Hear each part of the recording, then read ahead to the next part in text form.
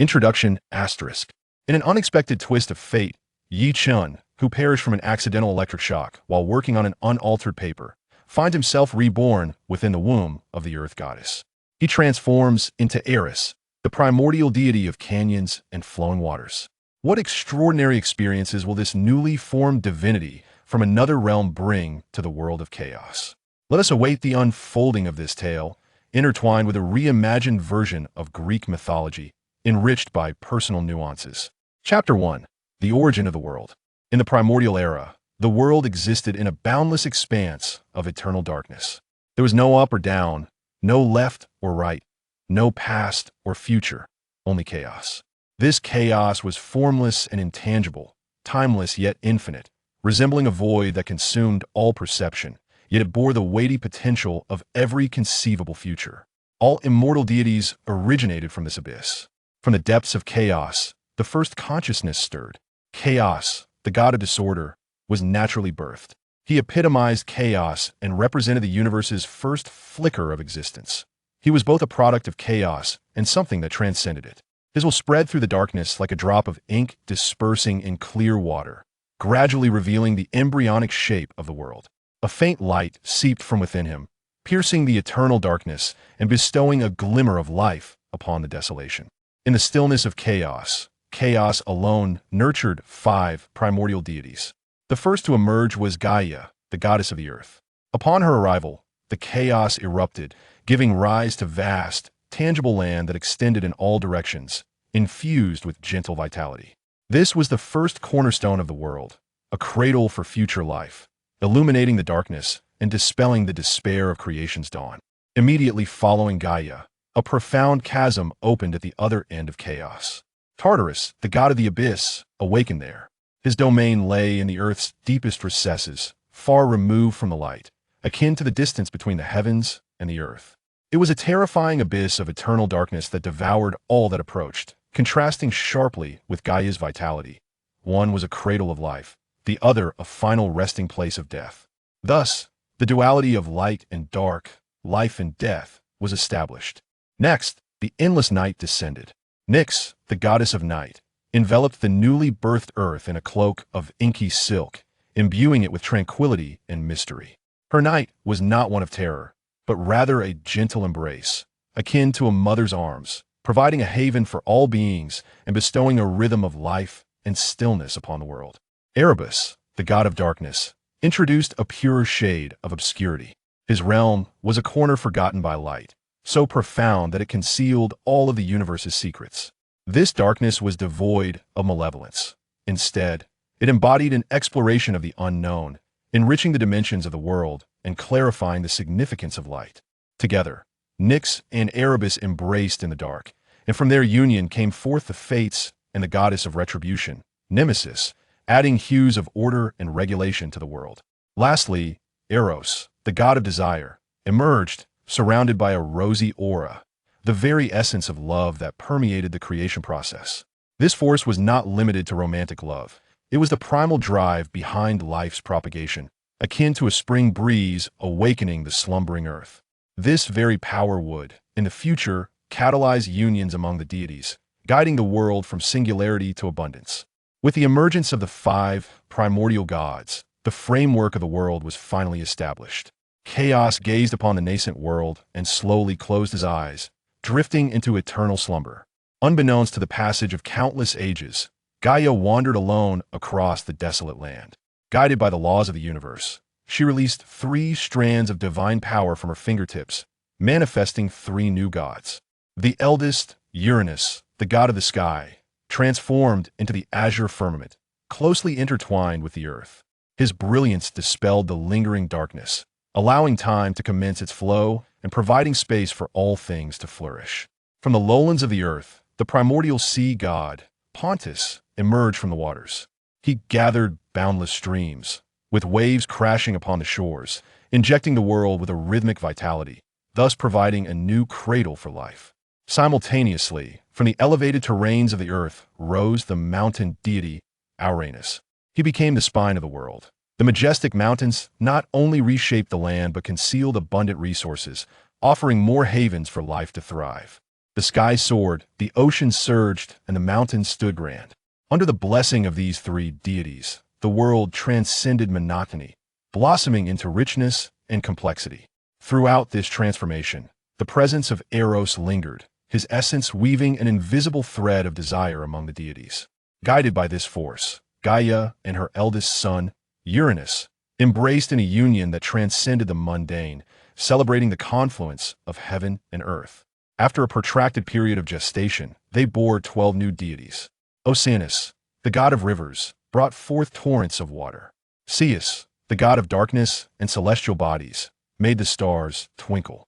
Hyperion, the god of light, showered the world with warmth. Crius, the god of growth, clothed the earth in verdant splendor. Iapetus, the god of soul and speech, endowed all beings with the capacity for thought. Thalassa, the goddess of the sea, breathed life into the oceans. Thea, the goddess of sight and brilliance, illuminated the world. Rhea, the goddess of time, instilled order within time itself. Themis, the goddess of justice, brought fairness and equity. Phoebe, the goddess of prophecy, imparted foresight and revelation. Mnemosyne, the goddess of memory, granted the world the gift of recollection. Lastly, Cronus, the god of temporal destruction, wielded the power to traverse the past and future, creating an infinite realm of possibilities. Meanwhile, Pontus, under the influence of Eros, united with Gaia. Their union represented the collision of earth and ocean, giving rise to 5 symbols of the sea. Nereus, embodying the sea's benevolence. Thaumas, representing its wonders. Phorcys, controlling its wrath. Ceto, governing its dangers. And Eurybia, possessing the might of the sea. These 5 deities rendered the ocean complex and enigmatic, making it an inseparable part of the world. In the shadows, Erebus and Nyx were similarly drawn by the force of desire. Among their offspring was Ether, the god of space, who transformed into the void that enveloped the world, granting the cosmos boundaries, and Hemera, the goddess of day, who brought light, creating an alternation with the night. Nyx also bore Hypnos, the god of sleep, and Thanatos, the god of death, thus establishing the cycle of life and death within the world. Yet, amidst the flourishing, peril lurked. Gaia, Erebus, and Nyx gazed upon the ever-emerging new gods, their hearts gradually filling with unease. They sensed that the primal power was being diluted with each new generation. Ultimately, they united with Tartarus, the god of the abyss, raising a blade against Eros. The essence of the love god was forcibly stripped away, cast back into chaos. Once the driving force of creation vanished, the unions among the deities became sparse, and the rhythm of the world's proliferation abruptly slowed. However, the laws of nature are just. Although the 4 primordial gods eliminated Eros, they too faced repercussions. Gaia's earth grew intricate and unpredictable. Erebus's darkness deepened in its mystery. Nyx's night acquired an inescapable solitude, and Tartarus's abyss became even more foreboding and despairing. Chapter 2. The Tyranny of the God King. After the birth of the gods, the world flourished. With Gaia's support, Uranus ascended to the throne as the first God King. Yet upon seizing power, he revealed a brutal nature, utterly disregarding familial bonds. Though Uranus possessed immense power, the corruption of authority led him to lose his sense of self. He regarded his 12 offspring as mere appendages, enslaving them with reckless abandon and delighting in their torment through patriarchal oppression, incessantly inflicting pain and humiliation. In his eyes, these children were contemptible creations, imperfect beings devoid of value. Had it not been for the cosmic laws prohibiting the slaying of gods, they would have been utterly annihilated at birth. Thus, the celestial temple transformed into a prison for the Titans, stripping them of their divine freedom and dignity, forcing them to endure oppression in silence within the darkness. Nevertheless, the children harbored a yearning for the future and a longing for freedom within their hearts. As the mother, the earth goddess Gaia bore witness to their plight, her heart aching with sorrow, yet powerless to alter their fate. She could only offer silent prayers, hoping that one day her children would escape their suffering and regain their liberty. One fateful day, having just extricated herself from Uranus's tyranny, Gaia lay exhausted in the depths of the Earth Temple.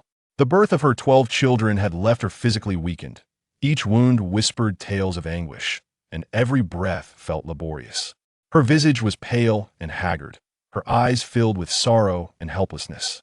She wished to close her eyes for a moment of tranquility, Yet the agonized cries of her children and their calls for her pierced her heart like daggers, denying her peace. With great effort, Gaia propped herself up, her concern for her children igniting a flame of determination within her. She gazed towards the celestial temple, the abode of Uranus, the place she knew she must venture. She understood she might not defeat Uranus, but her children were suffering, and as their mother, she had to save them. Though her form was diminutive, her spirit was indomitable. With heavy yet resolute steps, she traversed the earth, as if the very ground beneath her was rallying in support. Each stride she took towards the celestial temple felt like a battle against fate. Her silhouette appeared solitary within the temple's corridors, yet her will remained as steadfast as rock. Her children called for her, and she had to answer. However, just as Gaia took a few steps, the sky erupted with a thunderous roar, revealing Uranus, enraged and sensing her challenge, surging forth from the celestial temple. He loomed like a colossal mountain, his eyes ablaze with fury.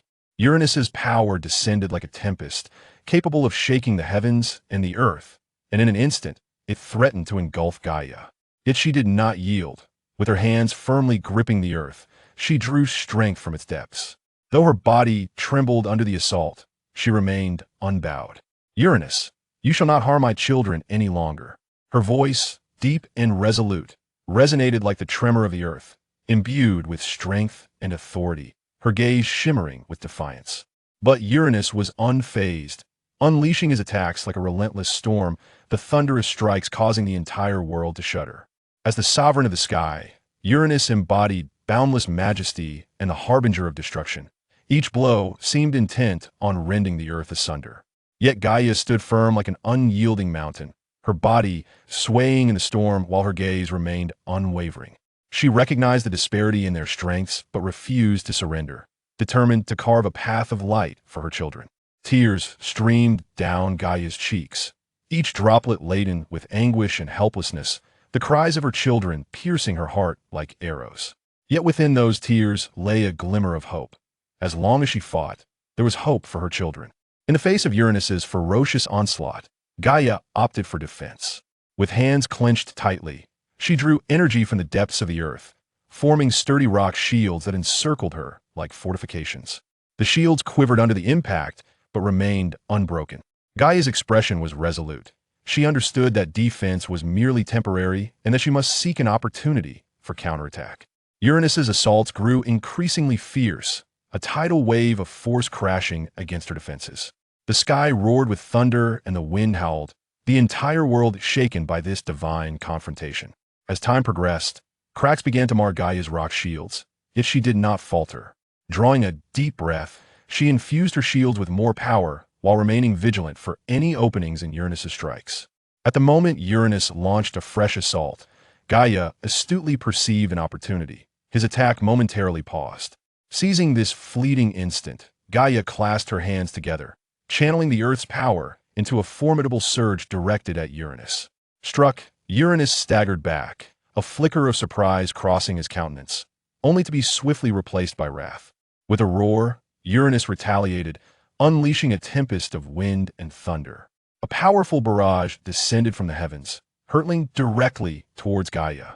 Yet Gaia stood her ground, her hands clenched tightly once more, summoning the Earth's strength to form a vast fissure that redirected Uranus's assault into the ground, deftly dissipating its force. Though Uranus's power surged relentlessly, Gaia's counterstrike was equally potent. However, as the god of the sky, Uranus wielded immeasurable might, infused with the ferocity and destructive force of lightning, his onslaught relentless and unyielding. Though Gaia was one of the 5 primordial gods and the embodiment of the earth, the immense toll of birthing the 12 titans had drained her strength, rendering her unable to contend with Uranus's might. Uranus's attacks intensified, a relentless tide crashing upon Gaia. She fought valiantly, striving to draw more strength from the earth's depths, yet she was repeatedly struck, gradually succumbing to exhaustion. Ultimately, Uranus's power prevailed. His onslaught raged like a tempest, and despite Gaia's fierce resistance, she found herself overpowered, her body pinned down, each movement a Herculean effort as she helplessly watched her children continue to suffer. Gaia lay prostrate upon the ground, her form nearly shattered by Uranus's tyranny, each breath accompanied by searing pain. Tears cascaded down her cheeks, pooling on the earth and transforming into streams rife with anguish and despair. She watched Uranus depart, her eyes ablaze with a conflagration of humiliation, fury, and hopelessness. The tears at the corners of her eyes silently condemned Uranus's atrocities. Her palms clenched tightly against the earth, her nails digging into the soil, as if to imbue all her pain and anger into the land, compelling it to share in her sorrow. In her heart, she vowed, one day, she would seek retribution for her children, no matter the cost. Amidst the humiliation and rage, Gaia unleashed a low yet resolute eternal curse. Uranus, one day, you shall pay dearly for your transgressions. Her voice resonated with power, as if the earth itself was echoing her words, each syllable etched into the annals of time. This curse embodied her fury against Uranus, a cry for the suffering, a summons for justice, and a beacon of hope for the future. This curse, akin to a seed, was deeply buried within the earth, quietly rooting and sprouting in the darkness, awaiting the moment to blossom into flowers of vengeance. The earth itself seemed to respond, quivering slightly as if gathering strength, poised for an eruption at the opportune moment. Chapter 3. The origin. The roar of Gaia, upon its utterance, reverberated throughout the entire world. This outcry, imbued with wrath and indignation, pierced the celestial vault and echoed between heaven and earth. Uranus, one day you shall pay a grievous price for your tyranny. I shall await that day for eternity, until the end of the world. This thunderous proclamation rendered time seemingly immobile, plunging the realm into profound silence. Gaia's voice was deep and resolute, each word resonating like a vow emanating from the very depths of her soul, brimming with power and determination. Her gaze pierced the heavens, fixating upon the direction of Uranus's retreat, etching his silhouette into her memory. Her eyes glimmered with fury and defiance, proclaiming her unwavering intent to never forgive those who had wronged her. Beneath this roar, the earth underwent tumultuous transformation. Gaia, intrinsically connected to the land, felt her anguish and struggle reverberate through the very foundation of the earth. Before long, fissures erupted between the once tightly knit land and mountains. The previously continuous mountain ranges were cleaved asunder by immense rifts, their foundations torn apart, colossal rocks plummeting and generating a deafening cacophony. As if the earth itself responded to Gaia's vow, these fissures continued to widen, forming profound chasms that resembled the earth's wounds, extending outward and engulfing all in their path. The edges of the chasms emitted a somber glow, an endless darkness surging forth, as if the earth were on the brink of being torn asunder. The waters that once flowed through the land now surged towards the crevices, following the rifts and fractures of the mountains. Crystal clear streams, roaring rivers, and expansive lakes, once the lifeblood of the earth, now converged into tumultuous torrents. The waters cascaded through the chasms, producing a thunderous roar that echoed like the lamentations of the land itself. These waters, once the gentle tears of the earth, nurturing the soil and sustaining all life, had transformed into a wild and chaotic force amidst the earth's suffering. Streams morphed into raging torrents, eroding rocks and tearing at the very fabric of the land. Rivers forsook their courses, amalgamating into surging floods, rampaging with abandon. Lakes no longer remained tranquil, their waters roiling like molten lava. The currents crashed against the rocks, sending sprays of water aloft, akin to the earth's tears. They coalesced into new rivers, reminiscent of the earth's sorrow in response to this turmoil. Along the riverbanks, the waters surged incessantly, producing a thunderous sound that resonated like the elegy of the land across the fractured terrain. Such profound upheaval naturally captured the attention of the universal laws. The laws of chaos, ancient and formidable forces within the cosmos, pulsated like the heartbeat of the universe, governing the order and equilibrium of existence. From the dawn of chaos to the birth of creation, chaos had perpetually maintained harmony. Any significant alteration to the world could not evade the perception of these laws. They acted as guardians, observing all that transpired, supporting beneficial existences while imposing constraints on forces that threatened to disrupt the balance. Now, with the earth's chasms and the gathering waters, these changes had surpassed the ordinary. Thus, the laws of the world dictated by chaos deem these transformations beneficial. It perceives that although the wounds of the earth may incite brief turmoil, the canyons birthed from them might nurture new life and opportunities. The tumultuous convergence of waters will ultimately become a new reservoir that sustains all existence. In an instant, the laws of the world sense these changes. Its ancient power flowed through every corner of the realm, akin to the pulse of the cosmos. The laws of the world served as a scale, measuring the equilibrium of all things.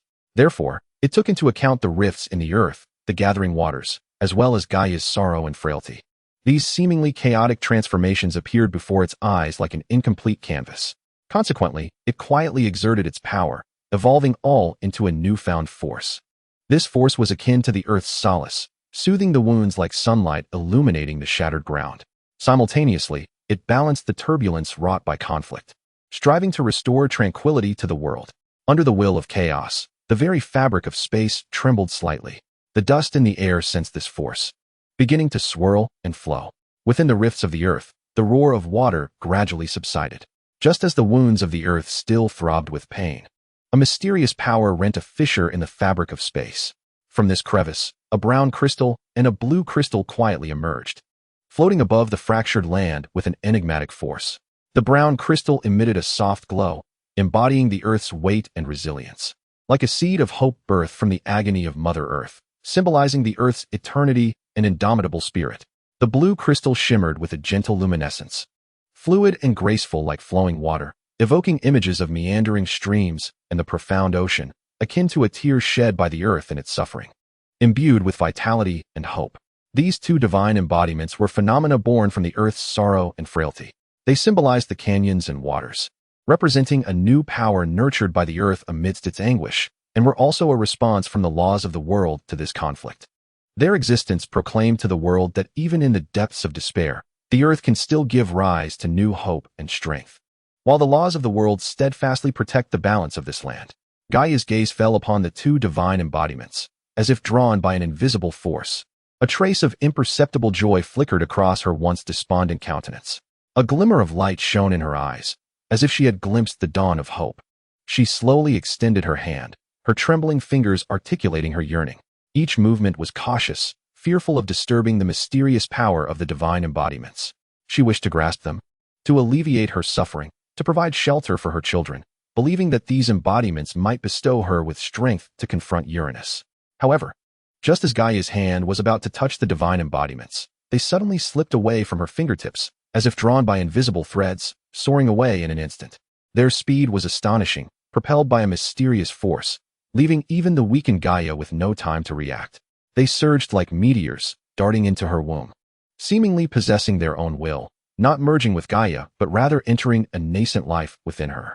It was only at this moment that Gaia realized she was nurturing an entirely new existence within her. This revelation was the culmination of her trials and tribulations. She embodied the earth, the maternal essence of all creation. Her presence was the very soul and foundation of this land. However, as she endured excruciating harm, her essence was weakened through the dual acts of birth and resistance. Her heart filled with sorrow and despair, leading to profound transformations within her being. The earth tore apart in her anguish. Mountains crumbled under her grief, and her tears flowed across the land, transforming into rivers that carved through valleys. These changes were an external manifestation of her inner turmoil and struggle. Her strength scattered amid suffering, her resolve swayed by sorrow, as if on the brink of collapse. Nevertheless, she steadfastly guarded the earth, protecting all that she had created. Her love and sense of duty remained unwavering.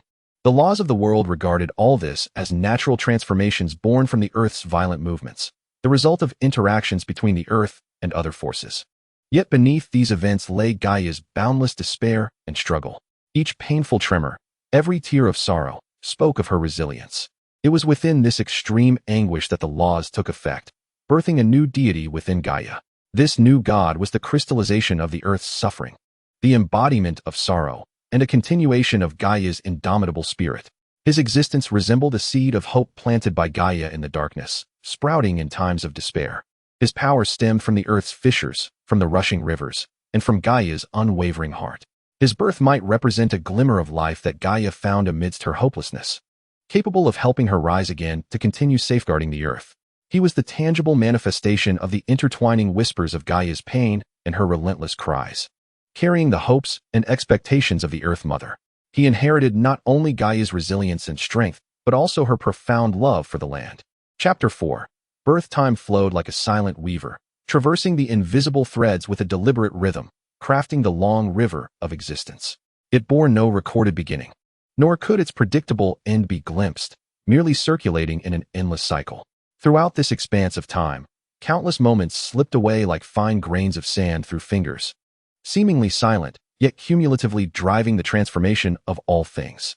Each overlooked instant was a foreshadowing buried by time, awaiting a moment to break through the surface, until the fateful day arrived, as if an invisible needle gently descended upon the tapestry woven by time, embroidering a pattern that heralded change. On this day, the once tranquil world of chaos was suddenly engulfed by a violent tremor. In the beginning, the earth trembled faintly, akin to the breath of a slumbering giant stirring in its repose, subtle enough to be nearly masked by the whisper of the wind. Yet, moments later, the tremors intensified, pulsating from the depths of the earth's core, causing rocks to hum, trees to bow, and the very dust in the air to leap in response. Within the enduring quakes lay an ineffable tension, as if the entire world held its breath in anticipation. Soon after, a new rift silently tore through the mountains. Initially, it appeared as an inconspicuous fissure, akin to an accidental wound inflicted upon the earth, yet it rapidly began to spread within mere breaths. The land on either side of the crevice rolled outward, exposing deep brown strata, like the sinews of the earth laid bare. The expansion of the rift intensified the earth's pulsations, as surrounding rocks lost their support, tumbling in great slabs from the mountainside, crashing into the valley below with a muted roar. These sounds were not mere chaotic noise, but rather the earth responding in its own tongue to some distant call, each rumble resonating harmoniously with the tremors in the distance. The rift continued to extend, resembling an awakening dragon, winding its way across the plains, cleaving through the undulating mountains.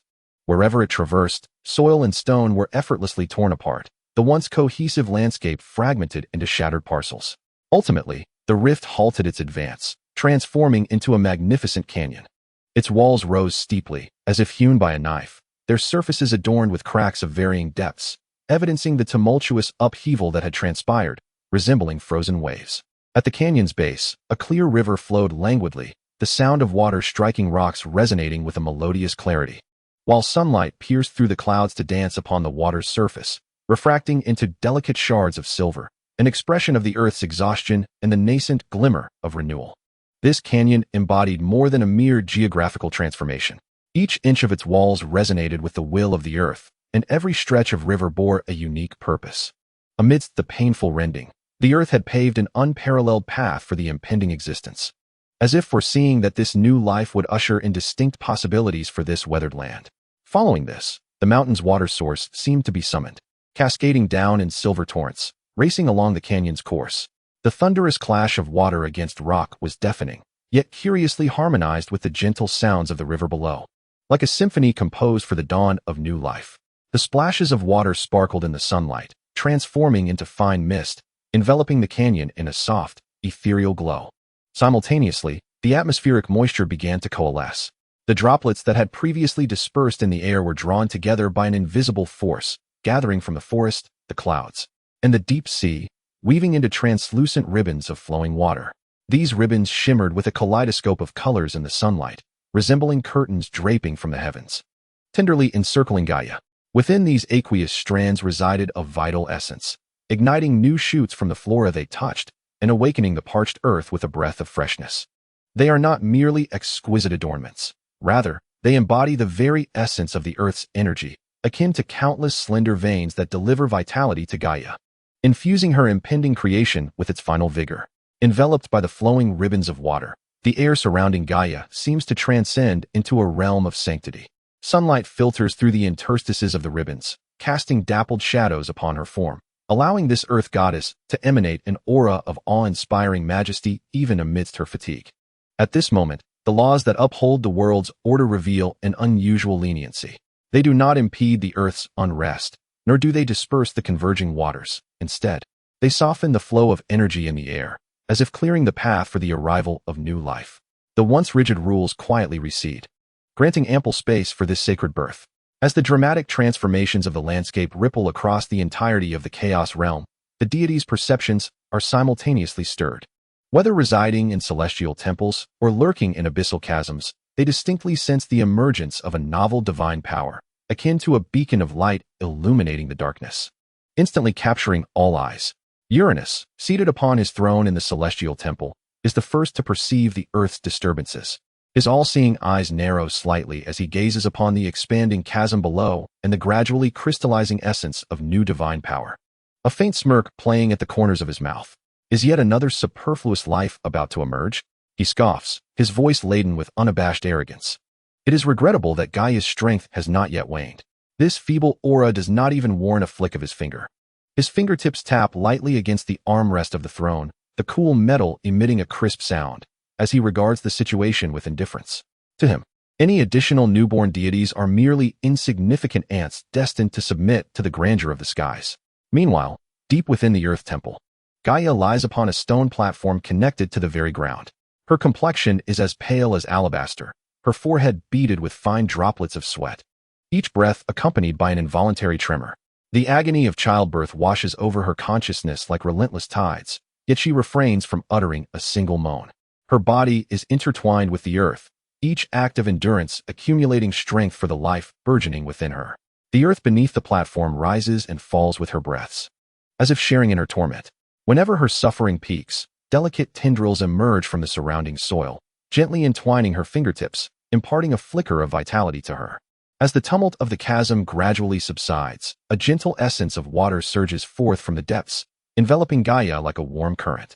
This force differs from the previous ferocity, imbued with a soothing warmth that seeps into her limbs and bones. Gaia's tense form begins to relax, her breathing steadies, and a hint of color returns to her pallid visage. Just then, a brilliant light suddenly erupts from the center of the chasm. Within this radiance, the figure of a youthful being slowly coalesces into form. He stood with his eyes closed, surrounded by a halo of earthy yellow and deep blue, a manifestation of the power of the earth and flowing water. Appearing to be merely 17 or 18 years old, he possessed a well-proportioned physique and skin that shimmered like smooth jade. His long, snow-white hair cascaded over his shoulders, with tiny specks of light seemingly dancing among the strands. After a moment, he opened his eyes. They were deep blue orbs, reflecting the contours of the canyon and the shimmering waves of the river, embodying both the earth's steadiness and the fluidity of water. As his gaze swept over the surrounding cliffs and river, there was no confusion in his eyes, only an innate sense of familiarity, as if this canyon were an integral part of him. He was the new god birthed from Gaia's anguish, the embodiment of the canyon and flowing waters, Aerys. I am Aerys, he declared, his voice clear as a stream flowing over smooth stones, yet imbued with undeniable strength. Forged from the earth's fissures and the blood of rivers, commanding the changes of the canyon and governing the power of water, a symbol of the earth's erosion. The moment his words echoed, the entire canyon fell silent. The rushing waters slowed, the trembling cliffs ceased their crumbling, and even the energy in the air seemed to crystallize at that instant. Within the Earth Temple, Gaia, the Earth goddess who had just given birth, slowly opened her eyes. Though her weariness had yet to dissipate, her gaze toward Eros was filled with an indescribable tenderness and relief. She supported herself on the stone pedestal and slowly sat up, a gentle radiance blooming on her previously pale face. Eros felt that familiar gaze and turned to meet Gaia's eyes. Upon seeing her exhausted yet smiling countenance, a wave of warmth surged from his heart, a bond of blood and the resonance of nurturing grace. He stepped toward Gaia, and with each footfall, small streams of water encircled him, accompanied by scattered stones beneath his feet. Upon reaching the stone pedestal, he slightly bowed, his voice imbued with pure reverence. Mother. These two simple yet weighty words made Gaia's eyes well up with emotion. She extended her hand, gently caressing Eris's cheek, the warmth of her fingertips palpable and soothing. My child, her voice, tinged with postnatal frailty, yet filled with strength, welcomed him into this world. Aerys grasped Gaia's hand, though her palm was cool. It conveyed a reassuring strength. Thank you for granting me life, Mother. From this day forth, I shall dwell with the earth and protect all that you hold dear. Gaia nodded with a smile, the joy in her eyes nearly overflowing. She wished to speak further, but an overwhelming fatigue washed over her, her eyelids growing heavier. My child. Mother may need to rest for a while. Her voice gradually softened as she leaned against the stone pedestal and slowly closed her eyes. Her breathing lengthened, her body merging with the earth behind her, moss sprouting at her hem, and tiny white flowers blooming among her hair. She was not falling into slumber, but resting upon the earth, regaining her strength under the guardianship of all living things. The visage of the earth goddess exudes an exceptional tranquility in her slumber, as if all her weariness has been whisked away by this serene repose. Her form appears to meld seamlessly with the earth, her breath synchronized with its rhythmic pulse, as though she is conveying to Aerys that she continues to safeguard this land, albeit in a different manner. Chapter 5. Past lives and present existence. Aerys gazes tenderly and profoundly at the weary countenance of Mother Earth, Gaia, a tumult of complex emotions surging within him. He observes as Gaia gradually succumbs to sleep upon her divine throne, her body gently rising and falling with each breath, seemingly gathering strength for the earth. Yet, beneath this exterior, Aerys wrestles with inner turmoil, akin to a hidden current surging beneath the surface. He is acutely aware of the distinctions that set him apart from the other deities. He fears that Gaia may uncover the secrets buried deep within his soul. Aerys is enshrouded in an internal conflict, for he knows that his essence does not originate from this realm, but rather from a distant blue planet, a place imbued with technology and modern civilization. This cross-dimensional amalgamation grants him formidable powers, yet it also burdens him with a heavy secret. He recalls the panic and confusion that enveloped him upon awakening. At that moment, he was encased in a thick, warm, golden aura, which radiated a soft, mysterious glow, reminiscent of the Earth's profound essence. He could sense the flow of ancient, powerful energies surrounding him, both familiar and foreign. Attempting to reach out and touch this luminescence, he discovered an extraordinary connection between his being and the light, as if he were an integral part of it, intertwined with the fate of the Earth. This brilliance pulsed like the Earth's heartbeat, resonating with his own, instilling in him an unprecedented sense of belonging. Yet he distinctly remembers that before his awakening, he was known as Chen, a university student of the 21st century, leading a rather ordinary life, consumed by academic obligations. However, a seemingly mundane accident altered the course of his existence. He inadvertently knocked over a water cup beside his computer, causing the liquid to spill onto the keyboard and trigger a short circuit, leading to his loss of consciousness. Upon regaining awareness, he found himself in an unfamiliar, enigmatic space, surrounded by the gentle golden glow. Despite his fervent efforts to recall his past, he could only remember his name, Chen, and the details of that fateful night. All other memories eluded him like smoke dispersed by the wind. As he gradually acclimated to his surroundings, a harrowing realization dawned upon him. He was no longer the 21st century university student Chen, but had transformed into Aerys, the newly birthed deity of canyons and flowing waters. Nurtured within Gaia's womb, his form was no longer that of a human body, but a divine essence forged from the powers of the earth and the fluidity of water. His physique, sculpted from the earth's essence, radiated a natural luminescence, with the strength of flowing waters coursing through his veins, pulsating in harmony with the earth. Furthermore, his consciousness was intertwined with the very fabric of the earth, allowing him to perceive each sigh and tremor of Gaia.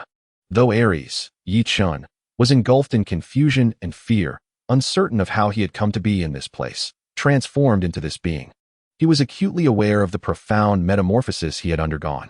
Yet, despite his relentless quest for answers, he merely discovers that he has transformed from Chen into Aerys, and that his fate is now intricately intertwined with this enigmatic realm. The soul of Chen from the 21st century traverses the boundless expanse of time and space, akin to a shooting star piercing the darkness, melding flawlessly with the divine essence of Aerys that is in the process of being birthed. Chen's memories, will, and power awaken within Aerys, reminiscent of ancient forces long dormant regaining their brilliance. This confluence endows Aerys with unique characteristics. Deep within his soul lies the resilient wisdom of Chen, coupled with the majestic might of a deity, with destiny linking him to Chen's past, as if two parallel lines converge at a mysterious nexus. For Aerys, this prolonged slumber resembles the growth of a child within the womb. He finds himself cradled by the earth, enveloped in a warm, heavy golden aura, as if surrounded by the love of Gaia. Continuously, energy flows from the depths of the earth into his being, nourishing his form and fortifying his divine essence. Although he resides in a dark and mysterious space, he can still perceive the pulsing rhythm of the earth. His breath synchronizes with its cadence, and his heartbeat seems to engage in dialogue with the land. He distinctly senses the power of the earth coursing through him, propelling him from a state of ignorance towards the realization of true divinity. Furthermore, throughout this gestation, Aerys's spirit undergoes purification and elevation. He is no longer merely Chen or Aerys, but rather a harmonious amalgamation of both. His soul, nurtured by the earth, grows profound and formidable, and his consciousness gradually clarifies amidst the darkness. In this mystical domain, time loses its conventional rhythm, becoming nebulous. The duration of Eris's slumber remains indeterminate, perhaps a year, perhaps several decades, or even centuries. Time flows without leaving a trace. However, upon awakening once more, he can distinctly perceive the metamorphosis of power within him, having attained a level of moderate divinity. His strength is no longer feeble or indistinct. It radiates like the rising sun, emanating a warm and potent light that illuminates the surrounding space. This radiance embodies the Earth's solidity, the fluidity of flowing water, and the profundity of canyons, a distillation of nature's essence. It carries the Earth's steadiness, the vitality of water, and the mystery of the canyons, illuminating not only the external world but also his inner self, bestowing upon him unprecedented strength and confidence. Yet simultaneously, Eris perceives a profound repulsion emanating from Gaia's corporeal form. He senses an invisible force pushing him from within, as if Gaia is imparting the message that he has ascended to a new stage and must now depart from her embrace to confront the external world. This force is powerful and resolute, guiding his body gradually outward from Gaia's being, and in that moment, he comprehends the impending nature of his birth. With this realization, Eris's heart swells with a complex tapestry of emotions. On one hand, there exists a lingering sorrow at the thought of departing from the nurturing embrace of Gaia, where a profound bond has flourished during the protracted period of gestation. Gaia's embrace has served as a warm haven, nurturing and sheltering his growth. On the other hand, there is an anticipation mingled with trepidation for the future, as he prepares to embark on a new journey to explore the world and fulfill his destiny, harboring a yearning for freedom alongside an apprehension for the uncharted path ahead. His strength continues to swell with each breath and heartbeat. He feels the surge of power within him, the divinity solidifying and ascending. Aerys understands that his birth signifies a fresh beginning. He is no longer an immature seed within Gaia's womb, but has matured into a deity of independent consciousness and formidable power. His existence poised to become a new vista in the world, infusing vitality into the earth. He will shape the future with his hands and resolve the dilemmas of the land with his wisdom, all of which shall unfold at the moment of his birth. Thus, let this be regarded as a complete rebirth, a blossoming of new life. The newly born Aerys whispers within, his voice soft yet resolute. He knows he stands at a new starting point. The past has waned into mere memory, and the future awaits his embrace. A glimmer shines in his eyes, dispelling confusion and illuminating the path ahead. This radiance holds a release from the past, a vision for the future, and a steadfast belief in oneself. He shall no longer be shackled by bygone days, wielding his newfound strength to create a world that belongs to him, crafting a legend. Closing his eyes, Aerys attunes himself to the pulsations of the earth and the power within. He recognizes that he is no longer the lost Chen of modern society, nor the newly awakened, naive deity, but rather Aerys, the god of valleys and streams, a being of independent will and immense might, unlike any previously conceived in Greek mythology. After a moment of contemplation, Aerys opens his eyes, which now shimmer with a profound and unwavering light, as though his soul has undergone a baptism. He begins to ponder the path that lies ahead, his heart brimming with plans and determination. The current world is still under the reign of the first generation of divine rulers, the sky god Uranus. Everything is but in its infancy. This is a mysterious and unknown era, where all things are budding, and the world is in a state of gestation. Above, Uranus looms high, akin to an endless firmament, enveloping the entire world within his embrace. His power is omnipresent, his will is unyielding as iron, governing all and reigning supreme. His name signifies authority. His commands serve as law, and his rule is absolute and unquestionable. Yet Aerys knows that Uranus's epoch is drawing to a close. Once the sovereign of the heavens, he now resembles a dim star, his brilliance gradually consumed by darkness. His tyranny rages like a tempest, wreaking havoc between the gods and the earth, trampling upon the dignity and freedom of living beings. Uranus's reign, once perceived as an unbreakable law, has now become a shackle for the deities. His despotism looms like a mountain, suffocating the gods, who have long since lost their laughter and freedom, leaving only fear and oppression in their wake. Yearning to break free from their chains, reclaim their dignity, and usher in a new era devoid of tyranny. Even the earth has been wounded by the atrocities of Uranus, leading the rage of the earth to surge forth like flames from the very core. The cracks in the earth serve as a testament to the tyranny of the sky, while its tremors resonate with a call for freedom, akin to a volcano on the verge of eruption, poised to obliterate all injustice and despotism. His mother, The eldest daughter of the primordial deity Chaos is Gaia, the goddess of the earth, the cornerstone of the world, who lays the foundations of existence with her nurturing and embracing power, the mother of all things and the guardian of the land. Unlike others, Aerys has no paternal deity, thus escaping the shackles of patriarchal oppression in this world. From the very inception of the cosmos, the identity of Gaia's offspring predestined him to wield formidable strength. Presently, Aerys possesses moderate divine power, which grows incessantly, akin to the rising sun, with the prospect of soon ascending to a mightier state.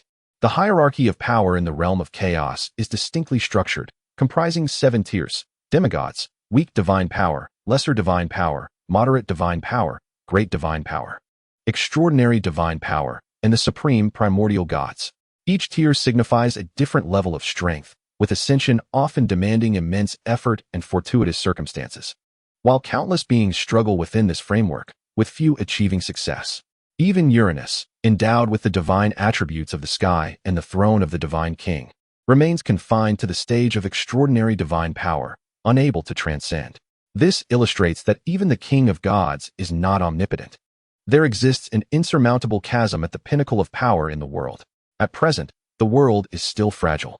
The ranks of the 5 primordial gods dominate most of the world's essence. This essence is an indispensable part of existence.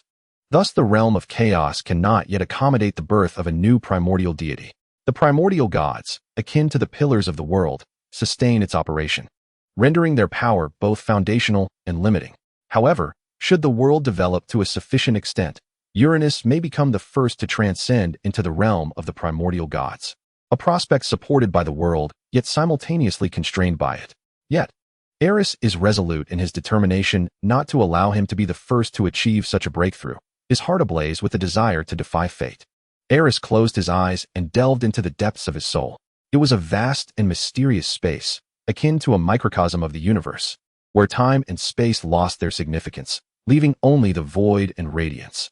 Within this celestial realm, 2 divine essences radiating a soft glow hovered, one, a grayish-yellow essence of the canyon, and the other, a pale blue essence of flowing water, pulsating like 2 beating hearts, infusing the soul space with vitality and strength. Though both essences belonged to the domain of nature, one represented the formation and shaping of canyons, while the other symbolized the erosion and fluidity of water. Together, they constituted the core of Aerys's power, an inseparable link between him and the earth and waterways. The canyon essence emitted a grayish-yellow glow, reminiscent of molten lava deep within the earth, embodying resilience and tenacity, symbolizing the indomitable spirit and rebirth of the land.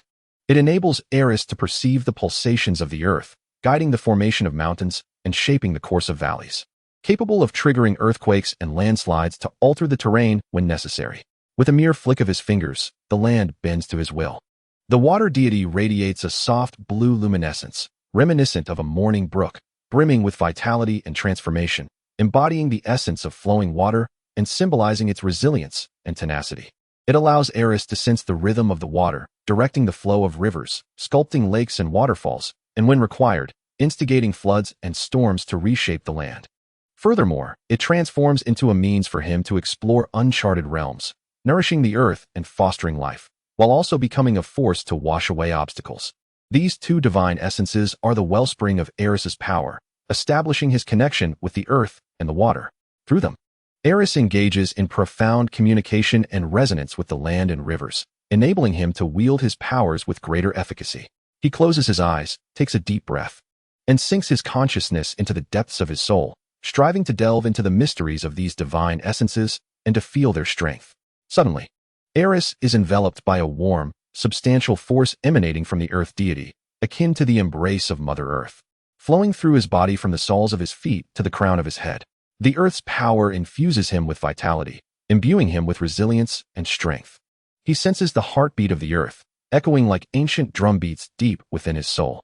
Concurrently, a cool, vibrant energy surges from the water deity, resembling a babbling brook, intertwining with the earth's power to forge a harmonious and potent energy, combining the earth's stability with the fluidity of water, resonating like a symphonic masterpiece within his being. Aerys feels these 2 forces flowing and merging within him, creating a balanced and formidable energy. He gradually opens his eyes, as if perceiving the very pulse of the world. In that moment, The world appears cloaked in a transparent radiance, becoming remarkably vivid, with every detail laid bare to his senses.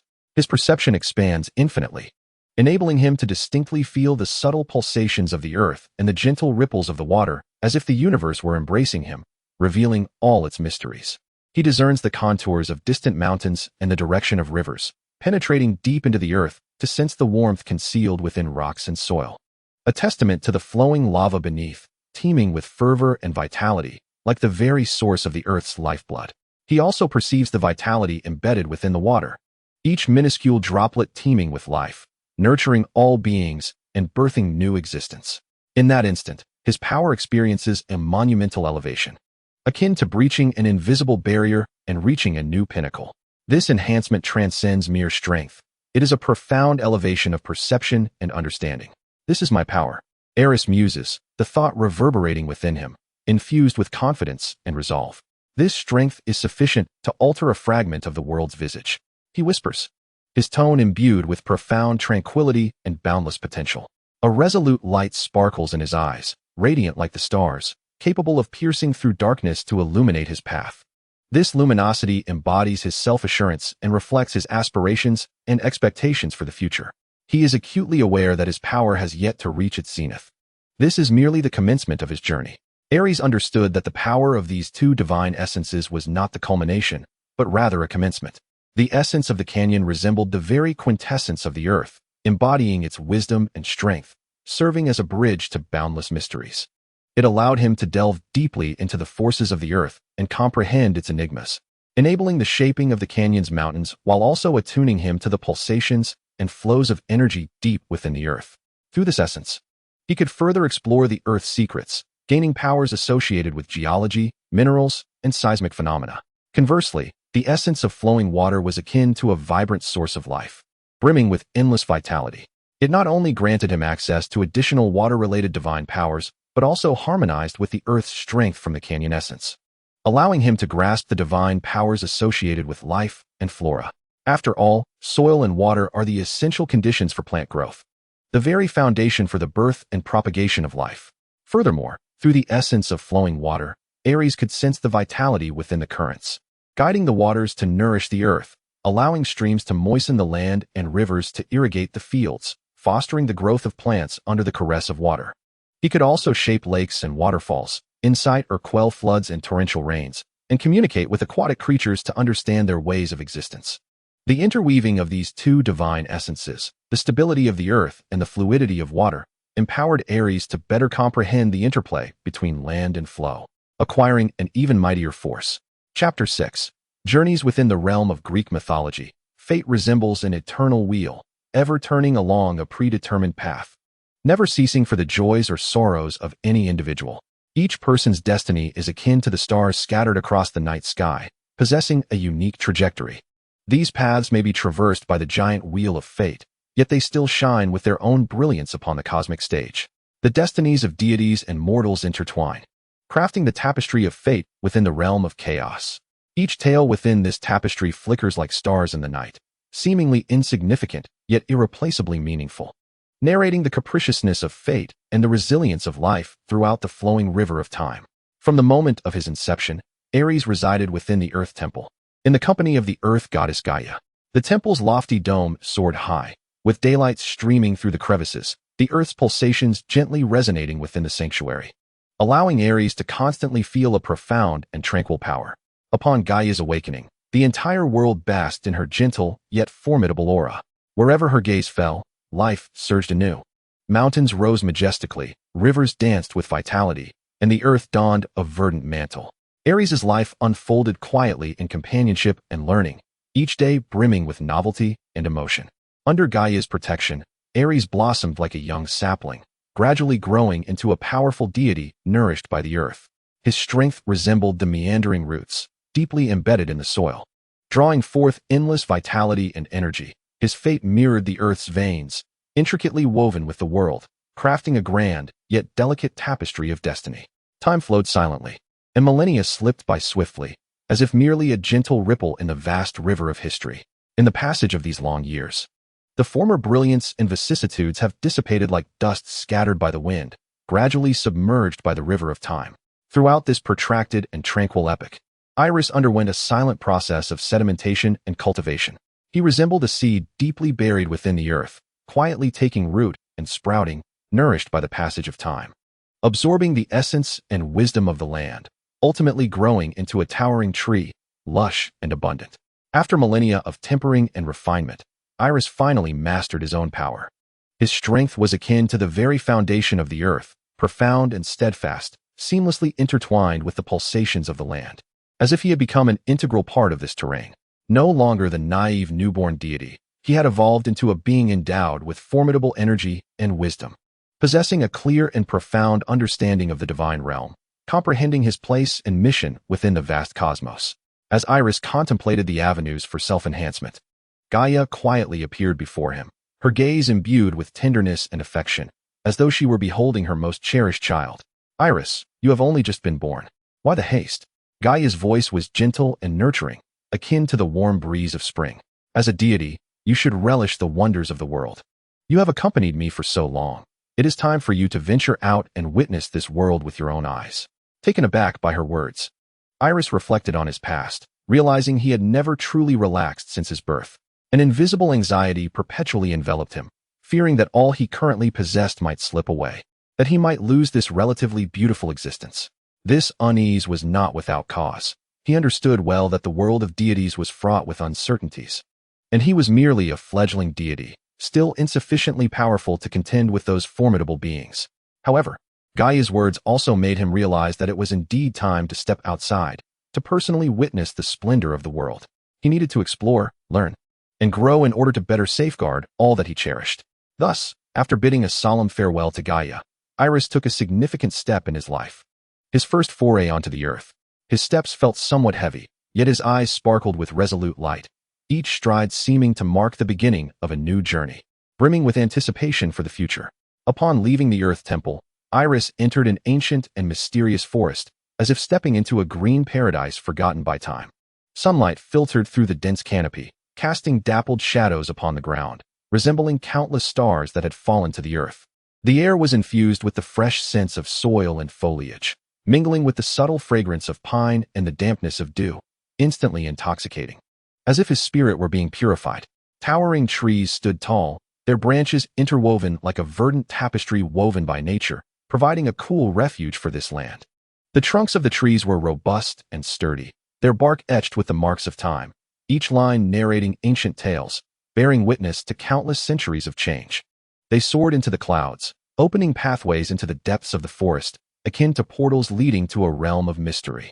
Beneath Aerys's feet lay a carpet of soft moss and a thick layer of fallen leaves, which crunched gently with each step, resembling a symphony composed by nature itself. These leaves, having settled over time, would transform into the warm embrace of the earth, nurturing the land. The forest resonated with the melodious chirps of birds, flitting joyfully from branch to branch, infusing the woodland with vitality and spirit. Occasionally, the silhouettes of small creatures could be glimpsed, darting through the underbrush, curiously observing the intruder in their realm. Everything around was in perfect harmony: sunlight, trees, flowers, and birdsong, like a meticulously crafted tapestry by Mother Nature, evoking admiration for her artistry. The beauty of this forest transcended mere scenery. It embodied a profound vitality and tranquility, as if it were nature's most pristine gift. Previously, Aerys had never beheld such a sight. In a world ravaged by overexploitation, where forests dwindled, such a scene had long been lost. Before him now stood ancient and majestic trees, reaching towards the heavens, parting to reveal pathways into the depths of the forest, akin to portals to a mystical realm. The bark bore intricate patterns, narrating tales of antiquity, as if bearing witness to countless centuries of transformation. Echoes of laughter and joy resonated from deeper within the woods, bright and warm, filling Aerys with a sense of ease. Following the sound, he stumbled upon a group of nymphs frolicking amidst the trees. Nymphs, as lesser deities in the realm of chaos, are also known as sprites or fairies. They are the ethereal spirits of nature, graceful and enigmatic, embodying the essence of mountains, streams, oceans, and meadows, coexisting harmoniously with all living things, bestowing the world with vitality and poetic charm. Their forms were light and elegant, akin to gossamer veils. Their skin glistened like morning dew, while their hair cascaded like waterfalls, radiating the luster of nature's finest offerings. Their eyes sparkled with a lively brilliance, as if they could unveil every secret of the natural world. Nymphs inhabit every nook of nature, intricately linked with trees, streams, flowers, and oceans. Each tree, every stream, every blossom, and every sea became their home and charge. Their presence was like nature's gentlest breath, infusing the land with boundless vitality. Despite their enchanting beauty and agility, nymphs are equally fragile, vulnerable to the whims of the gods. Yet, in this relatively tranquil moment, they ran freely through the forest, chasing and playing, their joyous laughter echoing like a refreshing breeze that invigorated everything around. Aerys was equally touched by this jubilant atmosphere, his spirits lifted. He stood quietly at the periphery, admiring this vibrant tableau, absorbing the serenity and beauty of nature. His gaze softened as he watched the nymphs revel in their blissful moments. Their carefree joy and love for life radiated like warm sunlight, illuminating every corner of the forest, as if they were the sweetest melody woven into the fabric of this land. The laughter of the nymphs is crisp and pure, akin to a mountain spring, evoking a sense of joy. Moments later, Aerys let out a gentle sigh, a flicker of reluctance crossing his gaze. Silently, he turned away, his steps light as he departed from the vibrant forest. He understood that, despite the forest's tranquility and beauty being enchanting, he had more pressing matters to attend to and a broader world to explore.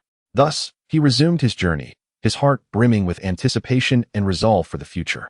Each step he took upon the soft moss produced faint sounds, as if nature itself were composing a farewell symphony for him. Chapter 7. The advent of calamity. Having departed from that vibrant and mysterious forest, Aerys embarked on a new journey. He traversed the towering mountains, their peaks majestic and grand, rising like the spine of the earth towards the heavens, shrouded in swirling mists, reminiscent of a flowing ink-wash painting. The mountain winds howled, carrying the echoes of ancient calls, narrating the earth's profound history and resilience. Aerys crossed the expansive rivers, their waters surging ceaselessly, akin to the lifeblood of the earth nourishing the lands on either side. Standing at the riverbank, he gazed at the endless waves, feeling the rhythm and power of life. With each step, he left behind his divine imprints, these marks taking root in the soil like seeds. They conveyed Aerys's will and blessings, engaging in profound communion with the earth. These divine imprints took root in the soil, resonating in harmony with the pulse of the earth, grasping the mysteries of all existence. Aerys's divine power radiated like warm sunlight, penetrating the earth's surface, awakening dormant vitality. Under this divine nourishment, the earth blossomed anew, with the splendor of the future beginning to unfurl. The mountains grew more imposing, the rivers became ever clearer and more vigorous, and the vegetation upon the land flourished abundantly. Flowers swayed in the wind, exuding fragrance. Trees towered into the sky, their branches lush, creating a verdant canopy for the earth. Birds soared through the sky, their melodious songs enhancing the vibrancy and liveliness of the land. Under Aerys's divine influence, the earth seemed to be imbued with a new soul, and amidst this flourishing vitality, the canvas of a new era gradually unfolded. Aerys moved with both lightness and determination, each step syncing perfectly with the pulse of the earth. His figure navigated the vast expanse with ease, as if the earth were his stage, and he, the guardian and guide of this land.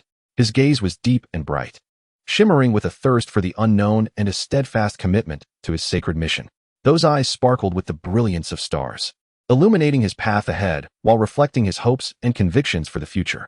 In this boundless realm, he appeared as a solitary wanderer, embarking on a journey that belonged solely to him. He passed through dense forests, where the trees, nourished by his divine power, grew even more luxuriant, their branches and leaves seemingly paying homage. Sunlight filtered through the layers of foliage, casting dappled shadows that illuminated his path. These rays like emissaries of the earth guiding his direction, ensuring he would not lose his way in the unfamiliar world ahead. He traversed the serpentine river, its waters growing ever clearer under his divine influence, shimmering like flowing gemstones. The river danced joyfully, producing a melodious gurgle, as if singing praises to welcome this guardian of the earth. His divine essence, akin to the warm sunlight piercing the water's surface, awakened the slumbering life within, infusing the river with vibrant vitality. He ascended the towering peaks, the stones becoming increasingly steadfast beneath his divine power, resembling the backbone of the earth supporting the heavens. The winds howled through the mountains, carrying the scent of the woodlands, seemingly cheering for him, celebrating his courage and determination. Each of his steps was unwavering, as though nothing could impede his advance. With each stride, he engaged in a profound communion with the earth. His divine power served as a bridge, connecting the land with the soul. In every exchange, he sensed the earth's response, a warm and potent force that allowed him to feel the pulse of life. He could almost hear the heartbeat of the earth, perceive its breath, merging with the land itself. Aerys walked slowly upon the earth, his steps resolute and composed. With moderate divine power, he had little to fear from peril on the ground. Aside from his elder brother Uranus, the king of the gods, few could pose a threat to him in this realm. Uranus, ruling the skies, was preoccupied with celestial affairs, leaving him little time to attend to the trivialities of the earth.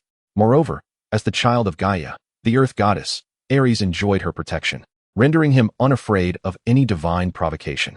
He silently expressed gratitude for the tranquility that the Titans had secured for him. Enduring torment in the celestial temple at the hands of Uranus, the Titans had won him a moment of peace. During this respite, he could freely explore the mysteries of the earth, grasp the essence of life, and prepare for the challenges that lay ahead. Yet, in the long years of Gaia's slumber, the world seemed to have lost its guardian. The scales of order began to tip. The earth had lost its former serenity and harmony, as if all beings awaited the return of some potent force, a palpable unease permeating the air. Uranus, as the sovereign of the skies, ought to have been the protector of the world, entrusted with the duty of maintaining the celestial order. However, after tending to his daily divine affairs, he felt an unprecedented void and ennui. His heart was filled with an insatiable thirst for power, yet he found no worthy adversary. This emptiness rendered him increasingly irritable, like a wild beast ensnared in a cage, with no outlet for his strength. His gaze began to linger upon the 12 Titans, seeking new diversions. Initially, he resorted to violent beatings of his 12 offspring, using them as instruments to vent his frustrations. He shackled them with the chains of patriarchy, forcing them to struggle in agony, as though they were mere playthings rather than deities with independent wills. His atrocities swept across the celestial temple like a dark tempest, plunging the Titans into a life of fear and oppression. As time wore on, Uranus's brutal nature became increasingly pronounced. He grew increasingly dissatisfied with mere corporeal torment and began to extend his malevolent grasp towards the laws governed by children. His actions escalated from simple violence to the disintegration of the entire world order. He yearned to assert his absolute authority through more extreme means, wielding the power of the divine king and patriarchy, whimsically manipulating the essence belonging to the 12 children, imposing his will upon their laws. Uranus, leveraging his divine might, unleashed a series of wanton devastations upon the world. He orchestrated the flow of rivers, compelling the waters to defy the natural order, surging from low to high, solely to revel in the anguished wails of Oceanus and Tethys as they suffered from the reversed currents. His actions resembled an absurd farce, subverting the natural order, twisting the veins of the earth in agony. He indiscriminately scattered fragments of time into every corner, causing numerous beings to regress to forms yet to be born, openly contravening the natural passage of time symbolized by his daughter Rhea.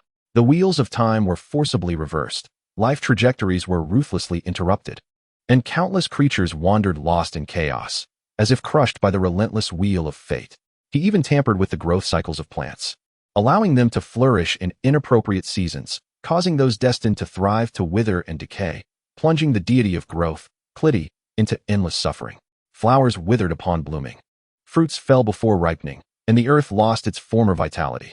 Clydie's divine power was shackled by Uranus's tyranny, filled with helplessness and rage, as she could only watch the verdant earth being gradually eroded.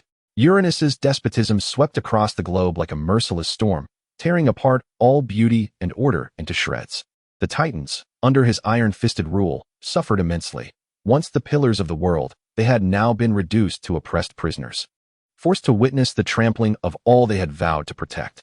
The creatures of the earth were not spared, innocently enduring the aftermath of this calamity. The trees of the forest gradually withered, losing their former vitality, their once lush branches now drooping, as if silently narrating despair.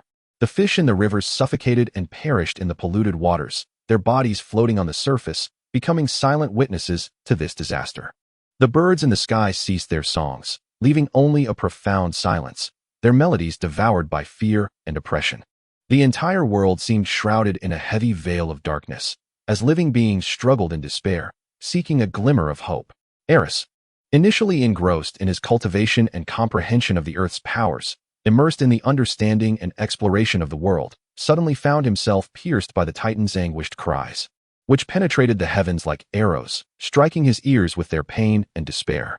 The cries, suffused with suppressed screams, tore through the tranquil air, reaching deep into his soul. Simultaneously, he observed drastic changes in the surrounding forest. The once lush trees had turned yellow, their leaves trembling in the wind, bereft of vitality. The once clear streams had become murky, no longer flowing joyfully, but heavy with sorrow. These transformations led him to realize that the world had plunged into an unprecedented crisis. Aerys halted his steps, closed his eyes, and endeavored to attune himself to the pulsing rhythm of the earth. He perceived the agony of the land, a profound and intense pain, as if every inch of its skin were being mercilessly torn apart. He sensed the despair of all living beings, an endless darkness that seemed to consume all hope. The earth's pulse had lost its steadiness, rife with turmoil and sorrow, as if recounting the suffering it had endured. The despair of the creatures surged like a tide, filling his heart with an overwhelming burden. A profound sense of responsibility surged within him. Aerys knew he could not remain passive. His bond with the earth was inseparable, making it impossible for him to turn a blind eye to its suffering. Yet, he was acutely aware that his strength paled in comparison to Uranus. As the king of the gods, Uranus wielded unparalleled power and authority. Any reckless action on Aerys' part could not only fail to counterbalance him, but might also invite devastating retaliation, plunging him into a dire predicament. However, he understood that if he took no action and allowed Uranus to act with impunity, the entire world would inevitably be engulfed by darkness, sinking deeper into despair. Aerys' heart was rife with conflict and turmoil. He knew he had to make a choice. He could not stand idly by as the world was ravaged by Uranus' tyranny. Nor could he act blindly, risking irrevocable consequences. Aerys stood alone amidst a withered forest, where the surrounding trees had lost their former vitality, their branches barren and leaves fallen, silently narrating the suffering endured by this land. His gaze was resolute and profound, as if capable of piercing through the shadows to uncover the truth of the world. He recognized that he stood at a crucial crossroads, faced with a formidable decision: to continue on his original journey, focusing on self-growth and exploration, or to step forth and rescue this world engulfed in darkness.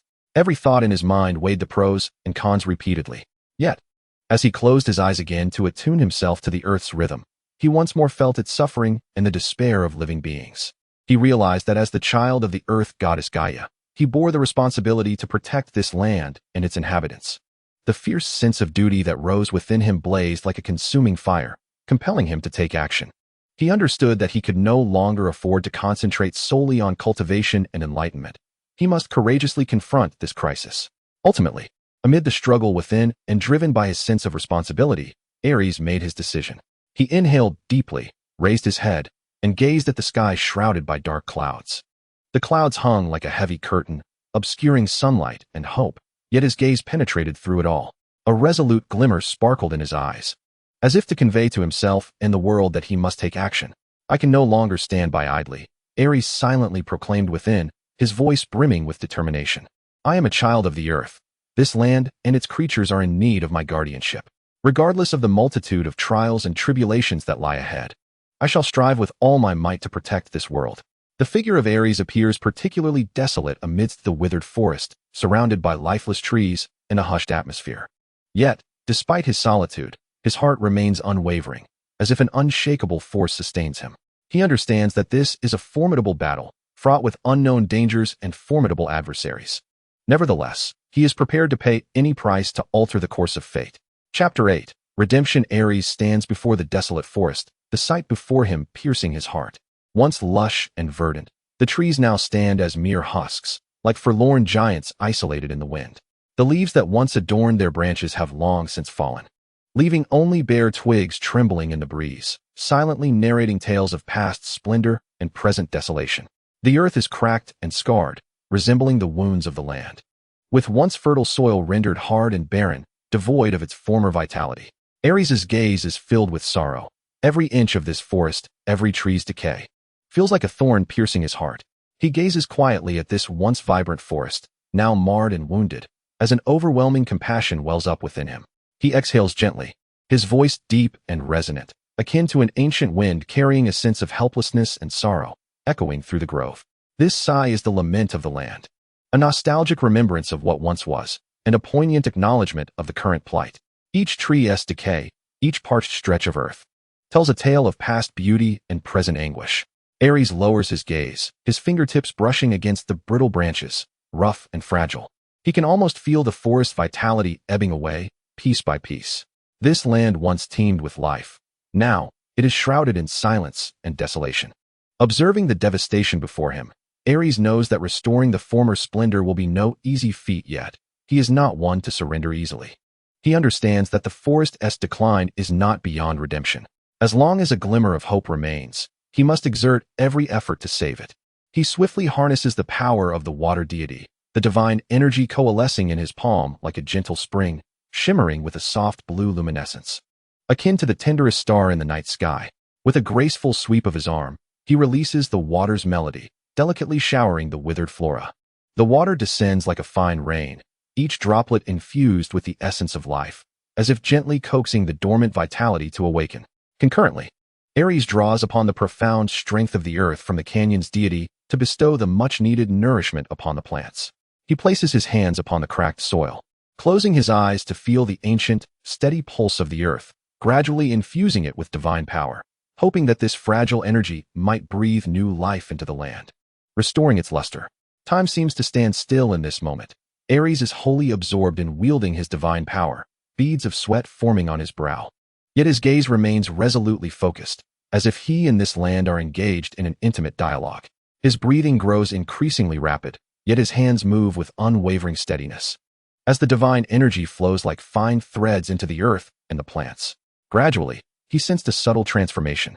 The parched earth began to moisten, and the withered branches seemed to pulsate with the stirrings of life, as if a long-dormant soul had finally heard the clarion call of awakening. He slightly opened his eyes, astonished to see that the previously lifeless leaves now shimmered with a faint green hue. Tiny tender shoots stealthily emerged from the cracked soil.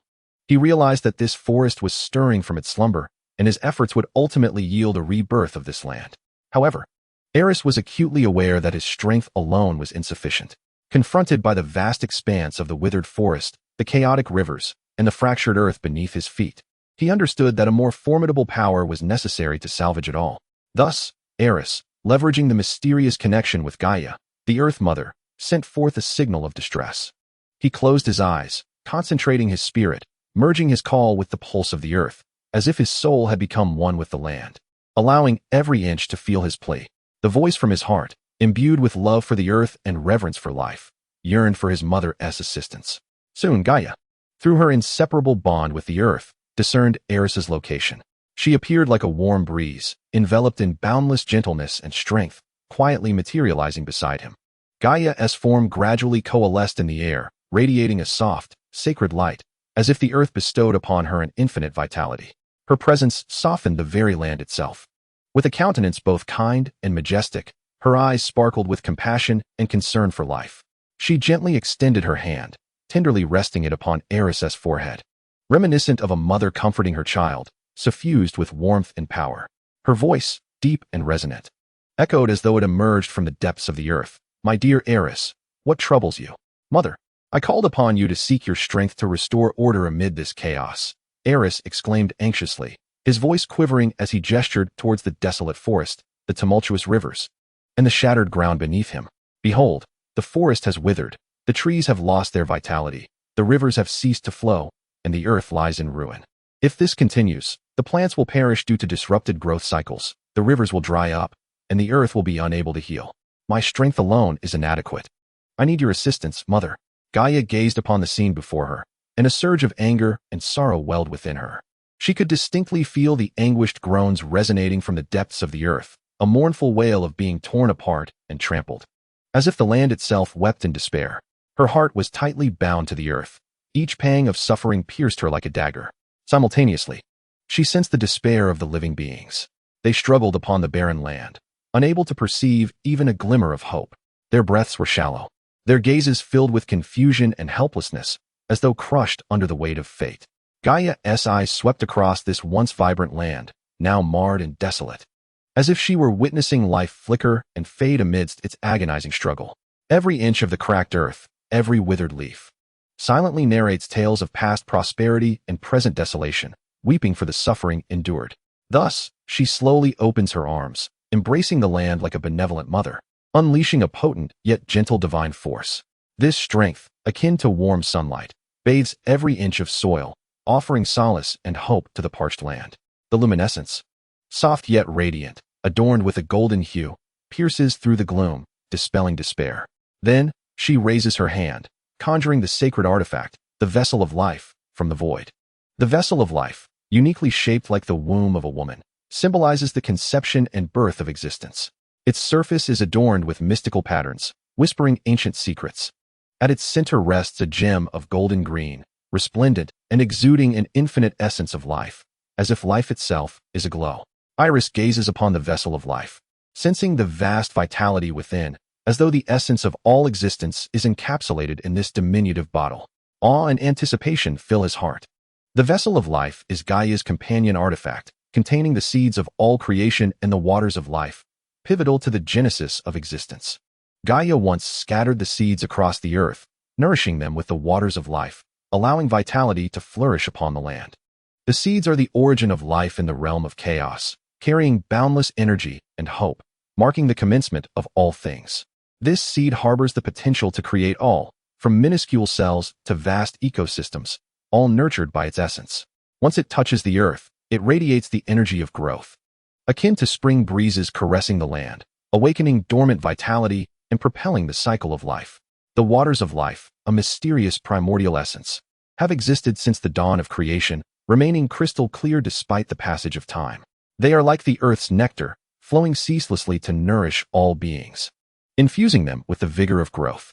Each drop of this water carries immense life force, capable of healing wounds, restoring vitality, and reviving the withered.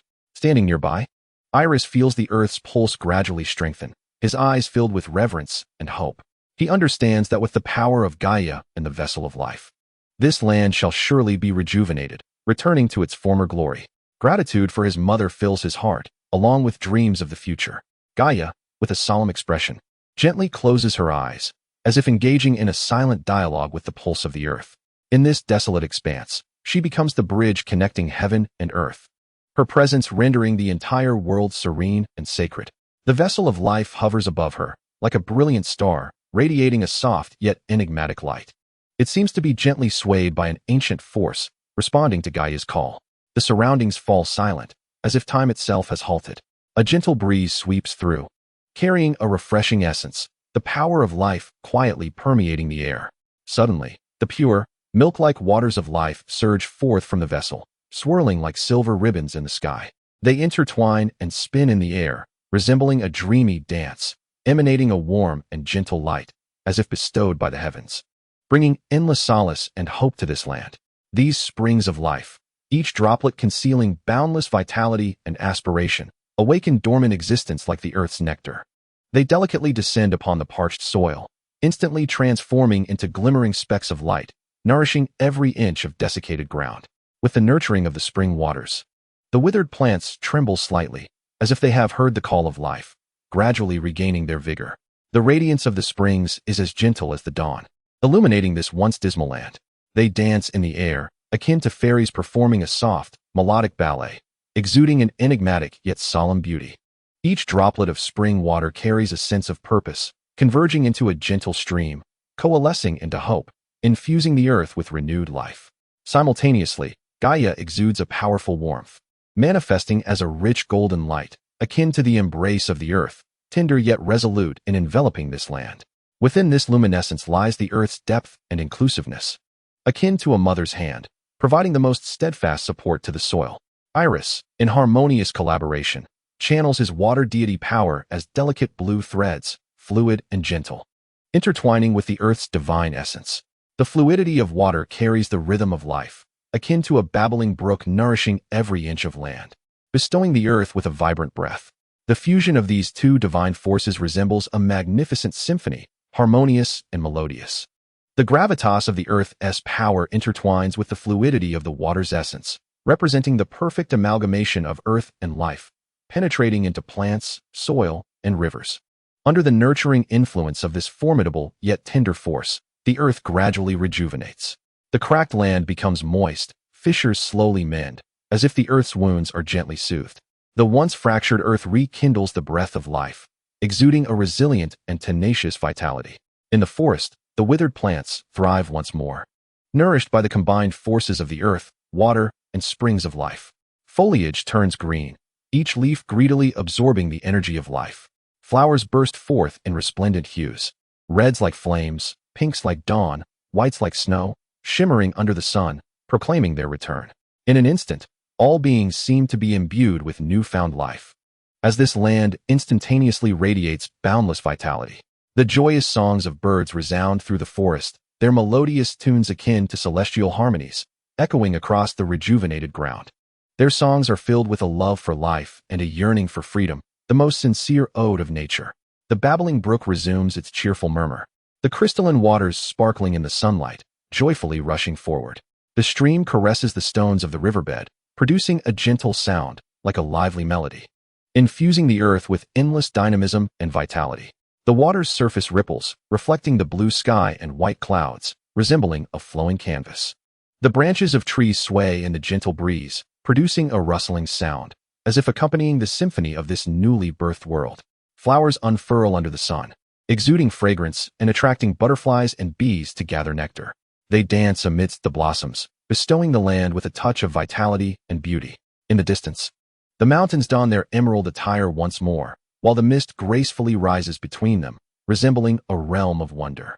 Everything appears so harmonious and exquisite, as if this land has never known withering or fragmentation, brimming with life and hope from the very beginning. The essence of the fountain of life gradually mends the earth's wounds and revives the withered flora. She embodies the Great Mother, gently soothing every scar upon the land with her formidable vitality, awakening every dormant life. As the final stream returns to the sacred vessel, Gaia takes a gentle breath, a flicker of weariness crossing her gaze, her radiance dimming slightly. She understands that despite her immense power, this endeavor has drained considerable strength. Slowly, she opens her eyes, her gaze tender yet resolute as it sweeps across the rejuvenated terrain. She beholds the trees standing tall once more in the forest, hears the joyous melodies of the brook, and feels the renewed pulse throbbing deep within the earth. Such efforts fill her heart with solace. Yet Gaia is acutely aware that the revival of life is not an instantaneous affair. The healing of the earth demands time and persistent care. She knows that the tranquility of this land is but fleeting, and true peace must be addressed at its roots. Though fatigue lingers in her eyes, a greater resolve prevails. She comprehends that to end this chaos, she must confront the god king Uranus, facing one who was once familiar but now feels estranged. Uranus, once her beloved partner, has now become the very source of turmoil for this land. A tumult of emotions swirls within Gaia, nostalgia for the beauty of yesteryears intertwined with concern for the present plight. She recognizes that this journey will not be easy, yet as the goddess of the earth, safeguarding this land is her duty. Before departing, Gaia retrieves the life vessel from her hands.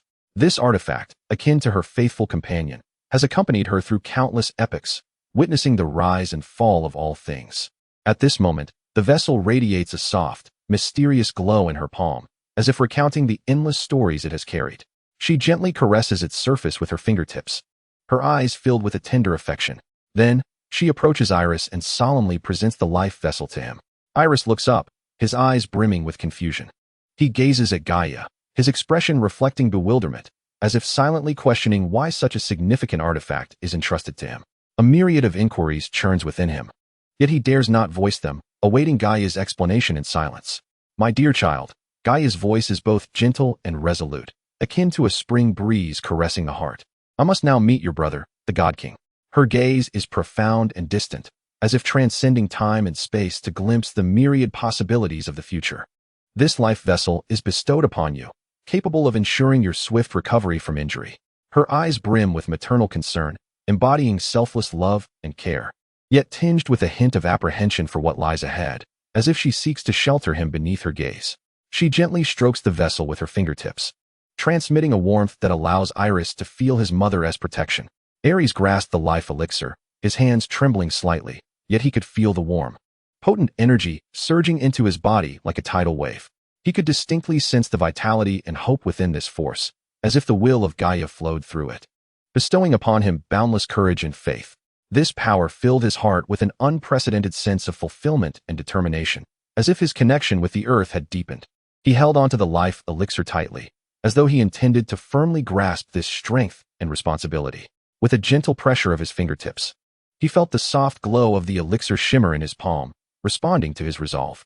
He lifted his gaze, his eyes resolute, imbued with a newfound maturity and steadfastness. "Mother, I shall protect it well." Aerys' voice resonated with maturity and responsibility, each word a solemn vow echoing across the tranquil land.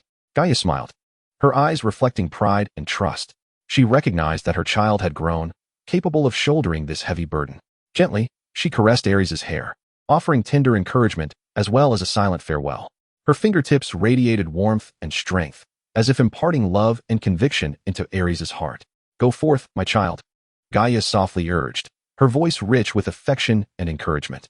"This land needs you. I believe you will safeguard it."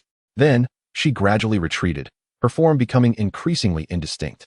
A warm breeze swept through, carrying the faint fragrance of flowers and the essence of sunlight, as though the earth were bidding her farewell. Gaia's silhouette slowly became transparent in the wind, ultimately transforming into a delicate beam of light that merged with the land she cherished. Her departure was silent, leaving behind tranquility and hope. However, Gaia's journey to the mountain of the gods did not unfold as she had wished.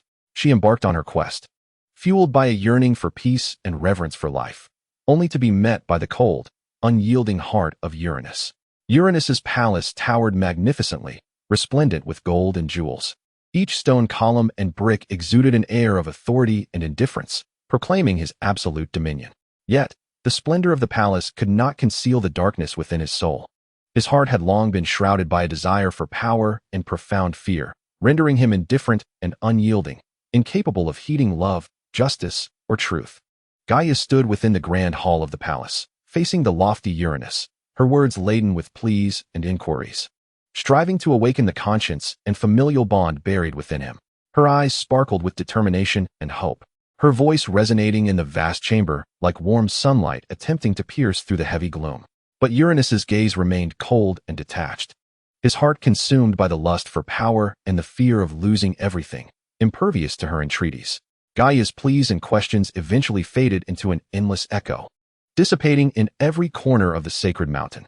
Her voice gradually diminished, the reverberations in the hall slowly vanishing, while her heart, in that moment, grew unbearably heavy. Chapter 9. The Ascension of Great Divine Power. As Gaia, the Mother of Earth, departed from the land she had so tenderly nurtured, Aerys once again embarked on a prolonged and solitary journey. He strolled across the vast expanse of the earth, his keen gaze observing the myriad wonders of the world, striving to expand his horizons amidst the endless landscapes. His heart brimmed with reverence and love for this land, where every inch of soil and every blade of grass whispered tales of yore. However, the earth was not tranquil. The atrocities of Uranus had left deep scars. Storms had torn through ancient forests, disasters ravaged fertile fields, and the once vibrant land now lay in ruin. Yet, Aerys did not falter. With steadfast and gentle strength, he endeavored to mend all. He traversed majestic mountains and leaped across rushing rivers, each step resonating with the pulse of the earth. He restored the forests that had been ravaged by storms, trees standing tall once more under his touch, their leaves shimmering with the green of rebirth. He soothed the lands scarred by calamity, as desolate fields gradually birthed tender green shoots under his care. Aerys' journey was fraught with hardship, yet he never ceased his stride. His silhouette flitted through the mountains and valleys, his footprints gracing the riverbanks, tirelessly laboring to breathe life back into the earth. He demonstrated through his actions that even in the darkest of times, hope never extinguished. In this warmth and hope, the land gradually regained its former tranquility and beauty. Simultaneously, he diligently healed the wounds inflicted by Uranus's tyranny, striving to restore the earth to its pre-disaster splendor. Time flowed like a serene and elongated river, quietly passing in Aerys' relentless pursuit. After countless days and nights, when the last fragment of land shattered by Uranus's rampage blossomed anew under his careful restoration, a miracle quietly unfolded. The once barren land seemed enchanted. Overnight, vibrant flowers burst forth in a riot of colors, as if the earth were smiling, showcasing the miracle of life to the heavens. Clear streams began to flow again, their gentle murmurs akin to celestial music, softly nourishing every inch of soil and awakening dormant beings. The songs of birds resonated once more, joyous and melodious, as if serenading the land's rebirth. They danced upon the branches, weaving enchanting melodies with their sweet voices. The air was suffused with the fragrance of earth and blossoms, while sunlight bathed the land in warmth and brilliance, as if the earth were responding to Aerys' efforts. The entire world rejoiced in his perseverance and dedication, nature expressing its gratitude through the resplendent revival of all living things. At that moment, from the depths of the vast firmament, four radiant beams of divine light pierced the sky like arrows, imbued with endless mystery and majesty, precisely merging with Aerys' being. This brilliance contained ancient and formidable power, cascading from the very source of existence, traversing the corridors of time and space, solely in search of that steadfast and pure heart. Each ray of light flowed like golden rivers, penetrating through clouds and air, directly infusing Aerys' body with warmth and strength. In an instant, his body seemed to ignite, radiating a gentle yet powerful luminescence, akin to brilliant stars illuminating the surrounding space. Within this radiance, ancient runes swirled, whispering the secrets of the universe and the essence of life. The air around him trembled slightly with the influx of energy, as if the entire world were shaken by this sudden transformation. This force surged into his being like a tidal wave, expanding outward as if to embrace the heavens and the earth. The sky, tinged by the glow, subtly shimmered with hues of blue and gold, unfolding like a magnificent tapestry above him. This brilliance was both soft and profound, merging the azure of the sky with the golden light, creating a dreamlike panorama woven from the essence of the world and the gifts of the earth. In the distance, mountains and rivers sensed the tremors of this power. The mountains echoed with a deep rumble, resonating like the heartbeat of the earth, as though ancient spirits of the mountains were murmuring, expressing their reverence and welcome for this force. The rivers rippled with golden waves, resembling countless stars dancing upon the water's surface, transmitting the warmth of this energy to every corner. The waters flowed more joyfully in the golden light, as if celebrating the arrival of this power. The entire world appeared to awaken to this energy, responding in myriad ways. The trees swayed gently, producing a rustling sound, as if singing praises to this force. The birds chirped more brightly, spiraling in the air, weaving hymns of joy to celebrate the rebirth of the earth. Aerys stood still, his body slightly trembling, feeling the mighty energy surging within him. This power was like a roaring river, unstoppable and brimming with vitality, impacting every cell within him. His spirit was filled with this force, as if he had merged with the entire world, free from all barriers. The primal energy that constitutes all things in the universe seemed to heed a mysterious call, wildly converging towards Aerys from all directions.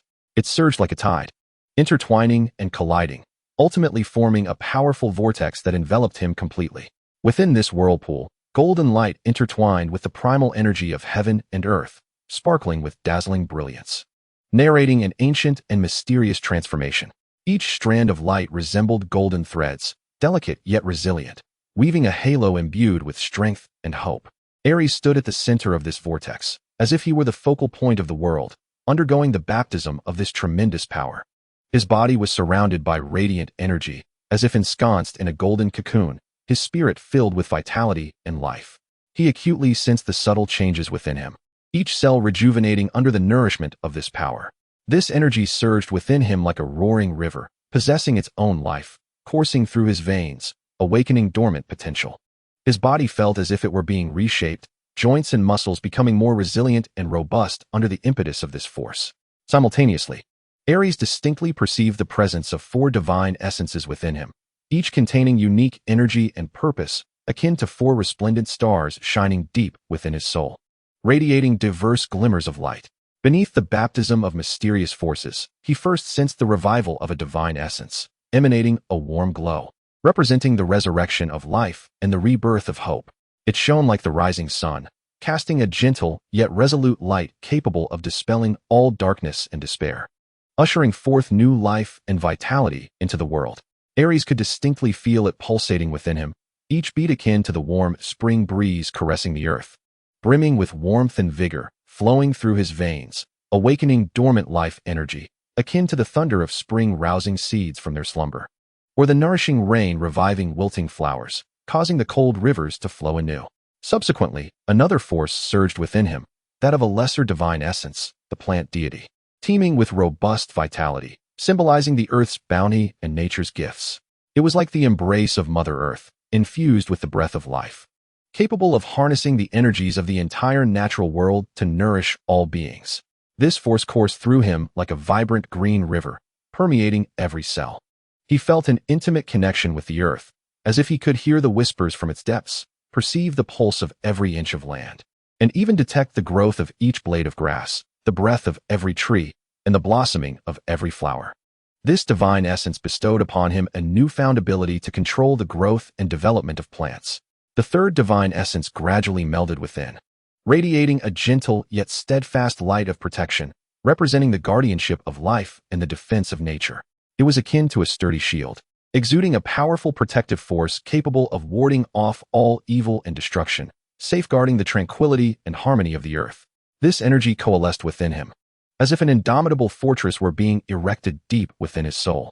He could distinctly feel the weight and stability of this power, akin to the foundational strength of the earth, offering robust support and protection. With each breath, he felt this force flowing within him, as though an invisible shield enveloped him, safeguarding him from external disturbances. This power was not merely defensive. It was a responsibility that bound him closer to the earth, allowing him to hear its heartbeat, feel its breath, and embrace the mission of protecting nature. Finally, a faint divine essence of healing, radiating a gentle brilliance, quietly integrated itself within him. It was like soft moonlight, casting a pure and gentle glow, the universe's most tender solace, capable of soothing all pain, bringing comfort to the spirit and healing to the body. Aerys could distinctly feel this power flowing within him, akin to a clear spring nourishing his soul, dispelling fatigue and sorrow, and bestowing tranquility and peace. Although this force was not as potent as the previous essences, it possessed a unique warmth and delicacy, capable of reaching the softest depths of the soul. It endowed Aerys with the ability to heal, allowing him to provide solace to wounded lives and hope to broken spirits.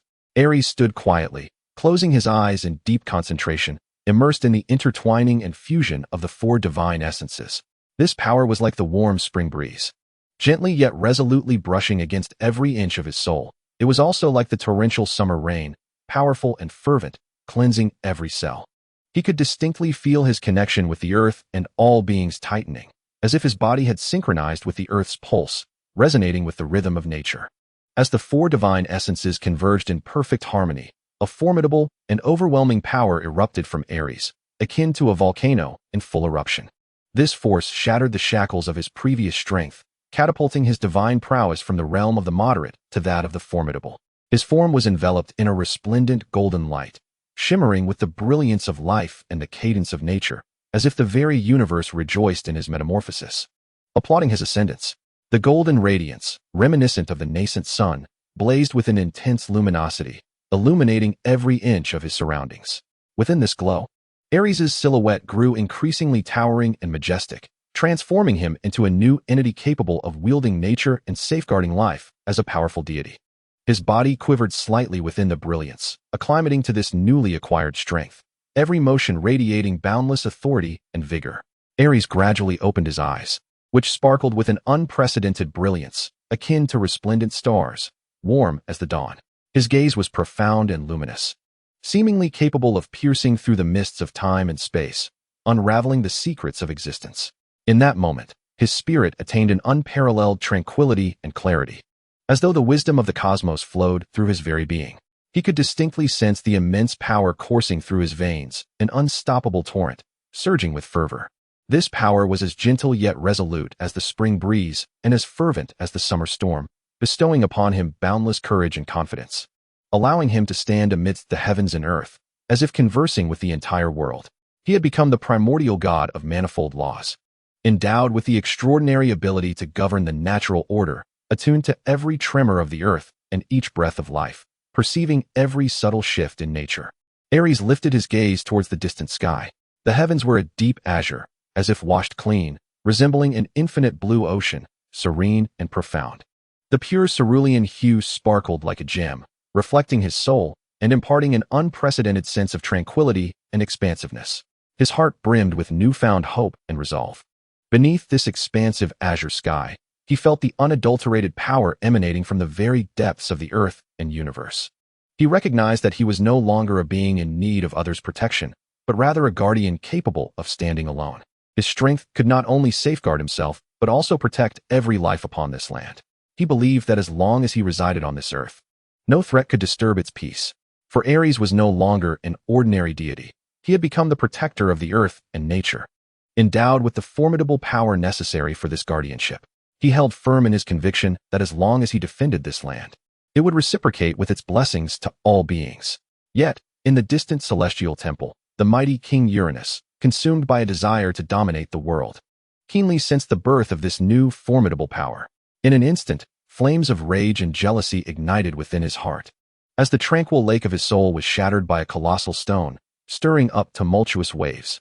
For he understood that the emergence of this potent divine force was a direct consequence of the chaos instigated by his punishment of the 12 titans.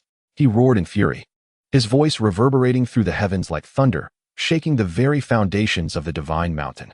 Uranus stood atop the towering temple, gazing down upon the world beneath him.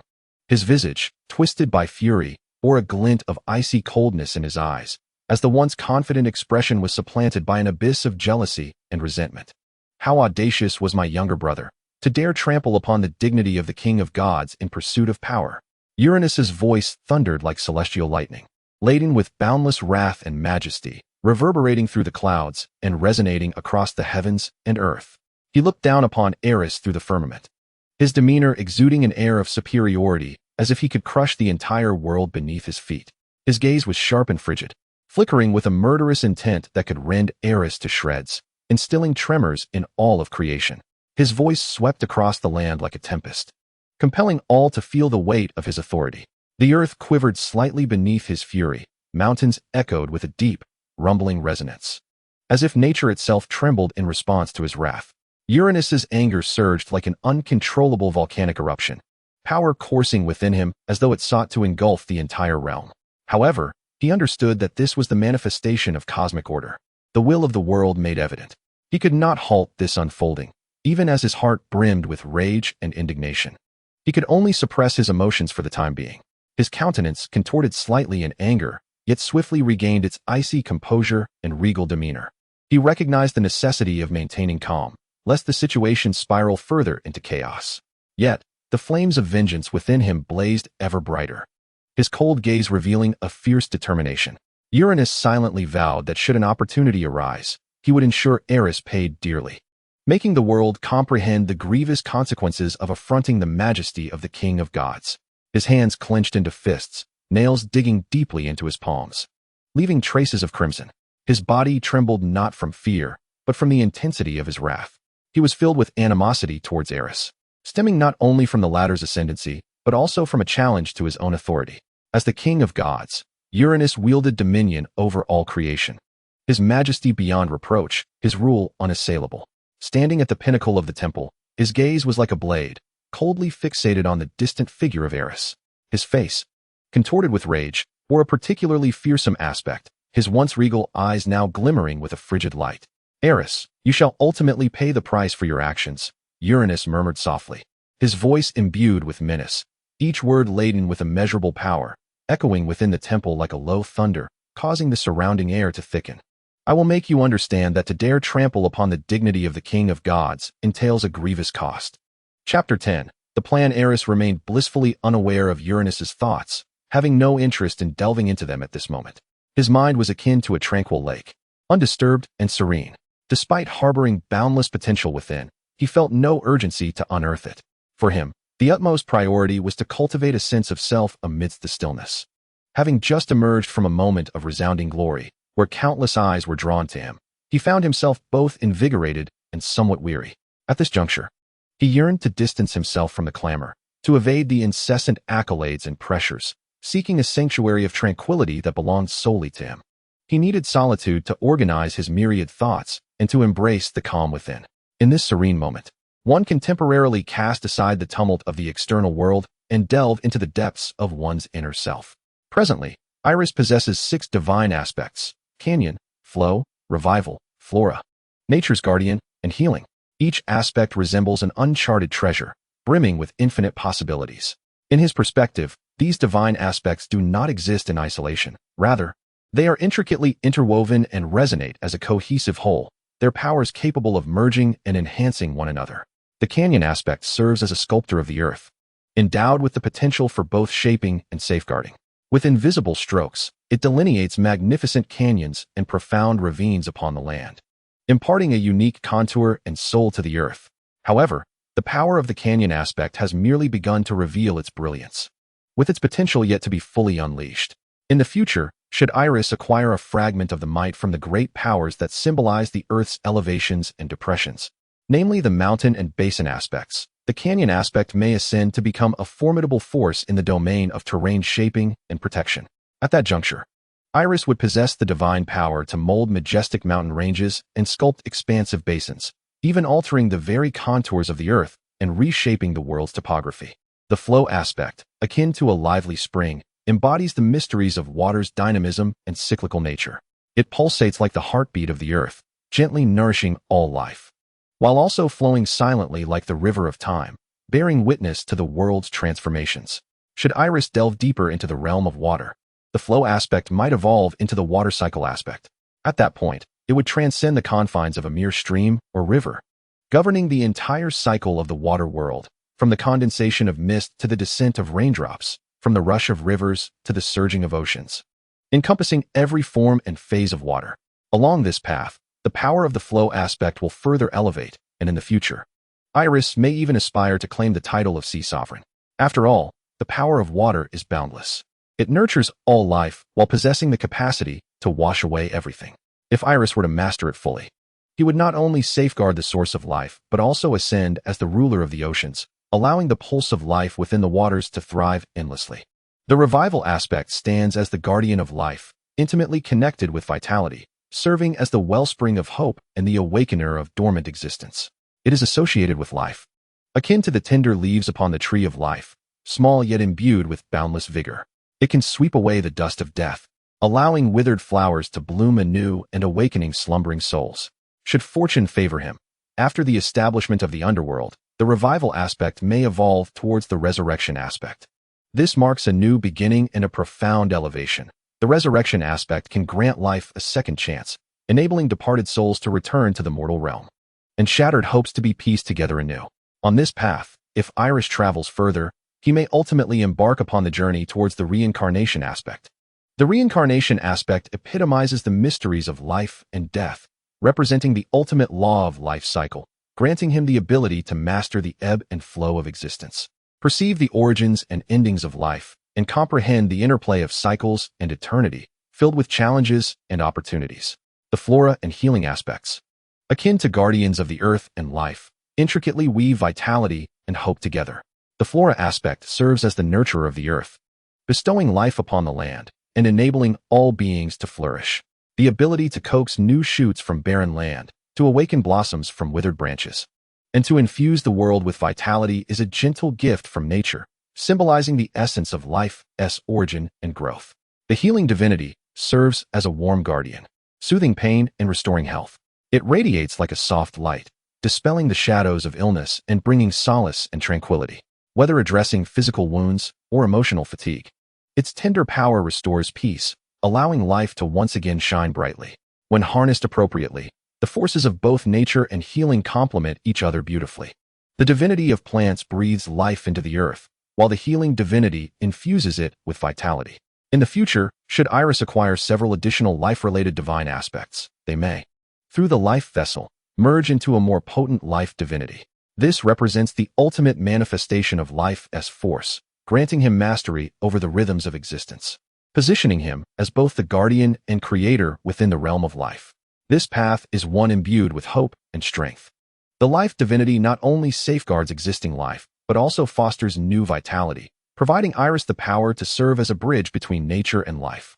The nature guardian divinity, akin to a bond between the earth and the natural world, acts as a bridge connecting all living things. It bestows upon Aerys the sacred mission of protecting the earth, intimately linking him with the pulse of nature. With its aid, Aerys stands at the heart of the earth, feeling every subtle breath and tremor of the land. As he safeguards this territory, the earth reciprocates with its blessings, profound resonances, and nurturing energies that flow into his soul, enhancing his understanding of the divine powers of life and nature, sharpening his perception to unravel nature's mysteries and comprehend the language of the earth. The earth's blessings nourish his spirit, merging him with the essence of nature. No longer merely a guardian, he becomes an integral part of the land, an embodiment of the natural world. His existence intertwines with the earth, his strength harmonizes with nature, allowing him to sense the joys and sorrows of the land, to grasp the cycles of nature. His soul is exalted in the embrace of the earth, his power flourishes under nature's nurturing. Moreover, Aerys recognizes that the powers of the divinities can interweave and enhance one another, much like the veins of the earth, forming a formidable system of strength. For Aerys, each divine aspect in his possession resembles a mystical palace, harboring boundless treasures. Yet, amidst the dazzling array of powers, he remains unshackled by fervent desire, opting instead for a more profound path. He understands that blind excavation may yield immense energy in the short term, but it cannot genuinely become a part of him. He must find solace in stillness, reflect quietly, and attune himself to the nuances of each divine power, grasping their essence and exploring how to seamlessly integrate them into his soul. Only when these forces truly become an internal part of him can he remain unperturbed by the clamor of the external world or the overwhelming might of the divinities themselves. In tranquility, he can hear the faintest whispers of his heart, his own voice, guiding him towards his true desires. He must follow the path illuminated by this inner sound to discover his unique journey. Chapter 11. Return. The river of time flows ceaselessly, and within the endless expanse of years, time quietly elapses. A millennium passes in the blink of an eye, akin to a mere droplet in the vast ocean of history. Yet for Aerys, this protracted span was not spent in vain. It has distilled wisdom, amassed strength, and sculpted his resilience. After a millennium of tempering and fusion, Aerys has finally mastered the divine power in its entirety. At this moment, he resolved to embark on his journey homeward, destined for the Earth Temple to visit the Earth Mother, Gaia, and to return the vessel of life. With arms outstretched like a soaring eagle, Aerys traversed the undulating mountains, leaped over the roaring rivers, and glided through the dense forests, ultimately arriving at a tranquil valley. Hidden within this valley lay an ancient and enigmatic sanctuary, the Earth Temple, dedicated to Gaia, the Earth Mother. The entrance of the temple was enveloped by an ancient forest, resembling a barrier woven by nature itself. Towering trees unfurled their branches, akin to the welcoming arms of the earth, inviting the divine to step into the sacred realm. Sunlight filtered through the leafy canopy, casting a mosaic of light and shadow, while the air was imbued with the fragrance of earth and blossoms, the very essence of the earth. The entrance featured an archway constructed from natural stones, adorned with moss and vines, both ancient and unpretentious.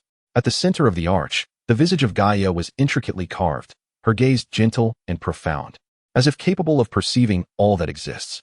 Her hands encircled a colossal globe, symbolizing her guardianship and nurturing of the earth. Passing through the ancient archway, a magnificent temple stood resolutely at the heart of the valley. Sunlight bathed its surface, cloaking it in a soft silver sheen, exuding an aura of solemn grandeur.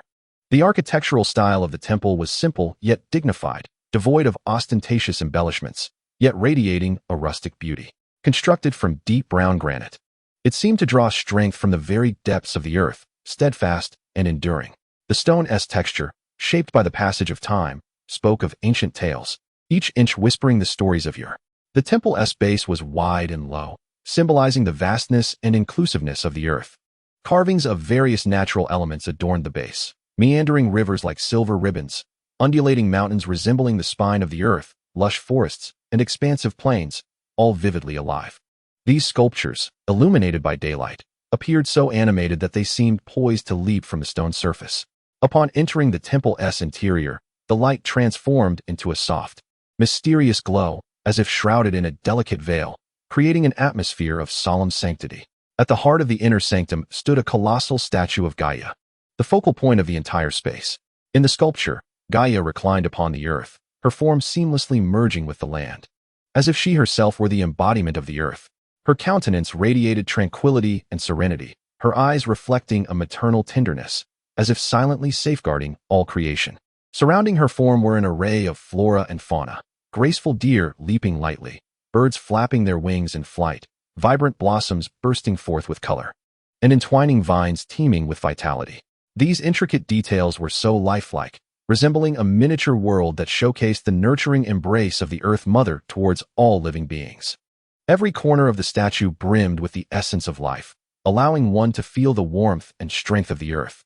Surrounding the temple lies a tranquil and harmonious garden, akin to the gentle embrace of Mother Earth. Here, a variety of rare plants and flowers flourish, nurtured by the essence of the earth, exuding enchanting fragrances. Within the garden, a gentle stream meanders, its crystal-clear waters revealing the playful fish that dart about, occasionally leaping above the surface to create glistening droplets. The banks of the stream are adorned with verdant grasses and wildflowers, where butterflies dance among the blooms and bees gather nectar, their sounds intertwining with the melody of the flowing water, composing a symphony of nature. In a corner of the garden stands an ancient oak tree, its sturdy trunk and sprawling branches casting a vast shade. This great tree of the earth is said to have been the very first plant, lovingly sown by Gaia at the dawn of creation. It bears her blessings and hopes, its roots deeply embedded in the earth, while its branches reach skyward, merging with the clouds. Beneath its canopy, one can feel the pulse of the earth and the rhythm of life, as if the whispers of Mother Earth resonate in the air. This temple is a sacred sanctuary of Gaia, a bond connecting her with all of creation. At this moment, Gaia sits wearily upon her throne, her figure appearing frail in the soft light, the burdens of time etched deeply upon her features, revealing her weariness. Yet, upon seeing Aerys enter the temple, a flicker of surprise and comfort ignites in her eyes. She straightens her posture with effort, a warm smile gracing her face, as if casting aside all fatigue. Aerys, you have returned. Gaia's voice, tinged with a slight rasp, still carries the gentleness of motherhood. She reaches out slightly, yearning to touch Aerys's face, yet her hand halts midair. Her gaze brims with love and concern, silently expressing her longing for her son. However, a wave of unease washes over Aerys, for he keenly senses that Gaia's condition is more alarming than when he departed. The once smooth visage of the Earth Mother is marred, with the passage of time leaving its marks upon her brow and cheeks, wrinkles spreading like delicate webs. The aura of divine power surrounding her has waned, as if her once mighty strength is quietly dissipating. A shiver courses through Aerys, akin to an invisible blade slicing through him, a sharp pain resonating within. He understands that for deities, the permanence of youth is an intrinsic trait, a symbol of immense power. In contrast, aging undoubtedly heralds a decline in divine might. To witness the once mighty Gaia in such a state is heart-wrenching. Her visage, now devoid of vitality, is obscured by the traces of time, exuding an air of exhaustion. Her form slightly stoops, as if bearing an insurmountable burden, with each wrinkle a testament to suffering. This is no mere natural aging. It is evident that she has endured unimaginable tribulations. Aerys slowly approaches, gently grasping Gaia's hand. Once warm and strong, those hands now feel cold and fragile, like remnants eroded by time. He softly inquires, "Mother, what has happened to you? You do not seem well." His voice trembles with concern, laden with worry. "During my absence, has anything dire transpired?" The voice of Gaia was imbued with concern, her gaze fixed intently upon Aerys as she sought the truth. His eyes were resolute and urgent. "I sense that something is amiss with you. You must tell me what has transpired." He spoke almost as if pleading. Aerys' heartfelt worry stirred something within Gaia, causing her heart to quiver slightly. She felt Aerys' care envelop her like a ray of sunlight piercing through the gloom, providing a fleeting solace to her weary spirit. Raising her head, Gaia's eyes met Aerys', a flicker of tenderness passing through her gaze. Yet, her expression remained weary, concealing an ineffable heaviness within. She sighed gently. "My child, some matters are far too intricate for you to easily comprehend or intervene in. Do not fret, my dear." Her voice, although laced with exhaustion, retained a gentle strength. "It is nothing of great consequence.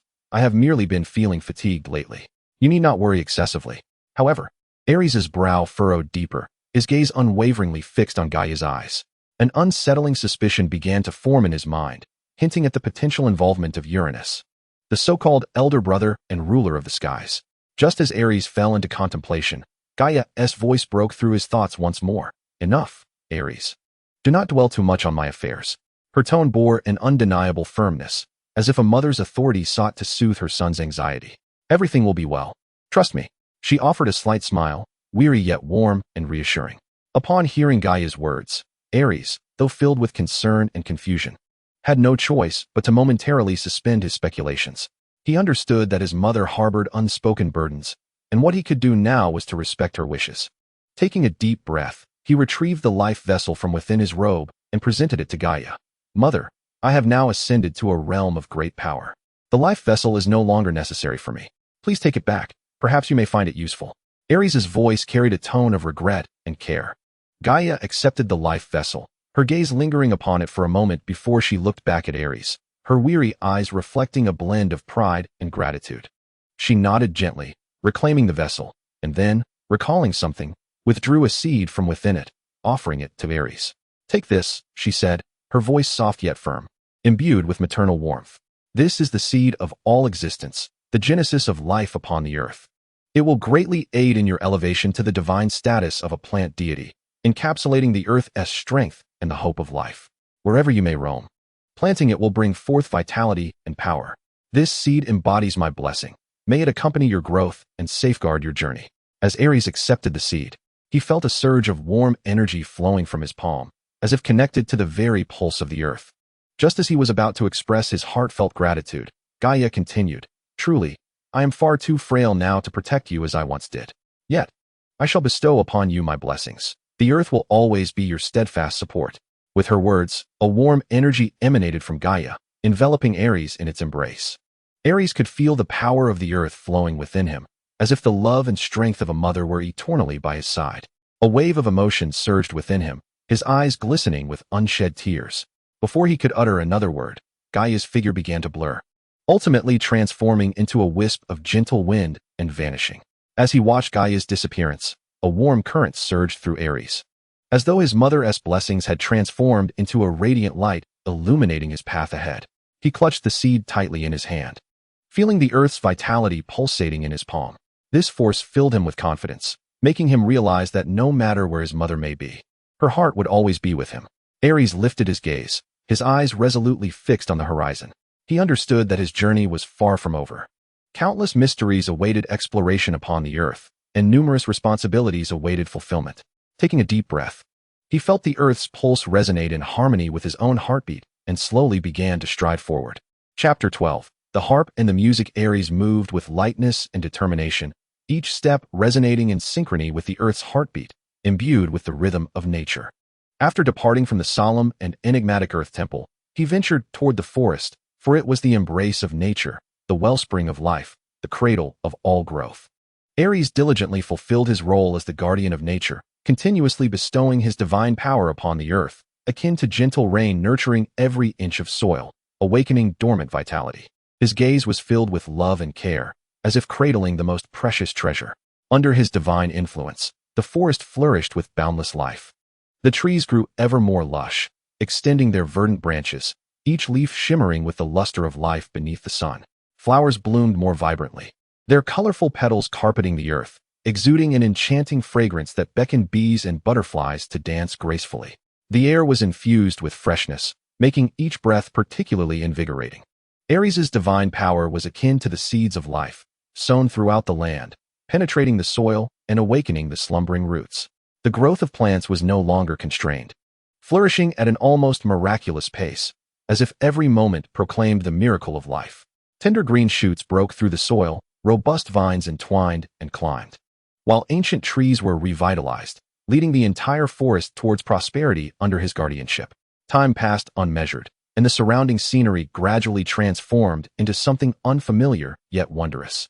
The distant sky revealed an unprecedented deep blue, resembling a flawless gem embedded in the horizon, concealing endless secrets. The ground beneath his feet became soft and springy, as though he were treading on clouds, each step light as if floating in a dream. Yet, an ineffable sense of ennui began to take root within Aerys' heart. He stood still, his gaze penetrating this strange beauty, yet unable to dispel the emptiness within. It was a confusion towards the unknown, a helplessness against the passage of time. As if deep within his soul there lay a yearning for some form of awakening. Aerys knew well that to spend his days idly, allowing time to slip away, was not the life he desired. Life should be vibrant and colorful, filled with interest and challenge, rather than resembling a stagnant pool of water. He yearned for fulfillment, a fervent passion that could stir his soul, and a profound sense of life's meaning. Thus, Aerys resolved to engage in pursuits that would render the long hours enjoyable. He sought to embellish his existence, alleviate stress, and find relaxation for both body and spirit. After all, even deities must occasionally pause to appreciate life's beauty, listen to the whispers of their hearts, and rekindle their love for the world. As he surveyed his surroundings, he discovered himself within a valley untouched by divine hands. At this nascent moment of creation, the number of gods was scarce, and this valley remained unclaimed, akin to an unrefined gem awaiting the bestowal of life and order. The deity of growth had yet to govern the flora, resulting in a diverse array of plant forms within the valley that starkly contrasted with Aerys' memories from a previous existence, both absurd and bizarre, yet imbued with a primal, untamed beauty. Everything here represented nature's most original creations, unadorned yet teeming with vitality. Towering vines cascaded from the cliffs, their leaves sculpted by the mountain breeze into razor-sharp, twisted shapes, the serrated edges so defined they seemed capable of slicing through the very air, instilling a sense of awe. They stood as guardians of nature, wielding their sharp foliage to fend off external disturbances. The low shrubs bore deep purple trunks, as if eroded by some mysterious force, adorned with tiny, glimmering thorns that silently warned intruders. They resembled the backbone of this land, steadfastly protecting the valley's tranquility. Hanging from the trees were enormous fruits resembling watermelons, their surfaces smooth and rounded, glistening with a delicate emerald hue, akin to gems kissed by morning dew, radiating a soft luster in the sunlight. The fruits varied in size, swaying gently in the breeze, occasionally quivering to emit a crisp, chuckling sound, as though responding to the valley's rhythm. On the ground, peculiar flowers burst forth in exuberance. Their petals were broad and substantial, colored with the softness of dawn, exuding warmth and vitality. The blooms took on various forms, some resembling tiny trumpets, others delicate bells, and still others akin to miniature whirlpools. Most captivating were the flowers that occasionally released clusters of tiny bubbles, which floated through the air, sparkling with a crystalline sheen, gently rising before bursting with a delightful pop, adding a sense of dynamism and mystery to the valley. Among this verdant tapestry, diminutive gnomes occasionally emerged from the earth. Their skin, a dusty yellow, blended seamlessly with the surrounding soil, and their eyes sparkled with mischief akin to playful stars. They peeked out from fissures in the ground, donned with innocent smiles, their movements sprightly and nimble, sometimes dashing across the surface, leaving faint footprints, and at other times vanishing below, leaving only a trail of light-hearted laughter echoing in their wake.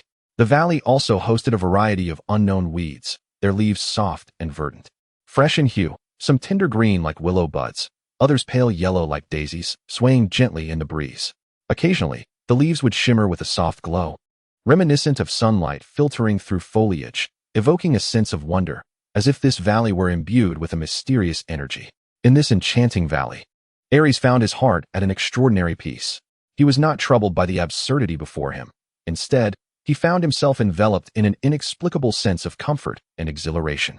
This unrefined wilderness seemed to whisper of endless possibilities, awaiting his touch to bestow new significance upon it. He approached the enormous vines, and upon touching them, discovered that while their shapes were unique, their texture was too resilient, rendering them more suited to be guardians of nature rather than materials for creation. Next, he arrived at a cluster of low shrubs. The deep purple branches adorned with glimmering thorns evoked a sense of mystery and reverence within him. The thorns of these shrubs were exceedingly sharp, and though the wood was sturdy, its coarse grain made it unsuitable for crafting delicate handicrafts. It served rather as a backbone that protected the valley's tranquility. Aerys continued to stroll through the valley, his gaze ultimately drawn to a grove of trees in an open expanse. There, he beheld trees reminiscent of Paulownia, their trunks standing tall and straight, like natural pillars reaching into the heavens. The bark bore a subtle gray-brown hue, both rustic and robust, as if the passage of time had imprinted upon them a sense of calm and resilience. Approaching one of the trees, he caressed its rough, yet warm surface, savoring the texture of the wood. This timber was both hard and refined, with an even color and strikingly clear grain that shimmered elegantly under the sun. Aerys could not help but marvel internally, recognizing it as an exquisite material for crafting wooden items. His gaze lingered upon these trees for a considerable time, fingers gently tracing the trunk, as a singular thought filled his mind: to fashion an instrument from this wood. Aerys envisioned the instrument he would create, shimmering brilliantly under the light of day, resonating with melodious notes. He closed his eyes, immersing himself in the images of exquisite instruments from past lives. Paulownia had always been a superior choice for instrument making, perfectly capable of transmitting sound. The wood of this valley evidently inherited these qualities, even boasting a finer texture and richer grain. Before him, the silhouette of the instrument began to materialize. It would be a harp, elegantly crafted, with the wood's grain glistening softly in the sunlight. The strings would be meticulously tuned, each representing a voice from the valley, the gentle whisper of the breeze, the murmurs of fruit, the songs of flowers, and even the laughter of the sprites. As his fingers plucked the strings, these sounds would intertwine into a captivating melody, narrating the tales of the valley. He began to mentally outline the steps for its creation. First, he would select the most suitable wood, ensuring it was both hard and aesthetically pleasing. Next, he would intricately carve the body of the harp, embedding the imagery of the valley within its form. He would engrave the contours of the valley upon the body, etching the vines, shrubs, and peculiar flowers and fruits, transforming every inch of wood into a vessel of artistry. Finally, he would choose the appropriate strings, ensuring they could withstand the force of playing while also conveying the wood's resonance with precision, thus allowing for the most enchanting melodies to emerge. Chapter 13. The harp in music. Aerys was filled with anticipation, firmly believing that the harp he crafted with his own hands would become a treasured vessel for the soul of the valley and the rhythm of life. He selected a branch reminiscent of the paulownia wood, its texture both firm and delicate, with clear and beautiful grains, as if nature itself had sculpted this material specifically for the harp. Then, with a gentle closure of his eyes, Aerys took a deep breath, gradually infusing warmth and divine energy into the wood. As the divine power flowed, the branch began to transform. It twisted and stretched, the wood fibers rearranging under the guidance of his energy, ultimately taking shape as the nascent form of a harp. The body of the harp shimmered softly under the daylight, the grains becoming increasingly vivid in the reflection of his divine essence, resembling a flowing painting that narrated the valley's mysteries and beauty. Upon opening his eyes, Aerys' gaze was focused and gentle. He lightly touched the harp's body, feeling the perfect fusion of divine power and nature. He understood that this was merely the beginning. Next, he began to engrave patterns onto the harp's surface. His fingers glided smoothly, divine energy surging forth, as he carved the valley's vines, purple shrubs, peculiar fruits, and bubble flowers, each coming to life, as if they could leap from the harp at any moment. The divine energy rendered the patterns exquisitely detailed, imbued with the essence of nature, surpassing the works of masters from previous lives. The designs seemed to breathe, sunlight cascaded down, and the patterns shimmered with a soft glow, akin to the valley's streams. Every detail told a story, transforming the harp into a living masterpiece. Aerys' fingers danced with a gentle yet firm grace. As he carved, the imagery of the valley unfolded upon the harp. The vines swayed, the shrubs whispered, the fruit sparkled, and the flowers appeared to sing. Subsequently, he fashioned the strings. Summoning crystalline water orbs, he used divine power to condense them into transparent strands of water, light, and resilient. Carefully, he secured each strand to the harp, ensuring that each was meticulously placed. With a light pluck, the sound rang clear as mountain springs, resonating throughout the valley. Finally came the adornments. Aerys produced gold leaf, gemstones, and crystals of exquisite rarity, then delicately applied the gold leaf to the edges and set the gemstones into the harp's body. Rubies like flames, sapphires like oceans, emeralds resembling tender leaves, and crystals embedded at the head and tail of the harp. These decorations harmoniously blended with the harp, the opulence and simplicity reflecting a miracle co-created by nature and divine power. With everything prepared, a drop of golden divine blood seeped from Aerys' fingertip, landing on the ruby at the center of the harp. In an instant, divine light burst forth. The blood seeped into the gemstone, causing it to radiate a golden glow, illuminating the harp as if infusing it with vitality. Aerys felt a resonance with the harp, as though it had become a part of his divine essence. The golden light flowed within the ruby, and the harp emanated a sacred aura. As Aerys gently plucked the strings, he discovered that the sound produced was even more melodious, akin to the gentle breeze of a clear spring echoing through the valley. The flora within the valley seemed to respond to this enchanting melody. The great vines swayed gently, as if dancing to the rhythm of the music. The peculiar flowers nodded slightly, as if celebrating the birth of the harp. Even the lowly shrubs appeared to awaken, producing soft rustling sounds, as if softly chanting. In the distance, the gentle murmur of flowing water seems to accompany this melodic composition, with the crystal-clear stream shimmering under the sun, resembling a flowing ribbon of silver. Whispers arise from the depths of the forest, the soft rustling of leaves brushing against one another in the breeze, as if revealing ancient secrets. The melody of the harp intertwines with the sounds of nature, forming a harmonious and enchanting symphony. Divine energy flows slowly through the valley, an invisible bond that connects all elements together. In this valley, It appears as though everything is imbued with new life. The water, the forest, the harp, and the divine are intricately linked, inherently united to create this mysterious and fantastical world. Aerys gazes at the harp, both splendid and familiar, as if it is a part of his very being, possessing an unbreakable bond.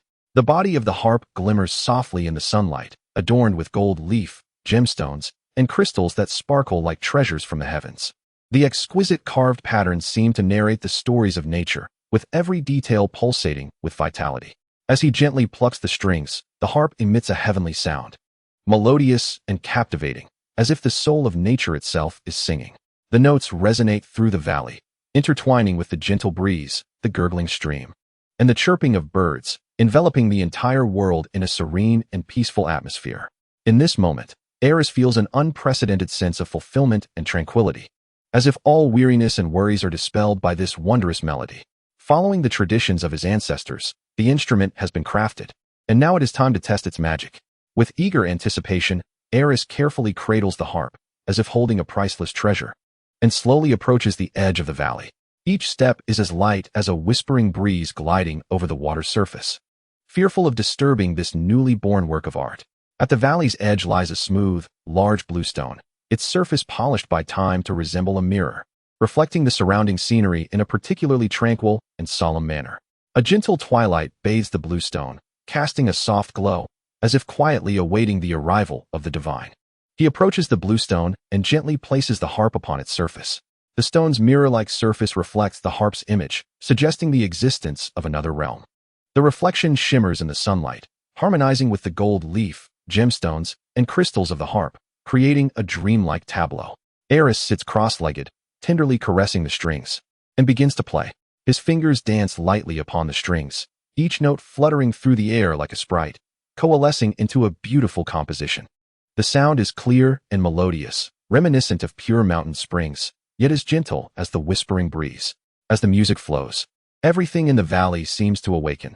The distant water becomes more joyful, its bubbling sound providing an accompaniment to the melody. The forest trees sway gently, their leaves rustling softly, as if in quiet harmony. Even the peculiar flowers tremble slightly, as if dancing to the rhythm. The very air of the valley becomes animated, brimming with life and vitality. Aerys closes his eyes, fully immersed in the music. He can feel the marvelous resonance between the harp and the valley, as if they have never been apart. Music serves as an invisible bond, intricately connecting him, the harp, and the entire valley. In this moment, he seems to merge with the land, becoming an integral part of the valley. As the harp's melody resonates through the valley, a miraculous scene unfolds. Birds descend from the sky, flocking in droves to circle around Aerys. Drawn by the enchanting notes, they appear to have discovered a sanctuary for their souls. The birds soar high at times, tracing graceful arcs across the azure sky. At other moments, they dip low, gliding through the valley, their wings brushing against the tips of the grass. Under the sunlight, their wings shimmer, reminiscent of the most ethereal notes in the sky. The bird's chirps, crisp and melodious, intertwine with the harp's tune, infusing the valley with vitality and harmony. Creatures from all corners of the valley emerge, gathering in quiet reverence to listen. Gentle herds of deer approach slowly, their eyes clear and serene, reflecting both awe and affection for the music. Nimble rabbits and squirrels peek out from the underbrush, curiously observing Aerys and his harp. In this moment, all beings in the valley are enchanted by the music, encircling him in a picturesque tableau of harmony and beauty. Aerys is enraptured by the confluence of music and nature, his fingers gliding over the strings, each note magically stirring the hearts of every life in the valley. As the final notes dissipate like a gentle breeze into the tranquility of the valley, the creatures remain immersed in the exquisite melody, reluctant to depart. They quietly surround Aerys, as if profoundly moved by the lilting tones, still anticipating the next note to resonate. In this moment, the valley is suffused with peace and serenity, as if time itself has slowed its pace. This marks the first instrument of the world of chaos, the inaugural movement, and a celebratory moment. Aerys' harp not only awakens the life of the valley, but also becomes a shared memory for all beings inhabiting this land. It witnesses the perfect fusion of nature and divine power, heralding the dawn of a new chapter in this wondrous realm.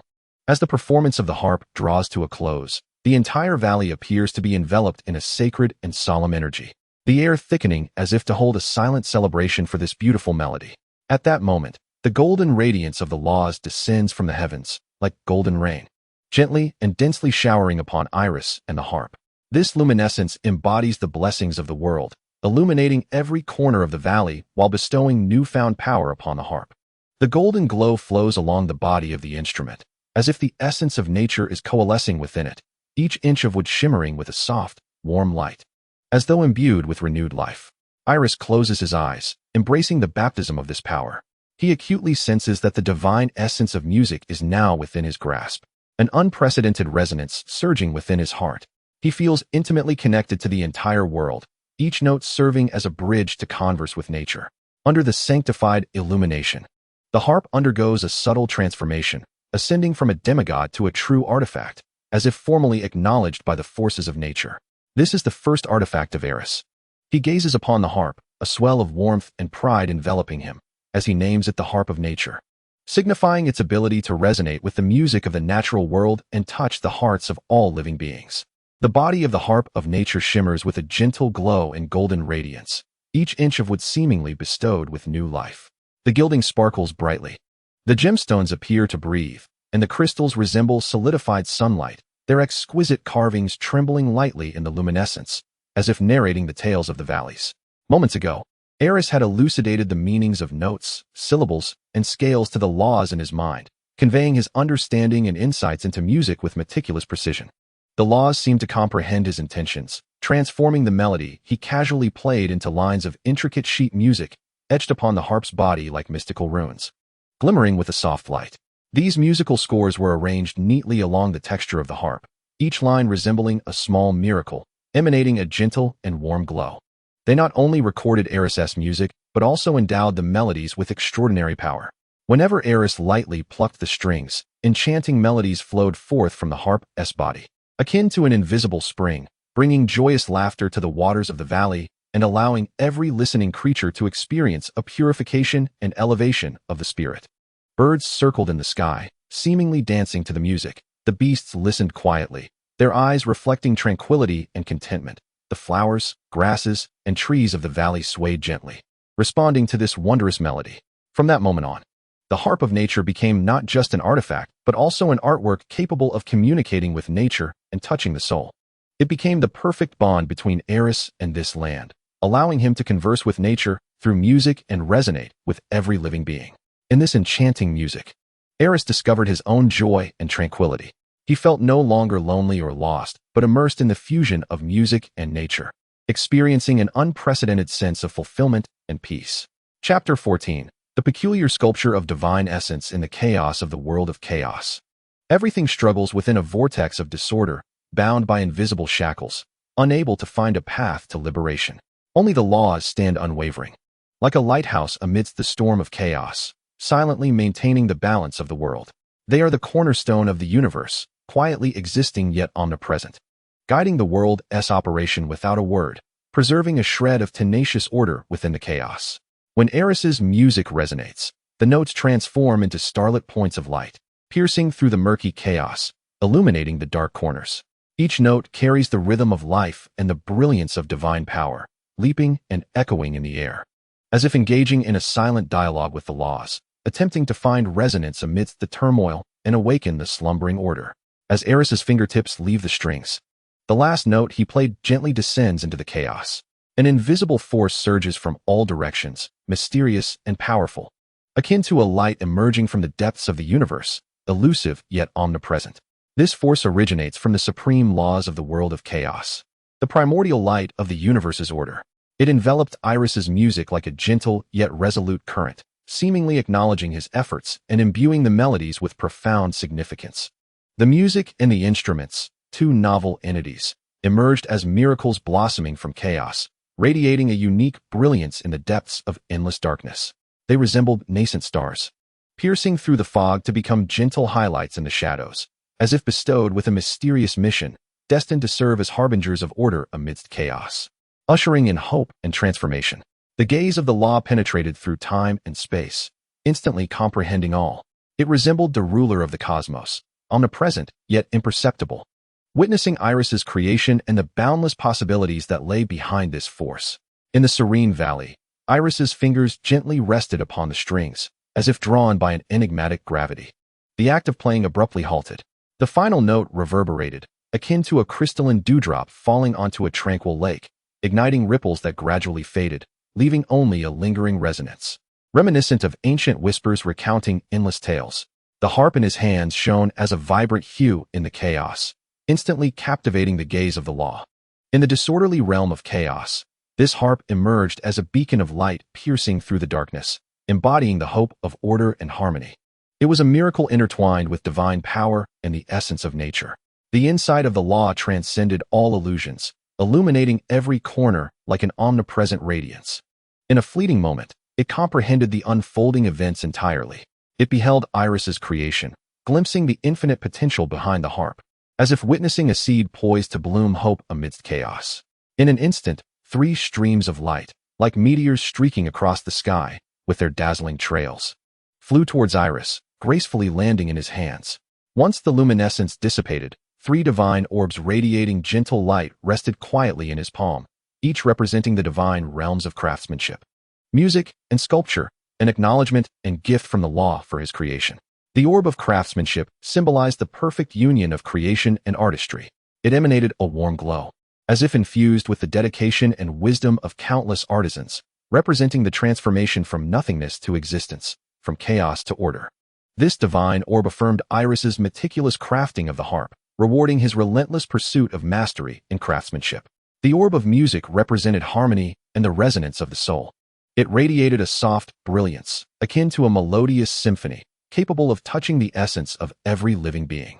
This orb stood as the highest tribute to Eris's music, witnessing how melodies birthed harmony from chaos, how they brought order from disarray, and how they became a bridge connecting the divine and the mortal. The orb of sculpture epitomized the ultimate pursuit of beauty and its eternal encapsulation. It shone with a crystalline light, resembling an exquisite piece of art, symbolizing the relentless quest for beauty and the longing for eternity. This orb recognized Eris's intricate carvings upon the harp, affirming his artistic pursuit of perfection. Eris gazed at the divine orbs in his hands, his mind swirling with thoughts. Though the divine essence of craftsmanship may seem feeble, it resembles a seed buried deep within the earth. If it can harmoniously intertwine with the divine essences of painting, weaving, and other related arts, it may ascend to the stature of a formidable artistic deity. However, this path is destined to be long and arduous. In mythological tales, the divine essence of art has often been overlooked. Unlike other divine roles with fixed sources, it shifts according to the mastery of the craftsman. This signifies that for Eris to ascend to the artistic divine essence, he must ceaselessly refine his skills, expending vast amounts of energy to amalgamate various related divine essences. He must seek harmony in colors within his paintings, strive for perfection in textures while weaving, and pursue vivid forms in sculpture. Each domain demands countless hours and immense effort to meet the standards of integration. Contemplating these challenges, Eris couldn't help but furrow his brow, a slight headache stirring within him. Moreover, the affiliation of the divine essence of music left Eris utterly astonished and shaken. In ancient mythologies, this divine essence has always belonged to Apollo, the god of light. As the eldest son of the third-generation king, Zeus, and the serene goddess, Leto, he was endowed from birth with dominion over light, music, poetry, and many other realms. In legends, Apollo is portrayed as a deity wielding a lyre, his music radiating warmth and brilliance akin to sunlight, capable of dispelling darkness and awakening slumbering souls. He embodies not only music and art, but also harmony, order, and inspiration. His melodies can soothe all pain and discord in the world. Yet now, due to his prior performance, this essence had been granted to him by the laws of fate. It felt like a turning point in destiny, concealing some arrangement of the world's laws. Eris's confusion peaked with the emergence of the divine essence of sculpture. He had initially believed that crafting the first harp of the chaotic realm, the harp of nature, would grant him at most the divine essence of wood carving. After all, the primary material of this harp was wood, and attaining the essence of wood carving appeared to be the most logical path. Yet, this divine essence astonishingly encapsulated both wood and stone elements, intertwining the characteristics of two materials and evidently bypassing a gradual progression, directly culminating in a complete divine essence of sculpture. Could it be that the laws had erred? With a furrowed brow, Eris repeatedly caressed the surface of the divine essence, unaware that this was not a mistake, but rather a special favor bestowed upon him by the laws. The fairness of the laws is fundamentally based on the contributions of the deities to the world. He had restored the earth and nature amidst the calamities brought by the king of gods, earning him extraordinary recognition. As the shadows in the valley gradually transformed, Aerys's confusion slowly settled into acceptance. Thus, he resolved to relinquish his inner turmoil and embrace the arrangement of fate, integrating the three divine essences into himself one by one. Closing his eyes, he immersed his consciousness in these three divine essences, feeling their powers meld with his soul. His breath became increasingly steady and profound, as if the entire world stood still with him in that moment. As the divine essences fused, a formidable power awakened within him. The creativity bestowed by the sculptural essence, the harmony embodied in the musical essence, and the exquisite craftsmanship conferred by the artisan essence intertwined, coalescing into a unique divine force that coursed through him, reshaping his soul and enhancing his perceptions. Aerys felt his spirit being reborn under the baptism of this immense divine power, radiating a new brilliance. His perceptions sharpened, as if he could discern the subtlest vibrations of all things in the world. His hands became more agile, each movement imbued with unparalleled precision and elegance. He transcended the role of a mere creator, evolving into the god of sculpture and music within the realm of chaos. Chapter 15. The Emergence of Mist. Soft, dappled light fell gently upon the vast earth, akin to golden feathers, as if nature itself offered the tenderest solace. The graceful appearance of the goddess of day heralded the quiet passage of another day. In that serene valley, Aerys, the god of canyons and flowing waters, left his divine mark, temporarily claiming the valley as his dominion. Every inch of land within the valley seemed to narrate tales of his power and majesty. After absorbing three divine essences bestowed by the laws, Aerys prepared to depart the valley, embarking on his journey back to the Earth Temple. However, as he approached the Earth Temple, he keenly sensed a violent clash of potent divine forces ahead. This collision of power was no mere coincidence. It was akin to two surging torrents violently colliding in the void, stirring endless ripples. It felt as though the fabric of heaven and earth was being torn asunder, with the very air trembling and emitting a deep, resonant roar.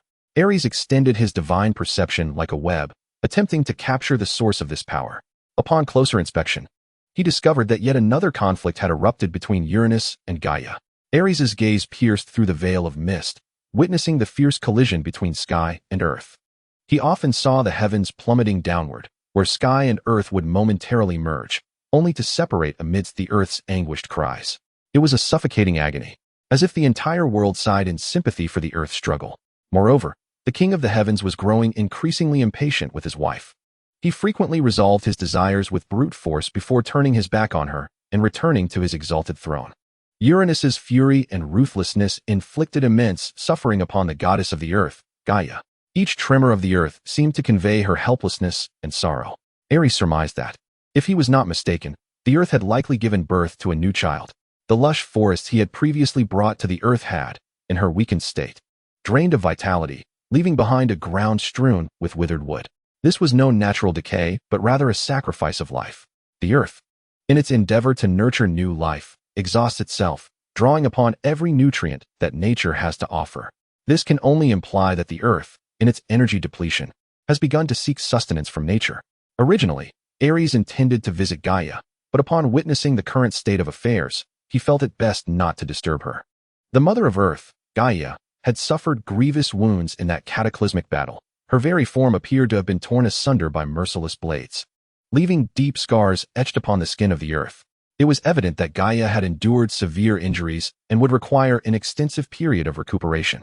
Aerys was filled with guilt and helplessness, knowing he could not alleviate her suffering and could only silently pray for her recovery. After a brief moment of contemplation, he turned and walked northward. During this time, Uranus, having sustained some injuries from his tumultuous confrontation with Gaia, was compelled to temporarily withdraw his formidable presence and arrogance, quietly recuperating within the celestial temple. Thus, in this rare century, the earth finally experienced a moment of tranquility, free from the capricious actions of the sky god. The wounds of the earth began to mend in this serenity, and all living things rejuvenated in this fleeting peace. Aerys found solace in this tranquil land, allowing his body and mind to empty, pondering the mysteries of existence. He commenced a leisurely stroll in the embrace of the earth, letting his thoughts flow freely within him. His footsteps were light and deliberate, as if afraid to disturb the peace of the land. Sunlight filtered through the gaps in the leaves, casting dappled shadows upon him, while a gentle breeze caressed him, bringing with it the essence of the earth and the rhythm of life. In this tranquility, he felt as though he had merged with the earth, sensing its breath and pulse. He recalled his past confusion, and those chaotic thoughts began to clarify amidst the calm. Former perplexities and struggles gradually settled in this stillness, transforming into a profound understanding of the world. Aerys began to explore the three states of water, attempting to dissect the essence of flowing water with greater precision. He observed the gentle babble of streams, the roaring cascades of waterfalls, and the serene stillness of lakes. Feeling the strength and tenderness of water in its various forms, he crouched by a stream, reaching out to touch the cool water. Sensing the delicate movement of water molecules against his fingertips, he stood beneath a waterfall, allowing the splashing droplets to strike his face. Feeling the force of the flowing water and the vitality of life, he sat by the lakeside, gazing at the shimmering surface, absorbing the tranquility and depth of the water. He immersed himself in the study of the mysteries of the water deity, seeking new inspiration within its depths. The power of the water flowed within him, and he endeavored to capture the subtle changes, striving to comprehend the essence and laws governing the flow of water.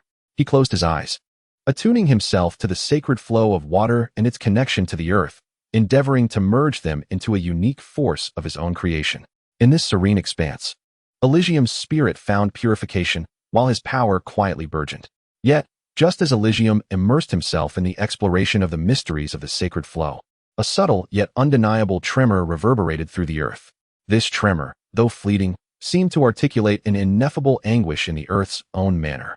A sudden jolt of alarm surged within Elysium.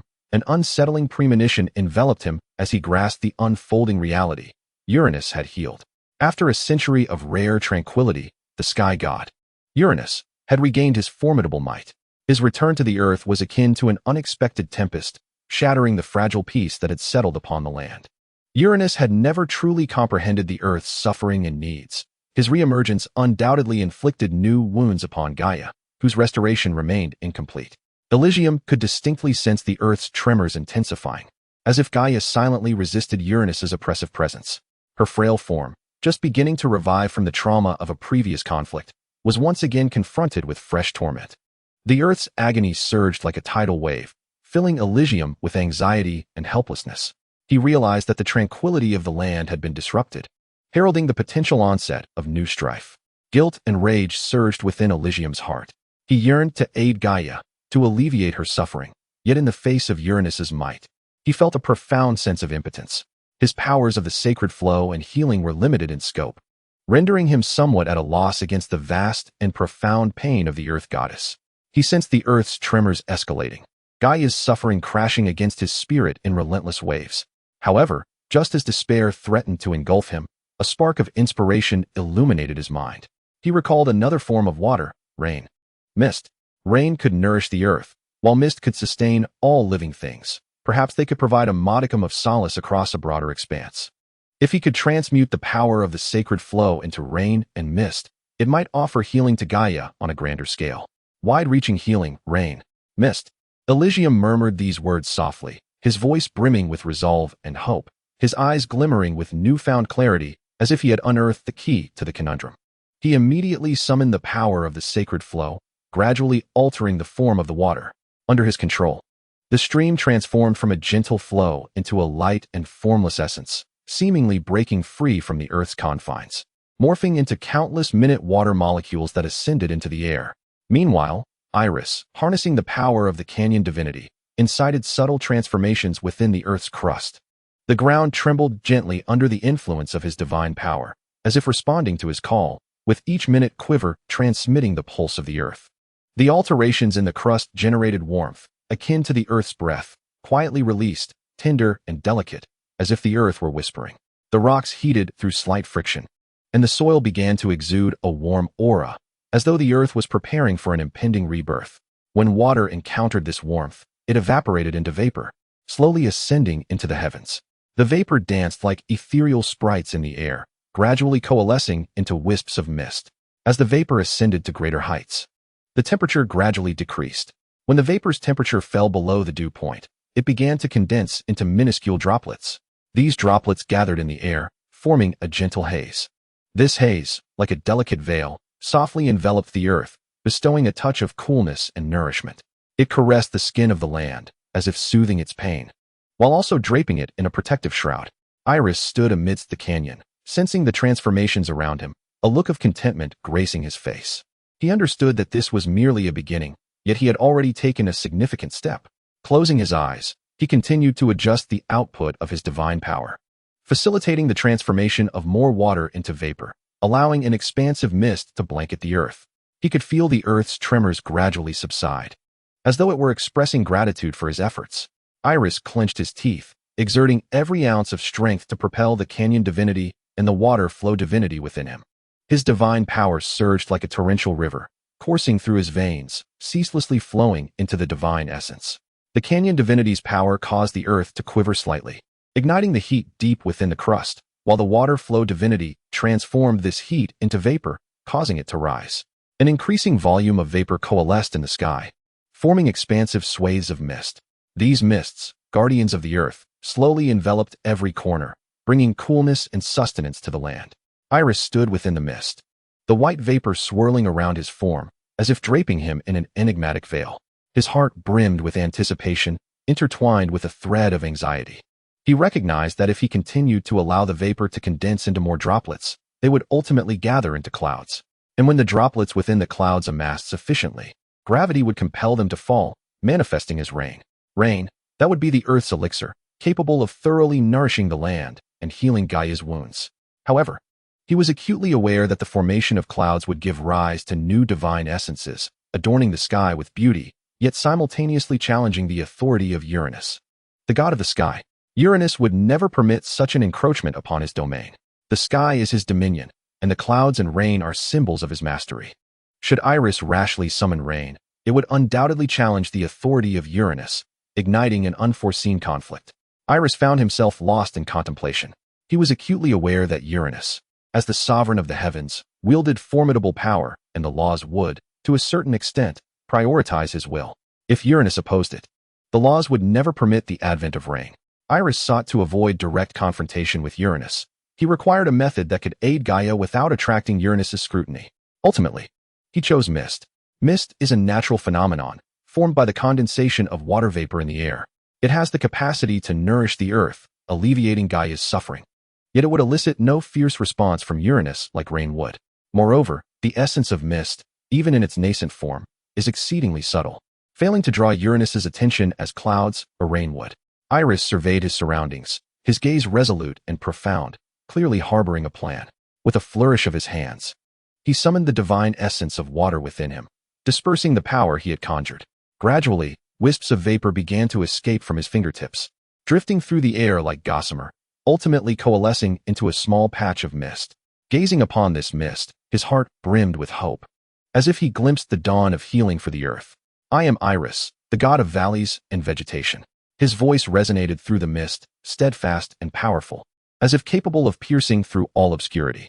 I declare that I shall bring forth mist, nourishing the trees and the earth, obscuring the sight of living beings, shrouding the forests in mystery, and rendering the landscape of the earth even more vibrant. As his proclamation echoed, the mist began to spread gently, like a soft veil draping over the land. The branches and leaves of the trees appeared more verdant amidst the mist, and the earth's surface became increasingly supple. The vapor wafted through the valley, infusing the land with an aura of enigma. Creatures traversed through the mist, as if they had entered a dreamlike realm. The moment his voice fell silent, it seemed as if the entire world were listening to his vow, and the laws of existence swiftly responded. Endless beams of light flickered in the air, radiant as stars, and upon affirming the beneficial evolution of the mist for the world, the laws generously bestowed their blessings. Two divine essences descended from the heavens, resembling two resplendent gems, slowly drifting into Aerys's hands. He had acquired vapor, mist, and two divine essences. Aerys examined these two divine essences closely. They emitted a soft and mysterious glow, as if encapsulating boundless secrets and power.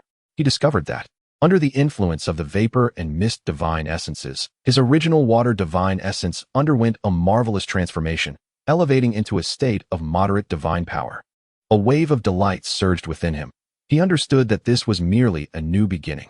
The existence of the deities of water vapor and mist offers boundless possibilities for the further evolution of the deity of water flow. Should the deities of rainfall and snow be acquired, the water flow deity may aspire to evolve into the deity of the water cycle or the deity of water forms, thus achieving a more exquisite mastery over the triphasic transformation of water and its cyclical nature. The mist, akin to a delicate veil, gently envelopes the earth, soft and tender as if it were the breath of the land. It drifts through the air, resembling a guardian of the earth, caressing every inch of soil and each plant with gentleness. This layer of mist not only brings coolness and nourishment to the land, but also quietly heals Gaia's wounds. The rhythms of the earth, under the soothing embrace of the mist, become more tranquil, as if the heartbeat of the land is gradually returning to calmness. The essence of the earth becomes gentler, infused with a vibrant vitality, signaling the slow revival of the land. Aerys stands amidst the mist, closing his eyes and inhaling deeply. He can distinctly feel the bond between himself and the earth tightening. This connection resembles an invisible tether, binding his power to that of the land and intertwining his emotions with those of the earth. He perceives every breath and pulse of the earth as if they were his own heartbeat. The joys and sorrows of the land resonate with his own. He slowly extends his arms, as if to embrace the earth. The mist dances lightly at his fingertips, seemingly responding to his gesture. He feels the earth's strength flowing through the mist, like invisible streams nourishing his spirit. He understands that this is not merely a simple healing. It is a fusion of soul and earth, a dialogue between life and nature. Aerys raises his gaze, peering through the mist toward the distant sky. The mist sparkles with a soft luminescence under the sunlight, as if draping the sky with a shroud of mystery. He knows this marks merely a new beginning, a journey brimming with hope and the unknown that has just commenced. In his hands, two deities shimmer with a faint yet resolute glow. Each of these deities embodies infinite possibilities, whispering the direction of the future. The deities of water flow, water vapor, and mist intertwine, infusing Aerys's power system with renewed vitality. His heart brims with unwavering conviction. He believes that as long as he perseveres and continually explores, he will surely discover more water-related deities to refine his power system. Chapter 16. Mastering temperature amidst the chaos and mystery of the realm of chaos. Aerys's exploration has never wavered. When he perfectly fused the powers of the three deities, he thought he had reached a new pinnacle of strength. Divine energy surged within him like a tumultuous tide, granting him an unprecedented sense of power and confidence. However, as he delved deep into the recesses of his soul, he unexpectedly stumbled upon a sphere of light, interwoven with hues of red and blue.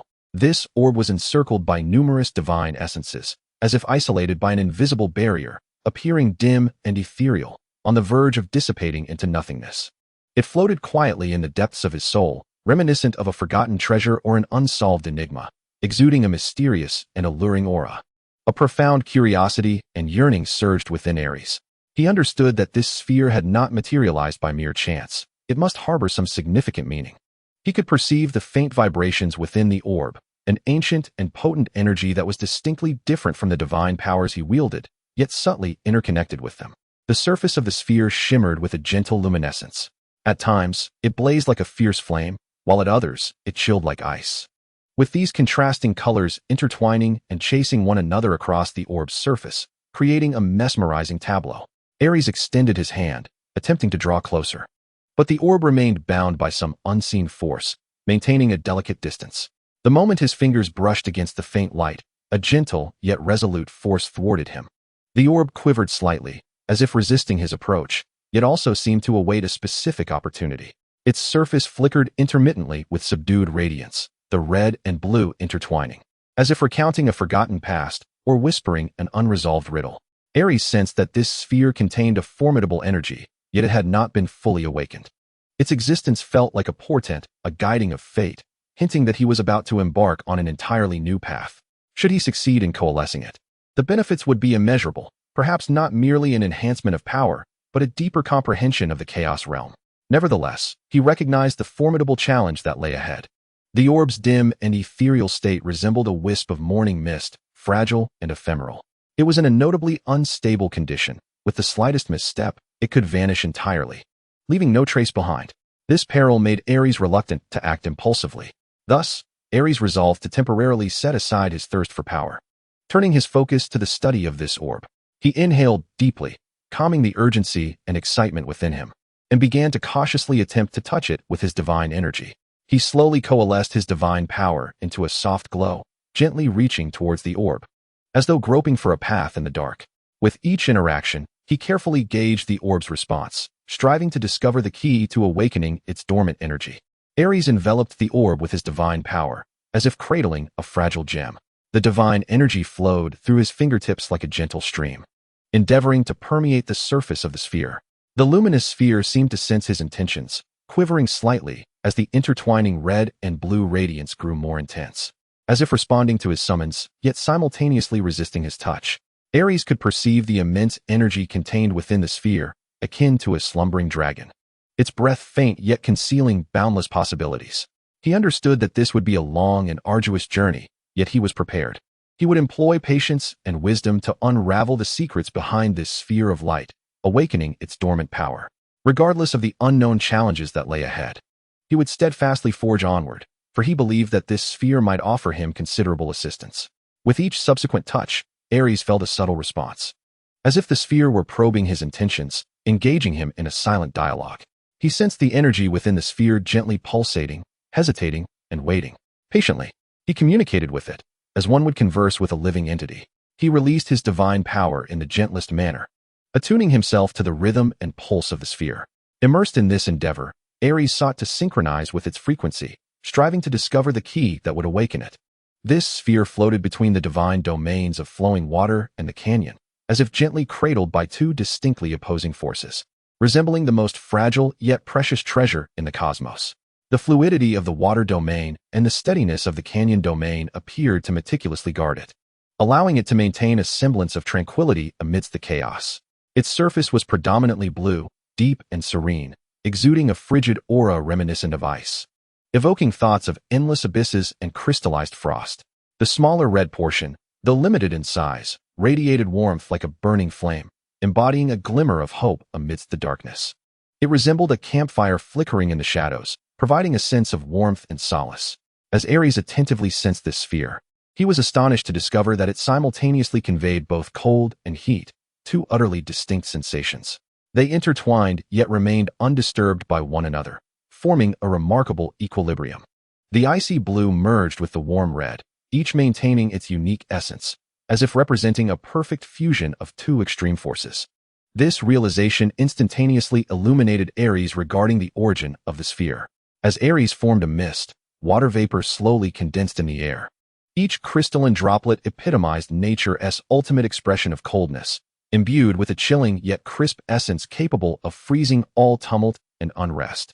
Concurrently, the power of the canyon domain ravaged among the rocks, the fierce friction releasing searing warmth akin to flames, brimming with boundless vitality, as if to dispel all encumbering cold. The two diametrically opposed forces within Aerys intertwined and clashed vehemently, akin to two surging torrents striving to engulf one another, yet neither could utterly prevail. Ultimately, they discovered a delicate equilibrium deep within Aerys's soul, coalescing into this singular, unique orb of light. It possessed a frigid brilliance while simultaneously embodying a fervent glow, resembling a sliver of order amid a chaotic realm, a perfect amalgamation of cold and heat. Nevertheless, Aerys was acutely aware that the formation of this luminous sphere was no simple feat in the chaotic world. The concepts of cold and heat had yet to establish clear boundaries. Thus, although the powers of these two deities coexisted in Aerys, they could never fully merge. They could only persist in a semi-coalesced state within his soul. Aerys's gaze was deep and focused, as if capable of piercing the fog of the soul to reach the orb suspended in the depths. The existence of this sphere represented both a profound temptation and a formidable challenge for Aerys. He could distinctly sense the immense potential contained within, a force that could almost alter everything, akin to a treasure lying dormant within ancient ruins, awaiting a brave explorer to unearth it. Aerys understood that once this orb fully coalesced, he would attain unprecedented power, sufficient to elevate his abilities to a new pinnacle. However, he also comprehended that to truly consolidate this orb, he required not only the passage of time, but, more crucially, the world's laws to grasp the essence of temperature and the true definitions of cold and heat. Only when the laws of the world achieved a clear understanding of these elements could the orb awaken from its semi-coalesced state and fully integrate into his being.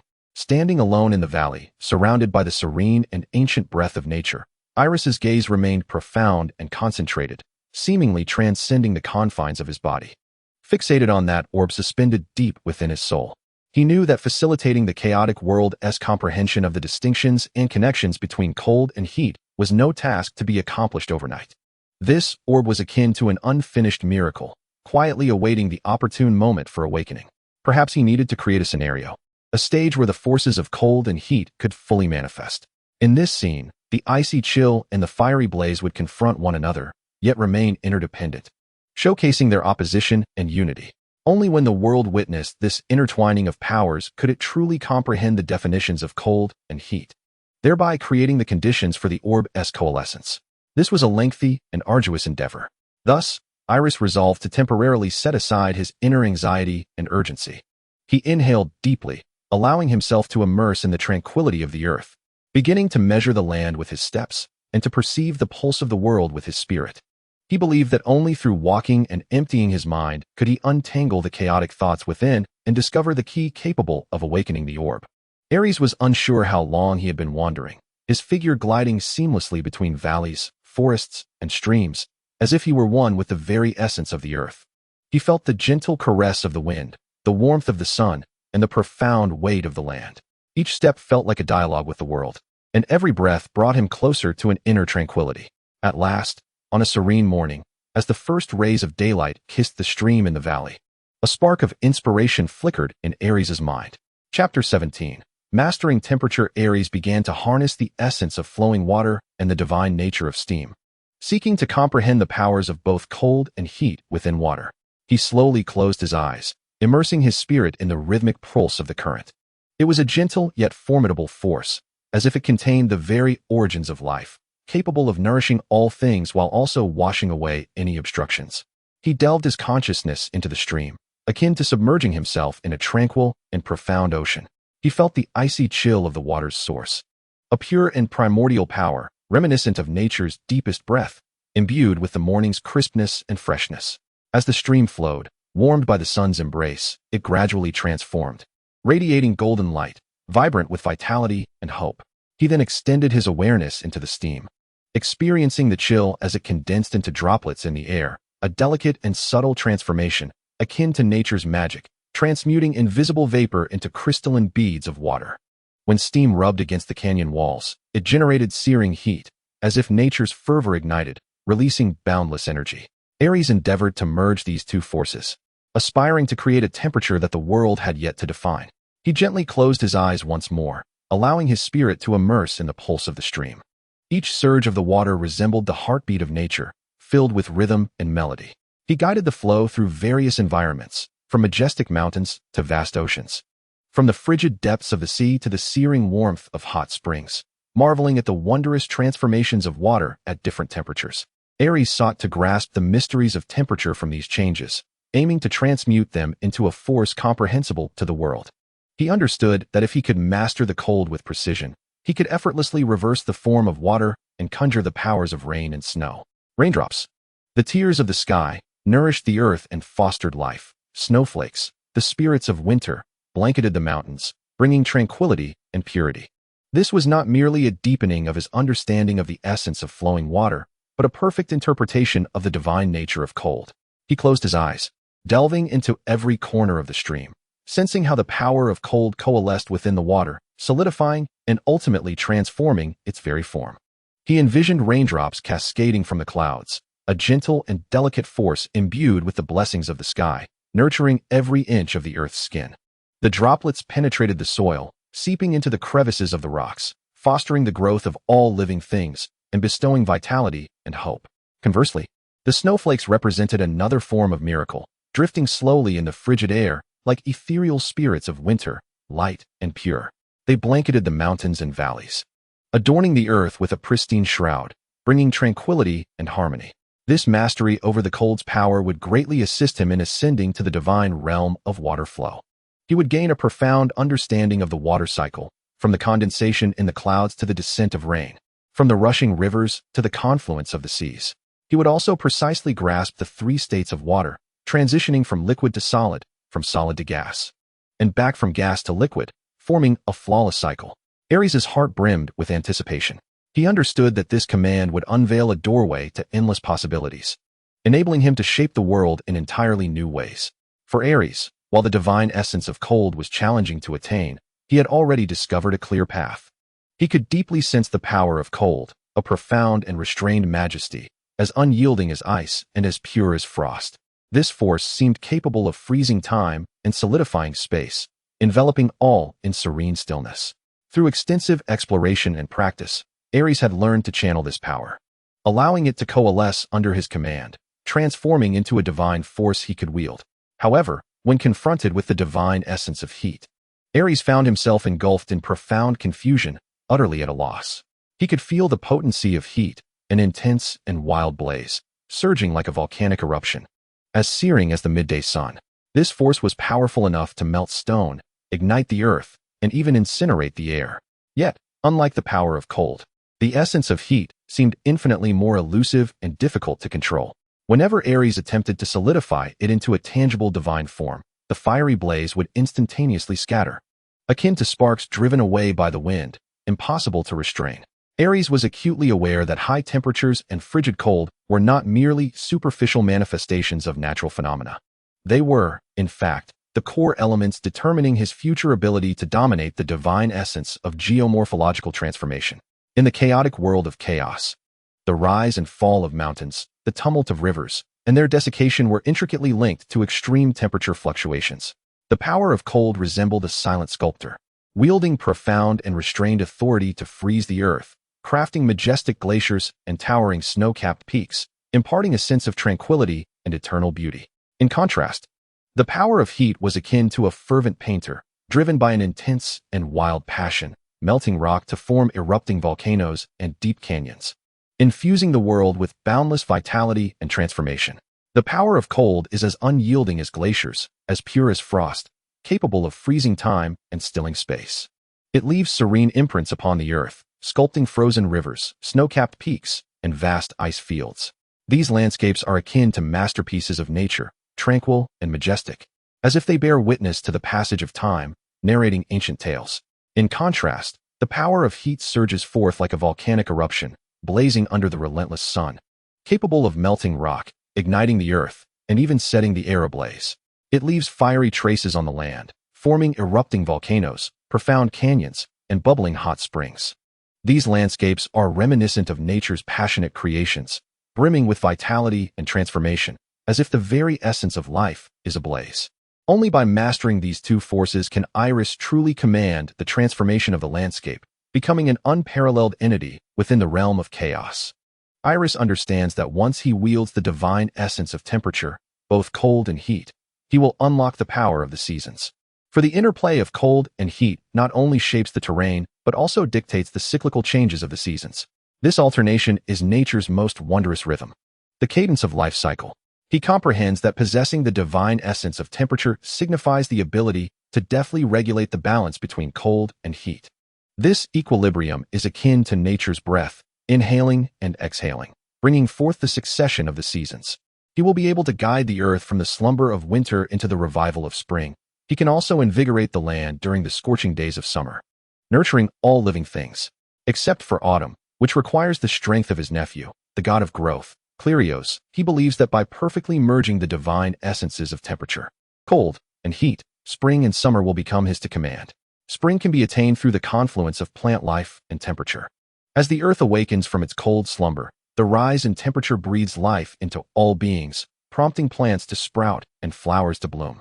Infusing the air with the essence of spring, it is a gentle yet hopeful force, akin to nature's soft whisper, rousing the land from its sleep and rejuvenating life. The springtime earth is vibrant and full of energy, every inch of land narrating tales of rebirth. Tender grass peeks through the soil, its green leaves shimmering in the sunlight. Flowers sway in the spring breeze, exuding enchanting fragrances. Trees unfurl fresh green buds, as if declaring the return of life to the world. All of this is a miracle born from the fusion of temperature and the divine essence of plants. Summer, on the other hand, can be ignited by the fervor of heat. When the blazing sun blankets the earth, everything flourishes, and the vitality of summer is fully unleashed. It is a fervent and dynamic power, embodying nature's passionate fire, infusing the land with life, and allowing vitality to thrive. The summer earth is alive with enthusiasm and vigor, every inch of soil nurturing the miracles of existence. The scorching sun bathes the earth in its radiant glow, nurturing all forms of life. In the fields, crops flourish abundantly, their fruits heavy with promise. Within the forests, trees stand tall and verdant, teeming with life. And in the rivers, the water ripples with vitality. All of this is a manifestation of the divine heat, the very essence of life's vigor. With the arrival of spring and summer, winter and autumn shall naturally follow, completing the cyclical dance of the seasons. Winter symbolizes coldness and stillness, marking the earth's slumber. Autumn, in contrast, heralds the season of harvest and ripeness, representing both the culmination of life's cycle and the dawn of new beginnings. Aerys is acutely aware that mastering the powers of these 4 seasons will elevate him to the status of the god of seasons. He harbors a clear and resolute ambition to become the deity who governs the seasons and to have the entire world acknowledge his supreme authority. His gaze is steadfast and far-reaching, as if he can already glimpse the brilliance of his future. As for the 3 fates of time, they may face an uncertain destiny upon losing their pivotal divine positions. However, this does not concern Aerys. To him, acquiring the essence of temperature is paramount, for it will enable him to harmoniously blend the forces of cold and heat, thereby unraveling the mysteries of the seasons. This will be a crucial step in his evolution, bringing forth boundless light and hope. Driven by a fervent desire for the future, Aerys begins to wield his divine power to transform the surrounding ecology. He incites a searing heat within this space, as if seeking to turn everything to ashes through the friction of the earth's crust.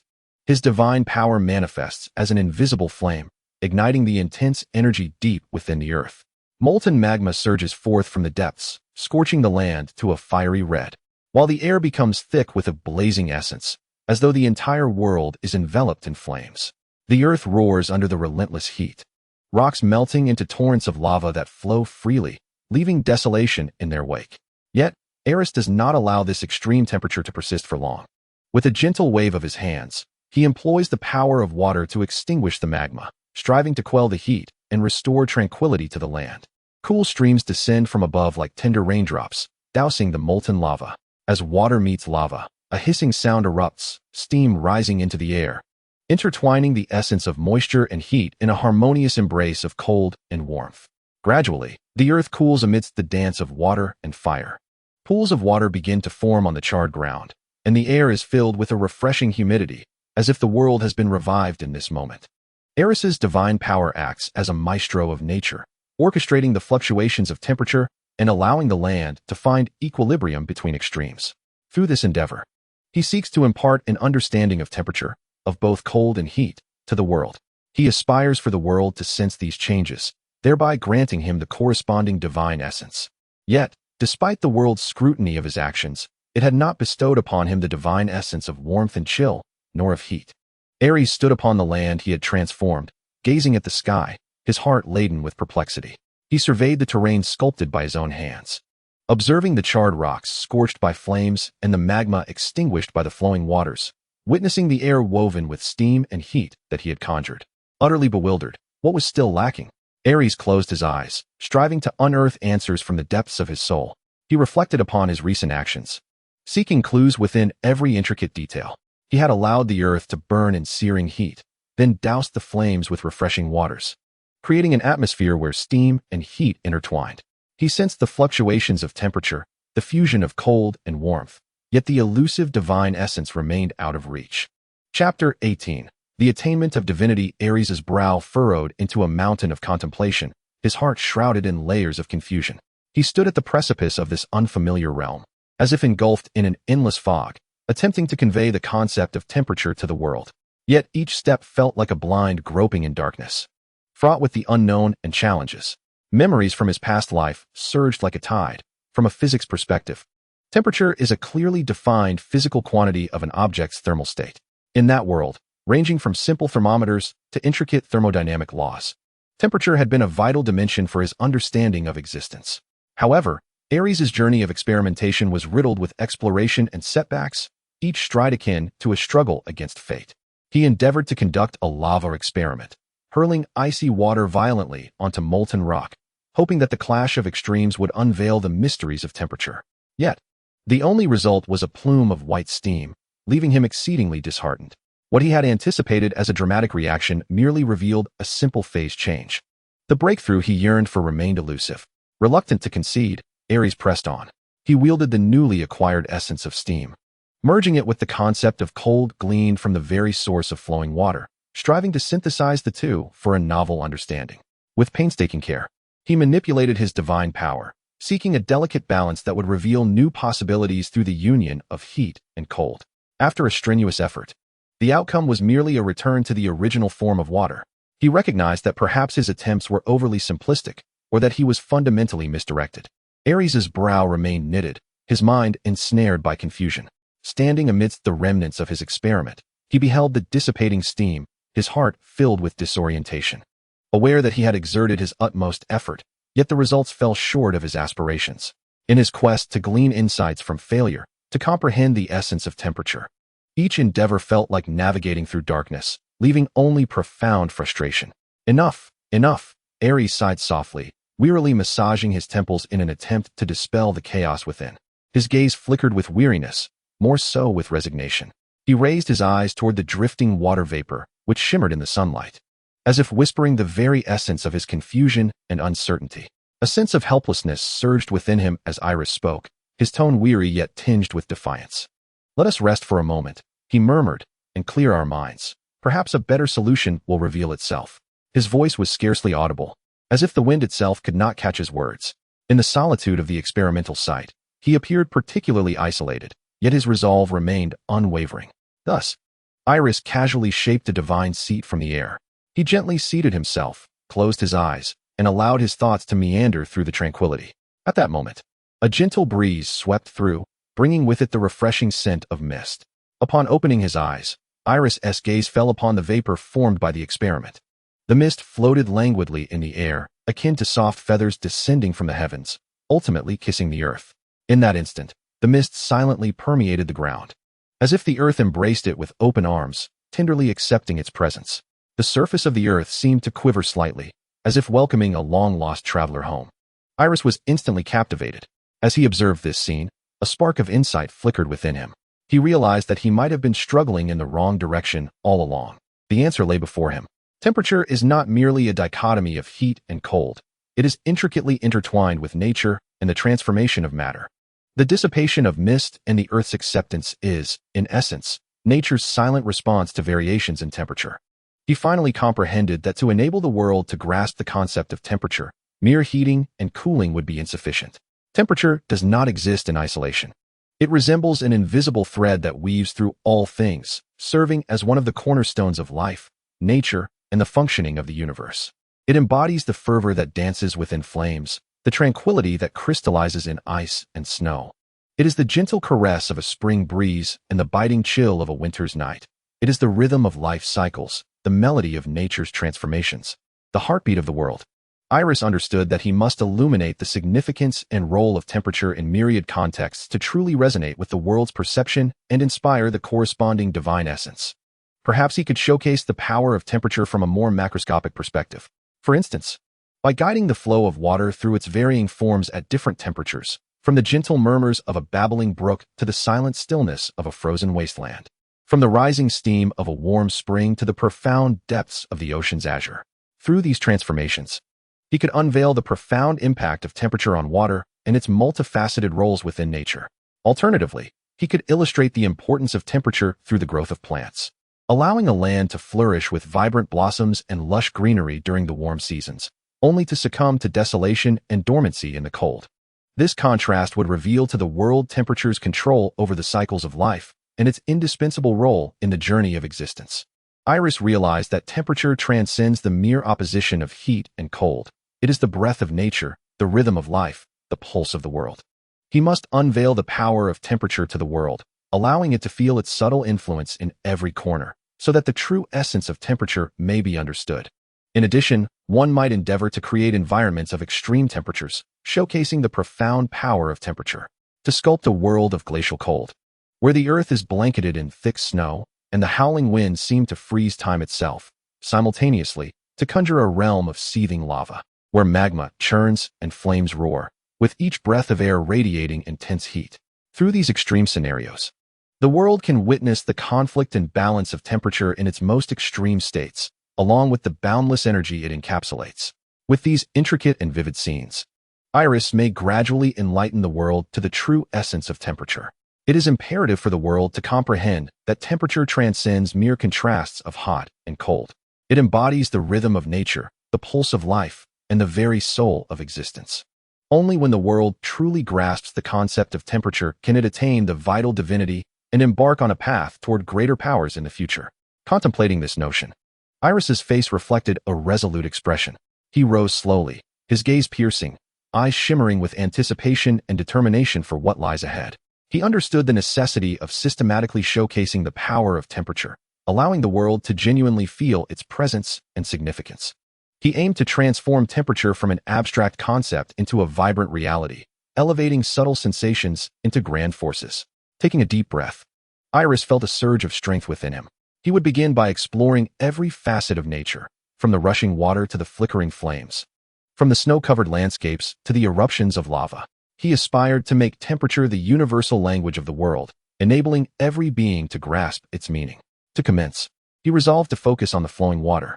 With a gentle concentration, Aerys extended his slender fingers and waved them slowly. In an instant, the surrounding air seemed to respond to an enigmatic force, rippling delicately as if caressed by a gentle breeze. He attuned himself to the profound and majestic power of the water's essence. A crystalline stream emerged quietly from the nearby mountains, flowing gracefully along the veins of the earth. Guided by his intent, the temperature of the stream began to subtly shift. In the warm sunlight, the water transformed into a gentle warmth, flowing softly as if whispering a hymn of life. Sunbeams danced upon the surface, creating a sparkling array akin to myriad lively diamonds, radiating a soft glow that mirrored a scene teeming with vitality, evoking joy in the heart. The warmth of the stream seemed to convey a gentle power, infusing the surrounding air with vigor and vitality. Aerys continued to guide the flow, gradually lowering the temperature. A thin mist began to rise from the surface of the water, resembling a delicate veil drifting above, adding an aura of mystery and tranquility. As the temperature further declined, the stream turned icy and piercing, ultimately solidifying into a sheet of translucent ice in the frigid air. The ice surface reflected a chilling brilliance, akin to the purest gem of nature, lying still and exuding an exquisite, frosty elegance. He paused, gazing quietly at the frozen stream, aware that this was merely the first step, yet sufficient to allow the world to perceive the profound impact of temperature on the flow of water. From the warm stream to the icy surface, the potency of temperature is vividly displayed within this small body of water. In Chapter 19, The Acquisition of Divinity, Aerys's gaze shifts from the frozen stream to a desolate land. This terrain is parched and barren, devoid of life, as if it were a corner forgotten by time. Yet, Aerys perceives its potential and has already conceived a clear plan in his mind. He intends to demonstrate the profound impact of temperature on plant growth through this land, revealing to the world that temperature is not merely a physical phenomenon, but a pivotal element in the cycle of life. He first concentrates, his hands gently poised, channeling the primordial forces of the earth. His power, akin to tender tendrils, gradually seeps into the desolate land. Under his influence, the once barren soil begins to transform into fertile ground, becoming soft and moist, as if infused with newfound vitality. The essence of the earth grows rich, brimming with life and hope, as if whispering tales of long-dormant dreams about to awaken. Next, Aerys harnesses the power of the plant divinity to summon seeds from a distant forest. Guided by his thoughts, these seeds take flight, gently cascading upon the earth. They settle into the fertile soil, as though finding their long-lost home, instantly embraced by the land, narrating a tale of warm reunions. Under Aerys's influence, these seeds swiftly take root, sprouting with vigor and hope, reaching skyward towards the sun. They thrive in the warm temperature, their leaves unfurling and stems standing tall, echoing the miracles of life. Then, Aerys extends his hand, and with a gentle wave, a warm and soft energy flows from his palm, enveloping the land like a spring breeze. The sunlight becomes gentle and warm, as if the essence of spring has quietly descended, wrapping the terrain in a tender glow. Under this warm force, the tender seedlings grow rapidly, and blossoms begin to bloom, their vibrant petals akin to splendid fireworks, unfurling their endless beauty against the lush backdrop. The air becomes fragrant, rich, and sweet, inviting butterflies and bees to gather nectar. The butterflies and bees flit among the blossoms, adding a touch of liveliness and vitality to the land. This terrain, under the warm temperature, swiftly transforms into a tapestry of vibrant blooms, pulsating with the vigor of life. The once desolate land has now blossomed into a thriving garden, resembling the gentlest canvas of nature. However, Aerys does not pause. With a slight furrow of his brow and a glimmer of determination in his eyes, he gradually withdraws his power. The temperature begins to subtly drop, and a chilly wind starts to blow, carrying a crisp essence, as if heralding the arrival of the cold. The flora upon the land has sensed a shift in temperature. The blossoms begin to wither, their petals cascading down like dreams stripped of hue. The leaves gradually turn a desolate yellow, losing their vitality as if gently erased by the brushstrokes of time. Once a garden resplendent with blooms, it now appears somewhat forlorn in the cold wind, the vigor of life seemingly waning bit by bit.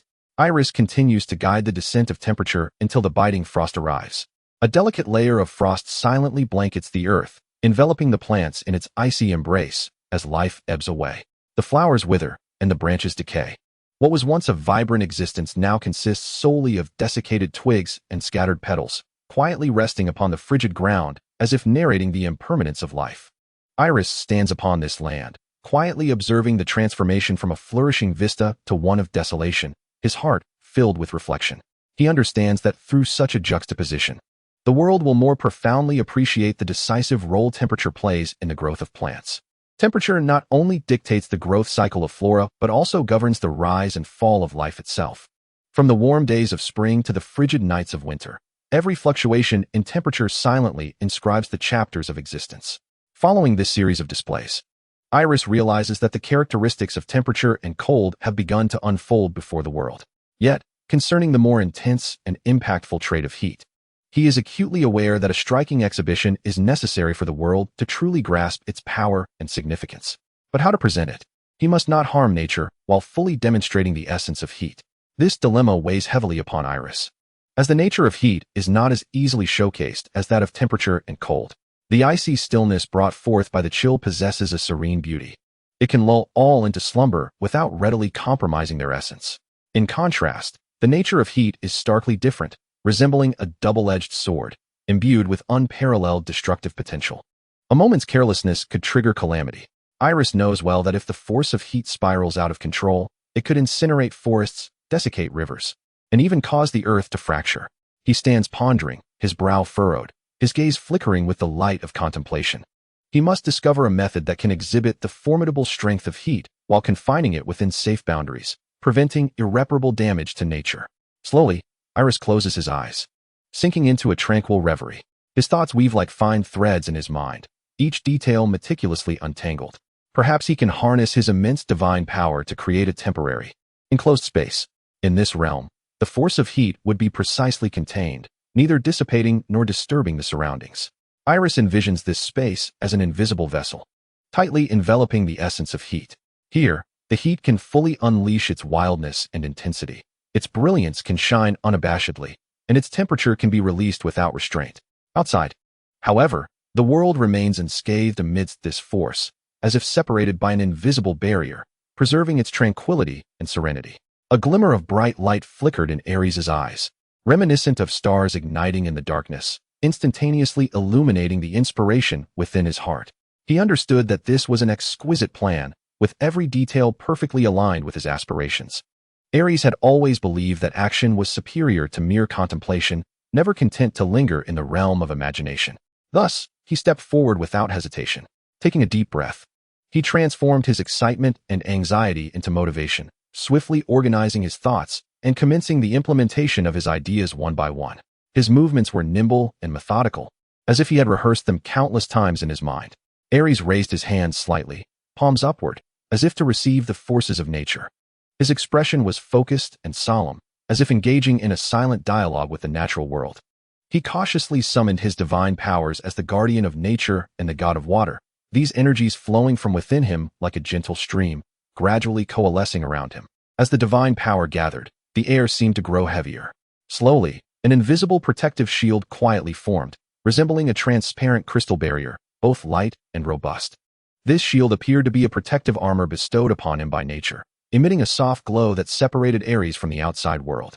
It precisely confined the power of heat to this land, as if tailoring an invisible garment for the area. It would not allow the heat to dissipate to other regions, preventing the external world from suffering the devastation wrought by the heat. Chapter 20. The acquisition of divinity. Once all preparations were in place, Aerys cast his gaze upon the earth beneath him, where endless power and secrets lay hidden. He slowly extended his hands, palms facing upward, as if to receive the most fervent gifts of the heavens. An invisible yet potent force surged from deep within him, akin to a roaring river, converging towards the molten lava deep within the earth. The molten lava seemed to sense Aerys' call, instantly becoming intensely fervent. The magma churned in the depths, as if focused by some mysterious power, its brilliance becoming blinding and fierce, like flames burning brightly in the darkness. They resembled awakened giants, surging forth, unleashing boundless heat. Waves of scorching air rolled and surged, continuously pouring heat towards the surface, as if to completely shatter the earth's slumber. Aerys distinctly felt the surrounding air temperature begin to rise sharply, the heat waves rolling across the ground like tumultuous tides, as if intent on consuming everything. The air around began to warp and distort, as if melting under the force of this heat. Eros extended his power gently to the surface of the earth, as if draping a scorching mantle over the land. The ground began to tremble slightly, responding to the divine call, and the temperature soared. The once arid soil became searing hot, releasing wisps of steam, as if the flames deep within the earth were awakening quietly. Beneath his feet, a patch of land turned charred black, as though mercilessly scorched by fire, exuding a suffocating heat that seemed to ignite the very air. Aerys continued to guide the flow of heat, causing the temperature of the land to rise steadily. In the distance, trees began to wither under the oppressive heat. Their leaves curled, losing their former vitality. Some branches ignited, emitting wisps of smoke, silently narrating the tale of this searing calamity.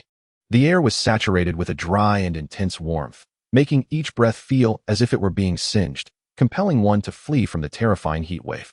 Aerys' gaze did not linger on the wilting trees. Instead, it pierced through the sweltering air to the river nearby. The once sparkling and gently flowing waters began to undergo a subtle transformation under his divine influence. With a mere gesture, it seemed he cast a silent spell. The temperature of the water gradually increased, and the surface rippled delicately, as if the river was trembling gently. Before long, fine steam began to rise from the water's surface. Initially faint, like gossamer drifting upon the river. However, as Aerys continued to channel heat, the water's temperature climbed further, and the steam thickened into a dense white mist, enveloping the entire surface of the river. This ethereal fog, both dreamlike and enchanting, transported the river into a mysterious realm, yet it bore a suffocating heat. The water level of the river began to quietly decline as a significant amount of moisture evaporated into the air. The once flowing waters now lay parched, leaving only a few puddles on the riverbed. These remnants glimmered weakly in the scorching air, resembling the river's final sigh. The riverbed lay exposed, the soil baked and cracked, with fissures resembling the wrinkles of the earth, narrating the tale of this fervent baptism. In the distance, waterfowl took flight in panic, their cries echoing poignantly in the sweltering air, mourning the once vibrant land. Aerys then turned slowly, his gaze resolute, resting upon the patch of grass that had once flourished nearby. There, drought-resistant plants had thrived, their roots deeply anchored in the earth, valiantly resisting the parched conditions. Yet, under such extreme heat, these plants gradually lost their verdant hue. Their leaves turned yellow and curled inward, silently protesting against the relentless heat wave. Aerys furrowed his brow slightly. Yet within him resided a sense of unwavering determination. He understood that this was the formidable power of heat, capable not only of transforming the natural environment, but also of testing the resilience of life. This force resembled a double-edged sword, capable of bestowing vitality as well as bringing about destruction. He resolved to take it a step further, allowing the life upon this land to experience the extremes of heat. He gradually concentrated his energy in his hands, which clenched slightly as if gathering boundless warmth. Then, with a sudden, vigorous motion, a powerful wave of heat surged forth from his palms, radiating in all directions. This wave, akin to fiery dragons, rolled and roared through the air, distorting the atmosphere, as if the searing temperatures had warped it, causing light to flicker and bend. The distant hills were soon engulfed by this heat wave. The rocks upon them became incandescent, emitting a dazzling crimson glow as if scorched by fierce flames. Cracks began to appear in some places, the rocks creaking under the oppressive heat, as if on the verge of collapse. The vegetation on the hills had long been consumed by the heat wave, leaving behind a desolate expanse of charred earth, reminiscent of a landscape ravaged by merciless flames. Aerys stood silently, resembling a tranquil statue, his gaze deep and starry, contemplatively observing all that unfolded before him.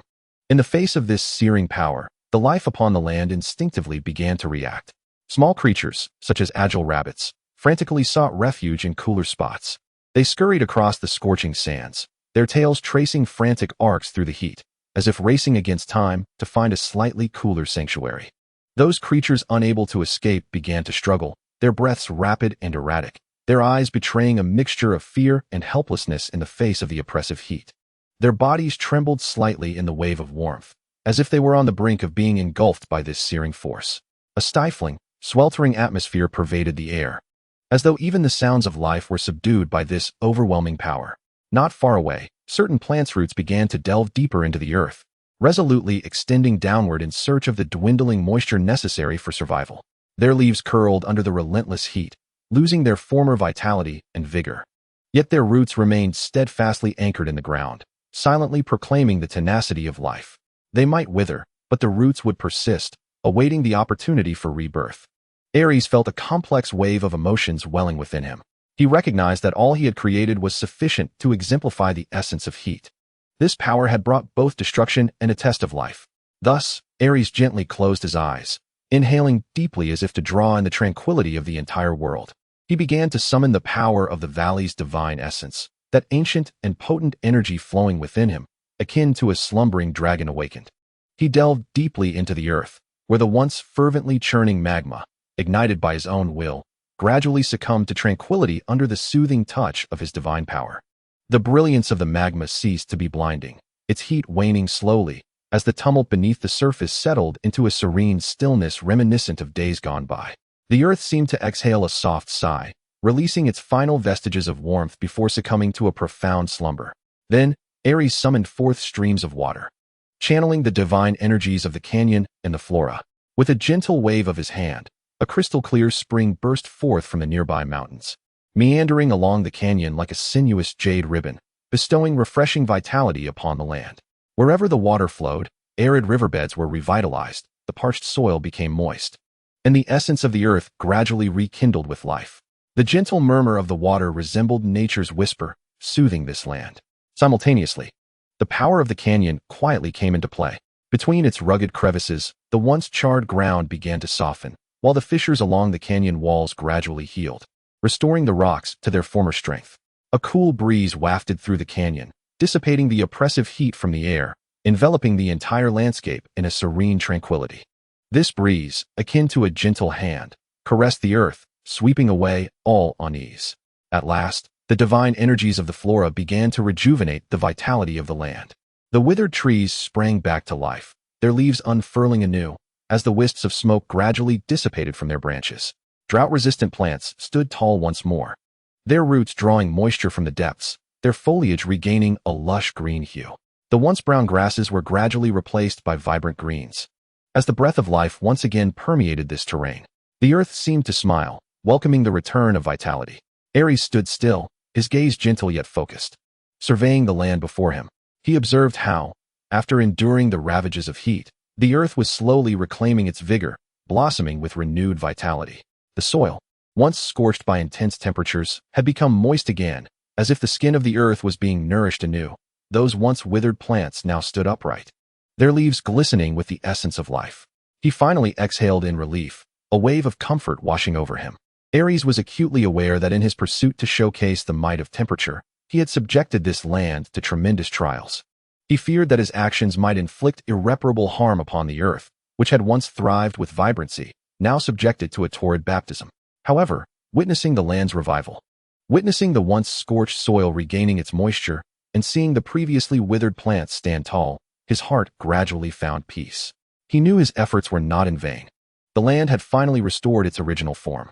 Subsequently, Aerys slowly lifted his gaze, his eyes piercing through the vast expanse of the sky, as if gazing directly into the very fabric of the world's laws. His gaze was profound and resolute, shimmering like the stars, imbued with an air of authority that transcended time and space. His voice, deep and resonant, commanded attention. Each word resonated like the tolling of a great bell, conveying an undeniable strength that proclaimed to the world, within this vast and boundless realm, there exist omnipresent laws. The molten lava churned deep within the earth, its fierce flames radiating immeasurable heat, akin to nature's most passionate heartbeat, while the frigid waters of the abyss surged in the depths. Their icy waves freezing all that dared to touch them, reminiscent of the Earth's most profound breath. This is temperature, the essence of transformation, governing the rhythm of nature and maintaining the equilibrium of the world. Aerys' voice flowed like a mountain spring, gentle yet imbued with irresistible power.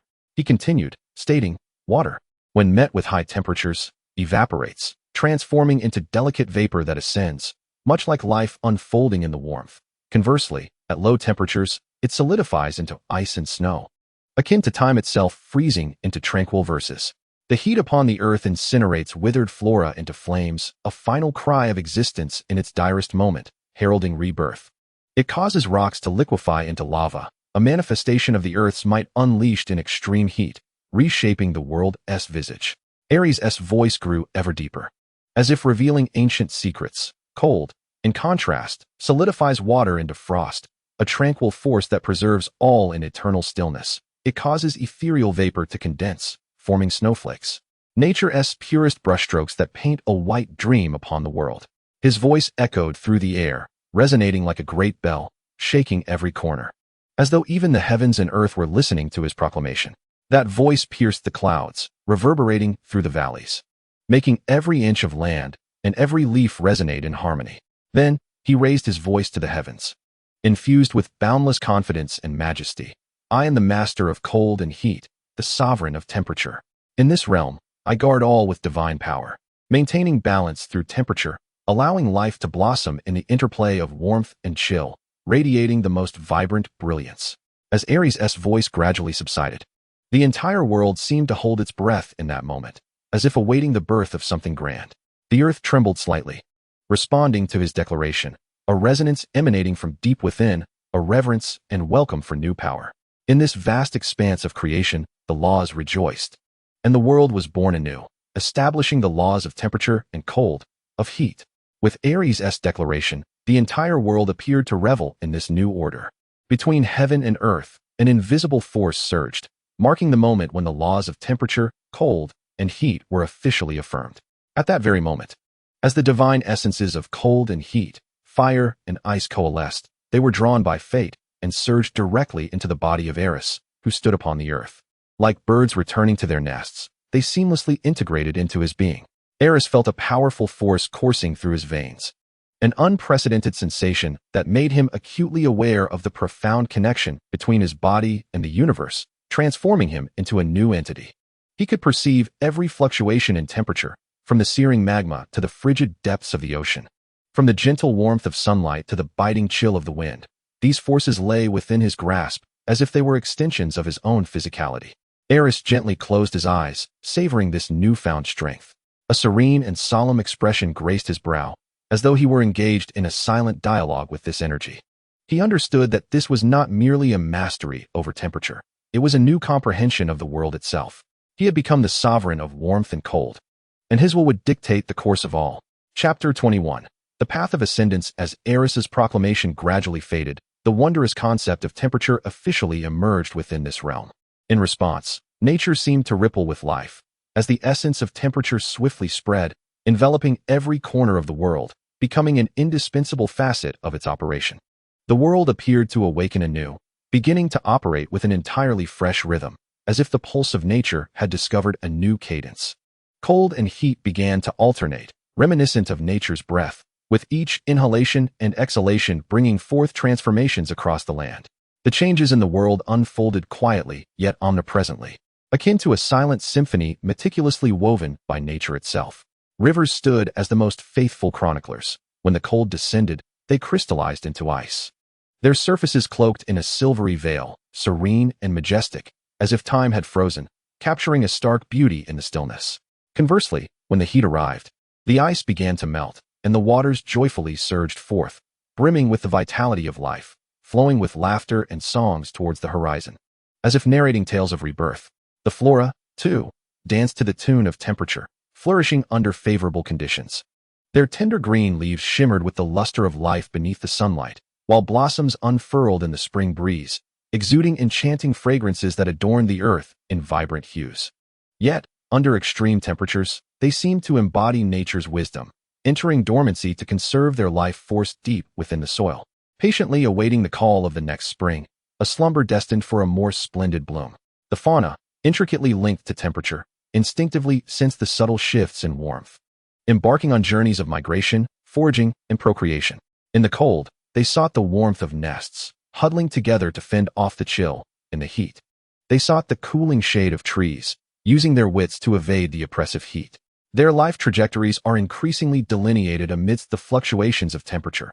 Each migration, each foraging, each act of procreation serves as an interpretation of the essence of life and a direct response to the shifting temperatures of nature. High atop the distant sacred mountain resides Uranus, the supreme deity, whose perception weaves through the intricate fabric of the world like an invisible thread, discerning the subtle changes in all of existence. As Aerys proclaims with solemnity the birth of temperature, the power of a new primordial deity quietly takes root in the world. And Uranus keenly senses this transformation. He perceives that the realm of the sky, serving as a crucial barrier between the world and chaos, has also been subtly affected. Once, the temperature high above the sky was but slightly lower than that of the world below, this delicate balance acting as a formidable defense against the encroachment of chaos, safeguarding the tranquility of creation. However, with the advent of the concept of temperature, everything began to shift imperceptibly. The sky's temperature ceased to maintain its prior stability, plummeting rapidly as if drawn by an unseen force, becoming chillingly cold. This was due to the absence of the sun, the quintessential symbol of warmth, which had yet to grace this world. Devoid of solar illumination, the world was dominated by frigid phenomena, an icy breath pervading every corner, even the sky turning unbearably cold. A flicker of displeasure welled up within Uranus, yet he recognized this as the enforcement of cosmic law, a part of the natural evolution of the world. He could only suppress his ire, casting a cold glance through the firmament toward Aerys. That gaze was imbued with authority and scrutiny, as if warning the newly born primordial deity not to lightly encroach upon the majesty of the god-king. Having successfully acquired 5 divine attributes, Aerys profoundly felt the transformation of his power. An unprecedented surge of energy coursed through his being, akin to a tumultuous torrent surging through his veins, filling him with vibrant strength. He could distinctly sense his divine might coalescing and elevating, each breath resonating deeply with the entirety of existence. Aerys understood that he had ascended to the pinnacle of formidable power, standing just a step away from the realm of transcendent strength. Yet, this step, though seemingly within reach, proved as arduous as crossing a chasm. The realm of transcendent power is the ultimate pinnacle coveted by countless deities, a supreme manifestation of strength and wisdom, representing the highest honor attainable by divine beings. Now, Aerys found himself on the precipice of this summit, just one final leap away. However, he was acutely aware that this final step was far from trivial. The realm of transcendent power is not merely a simple accumulation of strength. It demands a deeper comprehension and mastery. To reach this echelon, a deity must occupy a portion of the world's primordial essence, becoming the sovereign of a core force. Yet, this is not merely an accumulation of strength.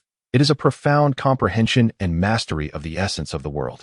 Just as Uranus, the deity of the heavens, has governed the vastness and boundlessness of the sky since his inception, he established the heavens as his foundation, drawing upon the infinite firmament as his source of power, becoming a barrier to chaos and safeguarding the order of the world. Uranus's existence delineates the boundaries of the sky and defines the height of the world, thus rendering him a being of immense divine power from the moment of his birth. Similarly, Pontus and Aurea embody the Earth's depressions and elevations, becoming the oceans and mountains of the terrestrial realm. Pontus, rooted in the ocean, channels his strength through the surging waves and rests in the profound abyss beneath. Aurea, grounded in the mountains, gathers his might in the towering peaks and takes root in the hard rock. Their existence outlines the contours of the earth and establishes its foundational essence, thereby rendering them deities of great divine power. The goddess of night and the god of darkness also have their celestial progeny. Ether, the god of the void, and Hemera, the goddess of daylight. Ether, anchored in the cosmos, extends his power throughout the infinite universe, with stars twinkling under his protection, while Hemera, rooted in daylight, bestows light and hope upon the world, drawing her strength from the warmth and vitality of the day.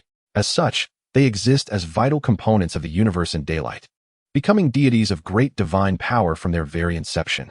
The reason these deities attain such extraordinary power lies in their intimate connection to the world's essence. rendering them indispensable parts of existence. Their strength does not exist in isolation, but is intricately linked to the workings of the world. Thus, if Eros aspires to ascend to the realm of great divine power, he must ensure that the divine office he governs becomes a cornerstone of the world. This is no simple endeavor.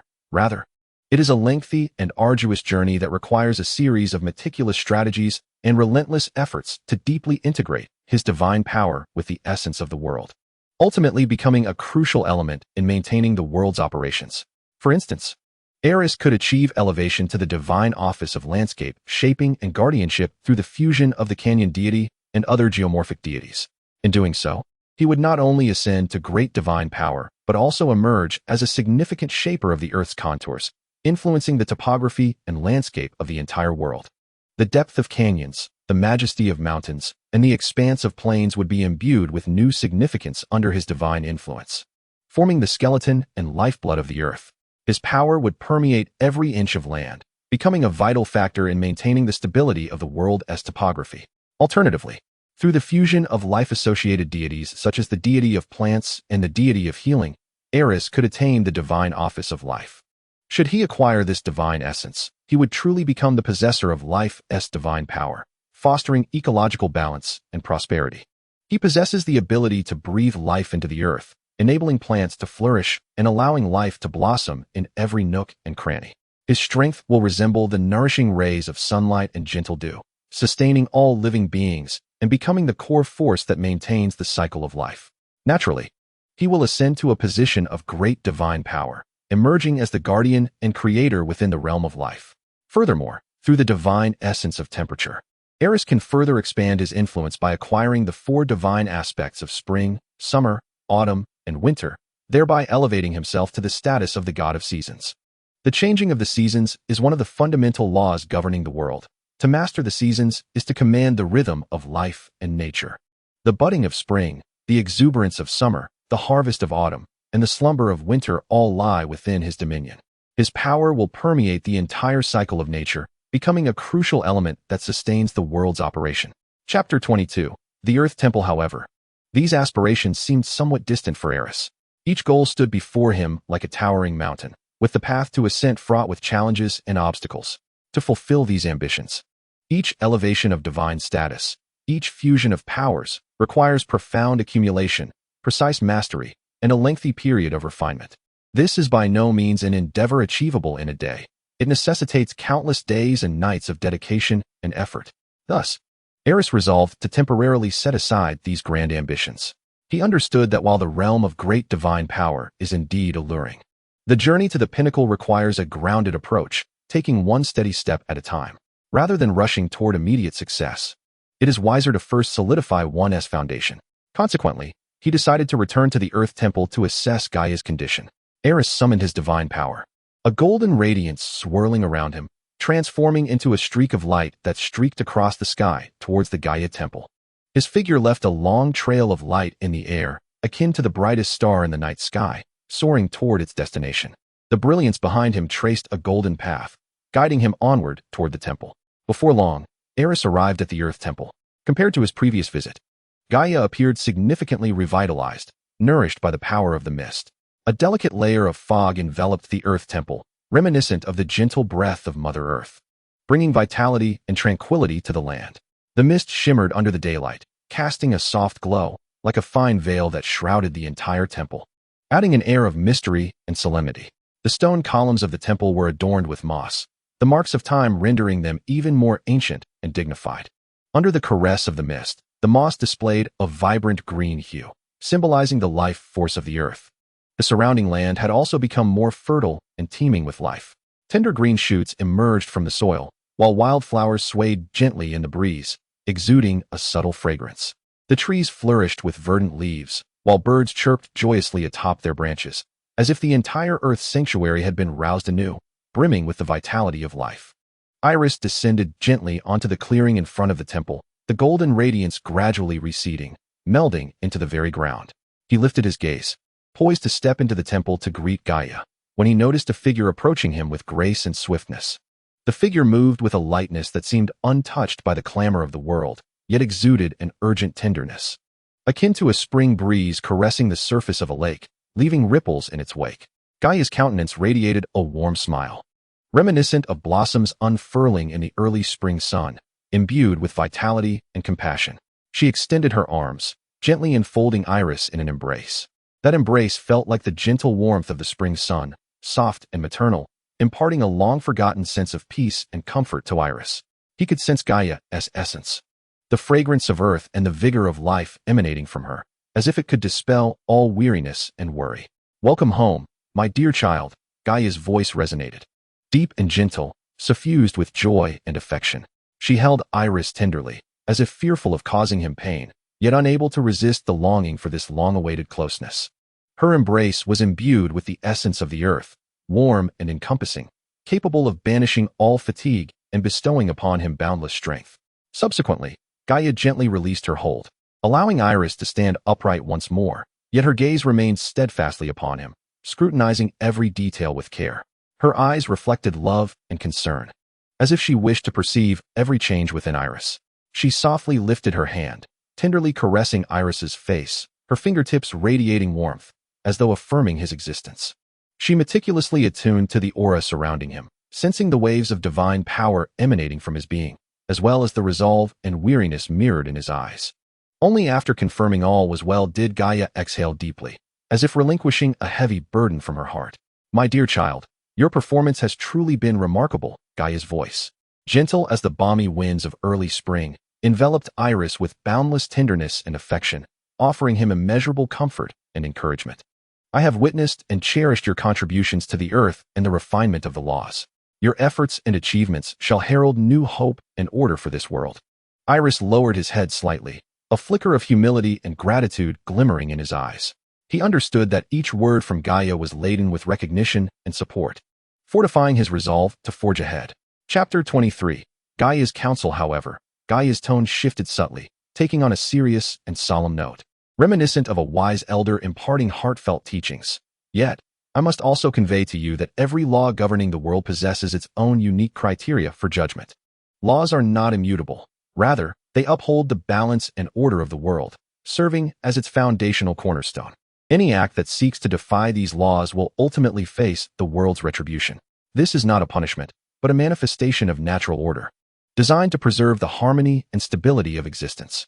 She gently released Aerys's hand, her gaze deep and resolute, as if it pierced through to his very soul. "You stand on the precipice of greatness, yet the closer one approaches the summit, the more prudent one must be. Understand that with great power comes great responsibility.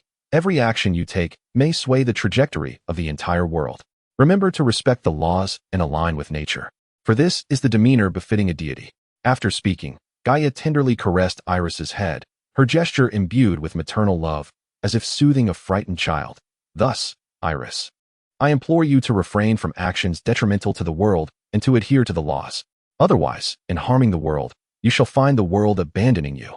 A hint of concern flickered in her eyes, as if she harbored worries for Aerys's future, yet they brimmed with trust and anticipation. Subsequently, Gaia's tone softened, reminiscent of recounting an ancient and beautiful legend. "Moreover, Aerys, you now bear a divine duty to fulfill. The laws have bestowed upon you new powers, along with new responsibilities. You must uphold the duties entrusted to you by these laws, safeguarding the equilibrium of the world and nurturing the earth's prosperity." She smiled, her gaze radiating confidence and expectation for Aerys. Just as Nyx and Hemera alternate in the heavens, bringing forth night and day, the sky shields the world from external perils.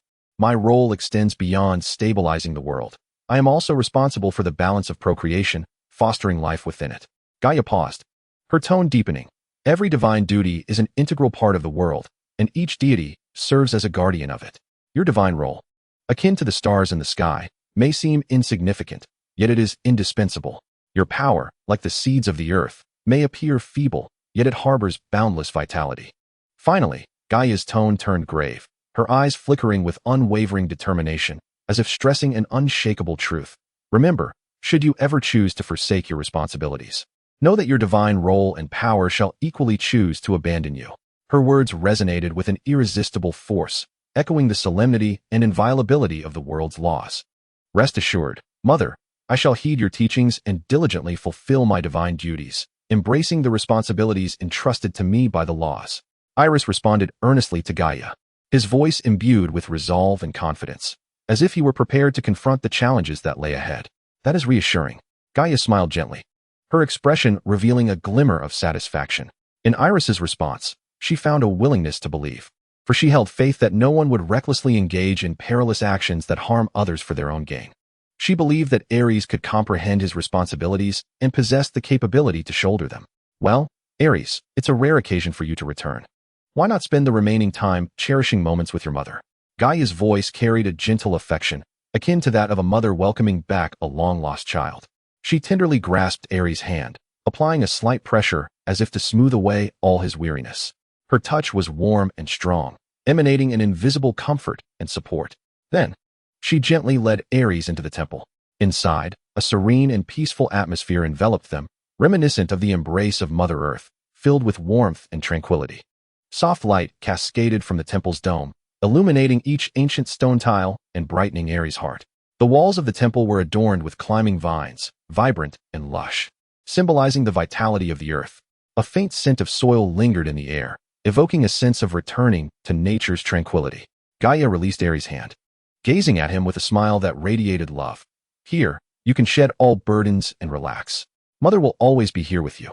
With a gentle wave of her hand, a stone bench appeared in one corner of the temple, draped in soft moss, as if gifted by nature itself. Come, sit here and rest for a while, Gaia said tenderly, gesturing for Aerys to take a seat. She settled at the other end of the bench, leaning lightly against the stone wall, closing her eyes as if savoring this moment of peace. Aerys approached the bench slowly. Once seated, he felt a long-lost sense of comfort and relaxation. The soft moss seemed to absorb all his fatigue, enveloping him in an unprecedented tranquility. He closed his eyes, allowing his weary body to gradually unwind. In this tranquil corner, he felt as though he could hear the heartbeat of the earth, sensing the love of his mother. In that moment, he was no longer a deity burdened with responsibilities, but rather a cherished child embraced by maternal affection. Aerys inhaled deeply, the air rich with the subtle scent of earth and the fragrance of vines, akin to the breath of Mother Earth. His spirit gradually settled into tranquility. As all pressure and fatigue dissipated bit by bit, he could feel Gaia's presence, a warm and encompassing force that silently reassured him that this was his sanctuary, his spiritual haven. Mother, Aerys whispered, his voice tinged with the relaxation that follows fatigue, you always know what I need. Gaia smiled gently, opening her eyes to look at him with tenderness. Because you are my child, my beloved child.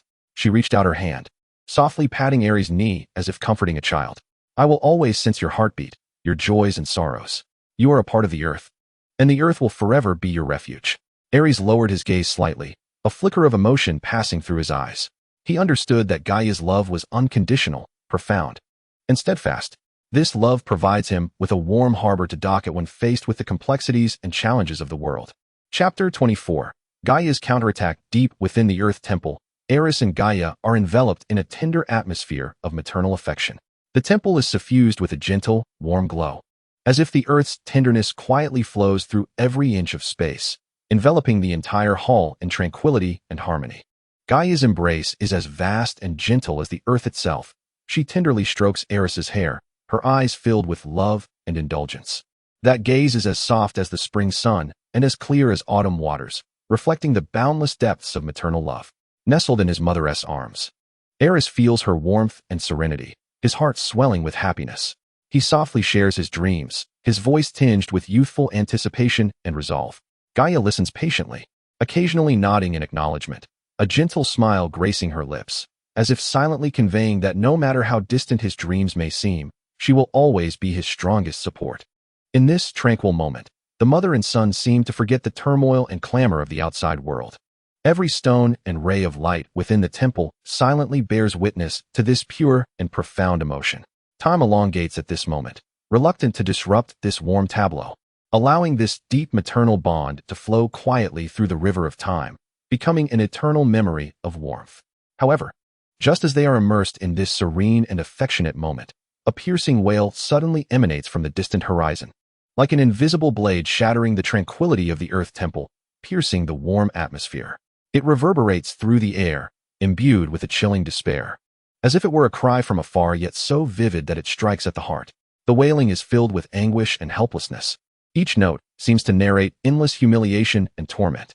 It is a lament of a soul cruelly toyed with by fate, a shout of struggle amidst despair. It seems to arise from a captive spirit, or perhaps the final call of a traveler lost in darkness. This sound lingers within the temple, causing the once warm glow to tremble slightly, as if the earth itself is moved by this tragic lament. Gaia's expression instantly turns grave. She lifts her gaze, penetrating the temple's dome, looking towards the distant sky, a flicker of worry and concern flashing in her eyes. Aerys also raises his head from his mother's embrace, bewilderment and shock filling his eyes, as the wailing strikes like a heavy hammer, shattering their momentary peace. "Move quickly, my cowardly progeny," booms the voice of the king of the gods from the sky, thunderous with wrath, imbued with endless majesty and brutality. Uranus's formidable divine power manifests as invisible whips, striking fiercely against a colossal deity.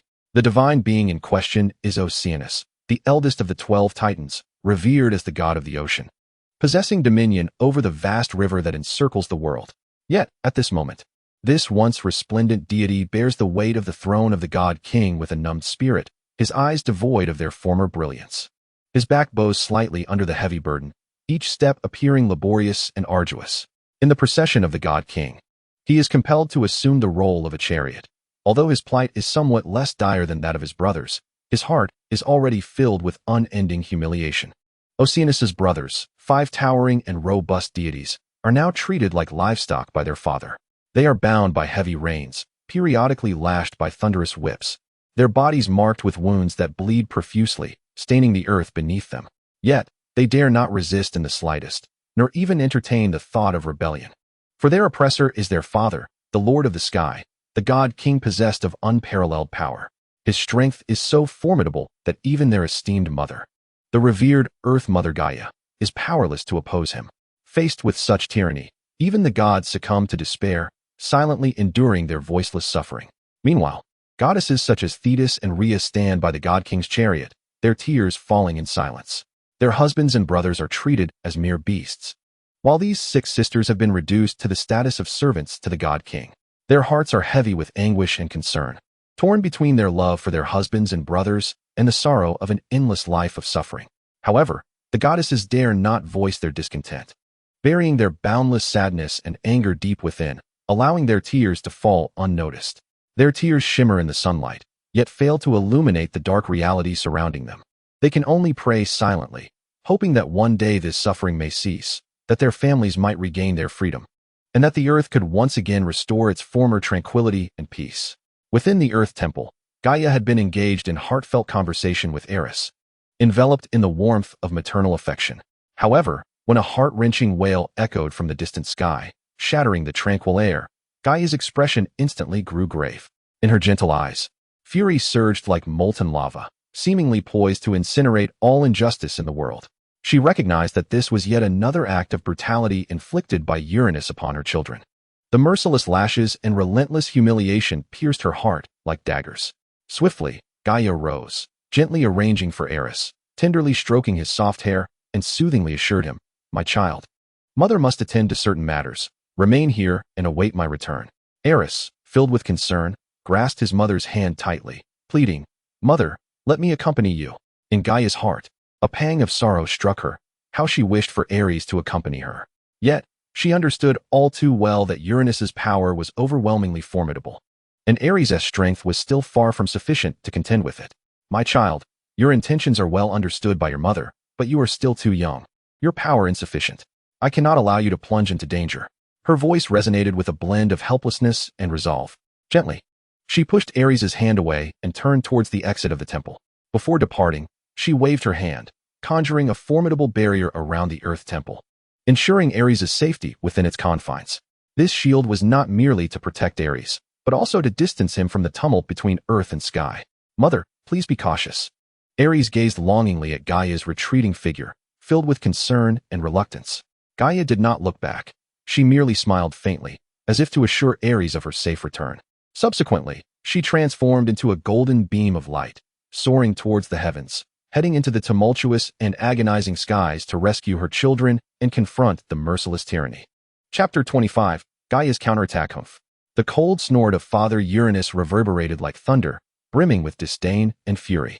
In his hand, a whip woven from lightning flickered with a frigid glow, imbued with the might of thunder, as it lashed down mercilessly upon the fallen Cronus. Cronus's body was already ravaged. Bloodied and torn, his agonized groans echoed through the air, a silent lamentation of his fate. Yet, Uranus's brutality showed no signs of abating. His eyes glimmered with a cruel light, as if relishing the torment of his offspring, viewing their suffering as a testament to his power. Enough, Uranus! A thunderous cry pierced the heavens, laden with infinite majesty and indignation. In the depths of despair reflected in Cronus's gaze, a colossal rock pillar slowly ascended from the earth, resembling a towering peak, imbued with immense force, hurtling towards Uranus. As the pillar traversed the air, it tore through the atmosphere, emitting a piercing howl, as if the very fabric of reality trembled under the weight of this power. This was no ordinary stone. It was a manifestation of the earth goddess Gaia's strength. It bore her boundless protection for her children and her wrath against Uranus's tyranny, akin to a sword of justice aimed directly at Uranus's oppressive reign. Oh, my dear goddess! Uranus's voice dripped with contempt and mockery, as if Gaia's outcry were nothing more than the insignificant chirping of insects. With a casual wave of his hand, the enormous pillar shattered instantly in his palm, disintegrating into a whirlwind of dust, akin to leaves swept away by the wind, utterly powerless to resist. He then let out a cold laugh, forcibly drawing the furious earth goddess into his embrace. His tone dripping with endless frivolity and disrespect. Do you wish to stop me once more? Release me, Uranus. Gaia struggled, her voice brimming with rage and helplessness. Witnessing her child subjected to such indignity, the primal essence of the Earth Mother was ignited, her fury erupting like a volcano, with molten rage surging within her heart, completely veiling her reason. She cast aside all restraint, driven solely by the desire to halt Uranus's tyrannies against her offspring, even at the cost of her own strength. The earth began to tremble violently, as if responding to Gaia's wrath, every inch of land lamenting her anguish. Lava gushed forth from the depths, akin to flames of fury, ascending to the heavens and staining the darkened sky of vivid crimson. The entire realm shook as if on the brink of fracture, the fissures in the ground resembling wounds narrating the pain and defiance of the earth goddess. As Gaia's indignation escalated, the divine forces of earthquakes and volcanoes were thoroughly awakened, the land itself seemingly resonating with this unjust atrocity, roaring for justice. The earth's tremors intensified, as if rallying in support of Gaia's anger. The volcanic lava surging forth like furious blood, erupting from the depths to engulf the sky, casting the world in a fervent glow of red light. Amidst this boundless wrath, the form of the earth goddess Gaia grew increasingly imposing and majestic, her eyes ablaze with a fierce fire, as if determined to incinerate all injustice. She swung her powerful fist towards Uranus with a forceful might. This blow, imbued with the earth's fury, the grief of a mother, and an endless condemnation of tyranny, soared through the heavens like an irate meteor, aimed directly at Uranus. Ah! The anguished cry of the god King Uranus echoed throughout the world, filled with shock and disbelief. In an instant, the sky seemed to tear asunder, daylight swallowed by encroaching darkness, plunging the entire realm into chaos. Celestial flames, resembling an enraged dragon, streaked across the horizon, accompanied by deafening thunder, as if even the heavens were shaken by this divine confrontation. A tempest swept across the land, howling winds like countless invisible blades, tearing at all existence, as if intent on rending everything apart. The entire world was ensnared in this breathtaking conflict, an atmosphere rife with turmoil and unrest. In this heart-stopping clash, the power of the earth goddess Gaia was no longer easily suppressed by Uranus, but rather began to reveal a growing capacity for resistance. This transformation stemmed from the emergence of the ethereal divine essence, akin to a guardian of the earth, endowing it with the ability to self-repair. After sustaining wounds, the earth began to heal its injuries slowly yet resolutely, as Gaia's strength correspondingly regained much of its former vigor. Wrapped in a gentle golden radiance, her form was enveloped in a soft yet steadfast glow, reminiscent of warm energy surging from the earth's core, cocooning her in a golden light. This was a symbol of the earth's power, a testament to her fury and resolve. Every motion of Gaia exudes strength and majesty, her fists clenched tightly, each swing resonating with the earth's fury, as if to uproot all injustices. In her gaze burns an unwavering dedication to justice and an indignant outrage towards tyranny. Her eyes piercing through the fog like the dawn's light, steadfast and luminous. The Titans stand at a distance, their expressions a blend of admiration and anticipation for their mother Gaia, tinged with an unmistakable concern. They comprehend that this battle transcends mere opposition between the Father of Heaven and the Mother of Earth. It is a confrontation between justice and brutality. Each Titan's heart is filled with complex emotions. They yearn for their mother's triumph, yet fret over the potential harm she may endure in this fierce conflict. In this cataclysmic clash, the heavens and earth dim in comparison. The ground fractures, as if stamped upon by the giant's feet, deep rifts sprawling like scars upon the earth. Reaching into the distance, the sky shatters, a tempest of wind and lightning weaving a tapestry reminiscent of an apocalypse, with thunder reverberating like war drums, and lightning slicing through the firmament like a sword. Thunderstorms, lava, gales, and earthquakes unleash countless natural disasters in this grand confrontation. The heavens collapse and the earth sinks, reshaping the very geography of the world in a tumultuous upheaval. Mountains are leveled to the ground, once towering peaks reduced to mere remnants. Oceans unleash titanic waves, the surf akin to enraged beasts, battering the shores and devouring all in their path. The once tranquil earth is now marred, and the vibrant world is engulfed in chaos and destruction. Yet, amidst this turmoil, the battle between Gaia and Uranus persists. Each clash seems to rewrite the fate of the world, every collision akin to the turning of destiny's gears, determining the course of the future. Behind this tempestuous struggle, the Titans silently offer their prayers, yearning for the triumph of justice. Their gaze is fixed upon the battlefield, filled with trust and support for their mother. They understand that the outcome of this contest bears profound implications for their own destinies. They pray fervently, hoping that Gaia's strength may overcome Uranus's tyranny, that justice may ultimately prevail in this chaos, and that the earth may once again restore its tranquility and harmony. Chapter 26. In the wake of Gaia's counterattack, my beloved goddess, do not presume upon my affection to act with impunity. It is time for you to learn a lesson. Uranus's voice dripped with mockery and coldness, his eyes glimmering with undeniable authority. He loomed high above in the sky, surveying the earth goddess Gaia, as if appraising a foe soon to be subdued. His tone brimmed with condescension, as if Gaia's resistance were merely a trifling struggle in his eyes. Slowly, Uranus summoned the might of the divine king, that formidable power surging within him like a tempest, crashing against his being in relentless waves. Uranus raised both hands high, and countless bolts of lightning manifested in the expanse of heaven and earth, dancing like silver serpents in his palms, seemingly under his effortless control. He infused the celestial power into this spectacle, a force reminiscent of thunder from the heavens, reverberating throughout the world. Empowered by this might, Uranus's divine strength surged dramatically, surpassing even the injured Gaia. His figure loomed larger in the sky, as if he had become the sovereign of the entire realm. Enveloped in a radiant glow, his presence exuded a brilliance akin to the sun, yet bore a hint of frigid authority. Then, with a mere gesture, an almost transparent sword materialized from the ether, gently landing in his grasp. This sword, entirely translucent as if crafted from the purest crystal, bore no impurities or adornments, its surface impeccably smooth. It shimmered under the sunlight, exuding an aura of mystery and power. This was no ordinary weapon. It was a manifestation of Uranus's divine essence, imbued with an indomitable strength, each inch of its blade containing the capability to rend the very fabric of existence.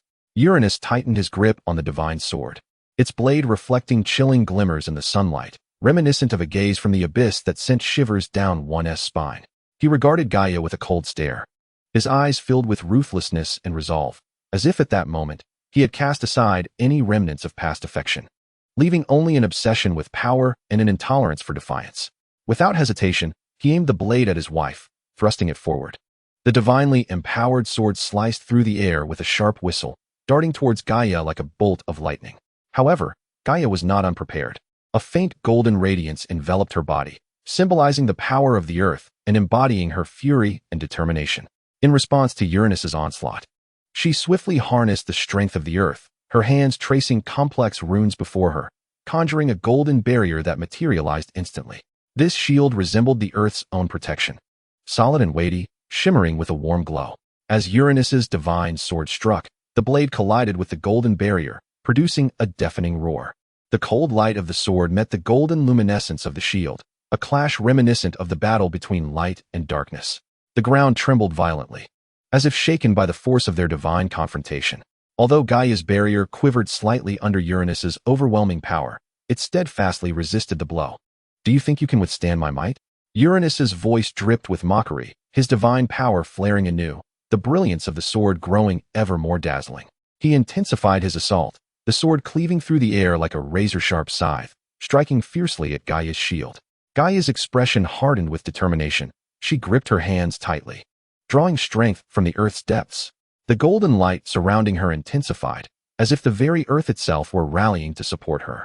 She gritted her teeth, resolutely resisting the onslaught of Uranus. Each collision sent tremors through the earth, and with every impact, her body recoiled slightly, yet she refused to yield. However, the might of Uranus proved overwhelmingly formidable.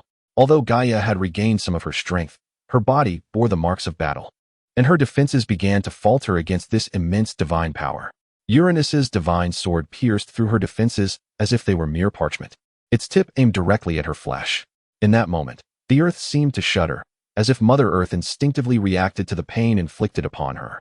Instantly, the anguished cry of Gaia echoed across the world, a sound reminiscent of a blade tearing through the very fabric of the sky.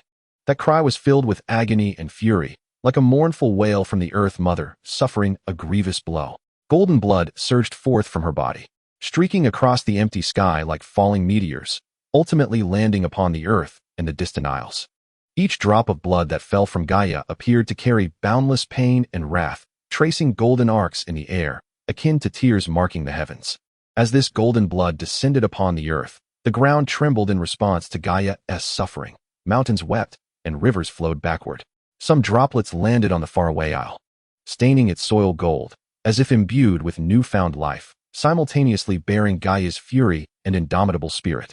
This island, soaked in the blood of Gaia, would become the nurturing ground for Zeus, the third generation of divine kings. In the future, the goddess of time, Rhea, fearing that Zeus might meet the same fate as his siblings, who were devoured by Cronus, would quietly take him to the island of Crete after his birth, hiding him in this sacred land imbued with the divine essence of Gaia's blood. There, Zeus would thrive joyfully until he matured into a deity capable of bearing the monumental task of saving the world. But that is a tale for another time. For now, this island remains a mere stain of Gaia's blood, marred by the wounds inflicted by Uranus. Chapter 27. The injured earth in that fleeting, suffocating moment. The goddess Gaia plummeted from the heavens. Her body, marked by the scars of Uranus's assault, descended with an almost unimaginable velocity, crashing violently onto the very earth she had created. A deafening roar erupted, as if the very foundations of the world were shaken at that instant. The air itself seemingly torn asunder by the force of the impact. The sound was akin to thunder, resounding and overwhelming, causing the earth and sky to tremble in unison. The surface of the land was mercilessly torn apart, fissures opening like gaping maws, greedily consuming everything in their vicinity. Dust swirled in the air, obscuring the sky, and a suffocating atmosphere enveloped the surroundings, making even the act of breathing a laborious endeavor. Every tremor of the earth seems to mourn for Gaia's suffering, a heavy lamentation that narrates boundless sorrow and helplessness. In that suffocating moment, a fierce rage ignited within Aerys' heart, akin to molten lava surging forth from an abyss, overwhelming him to the brink of incinerating his rationality. A tempestuous force surged through his being, compelling him to shatter all restraints and ascend to the celestial temple, seeking justice for his mother, Gaia. Yet, when confronted with this fury, the immense power he wielded felt like an insurmountable mountain, firmly restraining his impetuous impulses. Although Aerys possessed formidable strength, it paled in comparison to the monumental power of Uranus. Standing within the sanctuary of the earth, his fists clenched tightly, nails digging deep into his palms, blood trickled through his fingers, drop by drop, staining the ground beneath him. This blood bore witness to his inner torment, yet could not conceal the struggle within his heart. His body trembled, not from fear, but from the relentless tug of anger and helplessness tearing at his soul. He was acutely aware that despite possessing immense might, a chasm remained between him and Uranus that seemed unbridgeable. Uranus had long since mastered the profound power of the primordial weapon, an almost unshakable force, akin to the eternal stars in the sky, radiating an awe-inspiring brilliance. Even with all his strength, Aerys knew he could inflict no harm upon Uranus. In this moment, his heart brimmed with anguish and resentment. He could only watch helplessly as his mother suffered, her cries echoing within him like a sharp dagger, piercing deep into his soul. That sense of powerlessness threatened to engulf him, bringing him to the brink of collapse. "Mother," Aerys' voice was low and trembling, laden with an unmistakable choke of emotion. His gaze was rife with pain and defiance, as if a searing flame burned within, ensnared by the relentless darkness, unable to break free. Tears swirled in his eyes, crystalline like morning dew, yet they never fell, as though he were desperately suppressing the profound despair dwelling within. His lips quivered slightly, each call a Herculean effort to shatter the suffocating sense of impotence.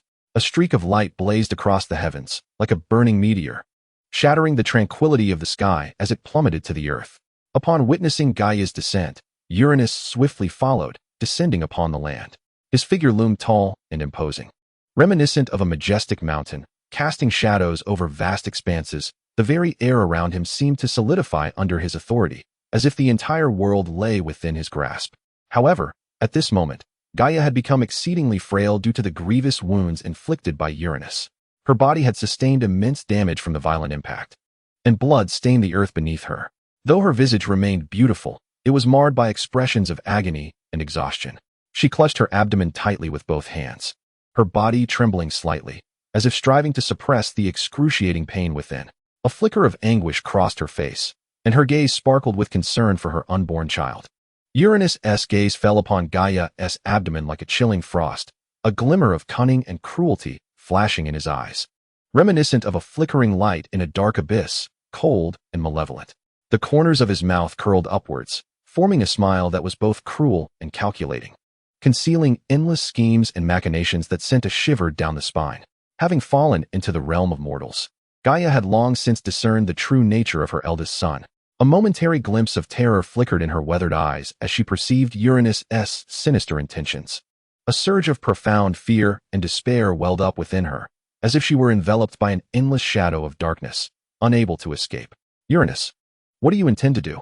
Gaia's voice trembled with palpable dread, although she could not fathom his true intentions. His cold and somber gaze instilled an ominous premonition within her. She held her abdomen protectively, her hands, though trembling, resolutely shielding the child beneath her, as if her very life were constructing an impenetrable barrier for the unborn.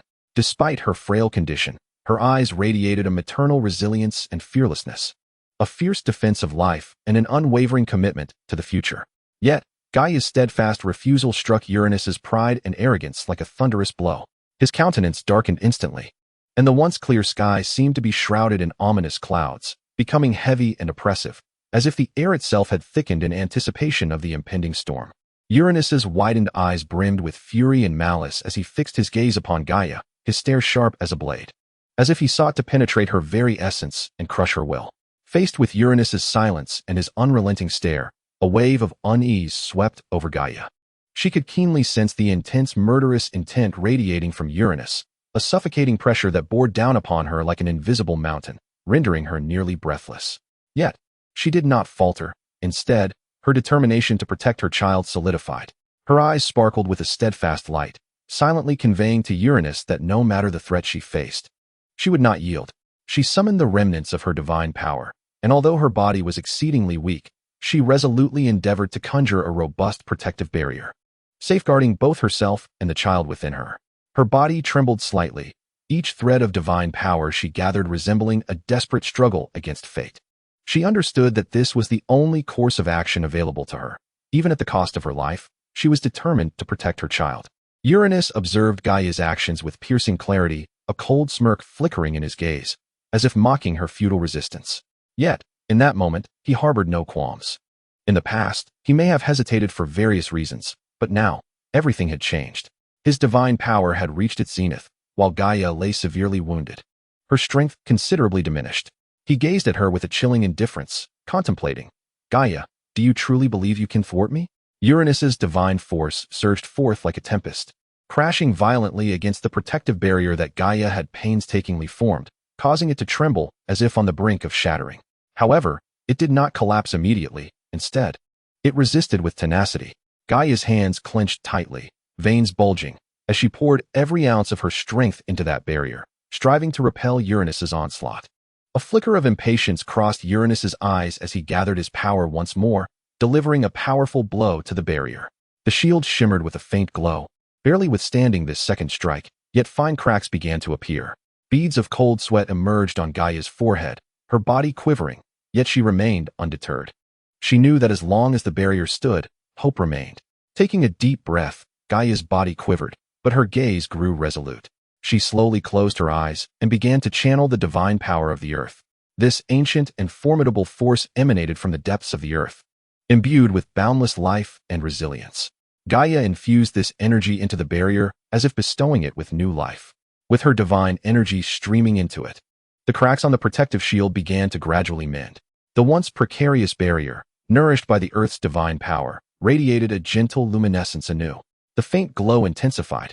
The fissures healed bit by bit, and the surface of the shield regained its smooth and sturdy form, as if it had never been struck by Uranus's might. Gaia gripped the earth tightly. Though her body was weary, her will was as unyielding as steel. Her divine power wove like invisible threads, meticulously stitching together every crack in the barrier. From the depths of the earth, a low rumble resonated, as if responding to Gaia's call, offering her endless support. A subtle shift crossed Uranus's countenance, surprise flaring briefly in his eyes. He had not anticipated that Gaia could restore the barrier under such circumstances, nor did he foresee the earth's power being so formidable. With a disdainful snort, a flicker of anger crossed his gaze. Gaia, do you truly believe that the might of the earth can hinder me? Uranus gazed at the gradually restoring barrier, a flicker of anger and impatience glimmering in his eyes. He was acutely aware that, with his formidable abilities, he could effortlessly shatter this barrier. However, his patience had been utterly exhausted. He was no longer inclined to engage in a protracted struggle with Gaia. He sought a definitive resolution. With a mere wave of his right hand, the divine sword, emblematic of the sky's supreme power, materialized once more in his grasp. This sword emanated a chilling yet potent radiance, as if even the air trembled before its sharpness. The intricate patterns etched upon the blade sparkled with an enigmatic glow, each inch imbued with boundless strength. A cold, cruel smile graced Uranus's lips. He understood that this sword was more than capable of easily obliterating all obstacles before him. Taking a deep breath, he summoned all his divine power, channeling it into the sword. Instantly, its brilliance intensified, as if it were poised to illuminate the entire world. He raised the sword high, its tip aimed directly at the barrier before Gaia, his gaze revealing a resolute coldness. Go! Uranus roared, swinging the sword with ferocity. In an instant, a fierce beam of light shot forth from the sword, accompanied by his formidable celestial power, like an unstoppable torrent, swiftly dismantling Gaia's barrier with ease. The barrier, which had begun to restore, shattered into fragments under the impact of the sword's light, scattering like dust. The earth trembled slightly beneath this overwhelming force, as if mourning Gaia's impending defeat. Chapter 28. The Birth of Giants. However, in an unexpected turn of events, Uranus's fury seemed to reach unprecedented heights, causing him to completely lose control over his own power. That force surged forth like a tempest, fierce and wild, its potency beyond imagination. Uranus's wrath erupted like molten lava, threatening to consume the entire world. His eyes blazed with a furious crimson glow, surrounded by a maelstrom of energy, as if even the heavens and earth quaked in response. The beam of light surged forward like a bolt of lightning, piercing the silent sky with a deafening howl. It not only tore through the formidable barrier that Gaia had conjured, once as impenetrable as a fortress of steel, but in the face of this beam, it was effortlessly shredded, dissolving into nothingness. Worse still, the beam did not cease its relentless advance after breaching the barrier. It continued its furious charge, akin to a rampaging beast, exuding an aura of devastation as it rushed toward Gaia. In the astonished gaze of the gods, the beam mercilessly sliced through Gaia's abdomen, leaving a deep wound. Blood gushed forth like a spring, instantly staining the surrounding earth, as if even the ground lamented Gaia's injury, emitting a mournful groan. The air around seemed to freeze, and the gods stood in shock, unable to fathom the brutality of the scene unfolding before them. Under normal circumstances, Gaia's wounds would heal at an astonishing speed. After all, as one of the 5 primordial deities, the earth goddess possesses a power so formidable that it can mend any injury. She has stood resilient amidst tempest and disaster, her vitality remarkably unwavering. However, the present situation is starkly different. Within her womb, 6 nascent lives are preparing to enter the world, children of the earth. Consequently, Gaia is unable to recover from her wounds as swiftly as she once did. Her strength is being dispersed, part of it sustains her own existence, while another portion is devoted to safeguarding the lives within her. She can feel the stirrings of those 6 little beings who, though yet unborn, are already intimately connected to the heart of their mother. Therefore, Gaia refuses to allow any harm to befall these 6 fragile lives, even at the cost of her own pain. This condition renders her extraordinarily weak, to the point where her wounds cannot heal rapidly. Amidst the chaos and agony, a wondrous force begins to surge from the wound in Gaia's abdomen. It is as if an invisible will is propelling it, causing the space around the injury to tremble slightly, as though something is striving to break free from its confines. Soon after, the edges of the wound begin to quiver, as if drawn by a mysterious power.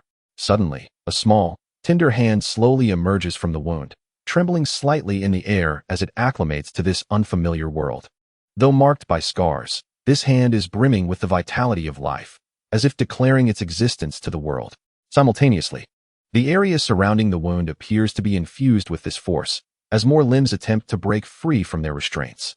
Countless fingers struggle desperately at the edges of the wound, filled with strength and yearning, as if they seek to breach this barrier and embrace new life.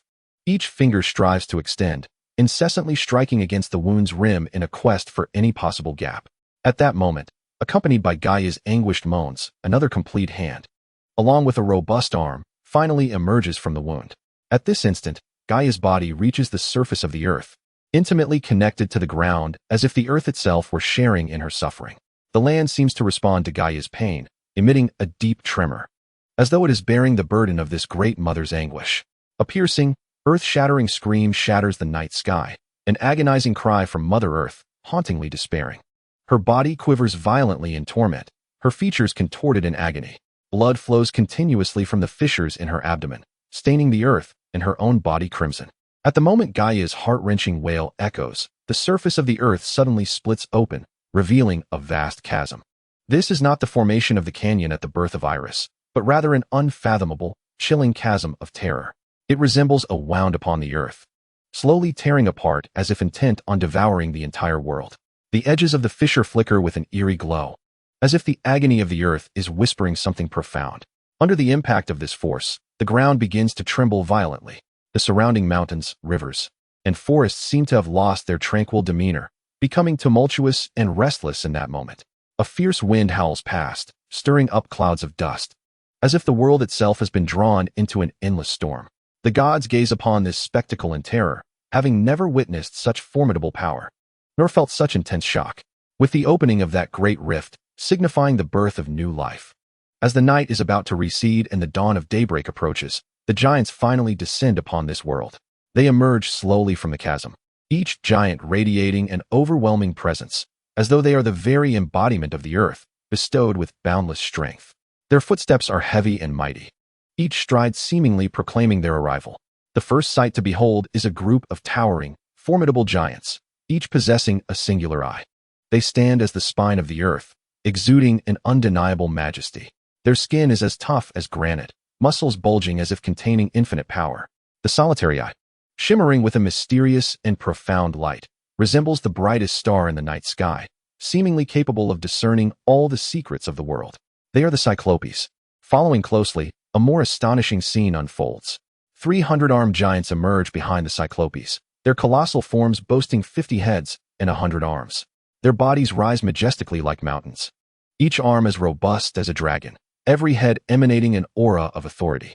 Their presence seems to send ripples of awe throughout the world, as the earth trembles slightly beneath their steps, paying homage to these mighty beings. They are the 100-armed giants. With the birth of the giants, the entire world appears to be enveloped in a joyous sense of rebirth.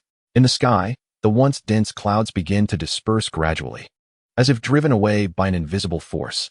The first rays of dawn pierce through the darkness, like harbingers of hope, casting their light upon the giants.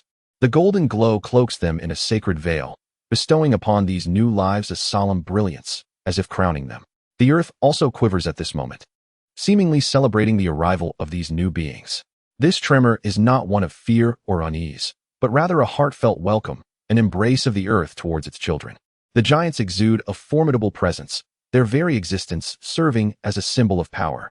Each arm harbors a power akin to that of the divine, as if a mere flick could tremble mountains and reshape the contours of the earth. Their strength is so formidable that the very air around them seems to part in reverence. The Cyclopes and the 100-handed giants gaze up at the boundless sky, that azure expanse resembling a vast canvas, with themselves as the nascent protagonists within this grand tableau. Their eyes brim with the exhilaration of birth and an insatiable curiosity about the world, as if each gaze seeks to penetrate the infinite firmament and touch upon the mysteries yet to be unveiled. Glimmers of anticipation for the future dance within their stares, as if they silently inquire of this world. Who are we? From whence do we hail? Where shall we venture? They open their mouths in fervent exultation towards the heavens, revealing sharp fangs akin to the twinkling stars in the night sky. Frantically, they thrash their robust arms, muscles gleaming with a bronze sheen under the sun, as if every inch of their skin narrates tales of their might and resilience. In tandem, they unleash ear-splitting roars, their voices akin to the crashing of mountains and the tumult of oceans, resonating with the force of thunder itself, as if to shake the very fabric of existence. This resounding roar reverberates through the cosmos, causing distant mountains to quiver in response. Their voices are imbued with a profound love for life and an eager anticipation for the future, as though they declare their arrival to the entire world. Their existence is akin to a heart-stirring tempest, leaving the whole world in rapt awe. The giants thus proclaim their genesis to the world, showcasing their formidable and singular presence. Chapter 29. The overwhelming force at this juncture. Uranus descended slowly from the distant heavens, draped in stars, enveloped by an infinite radiance. He appeared as the sovereign of the endless firmament. His form was tall and imposing, as if the entirety of the sky lay within his dominion. He glided down gracefully, each step seemingly taken upon clouds, exuding an air of unparalleled majesty. However, as he gazed down upon this congregation of newly birthed giants, a trace of unmistakable disdain and fury flickered in his eyes. That gaze seemed to penetrate their very beings, reaching deep into their souls. Imbued with an air of condescension and superiority, Uranus surveyed each giant, his countenance rife with discontent for these aberrations of the earth, which he deemed should not exist. His wrath swelled within him like a tempest, and his gaze seemed to warn these giants. Your existence is a grave error. It was as if the malevolence of Uranus had been sensed by the 6 giants, recently born and still naive to the world, their tempers flaring in an instant. Though they were participants in this chaos, the root of it all pointed decisively towards the lofty deity of the sky. In their hearts, they believed that the oppression and constraints imposed by Uranus were the true origins of their plight. The giants appeared utterly enraged, bereft of reason, resembling a pack of cornered beasts, unleashing thunderous roars towards the celestial king above. Their cries surged like a tempest, brimming with discontent and rebellion against Uranus, as if they sought to rend the very heavens asunder. The Cyclopes grasped the colossal hammers that had been birthed alongside them, their handles thick as ancient trees and their heads heavy as mountains, each strike potent enough to cleave stone and earth. They swung their mighty hammers with the intent of shattering the sky itself, each blow infused with boundless fury and strength. The hammers carved through the air, leaving behind heavy trails, as if even the atmosphere quaked beneath the weight of their might, resonating with deafening roars. Their singular eyes glimmered with the fire of wrath, narrating tales of their yearning for freedom and their defiance against oppression. Though the 100-armed giants bore no weapons, their robust and sinewy arms resembled 100 iron whips, each movement conjuring a howling wind that seemed to shake the very foundations of the earth. They swung their limbs towards Uranus, each strike laden with unending rage and power, as if to drag the sky god down from his lofty throne. With an audacity born from an unknown source of courage and confidence, the giants charged towards Uranus without hesitation. Their steps were heavy and resolute, each footfall causing the ground to tremble, as if they intended to trample the entire world beneath them. Flames of fury ignited in their eyes, driven by a singular thought: rebellion. Rebellion against the exalted sky god who had bound them. The Cyclopes brandished their hammers, each arc tracing a heavy path through the air, accompanied by ear-splitting howls. Their formidable hammers struck the heavens, as if aiming to obliterate Uranus's dominion entirely. Each swing echoed like the cataclysm of mountains collapsing, each descent akin to the thunderous roll of the heavens, their rage burning like an inferno, fueled by an insatiable yearning for liberty. Meanwhile, the 100-armed giants surged forth like a tempest, their myriad limbs resembling colossal whips, each lash summoning storms, every blow akin to the force of 1,000 thunders, directed at Uranus's majesty. They moved as if to tear the sky apart, to shatter Uranus's reign. Their actions mirrored the tumultuous waves of a storm, fierce and unstoppable. Their roars reverberated through the cosmos, akin to the earth's own growl, a challenge to the heavens. Their forms raced across the land, like moving mountains, each step leaving deep imprints, as if to harness the very power of the earth in defiance of celestial oppression. Presumptuous fools, daring to act with such disrespect towards me. You shall be met with immediate retribution from the king of the gods. Uranus' voice thundered through the skies, imbued with authority and wrath. His words echoed across the expanse, causing even the air to tremble with palpable unease. His lofty gaze swept over the 6 giants, filled with disdain and contempt.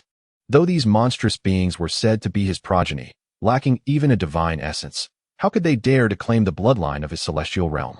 Uranus had always regarded such offspring with scorn, deeming them unworthy of possessing the sky's lineage. In his eyes, these giants were mere crude products of the earth, hardly deserving of a second glance. Their existence, to him, was nothing more than the impurities of the earth, imperfect creations. Yet, against all odds, these giants dared to challenge his authority, an affront that was undeniably provocative. A cold glimmer flickered in Uranus's gaze, as if he were appraising these presumptuous challengers. His voice resonated with an undeniable authority, each word seemingly capable of dictating the fate of the giants. To him, they were insignificant, their resistance akin to an ant attempting to shake a tree, futile and arrogant. A cruel smile emerged upon Uranus's countenance, infused with a certainty of the impending victory, as though he could foresee the tragic fate of these giants, effortlessly crushed beneath his might.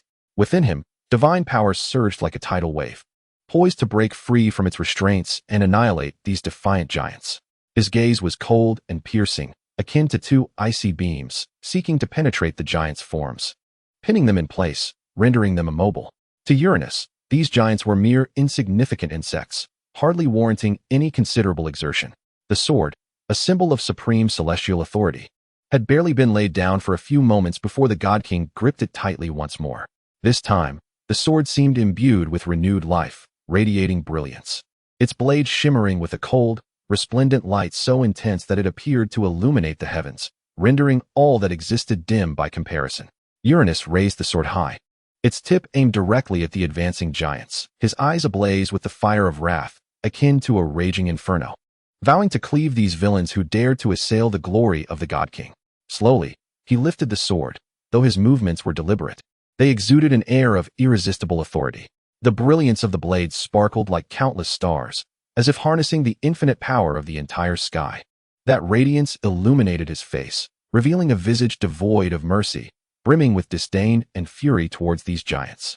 His voice thundered across the heavens, shaking the air with its resonance, each word imbued with the weight of 1,000 forces. You, the impurities of the earth, dare challenge the majesty of the sky. Today, I shall obliterate you completely. In Uranus's grasp, the sword seemed to pulse with life, its brilliance flickering like a constellation, emanating a chilling sense of authority. The radiance was not merely a visual spectacle. It embodied an intangible oppression, seemingly capable of penetrating the very soul, compelling every witness to acknowledge the supreme authority of the sky god. Under the illumination, Uranus' figure appeared even more imposing and majestic, as if he were the very embodiment of the heavens, with the sword in his grasp symbolizing his unparalleled dominion, representing the absolute rule of the sky. His voice reverberated through the cosmos, thunderous and deafening, imbued with an undeniable resolve. You audacious wretches, daring to challenge my authority, today shall reveal to you the true power of the sky god. Each utterance bore the weight of 1,000 burdens, causing the earth to tremble slightly beneath its force. His gaze was cold and piercing, sweeping over each giant as though scrutinizing the foes destined for annihilation.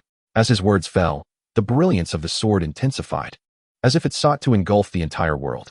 Where the blade pointed, the air seemed to be torn asunder, a formidable sense of oppression descending from the heavens upon the advancing giants. The light blazed with the fervor of the sun, yet carried an icy intent to kill, as if time itself were suspended by this force. In an instant, the sharp gleam of the sword flashed, akin to a bolt of lightning cleaving the sky, striking the 100-armed giant with precision. The giant's robust arm was severed in an instant, blood gushing forth like a fountain, staining the earth and crimsoning the surrounding terrain. Their anguished roars echoed through the heavens, as if the very ground mourned their suffering. However, the giants did not falter. Instead, they surged towards Uranus with renewed fury. Their wrath blazed like an inferno, seemingly intent on consuming the entire sky. Truly, they were but ants, for all their celestial lineage amounted to naught, daring to belittle the majesty of the God King, a path leading to their own demise. From his lofty perch, Uranus disdainfully remarked, his tone laced with frigid mockery. A flicker of contempt crossed his eyes as he regarded the deluded ants attempting to challenge his supremacy. His voice resonated through the cosmos, chilling as ice. Each word imbued with scorn for the giants. Perhaps in the long annals of his reign, none had dared to encroach upon his throne.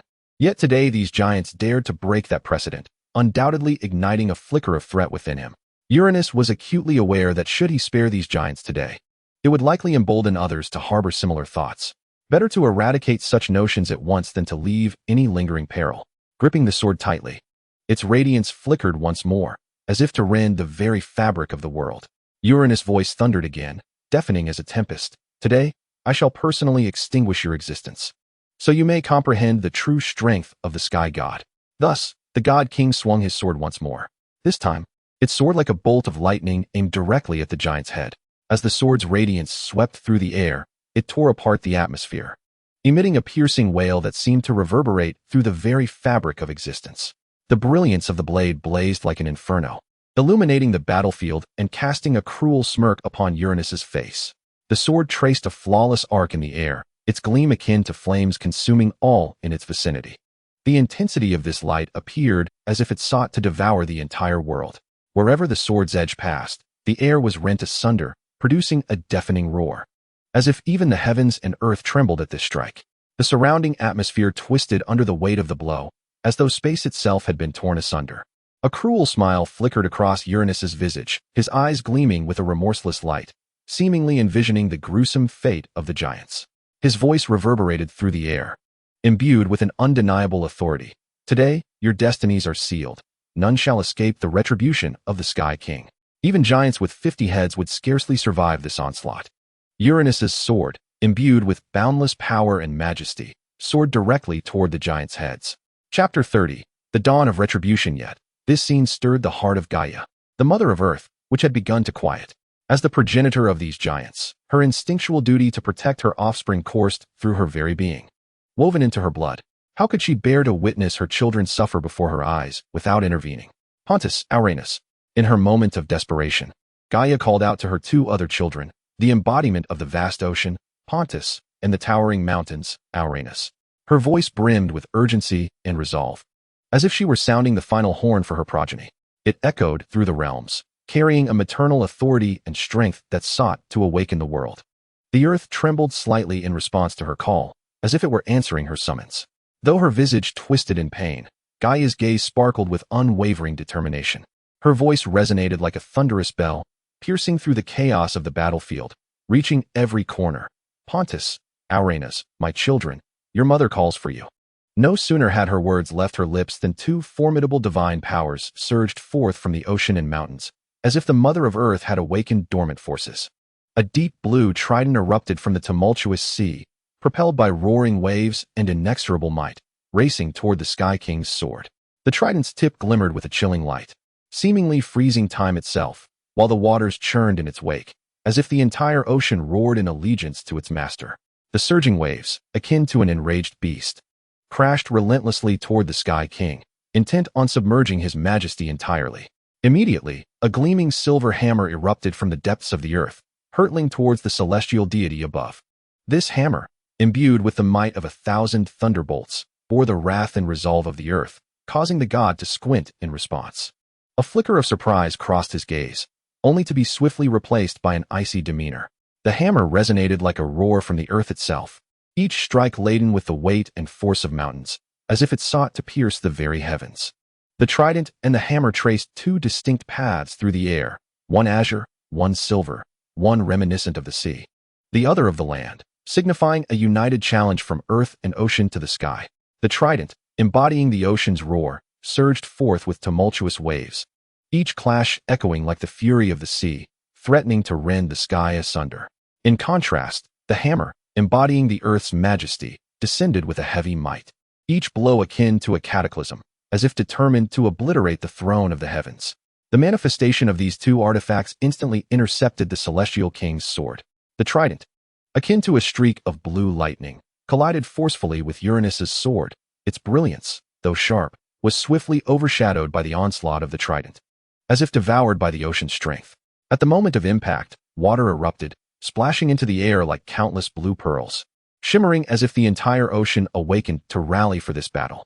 Simultaneously, the hammer descended like a meteor from the heavens, laden with the earth's weight and fury, striking fiercely against Uranus's sword.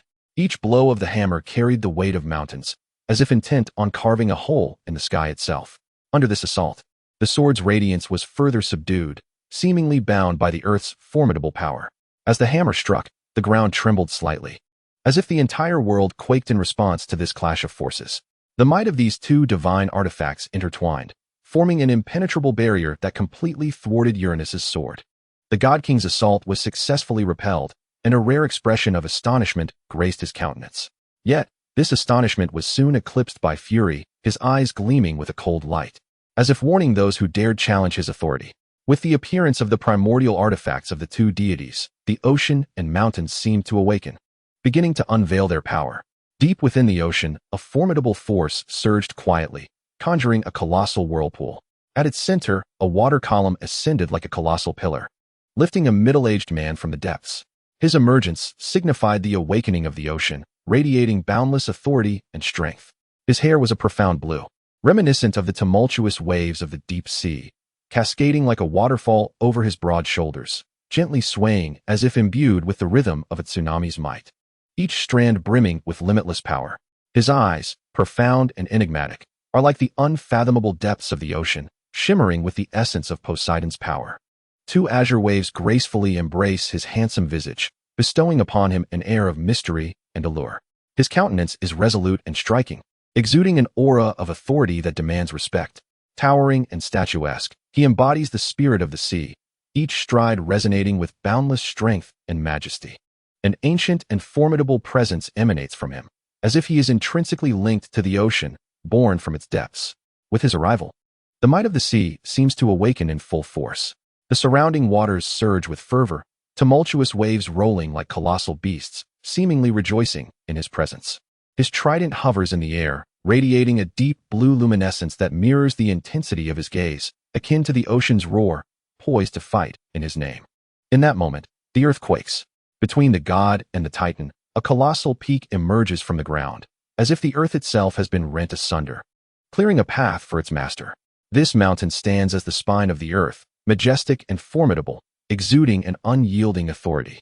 From this mountain, a muscular man slowly emerges. His visage bears a certain simplicity, his eyes lacking the oceanic depth of Poseidon, yet radiating a purity that starkly contrasts with his robust exterior. It is an unrefined authenticity, suggesting that his soul remains untainted by the mundane world. Beneath this purity lies a steadfast resolve, as if his gaze can pierce through all deceit to unveil the truth.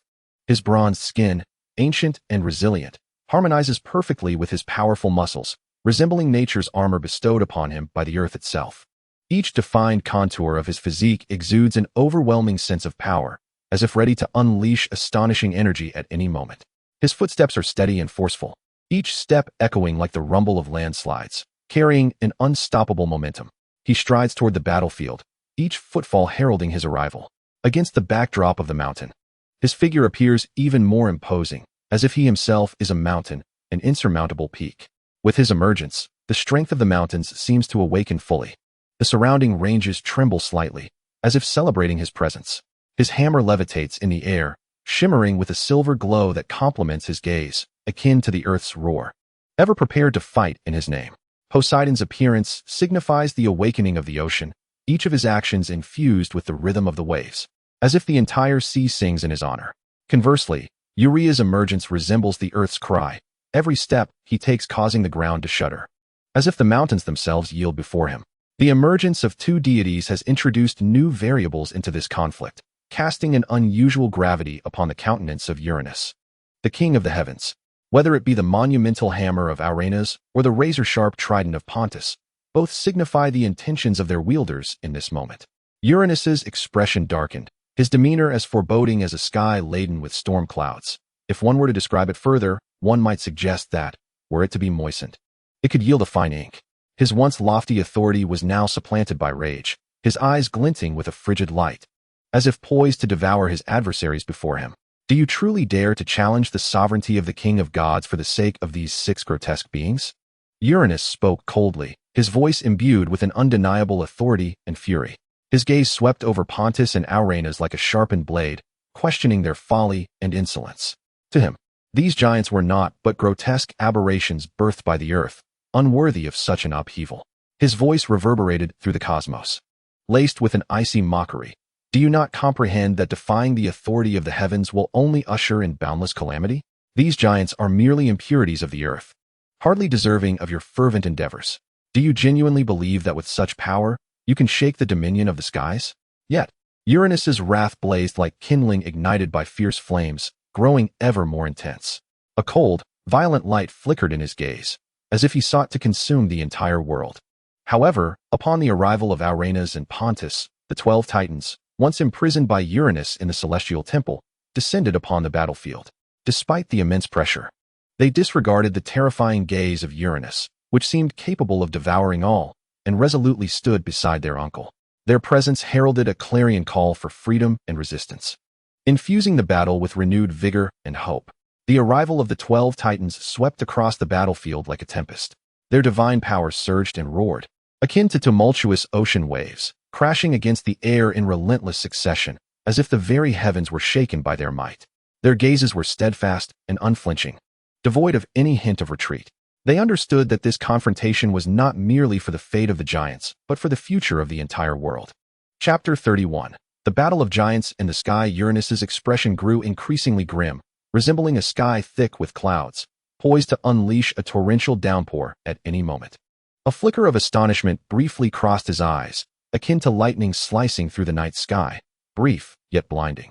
Yet, this astonishment was swiftly engulfed by a surging tide of fury, as if a tempest had swept away the last vestiges of calm. He could hardly fathom that those offspring who once obeyed his every command would now stand in opposition to him, fighting for those grotesque beings in his perception. Look, are these not the feeble Titans? How is it that you truly believe I would hesitate to annihilate you? The voice of Uranus resonated with a deep, commanding authority, each word seemingly forced from the depths of his throat, imbued with boundless mockery and disdain. A semblance of a sardonic smile graced his lips, the corners curling upward without an ounce of warmth or benevolence, instead evoking an unsettling chill. Uranus' gaze was as frigid as steel, his murderous intent flickering within, capable of freezing one in place. He looked down upon the Titans before him with a scornful laugh, his eyes brimming with contempt, as if they were mere ants poised to be crushed, unworthy of his attention. There was no trace of familial warmth in his stare, only an unwavering obsession with power and fury towards defiance. Yet, the Titans remained undaunted by his threats. Their gazes were resolute and unflinching, as if they were prepared to embrace any consequences that may arise. Amidst the tense atmosphere, Oceanus slowly stepped forward. His stature was conspicuously upright among the deities, his eyes reflecting a blend of determination and helplessness, coupled with an indescribable sorrow. Oceanus inhaled deeply, his voice steady and potent, each word striking the battlefield like a war hammer. Father, please do not misunderstand. We have never intended to oppose you. However, the current circumstances compel us to act in self-defense. To save ourselves, to safeguard the peace of this world, we have no choice but to overthrow your dominion. His words resonated with thunderous clarity across the battlefield, each syllable brimming with strength and resolve, as if inspired by his courage. The other Titan gods raised their heads in unison, echoing fervently, "We have no choice." Their voices converged into a formidable force, shaking the very heavens and earth with their audacity.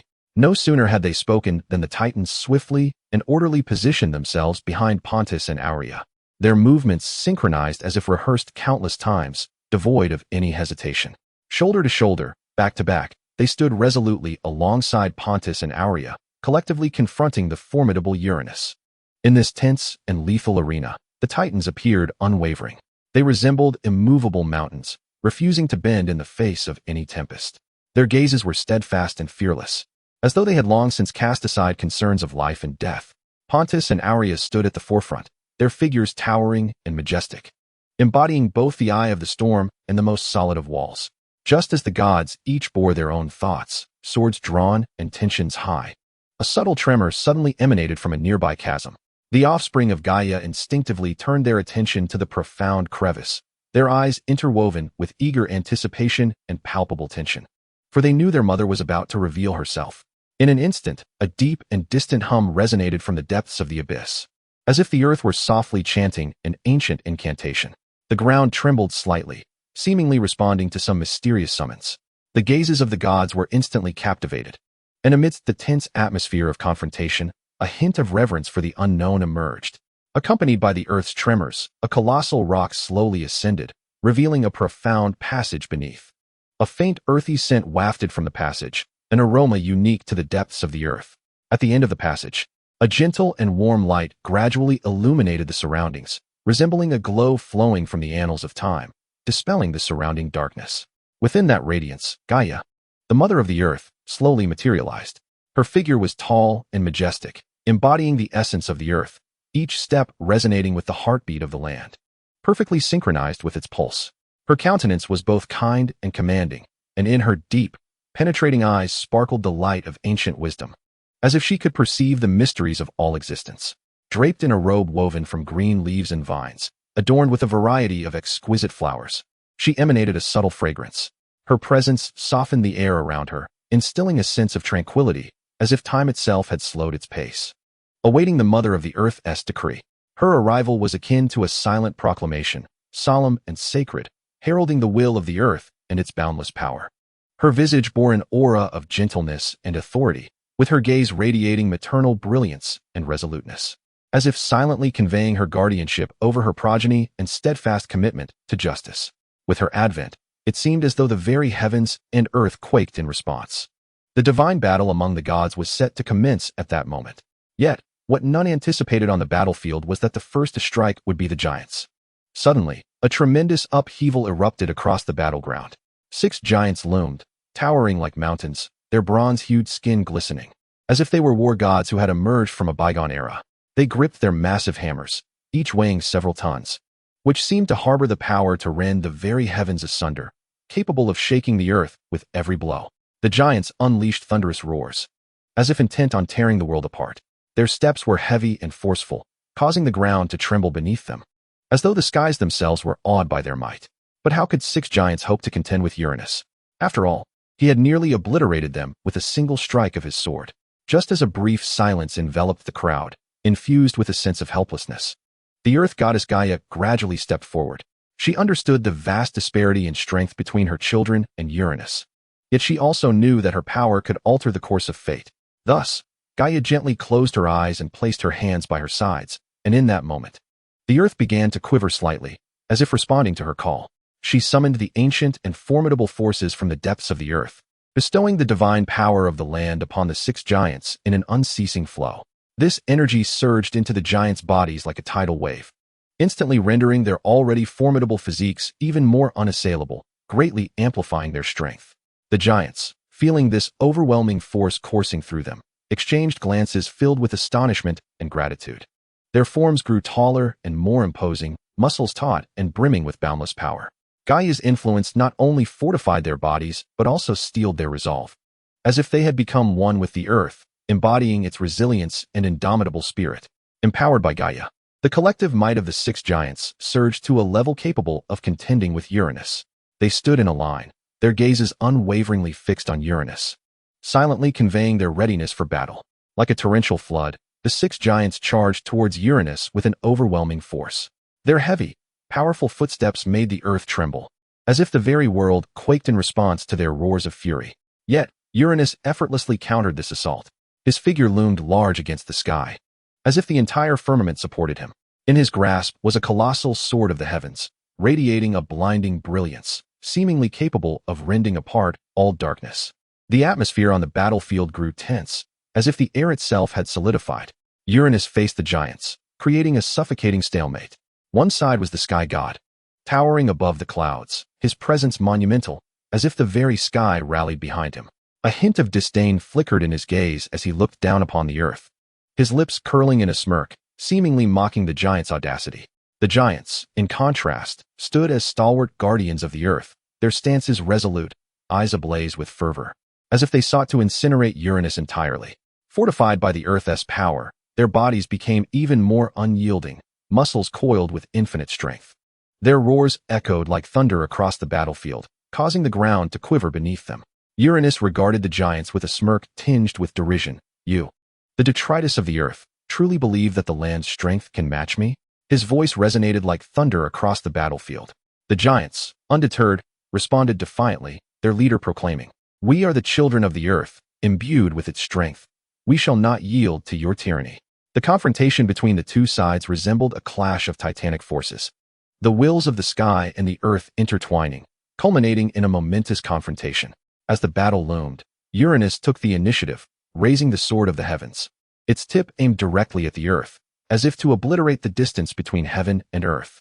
In an instant, the sky became shrouded in ominous clouds, and bolts of lightning descended from above, resembling countless silver dragons, imbued with a breath of destruction, racing towards the 100-armed giants and the Cyclopes. The 100-armed giants, upon witnessing this, immediately swung their mighty arms, their movements swift and powerful, as if to rend the very heavens apart. They raised colossal shields in an attempt to fend off the lethal assault, the shields gleaming with metallic luster, intertwining with the brilliance of the lightning, producing a thunderous roar. Nevertheless, the force of the lightning proved overwhelming, as several bolts pierced through their defenses, striking their bodies. Instantly, charred marks appeared on their robust skin, akin to the merciless brand of the heavens upon the earth. The Cyclopes, fiercer still, wielded enormous warhammers, charging towards Uranus. The hammers traced searing arcs through the air, as if intending to shatter the sky itself. Their singular eyes flickered with fierce flames, seemingly capable of incinerating all, each swing resonating with a sense of annihilation. The flames clashed violently with the lightning in the air, generating a deafening cacophony, as if the entire world trembled under the weight of this battle. With every strike of the Cyclopes' hammers, the earth quaked, while Uranus's lightning, relentless as divine retribution, continually rent the air asunder. The forces of both sides intertwined in the atmosphere, creating a breathtaking tableau. Yet, Uranus remained unperturbed. With a casual sweep of his robe, a powerful gust surged forth, effortlessly dissipating the Cyclopes' assault and driving them back. He then clasped his hands together, murmuring incantations as if summoning the powers of the sky. Suddenly, a multitude of golden beams materialized in the heavens, sharp as arrows, radiating boundless light and force, aimed directly at the 100-armed giants and the Cyclopes. Chapter 32. The Battle of Giants and the Sky Caught Off Guard. The 100-armed giants and the Cyclopes were struck down, the ground fracturing beneath their impact, dust swirling into the air. However, these giants were not easily vanquished adversaries. They quickly rose again, resuming their battle against Uranus. Their strength appeared inexhaustible, each counterattack imbued with the might to cleave mountains and shatter stones. As though intent on overturning the entire sky, their roars reverberated through the air, proclaiming their resolve and courage. The 100-armed giants swung their numerous arms like colossal waves in a tempest, launching relentless assaults upon Uranus. Their shields and weapons intertwined in the air, forming formidable lines of defense. Meanwhile, the Cyclopes wielded their massive war hammers, each swing accompanied by searing flames, as if to bring Uranus crashing down from the sky. Yet, Uranus was indeed the god of the sky, his power equally formidable. Harnessing the might of the heavens, he conjured ferocious winds, attempting to engulf these giants. The howling winds stirred up a tempest of dust, as if seeking to engulf the entire battlefield. The 100-armed giant and the Cyclops trudged forward with great difficulty, yet they remained undaunted, fiercely battling on. The tempest raged, shrouding the battlefield in a chaotic whirlwind. The Titans, colossal and burdened, struggled against the forces of nature with every step, yet their resolve was unyielding. Their mighty hammers carved heavy arcs through the air, each swing imbued with the strength to shatter mountains, as if attempting to pierce the very heavens. In response to the giants' ferocious assaults, Uranus merely raised a hand to conjure a barrier of celestial might. This barrier stood as an imperceptible but formidable line between sky and earth, shimmering with a faint glow, effortlessly deflecting all assaults. The giants' hammers struck down repeatedly, only to create fleeting ripples upon the barrier, akin to pebbles disturbing the tranquil surface of a lake. Before being repelled by an unseen force, the ground fractured under the impact of their strikes, dust swirling as fissures spread like spiderwebs. Yet Uranus remained steadfast, unmoved as a mountain. He loomed above, surveying the chaos with a glint of disdain and mockery in his gaze. His form appeared imposing against the backdrop of the sky, as if the heavens themselves were supporting him, with his celestial barrier serving as an impregnable shield. Though the strength of the giants was formidable, It paled in comparison to the protection of Uranus's barrier. Their roars echoed across the battlefield, and each hammer's swing was infused with the power to split stone, yet ultimately proved futile. Uranus's derisive laughter reverberated through the storm, proclaiming that the outcome of this conflict was already determined. Despite this, the giants refused to capitulate. A spark of indomitable spirit flickered in their eyes, communicating to Uranus that they would never submit. The 100-armed giants swung their numerous arms, striving to uncover a weakness in the celestial barrier, while the Cyclopes unleashed their formidable might in relentless assaults against the invisible fortification. Uranus's contemptuous smile hinted at his scorn for their presumption. His voice resonated across the battlefield, imbued with an air of superiority. Foolish giants, your defiance is but a fruitless endeavor. My celestial barrier is a chasm you cannot cross, and your strength is but a drop in the ocean before me. His voice boomed like thunder, seemingly intent on shattering the giants' courage. Yet, undeterred, the giants responded with even louder roars, their hammers swinging with increased ferocity. As if to defy Uranus's threats, their silhouettes grew ever more imposing upon the battlefield, each hammer strike infused with boundless power. As if they sought to carve a hole in the very sky itself. Their roars reverberated across the battlefield like the thunder of war drums, proclaiming their unwavering resolve and courage. The giants wielded their colossal hammers, carving heavy arcs through the air with each swing, exuding the power to shatter mountains and cleave the very barriers of Uranus' celestial firmament. The fiery glint in the single eye of the Cyclopes flickered with an intensity that seemed capable of incinerating all in its path, while their muscles tensed with boundless strength with every strike. Despite the impregnable nature of Uranus' sky shield, the giants remained undeterred, each assault fueled by an insatiable thirst for victory. Their eyes blazed with indomitable spirit, every swing of the hammer imbued with a resolve of desperation. The giants appeared to have cast aside any concern for their own mortality. Their quest transcended mere physical might, embodying a fierce defense of freedom and dignity. As this formidable group raised their hammers once more, aiming for the celestial barrier above, a surge of intense disdain welled up within Uranus. He could scarcely endure the sight of these grotesque and bothersome beings parading before him, tarnishing his noble vision. A cold glimmer flickered in his gaze, as if heralding the fate awaiting the giants. With a slight furrow of his brow, his lofty demeanor remained unchanged, though a hint of impatience colored his tone. Do you foolish creatures truly believe that such brute force can alter anything? It is not but a futile endeavor. His words dripped with condescension, as though he were observing a swarm of audacious ants. His voice, sharp as ice, echoed across the battlefield, attempting to shatter the giants' courage. However, the giants seemed impervious to his taunts. The fire in their single eye blazed even brighter, their muscles taut with each hammer swing, demonstrating limitless strength. Each of their attacks was infused with a yearning for freedom, as if their actions sought to prove that Uranus' mockery was nothing but hollow rhetoric. Yet, the sky shield of Uranus remained unyielding, the giants' efforts akin to stones cast into the abyss, leaving no mark upon it. Nonetheless, the cacophony of their relentless strikes vexed him. Initially, he had assumed their resistance was merely a futile struggle, yet their roars and assaults crashed upon his patience like relentless waves, determined to no longer tolerate their clamor. A flicker of resolve crossed his gaze, suggesting a decision had been made. A chilling smile crept across Uranus' face, as if heralding the conclusion of this confrontation. Slowly, he raised his hands, his motions solemn and composed, as if invoking an ancient enchantment. In the heavens, the shattered fragments of the sky began to coalesce, drawn together by an unseen force, gradually forming monstrous meteors. These meteors glimmered with a dark and piercing light, as if the wrath of the heavens had been condensed into their very essence. As Uranus raised his hands high, the colossal meteors began to rotate slowly, as if gathering the forces of annihilation. Their surfaces shimmered with layers of enigmatic brilliance, reminiscent of the celestial energies surging within. A cold smile graced Uranus's face, his gaze flickering with disdain and determination towards the giants. He murmured softly, his voice imbued with an undeniable authority, "Your rebellion ends here." No sooner had he spoken than Uranus swept his hands forcefully, sending the immense meteors hurtling towards the giants like meteoric harbingers of doom, brimming with inexorable destructive power. The meteors tore through the sky, leaving behind blazing trails as if the heavens were delivering a merciless judgment upon the earth. Each meteor contained the strength to obliterate all, hurtling towards the giants with the might of thunder.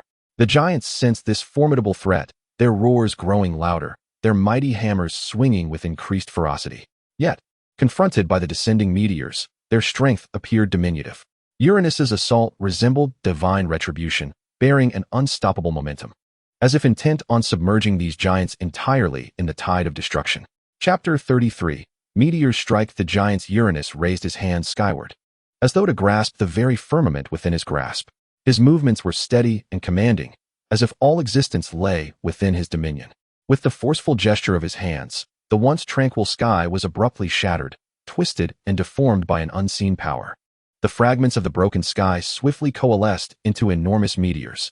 They flickered with a cold, mysterious light, akin to vengeful harbingers from beyond, radiating a chilling and ruthless intent as they howled through the heavens, poised to reduce all to dust. Uranus's gaze pierced the boundless sky, stark and profound, resembling two sharp bolts of lightning that struck deep into the soul, as if uncovering the secrets and truths of the world. His eyes conveyed an unmistakable authority and majesty, emanating a visceral sense of absolute control over the universe, as though he were the sovereign of existence, dictating all rules. Under his command, the sky grew tumultuous and chaotic. The previously azure expanse torn into fragmented shrouds. The winds howled, heralding an apocalyptic arrival.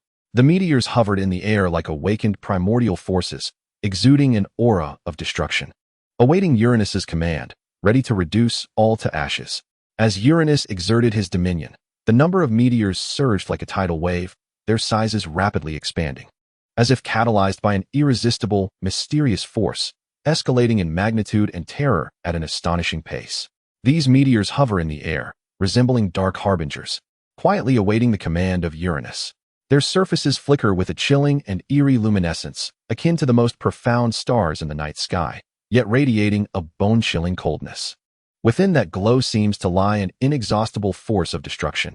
Each flicker heralds impending calamity, instilling fear and trepidation in all creatures upon the earth. The giants gaze skyward, a flicker of terror passing through their eyes. They sense the might of Uranus, a grandeur and power that far surpasses their wildest imaginings. Yet, even though their hearts are filled with dread, they do not waver. On the contrary, they swing their colossal hammers with greater resolve, striving to shatter Uranus's celestial barrier in a bid for survival.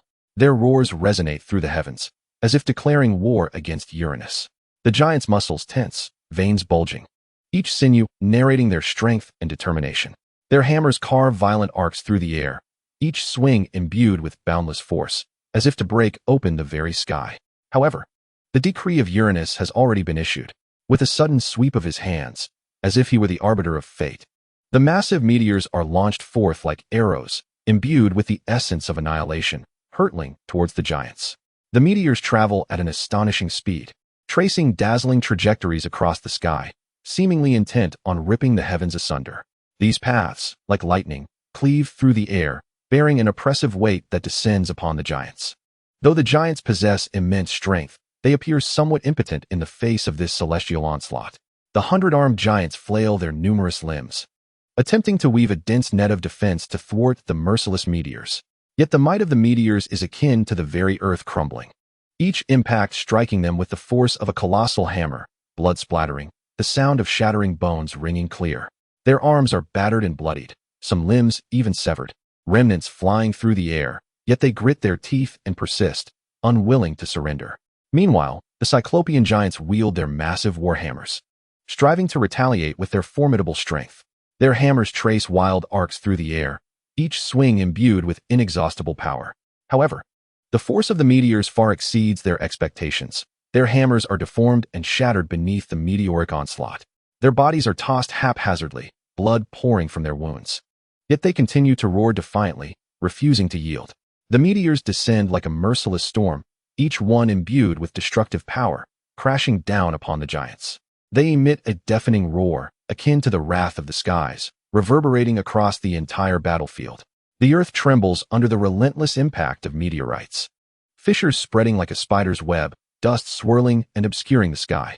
The roars of the giants intertwine with their anguished cries, suffused with torment and defiance, plunging the battlefield into chaos and despair. The giants, battered by the onslaught of meteorites, stagger backward, their bodies marred with wounds, blood gushing forth like a fountain, staining the ground crimson. Their muscles swell with bruises, bones contort under the blows, yet they stand resolutely, unwilling to submit.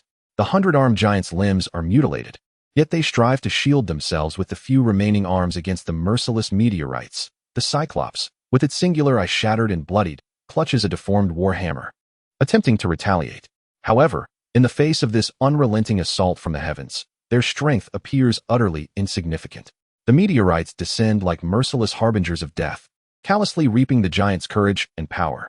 Despite their fierce resistance, before the overwhelming force of Uranus, they resemble a solitary vessel amidst a storm, poised for destruction at any moment. Uranus looms high above, perched atop the celestial realm, coldly observing the battlefield below. His gaze, imbued with a hint of indifference and disdain, suggests that these giants are mere pawns on a chessboard, while he wields the power to dictate the game. His eyes pierce through the dust-laden chaos, scanning the giants who struggle under the meteorite barrage, devoid of any compassion, only reflecting an absolute command over power and a contempt for resistance. A slight smirk graces his lips, revealing a frigid smile, as if he has already foreseen the outcome of this battle. In his perception, these giants are inconsequential beings, their defiance nothing but a futile endeavor. His expression radiates an air of superiority, as if the entire world is under his dominion, and the giant's struggles are mere meaningless flails.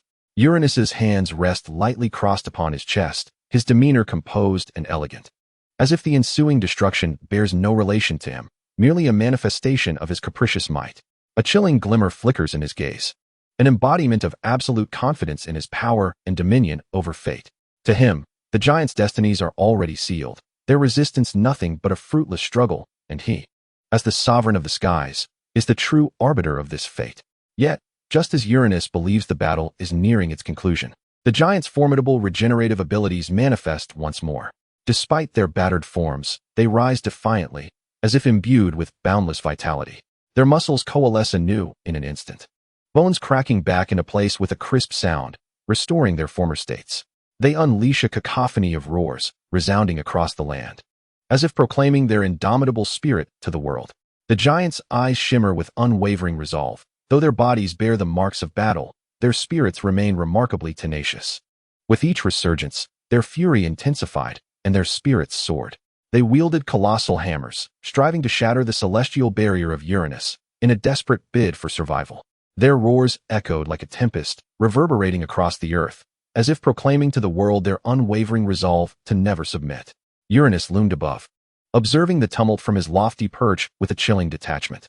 A flicker of surprise crossed his visage, the disdain in his eyes momentarily disrupted by the giant's indomitable spirit. He had not anticipated such formidable resilience and tenacity in these beings. Despite the ferocity of his assault, they rose repeatedly, undeterred, to continue their fight. A glimmer of anger sparked within his gaze, a wrath ignited by the challenge to his authority, provoked by the giant's unyielding defiance. The corners of his mouth tightened, transforming his already frigid demeanor into one of stark cruelty. Clenching his fists, Uranus resolved to no longer hold back. Determined to instill a profound understanding in these giants that defiance against his dominion would only lead to a more brutal fate. Once more, Uranus raised his hands high, his movements reminiscent of a deity commanding the cosmos, exuding an air of calm majesty. The meteors in the heavens seemed again to be drawn by an unseen force, gathering with increasing intensity and size. They coalesced like a dark tempest, rapidly clustering in the sky, shimmering with a chilling and enigmatic glow, as if emissaries from the abyss. Radiating an overwhelming pressure, each meteor appeared imbued with life, exuding a sense of impending destruction, quietly hovering in the air, awaiting Uranus's command. Uranus's hands remained elevated, his posture suggesting that the entire sky rested within his grasp, everything under his dominion. A cold gleam flickered in his eyes, an embodiment of absolute confidence in his power and a ruthless intent to quash any resistance. With a gesture, the meteors began to rotate slowly, their paths resembling ancient runes, coalescing into a formidable force. This force accumulated in the air, as if amassing the ultimate power of annihilation, poised to unleash a fatal blow. In the sky, the meteors accelerated in their rotation, their proximity tightening as though bound by some mysterious force. Their surfaces glimmered with a chilling light, akin to the darkest stars in the night sky, yet radiating an unsettling coldness. Their spinning generated a powerful current, stirring the surrounding air into a frenzy, as though the entire firmament yielded to Uranus's might. Then, the meteors cascaded like a torrential downpour, enveloping the battlefield in a tempest of dust and flames. The sky appeared to be torn asunder, an endless darkness and destruction descending, with each meteor carrying the power to rend the earth, crashing violently to the ground. The earth, under the relentless assault of meteoric impacts, fractured continuously, with fissures sprawling like a spider's web, dust swirling and obscuring the sky.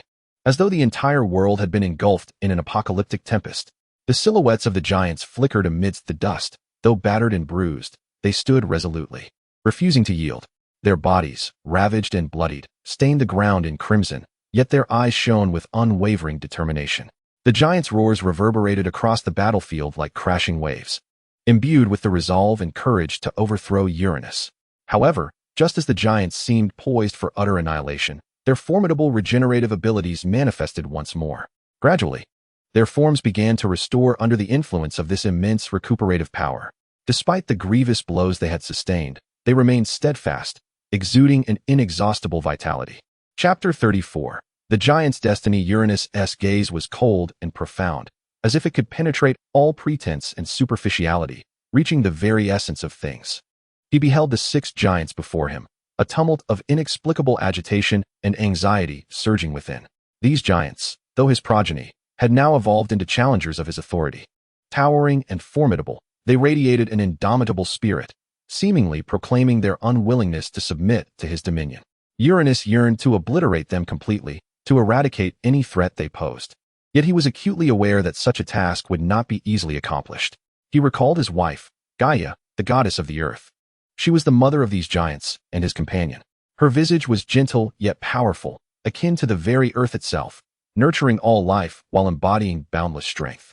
Should he indeed slay these 6 giants, Gaia's wrath would be uncontrollable. She might descend into despair, potentially resorting to extreme measures.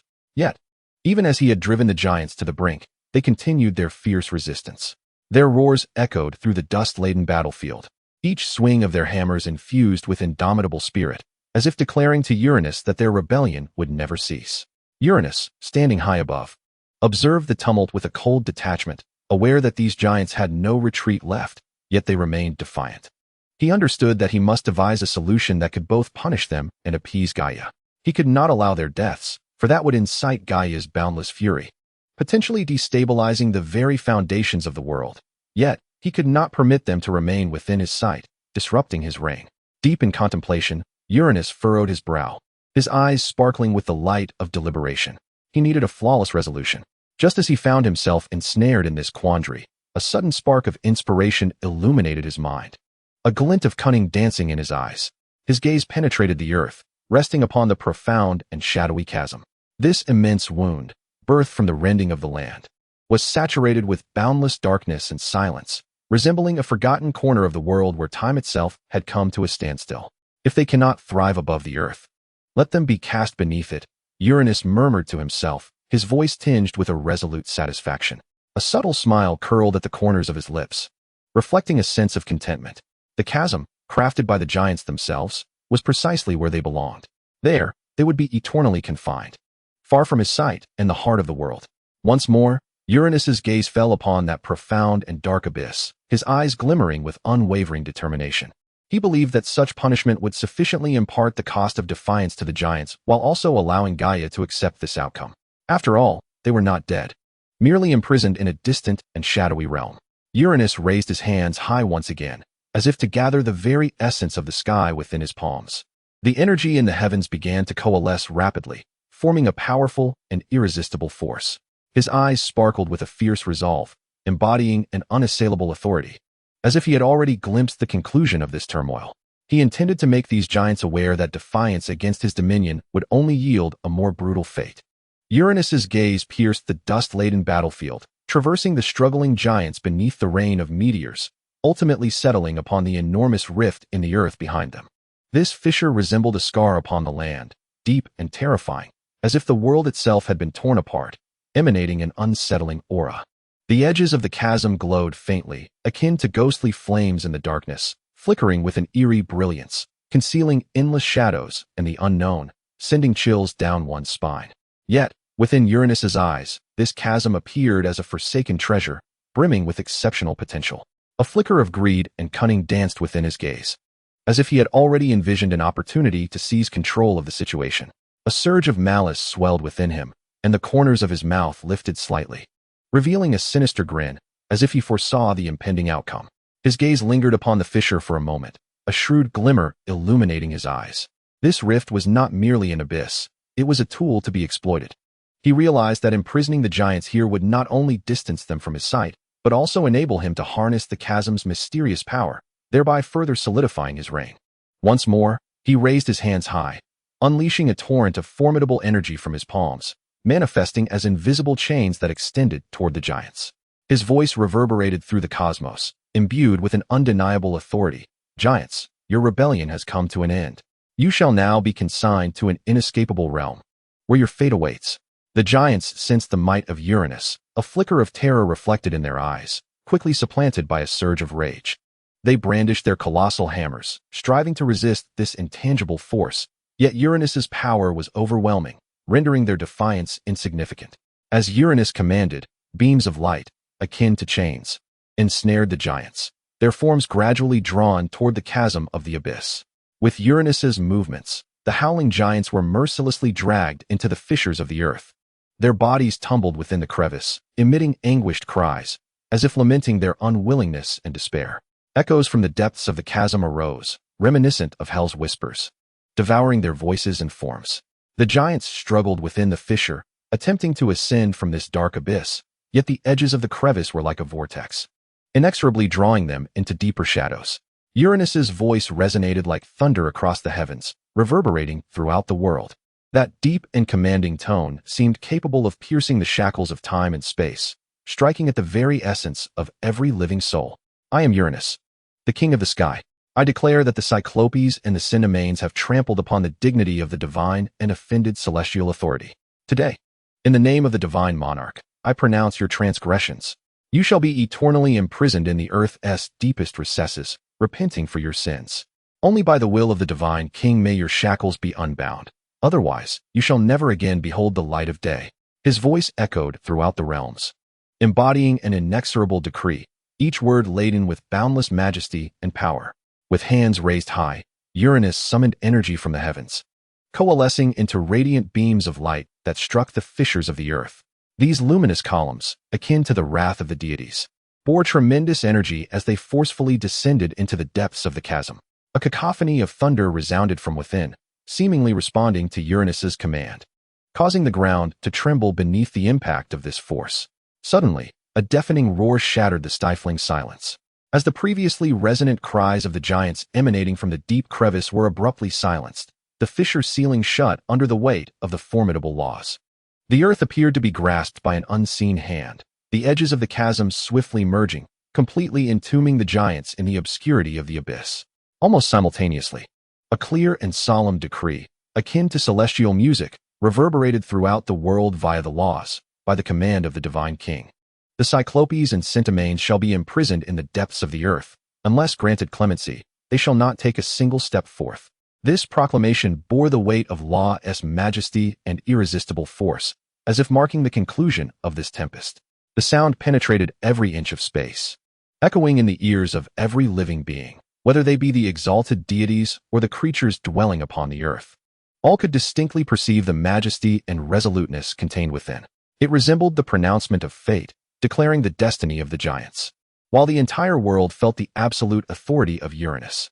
In an instant, Uranus's countenance brightened, akin to a sky once shrouded in dark clouds suddenly clearing, sunlight cascading down to dispel all gloom. A glimmer of satisfaction flickered in his eyes, and the corners of his mouth curled into a subtle, triumphant smile. At that moment, he seemed to sense the endorsement of the laws upon him, realizing that his authority had been further solidified. Chapter 35. The Fall of the Unassisted. However, just as he reveled in this fleeting triumph, Pontus, the embodiment of the primordial ocean, quietly took action. The ocean, an expanse of boundless azure, deep and mysterious, mirrored the clarity and tranquility of the sky like a colossal mirror. Yet beneath this calm lay endless peril and the unknown.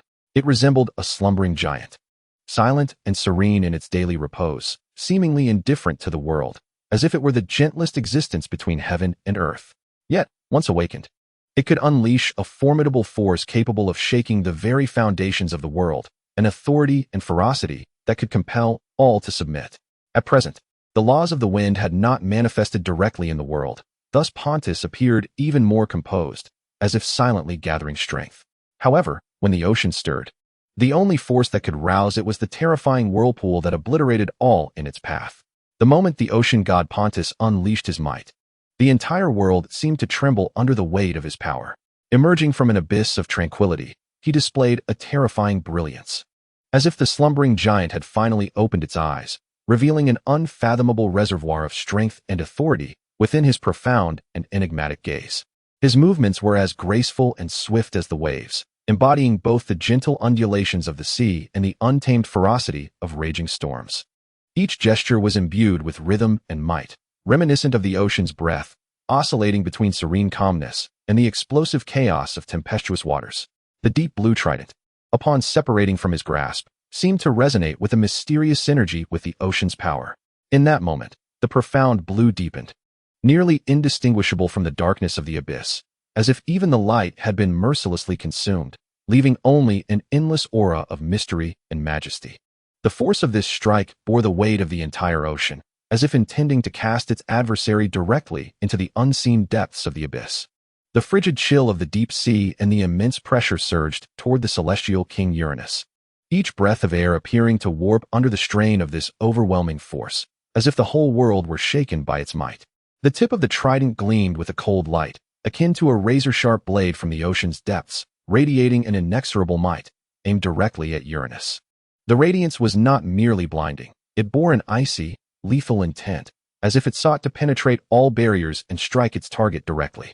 This luminosity encapsulated the wrath and might of the ocean, akin to the roars of the deep sea, a merciless challenge to the heavens. The surrounding air turned bone-chillingly cold, as if time itself had been frozen in the wake of such overwhelming force. Meanwhile, the god of the mountains, Eros, was far from idle. Although his movements were somewhat slower than those of Pontus, his steady and formidable strength was as unyielding as a mountain. His very existence symbolized the earth. Each step he took seemed to tread upon the foundational stones of the world, marked by gravity and resolve. He raised high the hammer in his grasp, an embodiment of the essence of the mountains, each inch infused with the power of the earth, as if capable of condensing the weight of the entire world into a singular point. One might envision the god of the mountains' attack as heavy and slow. Yet when Urea hurled the hammer, it revealed an unexpectedly keen sharpness.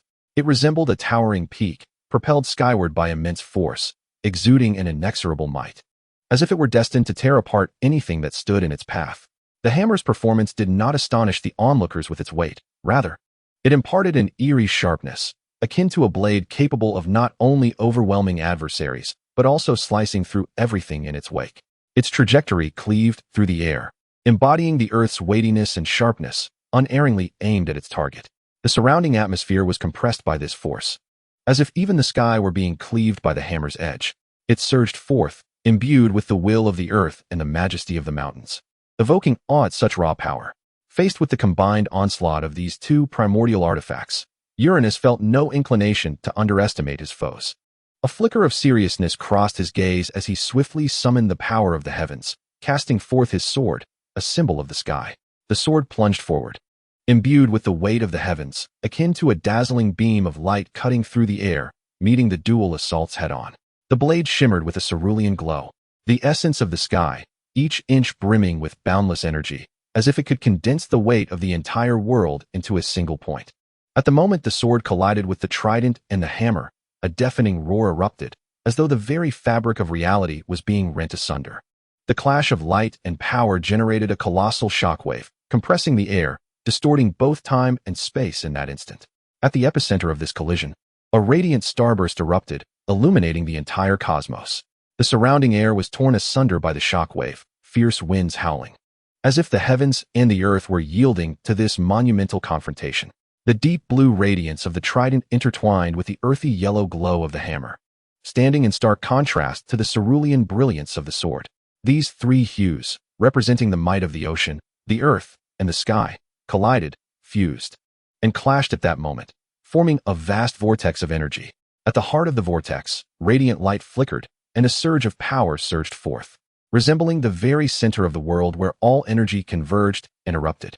Uranus, Pontus, and Uranus, the trio of deities, reached the zenith of their might at this moment. Their assaults transcended mere physical collisions, evolving into a clash of primal forces. The fury of the ocean, the majesty of the earth, and the vastness of the sky intertwined, culminating in a confrontation that shook the very heavens and the earth. The surrounding realm seemed to tremble in the wake of this collision of might. Even the stars dimmed in response. Yet, as Uranus strained to withstand the combined onslaught of these two colossal powers, 12 beams of divine energy, each a different hue, surged toward him from various angles. These energies stemmed from the 12 titans, who wielded their respective dominions to launch an assault against Uranus. With a resonant growl echoing through the battlefield, the titans gradually unveiled their true forms. This thunderous roar, akin to an ancient summons, reverberated across the arena, instilling a sense of awe in every deity present. Within that sound lay an archaic power, as if it were a whisper emanating from the very source of the world, evoking reverence. The deep growl resembled the pulse of the earth, akin to the thunder of the skies, shaking all who heard it. These 12 titans were no ordinary deities. They were birthed from the vast expanse of the earth, inheriting their father's colossal form, with each inch of their skin radiating formidable divine energy. Every movement exuding boundless majesty. Their very existence epitomized the essence of earth and sky, their strength drawn from the world's origins, profound and potent. Their imposing stature stood as a majestic embodiment of the earth and sky, their might as immovable as mountains and as tempestuous as storms. However, constrained by Uranus, they were compelled to diminish their forms to avoid incurring his unwarranted wrath. They were forced to conceal their power, enduring the oppression of Uranus, their bodies bound, their strength suppressed. Viewed as a threat by Uranus, their freedom was stripped away and their dignity trampled upon. Yet, within them, the flame of rebellion never extinguished. They awaited the moment to break free from their shackles and reveal their true power. At last, that moment had arrived. The 12 titans swiftly expanded in size, their colossal forms rising like mountains upon the earth. With each step, the ground reverberated, and with every breath, they exuded the essence of a tempest.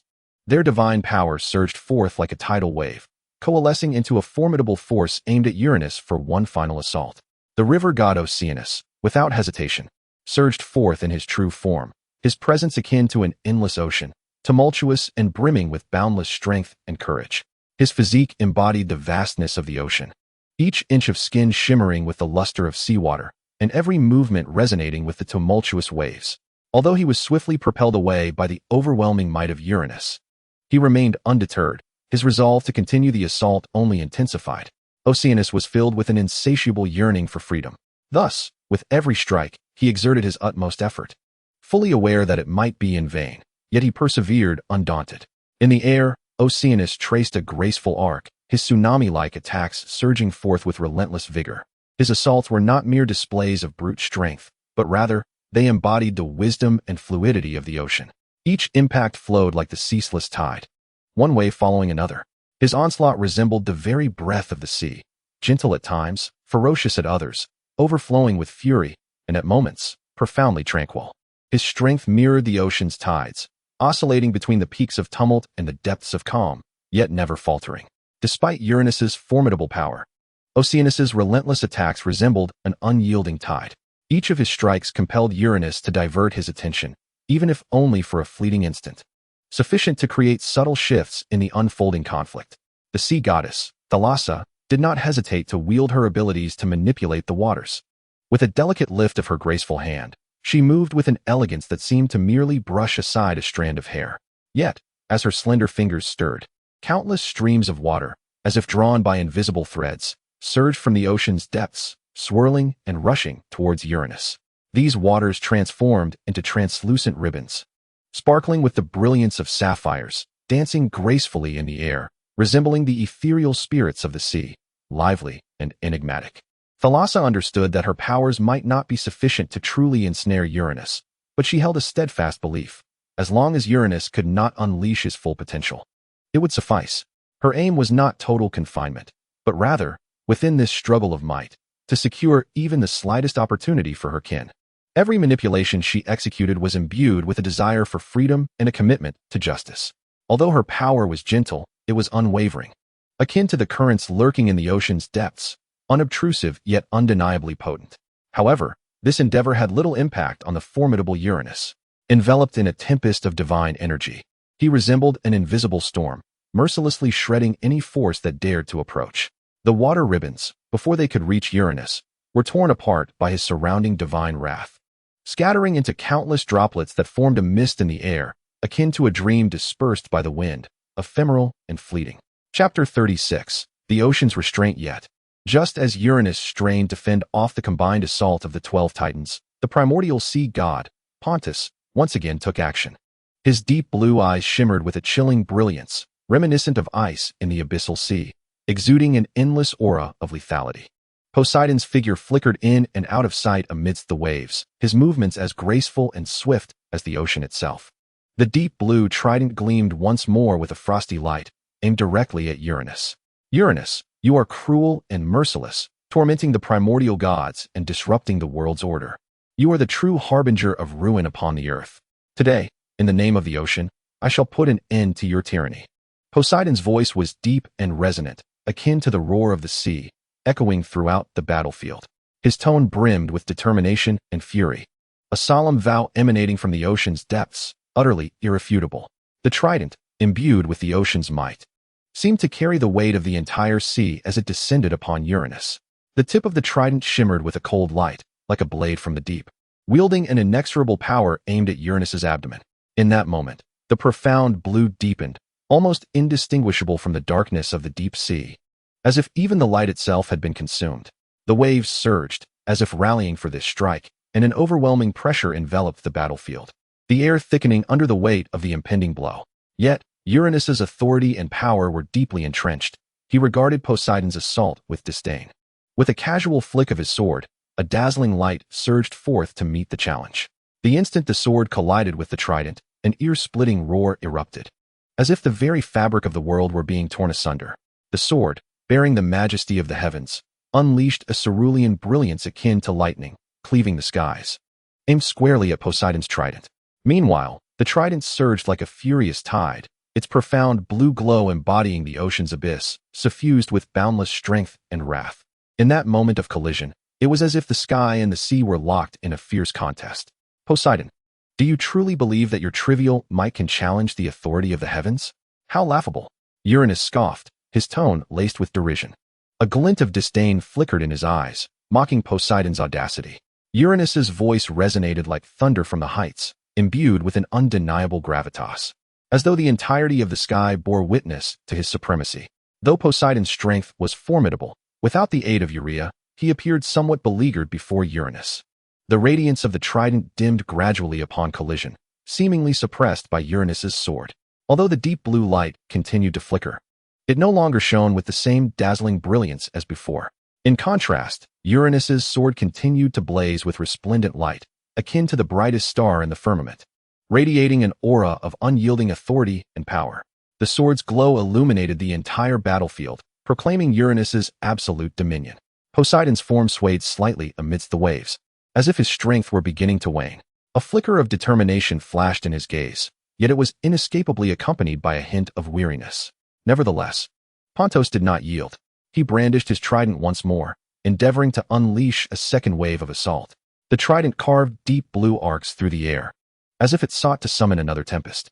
Pontus's movements mirrored the undulating waves of the ocean, embodying both gentle undulations and wild surges. With every strike, he channeled the fury and strength of the sea, as if intent on submerging the entire world beneath the weight of his onslaught. However, Uranus no longer granted him any respite. Suddenly, a colossal hand descended from the heavens, its form akin to a clenched fist, mercilessly striking down upon Pontus. This gigantic hand emanated the authority of the sky, as if it were the very embodiment of Uranus's might, enveloping the battlefield with an overwhelming sense of oppression. Though Pontus reacted with swiftness, he appeared somewhat powerless in the face of such formidable force. His trident still shimmered with a cold light, yet it seemed insignificant against the might of Uranus's colossal hand. He attempted to evade, but the power of the sky acted as an omnipresent shackle, binding him tightly. The giant hand fell with the force of thunder, crashing heavily upon Pontus. The excruciating pain jolted him back to reality, an unbearable agony sweeping through his body, followed by heart-wrenching cries. The ground beneath him fractured, as if even the earth could not withstand the impact of this force. Pontos's body was driven deep into the soil, the surrounding rocks and earth scattering violently. He was forcefully buried underground, as if to be entirely consumed by this overwhelming power. Everything around him blurred into obscurity. Darkness enveloped his vision, his form firmly constrained by the might of the giant hand, rendering him immobile.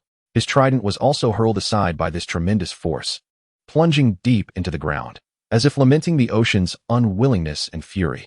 Under the pressure of the colossal hand, Pontos's figure gradually became indistinct, as if he were merging with the very earth.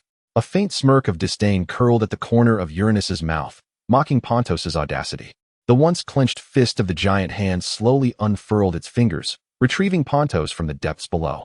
Struggling within the grasp of the giant hand, Pontos endeavored to break free from his restraints, yet his strength appeared minuscule before Uranus, akin to a leaf caught in a tempest, unable to escape the clutches of fate.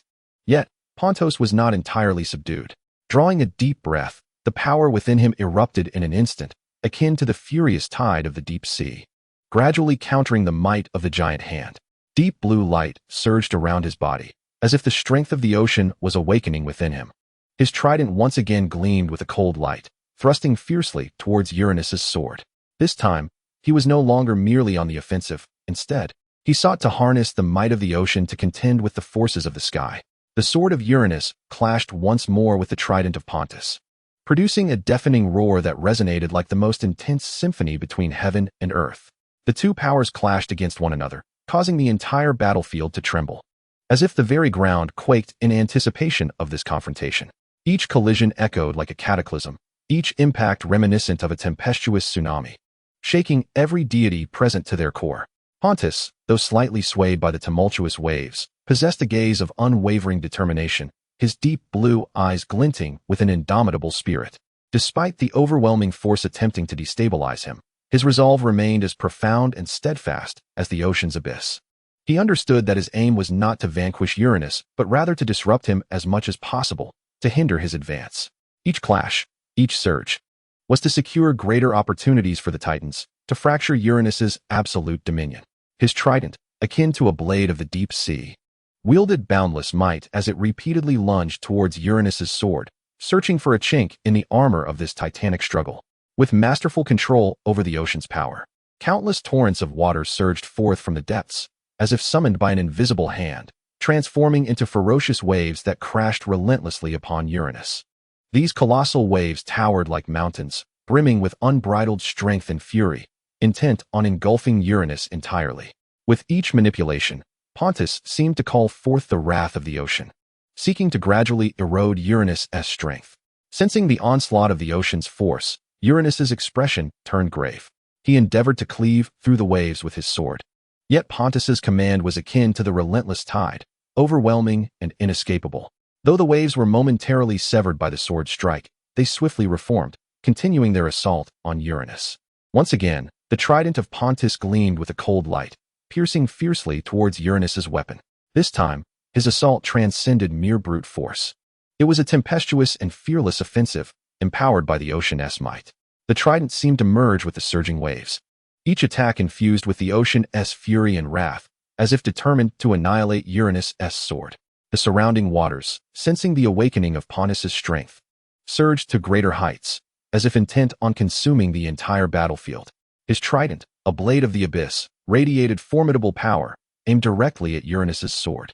Although Pontos ultimately did not succeed in completely defeating Uranus, he effectively thwarted Uranus's further actions. His efforts garnered precious time for the Titans, enabling them to persist in their counteroffensive. A flicker of anger crossed Uranus's face, yet he could not deny that Pontos's resistance had taken him by surprise. Chapter 37. Suppression. In this breathtaking divine conflict, the Titan gods finally summoned an unprecedented force. The fierce battle between Pontos and Uranus raged on, as if the very heavens and earth were shaken by this overwhelming divine power. The 12 Titan gods, unwilling to be outdone, unleashed their respective divine abilities in an attempt to restrain Uranus's seemingly unstoppable actions. They understood that against such a formidable adversary, only through unity and the harnessing of their individual strengths could they hope to turn the tide in this seemingly hopeless struggle. Among the 12 Titans, it was the god of time and space, Kronos, along with the goddess of time, Rhea, who who first took action. Standing side by side, they embodied the masters of time and space. With a synchronized motion, they extended their right hands, gracefully tracing the air as if grasping the mysteries of time and space. The ethereal yet regal powers of time and space flowed gently from their fingertips, radiating an awe-inspiring brilliance, as if the entire world yielded to them in that moment.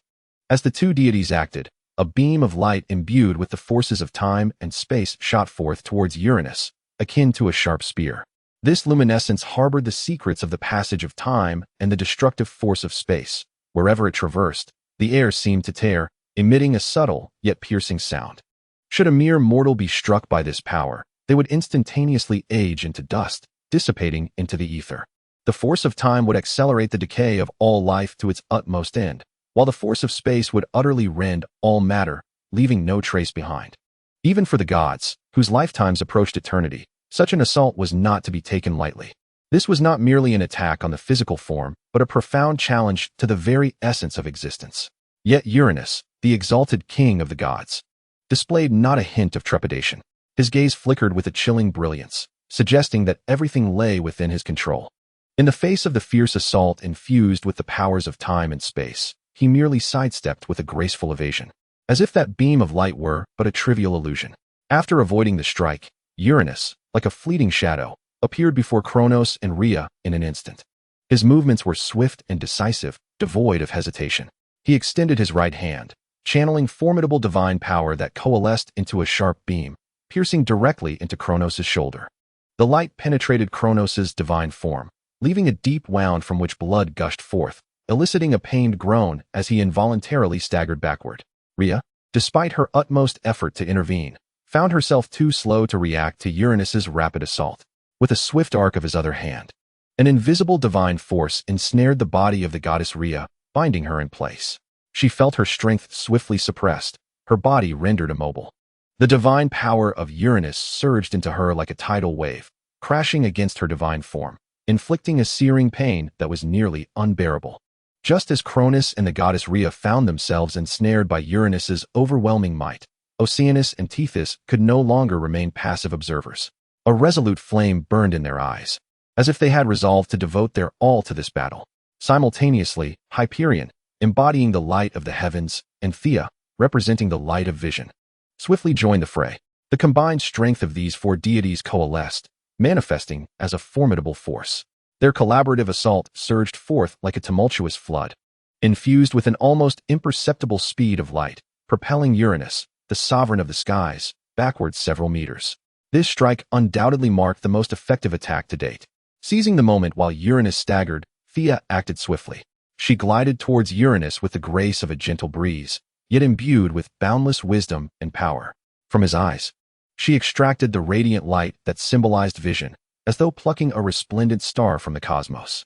In an instant, Uranus found himself bereft of the sensory perception needed to gauge the world, his vision dissolving into nothingness, leaving him to wander in darkness, as if fate had stripped him of his most potent weapon. Though Uranus quickly regained his sight, his fury ignited with unparalleled intensity. He roared like an enraged lion, the power within him erupting like a volcano, a tempestuous force. His gaze flickered with a savage brilliance, as if he sought to rend asunder all who dared challenge his existence. Chapter 38. Countermeasure. Yet, this battle was far from concluded. On this battleground, stirred by divine forces, 6 formidable deities had yet to make their move. Their eyes were fixed resolutely on the unfolding conflict, glimmering with determination and resolve, poised to join this ultimate confrontation that would determine the order of the cosmos. Amidst the chaos of this divine war, the earth seemed imbued with infinite vitality, the entire world bursting forth with exuberant life at that moment. Flora grew at an almost frenzied pace, as if the very earth poured all its strength into this instant. In this vibrant green tide, resilient vines coiled around Uranus like countless emerald chains, binding his colossal form tightly. These vines were not only remarkably sturdy but also teeming with potent life force, entwining around Uranus as if they were sentient beings, exerting tremendous pressure with every inch. The god of growth skillfully harnessed his power, opting to restrict the sky god's body from its most fundamental level. He chose not to confront the formidable divine power of Uranus directly. Instead, he delved into the roots of life itself, transforming the force of the earth into shackles that would bind Uranus. These vines and colossal trees were not mere plants, but manifestations of the deity of growth's meticulously controlled vitality, firmly anchoring Uranus in place and momentarily robbing him of his freedom amidst the chaos of battle. Soon after, the oracle goddess Phoebe joined the fray. With her eyes closed and hands raised high, she softly intoned spells, her form surrounded by a mysterious luminescence. As she moved, golden light patterns emanated from her palms, entwining around Uranus like threads. These patterns were not ordinary bindings. They embodied the shackles of fate, attempting to constrain Uranus's actions and steer him towards a future of defeat. Phoebe's assault was not one of direct harm, but rather a weakening of Uranus's power from the very fabric of destiny, limiting his future endeavors at every turn. Meanwhile, the goddess of justice, Themis, raised her golden scales and soared, her voice resonating like a mighty bell across the battlefield. Uranus, your tyranny shall inevitably cease. Justice will not tolerate your existence. The scales in her hand began to shimmer, as if weighing Uranus's transgressions, while the golden sword transformed into a beam of light aimed directly at Uranus's heart. This strike was not merely a physical attack. It was the force of justice, seeking to sanction Uranus from a moral and legal standpoint. However, the combined efforts of Phoebe and Themis could not long restrain Uranus's movement, for his might was far too potent. With a thunderous roar, Uranus unleashed a surge of divine power that shattered the golden light patterns and the forces of justice encircling him, like a tempest breaking through a fragile barrier. Yet, just as Uranus prepared to retaliate, the god of souls, Iapetus, with his keen senses, detected the slightest tremor in Uranus's form. A glint of sharp insight flickered in his eyes as he realized this was the coveted moment for an offensive. Iapetus swiftly concentrated and transformed his divine energy into sharp, jet-black projectiles, their profound darkness seemingly devouring all light, exuding an intangible pressure as they sped toward Uranus. A subtle smile graced Iapetus's lips. He did not expect to vanquish Uranus with this strike, but merely sought to create a hindrance, to tilt the scales of battle, even if just a fraction in his favor. However, he was utterly unprepared for the overwhelming strength of Uranus's soul, which surpassed his wildest imaginings. With a mere tremor of his divine form, Uranus summoned forth an invisible shield of divine energy that effortlessly negated Iapetus's carefully orchestrated soul technique.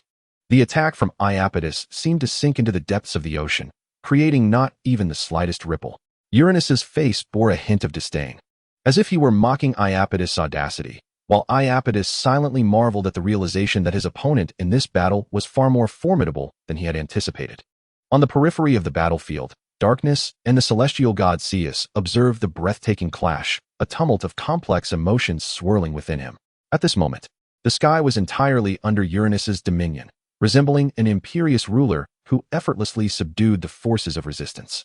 The might of the cosmos, once Zeus' forte, seemed rendered impotent beneath Uranus's oppressive presence, leaving him unable to summon even a fraction of celestial energy. Though shackled by Uranus's overwhelming force, Zeus still possessed his own formidable assets. He was a god of considerable stature, endowed with a robust and powerful physique, along with remarkable regenerative abilities. These attributes, even in the absence of divine powers, served as a potent foundation for his combat. Zeus understood that while he could no longer wield celestial forces to cast mighty spells, he could still rely on his physical prowess and indomitable will to engage in battle. His divine body was capable of withstanding tremendous impacts, and his regenerative prowess would allow him to swiftly recover his fighting strength after sustaining injuries. Thus, without hesitation, Zeus surged towards Uranus. Simultaneously, in a corner of the battlefield, the goddess of memory, Mnemosyne, quietly wielded her enigmatic and formidable divine power. She concentrated all her strength into invisible ripples, attempting to subtly penetrate the depths of Uranus's memory, seeking those traces obscured by the passage of time.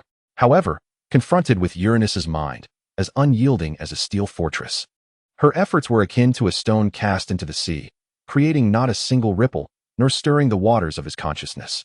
As her endeavors threatened to dissolve into futility, Mnemosyne felt a weight in her heart, yet she soon recognized that her solitary strength was insufficient to shake Uranus's unassailable psyche. Consequently, she swiftly approached the goddess of justice, Themis, the goddess of prophecy, Phoebe, and the god of souls, Iapetus. The four deities exchanged glances, their understanding unspoken, each aware of the intentions of the others. They quickly formed a circle, extending a hand to converge their powers. Themis infused her essence, embodying justice and order, while Phoebe bestowed her essence, symbolizing prophecy and inevitability, upon Iapetus' soul magic and Mnemosyne's memory magic. The intertwining divine energies coalesced into a formidable synergy, akin to an invisible tidal wave, instantly drawing Uranus's soul into the distant recesses of bygone memories. Before Uranus, ancient scenes surged forth like a tide. Those memories long sealed by time now reawakened, vividly materializing before his eyes. These recollections descended upon him like an unforeseen tempest, engulfing his spirit in a whirlwind of emotion. Although he would soon come to realize what was occurring and respond with his formidable strength, the momentary hesitation was sufficient.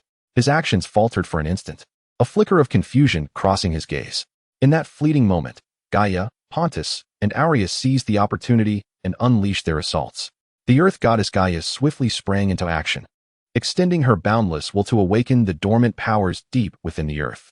With a gentle sweep of her hands, the rocks, soil, and vegetation on the ground were imbued with new life, transforming into countless sharp stone spikes and resilient vines that surged toward Uranus from all directions. These stone spikes, akin to the Earth's incisors, bore an endless sharpness, aimed directly at Uranus's vital points. Meanwhile, the vines, resembling the Earth's tendrils, were tenacious and powerful, entwining in an attempt to bind him. Gaia's strength encompassed not only the weight and solidity of the Earth, but also the resilience and tenacity of life itself. Her assault resembled a tempest emerging from the depths of the Earth, propelled by her fury and determination, crashing toward the body of the celestial king. Simultaneously, Aurea invoked divine power beneath Uranus, raising a sharp and formidable peak. This peak appeared as the sword of the Earth, aiming directly at Uranus. It complemented Gaia's attack flawlessly, as if part of a meticulously choreographed dance. When the two forces converged, they produced astonishing might. Gaia's onslaught roared like the earth itself, with countless stone spikes and vines converging from all directions, while the peak raised by Aurea ascended rapidly against the tide of Gaia's assault. The intertwining forces in the air formed a nearly unstoppable wave of attack. As the peak ascended, it continuously absorbed the strength of the earth, becoming increasingly hardened and sharp, as if destined to tear apart anything that dared to obstruct its path. When the peak accurately pierced Uranus's body, a searing pain coursed through him like a flash of lightning. At that moment, Uranus's body trembled slightly, a flicker of agony and shock flashing in his eyes. The potency of this force far exceeded his expectations, jolting him from his reverie. His body was penetrated by the peak, blood gushing from the wound and staining the sky crimson. At this critical juncture, Pontus rejoined the fray. He raised his trident high, wielding the power of the ocean. As torrents of seawater surged forth, as if summoned by an invisible hand, transforming into ferocious waves that crashed violently against Uranus. These waves towered like mountains, infused with boundless strength and wrath, seemingly intent on completely submerging Uranus. Pontus's trident gleamed with a cold light as he commanded the ocean's fury, channeling the waves' power into his weapon. With a thunderous roar, the trident struck toward Uranus's body like a bolt of lightning. The sea, under his command, seemed to come alive, swirling around the trident and forming sharp blades of water, each strike imbued with the power to tear asunder. The forces of the earth, mountains, and ocean harmoniously converged, creating an unstoppable momentum. Gaia's stone spikes and vines restrained Uranus's movements, while the peaks of Urania pierced his form, and the colossal waves of Pontus crashed down from above. Uranus's body was penetrated, blood gushing from the wounds and staining the sky crimson. A fleeting expression of pain and shock crossed his face, an unfamiliar agony that he had never before endured. Though Uranus's sword gleamed with renewed brilliance, attempting to retaliate, the united assault of Gaia, Urania, and Pontus had already gained an unassailable advantage. Their might surged like the wrath of the earth, waves crashing upon waves, relentlessly battering Uranus's defenses. In mere seconds, the unfolding events left Uranus in a state of utter disadvantage. His formidable physique now appeared somewhat feeble. The surface of the sky god's body was marred by immense voids. A chaotic emptiness laid bare before all. Despite the formidable celestial powers of the sky god, which slowly began to mend these voids, weariness was etched on Uranus's face, and his movements grew increasingly labored. Chapter 39. I shall no longer pretend. It's time for the truth. As Uranus sensed his own condition, fatigue surged over him like a relentless tide, drowning him in an abyss of weariness. He was compelled to admit that this battle had drained far too much of his strength. His body felt ensnared by invisible chains, each step weighed down with immense gravity. each swing of his weapon akin to a struggle against fate. He cast his gaze across to his two brothers, who remained in robust form, their eyes glinting with unwavering resolve and confidence, as if this confrontation were merely a crucible for their growth. Mother Gaia radiated an aura of formidable strength, as if she could shake the very foundations of the cosmos. Meanwhile, the Titans continued to launch their incessant distractions, though their attacks were not fierce. They ebbed away at his energy like a gentle stream. Each assault struck precisely at his vulnerabilities. Each distraction compelled him to divert his focus. Faced with such a dire situation, a flicker of anxiety finally stirred within Uranus. His breathing became increasingly labored, each inhalation a battle against destiny. Each gasp a reminder that his strength was gradually waning. The gaping wound in his abdomen had been barely filled by the powers of the sky, but the newly formed tissue bore a distinctly paler hue than the surrounding areas. This faint mark seemed to signify the sky's struggle to heal, foreboding a potential resurgence of peril. Very well, you have thoroughly provoked my wrath. Now, I shall unveil to you the true power of the God King. The voice of Uranus reverberated across the battlefield like thunder, imbued with an air of majesty and an undeniable presence. Within his tone lay a resolute determination, as if heralding the approach of a tempest. Uranus appeared weary of this ceaseless entanglement. The recent actions of the Titans and Gaia were undoubtedly a reckless provocation that danced dangerously close to igniting his wrath. Thus, Uranus resolved to cease their futile games. In an instant, the divine essence of the God King within him awakened, erupting into a brilliant radiance as his words fell silent.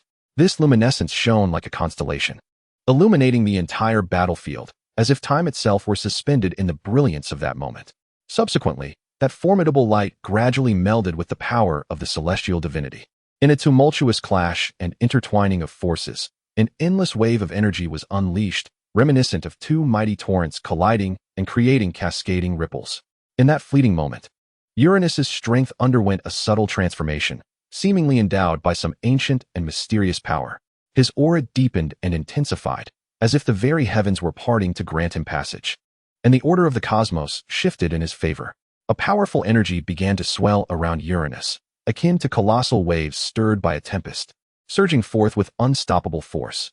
His presence instantly dominated the scene, as if the surrounding air were rendered dense and foreboding by his might. With eyes gleaming with unwavering resolve, as if he had discerned all truths, his power, illuminated by that golden light, faintly approached the realm of the primordial gods. His figure appeared increasingly towering within the radiance, resembling a majestic mountain standing resolutely between heaven and earth. Each movement exuded an undeniable authority, as though he were the sovereign of this realm. The air around him began to congeal, drawn toward his power, forming invisible currents that encircled his form. Uranus slowly raised his hands, radiant light flickering between his palms. His voice, deep and resonant, echoed like an oracle from antiquity. Today, in the name of the God King, I shall bring this to an end. His proclamation reverberated across the battlefield, piercing the barriers of time and space, resonating within the souls of all present.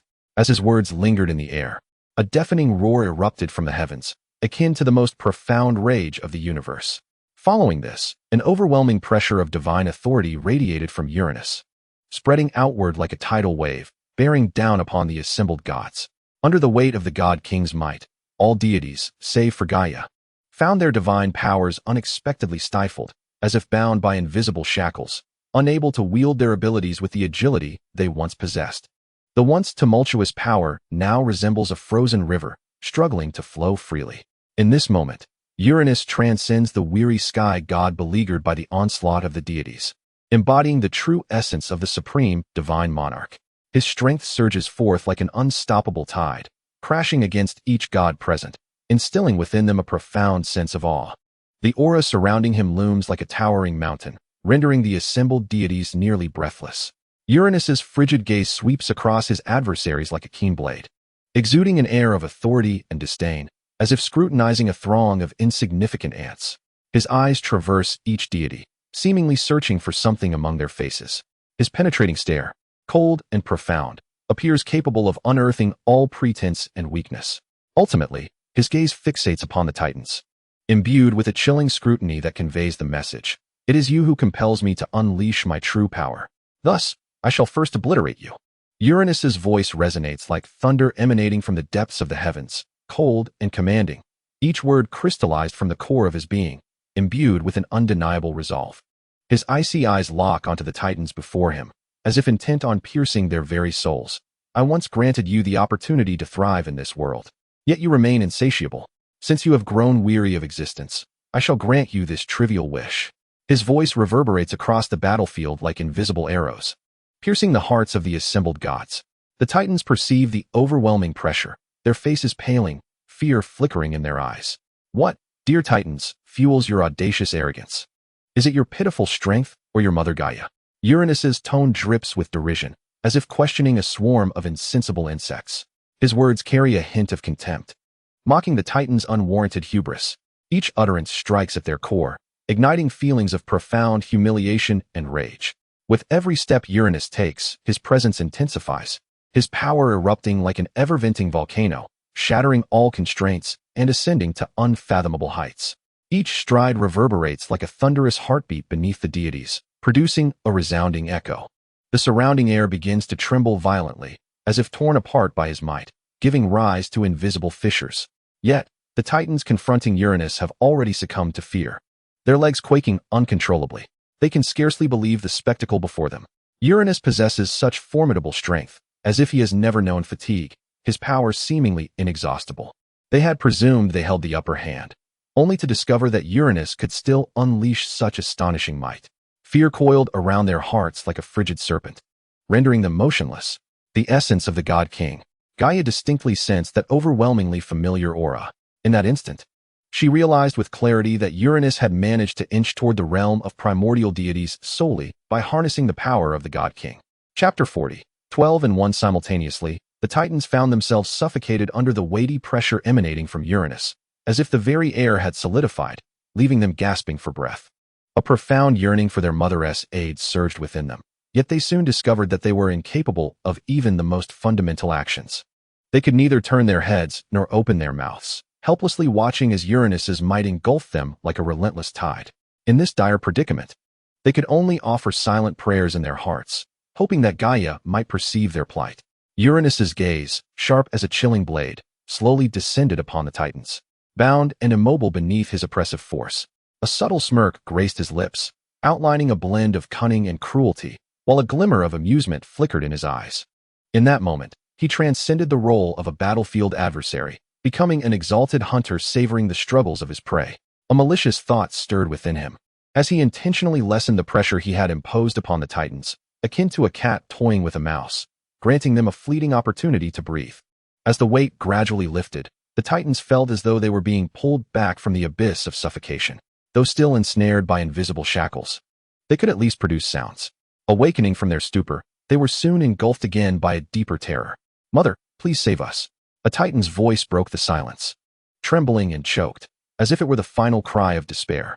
His words resonated in the air, heavy with fear and hopelessness, akin to a flickering candle in a storm, on the brink of extinguishment. The other Titans echoed his plea, their voices laced with dependency on their mother and uncertainty about the future. "Mother, we can resist no longer. Uranus's power is overwhelming." Another Titan's voice quivered with tears, his body still trembling, his eyes filled with dread. "Mother, we beseech you, save us." Their voices converged, forming a chorus of despair that reverberated across the battlefield. They turned their gaze toward Gaia, as if hoping to find a glimmer of hope within her deep and powerful eyes. Upon hearing their cries for help, a cruel smile curled upon Uranus's lips, a glint of satisfaction flashing in his eyes as he reveled in his own triumph. "Ah, just as I expected, Gaia. Your children are calling for you. Come forth." He appeared to relish the sensation of control in that moment, deliberately steering the situation toward an even more intricate complexity. His gaze held a glimmer of cunning, as if he were anticipating Gaia's next move, having already devised a strategy in his mind. At this moment, Gaia was listening to the desperate cries of the children, her brow furrowing slightly, as if touched by the fear and despair in those voices. She stood firm, her presence as imposing as a mountain, her profound eyes shimmering with a myriad of emotions. She could sense the Titan's helplessness and despair, as well as Uranus's provocation and cruelty. Though her heart was laden with worry, her eyes grew ever more resolute. Yet, soon her expression hardened again, as if a decision had been made. Taking a deep breath, Gaia called out to Uranus with a powerful voice. "Uranus, unleash whatever tricks you possess upon me, but do not lay a hand on your own children." Her voice resonated like the whisper of the earth, imbued with an unyielding authority, echoing across the battlefield. Each word seemed to carry strength, attempting to divert Uranus's attention from the Titans, safeguarding her children from further harm. Her tone exuded a maternal tenderness and determination, as if to convey to Uranus that she would never stand idly by while her offspring were endangered. Simultaneously, Uranus, at the center of the god's gaze, gradually shed the form of the Sky Titan, reverting to his original stature. He stood tall and regal, an undeniable presence in the cosmos. With steady strides, he approached Gaia, each step resonating like a moment in time, firm and powerful, as if the very earth trembled beneath his feet. His eyes revealed a complex array of emotions, a blend of love for Gaia and fury at her betrayal. This turmoil intertwined in his gaze, creating a profound luminance that seemed to narrate his inner conflict and anguish. The surrounding air quivered, as if the entire world awaited the inevitable confrontation between him and Gaia. Each of Uranus's steps bore an immense weight, as if the universe itself parted to accommodate his advance. His breath loomed like a towering mountain, rendering the atmosphere heavy with tension. In due course, Uranus halted before Gaia, mere inches separating them. He slowly extended his hand, gently caressing Gaia's visage, now restored to its former beauty. This seemingly tender gesture was steeped in profound significance, as if attempting to evoke bygone warmth, yet also proclaiming a claim of authority. A flicker of intricate emotion danced in his eyes, a mixture of nostalgia for the past and resignation toward the present. However, Gaia's response was as swift and decisive as a flash of lightning. She raised her hands, forcefully brushing aside Uranus's arm, her gaze brimming with resolve and determination. Her movements carried an undeniable strength, as if her actions were a declaration of her stance. Gaia admonished Uranus, "Do not lay a finger on me. Have you already forgotten your transgressions?" Her voice trembled slightly, yet it only served to amplify her fury and disappointment. In response to Gaia's rebuke, the corners of Uranus's mouth curled into a faint, enigmatic smile, though his gaze concealed a tumult of emotions. He remained unperturbed and softly replied, "It is the Titans who have led us to this juncture. Nevertheless, fear not. I shall restore everything to its rightful course, returning to its primordial state." His tone was deep and serene, as if recounting a distant dream, yet imbued with an undeniable resolve. As he spoke, a flicker of lethal intent flashed within Uranus's azure eyes, reminiscent of the sky. His gaze sharpened, turning cold and piercing, akin to a drawn sword, exuding an air of irrevocable determination. The slight upward curve of his lips revealed a chilling demeanor, as if, in that moment, he had resolved to show no mercy. Suddenly, Uranus moved swiftly, like a bolt of lightning cleaving through the heavens, launching an assault upon Gaia. His movements were so swift they were nearly imperceptible, with a formidable force that swept in like a tempest, as if to rend asunder all that stood before him. Uranus's hands traced brilliant arcs in the air, each strike infused with boundless power, as if even the cosmos would tremble in response. In an instant, the very heavens and earth seemed to change hue, as though the entirety of existence was shaken by this divine confrontation. The ground began to tremble slightly, as if acknowledging the advent of this storm. Yet, Gaia reacted swiftly to Uranus's offensive. A thick wall of yellow earth surged around her, a barrier forged from the very essence of the land, striving to withstand Uranus's ferocious onslaught. However, at the moment of impending collision, a tremendous force erupted from Uranus's hands. This power was akin to a colossal cannonball, bearing destructive energy, and it crashed violently against the earthen barrier. A glint of cold light flickered in his eyes, as if he had concentrated all his strength into this singular blow. A deafening roar resounded as the wall shattered instantaneously, debris scattering and dust billowing, as if the very earth quaked at that moment. The powerful shockwave rippled outward like a disturbance in water, distorting the air around it. The surrounding deities staggered backward, their expressions reflecting shock and dread. Yet, concurrently, this earthen wall had successfully mitigated Uranus's assault, granting Gaia precious moments. As the barrier crumbled, Gaia's form swayed slightly, but she quickly regained her composure. Her gaze became resolute, fixed intently upon Uranus, radiating determination and defiance. Seizing the opportunity, Gaia retreated, distancing herself from Uranus. She regarded him with vigilance, her gaze shimmering with steadfastness and resilience. She understood that this battle had only just commenced, and she must respond with heightened caution. Taking a deep breath, she endeavored to quell the tumult within her soul, while meticulously observing every movement of Uranus. Her hands tightened slightly, a faint glow flickering between her palms, as if poised to embrace the next imminent onslaught. However, to Gaia's utter astonishment, Uranus merely scoffed derisively. His laughter laced with scorn and disdain. The cold gleam in his azure eyes suggested he had long since comprehended everything. A subtle smirk graced his lips, an inscrutable smile that seemed to mock Gaia's futile efforts. Gaia, do you truly believe you can thwart me? Uranus's voice resonated, deep and frigid, as though emanating from the depths of his being. Your strength may be formidable, but my intentions have never been directed towards you. Before Gaia could muster a response, Uranus's form shimmered and transformed into a streak of light, hurtling toward the terrified Titans with alarming swiftness. His movement was as rapid as lightning, nearly impossible to perceive. With an overwhelming force that swept in like a tempest, threatening to rend apart anything that dared obstruct his path. As the Titans beheld Uranus racing towards them, their hearts brimmed with terror and despair.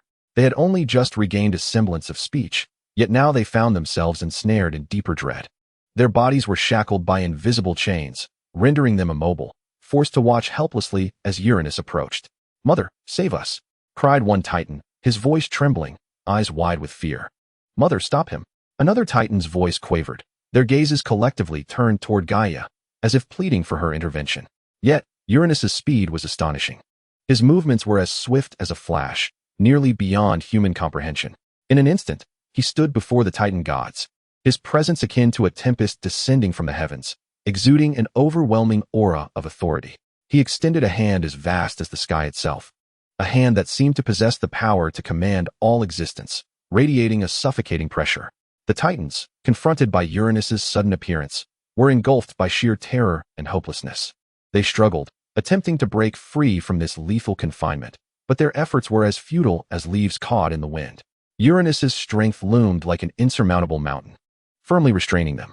In their futile thrashing, each attempt appeared trivial, unable to perturb Uranus in the slightest. A cruel smile crept across Uranus's face, his gaze glinting with coldness and ruthlessness. With a slight exertion, he tightened his grip, and the immense force from the heavens erupted instantaneously, akin to a cataclysmic storm. The bodies of the Titans were instantaneously crushed in his grasp, their anguished cries reverberating through the air like a lament of despair.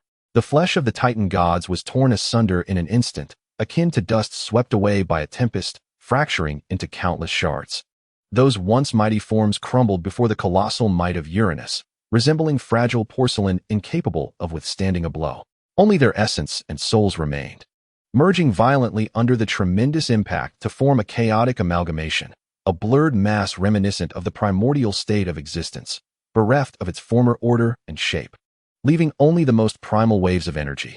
The once magnificent Titans, now rendered diminutive and utterly vulnerable in the face of this irresistible force, found their former grandeur extinguished like a candle's flame before a storm, snuffed out in an instant.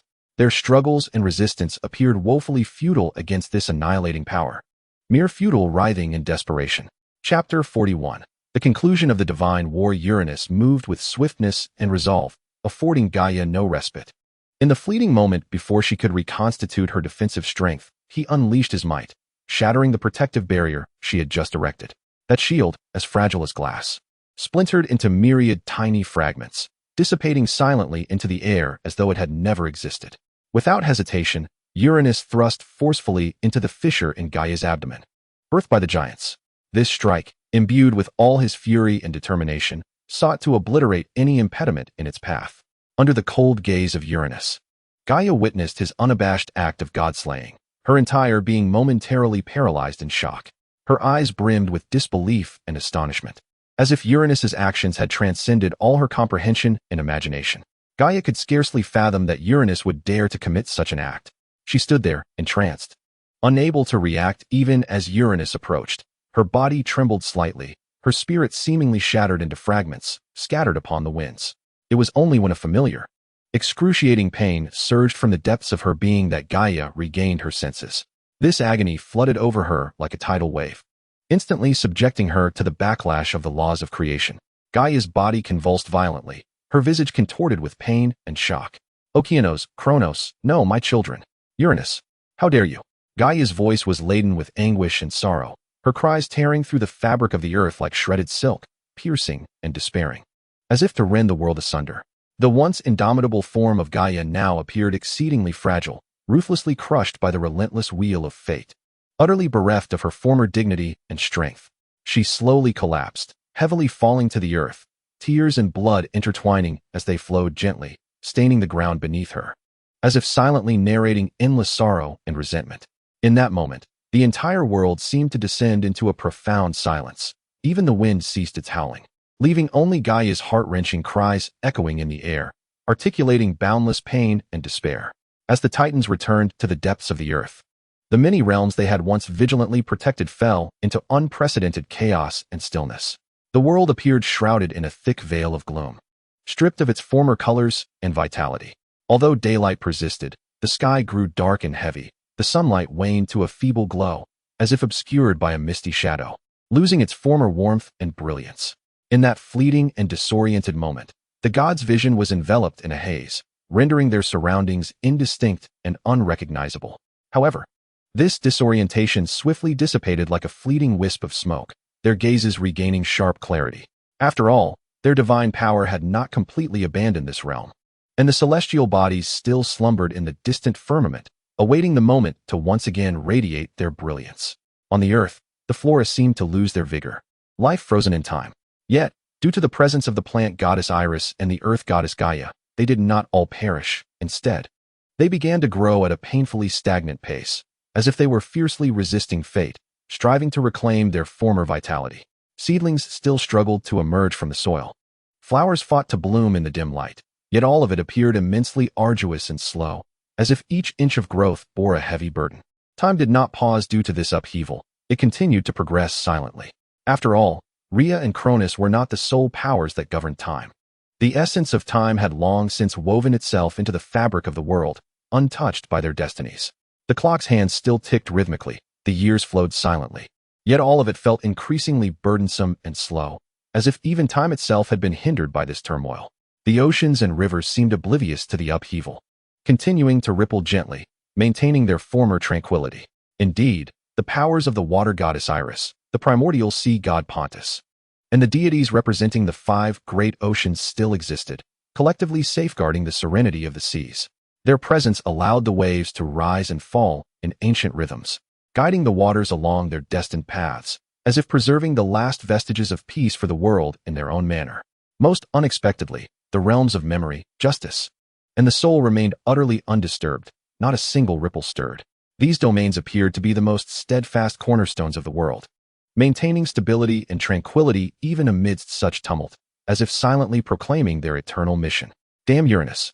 Uriah and Pontus furiously brandished their fists, striking vehemently against the celestial veil that descended from the heavens. Their fists, imbued with unrelenting wrath, battered the intangible barrier like a tempest unleashed. Yet the curtain remained an impenetrable fortress, impervious to their might. In the face of this formidable obstruction, their strength appeared inconsequential, rendering all efforts futile. The ethereal veil seemed to be a web of fate meticulously woven by Uranus himself, firmly barring their passage. It stood as an indomitable bastion, severing their connection to the realm of freedom. No matter how fiercely they struggled, they found themselves unable to transcend this invisible boundary, even by a single step.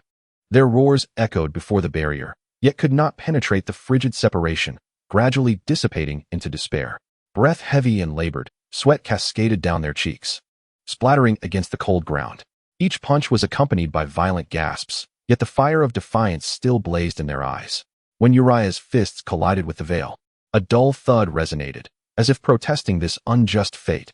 Meanwhile, Pontus summoned every ounce of strength, striving to shatter the shackles that bound them with the force of his fury. Yet, the celestial curtain remained indifferent and unyielding, silently proclaiming Uranus's absolute dominion. Time and again, Uriah and Pontus launched their assaults, only to be met with relentless obstruction. This veil not only thwarted their physical forms, but seemed to devour their very hopes. Each impact deepened their sense of impotence, as if their strength was mercilessly consumed by this intangible barrier, dissolving into nothingness.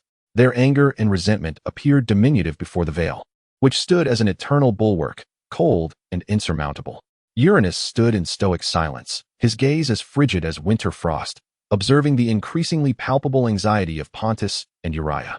His eyes bore a semblance of cold scrutiny, as if he were relishing a tragedy whose conclusion was long preordained, marked by a detached cruelty. He regarded them for an extended moment, a slight smirk gracing his lips, revealing a barely perceptible hint of sardonic amusement, as if silently announcing their fate. Rest assured, your turn shall come soon.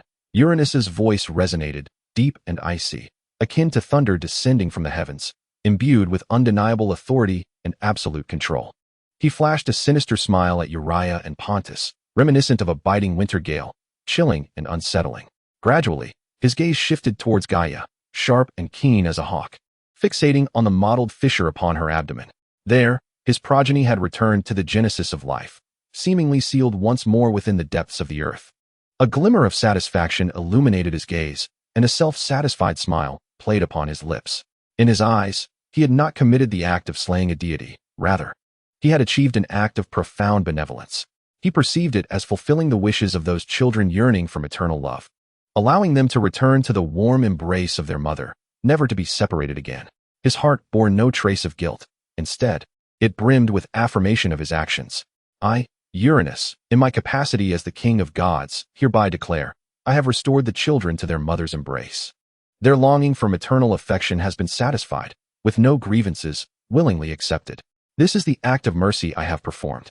Uranus's voice was deep and resonant, akin to a mighty bell echoing from distant skies, imbued with unparalleled authority, reverberating throughout the world. His tone was laced with confidence, even tinged with an unmistakable arrogance, as if proclaiming to the world that his actions were the epitome of righteousness. His voice lingered in the air like an invisible command, casting a hush over all that surrounded him. His gaze radiated an unwavering resolve, seemingly announcing to all that his decision was beyond question. Meanwhile, Gaia, the great mother of Earth, could only endure in silence, her body trembling slightly, as if silently expressing her pain and helplessness.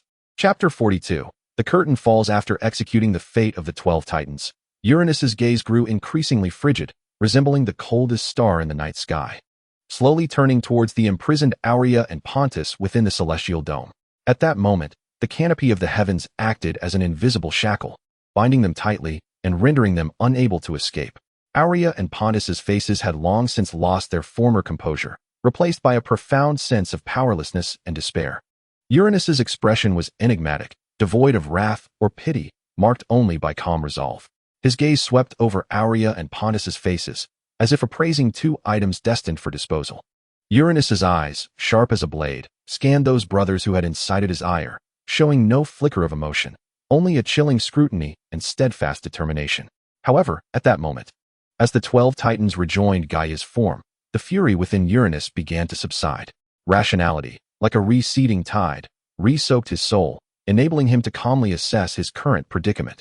His gaze deepened and steadied, as if capable of perceiving all truths, though he still possessed ample strength to sustain him for a time.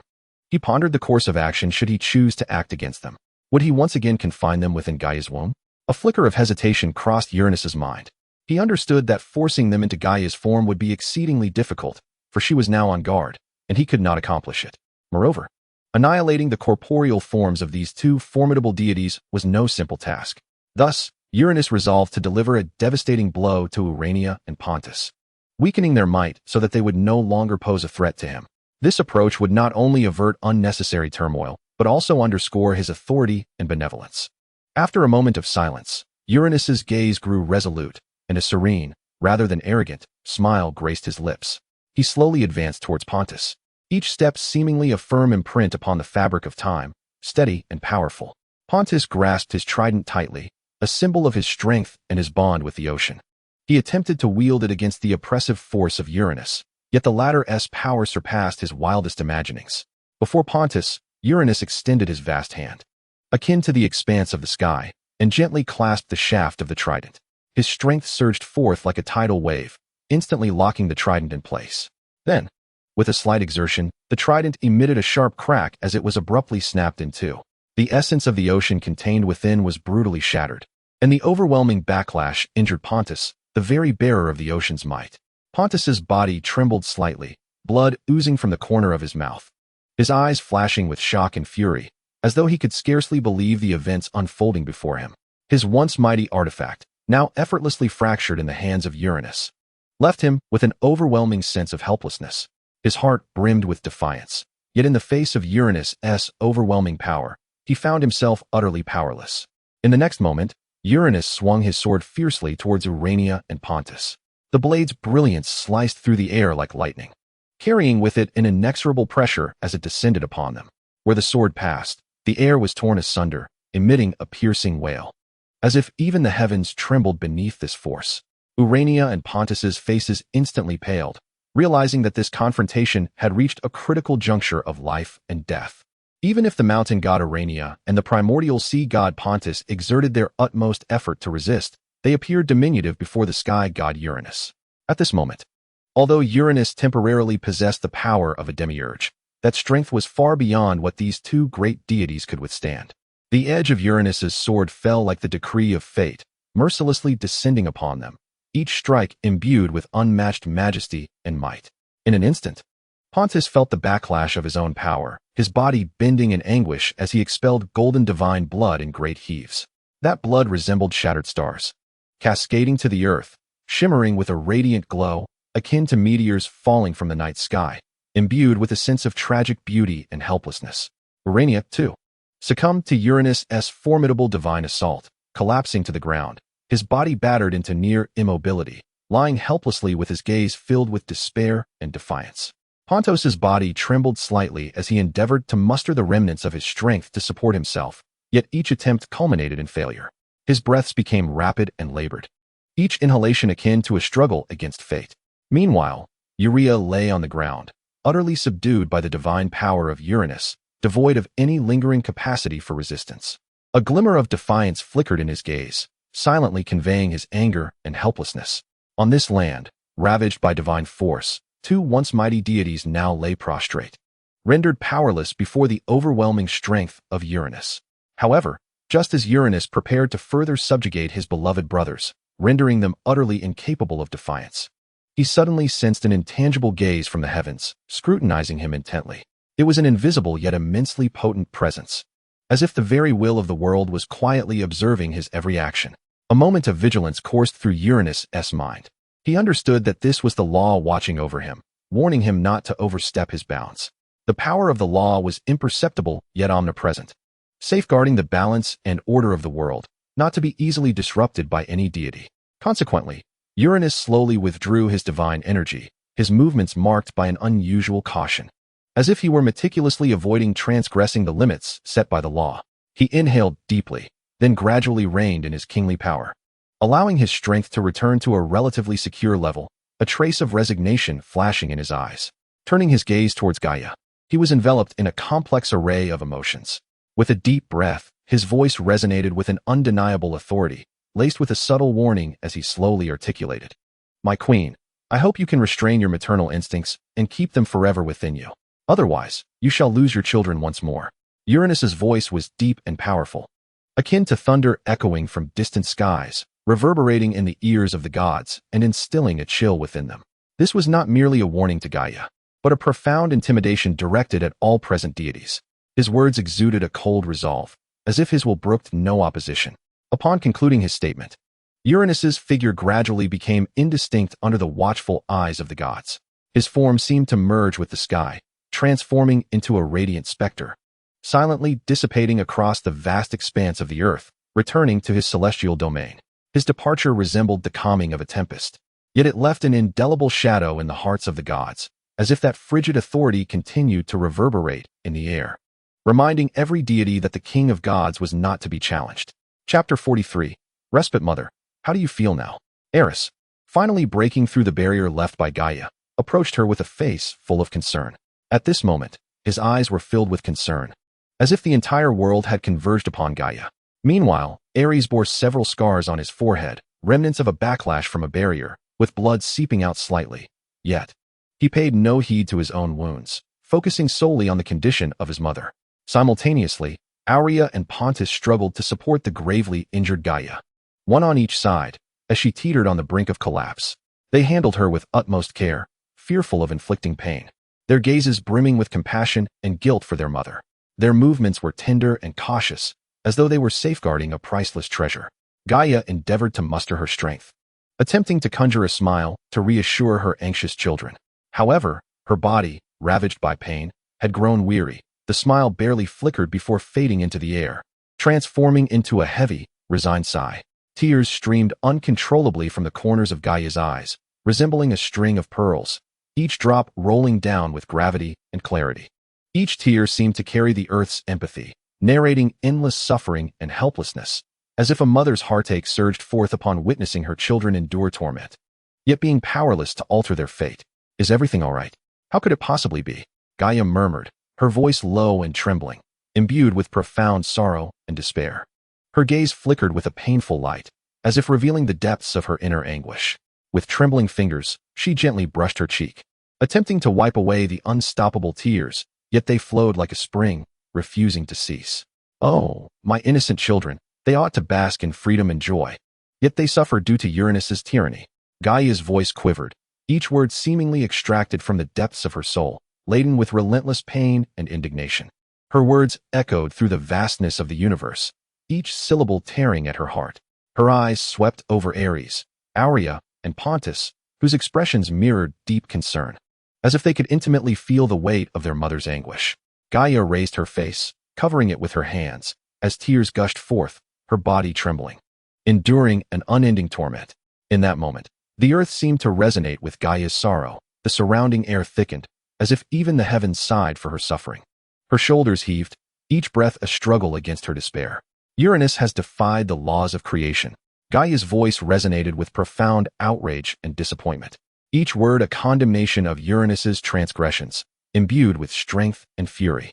Her voice reverberated throughout the cosmos, as if demanding the world to acknowledge her wrath. He has obliterated the divine form, forcefully returning the matured deities to their mother's womb. Such an act is utterly reprehensible. Her voice trembled, tears cascading down her cheeks, falling onto the earth beneath her, as if even the ground quaked in sympathy for her sorrow. He is utterly unworthy of being called the king of gods. Gaia's tone was laced with disdain for Uranus, each word a vehement denial of his existence. At that very moment, the laws of the sky prepared to depart. They shimmered with an enigmatic glow, flickering in and out, as if pondering Gaia's words. The radiance of the laws sparkled like celestial bodies, illuminating the vast expanse of the sky and the hearts of the gods. Ultimately, the laws silently vanished from the heavens, disappearing before the gods' eyes, as if they too were at a loss for words in the face of this tragedy. Eros, supporting his mother alongside his two brothers back to the Earth Temple, gazed at his injured siblings, his heart heavy with pain and compassion. Yet, in the blink of an eye, his expression transformed into one of resolute determination, as if he were silently vowing to aid his brothers in their recovery. With gritted teeth, Aerys summoned every ounce of strength to invoke his healing divinity and the essence of flowing waters. The power of his healing divinity surged forth like warm sunlight, imbued with boundless vitality and hope, radiating from within him, while the essence of flowing waters enveloped the surroundings like a gentle spring, bringing with it coolness and tranquility. Aerys gently wrapped this self-healing water around his brothers, the streams resembling transparent ribbons softly entwining their bodies, emanating a gentle glow.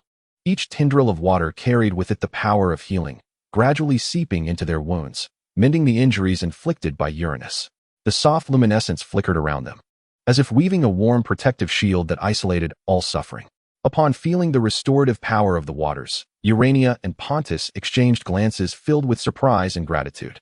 They understood that their younger brother was utilizing his own strength to heal the wounds wrought by Uranus, and thus they summoned the remnants of their own power, harmonizing it with Eris' healing essence to restore their injured divine forms. Time flowed silently, as if the very air held its breath in awe of their efforts. The Earth Temple was enveloped in a serene and solemn atmosphere, with only Eris' healing power gently coursing through the air, akin to a warm breeze soothing every wounded soul. Everything within the temple seemed to be touched by this force, growing softer and more tranquil.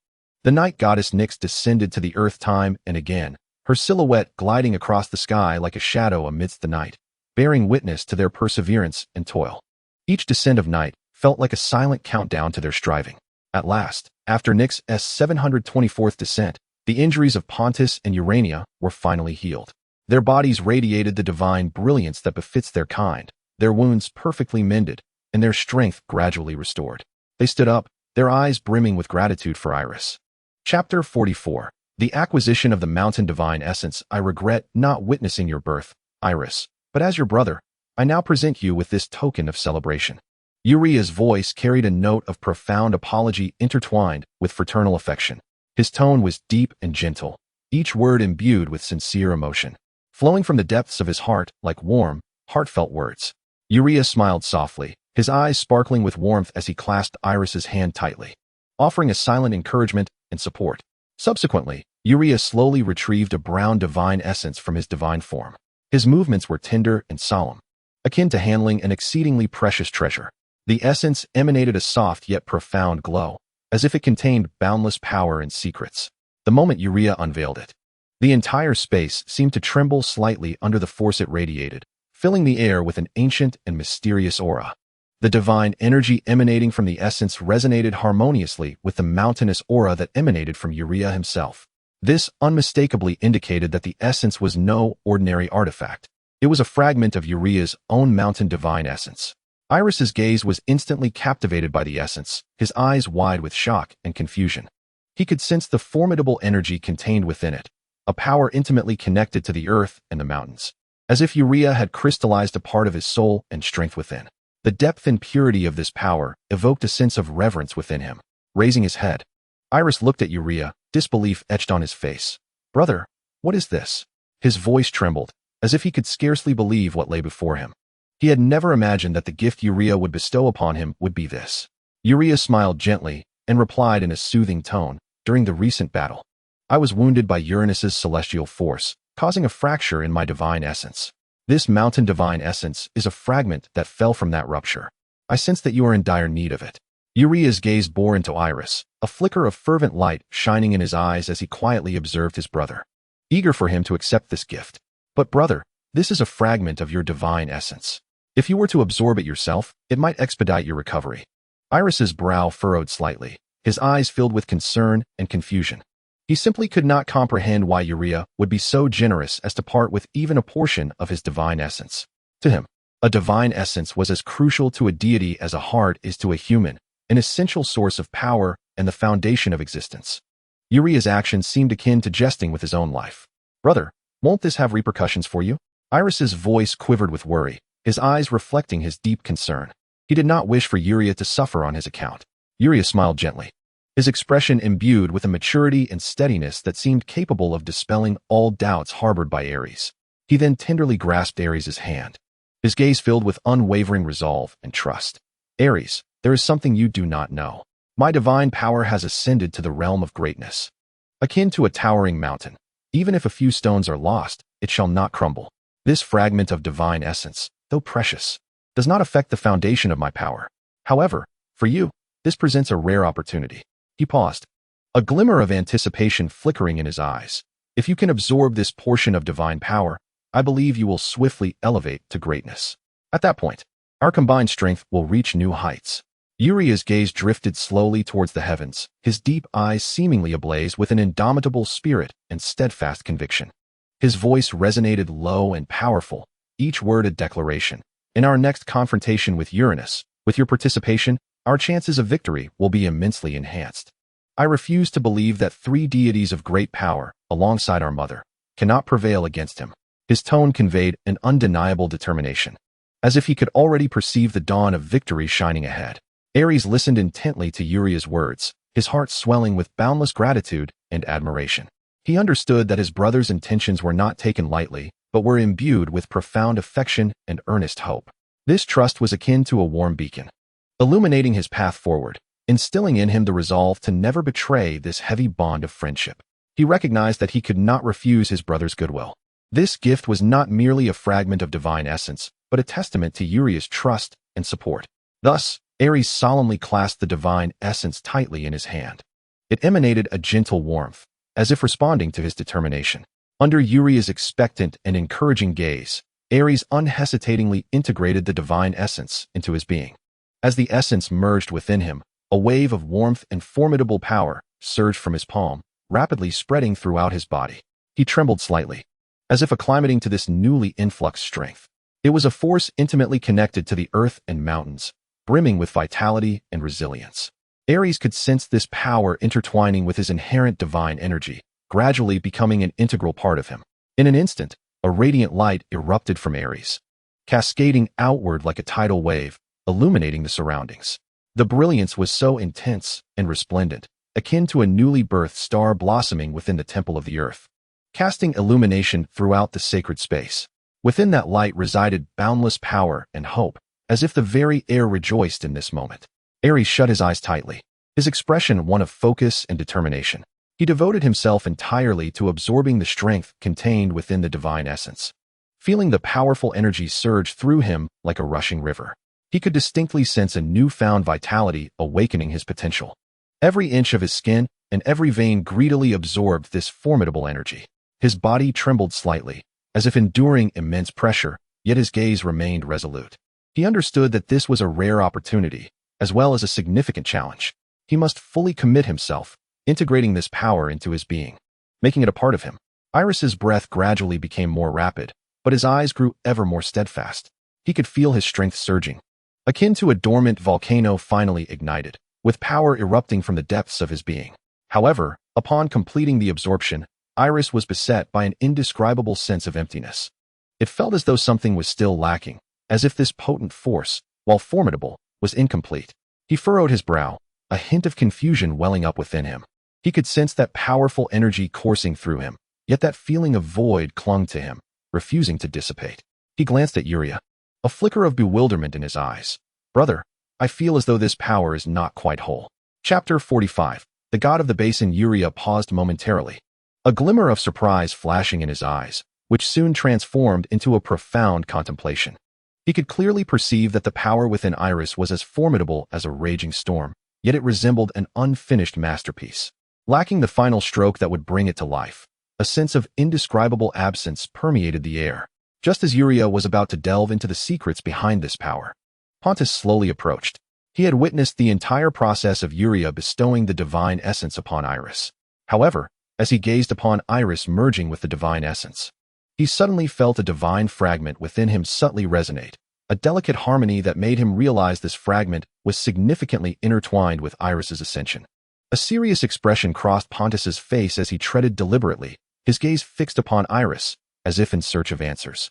Moments later, he extracted a brown divine fragment from his divine form.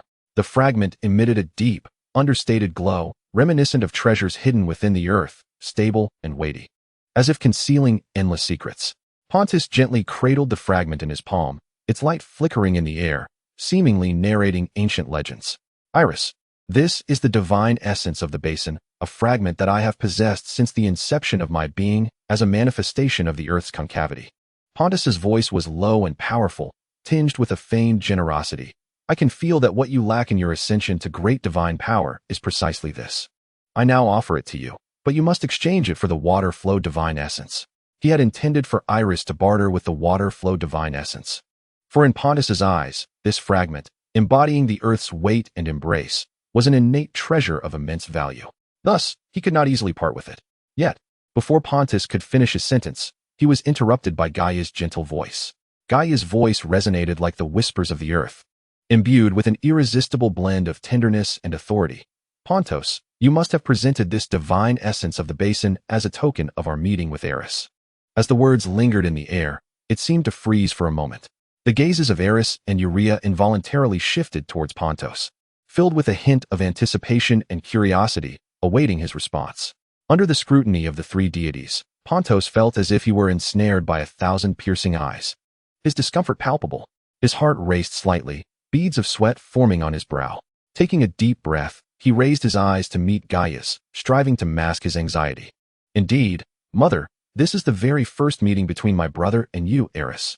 Pontos spoke with a feigned nonchalance, while inside, he was a tempest-tossed sea, rife with conflicting emotions. He understood that Gaia's decisions were as immovable as towering mountains, impervious to the fiercest gales. Thus, he forced a smile, offering a slight grin to Gaia, Urea, and Aerys, attempting to conceal his true sentiments. Yet, this smile appeared rigid and unnatural, as though it were extracted by sheer will. Then, with a steadying breath, Pontos gathered his composure and slowly extended the brown divine essence towards Aerys. It felt heavy in his grasp, as if it bore the weight of all his reluctance and discontent. The subtle glow emanating from it could not disguise the turmoil within him. "Here, this is the essence of the basin, symbolizing my brother's heartfelt intentions towards you." Pontos's voice lowered, as if suppressing something profound. Now, it is yours. He endeavored to render his tone gentle and natural, yet each word seemed to emerge from his throat with a barely perceptible tremor. As he uttered this phrase, a bitter tide surged within him. He could not defy Gaia. Her gaze and words held an intangible authority, as oppressive as a mountain upon an egg, rendering him utterly powerless. He was acutely aware that this was the bitter fruit of his own making, and he could only silently swallow it. Regardless of the pain and difficulty involved, Aerys's eyes widened, fixated on the divine essence. It shimmered like the brightest star in the night sky, radiating a profound and enigmatic cerulean light, as if concealing the universe's endless mysteries. As Pontos gradually offered it, Aerys's heartbeat quickened, his eyes sparkling with unmistakable anticipation and excitement. The cerulean glow seemed almost alive, each subtle shift engaging in an intimate dialogue with his soul, revealing a world of wonders and possibilities yet to be discovered. Aerys's fingers trembled slightly, unable to contain his eagerness to touch this miraculous essence and feel its immense power. At last, the divine essence settled firmly in his palm, and a wave of warmth surged through him. The tautness in his nerves evaporated, his expression unfurling like melting snow, replaced by a warm and sincere smile reminiscent of a gentle spring breeze. "Thank you, my dearest brother." Aerys's voice was soft and filled with gratitude, akin to a celestial melody. "Your generosity is beyond words. I am profoundly touched by your affection, and this bond will eternally be etched in my heart." In his words, there exists no trace of hypocrisy or pretense. Each syllable emanates from a place of genuine sincerity and profound emotion. Under the watchful gaze of Urea and Gaia, Aerys tenderly grasped the divine essence. His fingers trembled slightly, sensing the formidable power within the brown divine core gradually merging with his being. It was an ancient and profound force, akin to the heartbeat of the earth, steady and potent. As the divine essence made contact, Aerys felt the divine energy within him begin to stir, as if engaging in a mysterious dialogue with the newly infused strength. Gradually, he sensed a warm and gentle energy flowing from the divine core, harmonizing flawlessly with his own divine power. This harmony transcended mere fusion. It was a resonance on a deeper, more profound level. Aerys's expression transitioned from initial tension to a tranquil calm, a flicker of surprise illuminating his eyes as he seemed to perceive the transformation of his own power. Throughout this, Urea and Gaia's gaze remained steadfastly fixed upon him. A satisfied smile graced Urea's face, as though he had anticipated this moment all along. Gaia nodded gently, her eyes reflecting a hint of contentment. Chapter 46. The divine power having absorbed the divine essence of the basin, Aerys found himself enveloped in a silent metamorphosis. His body quivered slightly, as if encased by an invisible force. He could keenly perceive that something indescribably subtle was transpiring deep within him, as though every inch of skin and every strand of blood was quietly being reshaped. This transformation was both minute and profound, as if his entire being was undergoing a baptism from the inside out. Yet, the earth's power surged forth like an endless torrent, overwhelming and tumultuous as it poured into his form. The sheer magnitude of this force nearly obscured all subtle changes, rendering him unable to discern the true events unfolding within. He could only feel an omnipresent sense of fullness. His body seemed to be infused with a warm and potent energy, each inch of skin softly glowing, whispering of a new beginning. Under the impact of this force, Aerys's breath quickened and deepened, his heartbeat resonating like a resounding drum. He closed his eyes, striving to feel the flow of this power, to sense how it traversed and merged within him. He could almost visualize his divine energy intertwining with the power of the mountain divine essence and the recently assimilated basin divine essence, like three rivers converging from distinct directions, ultimately merging and flowing into the vast ocean. At that moment, Pontus stood nearby, watching intently as the brown basin divine essence was gradually consumed by Aerys. A complex array of emotions flickered in his gaze, a blend of expectation for Aerys and helplessness regarding the situation. He understood well that this chapter had drawn to a close, leaving no room for reversal. Despite his lingering reluctance, he recognized that this was the best course of action. With a soft sigh, Pontus's eyes bore a hint of weariness. He turned away, his silhouette appearing somewhat forlorn, yet his steps remained resolute and purposeful. Without a moment's hesitation, he strode forth, making his way toward the temple's exit. His silhouette gradually receded in the corridor of the temple, each step laden with a profound weight, as if every stride was a battle against the turmoil within. The ancient runes etched upon the stone walls flickered with a faint luminescence, seemingly narrating the temple's age and solemnity. Pontus's footsteps echoed in the vast corridor, each sound resonating within his heart.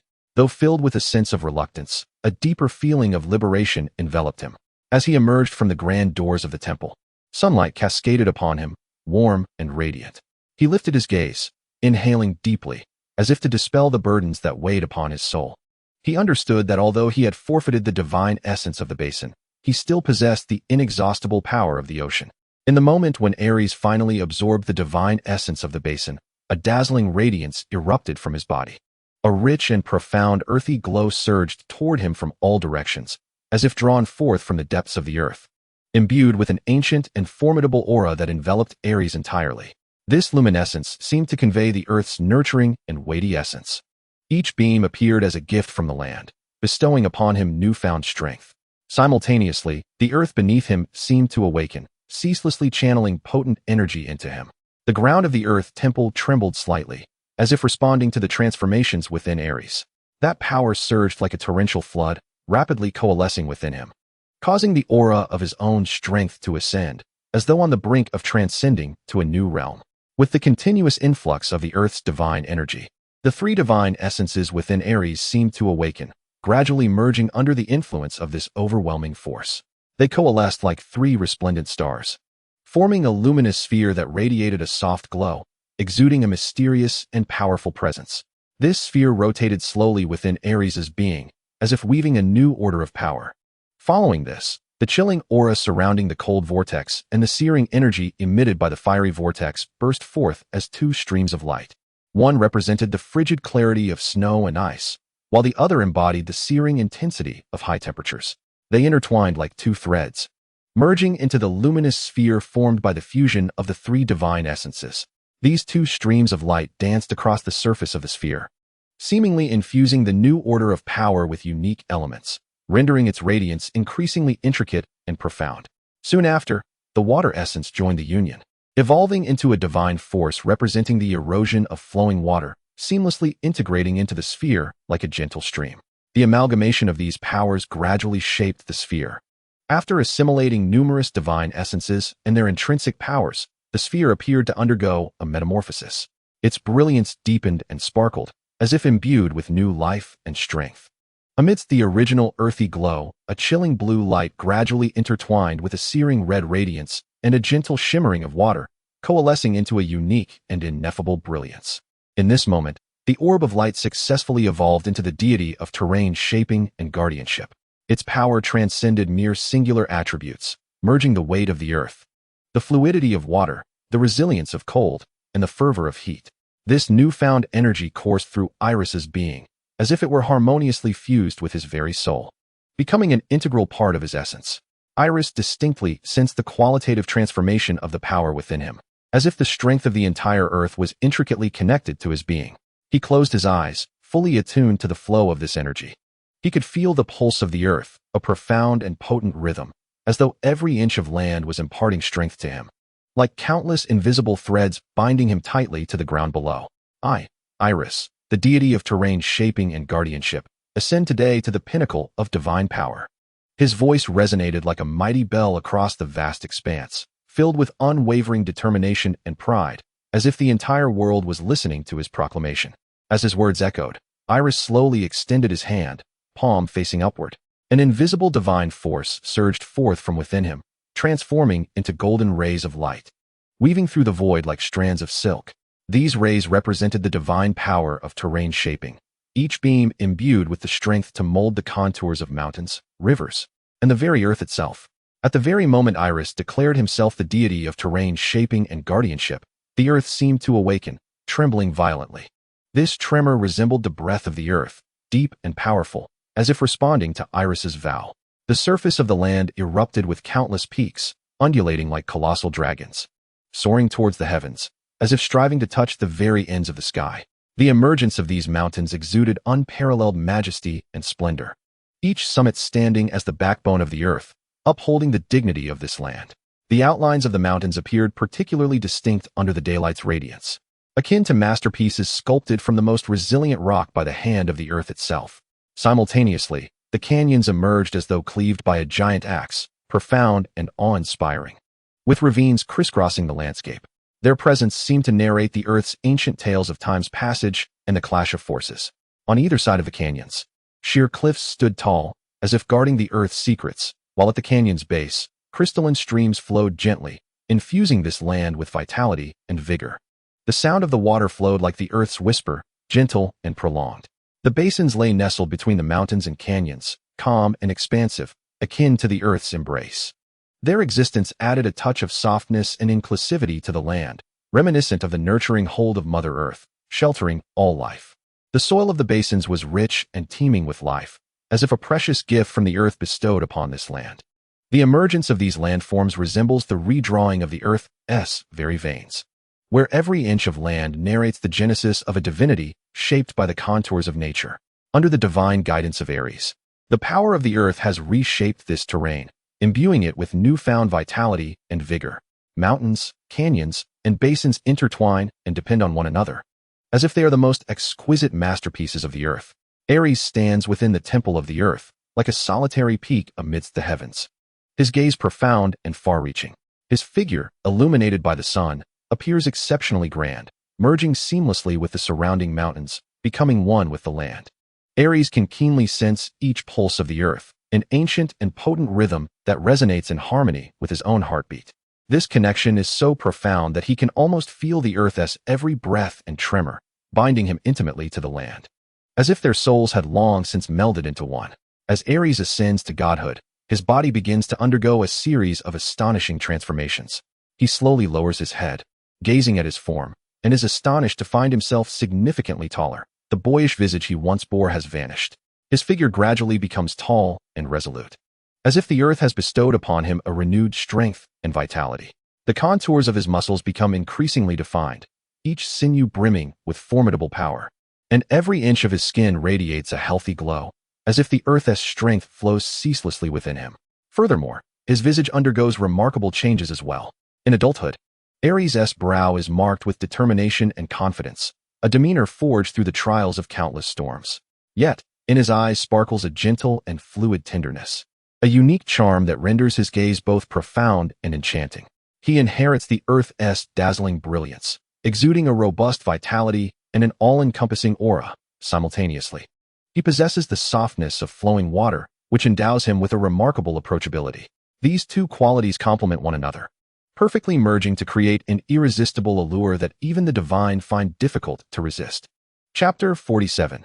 The fire of creation upon Aerys' successful ascension to the realm of divine might. Every action he undertakes seems intricately linked to the heartbeat of the Earth. Every wave of his hand, every step he takes, triggers subtle and miraculous changes within the land. He immerses himself in the exploration of this newfound power, persistently attempting to harness it while experiencing the formidable strength it bestows. However, just as he is wholly absorbed in experimenting with his divine abilities, a familiar and solemn voice resonates within his heart. It is Gaia's voice, tinged with weariness yet imbued with unwavering strength. Aerys, my child, your power is now sufficient to safeguard the Earth, but you must also learn how to guide it. Furthermore, your mother wishes to borrow something from you once you have solidified your strength. Aerys nodded slightly, his expression grave and focused. He then stepped forward with a steady gait, delving into the depths of the Earth Temple. Within the temple lingered an ancient and mysterious aura, as if the very veins of the Earth converged here, with every crevice of stone whispering endless tales. The ancient pillars were etched with the marks of time, moss quietly blossoming in the corners, and the air was infused with a subtle fragrance of earth. Each step felt as though he were treading through the river of time, resonating with the echoes of history. He seated himself in the heart of the temple, upon a stone dais sculpted by the passage of ages, closed his eyes, and began to commune with the immense power within him. His breath gradually deepened and became rhythmic, in sync with the pulse of the earth. His consciousness radiated like a beam of light, penetrating every corner of his being, touching upon the newly acquired formidable strength. This power surged within him like a roaring river, brimming with boundless vitality and potential. Aerys felt its might, yet recognized its wildness and the challenge of mastery. He endeavored to soothe it, guiding it with his spirit, coaxing it from chaotic tumult to harmonious order. As time elapsed, beads of sweat began to form on Aerys' brow, yet he did not waver. His resolve was unwavering. He understood that only by truly mastering this power could he become the genuine guardian of the earth. His hands trembled slightly, Yet each tremor was accompanied by subtle adjustments of power, as though engaging in a silent dialogue with the earth itself. Time flowed quietly within the temple. Seemingly influenced by this tranquility, the very air becoming weighty and solemn. The light of the day goddess cascaded gently, akin to golden silk, illuminating every corner of the temple. Meanwhile, Aerys immersed himself in the experience of divinity. With each dawn, he felt the force within him flowing more smoothly. With each dusk, he delved deeper into the mysteries contained within his divine essence. Time ebbed slowly in this sacred space, and Aerys' state of mind continually ascended. At last, when the day goddess graced the horizon for the 365th time with her warm and radiant light, Aerys slowly opened his eyes. A depth and composure radiated from his gaze, as if he had forged a tacit understanding with the soul of the earth. His breathing was steady and profound, the once tumultuous force within him now tranquil, flowing like a serene river through every cell of his being. He had finally become intimately acquainted with this power, capable of wielding it with precision. Gaia seemed to keenly perceive every subtle fluctuation of power within Aerys. When she sensed that the force had become as steady and ordered as the earth itself, a gentle smile graced her lips, and her form shimmered in the void before materializing beside Aerys, as if she had never been away. "My dear child, it appears you have now fully mastered your own power." Gaia's voice was gentle yet resolute, imbued with an undeniable strength. She suddenly turned her gaze towards Aerys, her eyes softly resting upon his face, as if she could see into the very depths of his soul. "Mother wishes to borrow something from you. That is, the primordial fire produced by your divine essence." "Huh." Aerys, who had just organized his powers, appeared momentarily dazed. He was still immersed in the comprehension of his strength and found himself momentarily unresponsive. A flicker of confusion crossed his eyes, akin to one awakening from a prolonged dream. He lifted his head, gazing at Gaia with bewilderment, his lips moving slightly as if to inquire, yet ultimately refraining from voicing his thoughts. Though he was unaware of Gaia's purpose for the primordial fire, his unwavering trust in her led Aerys to concede without hesitation. His voice was deep and resolute. "Very well. Mother, if this is what you require, I shall willingly offer my primordial fire." Upon uttering these words, Aerys summoned the power of his divine essence, feeling the force within him surge forth like a torrent of molten lava. In an instant, searing flames erupted like a dragon soaring into the sky, engulfing the entire earthly temple. The already bright space became unbearably scorching, as if the entire world were encircled by raging infernos. The air within the temple seemed to ignite, producing faint crackling sounds, while the ancient stone pillars and walls were bathed in a crimson glow, as though they might be consumed by the flames at any moment. A bead of sweat trickled down Aerys's forehead, his eyes tightly shut, fully concentrated on channeling the power of the divine essence. Gradually, golden rings of flame began to form around his body, continuously swirling and intertwining, as if dancing in a dreamlike display of light and shadow. Ultimately, they converged into a strand of golden red fire, rising slowly from his hand, radiating boundless light and heat. This flame exuded an essence that seemed to embody the quintessence of all fires in existence. It flickered in the air, akin to a beating heart, brimming with immense vitality. With each pulse, it caused the surrounding air to tremble, as if proclaiming its existence to the world.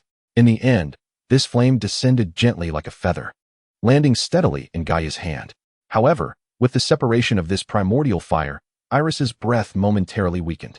His body involuntarily swayed slightly, as if he had just endured a harrowing battle, with his internal strength suddenly depleted. Sweat cascaded down his forehead like a flood breaching its dam, soaking his collar. A hint of undeniable fatigue flickered in Aerys's gaze, a profound weariness as if he had expended all his energy. Clearly, for Aerys, the act of relinquishing this primordial fire was no trivial matter. It demanded a tremendous cost and exertion. "Aerys, how do you feel now?" Gaia inquired with concern, her gaze fixed intently upon her son, a glimmer of tenderness reflected in her eyes. Her voice, imbued with gentleness and apprehension, seemed to tread lightly as if fearing that her words might startle him. A spark of self-reproach flickered within Gaia's eyes as she descended from her divine throne, unhesitatingly summoning the elixir of life. The vial emanated a soft green luminescence, a gift from the earth, brimming with boundless vitality and warmth. She gently unscrewed the cap, and the life-giving essence cascaded like a sweet rain over Aerys's form.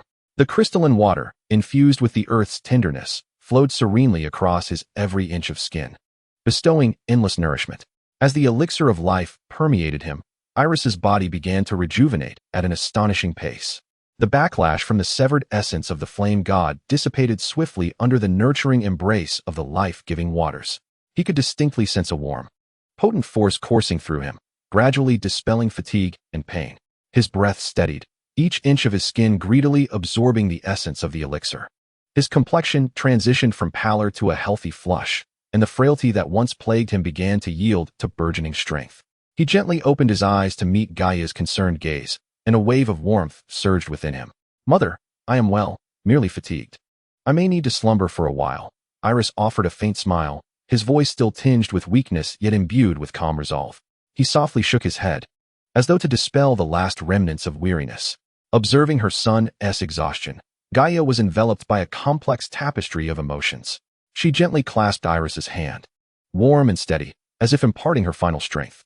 "My child, you have done exceedingly well. Now, rest," she murmured, her voice suffused with infinite tenderness and love.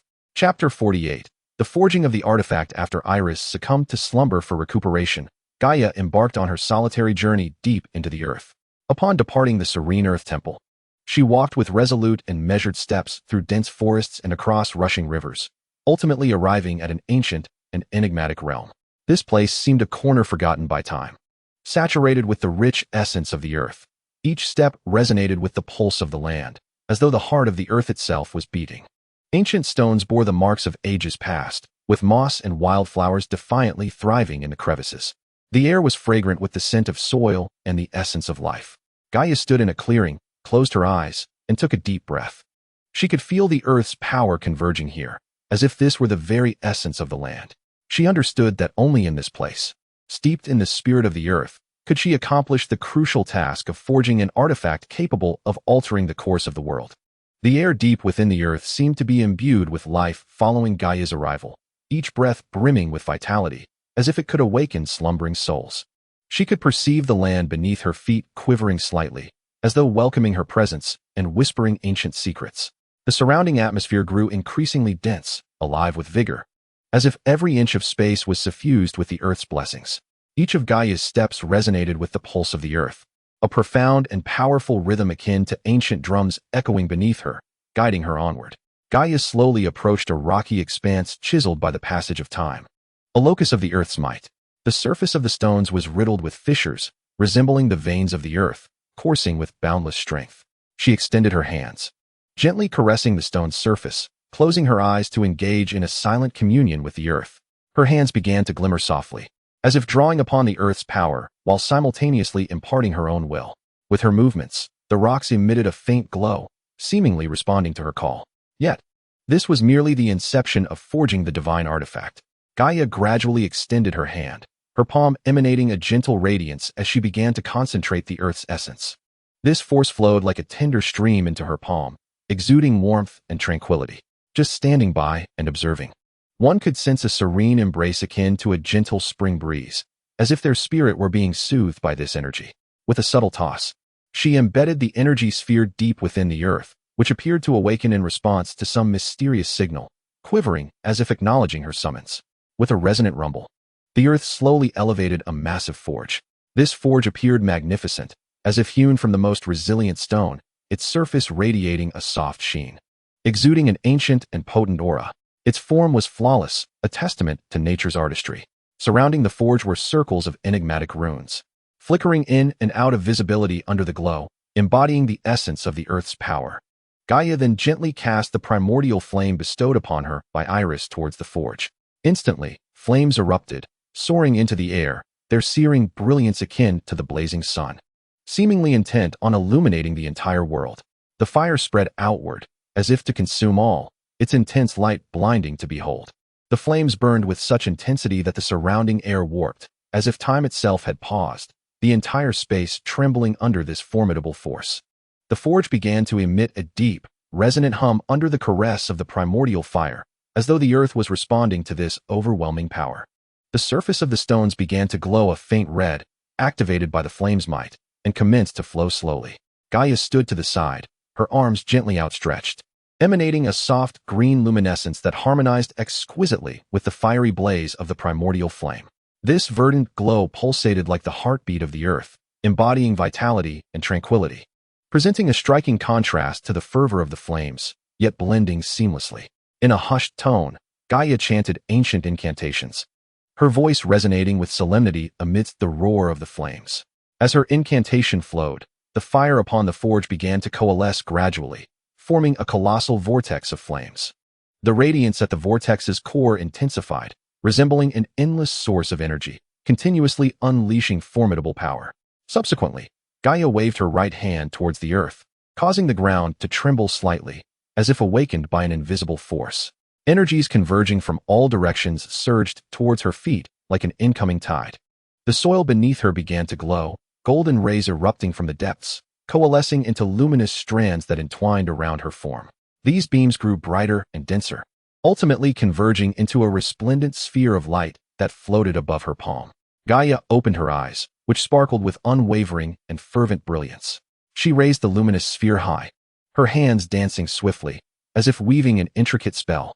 As she moved, the energy within the sphere began to transform, gradually solidifying into metallic shapes. These metals exuded a unique essence of the earth, likely forged from its primordial core.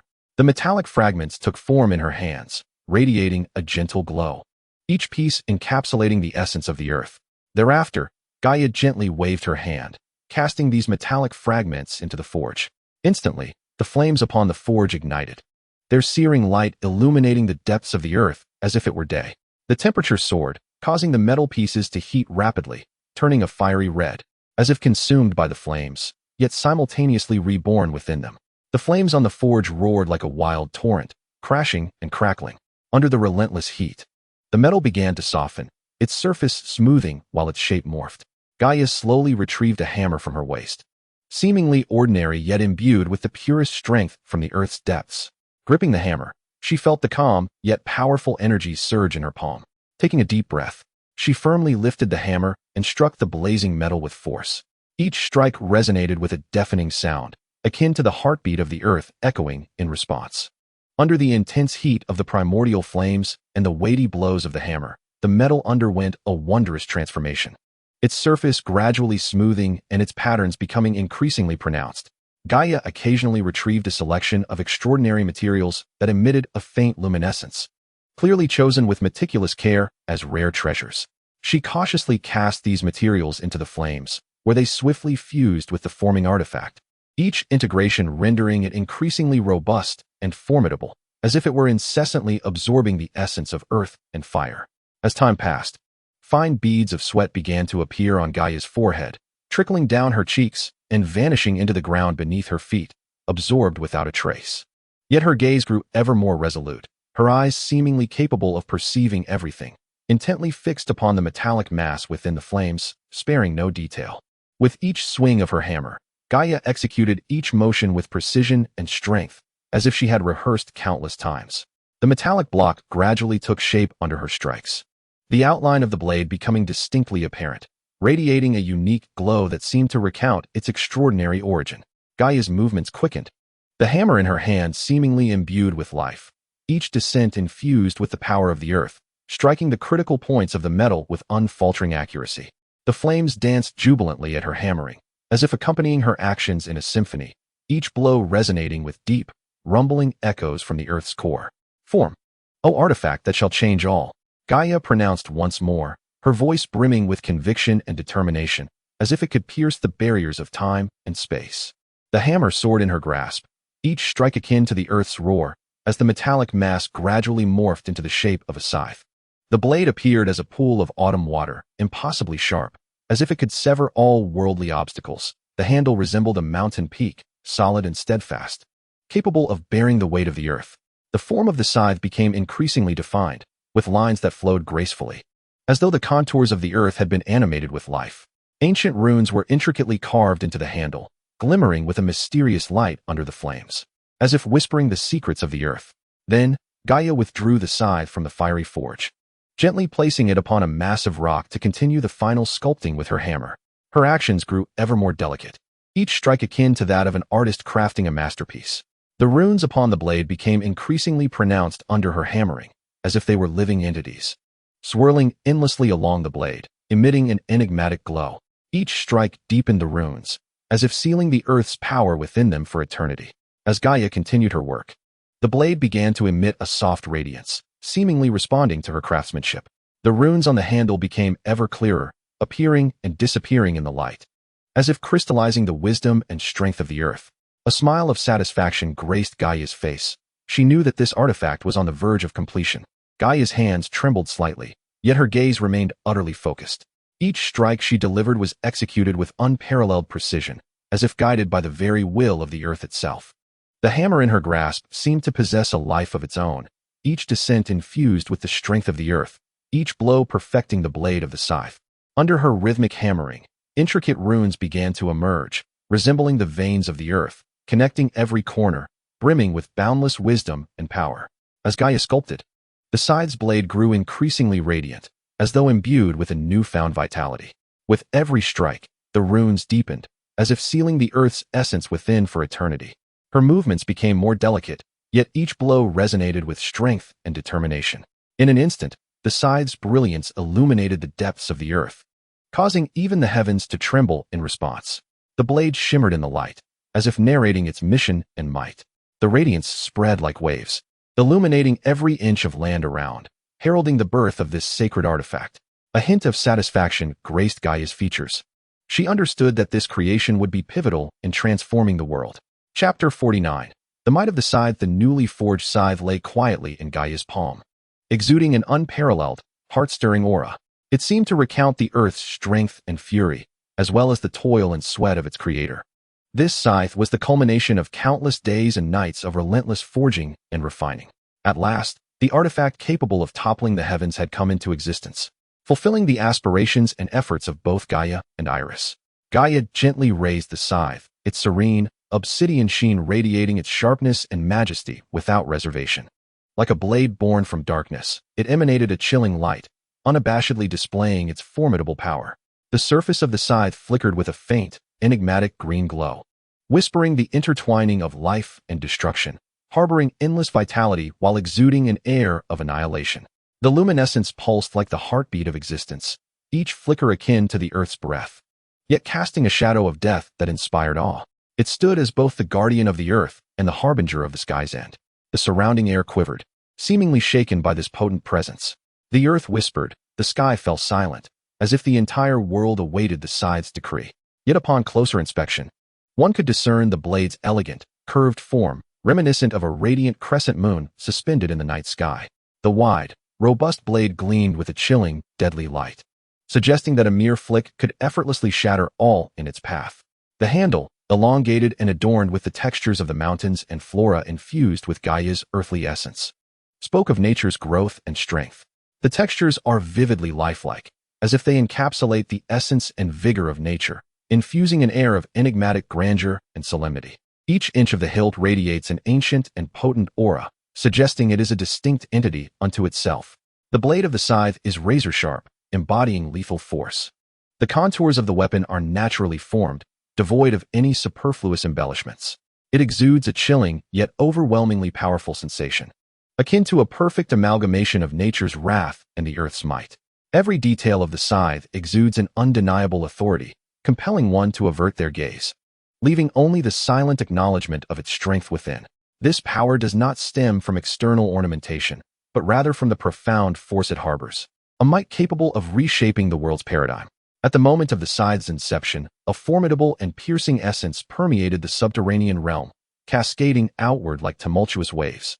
This essence seemed to herald the scythe's birth, sending ripples of awe throughout the space. The surrounding rocks trembled slightly under its oppressive presence, as if on the verge of being consumed by this force. It surged forth like a tempest emerging from the abyss, wielding an irresistible power that fragmented the air itself. It spread through the space with wild abandon, resembling an invisible dragon sweeping aside all obstacles. The rocks emitted faint groans under its dominance, bowing to this force, while the ancient stone pillars swayed slightly, as if straining to endure the sudden pressure. In that moment, the divine scythe in Gaia's grasp seemed to beckon her incessantly. Come, my master, embrace the challenge. Allow me to reveal my true brilliance, and you shall surely be in awe. The blade traced dark arcs through the air, seemingly responding to each of Gaia's thoughts, while a deep, mysterious hum emanated from the scythe, narrating its yearning to unleash its power. Without hesitation, Gaia firmly gripped the colossal scythe and strode forward. Her steps were steady and powerful, each resonating in sync with the earth's heartbeat. The ground beneath her feet quivering as if to cheer her on. The earth beneath Gaia resonated with a low thrum, responding to the scythe's call, while the surrounding rocks trembled slightly, echoing their fear of this force. A steadfast light flickered in Gaia's gaze, as if she foresaw the scythe's brilliance and the tumult it was about to unleash. And within the mysterious depths of the earth, what material could possibly match the hardness of the foundational stone summoned by the earth goddess Gaia herself? With a gentle sweep of her left hand, a stone exuding the weighty and steadfast essence of the earth slowly emerged from the depths, breaking through the soil. It hovered in the air with an ancient and solemn grandeur. The surface of the cornerstone was rough yet resilient, as if sculpted by the passage of countless ages, each inch imbued with the essence of the earth, exuding a profound and formidable power. These earthen foundations are the crystallization of earthly strength, each fragment containing boundless energy, serving as the ultimate test for the sharpness of the scythe. They are immensely hard, seemingly capable of withstanding all assaults of the world. However, at this moment, they are about to face an unprecedented trial. Gaia's scythe, a divine artifact, is poised to reveal its true brilliance upon this cornerstone. Gaia stood before the earthen foundation, her hands firmly grasping the scythe suffused with an aura of mystery, raised high. The scythe carved dark, sharp trajectories through the air, as if responding to every thought of Gaia, emitting a deep, enigmatic hum, akin to a whisper of its yearning to unleash its power. The surrounding air seemed to tremble, infected by this potent presence, as if the very heavens held their breath in anticipation of this moment. Taking a deep breath, Gaia's eyes sparkled with unwavering determination and expectation, as though she had already foreseen the astonishing power the scythe was about to unleash. She traced a flawless arc in the air with the scythe, its blade shimmering with a cold and keen radiance, reminiscent of the most brilliant stars in the nocturnal sky. As the scythe swung, a tremendous energy surged forth from its blade, coalescing into a deep, dark beam, akin to a lightning bolt striking directly toward the cornerstone. This luminescence seemed to harbor an inexhaustible force of destruction, carrying a cold and merciless edge that sliced through the air, striking its target with precision. A thunderous roar echoed as the cornerstone was cleaved in two before the scythe's brilliance, the massive stone collapsing with a resounding crash, transforming into a cloud of dust that scattered in all directions. The newly severed surface was as smooth as a mirror, as though crafted by the hands of the most skilled artisans, yet accomplished in the blink of an eye. The sound of the cornerstone fracturing reverberated through the space, resembling a sigh of the earth, or perhaps a tribute to the scythe's might. The cut surface glimmered with a cold light in the air, like a vast mirror reflecting Gaia's steadfast and content visage. A hint of surprise crossed Gaia's face, her eyes sparkling with satisfaction. She sensed that the scythe's power far exceeded her expectations, filling her with confidence in her future endeavors. Gently, Gaia lowered the scythe, slightly bowing forward to caress the blade with affection, savoring its cold, sharp texture. Her fingers glided softly along the edge, as if engaging in a silent dialogue with this divine instrument. The blade trembled slightly under Gaia's touch, seemingly responding to her caress. Just a single stroke of the blade had effortlessly cleaved through the immensely hard cornerstone. Gaia murmured to herself, her voice laced with awe and contentment. Thus, the magnificent corporeal form, endowed with the divine might of Uranus, is likely unable to evade the fate of being cleaved by this scythe. Her words brimmed with resolute confidence, as if she had already glimpsed the triumph of the future. A distinct smile graced her visage, her eyes fixated intently upon the segment of the earth's cornerstone, shrouded in an enigmatic force. This segment, smooth as a mirror, appeared to have been meticulously sculpted by an invisible hand, devoid of any fissures or blemishes. In Gaia's perception, this was not merely a simple fragment, but rather a flawless manifestation of the scythe's power. She could sense the boundless energy contained within the scythe, as if it possessed the capacity to effortlessly rend asunder any obstruction. The scythe transcended the definition of a mere weapon. It embodied a symbol of strength, a tool capable of transforming the world. Gaia tilted her head slightly, her gaze piercing through the mysterious darkness, as if she had already foreseen the myriad possibilities of the future. The scythe's blade shimmered in her grasp, radiating with a brilliance akin to celestial bodies, yet imbued with a chilling majesty. Its luminescence stood out starkly against the obscurity, serving as both a beacon of hope and a harbinger of fate. Chapter 50. The The completion of the celestial slaying upon forging the artifact imbued with infinite power, Gaia ascended slowly from the depths of the earth, returning to the earth temple with an air of solemnity and mystery. She resumed her place upon the ancient throne, her gaze tenderly resting upon Aerys, who had just awakened from slumber. A glimmer of solace shone in her eyes, reminiscent of a mother observing her child finally emerging from a nightmarish reverie. Aerys, how do you feel now? Aerys gently shook his head, as if striving to adjust to the state of awakening. He gradually opened his eyes, initially clouded with confusion, but soon clarity returned. As he surveyed his surroundings, his gaze eventually settled upon Gaia. Aerys delicately moved his body, sensing the resurgence of strength within him, as if a warm and potent energy coursed through his veins. Mother, I feel significantly better. The power of the fountain of life is truly wondrous. The backlash of the primal fire has completely dissipated. Gaia's expression was gentle yet profound, as though she could see into Aerys's very soul. She nodded slightly, her eyes glinting with affection, her tone soft and imbued with care. That is good, my child. You have sacrificed so much in forging this artifact. The power of the fountain of life can alleviate that suffering, which brings me great comfort. Come, behold this artifact. With a graceful gesture of her right hand, the scythe materialized in Aerys's grasp. The blade emanated a subtle glow, seemingly harboring boundless power, yet appearing remarkably unremarkable. The moment Aerys grasped the scythe, his body jolted as if struck by a bolt of lightning. A torrent of formidable energy surged into him, igniting his blood in fervor. This force did not emanate from an external source, but resonated harmoniously with the scythe itself. The scythe seemed to be born for him, perfectly entwined with his essence, as if they were one. The blade's radiance softened in an instant, no longer blinding, but instead emanating a warm aura. The light gradually receded, all presence fading away, as if the scythe had merged with Aerys, indistinguishable from one another. Were it not for the scythe's palpable presence in Aerys's grasp, it is likely that none would perceive its existence. It resembled an integral part of Aerys's being, natural and harmonious. Aerys gently swung the scythe, his motion elegant and fluid, akin to a dancer tracing a graceful arc in the air. The scythe sliced through the atmosphere, stirring a faint whisper of wind. Though subtle, the sound seemed imbued with an ancient and formidable power, evoking a sense of reverence.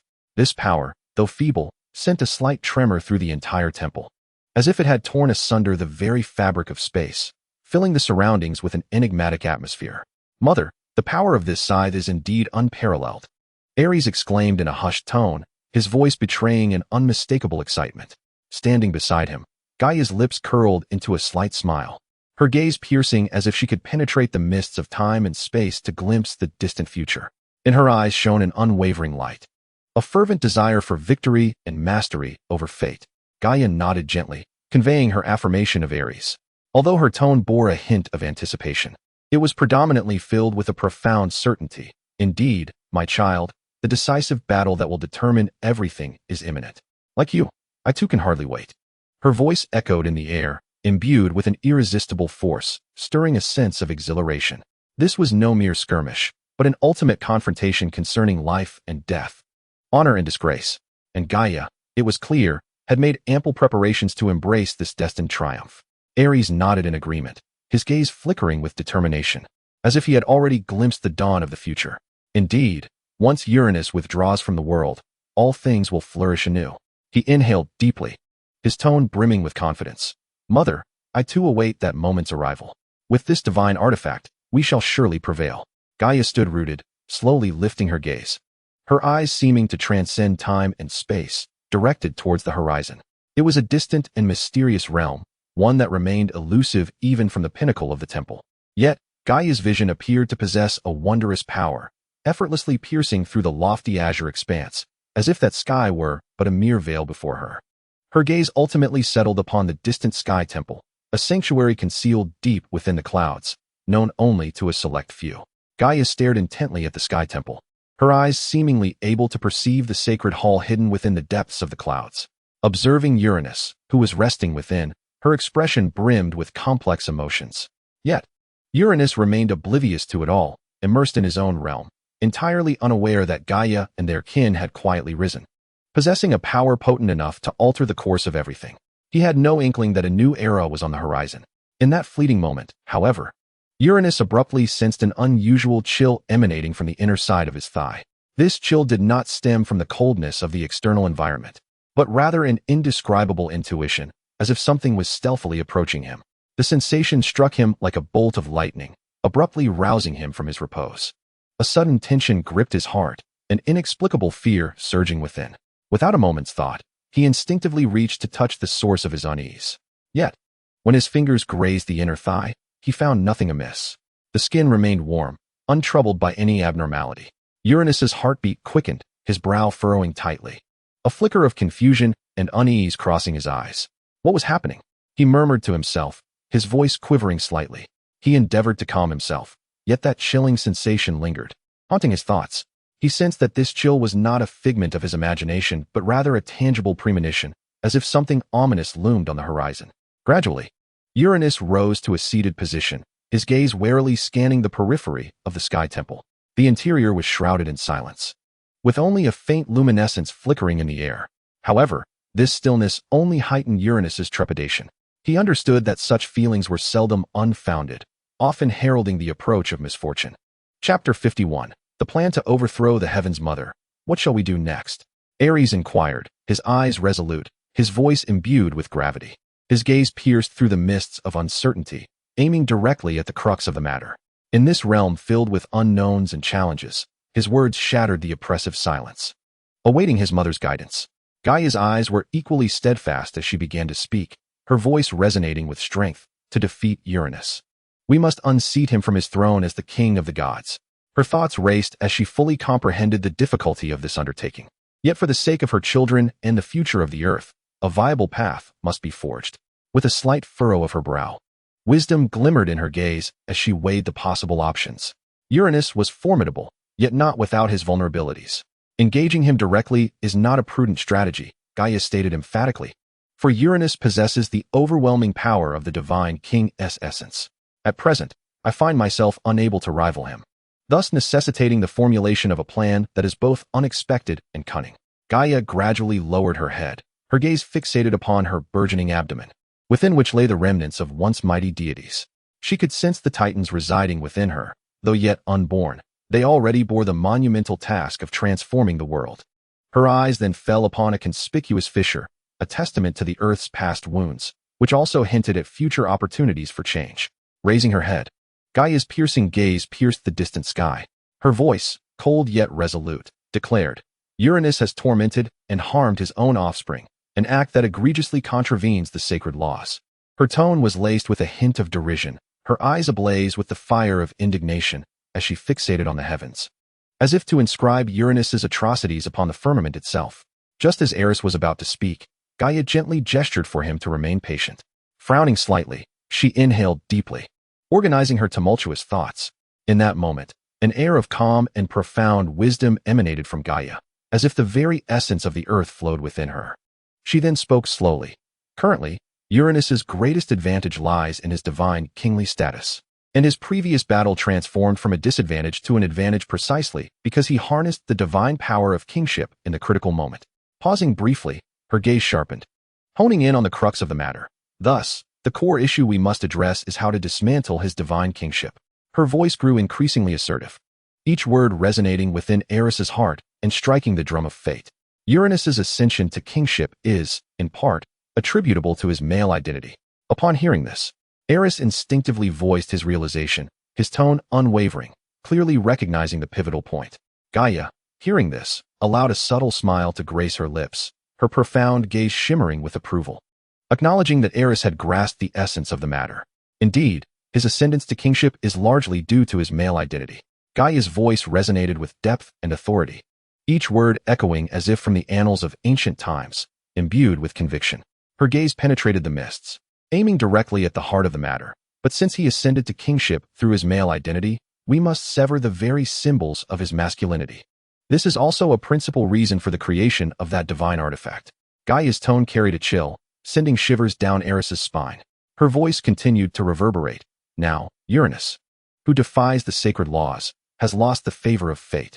His transgressions have long since stripped him of the world's protection.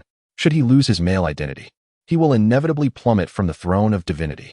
Gaia's gaze was steadfast and frigid, akin to a sword forged from ice and snow, aimed directly at the heart of Uranus's dominion. She spoke softly. This is the swiftest and most effective method. Her voice, calm yet haunting, bore the weight of world-altering power. The only leverage Uranus possesses to suppress Gaia lies within his male identity. Once this advantage is lost, and she transforms into a goddess, Aerys envisioned this moment. A faint smile gracing her lips as she imagined the panicked expression of Uranus. After Gaia spoke, she gazed into the distance, her eyes reflecting a profound tranquility, as if she had already perceived the trajectory of fate. She understood that this bold step was the key to altering everything. It was a path fraught with thorns, yet it was the sole avenue to vanquish Uranus. With a calm and deep gaze, Gaia was acutely aware of the plan's challenges. Furrowing her brow, she weighed the details against the risks, murmuring, "To sever his patriarchal symbols, I must find a way to approach him." Her voice carried a contemplative tone, pondering how to breach his defenses. Yet in the next moment, her gaze transformed into one of unwavering resolve, her voice exuding an undeniable confidence. "But rest assured, I will handle everything. He cannot refuse me." Her tone was imbued with power, as though she had already grasped the key to victory. "Mother, do you have a plan?" Aerys inquired, her voice laced with anticipation, her eyes fixed intently on Gaia, awaiting her directives. Gaia smiled gently, her expression imbued with mystery and determination. "Yes, my child. I have devised a plan. Uranus's arrogance is his weakness, and I am an entity he cannot reject." She tenderly caressed her abdomen, her gaze flickering with tenderness and hope, knowing that once the Titans regained their forms, they would become pivotal to their cause. Gaia's voice was soft, yet resonant with strength, as if heralding a future filled with promise. "The artifact that resonates with my essence will soon traverse the fissures of the earth, shattering Uranus's claim to godhood." As she spoke, her tone grew increasingly fierce, her eyes shimmering with a cold light. With a hint of a sardonic smile, Gaia seemed to foresee Uranus's forthcoming actions. "Moreover, I have already devised a method to provoke Uranus into irrationally descending upon the earth." Her tone was calm and resolute, as if this scheme had been fermenting within her for an eternity. "Once he sets foot upon the earth," Gaia's words suddenly paused, leaving an air of suspense. Her gaze conveyed a profound calm, as if she had encompassed the entire situation. "At that moment, it will be our prime opportunity to act." Gaia's voice brimmed with confidence and determination, as though she had glimpsed the dawn of victory. Aerys comprehended Gaia's words, a potent mix of anticipation and anxiety swelling within her. Her heart raced, as if she could hear the roaring of blood coursing through her veins. Uranus would surely seek the earth, and when his feet touched the ground, could he possibly escape? "Mother, I understand," Aerys spoke, her voice deep and resolute, akin to a vow emanating from the depths of her soul. "I shall execute your plan, ensuring that all is meticulously arranged." Her gaze was steadfast, reflecting her trust in her mother and her confidence in the plan. "Now we must await the recovery of your brothers and the Titans." Having contemplated this, Gaia lifted her head slightly, her gaze penetrating the temple's dome towards the sky. Exhaling softly, her voice bore a hint of fatigue, yet more so a sense of relief and anticipation. Though the sky was vast in her eyes, it no longer represented an unattainable constraint, but rather shackles soon to be shattered. She seemed to envision the day when the children would reclaim their freedom. "Very well. We shall heed, Mother," Aerys declared with unwavering resolve, her eyes glimmering with anticipation. She understood that she stood at the pivotal juncture of destiny. Once the gods regained their strength, they would unite to confront Uranus, ushering forth a new hope for the earth. The temple fell into a brief silence, interrupted only by the faint pulsations emanating from the depths of the earth, as if counting down to the impending storm. Gaia closed her eyes, attuning herself to the responses of the Titans within her, her plans crystallizing with increasing clarity. Chapter 52. Awakening time slipped by swiftly, almost unnoticed. And in the blink of an eye, a century had elapsed. Even in the absence of the two deities who governed time, it had never ceased its relentless march. It flowed quietly, much like a gentle stream, etching the sediment and marks of the ages into every nook and cranny. Unbeknownst to them, Aerys had spent 315 days alongside Gaia within the earthly temple. Those long days felt as vivid as yesterday, clear enough to grasp. Within this sacred hall, time appeared to slow and deepen, each moment imbued with solemnity and tranquility. Throughout these lengthy years, both Gaia and Aerys had entered a state of repose. They sat in silence, their spirits immersed in the earth's rhythm, sensing the warmth and strength of the land beneath their feet. They understood that the forthcoming battle would pose an unprecedented challenge.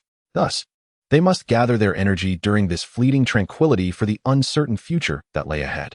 However, As Gaia quietly amassed her strength during this period of recuperation, a sudden, piercing wail shattered the serene calm of the temple, like a blade cutting through the air.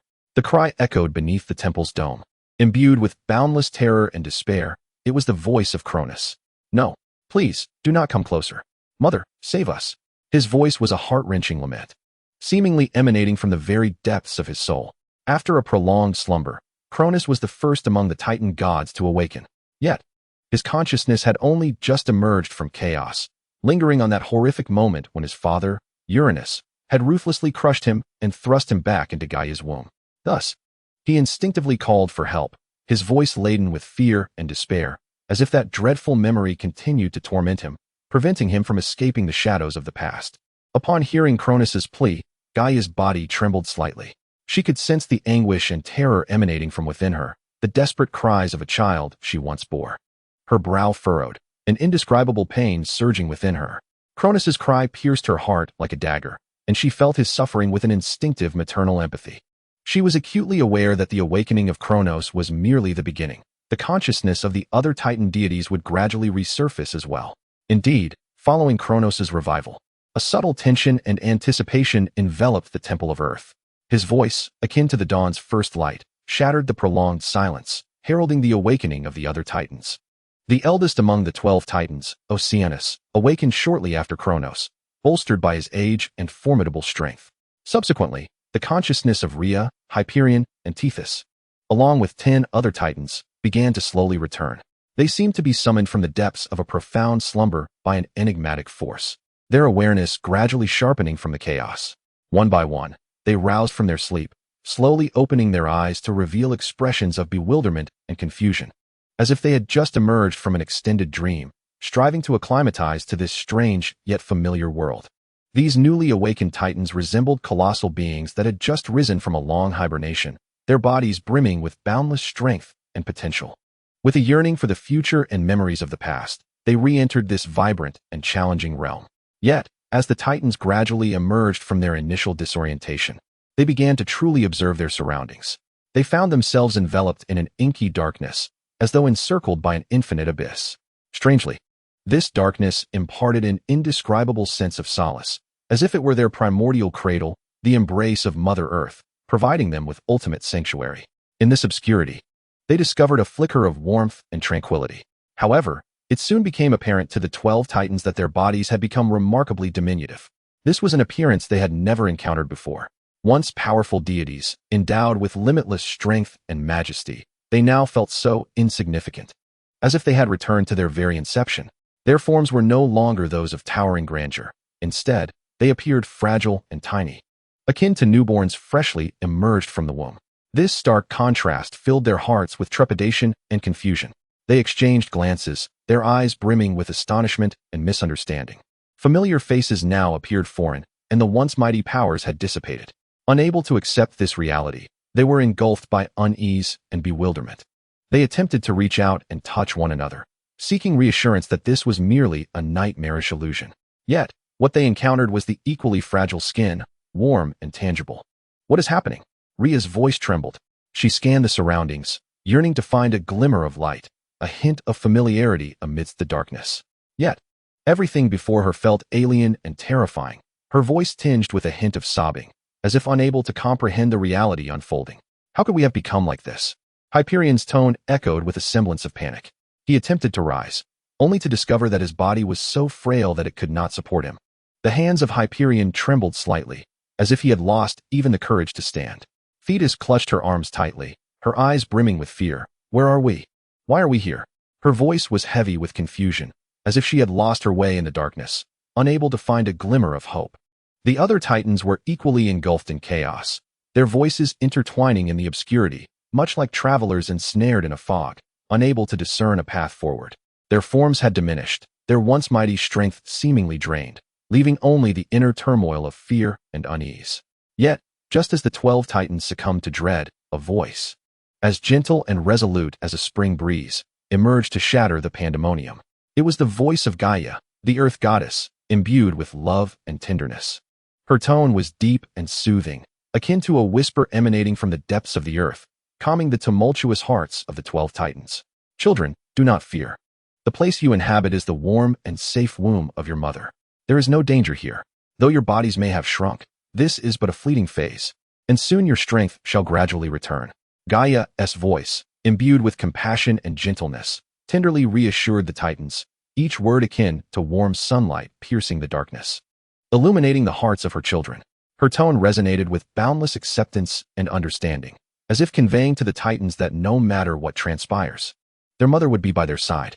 The maternal voice swiftly soothed the frayed spirits of her children, calming their impending despair.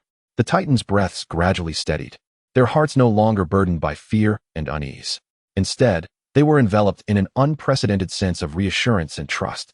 It was as if they had returned to their mother's embrace, feeling the familiar warmth and protection surrounding them. Mother, we are in such pain. How could Uranus treat us this way? The voices of the 12 Titans intertwined in a sorrowful chorus, their tears cascading like beads from a broken string, blurring their vision. Their voices trembled and fractured, as if each utterance bore the weight of boundless anguish and sorrow. Their frail bodies shivered slightly, appearing exceedingly vulnerable in the abyss, as though they might be consumed by the infinite darkness at any moment. Upon hearing their lament, Gaia sighed deeply, her voice tinged with a hint of resignation, as if carrying the weight of countless ages. Uranus's power, having merged with the divine essence of the King of Gods, has become immeasurable. Even I find it challenging to withstand its brilliance. Her gaze was filled with profound compassion and resolve, gently surveying each Titan. It seemed as if her eyes could penetrate the darkness, perceiving their inner fears and confusions, while simultaneously conveying a formidable strength and belief. However, you need not worry, for you shall ultimately embrace freedom once more. Her voice resonated like the echo of the earth, steady and powerful, each word imbued with an unwavering conviction. Reverberating through every corner of the temple, the hearts of the Titans gradually found solace in their mother's words, although doubts and restlessness still lingered within them. The words from their mother shone like a brilliant dawn, piercing through the darkness and instilling within them a glimmer of hope. Her voice, akin to the whispers of the earth, was warm and robust, allowing each Titan to feel the protection and support of their mother. Rest assured, the moment you have long awaited will soon arrive. Gaia's voice brimmed with resolve and determination, as if each word held boundless strength and belief. Though the sky remains tranquil for now, Uranus, as both husband and king of the gods, has transgressed the laws of procreation. His transgressions shall ultimately be punished. Her voice echoed within the temple, akin to the tremors of the earth, conveying an irresistible will. Soon, the exalted king of the heavens shall no longer possess the honor of divinity. Gaia's words bore a chilling majesty, as if she had already foreseen Uranus's doom. Her voice thundered, shaking the very souls of the Titans, allowing them to feel their mother's resolve and might. Subsequently, Gaia slowly placed the sharp artifact, the sickle, within her womb, and then handed it to her youngest son, who possessed the power to disrupt time and space. The sickle gleamed with a cold and mysterious light, as if it were the harbinger of fate, awaiting the execution of its purpose. The blade shone brilliantly under the faint light, not merely as a weapon, but as the key to altering destiny. Gaia's voice resonated with an undeniable power, as if each word encapsulated infinite faith and determination. After entrusting the sickle to Cronus, she continued, "This sickle has been meticulously forged for this endeavor. You need not doubt its potency. Even Uranus's formidable form cannot withstand its assault. You need only to wield it with all your might, unleashing the power it harbors." Cronus nodded firmly, his gaze steadfast, signifying his understanding of his mother's intent. He gripped the sickle tightly, feeling its chilling touch, a surge of indescribable emotions welling within him. "In due time, I shall divert Uranus's full attention when that moment arrives. You need only to strike and sever Uranus's essence as the father of the heavens." Gaia's voice exuded an undeniable certainty, as if she was already prepared to confront Uranus. With that said, Gaia felt she had conveyed all that was necessary. She gazed down at the fissure upon her abdomen, her eyes reflecting a sense of anticipation. She understood that the success of this plan hinged not only on Kronos' courage but also on the favor of fate. Chapter 53. The beginning. In her quest to ensure the flawless execution of this plan, Gaia expended immense divine power, meticulously searching across the vast expanse of the earth for the essence of desire left behind after the fall of Eros, the god of love. This essence represented an ancient and enigmatic force, the very foundation upon which Eros, one of the primordial gods, had once stood. Even in his fallen state, the remnants of this essence still harbored boundless strength, capable of influencing the mind of Uranus. In the past, Eros had returned to the cosmos with the aid of Gaia and the other three primordial deities, his form dissipating amidst chaos, fragmenting into countless pieces that melded into the world. Though most of his primal essence had returned to the earth, a small portion of this desire essence remained, like a fallen star, hidden in a secluded corner of the land. Thus, Gaia became a relentless seeker, traversing every inch of the earth, leaving no clue unexamined. Her presence lingered among mountains, rivers, forests, and deserts, each breath imbued with fervent longing for her goal. After a prolonged search, Gaia finally discovered, within a hidden valley, the faint yet distinctive essence of desire. This valley was encircled by ancient trees, as if separated from the world. Deep within, a crystal radiating a gentle glow marked the location of the desire essence. With utmost care, Gaia lifted it, feeling the tremendous power contained within. She understood the rarity and potency of this force. Not only could it ignite Uranus's desires, but it could also serve as a pivotal element in her plan at a critical moment. Without hesitation, Gaia set forth to the underworld, home to Nyx, the goddess of night. The underworld was an eternal realm of darkness, devoid of the passage of time, filled only with boundless silence and mystery. Nyx's abode was shrouded in profound and enigmatic shadows, as if it were the edge of the universe, concealing endless secrets. Carrying the essence of desire, Gaia navigated through the dim passageways until she stood before Nyx. Nyx's figure flickered within the darkness, her eyes resembling two deep stars, glimmering with wisdom. Gently, Gaia placed the essence of desire upon the ground, its faint yet unique aura standing out starkly in the dark. "Sister, I require your assistance." Gaia's voice resonated throughout the underworld, imbued with sincerity and resolve. "At the moment night descends, please infuse this essence of desire into Uranus." Nyx, besides being the goddess of night, was also the source of fate's power. Thus, her actions were shrouded in mystery. Every movement and smile seemed to carry profound significance. However, in response to Gaia's request, she did not refuse. With a subtle smile, she nodded, a glimmer of cunning and anticipation flashing in her eyes. "Sister, let us follow the guidance of fate. As night descends, I shall fulfill your request." Gaia gazes at Nyx with gratitude, fully aware that Nyx's support is pivotal to the success of their plan. In this world rife with uncertainties, each choice made by Nyx holds the power to alter everything. Her backing is not merely a gesture of trust. It embodies a profound comprehension of fate. The two share a knowing smile, as if they have already glimpsed the dawn of victory.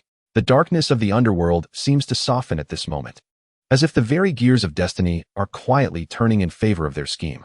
As the night envelopes them, Nyx gradually melds into the shadows, while Gaia, imbued with hope and conviction, returns to the Earth Temple.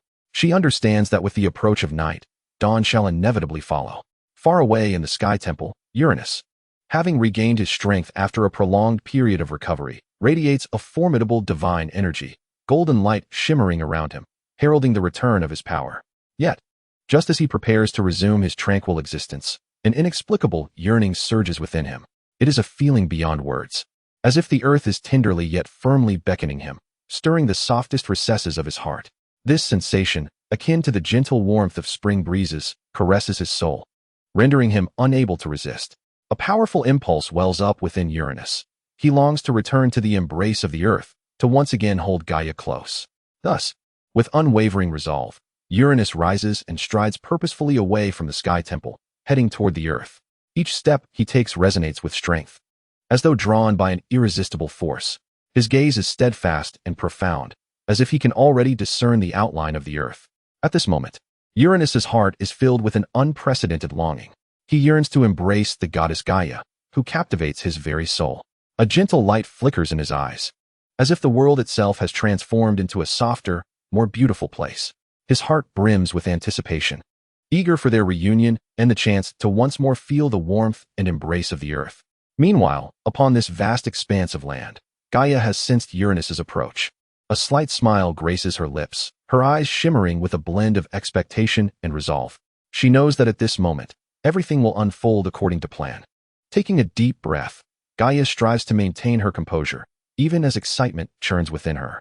She understands that this is a game of fate, and she is prepared. Filled with hope for the future, she also recognizes the critical nature of each step. She must not falter. Amidst the overwhelming force of primal desire, when Uranus lays eyes on Gaia, the world around him seems to fade into insignificance. The love that surged within him was almost overwhelming. A fervent desire that instantly eclipsed all peculiarities. He no longer pondered why he felt an urgent need to connect with Gaia, nor did he concern himself with why she had not rejected him. In that moment, a singular thought consumed him: to engage in a sacred ritual of creation with his wife. Uranus approached Gaia slowly, each step imbued with anticipation and longing. As he drew near, the earth goddess embraced the broad and sturdy expanse of his chest with an air of tranquility, her movements gentle and instinctive, as if everything were preordained. She whispered tender words, each syllable tantalizing Uranus's senses, further ensnaring him in the softness of the atmosphere. Her voice, as delicate as the night breeze, bore an irresistible allure that enveloped Uranus entirely. Yet, unbeknownst to him, this would mark the final intimate communion between sky and earth. In this serene and enigmatic ambience, the wheel of fate had begun to turn quietly. Every gesture and utterance from Gaia meticulously prepared for the impending upheaval. As Uranus and Gaia embraced once more, a powerful surge of energy rippled outward, spreading across the cosmos like a gentle wave. This disturbance not only shook the entire world, but also resonated within their very essence. The heavens appeared to be drawn down by an invisible hand, yearning to merge with the earth. At the moment when the sky and earth embraced closely, Nyx, residing in the underworld, felt this formidable energy pulse. Her previously closed eyes snapped open, revealing deep, mysterious orbs that shimmered with wisdom, as if capable of penetrating all illusions to gaze upon the essence of existence. She lifted her gaze, transcending the barriers of daylight, peering towards the distant earth, her expression tinged with an ineffable complexity. Everything had commenced. Nyx parted her vibrant lips, her voice a soft whisper laced with a barely perceptible tremor. It was deep and magnetic, as though it emanated from the very depths of the underworld. Imbued with an ancient and arcane power, as the goddess of fate, she seemed to foresee the forthcoming events, her heart brimming with both anticipation and trepidation. In the shadows of the underworld, Nyx appeared particularly statuesque and graceful, her hair flowing like the depths of night, gently swaying as if drawn by an unseen force. Her hands were delicately clasped before her, an embodiment of poise and composure, yet the slight tension in her fingers betrayed the anxiety within. In this moment, she was both the catalyst of the wheel of fate and a spectator, acutely aware that her actions would precipitate irrevocable changes. With her murmured incantations, the air in the underworld thickened, the surrounding darkness seemingly responding to her expectations, subtly quivering in resonance. Nyx's gaze remained steadfastly fixed upon the earth, as if she were awaiting a signal, a harbinger poised to alter the course of all existence. In the interim, she could do naught but await in silence, her heart a tumult of anticipation and an acute awareness of the monumental cost that such a moment would entail. As time unfurled, Uranus became increasingly enraptured by his intimate communion with Gaia. His demeanor grew ever more absorbed, as if irresistibly drawn by an unseen force. In Chapter 54, little Uranus has vanished. His attention was wholly captivated by Gaia's tenderness, his eyes shimmering with an obsessive brilliance, as though the entire world had faded away, leaving only the profound connection between him and Gaia. His breath quickened and deepened, each embrace brimming with insatiable desire and affection. As Gaia sensed that the moment had ripened, she gently invoked her divine power to stir the bodies of the 12 titans within her. Her movements were so subtle they were nearly imperceptible, yet sufficient to convey a delicate signal to each titan. Upon receiving their mother's cue, the titans' emotions surged with a blend of tension and exhilaration. They exchanged resolute glances, their eyes reflecting unwavering determination and hopeful anticipation. They understood the gravity of this moment. It would be pivotal in reshaping their world. Their focus turned toward Cronus, who nodded to the other titans, his gaze imbued with a hint of resolve and steadfastness. With measured steps, Cronus approached the rift, the sole passage to the outside world and the fulcrum of their destinies. A faint luminescence emanated from the fissure, as if illuminating the path ahead. Taking a deep breath, Cronus's heart swelled with courage and resolve. The spatial power wielded by Cronus was among the most elusive forces in existence, intangible and formless, yet omnipresent, rife with change and uncertainty. This force resembled the very veins of the world, interlinking every corner, yet remaining largely undetected. In contrast, Gaia's terrestrial power acted as a heavy curtain, shrouding all in impenetrable concealment. Her strength was profound and formidable, the very foundation of the world, steadfast and unyielding. The Earth's power not only provided Cronus with sanctuary, but also infused his actions with an element of secrecy. Gaia's earthly energy functioned like an invisible barrier, seamlessly cloaking Cronus's essence. When the formidable energies of the earth intertwined with the unpredictable nature of spatial power, they engendered a flawless veil. The strength of the earth offered Cronus a solid grounding, while the spatial force allowed him to traverse the unseen. This ingenious amalgamation rendered Cronus's movements nearly imperceptible, even to the lofty sky god Uranus, who remained oblivious to Cronus's endeavors. Uranus was utterly captivated by Gaia's gentleness, his heart brimming with affection and yearning for the earth goddess, completely immersed in their intimate connection. Unbeknownst to him, beneath his very being, a fate-altering scheme was quietly unfolding. At this moment, Gaia acutely sensed the every movement of the children within her, as if she could feel their heartbeats and breaths. She was aware that Cronus was nearing the enigmatic passage, and every fleeting second was invaluable. Thus, she became increasingly proactive in accommodating and yielding to Uranus's actions, her movements tender and deliberate, as if savoring their closeness while, in truth, buying precious time for Cronus. Each of Gaia's responses was infused with affection. Her body trembled slightly, seemingly moved by Uranus's ardor.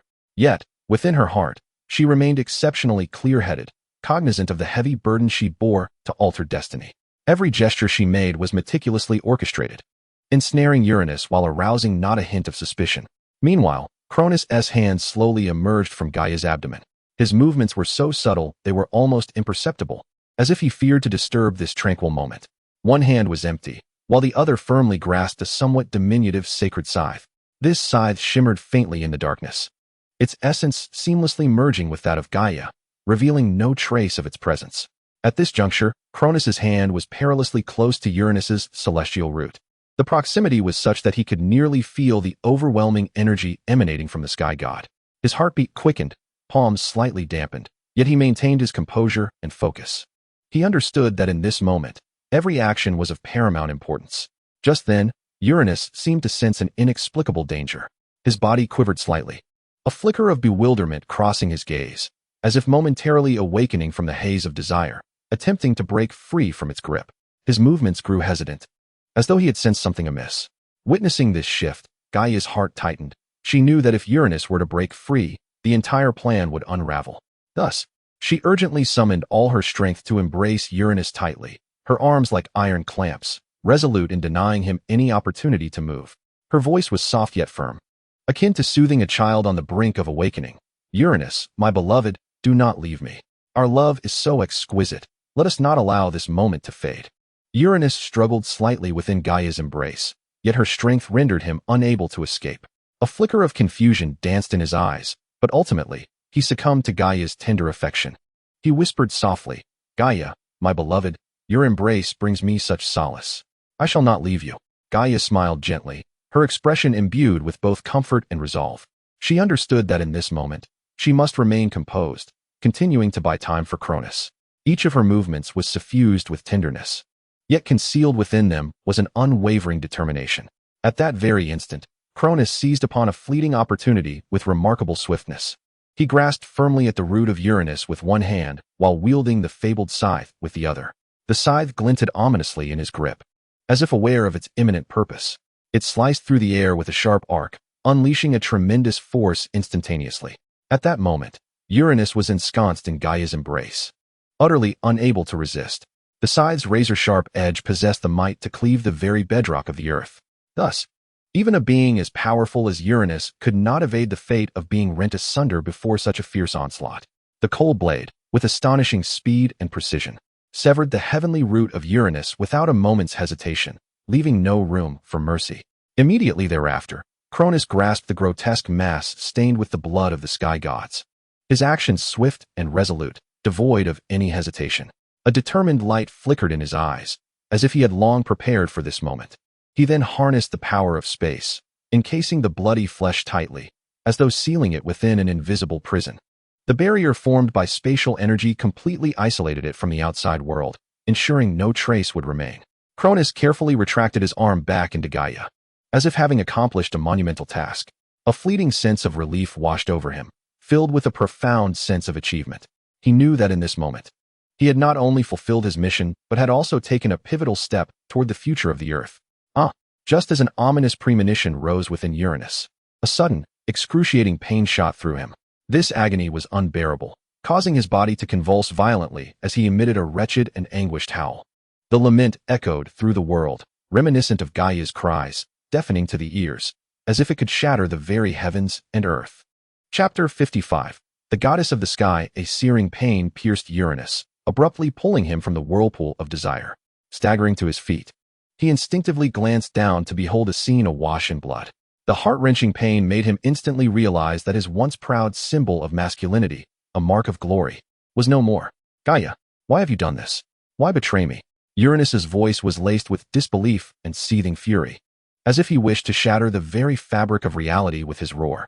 The only one capable of responding to Uranus was Gaia, her expressionless visage and leisurely movements betraying no urgency in addressing the situation at hand, as if everything were meticulously orchestrated within her design. Slowly, Gaia rose from the ground, her movements unhurried yet imbued with an ineffable calmness, as though she had anticipated this very moment. With a gentle wave of her hand, divine energy flowed from her fingertips like a soft breeze gliding over a lake, instantly sweeping away the grime that clung to her. Following this, she patted her garments, meticulously straightening the slightly disheveled areas. Then, with a graceful lift of her arm, she nonchalantly waved her hand. In an instant, a powerful and resplendent surge of divine energy erupted from her palm, slicing through the heavens like a bolt of lightning, illuminating the sky with a blinding brilliance that resonated throughout the cosmos. As the radiance dissipated, three formidable deities, exuding an aura of tremendous divine power, descended from the heavens. Their figures towering like mountains, emanating an undeniable authority as they landed securely behind Gaia. Their arrival sent ripples through the very fabric of existence. At this juncture, what could Uranus possibly misunderstand? The tumultuous doubts and fury that had surged within him coalesced into a bone-deep humiliation. He finally grasped the full extent of his folly. He had unwittingly fallen into the intricately laid trap devised by Gaia. Yet, at that moment, Uranus suddenly sensed an anomaly within his own body. Instinctively, he clutched the mangled area, his face contorted with agony and disbelief. Although he had intended to voice further protests, the realization of an extraordinary transformation occurring within him instilled a paralyzing fear. This change was both foreign and disconcerting, compelling him to swallow back the words that lingered on his lips and instead focus all his energy on resisting this unknown force. He attempted to harness his divine power to halt the encroaching transformation, only to discover, with growing despair, that it was seemingly too late. Uranus exerted every ounce of his strength to suppress this metamorphosis. Yet, regardless of his efforts, the transformation of his body continued to escalate unabated. He gazed at the thick beard upon his face, which was gradually fading, vanishing as if being quietly siphoned away. A touch revealed that what once felt coarse had become smooth, an unsettling unfamiliarity that set his heart racing. Simultaneously, his throat constricted. Moments ago, he could bellow accusations at Gaia with a robust growl, but now his voice grew increasingly thin, losing its former gravitas and authority. When he attempted to speak, the sound that emerged was light and airy, entirely unlike his own. Looking down at his chest, the once rigid muscles, with their pronounced contours, were now softening. Though still pronounced, the sense of solid strength had dissipated, as if the sharp edges had been gently smoothed over. Uranus's visage turned ashen, his eyes wide with terror and disbelief. He could not fathom how his body had undergone such a transformation. This profound change, from within to without, was far more terrifying than pain itself, as though something was gradually siphoning away his essence. At that moment, Uranus seemed to have glimpsed his impending form, as the laws of the universe sought to transmute him into a goddess. In the realm of chaos, there existed only two genders from the very beginning. Since that primordial god of chaos endowed the world with gender, there had only been a distinction between male and female. Neither the creator himself nor his progeny had ever known the existence of a third gender. Yet now, Uranus found himself stripped of masculine traits, becoming an anomaly. And the laws naturally sensed this deviation. Thus, the laws intended to intervene and reshape him, compelling him to conform to the world's dictates. However, Uranus was unwilling to passively accept such a fate. A tumult of defiance and struggle surged within him. He was reluctant to allow his destiny to be rewritten so easily. Consequently, he invoked the supreme authority of the God King, unleashing boundless divine power within him, striving to suppress the transformation overtaking his body. He trembled as divine energy surged like a tempest, exerting every ounce of strength to dispel the force that sought to alter him. This endeavor indeed yielded some effect, momentarily halting the physical changes. Yet Uranus was acutely aware that this was far from sufficient. The entire world appeared obstinately intent on altering his gender. Waves of force crashing upon him relentlessly, nearly overwhelming him. Worse still, even the God King's status, which had always been under his control, now began to stir restlessly, as though attempting to escape his corporeal form, the embodiment of supreme power and nobility. The God King's status seemed to sense the changes within Uranus's body and gradually grew agitated. Uranus understood with crystal clarity that should he indeed become a woman, the laws of the universe would never permit a female to ascend as God King. If that were the case, Gaia should have claimed that position, not he. Although Uranus's struggles and resistance allowed him to tenuously maintain his state for a brief period, such forced intervention was akin to a vessel navigating upstream, inevitably provoking the law's growing discontent and aversion. The laws, as the fundamental principles governing this world, could not be easily defied. Uranus's actions were tantamount to challenging the authority of these laws, inciting an even fiercer resistance from the God King status. As a preeminent existence, the God King status was intricately linked to the laws. It represented the authority and power of the God King, the cornerstone of Uranus's position atop the world. Thus, when Uranus attempted to forcibly suppress the changes in his body, the God King's status began to rebel. It no longer merged seamlessly with Uranus as it once had. Instead, it began to conflict with him. The consequences of this conflict are unmistakable. Due to the defiance of the divine authority, Uranus is unable to wield the power of the divine king as effortlessly as he did in their previous battle, thereby preventing himself from ascending to the realm of the demiurge. Chapter 56, Battle.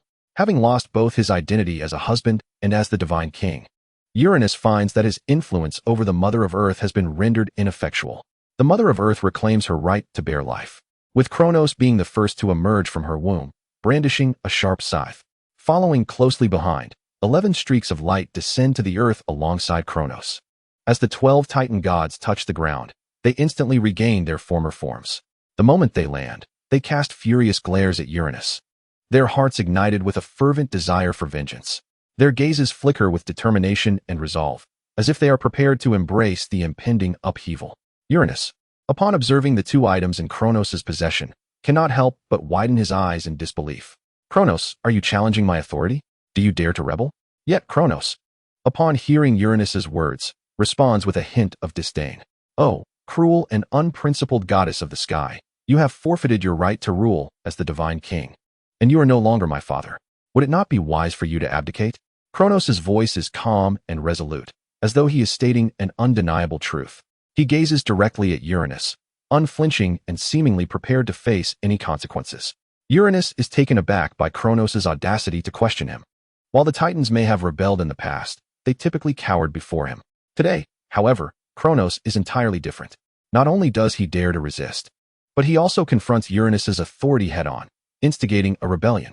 Anger and humiliation surge within Uranus, causing him to clench his fists. In the past, he would have swiftly dealt with Kronos, making him aware of the repercussions of defiance.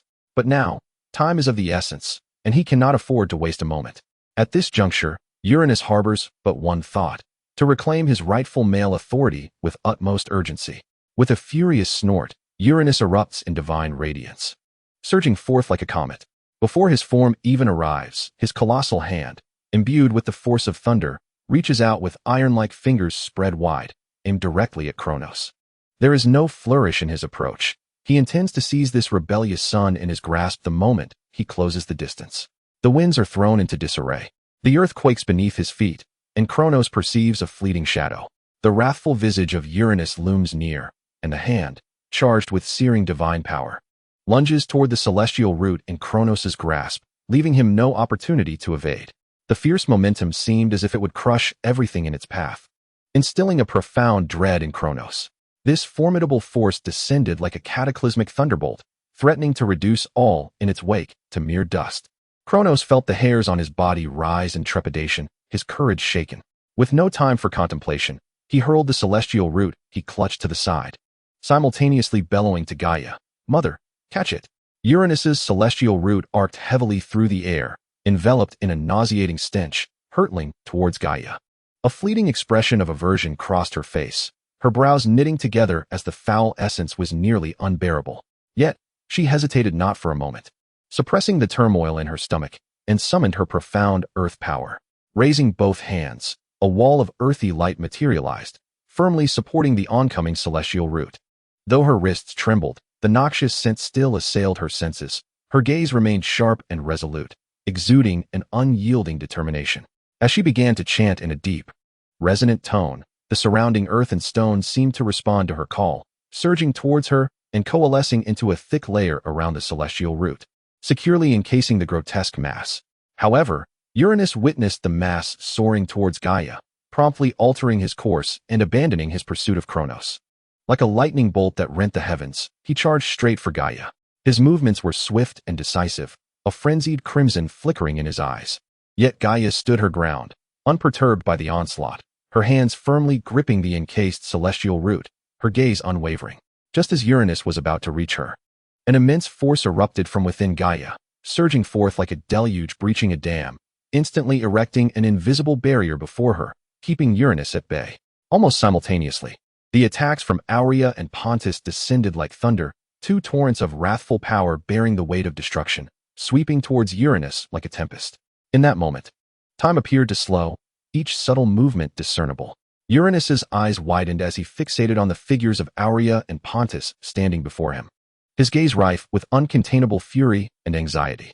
He understood all too well that the longer he delayed, the more unfavorable his situation would become.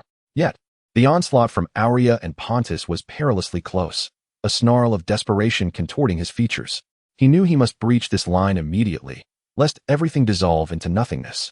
However, the assault from Aurea and Pontus was akin to an impregnable fortress, resolutely barring his advance. At last, Uranus could no longer contain the wrath boiling within him, unleashing a deafening roar that reverberated through the cosmos. Gaia, return what is mine. The voice carried an echo of boundless rage and despair, as if it sought to shatter the very fabric of the world. At that moment, the divine power within him surged wildly, akin to boiling magma crashing against his limbs and bones, determined to shatter the final barrier. Responding to Uranus's call, the meteors that once vanquished the giants re-emerged, hurtling towards the gods. The 12 titans, upon witnessing this, swiftly dispersed, each harnessing their divine abilities to counter the falling meteors. Kronos, wielding his scythe, darted towards the largest of the meteors, each swing of his weapon shattering them into fragments. The other titans were equally resolute. Some shattered the meteors with their divine might, while others summoned vines to ensnare them. Meanwhile, Pontus conjured towering waves, engulfing some meteors into the depths of the sea. Uranus summoned lofty peaks, forming a barrier before him to absorb the meteor's onslaught. As the gods exerted their full strength to resist, Uranus seized the opportunity to charge towards Gaia, intent on reclaiming the heavens. However, Uranus detected this maneuver. His body shot forth like a cannonball fired from its barrel, racing towards Uranus with astonishing velocity. His fists seemed to embody the weight and resilience of mountains, each strike resonating with the roar of thunder, akin to nature's fury, aimed directly at Uranus's chest, preventing him from nearing Gaia. Simultaneously, Pontus launched a flanking assault, his figure resembling a bolt of lightning streaking across the sky, targeting Uranus's flank with blinding speed. His strikes were swift and precise, each punch slicing through the air like a razor, seeking to carve deep marks upon Uranus's form. Yet, Uranus's reaction was equally swift and decisive. With a mere flick of his hands, an invisible barrier rapidly coalesced around him, forming a robust bulwark that deflected the assaults of Pontus and Uranus. Though formidable, this celestial shield could only withstand the combined might of the two great deities for a fleeting moment before it shattered under the violent onslaught, scattering countless shards of energy into the ether. Uranus's gaze, sharp as lightning, swept over Pontus and Uranus, who relentlessly attacked him. Fully aware that continued infighting would spiral the situation further out of control, he needed to swiftly deal with these two formidable adversaries. Thus, he gathered his formidable divine power once more, raising his hands high with palms facing upward, as if drawing upon the boundless strength of the cosmos. In an instant, a colossal hand of divine energy coalesced above him, shimmering with radiant light, exuding an oppressive aura. Then, with a fierce cry, Uranus brought the massive hand crashing down upon Uranus and Pontus, its weight reminiscent of a mountain descending with unparalleled might. This strike embodied all his wrath and resolve, as if to obliterate any obstruction in an instant, shaking the very fabric of the earth and seemingly solidifying the air beneath the force of his blow. Uranus's movements were as swift as lightning, instantly transcending the boundaries of time and space. As he waved his hands, the very essence of the sky he embodied seemed to be drawn forth, plummeting towards the earth with astonishing velocity. In that moment, the chasm between heaven and earth was ruthlessly compressed, as if the entire world were being distorted by his formidable power. This immense pressure descended like a cataclysm, rendering the mountains feeble in its wake. Once capable of withstanding such force, the mountains now emitted piercing creaks, seemingly groaning in anguish. The rocks of the peaks began to fracture, fissures spreading like a spider's web, while the earth trembled as if on the verge of being torn asunder by this overwhelming might. Uranus's colossal hand sent Urea and Pontus hurtling through the air, their bodies tracing graceful arcs like leaves caught in a tempest. Yet, they were deities endowed with extraordinary power. In that instant of being launched, they swiftly adjusted their positions, flipping in midair, regaining their composure like soaring eagles. They soon surged back, their eyes shimmering with renewed determination, ready to face the next round of confrontation. Chapter 57. Let the clouds veil your eyes. I am the deity of water flow and temperature. The vapor that evaporates from heat gathers together under the chill, forming clouds. Clouds scatter to embellish the sky and converge to shroud it. I shall be the god of mist and clouds, bringing fog and vapor to the world. The voice of Aerys resonated across the battlefield, imbued with a mysterious and profound power. His eyes sparkled with unwavering brilliance, as if he had discerned all truths. In this heart-stopping battle, Aerys resolved to strike a hidden blow against his brother engaged in combat. For Aerys understood that Uranus's strength emanated from the sky, which was his dominion. Should the heavens descend into chaos, Uranus would lose his omniscience over all creation, severely diminishing his power. With both hands raised high, palms facing upward, Aerys appeared to draw boundless strength from the cosmos. Under the influence of his divine essence, the moisture in the air gradually evaporated into vapor. It coalesced, rising and spreading, swiftly enveloping the surroundings in a haze, as if draping the world in a mysterious veil. Aerys gently waved his hands, his movements both delicate and forceful, akin to conducting a silent symphony. As he gestured, the water vapor surged around him, as if responding to his summons. These vapors, resembling ethereal spirits imbued with life, swiftly dispersed, gracefully wafting through the air until they blanketed the earth and the vast sea. Amidst the hazy vapor, Aerys stood, his figure flickering in and out of view, like a deity commanding nature. His gaze was resolute and profound, as though he could unravel the mysteries of all existence. Aerys gently raised his hand, palm upward, as an invisible force surged forth from his being, cradling the water vapor like a tender tide, lifting it into the vast expanse of the sky. His movements were both soft and resolute, as if he were soothing the awakened spirits of nature, guiding them on a new journey. With the shifts of Eris's gestures, the originally delicate and ethereal vapor began to undergo wondrous transformations in the heavens. The molecules of steam seemed to respond to an ancient and mysterious call, coalescing together until they gradually formed dense, heavy clouds. They gathered swiftly in the sky, resembling gossamer veils that slowly obscured the firmament, turning the sky into a sea of mist and rendering Uranus blind to the world below. Aerys softly chanted, his voice imbued with unwavering strength, as if each word contained boundless magic. Under his command, the clouds surged like a tide, swiftly enveloping the entire sky. The brilliance of daylight was thoroughly obscured, allowing only a few faint rays of light to trickle through the gaps in the clouds, shrouding the world in a veil of haze. The earth grew dim and tranquil, as if cloaked by a mysterious shroud. Uranus sensed the transformation in the heavens, his brow furrowing slightly, astonishment flickering in his eyes. He felt his sight being obscured by layers of mist, the order of the sky unraveling before him. He realized that it was the power of Aerys, attempting to weaken his vision and, consequently, diminish his strength. Aerys, how dare you? Uranus roared in anger, his voice reverberating through the clouds like thunder, filled with shock and fury. Yet, Aerys did not cease his actions. His gaze grew more resolute as he continued to manipulate the mist, rendering it denser and more substantial. His singular aim was clear: to deprive Uranus of his oversight of all creation, thereby diminishing his power. In this confrontation of might and cunning, Aerys' strategy was gradually bearing fruit. The skies were enveloped in clouds, and Uranus' strength was steadily waning. Meanwhile, Urea and Pontus seized the opportunity to launch a renewed assault, their powers becoming increasingly elusive under the shroud of mist, intensifying the battle into an unpredictable tempest. As the clouds enveloped the sky, The divinity of the clouds descended upon the world.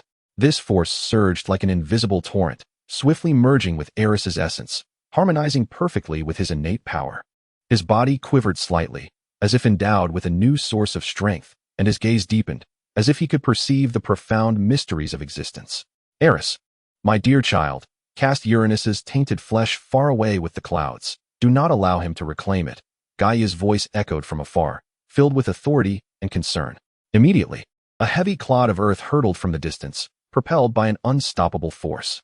Aerys, in haste, transformed the nearly imperceptible mist into a tangible entity, his hands gracefully sweeping through the air. The mist, as though bestowed with life, swiftly coalesced into a solid mass of cloud. He deftly grasped the clod, his touch gentle yet resolute, as if cradling a precious treasure. Subsequently, he directed this cloud of mist toward the ocean, moving swiftly. With Aerys' motion, the earth enveloped in mist arced through the sky like a shooting star, plunging into the depths of the sea.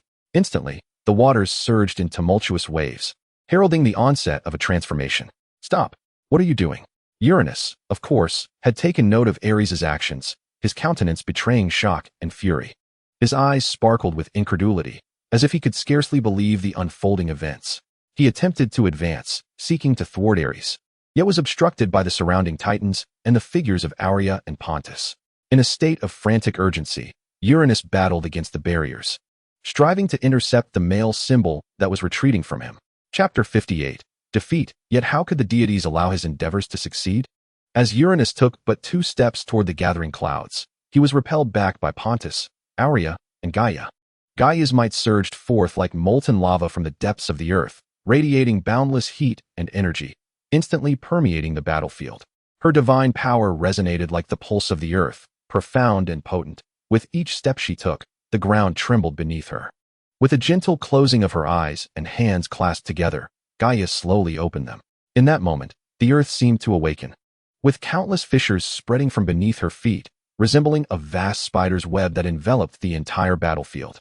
These cracks were not destructive. Rather, they served as conduits of the earth's energy, from which not lava, but pure terrestrial vitality surged forth.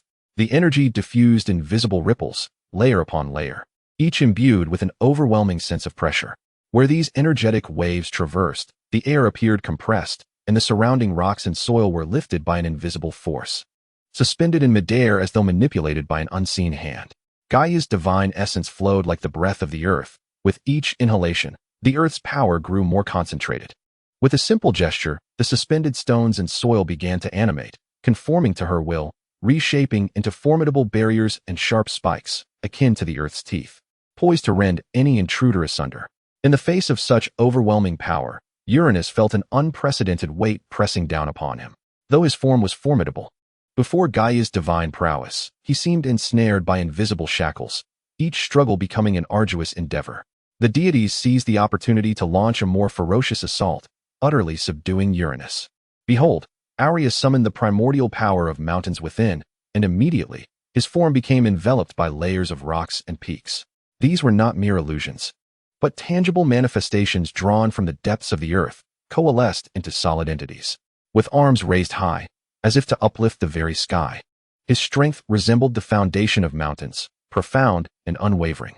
A gentle wave of his hand animated the surrounding rocks, transforming them into sharp peaks that pierced the heavens, aimed directly at Uranus.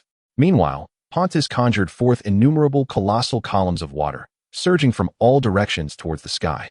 These torrents, not only tumultuous but also imbued with the ocean's chill and might, seemed poised to engulf Uranus entirely. Simultaneously, the Titan gods, witnessing the fierce melee among their elders, were ignited with fervor.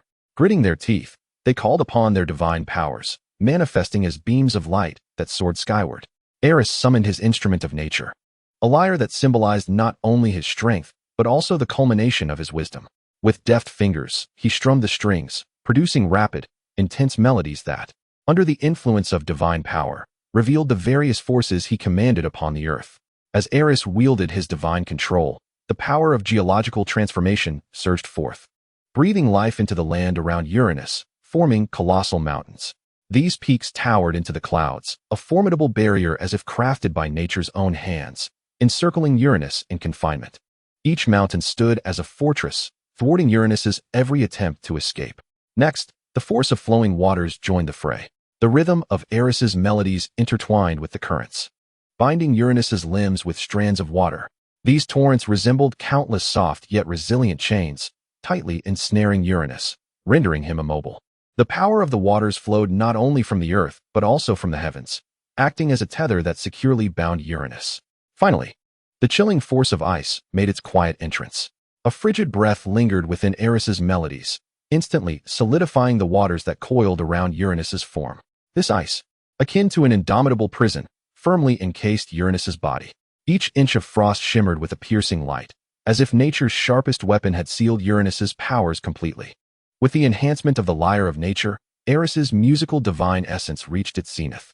The exhilarating and enigmatic strains of music seemed to possess a life of their own, surging into Uranus's mind like an overwhelming tide. Instantly, his thoughts became chaotic under the onslaught of these melodies, rendering him unable to concentrate on the imminent peril he faced. The melodies of Aerys are imbued with formidable divine power. Each note resonates like an invisible bullet, striking at the psyche of Uranus, rendering him incapable of calm contemplation, forcing him to struggle amidst chaos. The 12 Titans, along with Pontus, Uranus, and Gaia, beheld Uranus, hindered by Aerys's influence, and their hearts swelled with delight. They recognized this as an unparalleled opportunity to vanquish Uranus. Without hesitation, they united their forces, weaving together a formidable alliance, as if to entirely subdue Uranus. Their onslaught descended upon him like a tempest, each strike infused with inexhaustible strength and resolve. Yet, as Uranus realized his inability to contend with them, fury ignited within him. His eyes flickered with defiance and wrath, an inferno that threatened to consume his very being. He comprehended that perhaps this time he had truly reached his end. However, if fate dictated such a conclusion, then others would not prevail easily. Despair filled Uranus's heart, but simultaneously, a frenzied thought emerged. If escape were unattainable, then he would ensure that all would perish alongside him. In his eyes, he was the sovereign of the vast skies, the unparalleled king of the gods. Thus, the notion of defeat was utterly unacceptable. His pride and dignity would not permit him to bow in supplication. Therefore, he would rather embrace mutual annihilation than yield. Even if I cannot triumph, I shall not allow you to win. As the gods observed him with bated breath, Uranus suddenly emitted a soft chuckle, uttering this proclamation. His voice, though barely above a whisper, resonated like thunder, shattering the silence of the battlefield. The gods, having just relaxed their vigilance, instantly tensed once more. They exchanged uneasy glances, each reflecting a hint of apprehension. Gaia's countenance remained icy, yet her gaze bore newfound wariness. Aerys ceased her actions, fixating intently on Uranus, seeking to glean insight from his expression. The 12 Titans tightened their grips on their weapons, poised to confront whatever Uranus might unleash next. Chapter 59. The Skyfall's Uranus extended his arms and slowly closed his eyes. In that instant, an overwhelming essence began to emanate quietly from his being. It was the primal force of his sky, reminiscent of a distant breeze from the heavens, suffused with boundless tranquility and majesty. This aura gradually enveloped the surroundings, casting everything in a delicate cerulean glow. Just as the gods were still processing this phenomenon, Uranus's form inexplicably vanished from the ground, as if seized by an unseen force, leaving no trace behind. This sudden turn of events sent their hearts racing, a nameless dread unfurling within them, as if something terrifying was on the verge of occurring. Immediately, the voice of Uranus drifted down from the heavens above, imbued with a texture that pierced through the clouds. This voice, deep and distant, resonated with an ineffable weariness and a sense of void, starkly contrasting the ease with which he had previously expressed himself. The sky, which had always borne the solemn duty of safeguarding the tranquility of this realm, now felt utterly forsaken by the world. Thus, the sky would no longer shelter the earth. Uranus's voice reverberated through the horizon, akin to the solemn toll of temple bells, striking heavily upon the hearts of every deity, sending tremors through their very souls. The bitterness of defeat consumed Uranus, igniting a fiery wrath and resentment within him. He could not swallow this humiliation, particularly as he grappled with the reality of being vanquished by Gaia and her pantheon. That sense of failure stung like a venomous thorn, intensifying his anguish. Despair and rage blazed within him like a wildfire, incinerating his last vestiges of reason, leading Uranus to a frenzied resolution. If he could not bear the taste of defeat, then he would take the entire world down with him. He sought to unleash all his fury and despair upon existence, ensuring that every creature would experience the torment and indignation he felt in that moment. Even though Aerys dispelled the clouds that shrouded the sky, allowing daylight to once more illuminate the earth, an inexplicable gloom still lingered, casting an oppressive shadow over the heavens, as if enveloped by an unseen force, leaving a heavy weight upon the hearts of all who gazed upward. This suffocating darkness felt as if it could stifle breath itself, as though an invisible hand pressed down upon the entire world, making even the simplest act of inhalation a struggle. A thunderous roar echoed through the cosmos, reverberating with a force that numbed the ears, reminiscent of ancient beasts howling, causing the earth and the hearts of mortals to tremble in response. Yet, to the astonished gaze of the deities, the once placid sky began to rise slowly, as if cradled by some mysterious force, ascending toward the heights above. However, once it reached a certain altitude, the sky seemed to abandon its rightful place, plummeting toward the earth with reckless abandon. The descending heavens resembled a wild stallion, freed from its restraints, charged with unspeakable rage and despair, crashing violently down upon the ground.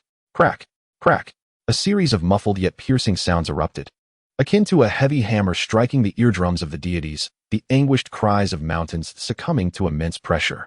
Following the shattering of the mountains, the earth began to tremor slightly. The undulating ranges seemed gripped by an invisible hand, emitting a disconcerting sound of fracture. All of this transpired with such abruptness and swiftness that the gods barely had time to react. In an instant, the sky bore down upon the earth with the weight of a mountain. Then, at a suffocating pace, it continued to press downwards, as if intent on swallowing the entire world whole. Uranus, have you lost your mind? Do you truly intend to obliterate the world? Gaia gazed intently at the sky, which loomed perilously close, her expression grave as she called out with a voice both steady and powerful, yet laced with an anger that surged forth like a volcano. For should the heavens come crashing down, it would spell doom for all life upon this earth, leaving Gaia as its sole survivor. To be precise, the entire world would face a cataclysmic blow. The collapse of the sky would extinguish mountains, rivers, and all living beings in a cataclysm of utter annihilation.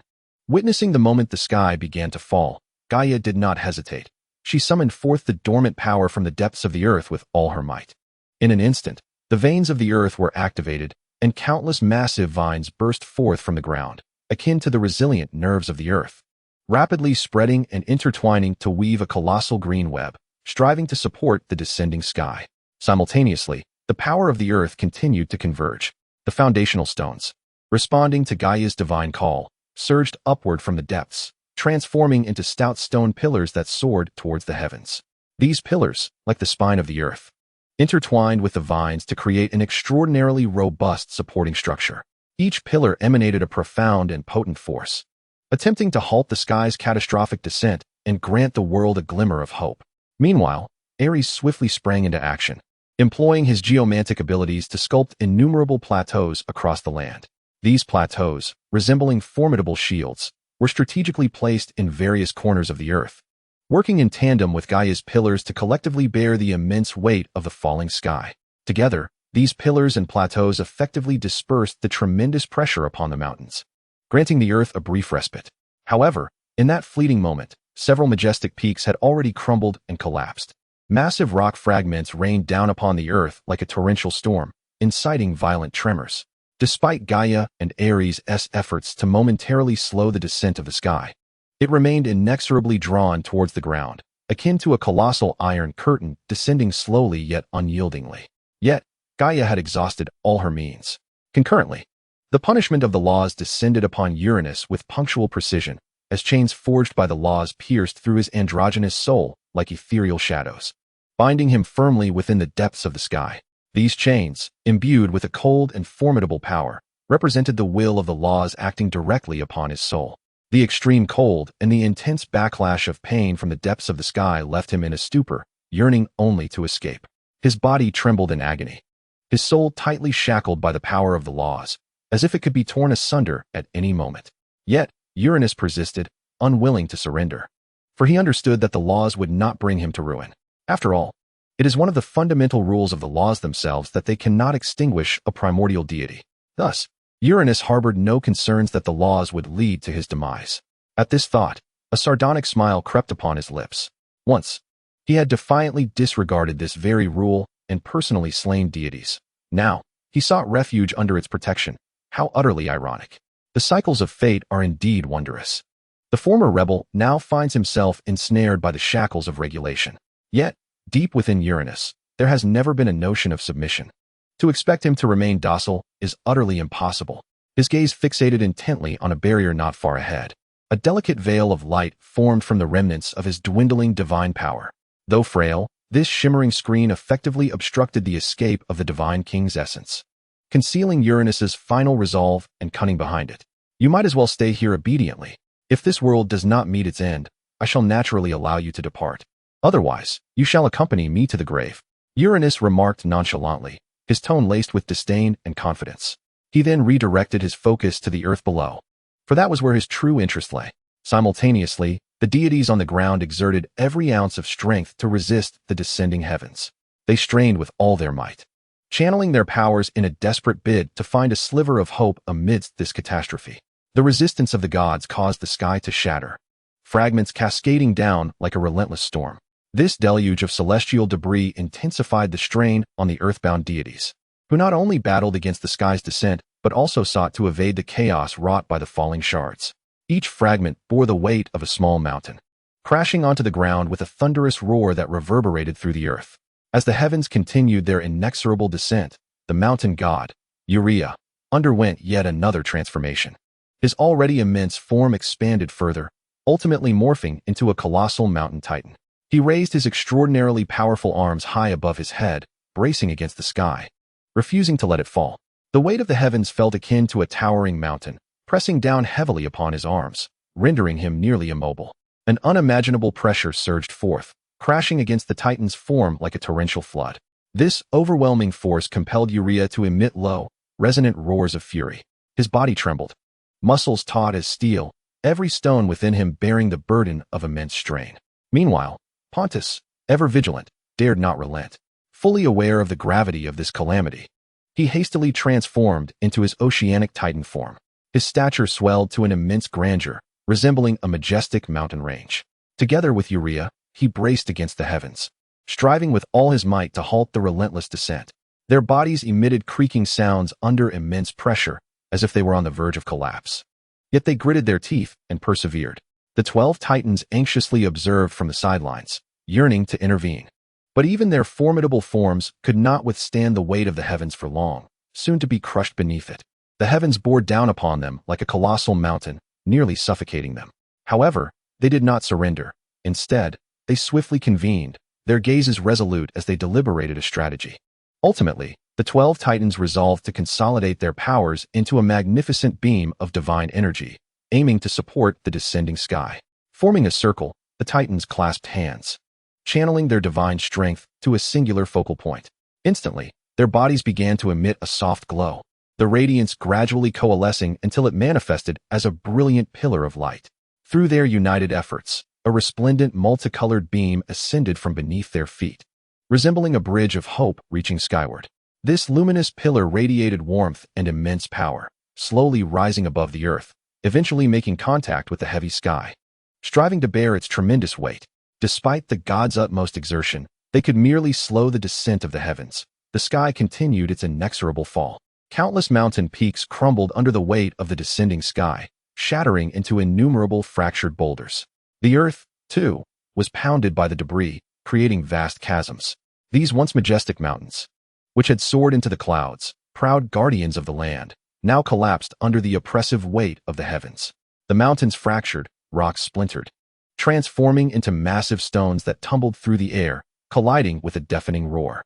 Subsequently, these shattered boulders descended like uncontrollable meteors, carrying an aura of destruction as they plummeted toward the earth. In this calamity, the land suffered unprecedented devastation. Fragments of the sky fell like merciless blades, repeatedly striking the ground, tearing its skin apart, and creating profound and immense cavities. These caverns, akin to the earth's wounds, continuously spewed forth dust and debris. The surface of the land was torn asunder, once smooth terrain now riddled with pits and fissures, resembling a desolate wasteland after an apocalypse. The collision between heaven and earth was akin to a fierce confrontation between two worlds, causing the entire realm to teeter on the brink of annihilation, as if it could be utterly destroyed at any moment. Darkness surged like a tide, obscuring the sky and devouring the light. The air was thick with the scent of dust and rock, rendering it suffocating. In the face of this catastrophe, life appeared so small and fragile, whether nymphs or animals. All fled in terror, desperately seeking a glimmer of hope for survival. In this relentless expanse of power consumption, it resembles an interminable marathon, where the deities find their strength gradually eroded in this arduous struggle. Their bodies have long surpassed their limits, fatigue crashing over them like relentless waves, mercilessly corroding every inch of their skin, every nerve, and even every fragment of their souls. Sweat cascades from their foreheads like a gushing spring, tracing down their cheeks and necks, soaking their garments, merging with the dust to form muddy trails. Their breaths grow rapid and labored, each inhalation feeling as though it is a battle against fate itself. Yet, the gods remain resolute, their jaws clenched tightly, unwilling to yield even a fraction. For they understand all too well that should they relent, the entire world would succumb to an endless darkness, engulfed by the shadows of the heavens. Chapter 60.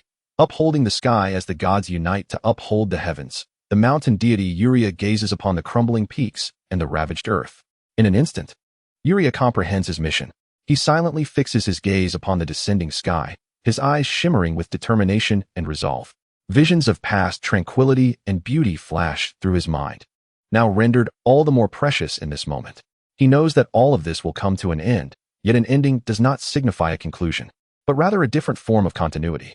Uria's body begins to emanate a powerful aura, the strength of the mountain god, imbued with the earth's tenacity and indomitable spirit. He takes a deep breath, as if drawing upon the last vestiges of the earth's strength, and gradually raises his hands above his head. His arms stand like two majestic peaks, steadfastly supporting the weight of the sky. By the supreme laws above, I, the mountain god Uria, hereby declare, he proclaims. Uranus, the sky god, is cruel and tyrannical, willing to unleash the very essence of the heavens in an attempt to annihilate all living beings upon the earth. Uria's words are abruptly halted, his voice echoing through the cosmos, imbued with an irresistible force. Uria surveys his surroundings, his gaze piercing through the clouds and the earth, as if wishing to encompass the entirety of the world within his sight. His eyes glimmer with unwavering determination, as though he is fully prepared to embrace whatever comes next. Finally, he resolutely makes his declaration, his voice resonating with power and conviction. The mountain god Uria now pledges to embody the essence of the mountains, drawing upon the primal strength of the peaks, transforming into a colossal pillar that upholds the descending sky, ensuring the eternal stability of heaven and earth, and the tranquility of the world. At the very instant Uria's impassioned declaration resonates through the air, the entire world seems to tremble under the weight of a formidable force, instantaneously undergoing a cataclysmic transformation. The once serene earth suddenly begins to shake violently, as if responding to Uria's proclamation. No, Uria, do not. Upon hearing Uria's declaration, Gaia gazed at her son in disbelief, her eyes brimming with shock and sorrow, yearning to thwart Uria's actions. She extended her hand as if to grasp him, to prevent his relentless pursuit, yet her movements appeared utterly futile. However, the laws of nature eagerly responded to Uria's proclamation, as if they had long awaited this moment, ready to commence the creation of a monumental pillar. Invisible forces of the law entwined around Uria like silken threads, binding his essence to that of the earth. These forces radiated a gentle yet formidable luminescence, seemingly endorsing Uria's momentous decision. In an instant, he surged forth like a shooting star, trailing a multitude of soil and rock. As if the very power of the earth coalesced behind him, he soared directly towards the heart of the world, the intersection of heaven and earth, where the laws converged most intensely. Then, he plummeted with unparalleled force, crashing into the ground with a resounding roar that reverberated through the realms. His body became deeply embedded in the earth, merging seamlessly with its essence. Subsequently, he transformed into a seed, silently nurturing new life within. The earth began to tremble slightly, as if responding to his arrival. Soon, a majestic and imposing peak began to rise slowly from the depths of the earth, ascending at an astonishing rate, as if striving to pierce the heavens. In the blink of an eye, the summit reached the sky, firmly connecting with the celestial expanse. Driven by the will of the laws, the pillar, forged from Uria, solidified into the world's most steadfast cornerstone. As the pillar formed, Uria's corporeal form gradually became transparent, ultimately vanishing from the realms. The roots of the pillar spread beneath the surface, weaving intricate branches that delved deep into the earth. continuously drawing nourishment and strength from the soil. Meanwhile, the apex of the pillar continued its ascent, the rocky summits inching ever higher. As if destined to reach the very edge of the sky, it stood resolutely upon the weighty earth, its base intricately linked to the ground, transforming this place into the most robust support, silently and steadfastly fulfilling the celestial mission left by Urea. As the power of the pillar continued to emanate, the sky, buoyed by its strength, began to rise gradually, as if an invisible force below was nudging it upwards, slowly distancing it from the earth. No, Urea. The sky must rest upon the earth. You shall not impede me. What is this pillar? I refuse to acknowledge it. At that moment, Uranus's eyes were as crimson as if they were about to bleed, his pupils swirling with apocalyptic rage, fixated on the ever-growing giant column below, causing the surrounding clouds to darken with his fury. His voice emerged like a growl from between clenched teeth, laden with heavy anger and defiance, echoing through the realms. Even the air trembled, as if the entire sky quivered in response to his fury. Witnessing the culmination of his long-laid plans, only a step away from fruition, being ruthlessly thwarted was a bitter blow. The anger within Uranus surged like wild grass ignited by the wind, growing ever more intense, almost bursting forth from his throat. First, Pontus had interfered, then Aerys had brazenly intruded, and now even Arya dared to stand against him. These damned brothers, each akin to a festering wound, always obstructing him at the most critical junctures. Why could they not simply vanish quietly? The hatred swelling within Uranus surged like a tide, threatening to drown his reason. At this moment, he perceived his brothers as the greatest impediments standing in his way. Unless he eradicated them, he would never grasp complete dominion over all. This extreme fury raged like an uncontrollable wildfire, thoroughly disrupting Uranus' mind. Consequently, the constraints of the divine king's essence began to falter under the strain of his wrath. Seizing the opportunity, the divine essence eagerly detached from Uranus's grasp and swiftly fled towards the earth. Although Uranus instinctively reached out to seize it the moment it escaped, his fingers grasped only emptiness. Ultimately, he could do nothing but watch helplessly as that faint glimmer traced a resolute path towards the ground. In an instant, a profound sense of helplessness enveloped Uranus. He opened his mouth, yet no sound emerged, his gaze fixed vacantly on the fading luminescence disappearing into the earth. A flicker of despair illuminated Uranus's eyes. He recognized that he had lost all power, even the ability to impede the escape of the divine essence. The sky before him no longer resembled the familiar expanse he once commanded. It had become alien and distant, as if severed from him entirely. At that moment, Uranus was forced to concede that perhaps all was irrevocably settled. He was no longer the sky god who wielded authority, conjuring storms at will. A trace of undeniable weariness crossed Uranus's countenance, as though he had been drained of all vigor, even the notion of resistance fading away. Ultimately, Uranus chose to acquiesce. He relinquished his iron grip on the sky's dominion and silently accepted the dictates of fate. In doing so, a semblance of relief flickered in his eyes. For Uranus believed that as long as the sky remained, he had not entirely lost. There remained a glimmer of hope for resurgence. Moreover, the essence and divinity of the sky still resided in his possession. He was still the eternal god of the heavens. Despite the faint hope of returning to the world, he possessed ample patience to wait. For to the divine, time is the least precious of commodities. The essence of divinity remains untouched by the passage of time, especially that of Uranus, the primordial god of immense power. This eternal existence bestows upon Uranus a tranquility and patience that transcends the ordinary. Consequently, he ceased to resist the thrust of the celestial pillar and allowed his being to ascend gradually along its length. For Uranus understood that continued resistance might result in the laws stripping him of his dominion over the heavens. Therefore, he deemed it wiser to cooperate willingly, thereby retaining control over the sky in his own hands. As the celestial pillar solidified and the heavens stabilized, the world gradually settled into calm. The tremors of the earth subsided, ultimately ceasing. The once falling sky halted, suspended in midair. The creatures of the earth seemed to sense the retreat of the sky, rejoicing exuberantly, with an air of elation permeating the atmosphere post-catastrophe. Meanwhile, Uranus observed the jubilant beings from afar, a mocking smile gracing his lips. To him, their joy was but fleeting delight. They were oblivious to the truth that the true sky had never truly departed. It merely retreated beyond their reach. Uranus's gaze pierced through the layers of clouds, crossing the vast expanse of the earth, silently watching over its inhabitants. It mattered not. He had all the time in the world. As long as the essence of the sky remained in his grasp, One day he would return from the heights above and reclaim all that belonged to him. When that moment arrived, those who now reveled would ultimately comprehend who the true sovereign of the cosmos was. Chapter 61. The dust settles upon witnessing Uria's self-sacrifice to become the celestial pillar. Gaia collapsed in sorrow upon the ground. The goddess of the earth gazed silently at the ascending pillar, an overwhelming grief surging within her, as if mourning the loss of her child, the mountain god.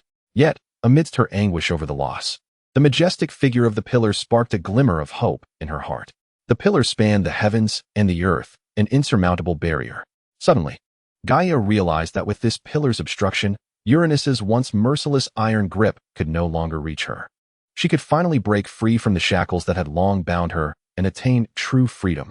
However, her smile did not linger long, as she, like the other gods, was captivated by a golden stream of light descending from the sky.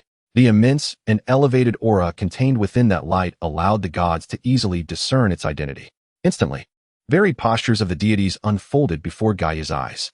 Pontus and several other male Titan gods stirred restlessly, their eyes glinting with greed and ambition. Seemingly eager to carve out a place for themselves in this new order, Gaia let out a cold snort. Her voice, though soft, resonated like a thunderclap, shattering the tense atmosphere. Under the fervent, unmistakably covetous gaze of the deities, she slowly extended her hand, intercepting the radiant stream of light.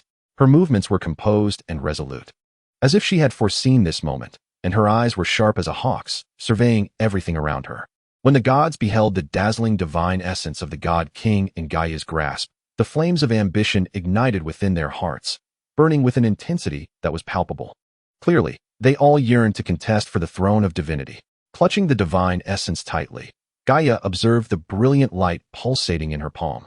Yet her gaze was not drawn to the divine relic. Instead, it wandered towards the sky, which, under the support of the celestial pillar, was gradually calming. At that moment, the heavens seemed to shed their past oppression, with clouds drifting lazily, revealing a rare clarity. Gaia's eyes, deep and tranquil, seemed capable of piercing through time and space, encompassing the tumult of the past and the visions of the future. A flicker of faint joy crossed her gaze, for Uranus's tyranny was finally being reckoned with. From this instant onward, heaven and earth would truly be separated, free from bondage. In this moment, the heart of the Mother of Earth brimmed with serenity and fulfillment. Turning slowly, Gaia cast her gentle gaze upon the assembly of gods, her voice imbued with warmth and pride. The reign of Uranus's cruelty has come to an end. This is our shared victory. Her words flowed like the gentle breeze of spring, caressing the hearts of each deity, filling them with warmth and strength. Then, as her eyes swept over the gathering, she noticed the scars upon them, remnants of Uranus's brutal reign. These marks bore testament to their struggle for freedom and the anguish they had endured. With a tender gesture, Gaia raised her palm upward, and a crystalline vial materialized in her hand, her divine artifact, the vial of life. At that moment, the vial seemed to brim with vibrant vitality, exuding a life force that was intoxicating.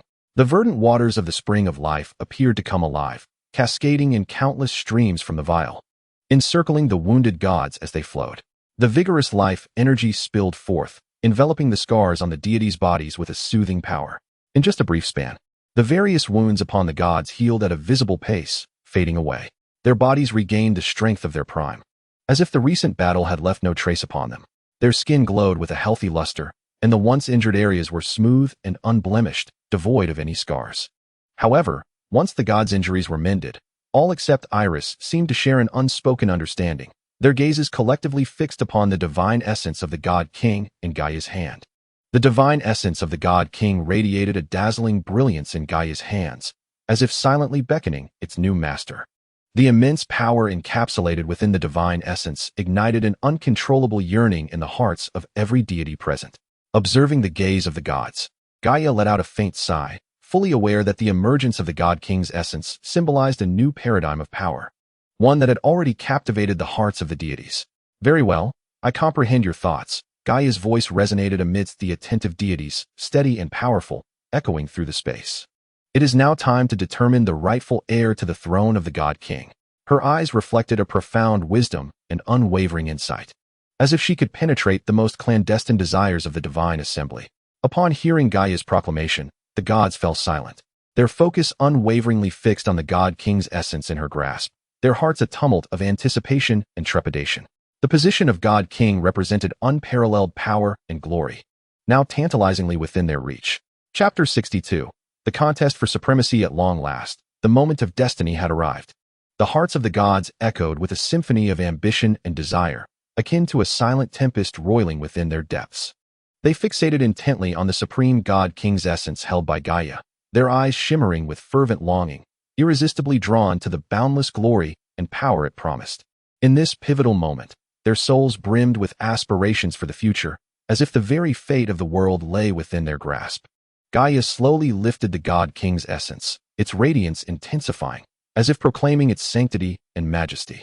The light, akin to golden ripples, gradually spread forth, illuminating the entire realm and the visages of the gods. With a calm yet resolute voice, she continued, "This God King's essence embodies both power and responsibility. It belongs not to any single individual, but to the future of the world as a whole. Today, you shall collectively determine its rightful owner, and I, as the goddess of the earth, shall witness the dawning of this moment." Upon hearing Gaia's words, the Titans shifted their attention from the God King's essence to her. The faces of the gods were etched with urgency and tension, for this decision would dictate their future dominion and glory. Under the scrutinizing gaze of the gods, Gaia lowered her eyelids, entering a moment of profound contemplation. She understood that every choice made in this instant would reverberate throughout the future of the world. After a brief pause, she raised her head, her gaze as bright and resolute as the stars, her voice imbued with undeniable authority. "You have all made significant contributions in the rebellion against Uranus. Thus, I cannot show favoritism to any one of you. Therefore, let the contention for this essence commence. Whosoever among you seizes it shall be crowned the God King." Gaia's gaze swept over the assembly of deities, as if she were scrutinizing each of her children. Her gaze reflected both trust in the children and anticipation for the future. She understood that this contest was not merely a test of strength, but a challenge of intellect. She believed she had achieved the utmost fairness, and ultimately, the outcome would hinge upon the choices and efforts of the gods themselves. This was a competition devoid of rules. How to vie for supremacy, whether one could seize it, and if one could ultimately retain the position of the divine monarch, all depended on their own capabilities. Gaia was acutely aware that weakness was not to be feared, yet the weak must comprehend the strength of unity. Only by first securing the essence of the divine monarch could they be deemed worthy to contend for that title. Gaia's voice resonated like celestial music in the ears of the gods, lingering with profound significance. "Remember, this is not solely a struggle for power, but also a trial of your wisdom. You must demonstrate that you are deserving of this divine rank, worthy of becoming the sovereign of the entire world." Her words were imbued with boundless wisdom and depth, seemingly setting the tone for the imminent contest. As her voice faded, her form transformed into a ray of light, vanishing quietly before the eyes of the gods. In the expanse of heaven and earth, only the divine essence of the monarch remained suspended in midair. It radiated a brilliant golden glow, akin to the brightest star in the cosmos, captivating the gaze of all present deities. The aura emanating from this essence exuded an air of majesty that inspired awe, yet also beckoned them closer. "Are you ready? It is about to begin." Gaia's voice echoed in the ears of the gods, like a distant reverberation from the heavens, imbued with an irresistible power that settled firmly in the hearts of each divine being. As Gaia's words concluded, the floating divine essence stirred to life. It shot forth like a resplendent meteor, streaking across the sky and transforming into a dazzling golden light, accompanied by the sound of air being split as it raced toward the pillar of heaven. In the place it once occupied, only a faint afterimage remained, glimmering with a weak light, as if to attest that the divine essence had indeed existed, flickering with the remnants of its radiance. The gods, now animated by the departure of the divine essence, moved swiftly. Their figures weaved through the light, hastening toward the rank of the divine monarch, pursuing boundless glory and power. Their movements were swift and decisive, as if every breath of air parted for them, each step resolutely directed toward their goal. The golden light was like an unattainable star, drawing their gazes and guiding their strides. At this moment, the eyes of the gods were filled with determination and resolve, their forms intertwined in the luminous glow, resembling a silent tempest. In this instant, they were no longer siblings, but rivals battling for the exalted throne. Their faces bore the marks of a fervent yearning for victory, every action revealing their pursuit of power. Though they may possess differing temperaments and abilities, they share a singular aspiration in this contest, to seize the throne of the divine king and ascend as the new sovereign. Curiously, while the pantheon has embarked on their quest, Aerys remains motionless, a fact that astonishes Gaia, prompting her to manifest and inquire, "My dear child, do you not wish to contend for the title of Divine King?" Aerys responds with a gentle smile, his gaze serene and profound, as if he has already discerned the very essence of the conflict. He softly shakes his head, his tone imbued with nonchalance. "Mother, I harbor no interest in the throne. The position merely offers status, power, and might. As I stand now, I am already a deity of immense power. No one, aside from you and the primordial gods, holds a rank above mine." He pauses, a flicker of tenderness crossing his eyes, and continues, "Moreover, you know me well, dear mother. I have never desired to engage in such intricate affairs. Instead of pursuing these trivialities, I would rather spend time in your company. For me, every moment shared with you is far more precious than any ephemeral power or status." Upon hearing Aerys' words, Gaia is moved, a wave of affection swelling within her. She smiles softly, her eyes alight with love and contentment, recognizing Aerys' character, which has always been one of detachment from the pursuit of power. His choices are invariably rooted in inner tranquility and familial devotion. "My child, you are ever so understanding," Gaia remarks gently, her voice laced with tender admiration. "To have a child like you is my greatest joy." Meanwhile, the golden radiance of the Divine King's essence streaks across the heavens, akin to a blazing arrow racing towards the heart of the world. Its trajectory leaves a brilliant golden trail in the sky, as if it were a guiding force of destiny, hurtling towards an unknown destination. The figures of the gods weave through the luminescence, transformed into streams of light, all in pursuit of the exalted essence of the Divine King. Their speed is astonishing, as though they rend the very air, leaving behind ephemeral shadows. Each deity runs with fervor, their gaze fixed intently on the golden light ahead, their eyes shimmering with fervent zeal. In that moment, Pontos manifests as a wave of azure energy, his form agile as the ocean, propelled by the very might of the seas. His arms stretch forth like the tendrils of a wave, reaching for the golden light. His figure carves out blue trails within the radiance, embodying the spirit of the ocean, graceful yet formidable. Just as Pontos is on the verge of grasping the divine essence, Kronos emerges from an adjacent realm. His form is akin to lightning, swift and decisive, his hands extending like blades towards the essence, intent on seizing it firmly. Kronos' movements are rapid and resolute, his eyes gleaming with unwavering determination, as if he has already glimpsed the dawn of victory. Erebus, unyielding, moved with the fluidity of an endless stream, exuding both grace and agility. He deftly sidestepped the interference of Pontus and Kronos, racing toward the divine essence. His gaze reflected calm determination, his hands undulating like the waves, striving to seize that golden light. Amidst the gods' pursuit of divinity, conflict erupted inevitably. Pontus and Kronos brushed past each other in the air, their powers colliding with a deafening roar. The force of Pontus's waves surged violently, akin to tumultuous tides, while Kronos's temporal energy sliced through all obstacles like an invisible blade. These two disparate forces clashed, creating a dazzling brilliance that seemed to tear the very sky asunder. For a fleeting moment, they were locked in a standoff, the collision of their powers warping the surrounding air. Anger flickered in Pontus's eyes as his waves roiled, seeking to engulf Kronos. In contrast, Kronos remained composed, his temporal force binding Pontus's energy with invisible shackles. Ultimately, after a violent tremor, they swiftly separated, recalibrating their stances to continue their pursuit of divinity. Simultaneously, Erebus skillfully evaded their tumult, yet his velocity was hindered by the combined might of Ceus and Phoebe. Ceus' celestial power unfolded like an infinite starry expanse, intertwining with Phoebe's prophetic light, forming an unassailable barrier before Erebus. Faced with this formidable obstruction, a grave expression crossed Erebus's countenance. He knew he must discover an opportunity to break through, otherwise, he would forever remain out of reach of the exalted divinity. Meanwhile, Hyperion and Thea joined the chase. Hyperion, a veritable harbinger of light, radiated a gentle glow, resembling the embodiment of illumination. Though his speed was not exceptional, his steps were resolute, each stride seemingly dispelling the darkness. Thea appeared like a resplendent goddess, her figure soft as moonlight, her hands emanating a gentle divine radiance. Her movements were graceful and fluid, as if she danced through the air, yet they concealed formidable strength, each gesture weaving a luminous net to ensnare the divine essence. Together with Hyperion, they endeavored to capture that flowing golden light. As the pursuit unfolded, the gods collided and clashed, their powers intertwining in the air, creating a breathtaking tableau.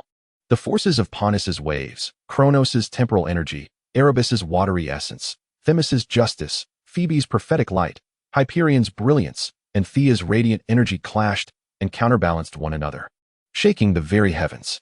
Chapter 63. The establishment of the divine sovereign's position. Yet, despite the gods exerting every ounce of their strength in pursuit, the divine essence of the sovereign appeared to possess a consciousness of its own, maintaining a tantalizing distance from them. It danced like a mischievous star in the heavens, darting up and down, left and right, seemingly delighting in the torment of the deities chasing it, perpetually eluding their grasp while provoking their relentless ambition. Its radiance flickered between brilliance and dimness, mocking the futility of the gods, yet silently enticing them to continue their pursuit. As time trickled away in their relentless chase, and having traversed more than half the distance, Pontus finally succumbed to impatience. A tempest of anxiety surged within him, for it seemed the divine essence was deliberately toying with him, perpetually just out of reach. Disregarding the antics of his fellow titans, he resolved to take decisive action. In an instant, Pontus's form expanded, emanating an overwhelming aura as if the fury of the ocean erupted in that moment. His immense divine power surged forth unabashedly, a formidable pressure enveloping the surroundings like an invisible mountain pressing down upon all present. Under this oppressive force, the movements of the 12 Titan gods faltered slightly, momentarily stunned by the sheer magnitude of his might. The oceanic power of Pontus surged forth like a raging tidal wave, sweeping toward the divine essence of the sovereign. Under such pressure, the divine essence seemed to gravitate toward him, as though irresistibly drawn by his strength. With fervent light flickering in his eyes, Pontus extended his hand, poised to seize the almost within reach divine essence. As his fingers neared their target, an unprecedented urgency surged within the hearts of the Titans. They understood that should Pontus claim the divine essence, the contest would conclude prematurely, and their chances would vanish entirely. Just as Pontus's fingertips were about to make contact with the divine essence, Kronos, positioned closest to him, swiftly reacted. A resolute glint flashed in his eyes as he summoned the power of time and space, creating a rift between himself and Pontus.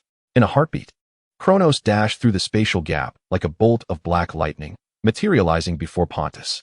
With hands like sharpened blades, he struck toward Pontus's arms, striving to thwart his grasp on the divine essence. In that moment, Kronos' temporal power seemed fully unleashed. Each of his strikes appeared to rend the very fabric of space, imbued with unparalleled speed and force. Simultaneously, Oceanus joined the fray, his form resembling an endless stream of water, swiftly ensnaring Pontus's legs in an attempt to hinder his movement. Oceanus's fluid power was agile and omnipresent, resembling an invisible chain that tightly bound Pontus's actions. Not to be outdone, Hyperion and Thea united their efforts, unleashing a formidable beam of radiant divine energy, aiming to obstruct Pontus's vision and movements, thereby safeguarding the divine essence from his immediate grasp. The radiant power of Hyperion shone forth like the brilliance of the sun, dispelling the surrounding darkness and illuminating the entire battlefield. In contrast, the luminous strength of Thea resembled the gentle yet bright glow of the moon, forming resplendent barriers that thwarted the advances of Pontus. Though Pontus exuded formidable pressure, his movements gradually slowed under the combined resistance of the gods. Witness Kronos' blades, forged from his own hands, slicing towards Pontus's arms, while the waters of Oceanus entwined around his legs. The divine light of Hyperion and Thea continuously weakened his actions. Under such immense pressure, Pontus was compelled to momentarily halt, recalibrating his strategy. In the midst of the chaotic struggle among the gods, although Pontus found himself temporarily subdued, he did not surrender. His eyes sparkled with fury and defiance, as waves of divine energy surged, seeking to break free from the Titan's restraints. His body resembled a bound tidal wave, perpetually struggling, each effort causing violent tremors, as if yearning to shatter all restraints. Just as Pontus and Kronos reached a stalemate, other deities joined the fray. The sea goddess Thesis, alongside her husband Oceanus, conjured powerful chains of water to restrict Pontus's movements. Rhea's force of time flowed like a torrent, attempting to slow Pontus's actions, making it arduous for him to seize the divine essence of the God King. Her power seemed to render time around Pontus sluggish, each motion appearing labored and burdensome. Calamany's force of growth, akin to the vitality of the earth, awakened numerous plants to flourish wildly, enveloping Pontus's body. His strength stirred the earth's vigor, causing vines and thorns to animate as if alive, tightly binding Pontus's limbs and further constraining his movement. Under the united assault of the gods, Pontus's power gradually waned. His actions became increasingly sluggish, each struggle more arduous than the last. Despite the tremendous strength of his dominion over the seas, he began to lose his advantage against the 12 titans' combined might. However, amidst the gods' relentless effort to subdue Pontus, Kronos suddenly realized that this pursuit was not merely a contest of strength, but a battle of wits. He keenly observed that his siblings were engaged in combat with their uncle Pontus, presenting him with the perfect opportunity to seize the divine essence of the God King. A cunning smile flickered across Kronos' face. Aware that time was of the essence in this tumultuous clash, he resolved to alter his strategy, opting not to confront Pontus head-on, but to utilize his temporal powers to stealthily maneuver to the opposite side of the divine essence. Kronos moved with grace and agility, his form gliding like a specter among the gods, as if he existed beyond the confines of time and space. His mastery over the fabric of time and space endowed him with the ability to traverse vast distances in the blink of an eye, each flicker seeming to part the very cosmos for his passage. While the gods were preoccupied with their fierce battle against Pontus, Kronos stealthily approached the divine essence. At the moment when Pontus found himself ensnared by the gods, rendered immobile, Kronos' movements were marked by unprecedented swiftness and decisiveness. His hands, akin to razor-sharp blades, reached out with incredible speed towards the divine essence. In that instant, his temporal power erupted, creating an immense gravitational force that irresistibly drew the divine essence towards him. "I have grasped it." Kronos' voice resonated across the battlefield, echoing like a powerful declaration that sent shockwaves through the air. In his hand, he firmly held the golden stream of light. The divine essence of the God King was at last within his control. The golden radiance flickered in his grip, as if heralding the arrival of a new sovereign to the world. A triumphant joy illuminated Kronos' face, his gaze sparkling with boundless confidence and pride. In that moment, he appeared to be the master of all existence, wielding dominion over fate itself. The surrounding deities ceased their actions upon hearing Kronos' voice, their attention riveted upon him. Their expressions betrayed a mixture of astonishment and resentment. Oceanus, Hyperion, and other male titans, who had been wholly absorbed in their confrontation with Pontus, were taken aback by their brother's cunning. In the midst of the chaos of the god strife with their uncle, Kronos had silently seized the opportunity to claim the divine essence.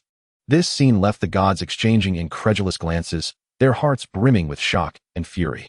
Yet, as they regained their composure and turned their furious gazes upon Kronos, they recognized the inevitability of the outcome. In Kronos' grasp, the golden divine essence shimmered with a dazzling brilliance, silently proclaiming the establishment of a new order. Though the gods harbored feelings of discontent, they were compelled to acknowledge that the contest had reached its conclusion. Kronos had triumphed in securing the position of God King. Indeed, congratulations are in order for you, Kronos. You have successfully attained the divine essence of the God King, thereby becoming the new sovereign of the divine realm. Gaia gazed solemnly towards the heavens, her expression grave, as she spoke with an ineffable sense of authority and sanctity. Thus, a new paradigm was established, and the future world would be guided by Kronos, the god of time and destruction. His wisdom and strength had been fully manifested in this contest. Chapter 64. The request, I shall not betray my mother's trust. Kronos stood elevated, his gaze sharp as that of a hawk, fixed intently upon the throne that symbolized supreme power. His breath was rapid and disordered, his heart pounding like a war drum, his body trembling slightly, betraying his inner ecstasy. Despite his unwavering confidence that the position of the God King would eventually be his, when that moment truly arrived, a wave of excitement surged within him, almost overwhelming his self-control. The goddess Gaia smiled faintly, her expression imbued with a profound depth, as if it concealed an eternity of wisdom and the weight of ages.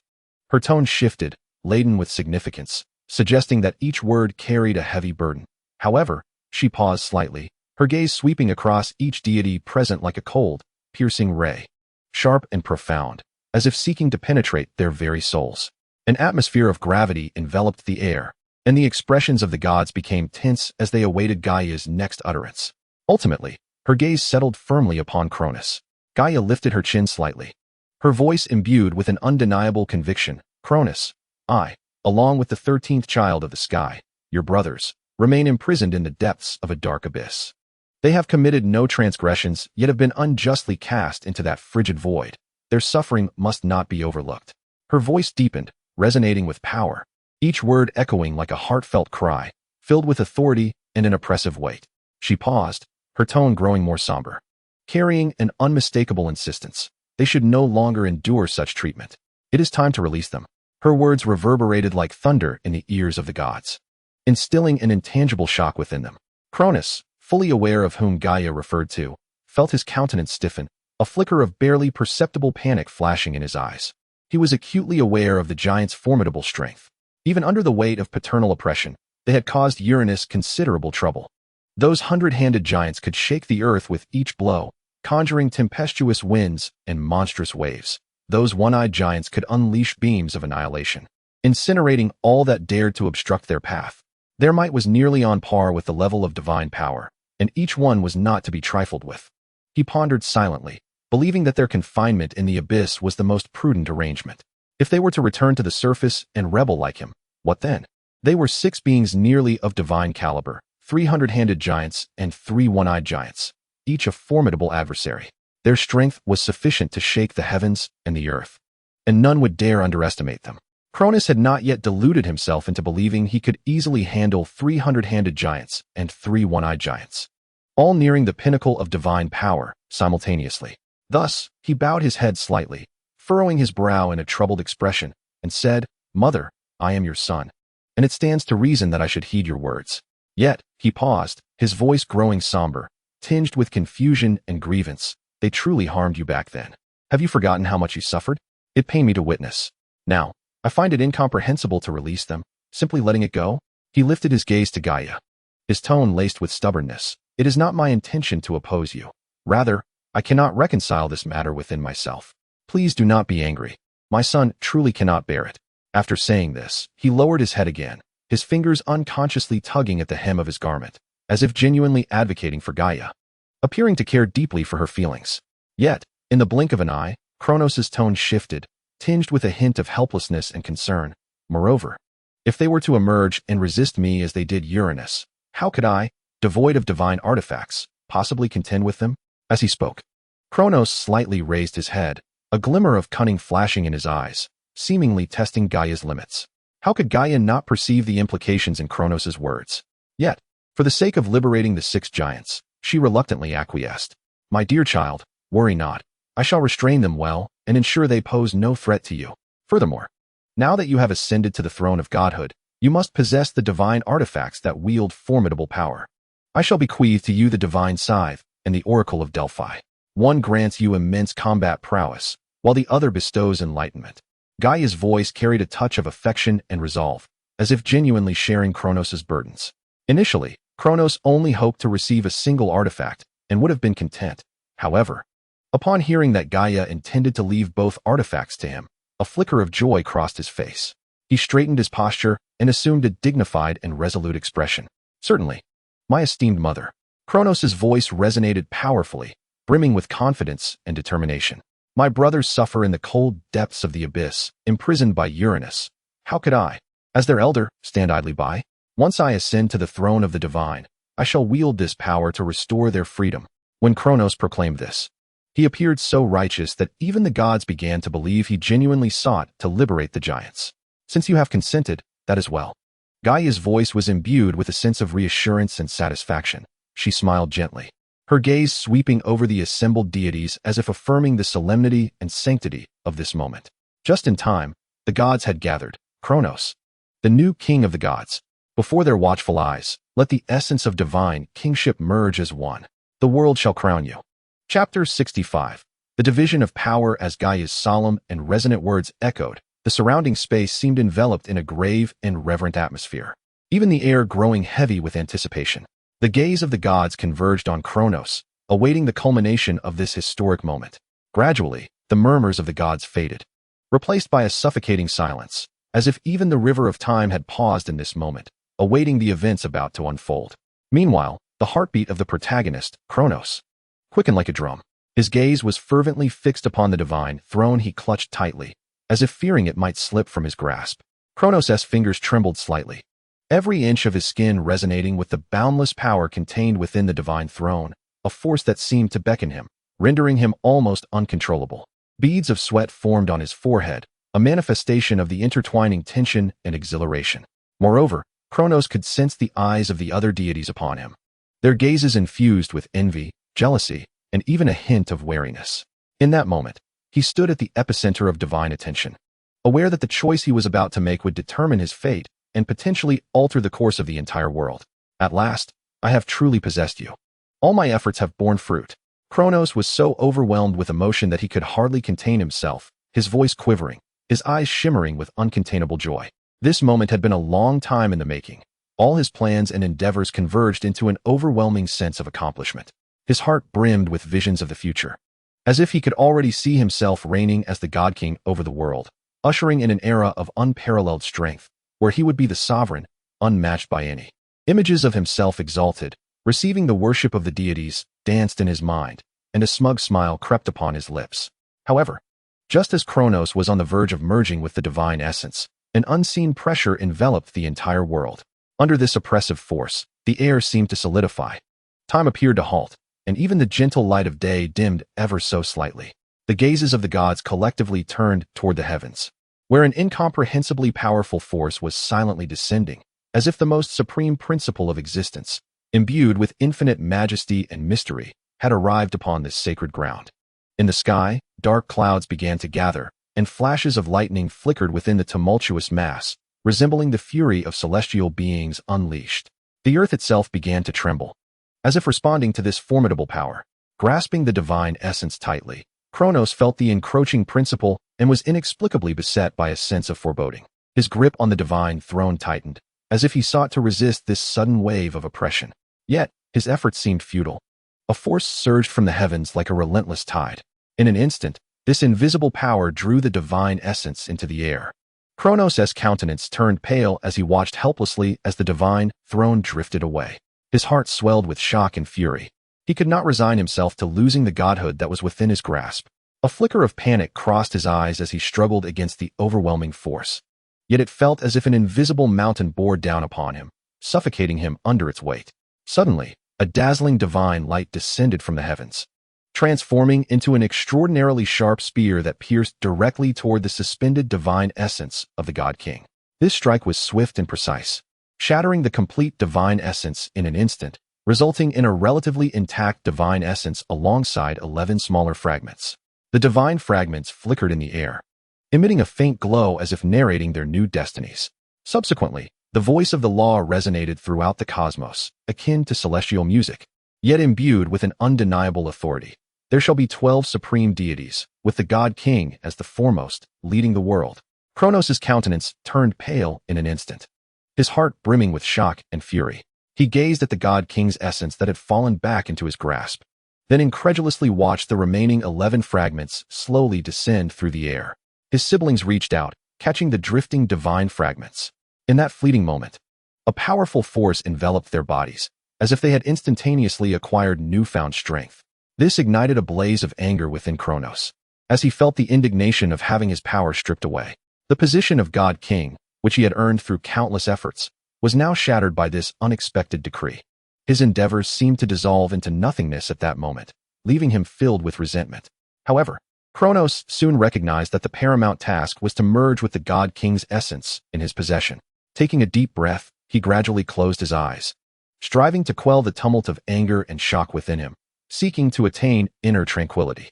He understood that in this critical juncture, even the slightest emotional fluctuation could cost him his final opportunity. Thus, he must suppress his dissatisfaction and reluctance, confronting the situation with absolute composure. Yet, when Kronos opened his eyes and beheld the partially shattered God King's essence in his hand, he could not help but flinch. After all, who would willingly allow their supreme power to be divided by others? Therefore, if one were to inquire whether Kronos was content at this moment, the answer would undoubtedly be a resounding no. At this juncture, Kronos' heart was a tumult of contradictions and struggles. Yet he recognized that it was not the time for complaints. He must hasten the merging process to solidify his position, for he was acutely aware that only by doing so could he genuinely seize this unparalleled power and rightfully claim the title of God King.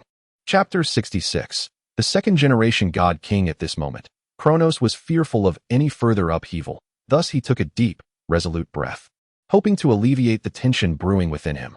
His gaze remained fixed on the somewhat incomplete God King's essence in his hand. Although this essence bore a fragment of its former self, it still radiated an awe-inspiring brilliance. Kronos was acutely aware that, despite the damage inflicted upon the divine essence of the God King, he must swiftly integrate it. He understood that among the assembled deities, many coveted this formidable power. Thus, under the watchful eyes of the gods, Kronos gradually closed his eyes and summoned the entirety of his divine energy. In swift succession, he incorporated the God King's essence into his being. In that instant, a torrent of potent energy surged into Kronos' body, causing him to tremble violently as if struck by an irresistible force. However, Kronos did not succumb to this overwhelming energy. He clenched his teeth, enduring the excruciating pain, and began to concentrate, seeking to sense the flow of the God King's power coursing through him. He could distinctly perceive the might of this force, akin to a tumultuous wave crashing within him. Simultaneously, he sensed a remarkable affinity between this power and his own body. Although the divine essence was flawed, it seemed to resonate with Kronos as if they were long-lost kin finally reunited. He understood that this would be a challenging journey, for the God King's power was immense, and his body required time to adapt and merge. Yet, he did not waver. He firmly believed that perseverance would lead to success. With Kronos' relentless efforts, the God King's essence gradually merged with his being, becoming one. An explosion of radiant light erupted from his form, illuminating the entire world. This brilliance was infused with boundless strength and majesty, as if heralding his rebirth. As the divine essence continued to assimilate, Kronos felt an unprecedented surge of power within him, a force so overwhelming it threatened to suffocate him. In that moment, it seemed as though the entire world yielded to Kronos. Awakening, he opened his eyes, which now glimmered with the authority and wisdom of a God King. He recognized that he was no longer the Kronos of the past, but rather a new incarnation of divine sovereignty, endowed with the power and responsibility to rule the world. In an instant, the aura of the god of time and space surged dramatically, as if an invisible tempest swept across the cosmos. Yet, this was merely the beginning. As Kronos continued to fuse with the God King's essence, his power surged like a tidal wave, ascending to unprecedented heights. His body radiated a dazzling light, casting him as the most resplendent being in existence. Standing there, Kronos resembled a supreme deity. His mere presence was enough to astonish the entire world. Concurrently, the world seemed to resonate with Kronos' transformation. The earth quivered slightly, as if making way for the new God King. The skies swirled with shifting clouds, and the fabric of space flickered uncertainly, paying homage to this newly ascended divinity. In the distance, the ocean stirred with colossal waves, the mountains trembled, and even time itself seemed to slow its pace in jubilant anticipation of the arrival of the new deity. Yet, at that moment, Kronos remained oblivious to the world around him, his entire focus devoted to mastering the immense surge of power bestowed upon him by the fusion of the divine essence. This newfound strength propelled him, already a being of formidable divinity, ever closer to the exalted tier of supreme power. Although he did not ultimately transcend into the realm of the truly great, the chasm between Kronos and that magnificent power had narrowed significantly. Perhaps, in the near future, he would ascend to the pinnacle of triumph. As Kronos integrated the last remnants of the divine essence into his being, a formidable aura of divine authority erupted from him. This pressure, akin to invisible shackles, rapidly radiated outward, rendering the surrounding air dense and oppressive, instilling in those nearby an overwhelming sense of breathlessness. The essence of Kronos transformed profoundly. He was no longer the once weak deity who had suffered under Uranus's tyranny. Now, he had ascended to the throne, becoming the supreme king of the gods. Each of his decisions would ripple through the world like a stone cast into water, creating waves of monumental consequence. At the very moment Kronos merged with the divine essence, the laws of existence acknowledged the birth of this new deity. Under the weight of these laws, the earth began to tremble violently, as if rejoicing for the emergence of the new divine ruler. The sky blazed with radiant light, a manifestation of countless stars celebrating his glory. The ocean, too, was no longer tranquil. It surged and roiled, paying the highest tribute to Kronos. All these signs affirmed that his rise had garnered the recognition of the cosmic order, marking him as the new sovereign of this realm. The throne of divinity would be claimed by Kronos, the child of sky and earth, the god of time and destruction. He would assume the power and glory bestowed by the world, while shouldering the corresponding responsibilities. The voice of the laws resonated like a thunderous bell, echoing through the heavens and permeating every corner of existence, even delving into the innermost hearts of every living being. This voice bore the weight of infinite majesty and sanctity, evoking a profound reverence. It was as though the world itself was heralding the dawn of a new era, an epic led by Kronos. The jubilant cries of the Earth's inhabitants reverberated like a mighty tide, filling every nook of the universe. They were ecstatic, filled with joy, for the skies had finally regained their serenity, and calamity had receded. They beheld new hope, a new future. Kronos slowly raised his hand and gently waved it through the air. Suddenly, the once dazzling radiance seemed to be drawn in by an invisible hand, swiftly retracting into itself.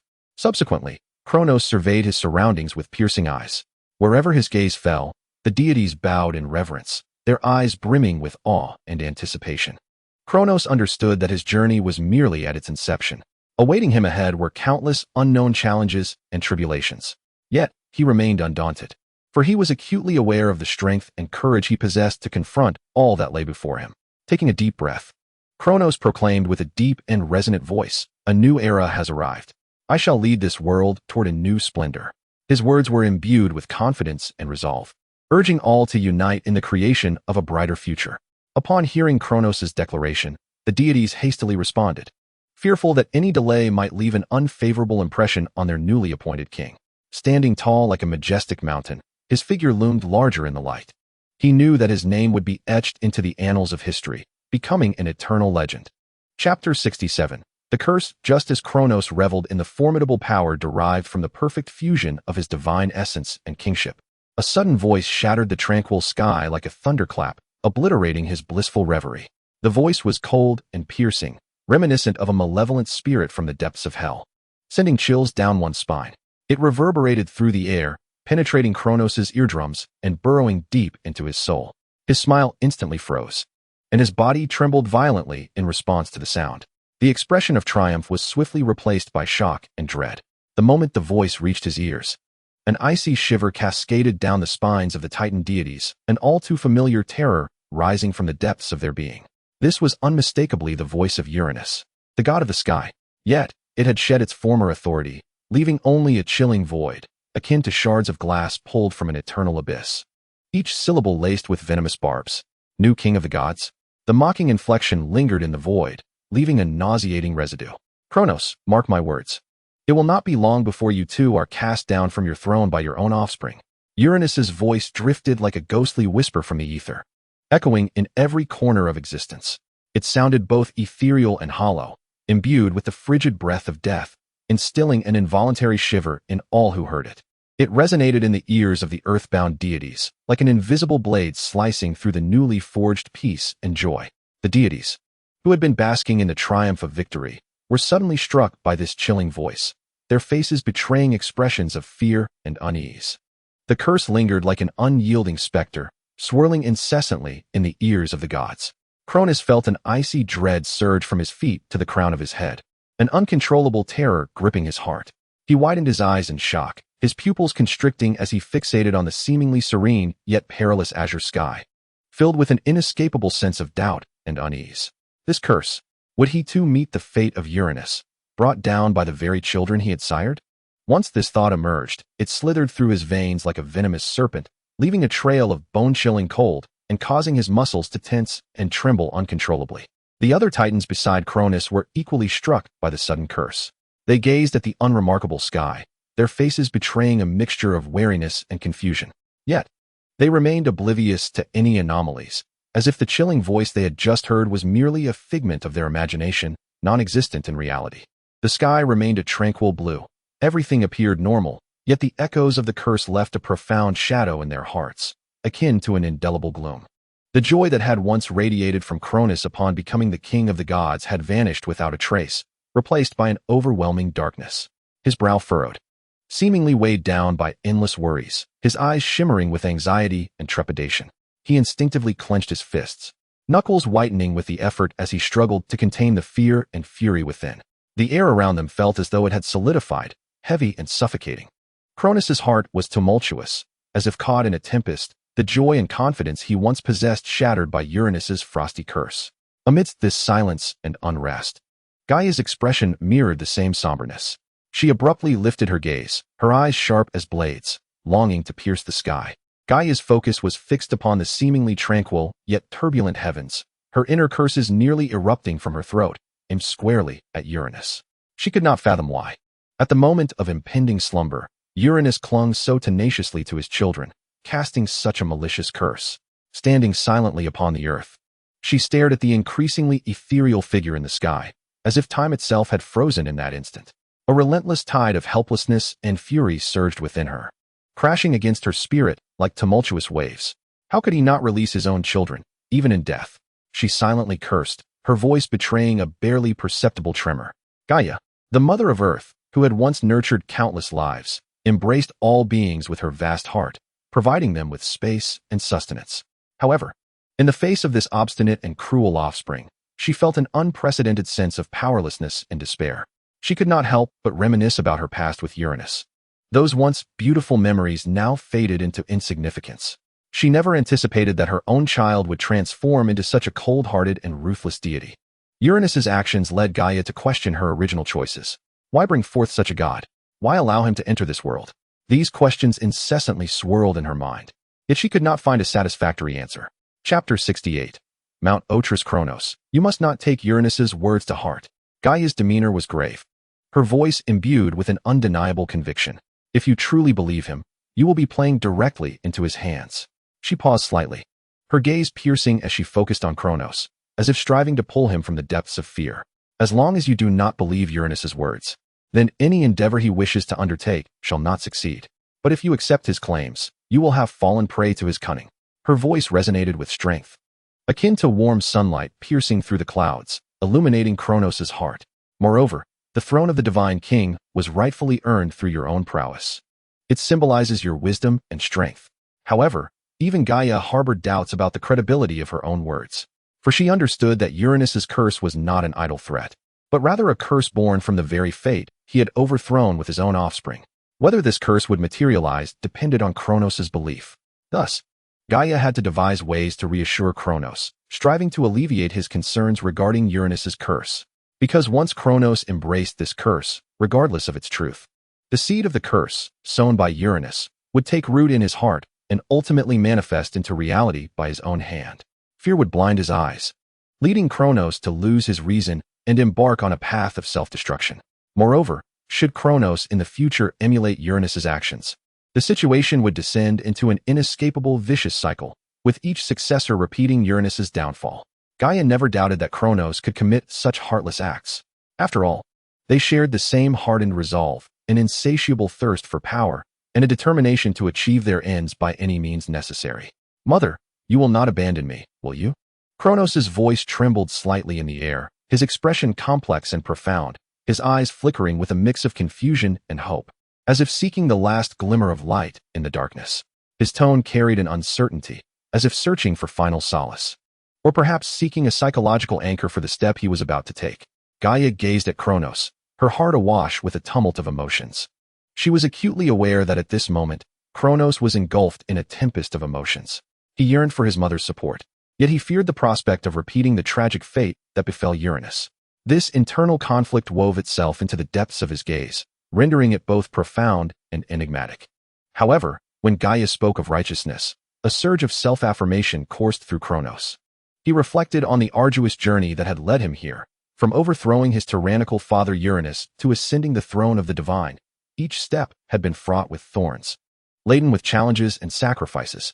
Moreover, he now felt a sense of reassurance regarding his siblings, for they had risen to the ranks of the 12 Olympians, aligned with the king of the gods, inherently sharing mutual interests and objectives. There existed no rationale to oppose his claim to the throne. As long as he remained steadfast in his position, avoiding the folly of challenging the established order like Uranus, no deity could unseat him, Gaia softly remarked, her tone tinged with a blend of resignation and hope. While she did not directly address Kronos' concerns, she had imparted the most crucial tenet: respect the laws and exercise restraint. Yet, Kronos found her response somewhat ambiguous. In that moment, however, a tranquil calm began to settle within him. He recalled his mother's words and realized that he had indeed rightfully earned his position, untainted by any blemish. The curse of Uranus? He was concerned, yet not excessively so. He believed that as long as he adhered to the laws and refrained from treading the same path as Uranus, the curse could not manifest. After comforting Kronos, Gaia's gaze gradually shifted toward the celestial pillar, the embodiment of Aeria, located at the center of the world. It was an awe-inspiring peak, soaring into the clouds, piercing the heavens, a colossal column between earth and sky. This magnificent summit had shielded the earth from the sky's encroachment, preserving the world's equilibrium and allowing life to flourish in this vast expanse, basking in peace and harmony. However, in this recent conflict, Aerys had paid an unfathomable price. To safeguard the earth, he had engaged in a fierce struggle against the sky god Uranus, ultimately dissipating from existence and transforming into an eternal mountain. His sacrifice had deprived the earth of a great guardian, leaving Gaia with an immeasurable sorrow. She gazed mournfully at the mountain that once embodied Aerys, her eyes reflecting endless grief and affection. Once, Aerys had been the protector of the earth, his very presence serving as the backbone of the world's balance. Now, he had selflessly sacrificed himself to protect the earth and all its creatures, becoming a majestic mountain, forever safeguarding this land. She was acutely aware that the sacrifice of Aerys was made to safeguard the earth and all its inhabitants. While the 12 Titan gods bore the bloodline of the sky god, an adversary of the mountain god, Gaia understood with profound clarity that if she allowed Cronus to choose the site for the future temple, his ambitious nature would inevitably lead him to select the pillar formed from Aerys. Cronus, consumed by a thirst for power and glory, would undoubtedly perceive the pillar, a nexus between earth and sky, as a symbol of supreme authority. Establishing the temple there might lead Cronus to regard Aerys' sacrifice as a backdrop of glory rather than as a genuine tribute. Conversely, situating them upon Aerys' form would be an undeniable desecration, a profound disrespect to both him and the world. Thus, Gaia took a deep breath, centering herself, and gradually summoned the ancient power of the earth within her. Closing her eyes, she felt the profound and primordial force coursing through her, akin to the rhythmic pulse of the earth itself. As she channeled this formidable energy, it surged like a tumultuous torrent within her, resonating with a deep and powerful roar. This divine power flowed ceaselessly from her being, seemingly inexhaustible, imbued with the essence of the earth, teeming with the vitality of life and boundless strength. Focusing intently, Gaia directed this immense divine energy into the ground beneath her, her hands gently lifted, palms facing downward, as if guiding an invisible stream of energy deep into the earth. The moment this divine force met the soil, the entire land seemed to respond, beginning to tremble slightly. Initially, this tremor was faint, nearly imperceptible, but soon it intensified, resembling the earth rejoicing in welcoming this divine presence. It appeared as though the land had awakened, every corner brimming with vitality and vigor. Suddenly, the ground began to rise, as if an enormous hand were lifting it from below. Soil and rock were propelled upward by the divine energy, slowly elevating. Initially, it formed a small mound, but it quickly burgeoned, growing taller and taller. The surrounding gods watched in astonishment, feeling the reverberations of the earth's divine power. As the ground continued to ascend, a towering peak emerged, akin to a spring shoot breaking through the earth, soaring rapidly toward the heavens. This summit pierced the clouds, seemingly intent on breaking through the sky to connect with the heavens. The surface of the peak was encrusted with thick layers of rock and soil, which, under the influence of the divine power, had hardened to an extraordinary degree, akin to steel, seemingly impervious to any external assault. Though Aerys had transformed into a sacred mountain, his fall was due to Uranus. Thus you cannot dwell upon the mountain that Aerys has become. Gaia's voice resonated with a deep and commanding authority, imbued with an undeniable gravitas. Thus, I have personally fashioned a divine mountain for you, which shall be bestowed upon you as the sacred seat of your temple. Cronus gazed at his resolute mother. Her unwavering gaze and authoritative tone conveyed that her decision was immutable. Reluctantly, he acquiesced, despite a sense of dissatisfaction brewing within him. He understood that Gaia's resolution stemmed from a profound respect for the earth and reverence for Uranus. Turning his attention to the newly born divine mountain, Cronus's gaze became profound and focused. He beheld the rising peak, feeling the immense terrestrial power and sanctity it emanated. After a moment of contemplation, he pondered what name this sacred mountain should bear, one that would encapsulate its holiness and majesty while symbolizing the hope and glory of a new epoch. For Cronus recognized that this mountain would embody the splendor of the second generation of deities and serve as a symbol of his dominion over the gods. He lifted his head, his eyes sweeping across the majestic silhouette of the mountain, which stood solemn and sacred under the brilliance of daylight. Let it be called Mount Aerys, Cronus declared slowly, his voice laced with determination and aspiration. This name signified a new beginning, embodying his expectations for the future. He yearned for this mountain to serve as the cornerstone of a new era, witnessing his reign and glory. The surrounding deities nodded in agreement upon hearing the name. It was not only solemn and sacred, but also brimming with hope and strength. Gaia nodded slightly, a glimmer of approval flashing in her eyes. She understood that Kronos' choice was not only a tribute to Uranus, but also a manifestation of his acceptance of responsibility.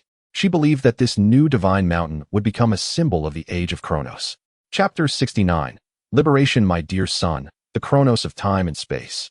You have now ascended to the throne of godhood and must fulfill the promise you made to me. Restore the freedom of your brethren. Gaia's voice was gentle yet resolute, imbued with maternal authority that brooked no dissent.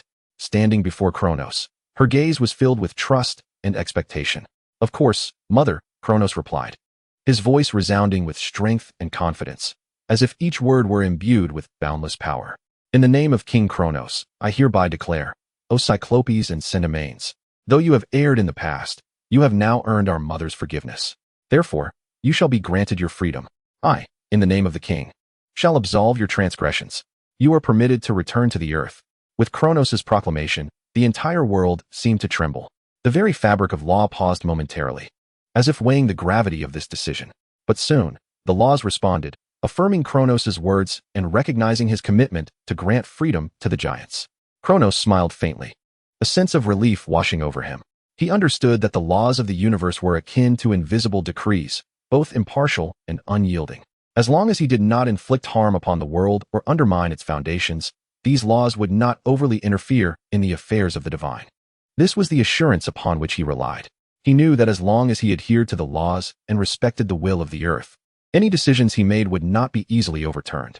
Under the recognition of these laws, the fissure that once imprisoned the giants quietly unfurled upon the earth, as if Mother Earth, in a gentle and embracing manner, was opening the gates of freedom for her children. The emergence of the fissure was devoid of suffering and struggle, filled only with tranquility and peace. The giants peered through the rift, gazing at the radiant light descending from above, their eyes welling with tears of joy. This luminescence was akin to the dawn of hope, piercing through their long-standing darkness and despair, illuminating their souls. We are free. The giants roared with exhilaration, their voices brimming with excitement and joy, as if all their pain and torment had vanished in that singular moment. They cautiously embraced the beam of light, fearful that it might suddenly dissipate, as if this entire experience were but a dream. They then felt along the edges of the opening, confirming the absence of any barriers, and gradually emerged from the depths of the earth, their movements tinged with both caution and urgency. When they finally ascended from the abyss and stood in the sunlight, it felt as though they had returned to the moment of their birth. In that instant, they inhaled the unprecedented fragrance of freedom. The one-eyed giants and the hundred-armed behemoths once again stood beneath the sky, gazing up at the azure expanse, feeling the gentle breeze caress their cheeks, and experiencing the warmth and embrace of the earth. Their hearts brimmed with gratitude and hope, as if a new world was unfolding before their eyes. In this moment, they were no longer the imprisoned giants, but rather the children of the earth, free spirits. Their eyes sparkled with the light of rebirth, their bodies radiated a long-lost vitality.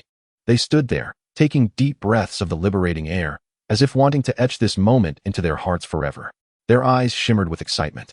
Resembling the brightest stars in the night sky, their hearts filled with joy and exhilaration. They moved their colossal forms, waving countless arms, as if to embrace the entire world, celebrating their regained freedom. Their immense silhouettes cast long shadows in the sunlight, as if the very earth was rejoicing at their return. They opened their countless mouths, unleashing thunderous cheers, their voices resonating like a cataclysmic upheaval, proclaiming the greatness of Gaia. These sounds reverberated throughout the world, akin to rolling thunder, conveying their profound gratitude towards the earth goddess. Their cheers were imbued with a cherished appreciation for their freedom and a deep reverence for their mother, Gaia. Subsequently, the 6 giants sat quietly upon the earth, resembling colossal statues. They bore the weight of existential dread in their gazes, as if they could perceive the surrounding beings' curiosity and reverence towards them. Despite their immense stature, they appeared particularly serene at that moment, as if they were a part of the earth itself, coexisting harmoniously with all that surrounded them. They silently reveled in the beauty of the world, their eyes shimmering with appreciation for freedom, awe for the earth, and gratitude towards their mother. Their gaze swept across every inch of land, from the towering peaks to the babbling brooks, from the lush forests to the vast grasslands. each place evoking a profound sense of familiarity and value within them. It seemed they were declaring their rebirth to the world in this manner, expressing their appreciation for freedom to Mother Earth. Gaia, witnessing Cronus fulfilling his promise, nodded in satisfaction. She then gently waved her hand, enveloping the giants in a soft divine power, as if draping them in a warm cloak. This divine force carried the warmth of the earth and the care of a mother, instilling within the giants an unparalleled sense of security and comfort. She turned to the giants seated quietly on the ground and spoke in a gentle yet resolute voice. "Come with me." Her voice resonated like the whispers of the earth, imbued with maternal warmth and strength. Upon hearing Gaia's call, the giants immediately rose. Despite their tremendous size, their movements were remarkably delicate. As if they feared disturbing the tranquility of the earth, they followed Gaia's lead, slowly making their way towards the temple of the earth. Each step was solemn and cautious. As if they had come to realize the weight of their responsibilities and missions, Gaia guided them step by step into the temple. The doors of the temple creaked open, revealing a realm both mysterious and majestic. The giants followed Gaia into the depths of the sanctuary. Chapter 70. The arrival of rain. After witnessing Cronus ascend to the throne of the divine king, Aerys followed her mother Gaia, accompanying the giants to the enigmatic temple of the earth. Meanwhile, Cronus, now the sovereign ruler of the gods, upon taking his place on the throne, did not celebrate his victory as his first act. Instead, he issued a command of profound significance. He decreed that the name of the Titans be utterly erased from the annals of history. For in Cronus's heart, the name of Titan had long been a symbol of disgrace. It represented the shackles imposed upon them by the former sky god Uranus, a mark of their past subjugation and oppression. Whenever they heard that name, they were reminded of the dark years under the dominion of the sky god, recalling the humiliation of forced submission. However, everything had changed now. They had triumphed over Uranus through their immense strength and unparalleled wisdom, breaking free from what once seemed insurmountable shackles, embracing their moment of glory. Thus, Cronos solemnly proclaimed that the 12 Titans would henceforth be revered as the 12 Titan gods. This marked the dawn of a new era under their renewed identity, a farewell to past tribulations and a hopeful gaze toward the infinite possibilities of the future. However, this significant decree failed to reach the distant ears of Aerys, nestled within the Earth Temple. Within the hallowed confines of the Earth Temple, time seemed to stretch languidly. Aerys spent a protracted and serene century in the company of Gaia, witnessing the eternal dance of day and night while attuning to the rhythmic pulse of the earth. During these tranquil and precious years, Aerys absorbed a wealth of wisdom from his mother. Gaia, with her boundless intellect and gentle demeanor, imparted to Aerys the art of perceiving the earth's strength and communicating with the myriad forms of nature. Yet, as time flowed like a relentless river, Aerys was acutely aware of his unfinished mission. His divine essence remained incomplete, and countless uncharted realms awaited his exploration, along with untold powers yearning for his mastery. Thus, with a heart full of dreams for the future and unwavering conviction, he bid farewell to his mother and embarked on a new journey. Aerys understood that to perfect his divinity, he must seek a land abundant in water. With the support of divine might at a grand level, he swiftly arrived at the confluence of ocean and earth, a sacred juncture of two magnificent elements. On one side lay the vast, boundless ocean, its waves crashing against the shore with thunderous roars, each droplet pulsating with the essence of life, as if whispering the mysteries of existence. On the other side stood the solid, resilient earth, steadfast and nurturing, providing a foundation for all beings. The earth's heartbeat resonated beneath his feet, a profound and powerful rhythm, reminiscent of the pulse of Mother Earth herself. Aerys stood at this pivotal intersection, his feet planted on the damp sands, feeling the harmonious blend and resonance of the two forces. The sea breeze caressed his cheeks, bringing with it a salty, moist essence. The warmth of the earth enveloped him from below, instilling a sense of stability and reassurance. He closed his eyes, attuning himself to the most ancient call of the cosmos, recognizing that this was indeed the ideal sanctuary for the perfection of his divinity. Standing by the shore, his gaze was deep and focused, as if penetrating the mist before him to behold the clouds and fog of his own divine essence within. He gradually summoned the powers of his dual divinity, lifting his hands gently as if engaging in a silent communion with nature. His movements were soft and deliberate, yet imbued with formidable strength. As he gestured, the vapor began to rise under his command, transforming into delicate wisps of mist that danced between sea and sky. Soon after, the clouds above, summoned by Aerys, began to converge. They gathered from all directions, drawn together by an invisible force, slowly coalescing into a massive dark cloud. Meanwhile, a delicate mist began to spread across the earth, from the sandy shores to the distant mountains, enveloping the land like a gossamer veil, saturating the air with an essence reminiscent of moisture. In the blink of an eye, the sky was shrouded in thick, dark clouds, casting a heavy pall over the earth, instilling a sense of oppression and dread within all living beings. The clouds hung low and dense, as if poised to descend at any moment, heralding a tempest of fierce winds and torrential rain. Soon, the latent power within the clouds reached its zenith. Those minuscule droplets of water, akin to bashful maidens, timidly peeked out from the clouds. They began to fall sporadically, pattering upon the surfaces of earth and sea, producing a cacophony reminiscent of an exhilarating symphonic overture. Each drop of rain resembled a note from nature, striking the earth's keys and composing the prologue to this downpour. Aerys stood by the sea, allowing the rain to cascade upon him. He closed his eyes, savoring the refreshing vitality the rain imparted. A faint smile graced his lips, as if he were rejoicing in this natural baptism. As time progressed, the rainfall intensified, forming dense curtains of water. The rain poured down like countless silver threads from the heavens, weaving a nebulous tapestry that enveloped the entire world. Each droplet of rain appeared as a messenger of nature, descending upon the earth with the blessings of the sky. The land was cleansed to a pristine state by the rain, the aroma of damp earth wafting through the air. The ocean, too, surged with vigor, as if celebrating the arrival of the rain, its waves crashing against the shore with a thunderous roar. The entire world was submerged in rain, rendering everything indistinct.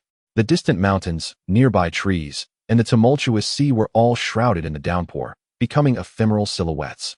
This rain seemed to serve as a baptism, purging the world of its dust while ushering in renewed vitality and vigor. Under the nourishing embrace of the rain, the earth grew more fertile. The ocean, invigorated by the rain, became even more tumultuous. The heavy clouds would inevitably shed their ethereal guise, returning to their original forms. This water would transform into gentle rains, saturating the skin of Mother Earth, igniting the force of growth in all living things, and bestowing the unique tranquility and harmony of rain upon the world. Aerys spoke solemnly, his voice resonating with exceptional firmness and strength amidst the sound of rain, as if each word contained boundless wisdom and power, echoing throughout the realm. As his words fell, the divinity of the rain gently graced this world in a serene and dignified manner. It seemed to be a messenger of nature, bearing the will of the cosmos, quietly merging with the rain. Under the blessing of this divinity, the raindrops became increasingly delicate and gentle, each droplet appearing imbued with a sacred mission, softly landing on the earth and nurturing every inch of land. The rain continued to descend, interweaving in the air to form an intricate tapestry, gently brushing across Aerys' face. He closed his eyes, inhaling deeply, immersing himself in the refreshing tranquility of the rain. The droplets carried a faint earthy aroma, mingling with the essence of the ocean, as if he were becoming one with the entire world. In this moment, his spirit attained an unparalleled serenity, all distractions washed away by the rain's gentle baptism. He understood that this rain was not merely a natural cleansing, but a precious gift bestowed upon the world by nature itself, a vibrant offering filled with life and hope. The rain nourished the earth, sustaining all living things, allowing life to flourish and propagate. At that moment, the divine essence of rain quietly descended before Aerys, as if paying homage to him. It transformed into a delicate beam of light, akin to a gentle caress in the morning dawn, gradually merging with his being, becoming a part of his strength. Aerys could feel this power flowing within him, like a warm and serene river, perfectly harmonizing with the other divine energies residing in him. The divine essences of clouds and mist seemed inherently attuned to the rain, joyfully welcoming the essence of the rain god into their small collective. The interplay of these three divine forces within him radiated a unique luminescence, imparting an unprecedented sense of wholeness to Aerys. The heavy, low-hanging clouds resembled a gentle guardian, quietly enveloping the earth. They offered protection in an embrace of inclusivity, simultaneously nurturing the source of life. The mist, light and ethereal, draped over mountains and rivers like a mysterious veil, adding an enchanting allure. The rain, the most dynamic brushstroke in this canvas, cascaded from the clouds, weaving through the gossamer of mist, landing on the ground with a crisp, melodious sound, akin to the most captivating melody in nature's symphony. In this natural symphony, clouds, mist, and rain resonated and intertwined. The clouds cradled the birth of rain, nurturing the formation of each droplet. The mist infused the rain with an air of mystery, rendering its descent even more gentle and delicate, while the rain invigorated the clouds and mist, nourishing the earth and awakening the vitality of all things. Their relationship was so harmonious, it seemed a perfect arrangement orchestrated by nature itself. The entire world was enveloped by a veil formed of rain. The incessant droplets, each akin to nature's notes, landed in various places, producing a myriad of sounds, weaving together a captivating symphony. The rain fell finely and softly, gently caressing the earth, the mountains, and the oceans, bringing endless tranquility and serenity. These droplets were like gentle messengers, quietly penetrating the earth's embrace, saturating Gaia's somewhat parched form, infusing the land with renewed vigor, allowing the earth to blossom with vibrant life. It appeared as if the land greedily absorbed this nourishment, each inch becoming moist and supple, resembling the relief and satisfaction after a long drought met with a refreshing rain. The fragrance of the earth permeates the air, imbued with a hint of sweetness and freshness, as if the land expresses its gratitude for the rain. In this gentle drizzle, the plants seem to be bestowed with new life, taking root and sprouting in the moist soil. Their tender green shoots sway delicately in the wind, seemingly eager to showcase their vitality and vigor to the world. Each leaf stretches forth with earnestness, as if saluting the sky, thankful for the nourishment and blessings bestowed by the rain. These plants thrive in the downpour, their roots delving deep into the earth, absorbing its nutrients. The rustling of their branches in the breeze narrates the miracle of life. Meanwhile, the flowers bloom in the rain, droplets of water clinging to their petals like embedded pearls, radiating the brilliance of life. They sway gracefully in the rain, exuding a subtle fragrance that adds a touch of romance and poetry to the scene. As night falls, the sky deepens into tranquility, resembling a spread of black velvet adorned with scattered stars. The rain continues to fall softly, as if engaging in an endless conversation with the earth. The raindrops, fine and gentle, whisper across every corner of the land. All living things are enveloped in this serene rainy night, resting peacefully in a state of calm. In this moment, the sound of the rain becomes the clearest voice of the night. As darkness fades, daylight emerges, and the persistent rain finally ceases. The clouds in the sky gradually disperse, as if someone has quietly lifted a heavy curtain, revealing a clean, sapphire blue expanse that stretches infinitely, instilling a sense of tranquility and comfort. The sunlight filters through the gaps in the clouds, weaving golden rays that fall gracefully upon the earth. The ground, washed by the rain, appears especially fresh, the earthy scent mingling with the fragrance of flowers and grass, creating an enchanting atmosphere. In the sky, the azure hue resembles a vast canvas, remarkably pure. The clouds float freely, each taking on various forms, as if they are adornments of the sky. Some resemble sheep, lazily resting in the embrace of the blue. Others, like mountain ranges, stack upon one another, outlining magnificent contours, while some resemble delicate feathers, fluttering gracefully in the wind. Against the backdrop of the blue sky, these clouds appear even whiter and softer, as if nature has meticulously crafted patterns, lending a sense of movement and poetry to this picturesque scene. Aerys stands upon the earth, witnessing the cessation of the downpour. His gaze is fixed upon the sky, admiring the washed clean blue and the white clouds. The post-rain sky is exceptionally clear, as if redrawn by nature's brush, the azure akin to a gem, and the white clouds like light feathers, drifting whimsically across the horizon, seemingly the most exquisite adornments of the sky. He inhales deeply, savoring the fresh essence that envelopes the air. It is the fragrance of earth after rain, the scent of flowers and grasses, and the briny taste of the sea, all mingling together to create a unique aroma that refreshes the spirit. This essence seems capable of cleansing the dust from one's soul, imparting upon Aerys an unprecedented tranquility and fulfillment. Aerys understands that as time flows, the vitality of the world will flourish. This rain is not merely a simple natural phenomenon. It heralds a new beginning, a future brimming with promise. The nourishing rain will enrich the soil, allowing more life to take root and thrive upon this land. The vegetation will flourish, the animals will become more vibrant, and the entire world will pulse with vitality as a result of this rainfall. Chapter 71. The Water Cycle and Forms of Water. I am Aerys, and I hereby declare that the forms of water are ever-changing and wondrous. Ice, the solid state of water, is hard and frigid, crystallizing in the cold to become the guardian of the earth. Water vapor, the gaseous state, is light and ethereal, rising in warmth to become the messenger of the skies. Rain, the return to liquid form, is gentle and nurturing, coalescing in the embrace of the heavens to nourish the earth. Together, They embody the three states of water, a timeless and miraculous natural phenomenon. Aerys's voice echoed through the air, filled with conviction and authority, as if each word contained boundless strength. He paused slightly, his gaze piercing through the clouds to behold the expanse of the cleansed blue sky, continuing. When the droplets from the sea bask in the warmth of the earth under the sun, they evaporate into vapor. This vapor, carrying the blessings of the ocean, ascends into the sky with the currents of air. There, it cools and condenses into clouds, adorning the heavens. Eventually, it transforms back into rain, returning to the earth and sea, nurturing all life and bestowing vibrancy. This is the water cycle, an eternal and wondrous natural law. Aerys's voice resonated between heaven and earth, akin to a resounding bell, reverberating through the clouds, as if proclaiming his will to the entire world. His form was enveloped in a gentle blue light, soft and mysterious, as if it were the essence of nature crystallized. This was the power bestowed upon him by the laws of nature, a symbol of his mastery and understanding of water. The luminescence danced around him like fluid waves, shimmering with a soft azure glow. His eyes, deep and resolute, sparkled with reverence and comprehension of the natural world. He recognized that the water cycle is not merely a natural occurrence. It represents the cycle of life, a miracle that sustains the world. Each drop of water carries the hope of life, and each cycle continues the narrative of the world's grandeur. I shall be the sovereign of the water cycle and the forms of water. Aerys's voice grew even more resolute, as if pledging an oath to the laws of nature.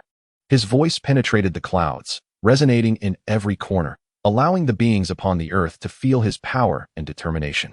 With his declaration, the clouds in the sky seemed to sense his will, gently rolling and shifting. The soft glow of daylight poured through the gaps in the clouds, illuminating Aerys with a golden radiance. The life on the earth, too, felt this power. They lifted their heads, gazing upward with hearts brimming with reverence and gratitude. The plants swayed gently in the breeze, as if paying homage to Aerys. The animals frolicked across the meadows, reveling in the fresh air following the rain.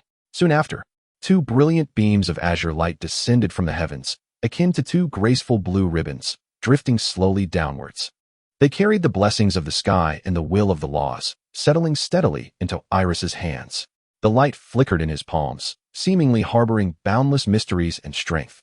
Awaiting fusion with Aerys, the radiance flowed like ripples in water, sometimes coalescing, sometimes dispersing, as if narrating the secrets of the water cycle and its three states of matter. As these two beams of light merged within Aerys, the divine essence of the water flow within him radiated with immense brilliance. The luminescence surged like tides, as if welcoming newfound power. The water flow essence slowly rotated within the light, ultimately splitting into two, each merging with one of the beams. In that moment, Aerys could perceive the power of the water flow essence rearranging within him, becoming clearer and more orderly, as if each stream of water had found its rightful place, and every force had discovered its direction. With the merging of the water flow essence, concepts of cold, ice and snow, clouds, mist, rain, and water vapor emanated powerful radiance. These concepts, like awakened spirits, surged forth from Aerys, each dividing a portion of their essence to blend into the two beams of light. The concept of cold brought forth the brilliance of ice crystals, seemingly drawn from the depths of the polar regions, each crystal shimmering like countless diamonds in the glow. The concept of ice and snow radiated a pristine white light, akin to the snow blanketing the mountain peaks, pure and solemn, embodying a tranquil power that invoked the majesty of nature.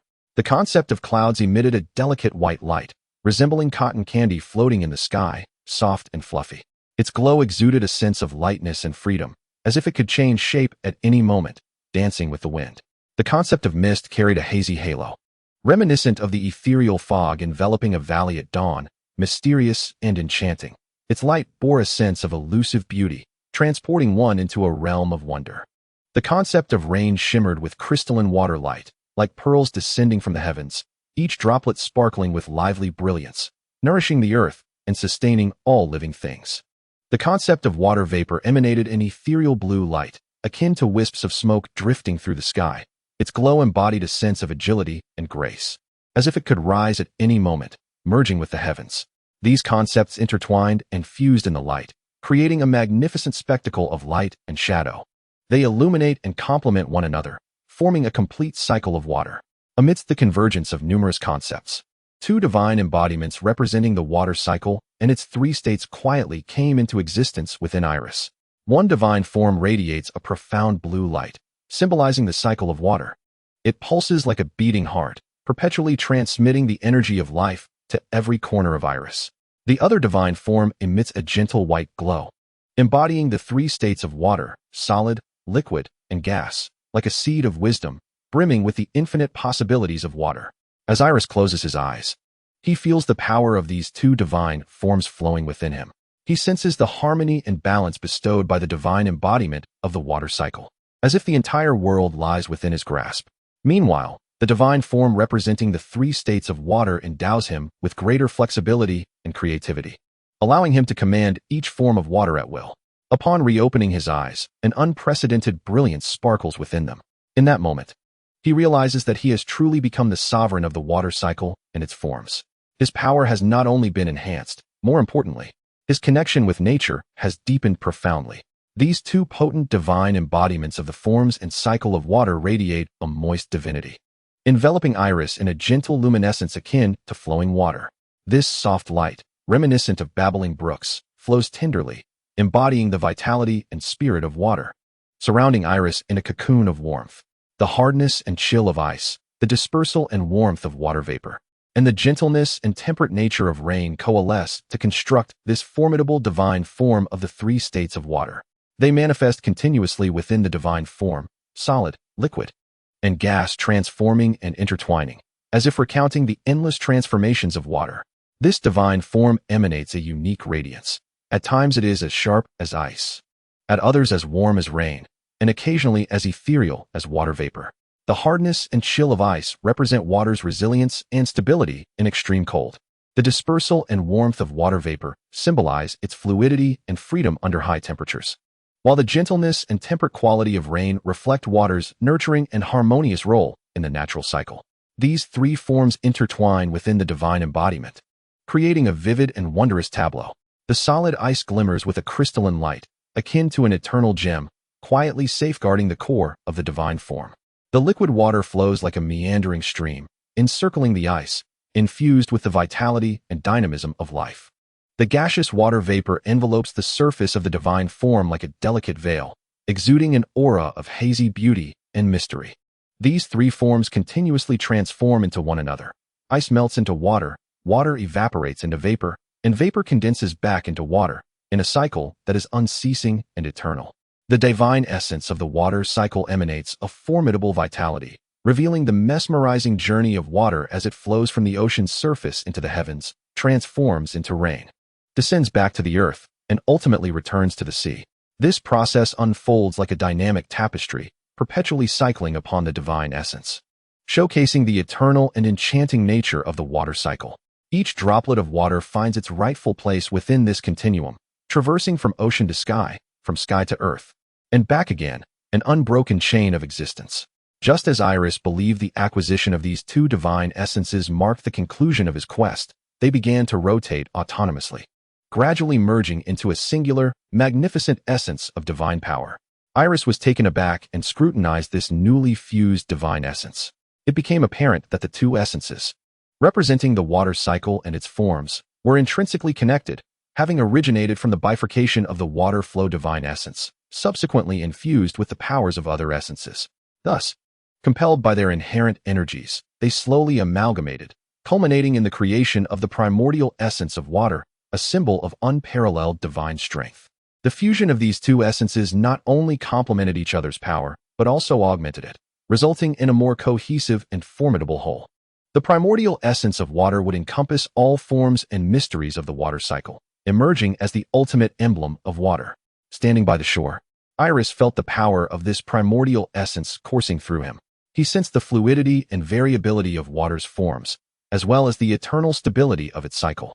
Chapter 72. The construction of the temple. Upon acquiring these two potent divine essences, Aerys was imbued with a newfound sense of strength and responsibility. He initially intended to return to the Earth Temple to seek out his mother, Gaia, and share the accomplishments he had achieved. However, as he stood by the seashore, gazing at the boundless ocean and vast expanse of land, a realization struck him. He had resided in his mother's Earth Temple since birth, and such an arrangement seemed increasingly inappropriate over time. Moreover, now that he had ascended to the status of a deity endowed with immense power, Lacking a domain of his own felt rather incongruous. Thus, Aerys began to contemplate where he should construct his temple. Closing his eyes, he envisioned various potential locations: the enigmatic depths of the ocean-esque trenches, the mist-shrouded peaks of lofty mountains, the tranquil lakes shimmering in the sunlight. Each location possessed its unique allure, yet none seemed utterly perfect. After much contemplation, a brilliant idea illuminated his mind. The ideal site was the secluded valley where he had once created the lyre of nature. This valley was exceptionally hidden and profoundly serene, free from any disturbances. It boasted crystal-clear streams, dense forests, and lush meadows that remained verdant throughout the seasons. Such conditions stirred something profound within Aerys. He felt that this valley was perfectly suited for his purposes. It possessed the fluidity of water, the steadfastness of the earth, and the vitality of life, seamlessly aligning with the powers he wielded. Thus, Aerys resolved to claim this valley as his dominion and to erect his temple therein. Without delay, having envisioned every detail in his mind, he set forth towards the valley, his strides resolute and powerful, each step resonating with the earth beneath him. Infused with an invisible force, Aerys traversed the land with a measured grace, each step appearing both calm and determined. He measured the path leading to the valley with his own feet, attuning himself to the earth's pulse and the breath of life. With every footfall, the ground seemed to respond to his presence, emitting subtle tremors as if welcoming this great deity. He sensed that the land had transformed. It was now more vibrant and teeming with life. Once barren soil now sprouted tender green grass. Dried-up streams joyfully flowed anew, their crystalline waters rushing exuberantly. Trees flourished, and the sunlight filtering through their leaves felt warmer than ever. The earth appeared to celebrate Aerys' growth and return, revealing its beauty and vitality in an entirely new light. The valley was not far, and soon Aerys reached its entrance. Standing at the threshold, he gazed upon the familiar terrain, his heart swelling with warmth and anticipation. Everything within the valley seemed to welcome his return: the gentle murmur of the stream, the rustling of leaves, the sweet chirping of birds intertwined to compose a symphony of welcome. All was simultaneously familiar, yet refreshingly new. The crystalline stream meandered through the valley, producing a soothing sound. Exotic plants thrived under the sun, exuding a delicate fragrance. Aerys, standing amidst this splendor, felt a profound sense of tranquility and satisfaction. He understood that this place would become his new realm, where his temple would rise and his powers would continue to flourish. Gazing at the rugged terrain of the valley, Aerys smiled gently, his eyes shimmering with anticipation for the future. He knew this land was on the brink of revitalization through his hands. With a graceful wave of his hands, he invoked his divine authority as the god of geomancy and the deity of flora to begin transforming the land. Under the influence of his will, the once uneven ground began to shift. The earth undulated gently, gradually becoming level. Rocks were smoothed, ravines filled, and the entire topography of the valley was reshaped into an orderly and harmonious form through his divine power. The land beneath his feet felt like soft clay, pliable to his design.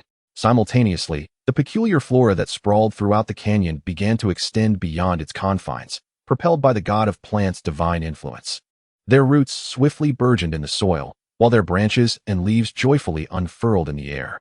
These plants seemed to sense the will of Aerys, growing towards the direction he had designated, infusing the valley with vitality and vigor. Their leaves swayed gently in the breeze, producing a rustling sound, as if rejoicing at Aerys' arrival. As the landscape transformed and the flora evolved, a flat expanse of land gradually emerged in the heart of the gorge. Aerys gazed upon this level ground and resolved to establish his temple in this very spot. Thus, he harnessed his divine power to construct a sanctuary upon the earth.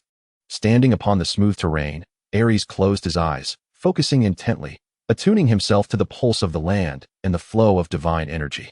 With the force of his will, the earth began to metamorphose, as magnificent marbles adorned with vibrant patterns were extracted in abundance. Under the influence of his divine power, these solid stones softened as if they were mere tofu, easily shaped into square blocks. The marbles gradually assembled into the framework of a grand palace.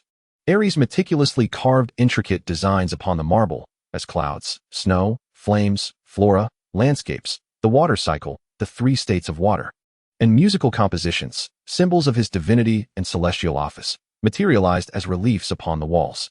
Each relief was vividly rendered, seemingly narrating the strength and wisdom of Aerys. Throughout the construction, Aerys amalgamated the finest elements of various architectural styles from his past life. For instance, Classical Greek columns harmoniously intertwined with Chinese dugong brackets and flying eaves. The Greek columns stood solemn and majestic, while the dugong and flying eaves added a touch of grace and dynamism. The main structure of the temple rose tall and magnificent, with the tips of the flying eaves slightly curving upwards, as if yearning to ascend to the heavens. The columns were adorned with exquisite carvings, echoing the reliefs on the walls.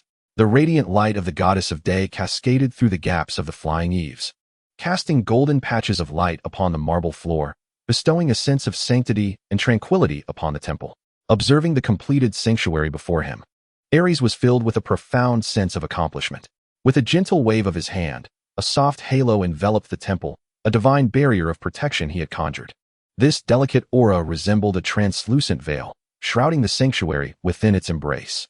It allowed the brilliance of daylight to penetrate while shielding against external disturbances. Aerys surveyed the finished edifice with satisfaction, nodding approvingly.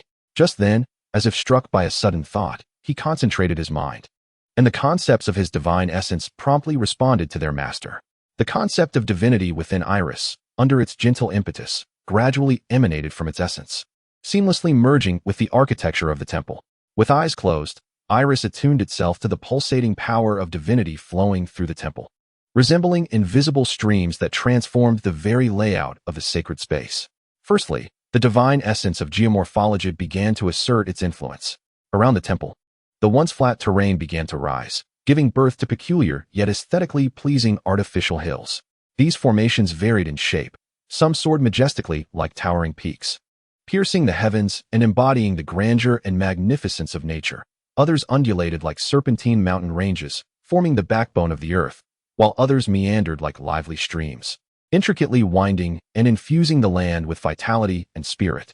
They were not only visually captivating, but also teemed with a potent life force, encapsulating the splendor and wonder of nature within this compact realm. As the power of geomorphic divinity stabilized, the divine essences of the water cycle and its three states began to manifest their might. Surrounding the temple, the forces of the water cycle effortlessly orchestrated a miniature depiction of hydrological phenomena. Crystal clear streams emerged gently from the artificial hills, resembling the lifeblood of the earth, twisting and turning with vibrant energy. Under the sun's embrace, the water shimmered like countless flowing diamonds. The source of these streams was a pristine spring nestled in the valley, where water surged forth from beneath the earth, carrying the refreshing purity from deep within. As the streams flowed, they gradually coalesced into a tranquil lake. The water was so clear that the bottom was visible, its surface glistening with reflections of the azure sky. Fluffy clouds and surrounding mountains, caressed by a gentle breeze, the lake rippled softly, resembling a vast mirror reflecting the serenity and beauty of the world. Reeds along the shore swayed gracefully in the wind, producing a rustling sound that seemed to accompany this tranquil tableau. At the water's edge, under the sun's radiant gaze, some water molecules began to rise quietly, transforming into vapor. This vapor, like delicate gossamer, ascended gently, merging with the clouds in the sky. The clouds, continuously gathering in the atmosphere, formed clusters of pristine white.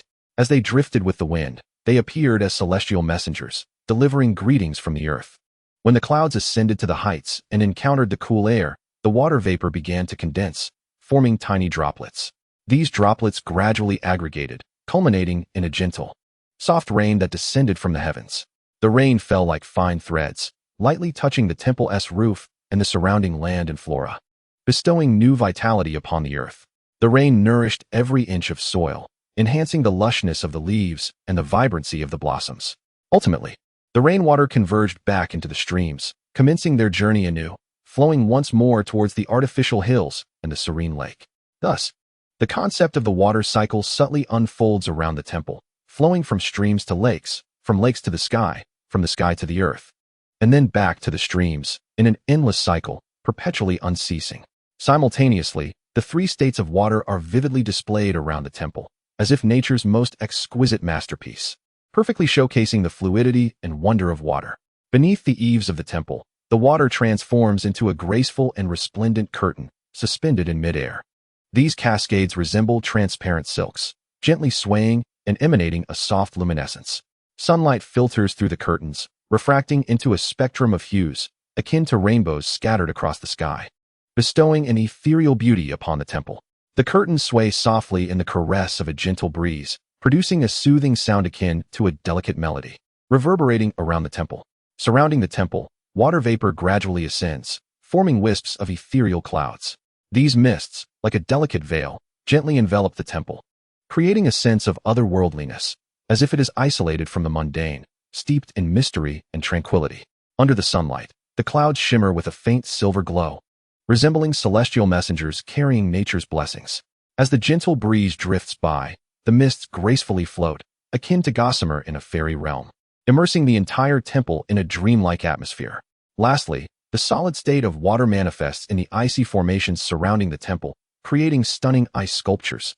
Some resemble sharp ice swords, reaching towards the heavens, exuding an indomitable strength, while others appear as delicate ice flowers, blooming upon the earth, revealing a tender and intricate beauty. These sculptures glisten under the sunlight, radiating dazzling brilliance, appearing as nature's masterpiece, adding an air of mystery and solemnity to the temple. Finally, the magnificent force of flora spreads around the temple, as if nature has bestowed its final gift upon this land. Recently, beautiful blossoms have begun to bloom in the vicinity of the temple. These flowers emit a subtle fragrance, permeating the air and instantly uplifting the spirit. Their petals sway gently in the breeze, as if greeting passing creatures, showcasing nature's tenderness and beauty. In addition to the blossoms, a variety of exotic plants have also begun to flourish.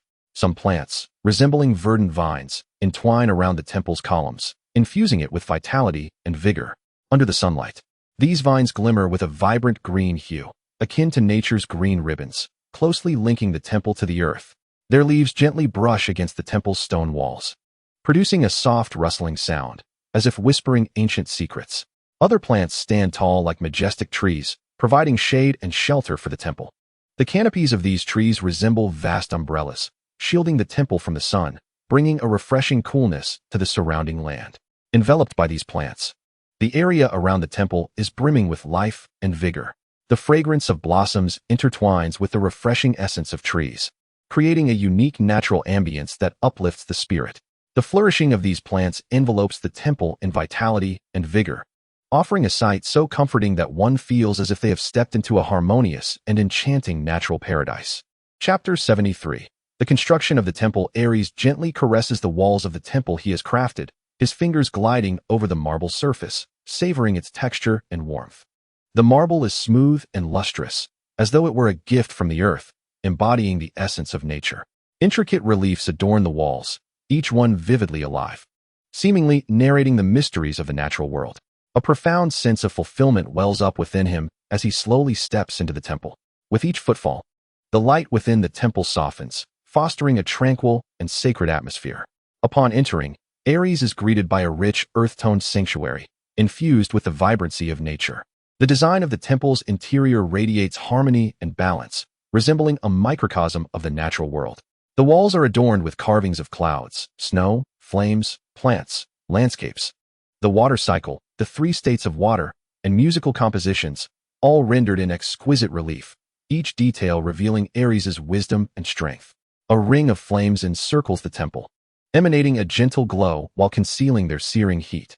These fiery rings create a continuous flow of light, akin to a luminous ribbon that illuminates every corner of the temple.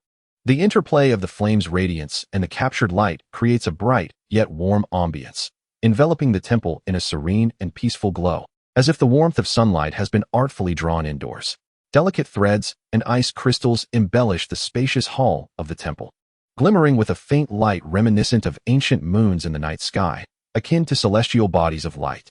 These threads and crystals sway gently in the breeze, producing a melodious chime that infuses the temple with a sense of dynamism and mystery. The interplay of the ice's transparency and the thread's softness weaves a unique aesthetic in the air above the temple, imparting an aura of solemnity and grandeur. Atop the temple's dome, the warmth of the flames mingles with the brilliance of the ice crystals, creating a resplendent tapestry. The warmth of the flames and the coolness of the ice resonate with one another, embodying the perfect fusion of heat and cold found in nature.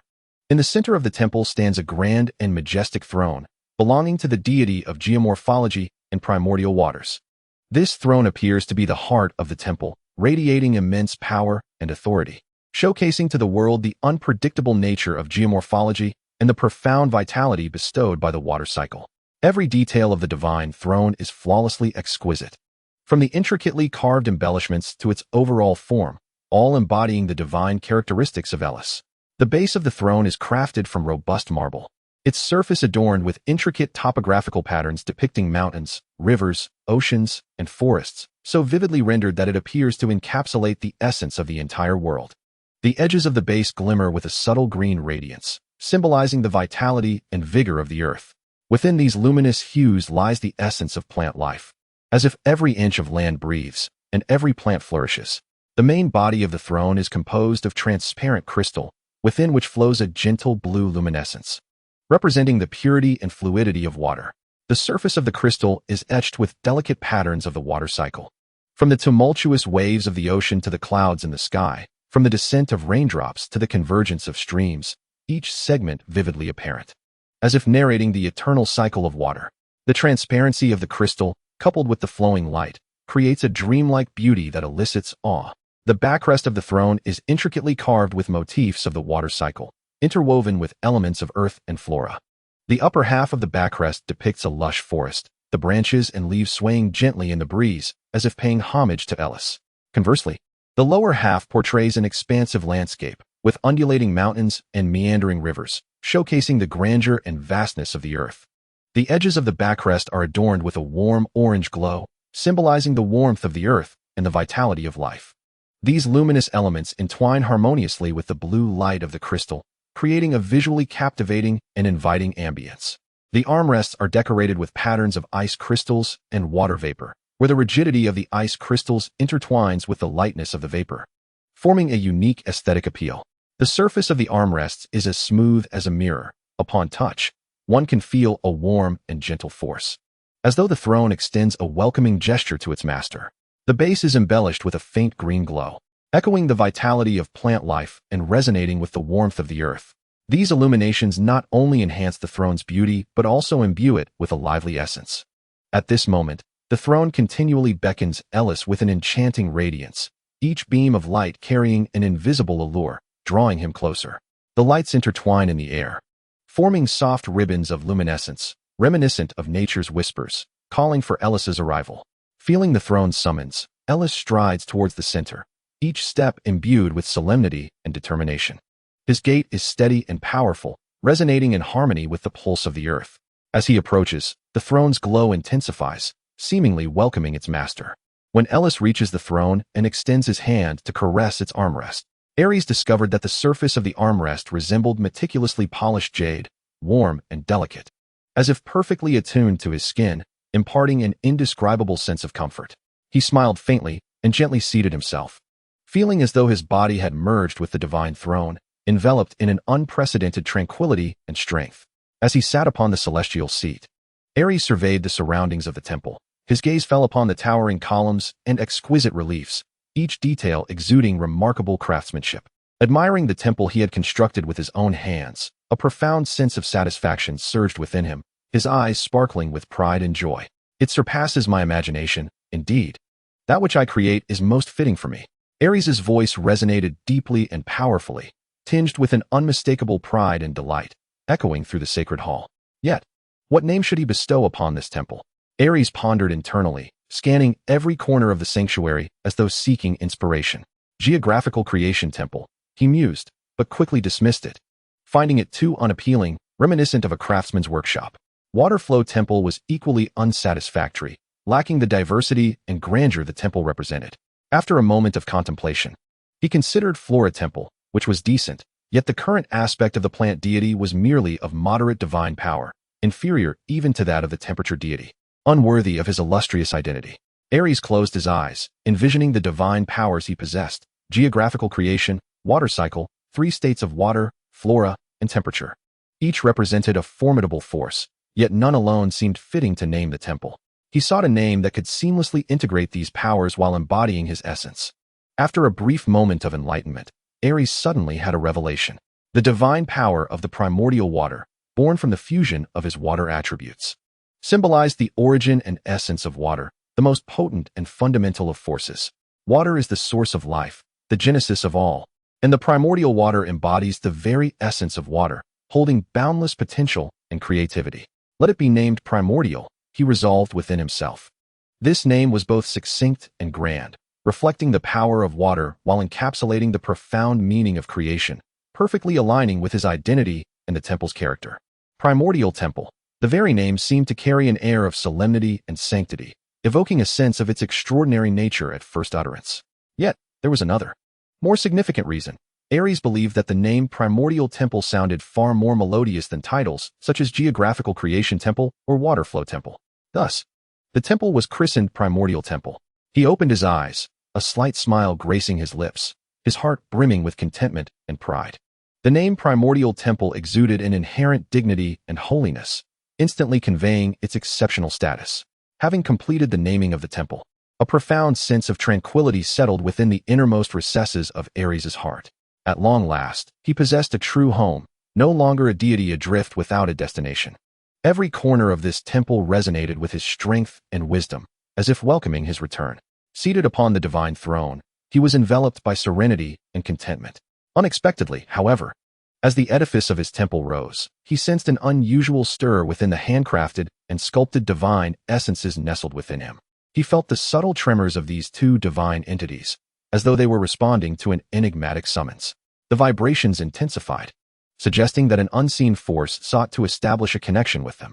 Then, Aerys beheld a radiant beam descending from the heavens, akin to a golden arrow piercing through his very being. This luminous stream bore a warmth and gentleness reminiscent of nature's bounty, or perhaps the orchestration of fate itself. As this light merged with him, Aerys experienced a surge of newfound vigor coursing through his veins, brimming with creativity and aesthetic beauty. The two divine essences within him fused with the radiant stream, transforming into a singular, novel divine essence.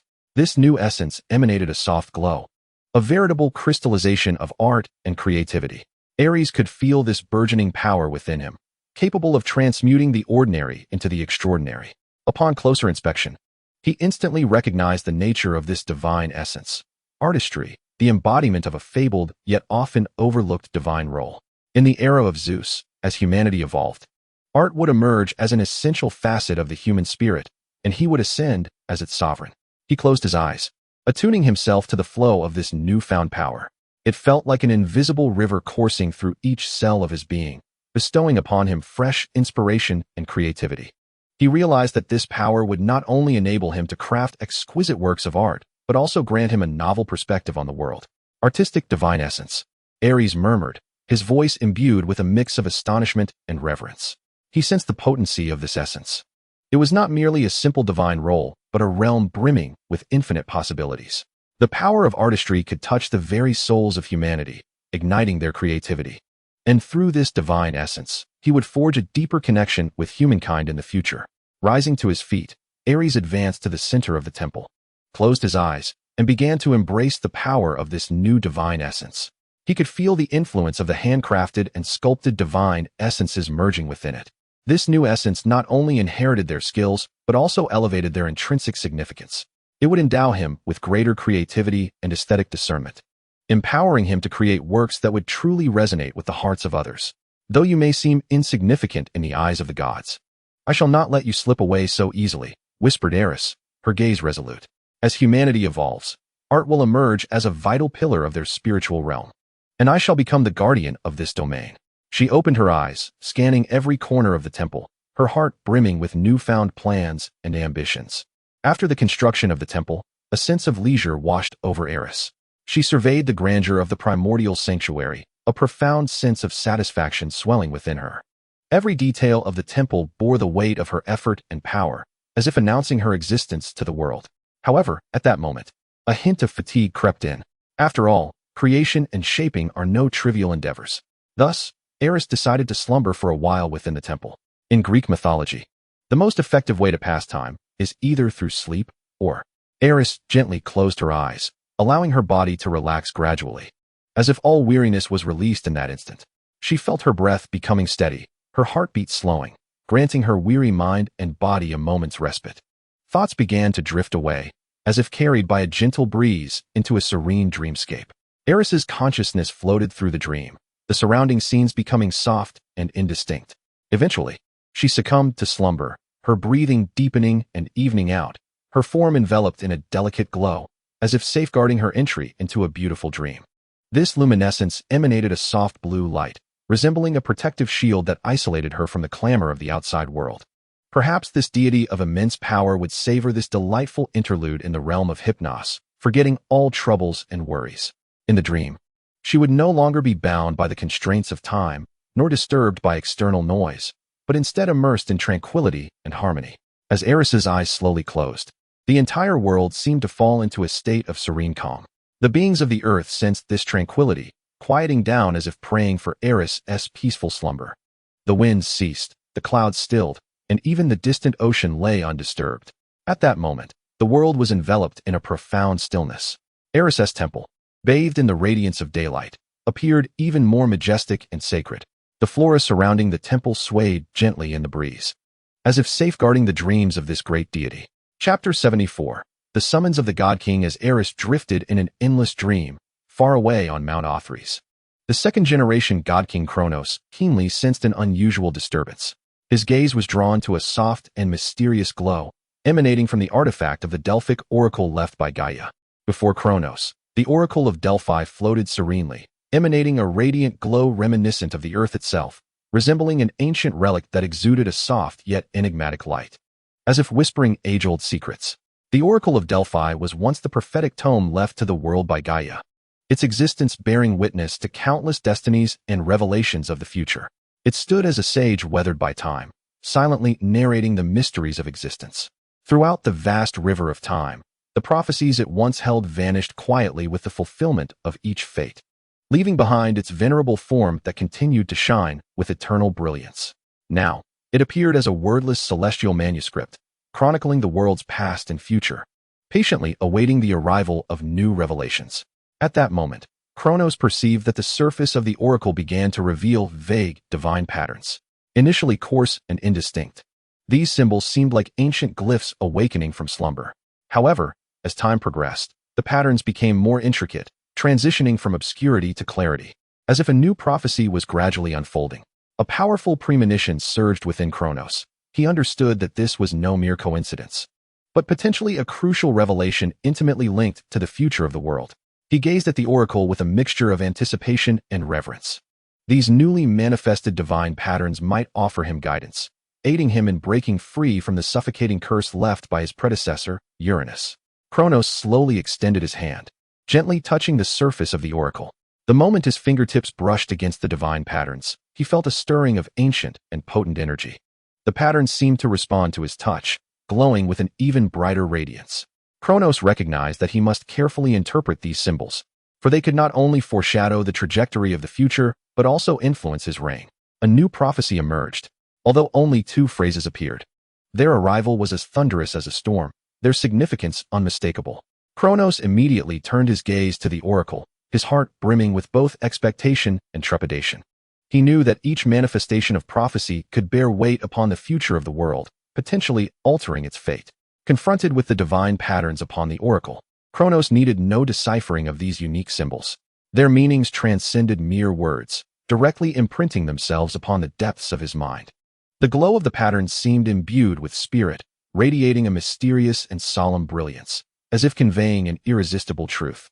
In an instant, Kronos comprehended the message of the oracle of Delphi. Gods, creation, beings. Gold. Kronos instantly grasped the prophecy's essence. It was revealing to him the necessity of creating new life upon this earth. However, when he truly comprehended the essence of this prophecy, an ineffable sense of disappointment quietly surged within him. Kronos had anticipated a prophecy that would guide him in breaking free from his curse, as he had long been ensnared by the shadows of fate, yearning for a means of liberation. Yet, the revelation from the oracle of Delphi was a prophecy concerning the creation of new life, rather than a counsel on how to escape the curse of the divine king. This left Kronos feeling profoundly disheartened. Nevertheless, despite his disappointment as the sovereign deity, he understood that he must see this matter through to success.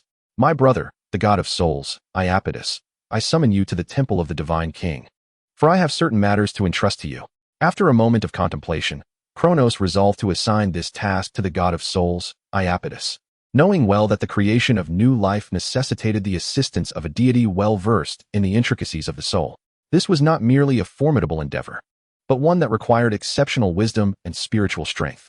Meanwhile, far away in the Temple of Souls, Iapetus instinctively furrowed his brow upon hearing the call from the Divine King.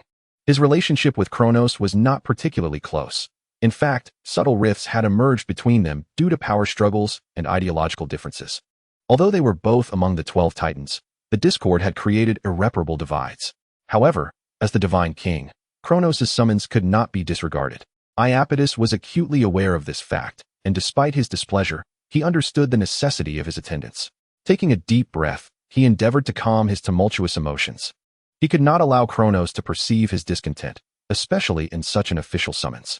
Gradually smoothing his brow, he revealed a smile, one that bore no distinction from his usual demeanor, imbued with politeness and respect.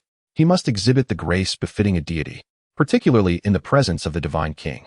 Certainly, esteemed Divine King, I shall make my way forthwith. Iapetus' voice was calm and gentle, as if his heart had never experienced a ripple of unrest. He offered a slight bow, signifying his respect for the Divine King, then turned to prepare for his journey to the temple of the Divine King upon Mount Otris. With a gentle wave of his hand, Iapetus summoned his chariot. This chariot did not require ornate embellishments to convey its nobility. Rather, it captivated with the simplicity and purity of aesthetic. Every inch of the chariot gleamed with an immaculate whiteness, dazzling as if formed from the most pristine light. Lacking superfluous decorations, it exuded an unparalleled sense of grandeur and solemnity through its simplicity. The design of the chariot was nothing short of perfection, with smooth and elegant lines. Each detail meticulously crafted, yet appearing effortless.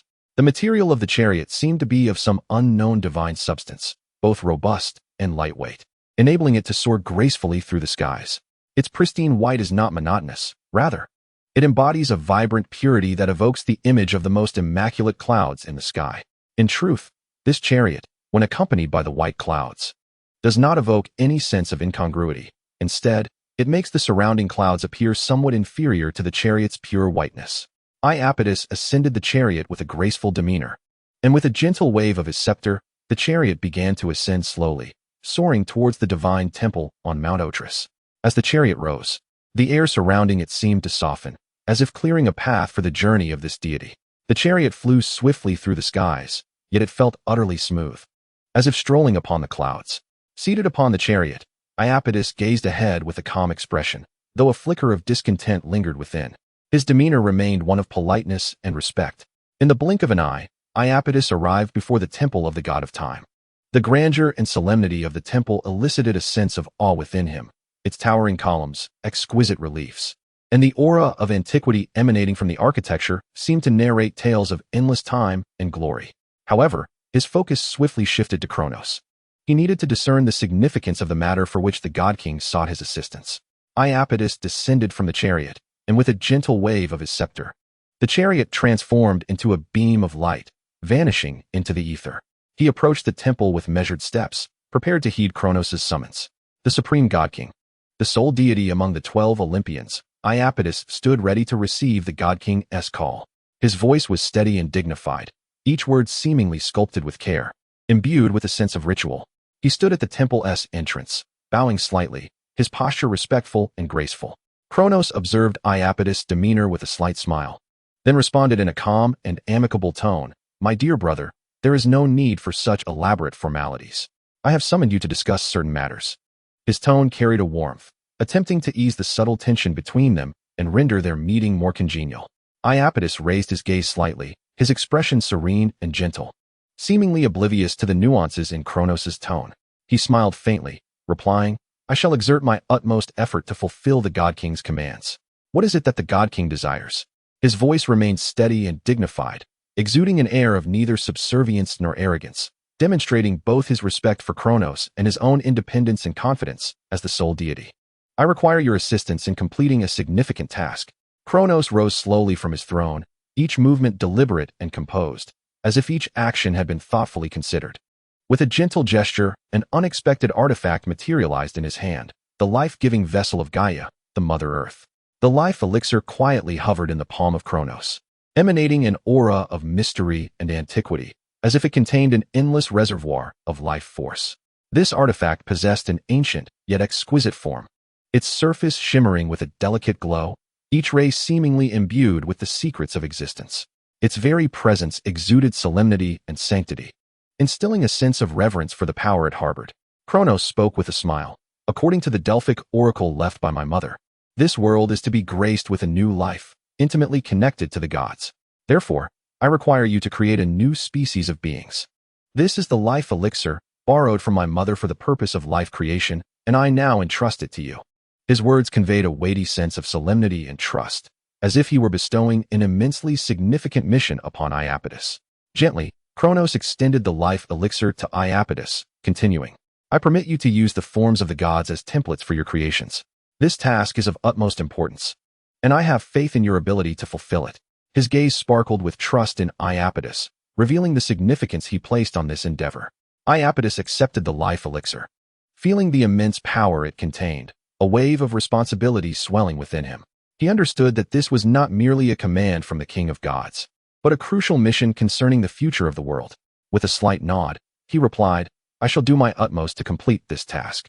His voice was calm, yet resolute, reflecting the wisdom and accountability of the deity of the soul. Having spoken, Iapetus turned and slowly exited the temple. His figure gradually faded at the doorway, ultimately vanishing from sight. His steps were steady and composed, as if he were fully prepared to embrace the impending challenge. With his departure, only Kronos remained within the temple. As Iapetus disappeared from view, Kronos let out a heavy sigh of relief. Leaning against his divine throne, he gently closed his eyes, his heart awash with complex emotions. Chapter 75. The Creation of Life leaving the palace of the God King. Iapetus was filled with contemplation and anticipation regarding the creation of new beings. He strolled upon the earth, his steps slow yet resolute, as if the entire world awaited his decision. A myriad of visions concerning new life flooded his mind. As he pondered how to endow these beings with unique characteristics and abilities, enabling them to thrive and propagate in this realm. Unbeknownst to him, Iapetus had traversed a considerable distance, entirely absorbed in the world of creation, oblivious to the changes in his surroundings. When he finally came to his senses, he discovered that he had arrived beside a great river. This expansive and magnificent river surged ceaselessly, its waters sparkling like jewels, as if it were the very artery of the earth, continuously flowing with the essence of life. Iapetus' gaze was irresistibly drawn to this grand river. As if an unseen force compelled him, he found himself irresistibly drawn to the riverbank, where he stood in serene contemplation of the rushing waters. As he lingered by the river, Iapetus' thoughts began to drift, and an inexplicable inspiration surged within him. This spark of creativity flashed through his mind like a bolt of lightning, igniting a fervent excitement. Gradually, Iapetus lowered himself into a crouch, carefully extending his hand into the cool embrace of the river. The water, smooth as silk, caressed his fingers, bringing forth a refreshing chill and the vivacity of life. As he attuned himself to the temperature and flow of the water, he felt as if he were becoming one with nature itself. When he withdrew his hand from the surface, he found it cradling a handful of damp silt. The grains glimmered softly in the sunlight, as though imbued with boundless potential. Iapetus examined the silt in his palm, noting its fine, even particles and its unpretentious, natural hue. He gently kneaded the silt, savoring its texture against his skin. Gradually, the silt began to take shape in his hand, becoming soft and pliable. A sudden realization struck him. These seemingly ordinary grains might hold the key to creating new life. His heart swelled with exhilaration and anticipation, as if he could already envision the birth of a new being. Thus, Iapetus methodically scooped up a substantial amount of silt from the river, his movements gentle and rhythmic. He then placed this silt with utmost care into a vessel crafted from gold. The container emanated a soft, warm glow, as if welcoming the arrival of the earth. The light dancing harmoniously across the surface of the silt. Iapetus gently shook the vessel, ensuring an even distribution of the silt within, producing a faint rustling sound. His actions were focused and meticulous, resembling a sacred ritual. Next, he retrieved a seed from the vessel of life. Though diminutive, the seed radiated a subtle luminescence, suggesting an immense reservoir of life force within. Iapetus tenderly crushed the seed, and in an instant, golden green photons spilled from his fingertips, these luminous particles dancing like ethereal sprites, shimmering with the essence of vitality. Do not underestimate this small seed. Its life-giving power was formidable enough to enable Iapetus to forge countless human forms. He evenly sprinkled the essence of life into the silt, then gradually poured in the waters from the fountain of life. This water flowed like a luminous ribbon, brimming with vigor and vitality, gradually merging with the silt and the essence of life. With hands continuously kneading, Iapetus harnessed his divine power, ensuring the complete amalgamation of the silt, the essence of life, and the waters. As he worked, the silt in his hands gradually transformed into a supple and elastic substance, as if infused with newfound life. Standing at the riverbank, a gentle breeze caressed him, while the waters flowed melodiously at his feet. He cradled in his hands a clump of soil, infused with the quintessence of life and the waters of the spring of existence. The soil emanated a gentle luminescence from his palm, as though it harbored boundless vitality. Iapetus inhaled deeply, then placed the soil in his hands, attuning himself to its texture and warmth. He slowly closed his eyes, contemplating how this earthly matter could be shaped into new beings. Once his mind had completed its design, he began to knead the soil with deliberate care, his fingers weaving through it, gradually forming a rough outline of a human figure. This process demanded patience and skill, for each movement had to be executed with precision. Any misstep could jeopardize the eventual outcome. Iapetus' actions were slow and meticulous, resembling a sacred ritual.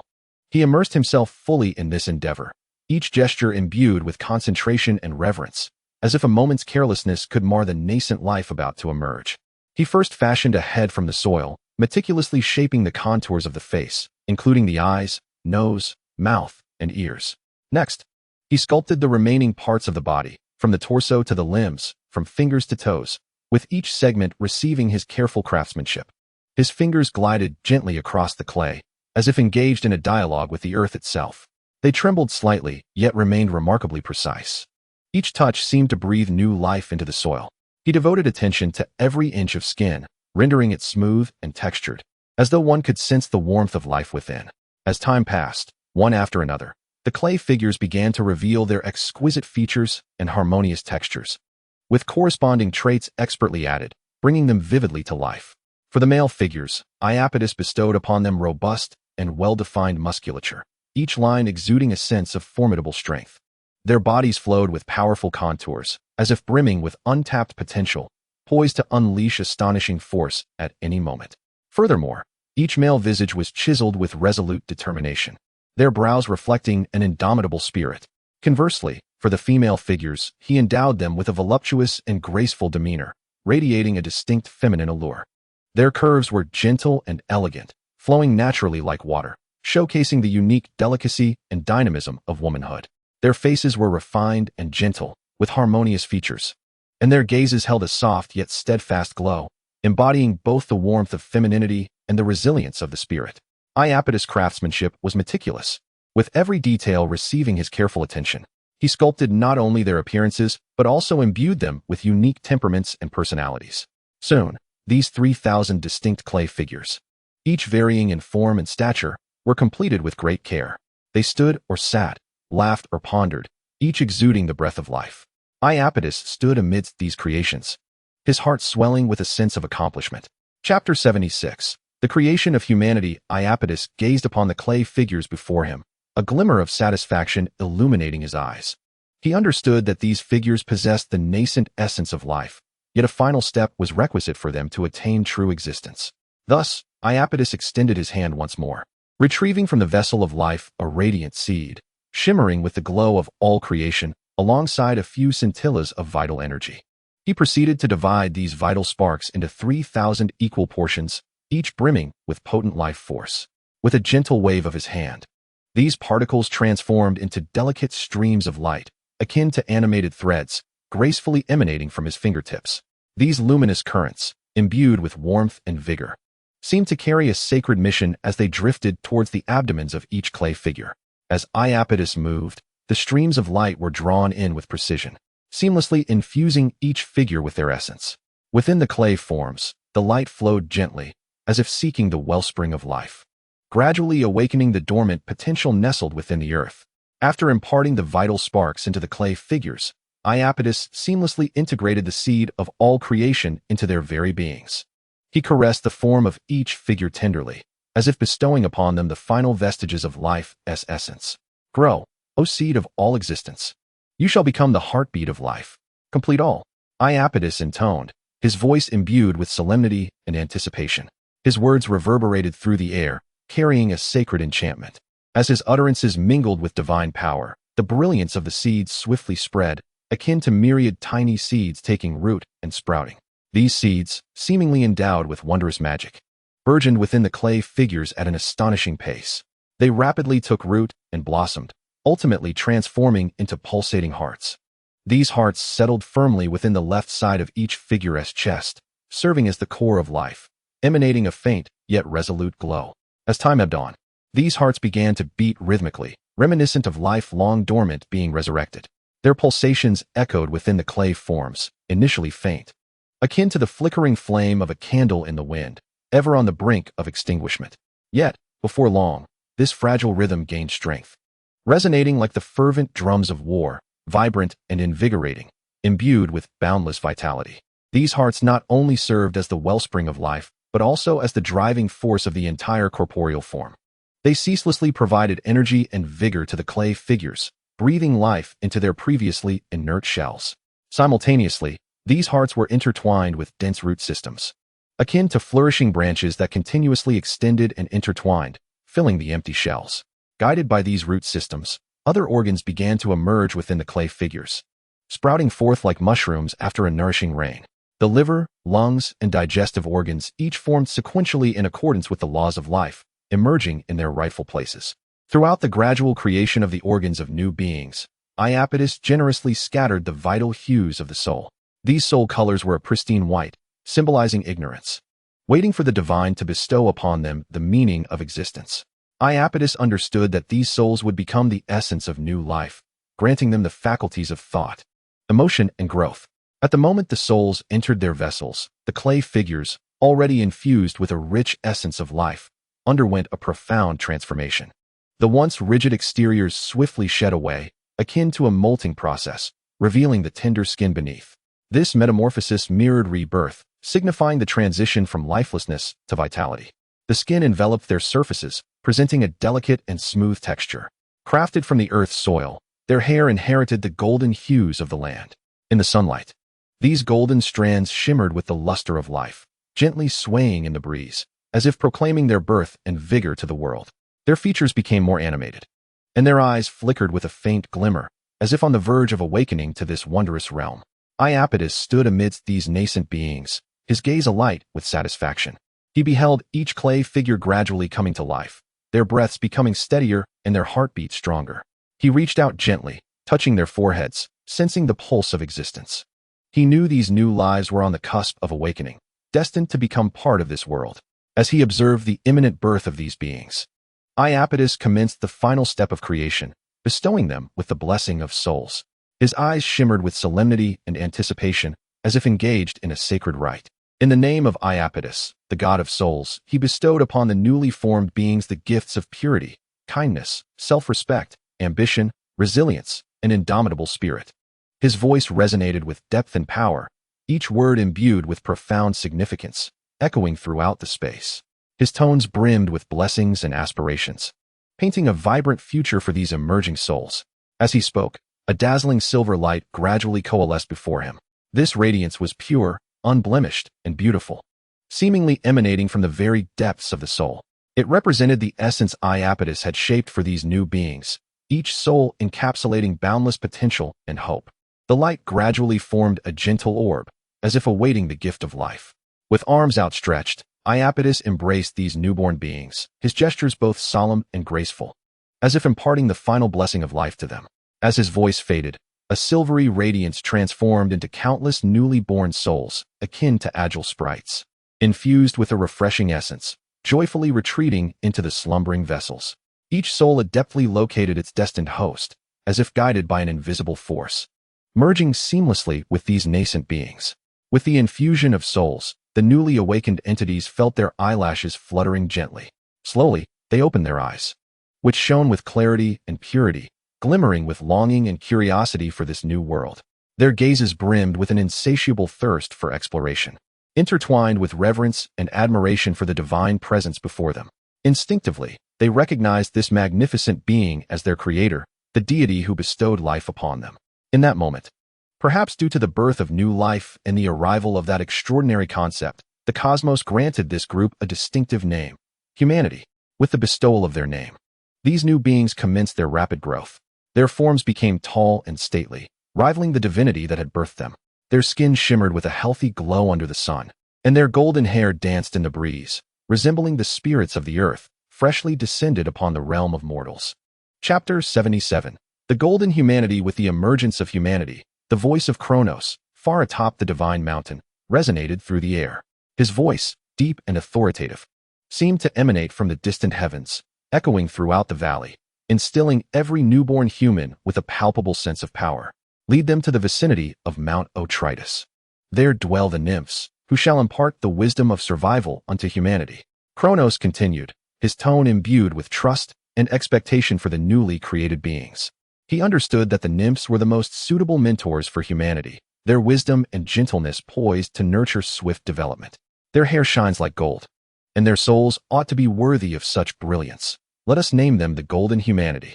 Upon reflecting on Kronos' words, Iapetus concurred that the vicinity of Mount Otritus would be the most advantageous environment for these humans. Presently, humanity required a stable abode and ample space for growth, and the foot of Mount Otritus offered a haven of safety. Fertile lands, crystalline rivers, and abundant resources lay in wait, sufficient for humanity's survival and evolution. Moreover, the nymphs would guide them in the ways of existence. Such arrangements would mitigate unnecessary troubles and conflicts.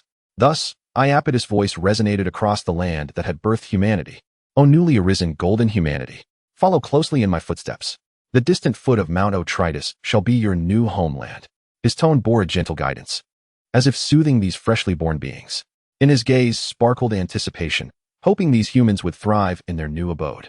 Then, Iapetus slowly began to stride towards the majestic heights of Mount Otritus. His steps were steady and unhurried, as if he were forging a pathway for humanity into the future. The golden-hued beings closely followed in his wake, making their way towards the same mountain. As this assembly of golden humans journeyed towards Otritus, they seemed to step into a realm teeming with vitality and beauty. They beheld the azure sky adorned with wispy clouds, the vast expanse above resembling a grand canvas, where the pristine clouds drifted lazily, seemingly within reach. They also encountered lush forests and tranquil lakes. Within the woods, the towering trees stood tall and dense, their verdant leaves swaying gently in the breeze, whispering ancient secrets through the rustling sounds. The lakes mirrored the sky and surrounding mountains like colossal mirrors, their crystal-clear waters occasionally disturbed by fish leaping to the surface, sending ripples across the stillness. The melodious songs of birds filled the air, their sweet, clear notes resonating like a symphony of nature, uplifting the spirit. Moreover, this nascent congregation of golden humans felt the gentle caress of the breeze against their cheeks, a tender touch that seemed to be nature's embrace, instilling a sense of tranquility. They inhaled the fragrant air, imbued with the sense of blooming flowers and rich earth, a unique bouquet of nature, refreshing and unpretentious, captivating their senses and allowing them to forget their troubles. These delightful experiences were like seeds planted in their hearts, awaiting the promise of future blossoming and growth. Ultimately, they arrived at the foot of Mount Otritus.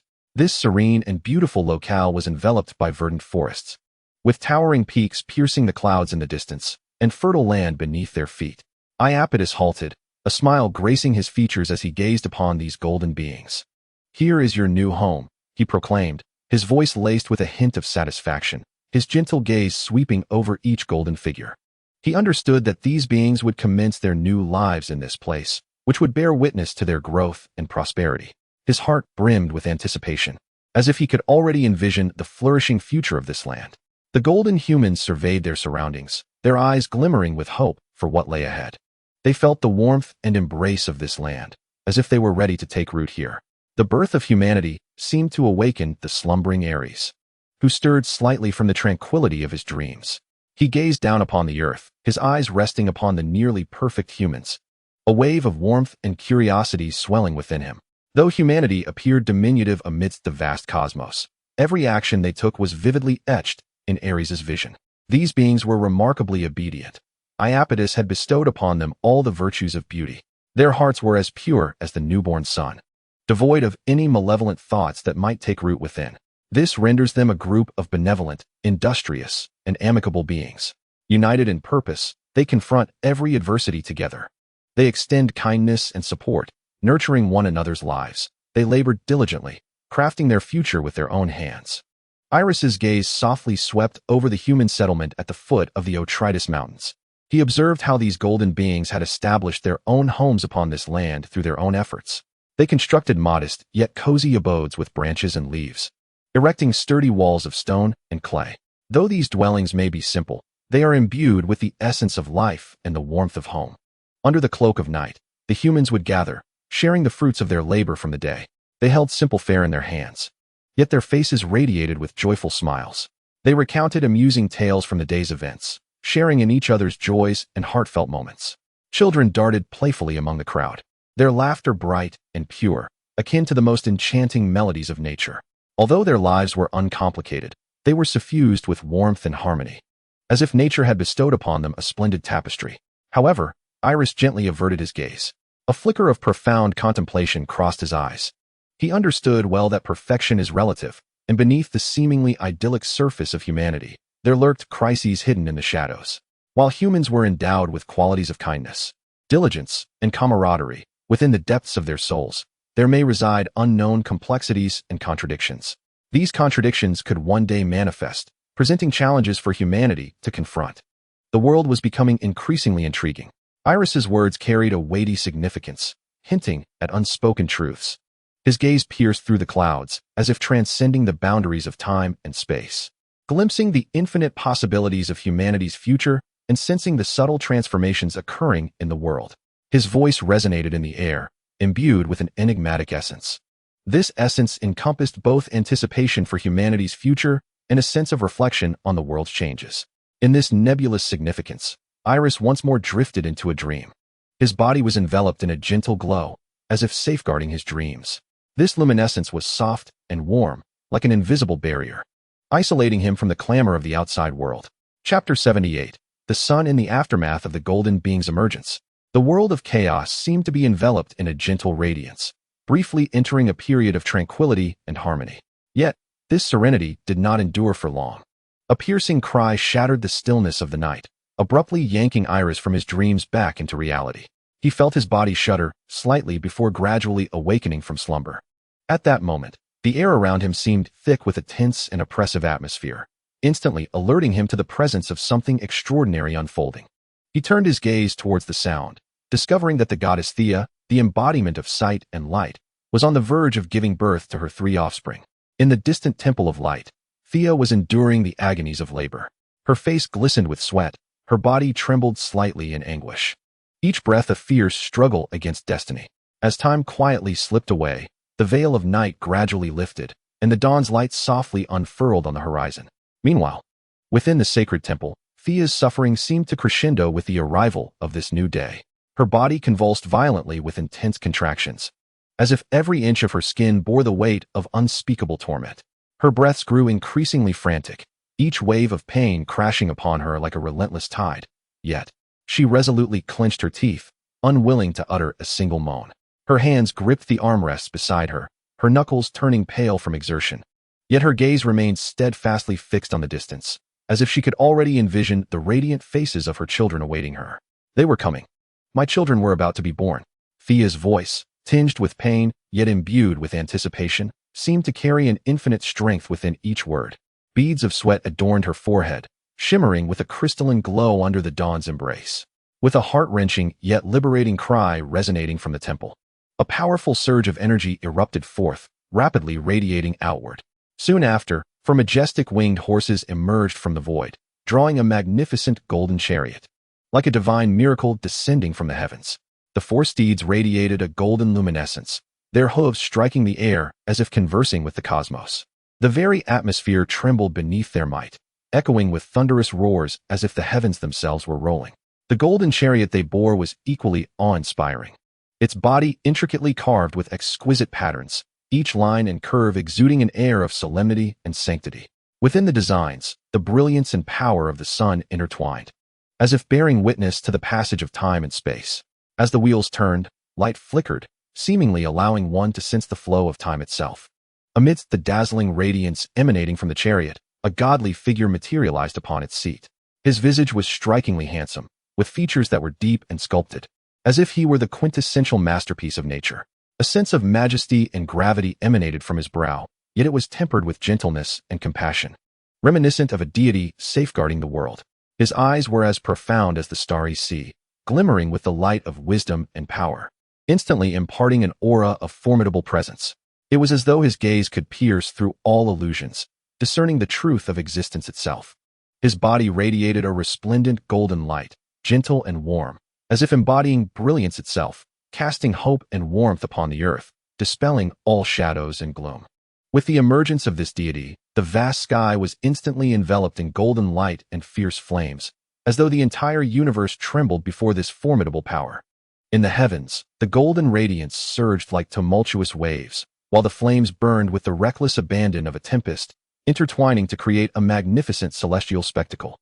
They swirled and ascended in the sky, resembling a grand dance, each rotation releasing boundless energy, each ascent shaking the world to its core. Ultimately, these luminous flames coalesced into a new celestial body, suspended in the infinite firmament. This entity emanated a searing brilliance, akin to a burning fireball, illuminating the entire sky. Its light was so intense that it seemed capable of piercing through all darkness, dispelling every shadow. Its existence shone like a brilliant star, heralding the birth of this newly ascended deity. With the advent of this divine being, it appeared as though the laws of the world were stirred, proclaiming to all existence the name of the sun god, Helios. Helios, a deity born with the pinnacle of moderate divine power. His name resonated like the first rays of dawn, warm and bright, instantly spreading to every corner of the world. The 4 flying steeds and the majestic golden chariot were all created for him, as if by the design of fate, destined to be the vessels of his illumination. Thus, it was ordained that he would commence his journey across the world at the arrival of daylight, spreading light to every nook and cranny. His mission seemed to be bestowed upon him at the very moment of his birth. His purpose was to illuminate darkness, dispel gloom, and bring warmth and radiance to the world. Therefore, this newly born sun god was compelled to immediately fulfill his divine duties. This left him unable to express his gratitude to his parents in the temple of light upon his birth, and instead, he could only cast a distant glance towards the temple in apology. He then hastily drove the golden chariot westward, under the watchful eyes of the gods. The golden chariot advanced steadily toward the west, deftly guided by Helios, as if destined for its destination. The 4-winged steeds soared through the ether, their golden manes sparkling in the sunlight, their strength and speed harmoniously combined, propelling the chariot forward with grace. As the chariot progressed at a measured pace, the sun in the sky seemed to be guided as well, rising from the east and gradually moving westward. Its rays illuminated the earth, dispelling darkness and bringing forth the warmth and light of day. Ultimately, the sun descended into the shadows at the edge of the world, vanishing into the boundless darkness. In that moment, the brilliance in the sky gradually dimmed, and the warmth of day was replaced by the tranquility of night. The solar pilgrimage spanned 2 full days and an entire night, with the passage of time seemingly suspended by the sun's radiant glow. During this protracted journey, Helios's presence appeared to alter the rhythm of time itself, elongating the daylight and rendering the night more tranquil. As the sun ascended once more into the heavens, Thea felt a peculiar force quietly depart from her womb. Her body quivered slightly, as if touched by an invisible power, and then a stream of light, akin to a shooting star, burst forth from beneath her. In that instant, she comprehended that her second child was on the verge of being born. A maternal instinct whispered to her that this child would possess extraordinary strength and purpose, much like her firstborn, Helios. Beneath the pristine and cool moonlight, a goddess descended gracefully. She commandeered a silver-winged chariot, gliding effortlessly through the nocturnal sky. Enveloped in a silver luminescence, she appeared to be a spirit materialized from the moonlight, exuding an ethereal presence. Her arrival was akin to the most resplendent star in the night sky, radiating a soft and mysterious glow. This light, though gentle, was sufficient to illuminate all that surrounded her. The goddess's figure appeared particularly elegant and serene under the moonlight, each movement resembling a meticulously choreographed dance. Imbued with poetry and beauty, the chariot she guided gleamed with a silvery brilliance, reminiscent of a delicate work of art. Intricate laurel motifs adorned its surface, with lush foliage intricately carved, seemingly alive. These laurel designs served not only as decoration, but also as emblems of wisdom and tranquility. Bathed in silver light, the laurel leaves swayed softly, as if narrating ancient tales of the moon and wisdom. The wheels of the chariot turned slowly under the goddess's guidance, and with each rotation, countless silver beams cascaded like flowing water, These beams interwove and flickered in the air, bestowing an air of mystery and solemnity upon the surrounding night sky. The goddess was clad in a gown of moonlight, woven from threads of transparent gemstones. This moon robe was light and exquisite, its delicate patterns reminiscent of moonlight itself.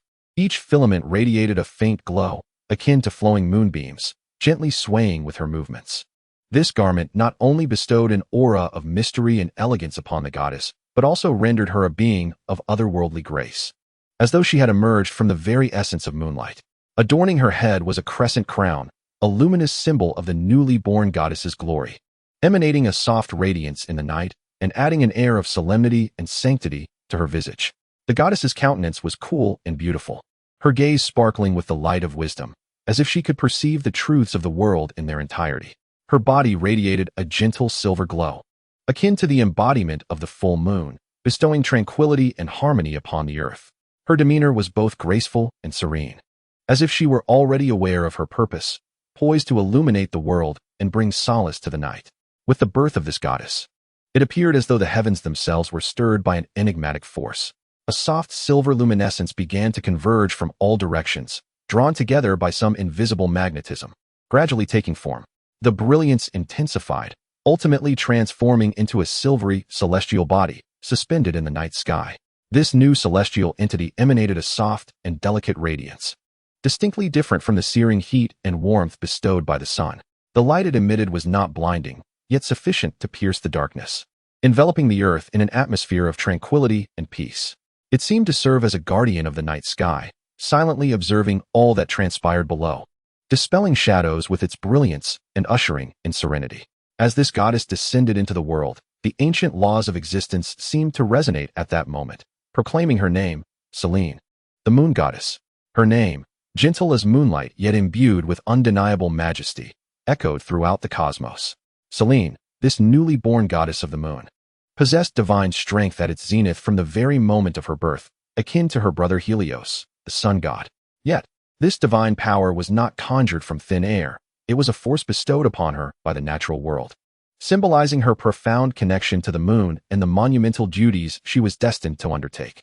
Selene's mission paralleled that of her brother Helios, who drove his chariot of sunlight to illuminate the world and instill hope.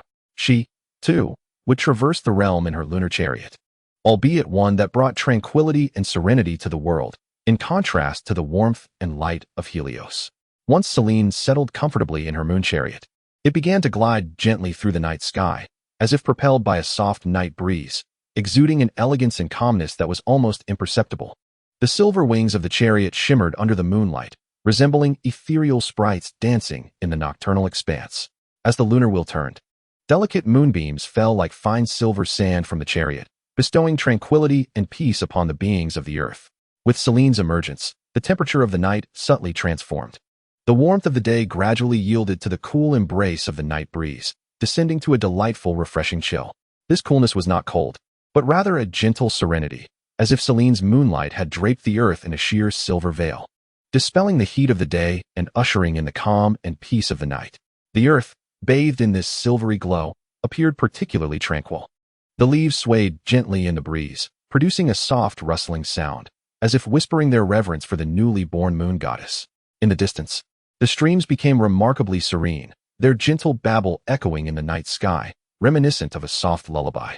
The creatures of the earth sensed this wondrous transformation, immersing themselves in the tranquil embrace of the night.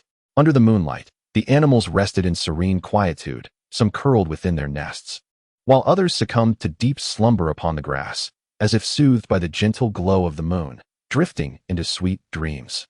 The plants, too, swayed gracefully in the cool night breeze, their leaves rustling softly, as though paying homage to the newly born lunar deity, expressing gratitude for the tranquility and peace she bestowed.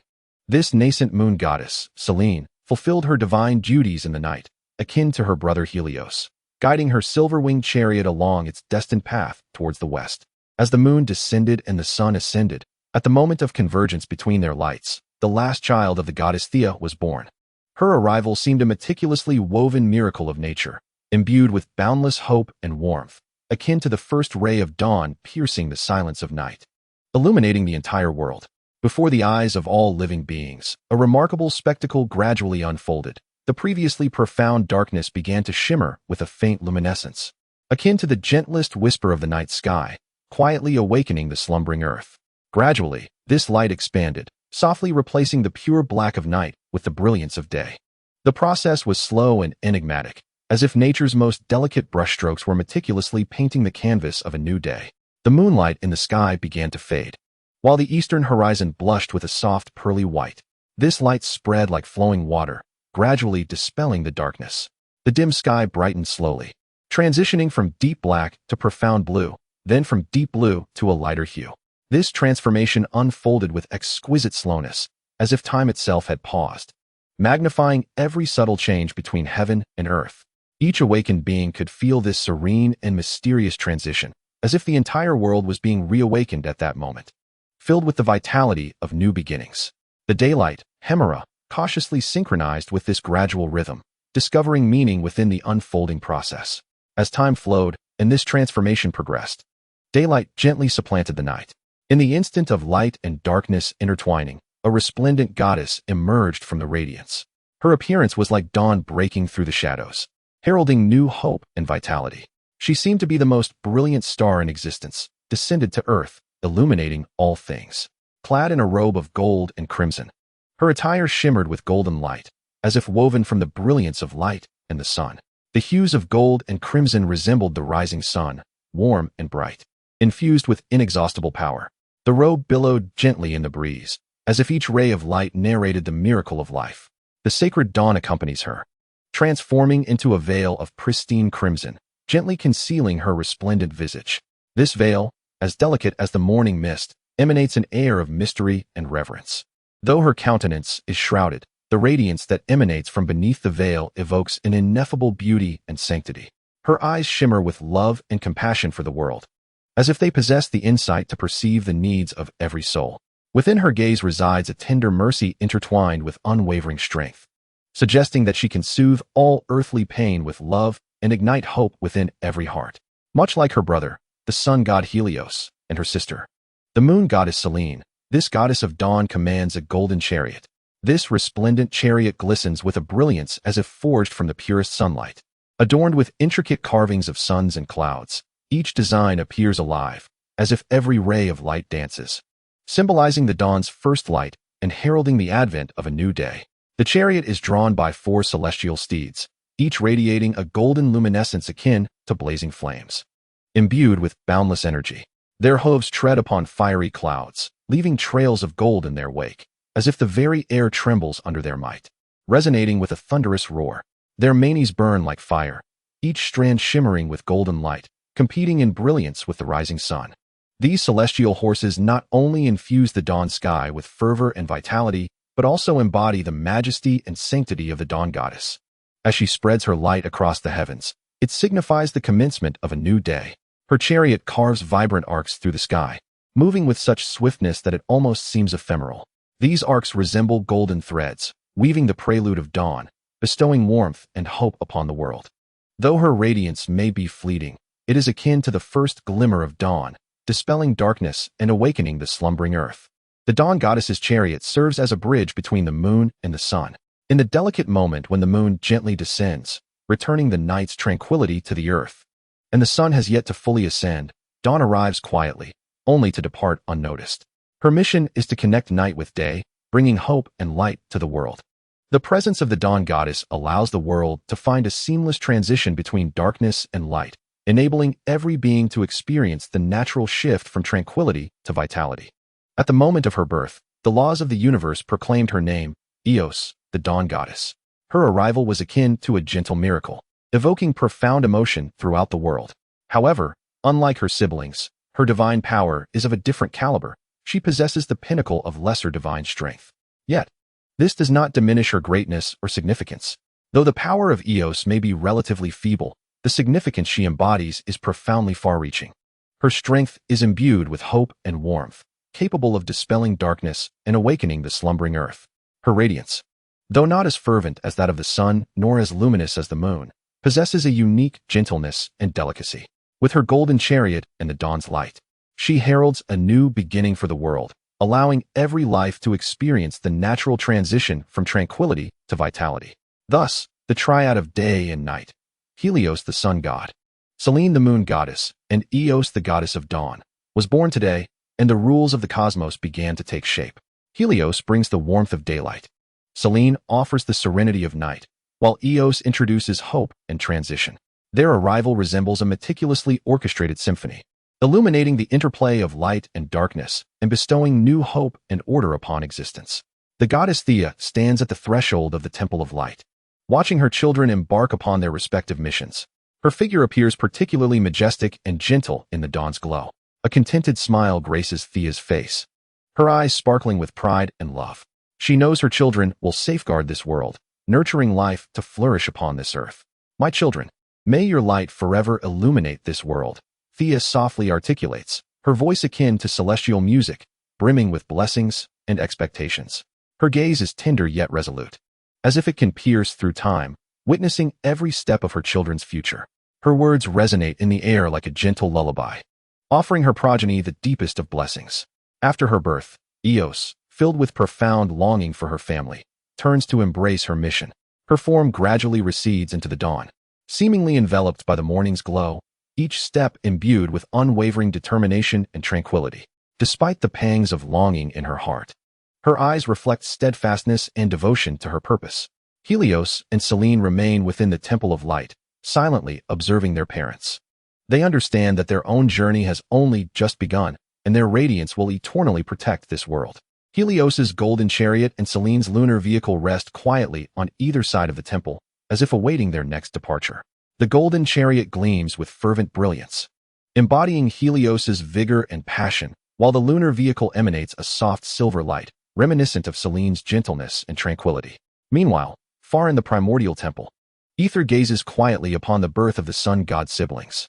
His gaze transcends time and space, seemingly perceiving the future of the entire world. As the light of Eos pierces through the darkness, heralding the dawn of a new day, Ether nods slightly, a flicker of enigmatic light shimmering in his eyes. He understood that this radiance not only represented hope and rebirth, but also symbolized the gradual refinement of the world's order. With the birth of Helios, the god of the sun, Selene, the goddess of the moon, and Eos, the goddess of dawn, the harmony of the universe had begun to take shape. The interplay of light and darkness, the intertwining of hope and tranquility, reached a sublime equilibrium at this moment. However, Aerys was acutely aware that this was merely a new beginning. He closed his eyes, surrendering to a tranquil state, as his body seemed to meld with the surrounding air. His breath steady and profound, as if gathering strength for the trials ahead. Though he appeared outwardly serene, a tempest of thoughts surged within him.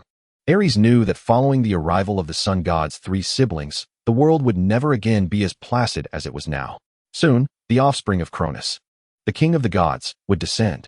Cronus, as the second generation of deities, bore the weight of the curse laid upon him by his predecessor, Uranus, who had foretold that his children would usurp his dominion. Uranus's curse hung over Cronus like a ticking time bomb, a harbinger of chaos yet to come.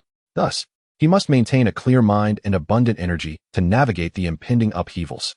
Chapter 81. A dire news in the tranquility of the world. Time slipped away like fine sand, silently flowing through one's fingers. The sun and moon had cycled 3,000 times, and the years quietly settled in this hushed transition, as if everything were cloaked in an eternal serenity. Yet, amidst this protracted calm, a moderate quarrel suddenly erupted upon the divine mountain, shattering the moment's stillness. Since the conclusion of that cataclysmic battle, the king and queen of the gods, who once fought side by side upon the battlefield, had been enveloped in each other's affection. Now, this couple was on the verge of welcoming their own child. When Rhea first sensed the nascent life within her womb, a gentle smile graced her face, as if the entire world had transformed into something extraordinarily beautiful at that moment. She tenderly caressed her slightly rounded belly, her eyes brimming with love and anticipation.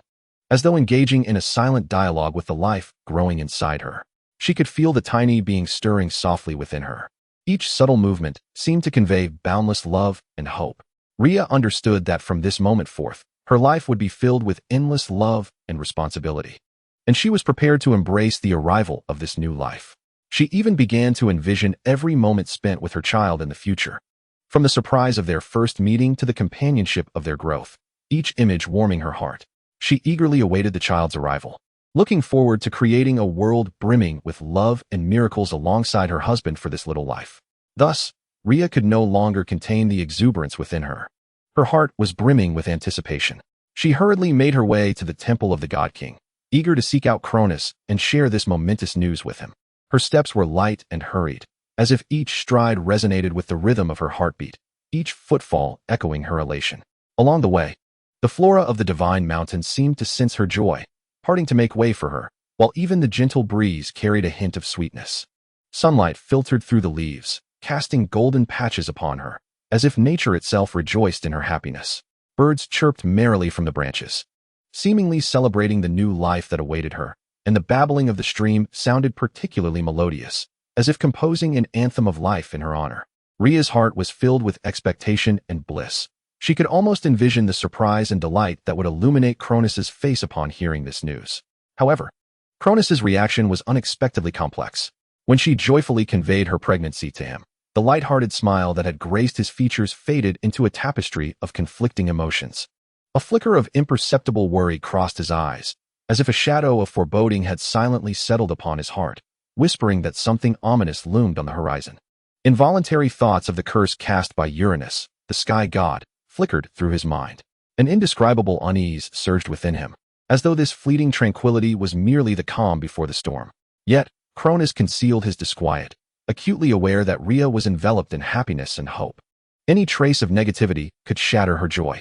Thus, he endeavored to adjust his expression, gazing at Rhea with tender eyes, softly uttering, "Is that so? That is truly wonderful. Your patience has been rewarded." His voice carried a deliberate lightness, attempting to mask the turmoil within. "Indeed, we have worked so hard, and at last, we are to have a child." Rhea's voice brimmed with joy and anticipation as she gently caressed her abdomen, her face aglow with warmth and contentment. In that moment, she envisioned the future, picturing her child peacefully slumbering in her arms, imagining the harmonious scene of their little family. Rhea's smile radiated like the warm sun of spring, bright and comforting, as if the entire world were celebrating her joy. Yet, as Cronus listened to Rhea's words and observed her tender touch upon her belly, an ironic heaviness settled in his heart. His gaze grew increasingly somber, as if the vibrancy of the world around him had dulled. Cronus understood that this day would inevitably arrive. He simply had not anticipated its swift and jarring onset. An overwhelming weight surged within him, akin to a colossal stone pressing upon his chest, making it difficult to breathe. Indeed, the bond between him and Rhea has grown increasingly intimate, their entanglements frequent and fervent. It is no wonder that this fated misfortune has found him so swiftly. Cronus' gaze was particularly intricate. He silently stared at Rhea's abdomen, devoid of any hint of joy. On the contrary, his countenance darkened, as if shrouded by a looming shadow. He endeavored to appear composed, yet the turmoil within him remained unquenchable. Memories of Uranus' curse flooded his mind, recalling the destiny he had long sought to evade. He feared that this child's arrival would disrupt the delicate balance they had achieved, terrified of repeating the past.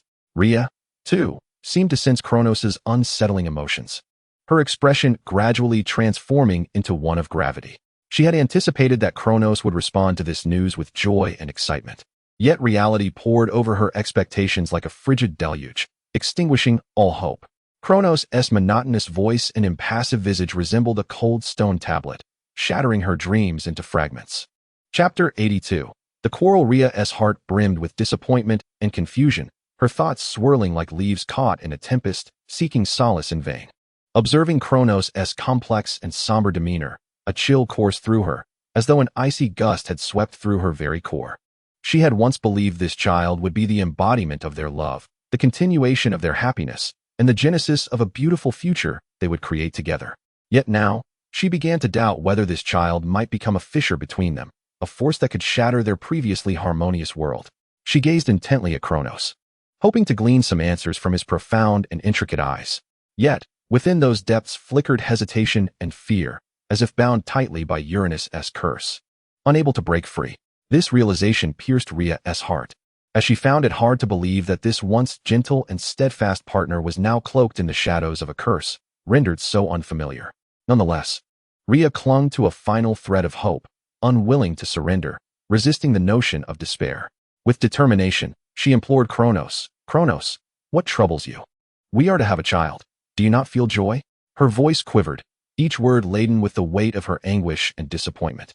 Though her tone was subdued and frail, it resonated in the air with a profound yearning for the future and a poignant helplessness in the present.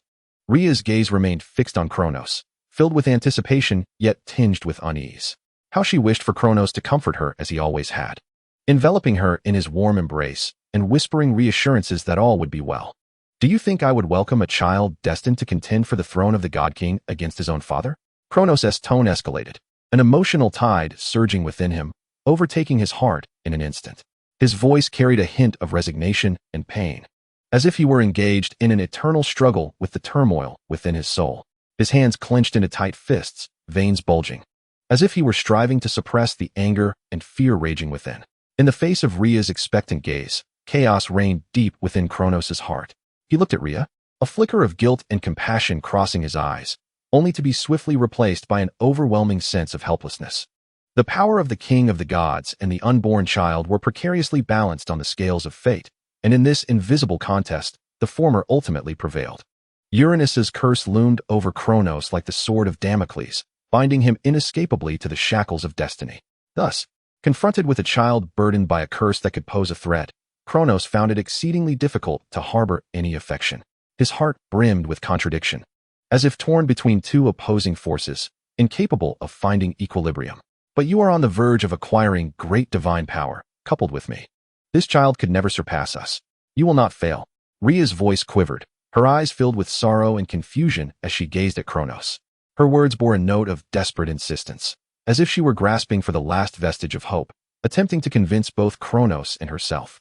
The fact that the child's father did not welcome his impending birth filled her with profound anguish. She had believed that Kronos would share her anticipation and joy for this new life, yet reality proved to be painfully harsh. Rhea's heart was enveloped in bewilderment and disappointment. She could not comprehend why Kronos would relinquish his hopes for their child due to a mere curse. "Have we not come far from our initial disparity with Uranus? Do you see that we lost?" Kronos' voice rose, laced with anger, as he regarded Rhea with disappointment. A flash of fury and helplessness flickered in his eyes, as if blaming Rhea for her lack of understanding. His words brimmed with urgency, striving to convey his plight. "We were once weak, yet we did not surrender. We rebelled against Uranus and ultimately triumphed. Do you truly believe our child is incapable of the same? Therefore, must you now cruelly extinguish your own child's life because of that curse?" Rhea's tears finally betrayed her, cascading down her cheeks as she looked at Kronos with deep sorrow. Her voice trembled, resembling both a challenge and a plea. "Kronos, our child is innocent. He should not become a victim of our fears." Rhea's voice quivered with emotion, and she endeavored to maintain her composure, yet the tears continued to flow unabated. Her heart was suffused with despair, unable to accept Kronos' decision, unable to reconcile his abandonment of their child out of fear. Kronos' expression darkened slightly. He remained silent, merely gazing at Rhea with an inscrutable demeanor. His heart was filled with contradictions and struggles, yet he understood that yielding was not an option. He could not allow the curse of Uranus to come to fruition, nor could he permit his power and position to be jeopardized, even if it necessitated making arduous choices. Kronos' countenance darkened further, and a flicker of anguish and turmoil danced in his eyes. He was acutely aware of Rhea's suffering, yet he found himself ensnared by an inescapable dread. The curse of Uranus loomed over him like an insurmountable mountain, suffocating him. He spoke softly. "Rhea, it is not that I do not wish to embrace our child, but I cannot take such risks. I cannot allow our offspring to become my executioner, nor can I let our endeavors be rendered futile." Rhea's heart brimmed with sorrow as she gazed at Kronos, her eyes reflecting a glimmer of despair. "Can we not attempt to alter our fate? Must we remain shackled by this curse, helplessly watching it manifest?" Her voice trembled, as if she were pleading for one last flicker of hope for herself and their unborn child. Upon hearing Rhea's words, a flash of pain momentarily crossed Kronos' gaze, as though pricked by a needle, but soon his expression hardened, resolute as rock. "Rhea, that is not a possibility. I will not allow history to repeat itself. I will not permit my throne to be threatened again." His tone bore an air of finality, as if he had made an irrevocable decision. However, before Rhea could respond, Kronos' demeanor softened considerably, reverting to the gentleness of their earlier days. He sighed gently, weariness and helplessness lacing his voice. "Perhaps it is futile to discuss this further. Rhea, reflect on what truly matters, me or our child." His words carried a hint of melancholy, as if he sought to calm Rhea. or perhaps provide himself with an excuse to evade the confrontation. Having spoken, Cronus turned to depart, his silhouette gradually fading within the grand hall until it was swallowed by the darkness. Left alone in the hall, Rhea sat upon the throne, silent tears cascading down her cheeks, pooling on the cold stone steps. Her shoulders trembled slightly, her heart enveloped in confusion and anguish. It felt as though her heart had been torn in two.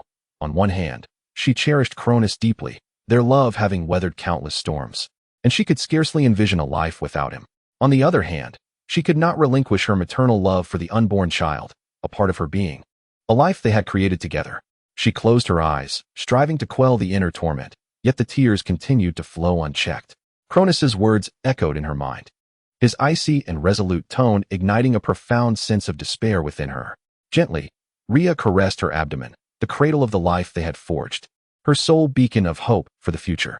In a whisper, she uttered, "My child, Mother does not know what to do. Father fears the loss of everything, while Mother cannot relinquish her love for you. What shall we do?" The grand hall fell into silence, interrupted only by the soft sound of Rhea's tears falling upon the stone steps. Deep within Rhea's heart, a voice seemed to gently call her. The voice of a mother's love, her endless concern for her child. She knew that regardless of what the future held, she would protect this child. Rhea slowly opened her eyes, a glimmer of determination shining within her gaze. She understood that she could not surrender, nor allow the shadows of Kronos' fear and the curse to overshadow their future. She must persevere, for the child within her, for their shared happiness. In a resolute whisper, she declared, "No matter what the future holds, Mother will protect you, my child." A note of finality resonated in Rhea's voice, as if she had already made her decision. Chapter 83. The imminent birth. As time passed, it soon approached the moment of Rhea's labor. An atmosphere of tension and anticipation enveloped the temple of time, as if the entire world awaited the arrival of this new life. The air within the temple brimmed with vitality and hope, every corner radiating a warm glow, as if celebrating the impending arrival of the newborn. Simultaneously, in the primordial temple, Aerys was stirred from his rest by the pulsating power of the flame divinity. Initially, Aerys reclined upon his divine throne, eyes closed, savoring a moment of tranquility. His body relaxed slightly, a serene smile gracing his face, as though he were completely immersed in his own world. Yet, the rhythmic pulsation of the flame divinity awakened him. As the flame divinity throbbed, Aerys's eyes slowly opened, revealing a flicker of surprise. He leaned forward slightly, instinctively resting his hands upon the armrests of his throne, channeling divine energy to sense each pulsation of the flame divinity. In his hands, a sphere of searing flame gradually materialized. It resembled a beating heart, radiating dazzling light as if imbued with its own life. Aerys gazed at the dancing flame before him, a smile of fondness appearing in his eyes. He gently extended his hand, his fingertips brushing against the flame, attuning himself to its warmth and power. The flame leapt playfully at Aerys's fingertips, as if responding to his touch, producing soft crackling sounds akin to a silent symphony. The sound was gentle yet rhythmic, embodying a unique form of communication between the flame and its master, filled with warmth and harmony. The flame danced joyfully, each leap exuding heat and light, as if showcasing its vitality, loyalty, and passion. It twirled in Aerys's palm like a lively sprite, at times curling into a ball, at times unfurling, as if revealing some unfathomable secret. Amidst the flame's movements, Aerys keenly sensed the emergence of an ineffable concept within his realm of fire. This concept emanated an entirely novel and unfamiliar aura, starkly contrasting with the familiar essence of fiery energy. It diverged from the searing heat and brilliance of flames, embodying a more intricate and delicate existence, as if a completely new force was subtly integrating itself into his domain. Aerys furrowed his brow slightly, a glimmer of vigilance flashing in his eyes. He suddenly grasped the entirety of the situation. This new concept was not merely an extension, but an incursion, a challenge to the dominion of flame. He sensed the subtle fluctuations of this power, which seemed to be striving to find its place while inevitably clashing with his realm of fire. This reverberated within Aerys, conjuring memories of the news he had vaguely heard in his sleep, that Rhea, the goddess, was with child. The tidings had reached him through the whispers of the flora upon the sacred mountain, as if nature itself were gently caressing his dreams. Considering the passage of time, it became evident to Aerys what this meant. A flicker of realization crossed his gaze. This new concept might indeed be intertwined with the imminent arrival of new life. It appeared that the revered goddess of hearth and home, Hestia, was on the brink of birth. standing in the heart of the temple. Aerys cast a profound and solemn gaze toward the Temple of Time. His figure loomed large in the interplay of light and shadow, akin to an immovable mountain. His eyes sparkled with the light of wisdom, as if he could perceive the mysteries of the world. His voice, calm yet resonant, seemed to whisper to himself, a deity, bordering the realm of fire, is about to be born, and both of their parents are gods of the domain of time. Perhaps the plans I once set aside may soon come to fruition? Despite the neutrality in his tone, Aerys's heart seemed already settled in its conclusion. He stood within the temple, his gaze piercing, tranquil yet profound, as if he could see through the world's illusions. Meanwhile, far away on the sacred mountain, Kronos found his eyes unable to divert from Rhea's gradually swelling abdomen. That gently curving silhouette silently narrated the growth of new life, and he could even faintly perceive the essence of divine power within the child. It was a warm and pure force, akin to the dawning sun, gentle yet brimming with hope, as if proclaiming the arrival of a new existence to the world. However, this warmth only served to deepen Kronos' irritation. His inner turmoil escalated, a conflagration igniting within his chest, rendering him restless. He clenched his fists tightly, veins bulging, attempting to suppress the unease and fear surging within. Despite his efforts to conceal his disquiet, Rhea's keen intuition detected the subtle shifts in his gaze. A wave of worry surged within her heart. Just as she intended to utter words of comfort to Kronos, a tide of excruciating pain surged through her body, relentlessly crashing against her. The pain seemed to emanate from the very depths of her being, accompanied by an indescribable sense of oppression that compelled her to emit fractured moans. Her body trembled slightly, and her hands clutched her abdomen tightly, as if striving to withstand the sudden onslaught of agony. Beads of perspiration formed on her forehead, and a flicker of panic danced in her eyes. Kronos was instantly drawn to her, his gaze betraying a hint of concern and anxiety. "Rhea, what is the matter?" Rhea managed to lift her head, her eyes reflecting a mixture of pain and helplessness.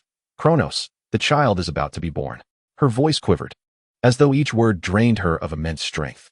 Kronos' complexion turned pale in an instant, a wave of inexplicable dread surging within him. He was acutely aware of Uranus' curse and the potential threat that this child's arrival could bring. Yet, in the face of Rhea's suffering, his heart was filled with conflict and turmoil. He gently grasped Rhea's hand, his voice trembling. "Rhea, do not fear. I shall remain here with you." Meanwhile, in the Primordial temple, far removed from the divine mountain, Aerys leisurely played with a fire orb formed from concentrated flames. The orb danced in his palm, radiating a soft yet intense glow, reminiscent of a beating heart, brimming with vitality and spirit.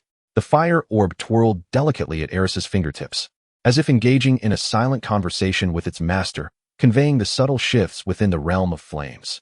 Suddenly, at that moment, the orb began to pulse violently, emitting a faint yet urgent buzzing sound. Though subtle, the sound resonated with power, as if relaying some significant message. The orb's brightness intensified, seemingly stirred by a formidable force. Flickering dramatically in Aerys' palm, a deep crimson light flickered in the depths of Aerys' eyes, his expression sharpening with focus. He gently cradled the fire orb, attuning himself to its oscillations, and murmured, "The concept of flame begins to waver. It seems the first child of the God King is on the verge of birth." His voice bore a trace of undeniable excitement, as if the arrival of this child was the long-awaited opportunity he had been anticipating. Aerys carefully set down the fire orb and rose with a graceful composure, each movement seemingly deliberate and contemplative. He turned slowly, his gaze piercing through the temple's walls towards the direction of the Temple of Time. A profound contemplation lingered in his eyes, as if weighing some significant decision. His brow furrowed slightly, reflecting the gravity of his thoughts. In a low, calm voice, he murmured to himself, "In this light, my plans must commence as well." Chapter 84. Limitations on Mount Otris. The air felt as though it had solidified, enveloped in a tense and weighty atmosphere. Within the hallowed halls of the Temple of Time, the anguished cries of a mother in labor reverberate through the vast chamber. Each groan narrates the tenacity of life and the arduous journey of birth. These sounds echo against the ancient stone walls, resembling a solemn prelude to the arrival of life itself, imbued with strength and hope, as if heralding the imminent emergence of a new soul into this world. Yet, at the source of this momentous occasion, the countenance of the father, Kronos, does not reflect the anticipated joy of the gods. His expression, though heavy with the gravity of welcoming new life and profound concern for Rhea, conceals a subtle complexity of emotions. His eyes shimmer with conflict and turmoil, as if engaged in a silent battle with his own fears and anxieties. Meanwhile, Rhea is ensnared by the agony of childbirth, her entire focus consumed by the contractions and pain coursing through her body, leaving her oblivious to the expression on Cronus's face. She is wholly immersed in this struggle for life, each breath a defiance against fate. Beads of perspiration dot her forehead, her lips pressed tightly together, occasionally escaping a low groan, a silent scream for the miracle of birth. Perhaps, had she the clarity to perceive, she might uncover the truth hidden behind Cronus's seemingly sincere facade. The inner turmoil and contradictions within Cronus are artfully concealed behind his profound gaze. Rhea, in the throes of labor, instinctively yearns for the support of her husband, her voice tinged with urgency and helplessness. In this moment, she chooses to momentarily forget the thorn in her heart, longing solely for Cronus's comfort and solace. Her hands grasp his sleeve tightly, her eyes filled with expectation, as if searching for a ray of light in the darkness, hoping this illumination could dispel her present suffering and fear. Despite his deep-seated aversion to the unborn child, Cronus feels an overwhelming anxiety for Rhea, his gaze flickering with concern as he tightly clasps her hand, striving to impart strength. His fingers tremble slightly, yet he endeavors to maintain composure, as if conveying to Rhea through this gesture that he will be by her side to navigate this arduous moment. Do not be afraid. I am here with you. The voice of the god king Cronus resonates, deep and gentle, akin to a warmth within the night breeze, attempting to alleviate the tension and unease within the temple. His voice bears an almost imperceptible tremor, as if striving to mask the tumult within. He grips Rhea's hand firmly, his eyes filled with concern, yet deep within those profound orbs lies a maze of complex and conflicting emotions. Cronus's heart wrestles violently with its own despair. As he gazes upon Rhea's contorted face, twisted in pain, feelings of guilt and self-reproach engulf him. He wishes fervently to extinguish the life of the unborn child, to alleviate Rhea's suffering, to bring an immediate end to this interminable agony. However, he was acutely aware that he could not proceed in such a manner, for Rhea would never permit it. Yet, as Rhea gritted her teeth and persevered with unwavering determination, she suddenly sensed an unexpected resistance. This force seemed to emanate from an invisible corner, quietly spreading and rendering the already arduous process of childbirth even more formidable. Her body trembled slightly, as if struck by an unseen weight, her eyes reflecting a flicker of confusion and unease. This resistance appeared not to stem from her own body, but rather from a mysterious external power, silently obstructing the birth of new life. Rhea's breath quickened, beads of cold sweat adorned her forehead, shimmering under the light like witnesses to her suffering. She murmured, "Kronos, I feel an odd resistance." Her voice quivered, as if striving to articulate the intangible pressure she sensed, each word squeezed from her taut nerves. Deep within the primordial temple, Aerys gazed intently at the tumultuous flame dancing in his palm. The fire leaped, emitting faint crackles, as if it were narrating its wildness and might. Aerys's fingers trembled slightly, his movements gentle yet precise, as though he were beckoning something from a distant realm. His eyes held a depth of focus, as if engaging in a silent communion with a mysterious force, each glance imbued with strength and resolve. Just a gentle obstruction, he mused softly, a trace of a sly smile gracing his lips, revealing a blend of cunning and confidence. His gaze returned to the flame, a flicker of determination crossing his features, as if affirming his own power and intent. "All I require from the hearth is the essence of time." Aerys's voice resonated within the temple, as though conversing with the very fabric of the universe. A glint of cold calculation shone in his eyes, scrutinizing his plans, with each detail meticulously considered. With a subtle gesture, the flame seemed to be imbued with renewed vigor, becoming even more fervent and luminous. Then, Aerys gracefully rose, each movement executed with poise, as if choreographed with care. His gaze pierced through the thick walls of the primordial temple, directed towards the temple of time. There, Rhea's moans intertwined with Kronos's soothing words, reaching his ears. These sounds echoed through the corridors of the temple, narrating the capriciousness of fate and the fragility of life. A faint smile curved the corners of Aerys's lips, barely perceptible. His smile bore a hint of cunning and confidence, as if everything lay within his grasp. "Everything is proceeding according to plan," Aerys murmured, his voice tinged with satisfaction and anticipation. A glint of coldness shone in his eyes, suggesting that he had long been prepared for this game of fate. His fingers gently caressed the flames in his palm, as if he were savoring their power, or perhaps reminding himself that all this strength was under his command. His figure loomed large amidst the shadows of the temple, as if he had become the sovereign of this game. Chapter 85. Under constraint within the temple, Kronos furrowed his brow, his expression grave. Slowly he closed his eyes, beginning to attune himself to the divine essence emanating from the child soon to be born. It was a faint yet distinct surge of power, akin to the nascent dawn, imbued with warmth and purity, as if it were the unique radiance of new life. However, intertwined within this force was a familiar intensity, the hallmark of the realm of flames.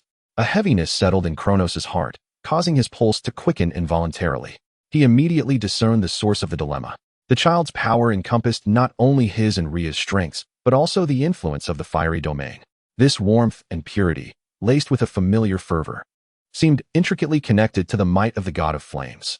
The fusion of these forces was both subtle and unmistakable.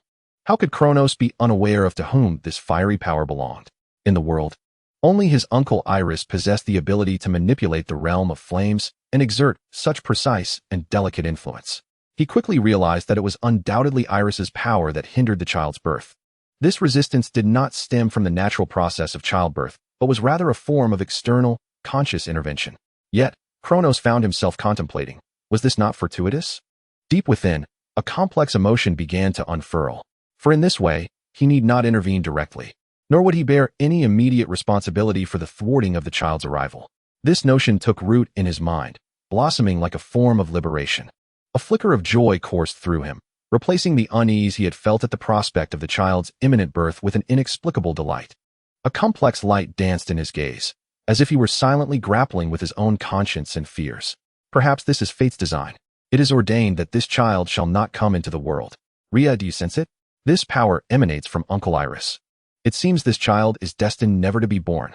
Kronos feigned solemnity as he observed Rhea's continued struggles, his tone laced with gravity. Concern flickered in his eyes.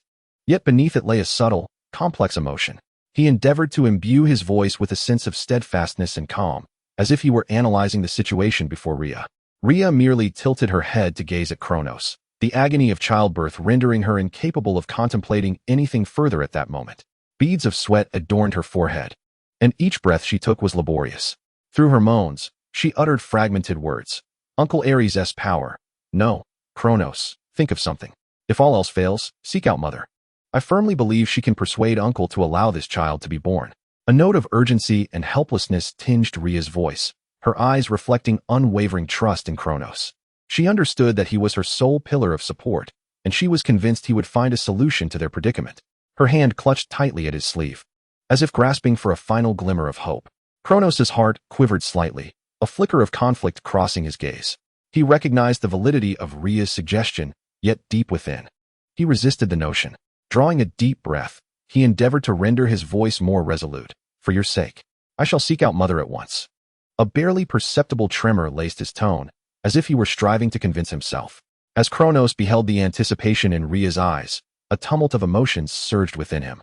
His gaze lingered on her face for a moment, as if searching for solace. He knew he could not disappoint Rhea, nor could he allow her to feel abandoned in her time of need.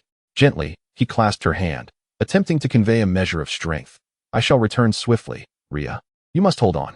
A flicker of reassurance graced Rhea's face, and though her voice was faint, it brimmed with determination. I believe in you, Kronos. I shall await your return. Her gaze sparkled with trust, as if to communicate that regardless of the challenges, she would wait for him. However, before Kronos could step beyond the threshold of the temple, a clear and composed voice resonated in the ears of the divine couple. The tone bore an air of casual indifference, as if the birth of this child was of little consequence. This dismissive attitude instantly thickened the atmosphere within the temple. If you wish for this child to be born, Rhea, you must sacrifice something in return. Aerys' voice was calm, yet powerful, echoing through every corner of the temple, sending a jolt through both Kronos and Rhea. His tone revealed no trace of anxiety. Instead, it exuded a disquieting composure, as though he had already orchestrated the events to come. Kronos' steps halted abruptly, his body stiffening slightly as he swiftly turned toward the source of the voice. A flicker of shock and anger flashed in his eyes, soon replaced by a complex swirl of emotions. He understood that Aerys' appearance signified their irrevocable loss of options, and that his plans had been irrevocably disrupted. Very well. The moment Rhea heard the voice of Aerys, she immediately acquiesced, disregarding the imminent objections of Kronos beside her. Though her voice was frail, It resonated with a profound determination and urgency. After all, she feared that if further delay ensued, the child might truly be unable to take breath. Despite her considerable weakness, Rhea held an unwavering faith that her uncle, endowed with divine power, would surely hear her. Her gaze fixated upon the dome of the temple, as if pouring every ounce of her strength into conveying her resolve to Aerys. Uncle Aerys, I am willing to pay any price for my child to be born safely. Indeed, the very instant Rhea assented, Aerys relinquished his restraint over the concept of flame. His movements were remarkably composed, as though everything lay within his control, merely awaiting the opportune moment to enact his plan. Within the Hall of Time, Kronos' countenance abruptly stiffened upon hearing Rhea's acceptance of Aerys' terms. A flicker of shock and unease crossed his eyes, caught off guard by Rhea's decision, which seemed to shatter his meticulously laid plans. His brow furrowed tightly, disbelief evident in his gaze, as if he could not fathom that Rhea would make such a decisive choice. Rhea, do you comprehend the gravity of your actions? Kronos gazed at his wife, his tone heavy, infused with palpable discontent. A hint of urgency flickered in his expression, as if striving to convey his apprehensions to Rhea. His voice quivered slightly, betraying the turmoil and anxiety within him. For Kronos understood that none who wielded great divine power were simple beings, and each decision made by Aerys might harbor deeper, more insidious intentions. Uncertain of Aerys' true motives, he warned, it will not be so simple to part with your strength. Kronos continued, his voice laced with unease. He grasped Rhea's hand tightly, attempting to transmit his concern through touch. A plea shone in his eyes, silently urging Rhea to reconsider. Rhea emitted cries of anguish, her voice laden with exhaustion and struggle. Each cry felt like a tearing at her heart, each contraction inflicting unbearable torment. Beads of sweat adorned her forehead, her body trembling slightly, as if engaged in a valiant battle against unseen agony. Hearing Rhea's pained cries, Kronos understood that this was not the moment for discourse. His heart constricted with concern, his eyes filled with helplessness. He could only stand silently by her side, holding her hand firmly, endeavoring to impart strength and support through his touch. His fingers trembled slightly, as if grappling to suppress his own anxiety and trepidation. Chapter 86. The Birth of the Hearth and Domestic Goddess. In that silent and enigmatic temple of time, a mournful groan pierced the tranquility, as if the very fabric of space and time trembled at this sudden sound. In an instant, flames danced, and a goddess, bearing a torch, emerged slowly from the searing and radiant fire. Her arrival resembled that of a spirit of light, exuding warmth and gentle luminosity, dispelling the shadows that lingered within the temple and illuminating every corner. This newly born goddess possessed a delicate and serene visage, as if meticulously sculpted from the purest light. With every inch of her skin radiating a soft glow, her eyes sparkled with a tender curiosity about the world, akin to nascent stars, brimming with a thirst for the unknown and a desire for exploration. Her emergence seemed to bestow upon her a divine warmth from nature itself, enveloping her in a gentle and amiable radiance capable of banishing all darkness and chill. The warmth of the hearth imparted endless tenderness to her, and every movement she made appeared exquisitely delicate, as if she feared to disturb the serenity of this world. The concept of home rendered her humble and reserved, warm and affable. As the goddess stepped lightly, the torch in her hand began to sway gently, the flickering flames seemingly narrating a tale of care for all living beings, wishing to bring them a touch of warmth and hope. The birth of the goddess was akin to a beam of light, piercing through the river of time, illuminating the softest recesses of all beings' hearts, allowing them to feel the warmth and tranquility of home. Kronos gazed upon this newly born goddess, a tumult of complex emotions welling up within him. Upon learning the child's gender, the tension deep within him dissipated instantly, replaced by a profound sense of relief. He silently murmured, "A goddess! How wonderful!" A gentle glow flickered in Kronos' eyes, as though he had finally set down a heavy burden. His previously taut shoulders relaxed slightly, and his expression softened, revealing a rare smile of tenderness. In that moment, he was no longer the formidable king of the gods, but an ordinary father, filled with joy at the arrival of his child. To Kronos, the birth of the goddess signified liberation. He understood that she lacked the qualifications to vie for the throne of divinity, which allowed him to relax instantly. He no longer needed to fret over the struggles for power or the uncertainties of the future. Just as Kronos exhaled in relief, the newborn goddess, with light and graceful steps, slowly traversed out of the temple. She appeared as a messenger on a mission, each step resolute and composed, declaring her birth to the world. This goddess, torch held high, bore lustrous golden hair inherited from her mother. The silky tresses cascaded like a golden waterfall from her crown, gently falling down her back, and artfully arranged into an exquisite bun at the nape of her neck. Her hair, elegantly styled in an intricate updo, is secured by a golden hairpin, delicately engraved with diminutive flame motifs, symbolizing the warmth of the hearth. Surrounding the goddess's coiffure are golden blossoms, intricately woven with threads of gold, glimmering softly and merging seamlessly with the overall hairstyle, infusing it with an aura of warmth and beauty. Clad in a dress of cream white, the fabric is soft and pure, seemingly crafted from the finest clouds, light enough to float with the gentlest breeze. The neckline and cuffs of the gown are adorned with golden embroidery, depicting flames and familial symbols, such as the silhouettes of family members or tender scenes of togetherness. The hem is designed with layers of pleats, each outlined with golden threads tracing the patterns of fire, while tiny golden beads embellish the edges, swaying gently with her every step, reminiscent of dancing flames. Around her waist, a golden belt cinches her attire, embellished with dainty gemstones. Each end of the belt is adorned with golden tassels that sway gracefully with her movements, narrating the inherent mission and responsibility she carries.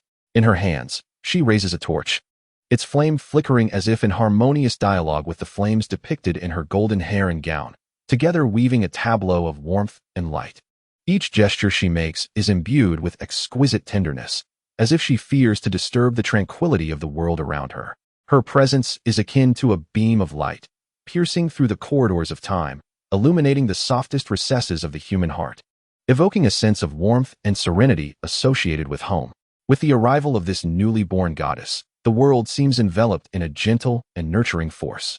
An aura of peace begins to permeate the air, as if time itself slows its pace to witness the sanctity and beauty of this moment. In this instant, the voice of the divine resonates throughout the cosmos, solemnly proclaiming her name, Hestia, the goddess of the hearth and home. Her name radiates like a warm ray of sunshine, spreading across every corner of the earth. Every being that hears her name feels an intangible force stirring within, as if echoing from the depths of their souls. This force is gentle yet resolute, reminding every life form that, regardless of their circumstances or the storms they weather, the warmth of home and the light of the hearth will always be their most steadfast refuge. Furthermore, upon the divine declaration of Hestia's birth, miracles unfold. As if in response to her name, every household hearth ignites in an instant, the flames burning with harmonious warmth, akin to the torch held by Hestia herself, illuminating the corners of every home and dispelling darkness and cold. The creatures of the earth were instantly overwhelmed with joy, for they felt an unprecedented sense of peace and warmth. Their hearts brimmed with gratitude, for they understood that their cherished homes had gained a guardian, a goddess capable of bestowing harmony and tranquility. One by one, they emerged from their abodes, gazing skyward, expressing their appreciation and reverence towards Hestia. Thank you, Goddess Hestia, for being the protector of our families. Their voices melded into a harmonious chorus, resonating throughout the world. This expression was imbued with sincerity and respect, akin to a hymn extolling Hestia's compassion and might. Hestia smiled gently, her gaze soft and benevolent, seemingly responding to the heart's calls of every living being. Her smile radiated a touch of innocence and warmth, as if assuring each soul that she would forever safeguard them. Her voice, tender yet resolute, declared, "I shall protect every family, ensuring that warmth and harmony endure eternally." Her words swept through like a gentle zephyr, caressing every corner. Her presence seemed to infuse the world with a newfound strength, a warmth, humble yet powerful. The name Hestia would become a symbol of warmth in the hearts of all, the guardian of the home. Bathed in this warm glow, the world transformed into a realm of serenity and beauty. Every household felt Hestia's blessings. Every spirit was filled with hope and tranquility. Hestia's torch continued to blaze, illuminating every shadowy nook, her name destined to be eternally cherished as synonymous with home and warmth. Chapter 87. The transaction of time. Upon receiving the acknowledgement of the laws, Hestia returned directly to the Temple of Time to pay homage to her parents. Her return seemed to breathe new life into the ancient sanctuary, which glimmered anew under the sound of her footsteps. The moment Hestia entered the Temple of Time, her gaze was immediately captivated by the figure of Rhea. Rhea, the gentle and magnificent mother, stood at the center of the temple, radiating a maternal glow. This sight sparked warmth and familiarity in Hestia's eyes, as if Rhea's embrace were her everlasting refuge. Rhea's gaze also found Hestia the moment she entered the sanctuary. filled with love and pride. She recognized the purity and goodness of this newly born goddess, as well as the innate warmth that emanated from her. Hestia approached Rhea slowly, each step imbued with solemnity and tenderness. Her eyes remained fixed upon Rhea's face, as if in search of that familiar warmth. Upon reaching Rhea, she gently knelt and whispered, "I pay my respects to you, my beloved mother." In the eyes of the goddess of the hearth, there was a profound attachment to her mother, each step akin to drawing closer to a harbor deep within her soul. After Hestia greeted Rhea, she turned her gaze toward Kronos. A flicker of anticipation danced in her eyes, but soon her voice trembled slightly. "My noble father, the goddess of the hearth sends her regards." Although Hestia had only just come into existence, she could keenly sense her father's disapproval, a sentiment that instilled fear within her. She could not comprehend why he regarded her in such a manner. Hestia's gaze lingered on Kronos' face for a moment, seeking a hint of warmth and acceptance. Yet all she encountered was an overwhelming sense of estrangement. Kronos' expression was stern, devoid of any tenderness, and instead bore an almost imperceptible wariness. A wave of unease washed over Hestia. Her fingers trembled slightly as she gripped the torch tightly, as if searching for a semblance of support. "It is good that you were born unharmed. After all, your mother sacrificed much for your safe arrival," Kronos stated flatly, his tone devoid of emotional fluctuation. His gaze held a trace of detachment, as though he were deliberately maintaining a distance. Despite the absence of overt malice in his words, the coldness of his tone felt like a chilling breeze, leaving Hestia unsettled. A tremor of apprehension coursed through her. She sensed the emotional chasm in her father's words. She lifted her head, attempting to meet his gaze with resolve, yet her eyes betrayed a flicker of confusion. "Father, Hestia began to speak, but found herself at a loss for words. She felt the distance emanating from him, but was uncertain how to bridge the silence. Observing the impending stalemate between them, Rhea quickly interjected, "My child, your father is merely weary. He requires time to adjust to all of this." Rhea's voice was gentle and imbued with love, as if a warm force sought to alleviate Hestia's inner turmoil. She tenderly grasped Hestia's hand. Her eyes filled with understanding and support.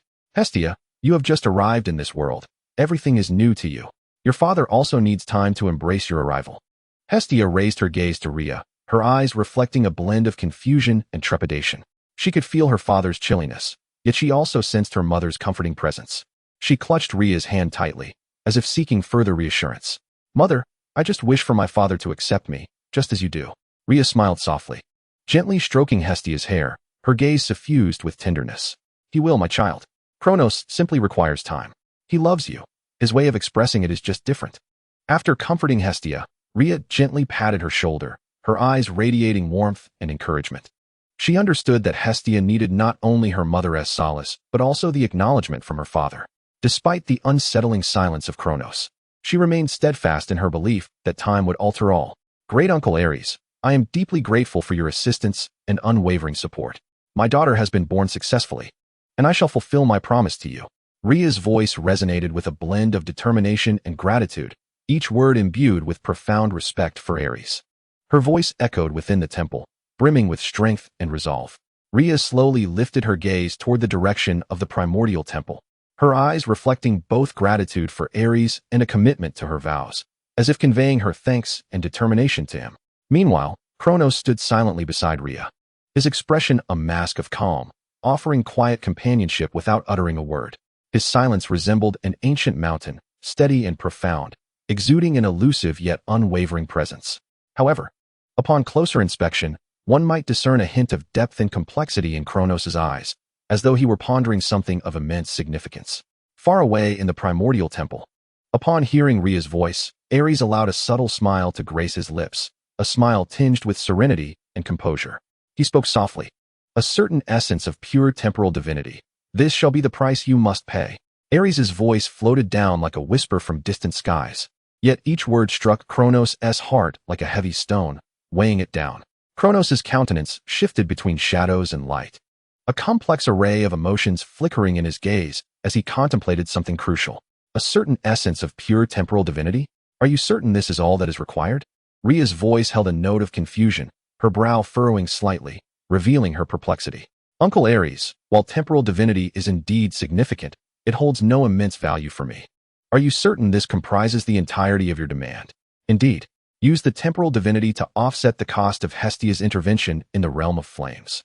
When Aerys' voice resonated once more, Rhea did not hesitate to extract pure divinity from within herself.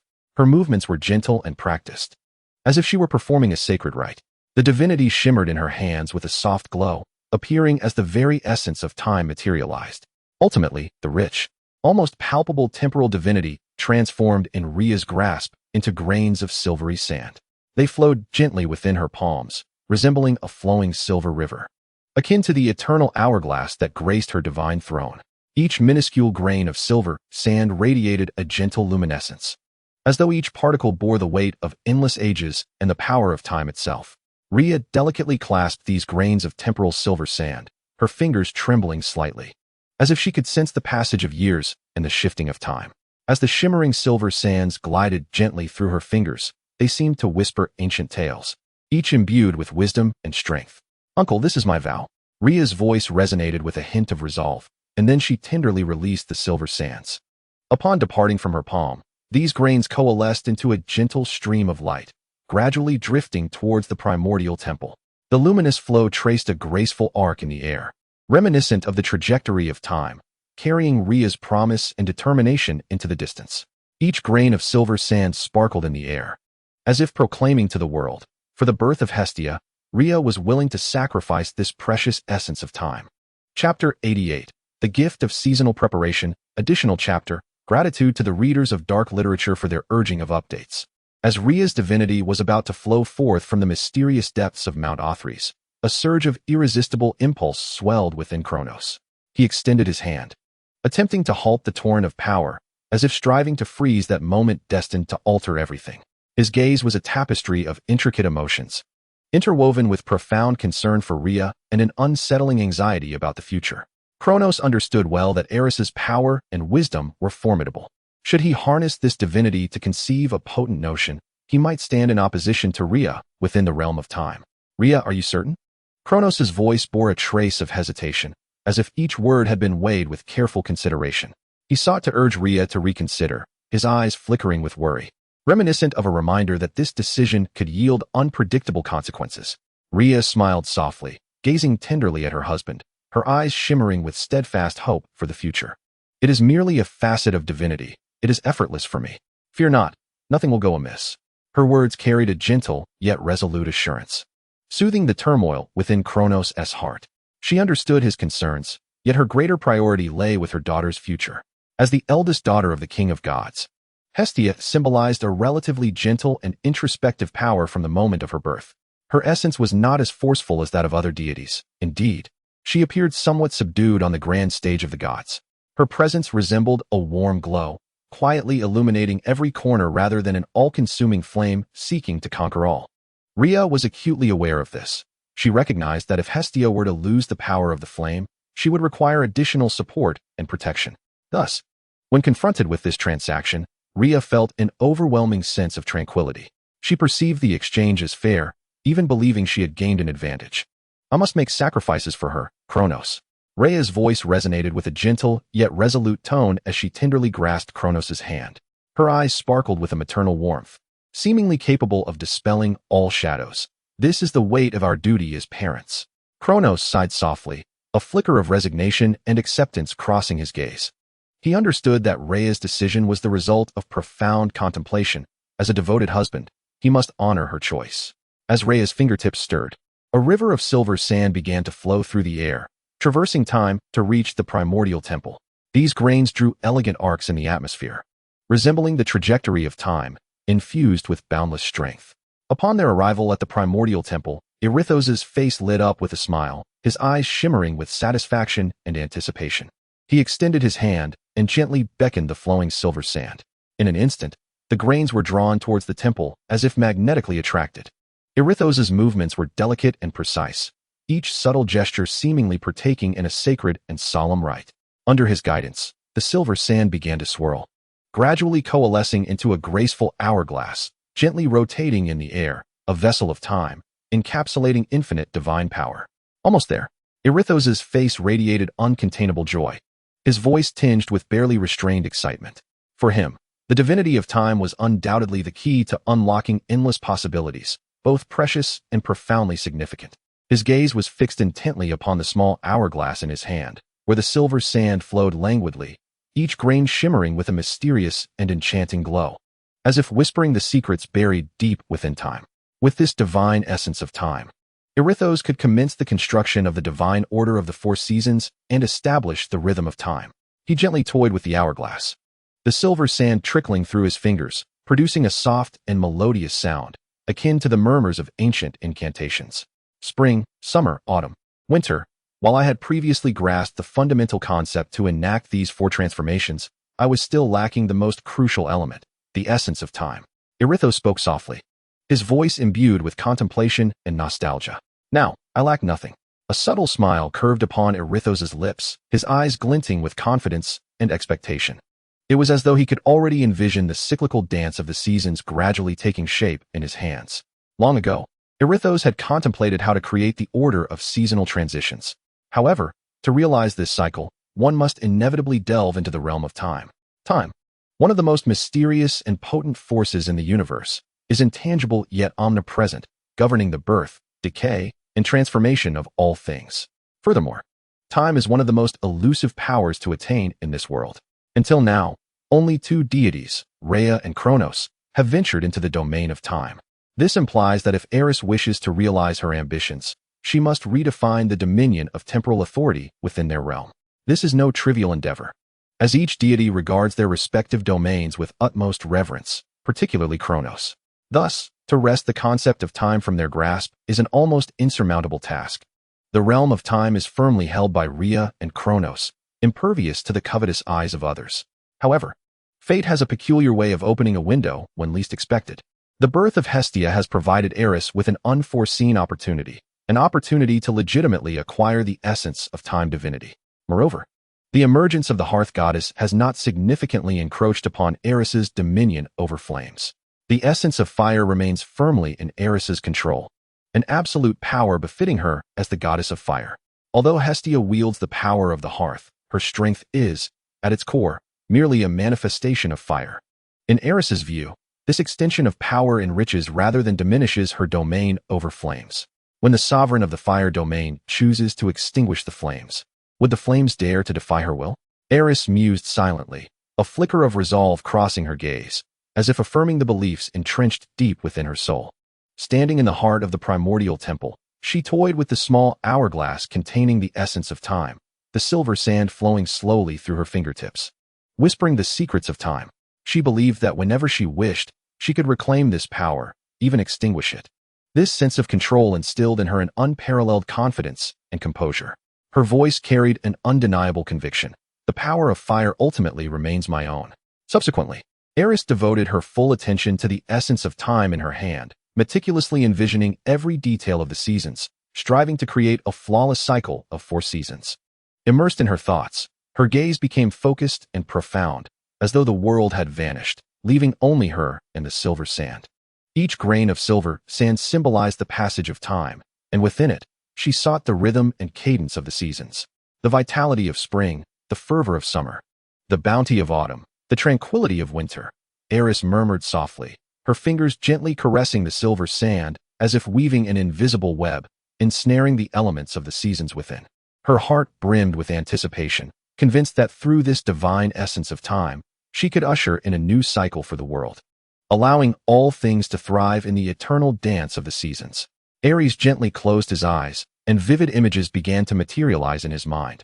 In spring, all things revived. The earth donned a fresh coat of tender green, and flowers swayed delicately in the gentle breeze. In summer, the sun blazed fiercely. The fields teemed with life, and the chorus of cicadas filled the air. In autumn, golden rice paddies undulated with the wind, laden with bountiful harvests, and the joy of reaping resonated in every corner. In winter, a blanket of white snow enveloped the world in tranquility, as all living things gathered strength in the cold, awaiting the arrival of the next spring. Chapter 89. Spring and summer. Deep within the primordial temple, Aerys stood alone, his figure towering majestically amid the shadows and light of the sanctuary. At this moment, he had devised an extraordinary plan for constructing the perfect cyclical seasons. A glimmer of wisdom sparkled in his eyes, as if he could already perceive the unfolding tapestry of the 4 seasons before him. Once his visions were fully formed, Aerys commenced the creation of the seasons. He inhaled deeply and began his act of creation. His voice reverberated through the temple, solemn and resolute, akin to the resounding toll of a great bell, shaking the very foundations of the world. Great laws. I am the deity of land shaping and guardianship, the sovereign of primordial waters, the master of temperature, and the protector of nature. Today, I establish the order of the seasons with the sands of time, delineating the chapters of spring, growth, harvest, and slumber. Aerys then slowly raised the hourglass in his hand, which emanated a soft glow, as if it contained boundless mysteries. He watched as the silver sands of time flowed gently through his palm, resembling a flowing river of silver, shimmering with a gentle radiance. Subsequently, with a delicate gesture, Aerys sent the silver sands forth, transforming them into gentle beams of light that merged into the void. Each grain of silver sand symbolized the passage of time, and their movement constituted the rhythm of the seasons, thus establishing the parameters for the growth and reproduction of flora and fauna. Aerys' voice softened further, imbued with warmth and compassion, as if soothing all living things in the world. He understood profoundly that the cycle of the seasons was not merely a natural law, but an integral part of life itself, a cornerstone for every being that thrives upon this land.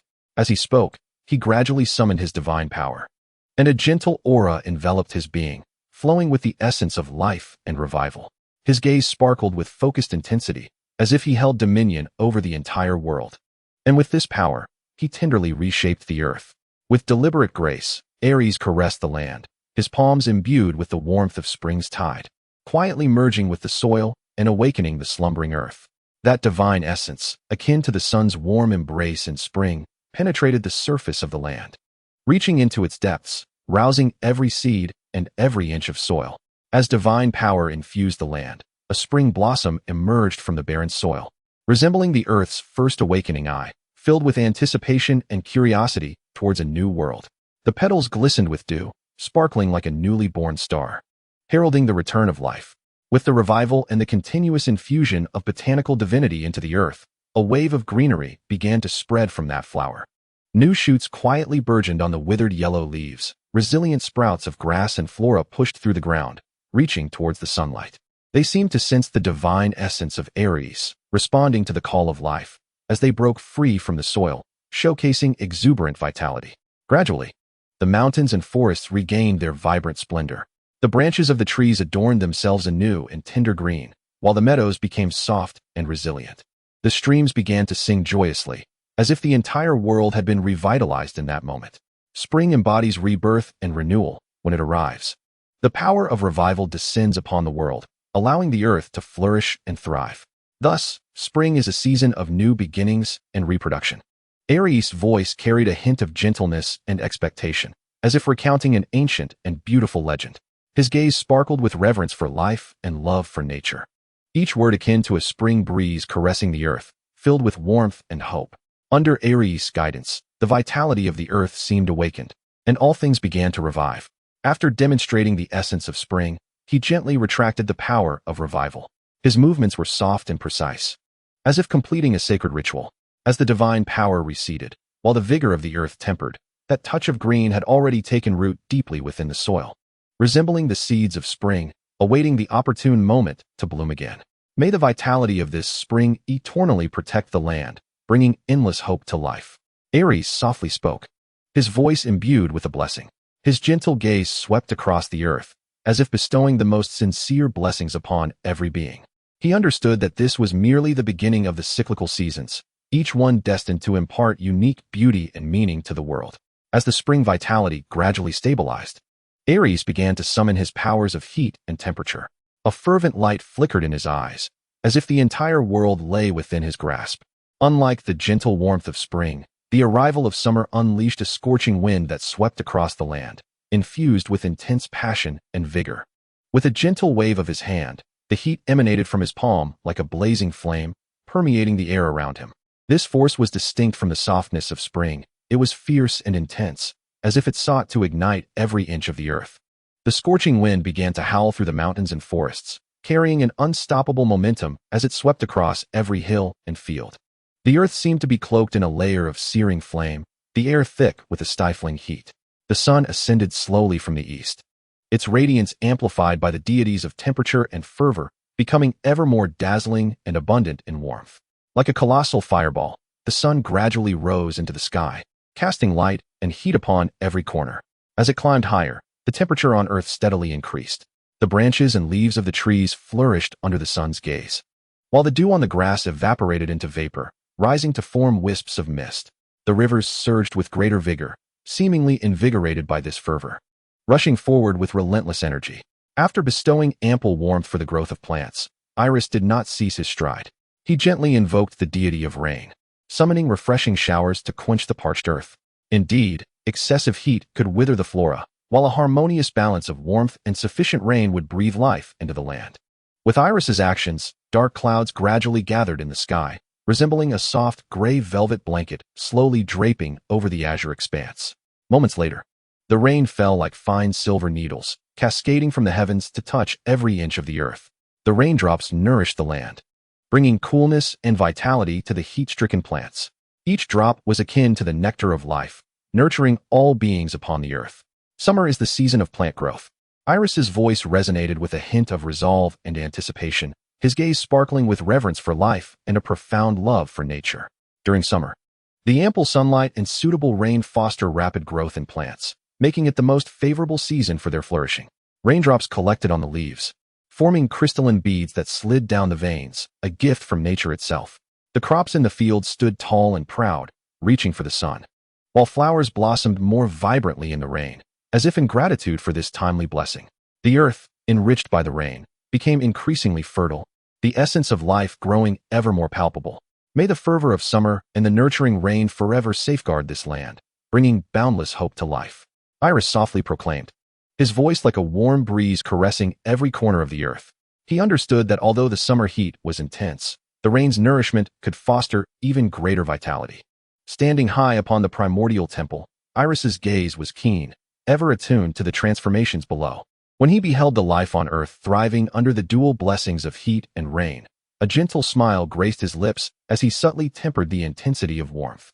His movements were gentle yet precise, as if he were meticulously regulating the earth's temperature, with every detail revealing his profound respect and nurturing care for nature. Chapter 90. Autumn and winter. As the fervor of summer gradually waned, the heat waves upon the earth began to dissipate slowly. The once sweltering air transformed into a gentle and soothing embrace, with a delicate chill quietly permeating the atmosphere, as if the earth were softly singing a prelude to the impending season. The sun still hung high, radiant and resplendent, yet its fierce blaze had receded, replaced by a warm and tender glow that bathed every inch of land, draping the world in a gossamer veil of golden light. Meanwhile, Aerys commenced the activation of his formidable divine powers. He first summoned the deity of plants, allowing the vital energies of life to flow like a gentle stream into every pore of the earth.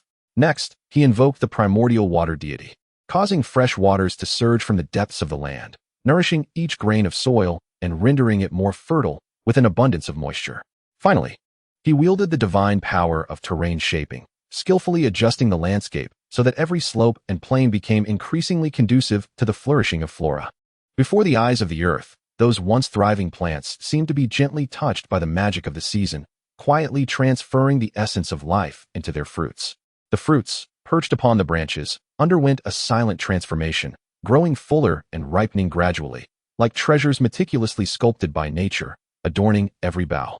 Under the tender caress of sunlight, they shimmered with an alluring sheen, heavily bowing down, as if proclaiming nature's generous gifts to the world, patiently awaiting the moment of harvest. In the fields, the crops donned their golden attire, undulating in waves. The wheat and rice swayed gently in the caress of the breeze, producing a soft whisper, as if recounting the joy of the harvest or singing an ode to the earth. Those golden waves resembled the earth's smile, warm and contented.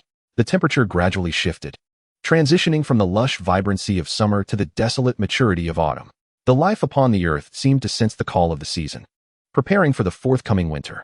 The leaves of the trees were gradually tinged with gold, fluttering down like butterflies in a graceful dance, ultimately carpeting the ground in a golden layer, bestowing a warm cloak upon the earth.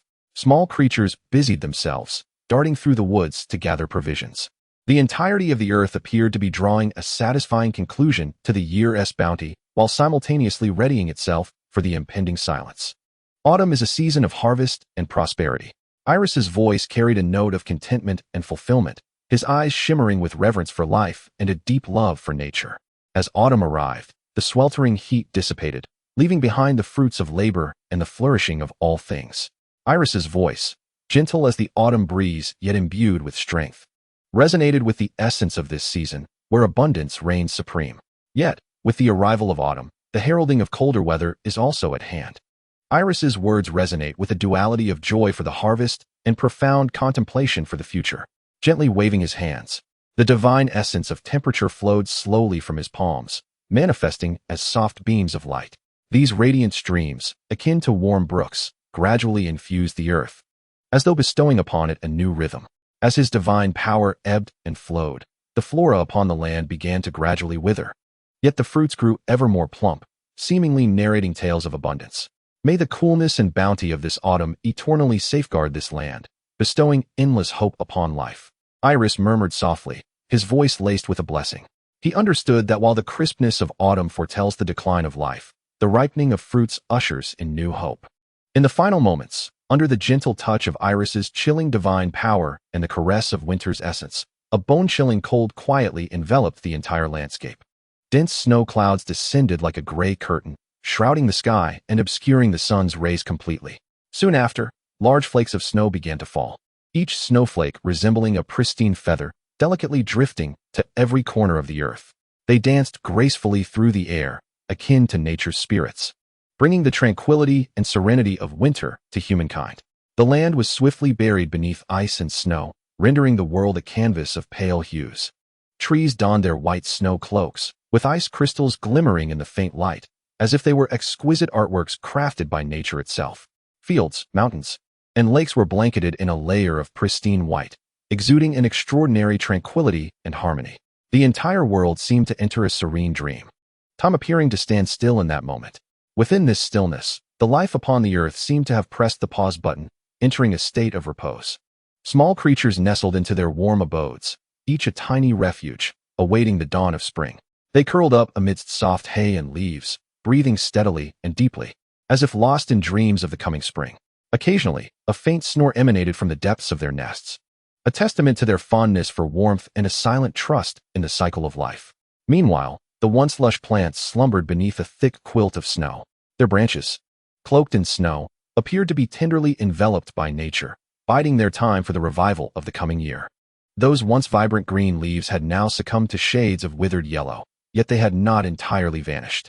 Their roots remained deeply entrenched in the soil, drawing nourishment from the earth, gathering strength for the forthcoming season. Beneath this tranquil snowy expanse, the pulse of life continued to flow quietly, awaiting the first ray of spring sunshine to rekindle vitality. Winter, indeed, is the season of death and slumber, where coldness and repose dominate the palette of the season.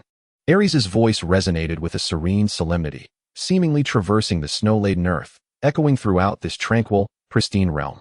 His gaze sparkled with a reverence for life and a profound love for nature, embodying a deep yet gentle emotion, as if narrating an ancient and eternal truth.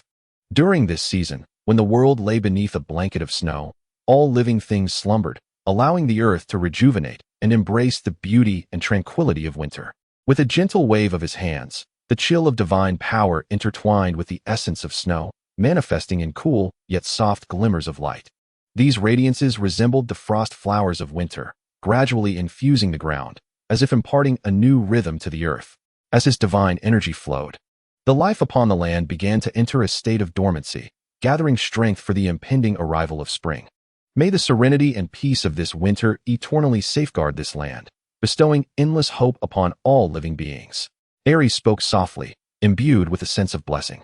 He understood that while the cold of winter heralded a period of slumber, it also marked a crucial moment for the earth to regain vitality. In this tranquility, the seeds of life quietly nurtured within the soil, awaiting the arrival of spring. After a span of winter's embrace, Aerys tenderly withdrew his powers of cold and snow. His movements were gentle yet precise, akin to the completion of a sacred ritual. His hands gradually came together, the icy luminescence in his palms dimming, reminiscent of winter's frost flowers gently dissipating under the sun's warmth.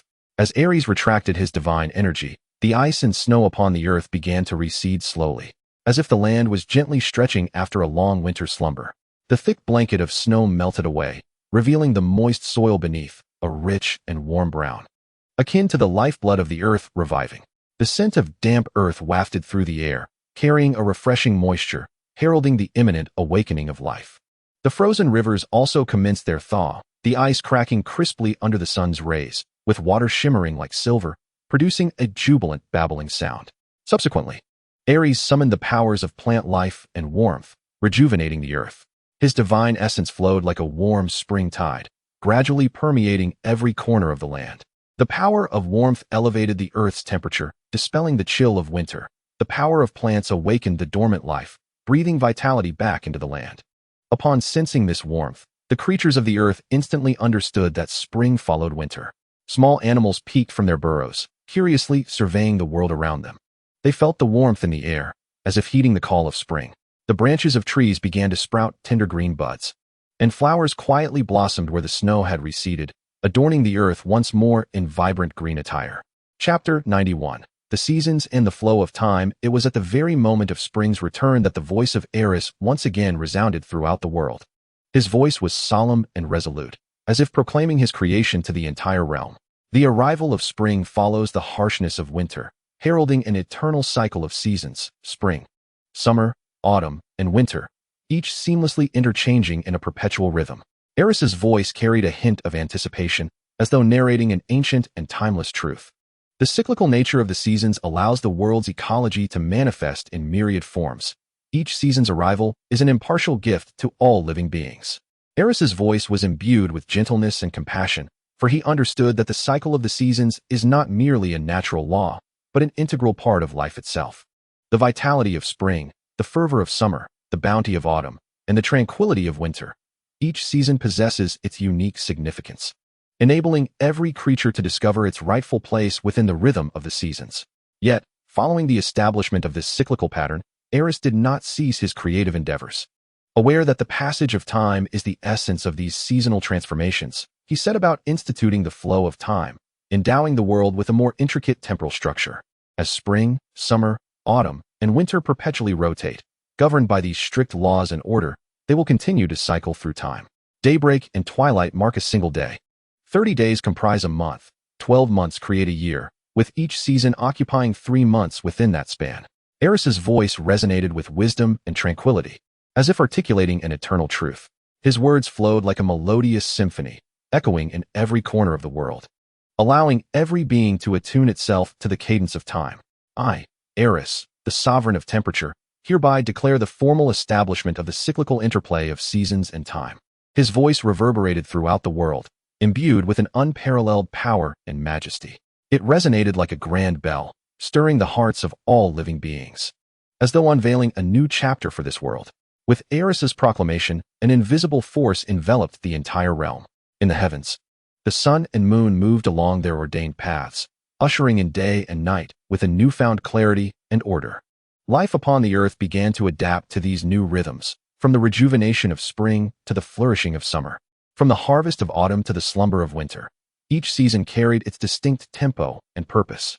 As the seasons and the flow of time were established, the divine essence of time, which had been gently flowing above the primordial temple, merged unreservedly into the fabric of the world's laws at the moment of Aerys's solemn declaration, akin to a gentle stream converging into the vast ocean.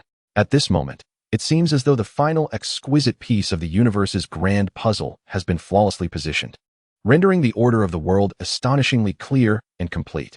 The very fabric of time has also become more lucid, having borne witness to the entire cycle of the seasons. From the rebirth of spring to the lushness of summer, from the harvest of autumn to the slumber of winter, each fleeting moment is indelibly etched in the river of time. This transforms time from an abstract notion into a tangible and orderly entity, intricately intertwined with the cyclical nature of the seasons, thus forming a complete and harmonious system. The concepts within the realm of time have been thoroughly perfected and elevated. What was once vague and abstract has now taken on a more concrete and structured form. Time is no longer merely a passage. It possesses a distinct rhythm and defined milestones. Each season corresponds to specific temporal markers, each imbued with its unique significance and purpose. The order of time has become more rigorous, and the rhythm of the seasons has grown increasingly pronounced. In the depths of the Temple of Ages, the goddess of time, Rhea cannot help but widen her eyes in astonishment at this moment. A dazzling light of disbelief flickers in her profound gaze, as if witnessing an unprecedented miracle. As the deity of time, she is acutely aware of the complexities and profundities within this domain, understanding that even the slightest alteration could trigger unforeseen cascading reactions. Yet, all that Aerys has accomplished seems to have infused this realm with renewed vigor and order, clarifying the previously chaotic strands of time. In her grasp lies an ancient bronze mirror, an artifact she wields to govern the flow of time throughout the world. At this juncture, the river of time reflected in the mirror surges forward in a wholly new manner. The flawless fusion of the seasons with time has rendered its rhythm more harmonious, with each seasonal marker akin to carefully woven notes, composing the symphony of time. Rhea's heart brims with awe. She never anticipated that the order of time could be so artfully redefined. "Uncle, what have you done?" Rhea murmurs, her voice tinged with reverence. She comprehends that Aerys's creation is not merely a simple proclamation, but a profound revolution of time. Through his wisdom and might, he has seamlessly intertwined time with the rhythms of nature, allowing time to transcend its solitary existence. With the establishment of the seasons and temporal order, the supreme essence of law begins to tirelessly refine the myriad concepts associated with the seasons, meticulously completing their corresponding categories. The power of the law weaves the cycles of the seasons with the flow of time, creating a flawless system. This force is akin to the gentle breeze of spring, tender yet resolute, traversing every corner of time and season, binding them together inextricably. The rhythm of the seasons intertwines with the fabric of time, endowing each season with distinct temporal markers. Under the influence of this force, spring transcends its role as merely a symbol of rebirth. It emerges as the genesis of time, heralding the resurgence of life. Summer's exuberance represents the zenith of time, embodying the peak of vitality. Autumn's harvest signifies the sedimentation of time, serving as a reward for life's endeavors. Winter's slumber embodies the repose of time, a moment for the earth to gather strength. Under the dominion of law, the entire world seems to have been pressed by an acceleration button. The once resurgent spring is swiftly supplanted by the fervent summer, followed closely by the crisp autumn and the snow-clad winter, each emerging in succession to grace the world. Finally, as many life forms remain unresponsive, the world is gently swept again by the power of law, returning to the embrace of spring. It is as if time completes a flawless cycle within the rhythm of the seasons, returning everything to its original inception. In Chapter 92, within the swift rotation of the seasons and time, the law validates all. It stands as a supreme judge, surveying every corner of the world. Sensing the officially birthed concept of the seasons, the gaze of the law then settles upon the deity sculpting the earth and the primordial waters below. Suddenly, the gods hear a deep and resonant hum emanating from the heavens, akin to an ancient melody echoing through every nook of existence, proclaiming the formal birth of the seasons. This sound penetrates the clouds, traverses mountains, and touches the hearts of all beings, bearing a solemn and sacred power that stirs the entire world.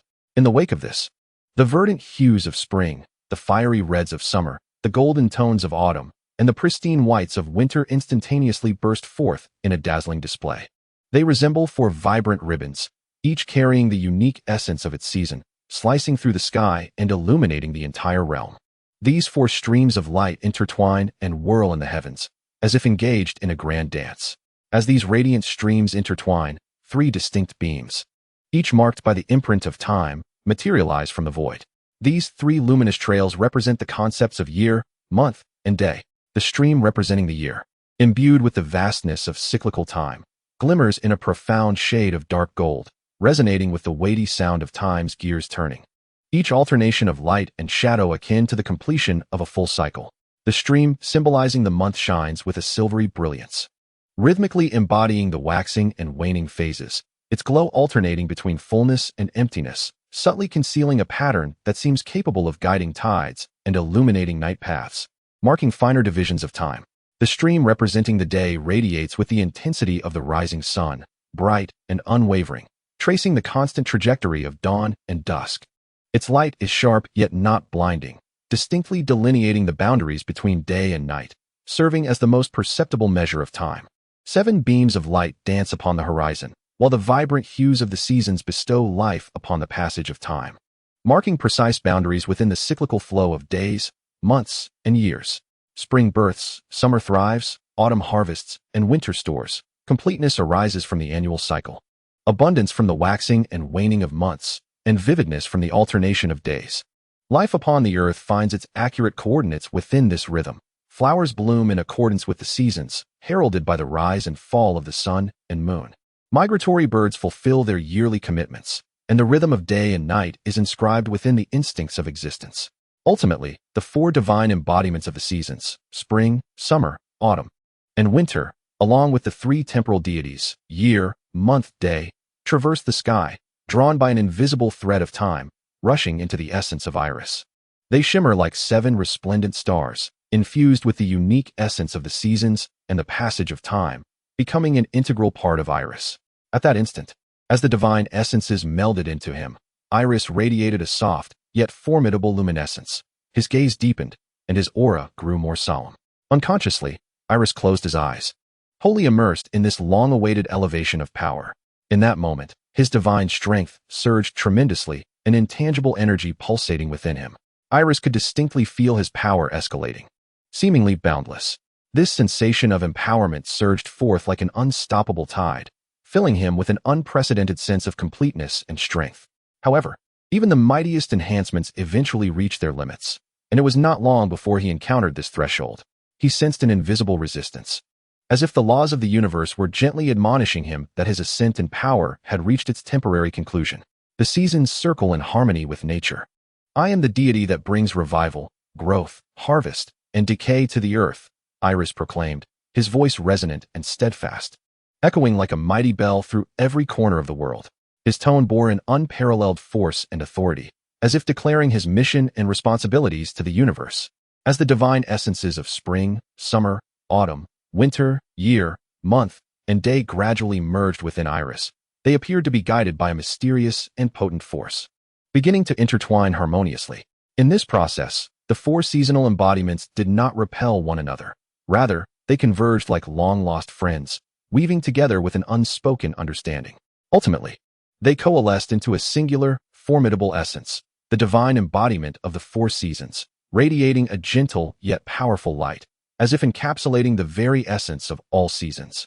Spring's verdant green, brimming with the hope of new beginnings and vibrant vitality, resembles freshly sprouted buds, teeming with boundless energy. Summer's fiery red, passionate and intense, mirrors a blazing flame, embodying fervor and fearlessness. Autumn's golden hue, steady and abundant, evokes the image of ripened wheat, laden with harvest and satisfaction. Winter's pure white, tranquil and serene, resembles the snow blanketing the earth, symbolizing stillness and introspection. For colors of radiant light intertwine, forming a unique and resplendent brilliance that is breathtakingly beautiful. The divine essence of the 4 seasons not only represents the cyclical nature of the seasons, but also symbolizes the passage of time and the rhythm of life. Within the luminous harmony of the 4 seasons' divine essence, the 3 divine entities of year, month, and day gradually embark on their journey of fusion. Ultimately, they converge into a brand new divine essence of time. This divine essence, born from the amalgamation of year, month, and day, emanates an undeniable sense of order from the moment of its inception. The shimmering hues of dark gold, silver white, and bright gold do not entwine at random. Rather, they flow along a constant trajectory. The bright gold sunlight acts as the most precise of pointers, flickering with a rhythmic frequency. It delineates the boundary between day and night, becoming the finest scale of time. Surrounding it is the silver-white moonlight, gently unfolding in a cadence of waxing and waning, linking each day and night into longer passages.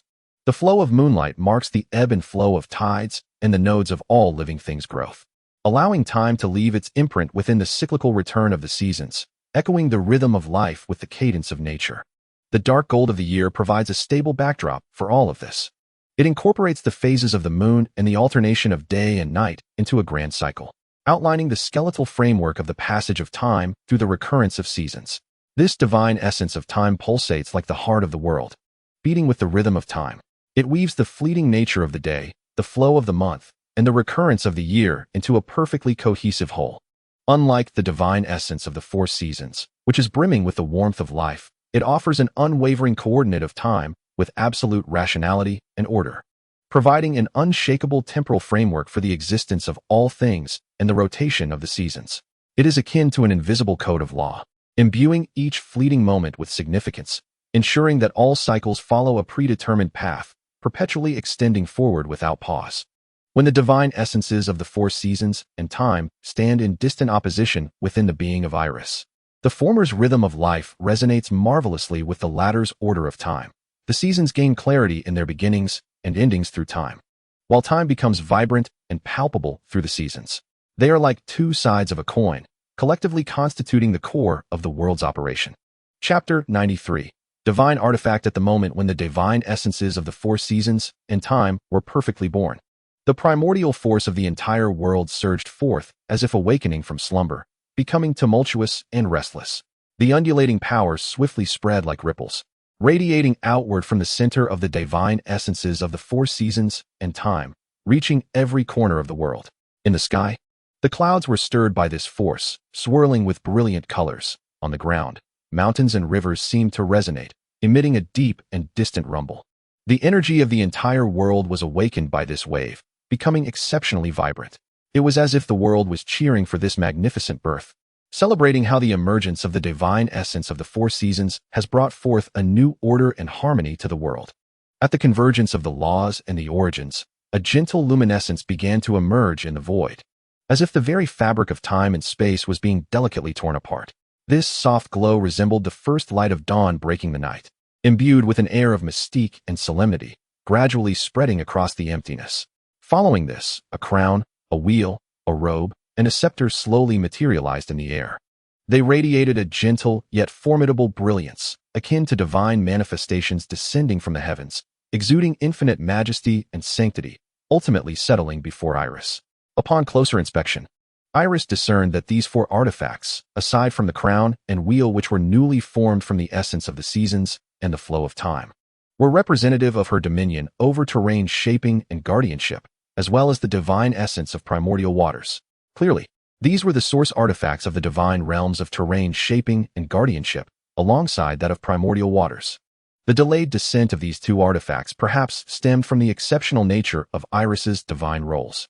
Their power was both profound and intricate, embodying the very foundation of all existence and the source of life, transcending the expectations of the laws themselves. Thus, when the laws conferred divine essence, these two artifacts were still in the process of gestation within their origin, awaiting the opportune moment. This resulted in Aerys's divine essence being fully realized, yet the corresponding artifacts remained in the primordial realm, yet to be successfully birthed. It was only with the emergence of the divine essence of seasons and time that the laws recalled the source artifacts of terrain shaping and guardianship and primordial waters had yet to be bestowed upon Aerys. Consequently, the laws dispatched these two artifacts, along with those of the seasons and time, into Aerys's possession. The artifact connected to the essence of the seasons, the crown of the seasons, appeared as a magnificent work of art, breathtaking in its splendor. The body of the crown was woven from four streams of light, each representing the unique hues of the seasons: the verdant green of spring, the fiery red of summer, the golden yellow of autumn, and the pristine white of winter. These luminous streams were not static. They flowed across the crown like living entities, intertwining to create a tapestry of vibrant and enigmatic patterns. At times, they coalesced into a blooming flower, while at others, they transformed into drifting snowflakes, ever-changing and mesmerizing. Atop the crown of the seasons, a gem radiating a gentle glow was embedded, resembling the essence of the seasons coalesced into one. This gem emitted a soft and warm light, not blinding, yet possessing a penetrating power that seemed capable of discerning the very origins of all things. The light of the gem harmonized with the flowing brilliance of the crown, creating a captivating aura of beauty and mystery. The emergence of the crown of the seasons appeared as an affirmation from the laws to Aerys, marking the ultimate recognition of the cyclical nature of the seasons. The source artifact of the divine essence of time was a wheel, known as the Wheel of Time. The roulette is entirely circular, its edges etched with delicate marks resembling stars. Dark gold, silver white, and rose gold shimmer and flow along the markings in a rhythmic dance, akin to the traces left by the passage of time. At the center lies the rose gold sun, rotating at a steady pace, each complete revolution mirroring the cycle of day and night, while the light spots along the rim flicker and fade, reminiscent of the dawn and dusk's eternal embrace. Surrounding it is the silver-white moon, sometimes contracting into a slender silver line, at times expanding into a full circle, precisely reflecting the waxing and waning of the lunar phases. The outermost dark gold year track rotates with a slow yet resolute rhythm. Integrating the alternation of sun and moon into a continuous cycle, the glimmering points upon it resembling the imprints of changing seasons. As this temporal roulette turns, one can almost hear the gentle sound of time flowing, with every marking resonating with the laws governing the cosmos. It stands not merely as a magical artifact, but as a symbol of time, embodying the passage of years and the rhythm of life. Each rotation of the wheel seems to narrate the story of time, from dawn to dusk, from full moon to new moon, from spring's bloom to autumn's harvest. From winter's snow to spring's return, the seasons cycle, leaving no trace, while the primordial water deity's foundational artifact is none other than the Staff of Origin, radiating a fresh and vibrant light. The design of this staff is imbued with the rhythms and harmony of nature. Its shaft is crafted from deep blue crystal, translucent and luminous, resembling the profound ocean, as if it could reflect the entirety of the world. The surface of the staff flows with a soft blue light, akin to water gently coursing within, imbued with a dynamic and mysterious aura. Moreover, at the pinnacle of the staff is set a crystal shaped like a droplet of water, seemingly condensed from the essence of water itself. It emanates a gentle and warm glow, symbolizing the source of life, quietly revealing the mysteries and powers of water. This staff not only signifies Eris's absolute mastery over the power of water, but also symbolizes his ability to manipulate its forms and flows at will, creating every conceivable water landscape. From babbling brooks to surging seas, from gentle rain to thundering waterfalls, all are under his dominion. The moment Aerys gently grasps the Staff of Origin with his right hand, it feels as though he forges a wondrous and profound connection with the world's water sources. A powerful and pure force surges within his palm, akin to a tide, rushing yet tender as jade, capable of penetrating all barriers, bringing forth boundless vitality and vigor. This force allows Aerys to sense that whether it be the vast and boundless ocean currents or the deep and tranquil sea, whether it be the babbling streams or the shimmering lakes, anything shaped by water lies within his control. This staff grants Aerys almost limitless possibilities, establishing him as the sovereign of water. However, he is equally aware that this staff is not merely an artifact of power, but also a symbol of responsibility. It symbolizes the nurturing and safeguarding of life, serving as a reminder for Aerys to wield this power with caution. The source artifact of geomorphological shaping and guardian deities is the Earth Robe, which emanates warmth and strength from the Earth. This robe appears as an embodiment of the Earth itself, encapsulating its primal energy. Its emergence signifies Aerys's absolute mastery over geomorphological shaping and the ability to mold the Earth at will, creating all manner of landscapes and sceneries. The Earth Robe is crafted from a fabric that is both soft and resilient, akin to the skin of the Earth. Imbued with the warmth of soil and the solidity of rock, it seems capable of repelling all external assaults, providing Aerys with formidable protection, enabling him to stand unwavering in the face of any challenge. Furthermore, the design of the Earth Robe is infused with the rhythm and harmony of the Earth, as if it were a tangible manifestation of the land itself. Its hue is a profound earthy tone, exuding a sense of gravitas and warmth, reminiscent of the Earth's complexion. The surface of the robe shimmers with a subtle golden glow, resembling the veins of the Earth gently coursing within, radiating a mysterious and potent aura. These golden threads appear as the lifelines of the Earth, connecting mountains, rivers, plains, and hills, symbolizing the vitality and vigor of the land. When Aerys dons the Earth Robe, he feels a powerful force flowing around his body, a force that seems to penetrate all, ushering in boundless stability and serenity. Clad in the Earth Robe, crowned with the season's diadem, holding the temporal wheel in his left hand and the primordial scepter in his right, he stands as a deity who has traversed from ancient times, sacred and solemn. His figure, illuminated by a gentle yet formidable radiance, appears grand and majestic, as if the very order of the world is intricately linked to him. The Earth Robe clings closely to his form, the flowing golden veins pulsating with the Earth's warmth and resilience, as if enveloped in endless protection. The season's diadem above his head shimmers with hues of verdant green, fiery red, golden yellow, and pristine white, each shift of light resonating with the rhythm of the seasonal cycle, bestowing upon him an eternal halo that transcends time. In his left hand, he grasps the temporal wheel, which turns steadily according to immutable laws, each rotation chronicling the world's transformations. From sunrise to sunset, from full moon to waning crescent, from the bloom of spring to the harvest of autumn, the passage of time leaves deep imprints on this wheel, which can remember it all. His right hand firmly clutches the primordial scepter, which glows with a soothing blue light. The crystal at its apex seeming to contain rushing streams and surging oceans. When Aerys holds this scepter, he feels the pulse of life as essence, a force originating from the depths of the earth, ceaseless and eternal. The arrival of these four artifacts not only endows Aerys with greater power, but also symbolizes his identity as the god of seasons, the god of time, the god of geomorphological shaping and protection, and the god of primordial waters, embodying a multitude of magnificent divine powers. Empowered by the divine artifact, Aerys stood there as if he were the very embodiment of nature, safeguarding the harmony and balance of the world. Chapter 94. Agriculture. Time flowed gently through the river of years, exuding a serene rhythm reminiscent of a sage, narrating tales of yore at a leisurely pace. Even the establishment of the seasons and the passage of time had become a matter of a century past, leaving only the imprints of time etched in every corner of the earth. Originally immersed in the divine perception of the seasons and their cyclical nature, Aerys was abruptly interrupted one morning as the sun rose, by a sudden fluctuation of power. This wave was akin to a gentle breeze caressing the surface of a tranquil lake, stirring ripples that quietly shattered the tranquility within him. Aerys slowly opened his eyes, a faint glow shimmering within. He gracefully raised a hand, channeling divine energy, cautiously seeking the source of that fluctuation. His divine power flowed like an invisible thread through the void, gradually honing in on its target. Ultimately, Aerys discovered that the source of the disturbance originated from the autumnic divine essence within his dominion over the seasons. This autumn essence, traditionally calm and serene, silently safeguarded the bountiful harvests and the melancholic beauty of autumn. Yet at this moment, it seemed inexplicably stirred by an unknown force. It was a call from life and nature, ancient and mysterious, imbued with endless allure.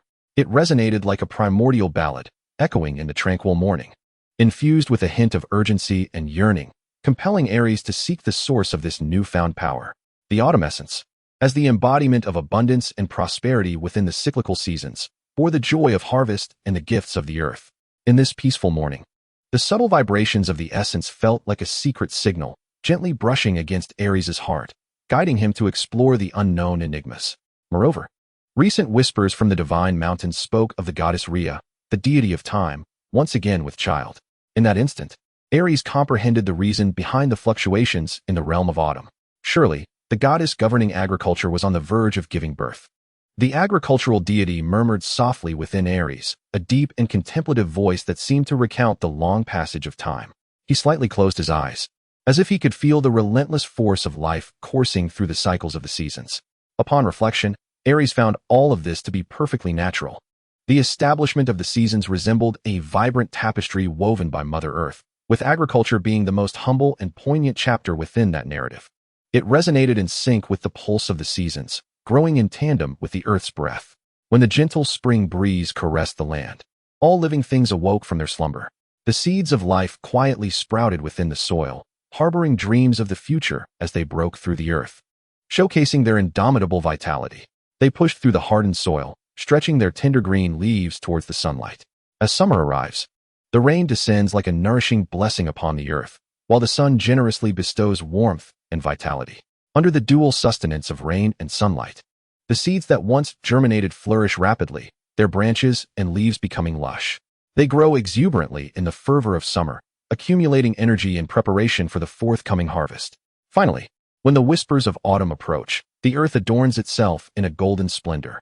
The once humble seeds now yield bountiful fruits, with heavy heads of grain bowing low and orchards laden with ripe produce, filling the fields with the essence of harvest.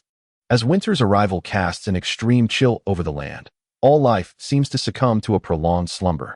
In this tranquil season, pests and diseases lose their nurturing habitat, vanishing into the frigid air.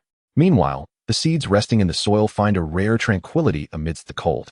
They silently gather energy in the embrace of the earth, awaiting the trumpet of spring to herald their emergence, embarking once more on a journey of life. The diligent toil of humankind has, to a significant extent, accelerated the rapid development of agriculture. The stable cycle of the seasons provides robust support, allowing them to refine their skills and enhance efficiency in the rhythm of sowing in spring and reaping in autumn. The golden race has become adept at cultivating grains. Every seed sown, every seedling nurtured, and every ear of grain harvested encapsulates their sweat and wisdom. In the spring fields, They meticulously select the plumpest seeds, carefully sowing them into fertile soil. Under the scorching sun of summer, they tirelessly water, weed, and fertilize the seedlings, nurturing each one with endless patience and love. Come autumn, they wield their sickles, harvesting the golden grains, their faces radiant with the joy of abundance. It is this dedication and refinement in agriculture that has hastened the emergence of agricultural divinity. Agriculture, yet another deity entwined with my domain. Aerys muses, seated upon his throne, propping his chin on his hand with a hint of amusement in his gaze. His voice is deep and magnetic, as if recounting a captivating tale. Aerys's tone carries a trace of mockery, yet devoid of disdain. On the contrary, a glimmer of pride sparkles in his eyes. He understands that the prosperity of agriculture is inextricably linked to the cyclical concept of the seasons and the fluctuations of temperature under his dominion. The transitions of the seasons provide the essential rhythm for agriculture, while temperature variations ensure that each phase arrives at the appropriate moment. The warmth of spring awakens the slumbering earth. The scorching heat of summer nurtures the growth of life. The coolness of autumn brings the joy of harvest. And the tranquility of winter allows the earth to recuperate. The appropriate temperature, accompanied by a harmonious balance of wind and rain, reflects his meticulous care for the earth. Eros maintains the equilibrium of the land with his own power, allowing life to flourish upon this soil. Thus, should Eros choose, he could effortlessly prevent the birth of the goddess of agriculture. After all, his dominion over the seasons and temperature is sufficient to disrupt the emergence of this deity. The rhythm of the seasons and the fluctuations of temperature pulse like the heartbeat of the earth, with him as the divine master of this pulse. A mere flick of his hand could send everything spiraling off course. Yet this time, Aerys is not inclined to obstruct the birth of the agricultural goddess. For from the last birth of Hestia, he acquired the divine essence of time, thus solidifying his own divinity over the seasons and the flow of time. Now, the divine couple who govern time hold nothing of concern for Aerys. Therefore, he is not prepared to defy the laws to prevent the birth of a deity this time. Chapter 95. The omen of birth. As time swiftly passes, a century has quietly slipped away.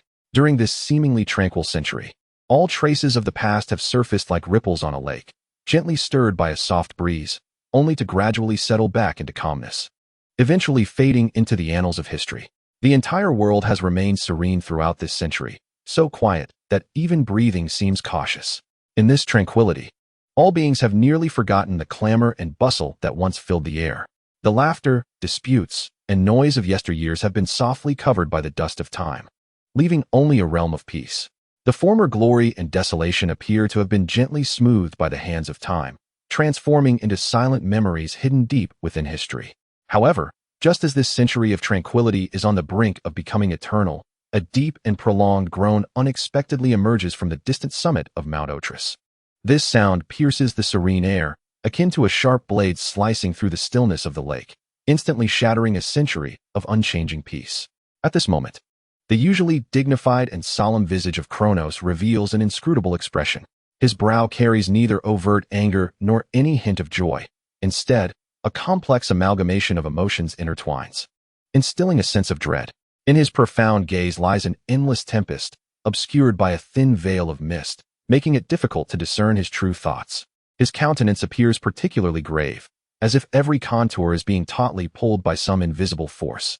His gaze is deep and distant, as if traversing the vast river of time, peering into an unknown and distant future. Those eyes, which typically shine with authority and wisdom, now seem shrouded by a mysterious veil, obscuring the depths of their meaning. The expression upon his face resembled the calm before a tempest, yet it also mirrored the tumultuous waves surging within his soul, compelling one to ponder the profound struggles that this illustrious divine king must have endured. What, then, could be the cause of Kronos' intricate demeanor at this moment? The answer has long been evident. It lies in the imminent arrival of his child. This child holds immense significance for Kronos, as it marks the birth of his second offspring in his protracted existence as a deity. This event should indeed be a source of unbridled joy, for the advent of new life typically symbolizes elation and hope, representing the continuity and legacy of existence. However, reality is far more complex. Currently, Kronos finds himself ensnared by an unprecedented conflict and entanglement of emotions. It feels as though two powerful forces are clashing violently within the depths of his heart, rendering him incapable of making a choice. Standing within the temple of time, Kronos appears somewhat isolated and forlorn. The faint moonlight cascades over him like a delicate veil, illuminating his weary visage and adding an air of melancholy to his countenance. Rhea, enduring the excruciating pains of labor upon her bed, glimpses Kronos, and a flicker of tranquility passes through her eyes. She seems unsurprised by her husband's presence, as though she had foreseen that he would be by her side in this pivotal moment. This serenity may stem from her profound trust in him. At this instant, all her suffering and turmoil seem to dissolve in the face of Rhea's unwavering resolve. The agonizing contractions intensify, prompting her moans to grow louder. Her body trembles slightly upon the bed, sweat dampening her hair, yet it fails to obscure the tenacity etched upon her face. Her hands grip the sheets tightly, her knuckles paling from the exertion. Nevertheless, Rhea's gaze remains resolute, devoid of any hint of retreat. Her eyes convey a maternal strength, an indomitable will that refuses to succumb to pain, no matter how formidable. Kronos approaches the bedside, clasping his wife's hand firmly, slowly channeling a portion of his divine power into her. His actions are both tender and steadfast, as if to convey to Rhea that he will face this ordeal alongside her. The divine energy flows like a warm luminescence through his palm, entering Rhea's being, bestowing upon her a modicum of solace and strength. Yet, simultaneously, Kronos' gaze is fixated on Rhea's noticeably swollen abdomen, as if he yearns to glimpse the new life eager to emerge from within. His eyes reflect a mixture of anticipation and trepidation, as though he seeks to capture every subtle movement of the impending life. As the labor progresses, the concept of the new deity inevitably stirs subtle ripples in the fabric of the world. The ripples emanating from the realm symbolized by the new deity were akin to a gentle breeze caressing the surface of a lake, subtle yet impossible to disregard. They spread throughout the cosmos, imbued with a nascent vitality and an air of enigmatic mystery. This phenomenon resembled a whisper from nature itself, softly recounting the birth of a new existence, allowing the entire world to partake in the essence of this rejuvenation. The deities connected to the forthcoming realm of this nascent god were, naturally, stirred by these unusual vibrations. Some were deep in contemplation within their sanctuaries, while others were fulfilling their divine duties. Yet they were all suddenly struck by this extraordinary disturbance. It felt like a delicate summons, penetrating their divine consciousness and awakening an ineffable premonition within their hearts. Consequently, they collectively turned their gaze toward the direction of Mount Otritus, their minds brimming with curiosity and bewilderment. Among these deities, the one most filled with inquisitiveness was undoubtedly Clyos, the god of growth. As he presided over the flourishing and propagation of plant life, his sanctuary resided within an expansive forest, where the seasons perpetually embraced spring and all forms of life thrived. His temple was encircled by ancient trees, with sunlight filtering through the leaves, casting dappled shadows on the ground. He often wandered through this verdant realm, attuning himself to the pulse of life and listening to the symphony of nature. When the mysterious waves from Mount Otritus reached him, this deity of growth immediately sensed a familiar essence. His divine awareness swiftly captured this essence. Yet the latent power it carried made him acutely aware that the domain wielded by the unborn child upon the sacred mountain was undoubtedly intertwined with growth. This connection resembled a hidden thread, igniting a profound curiosity within Clyos. Whether it was a subtle resonance or some latent bond, it was sufficient to draw Clyos' attention toward this new god.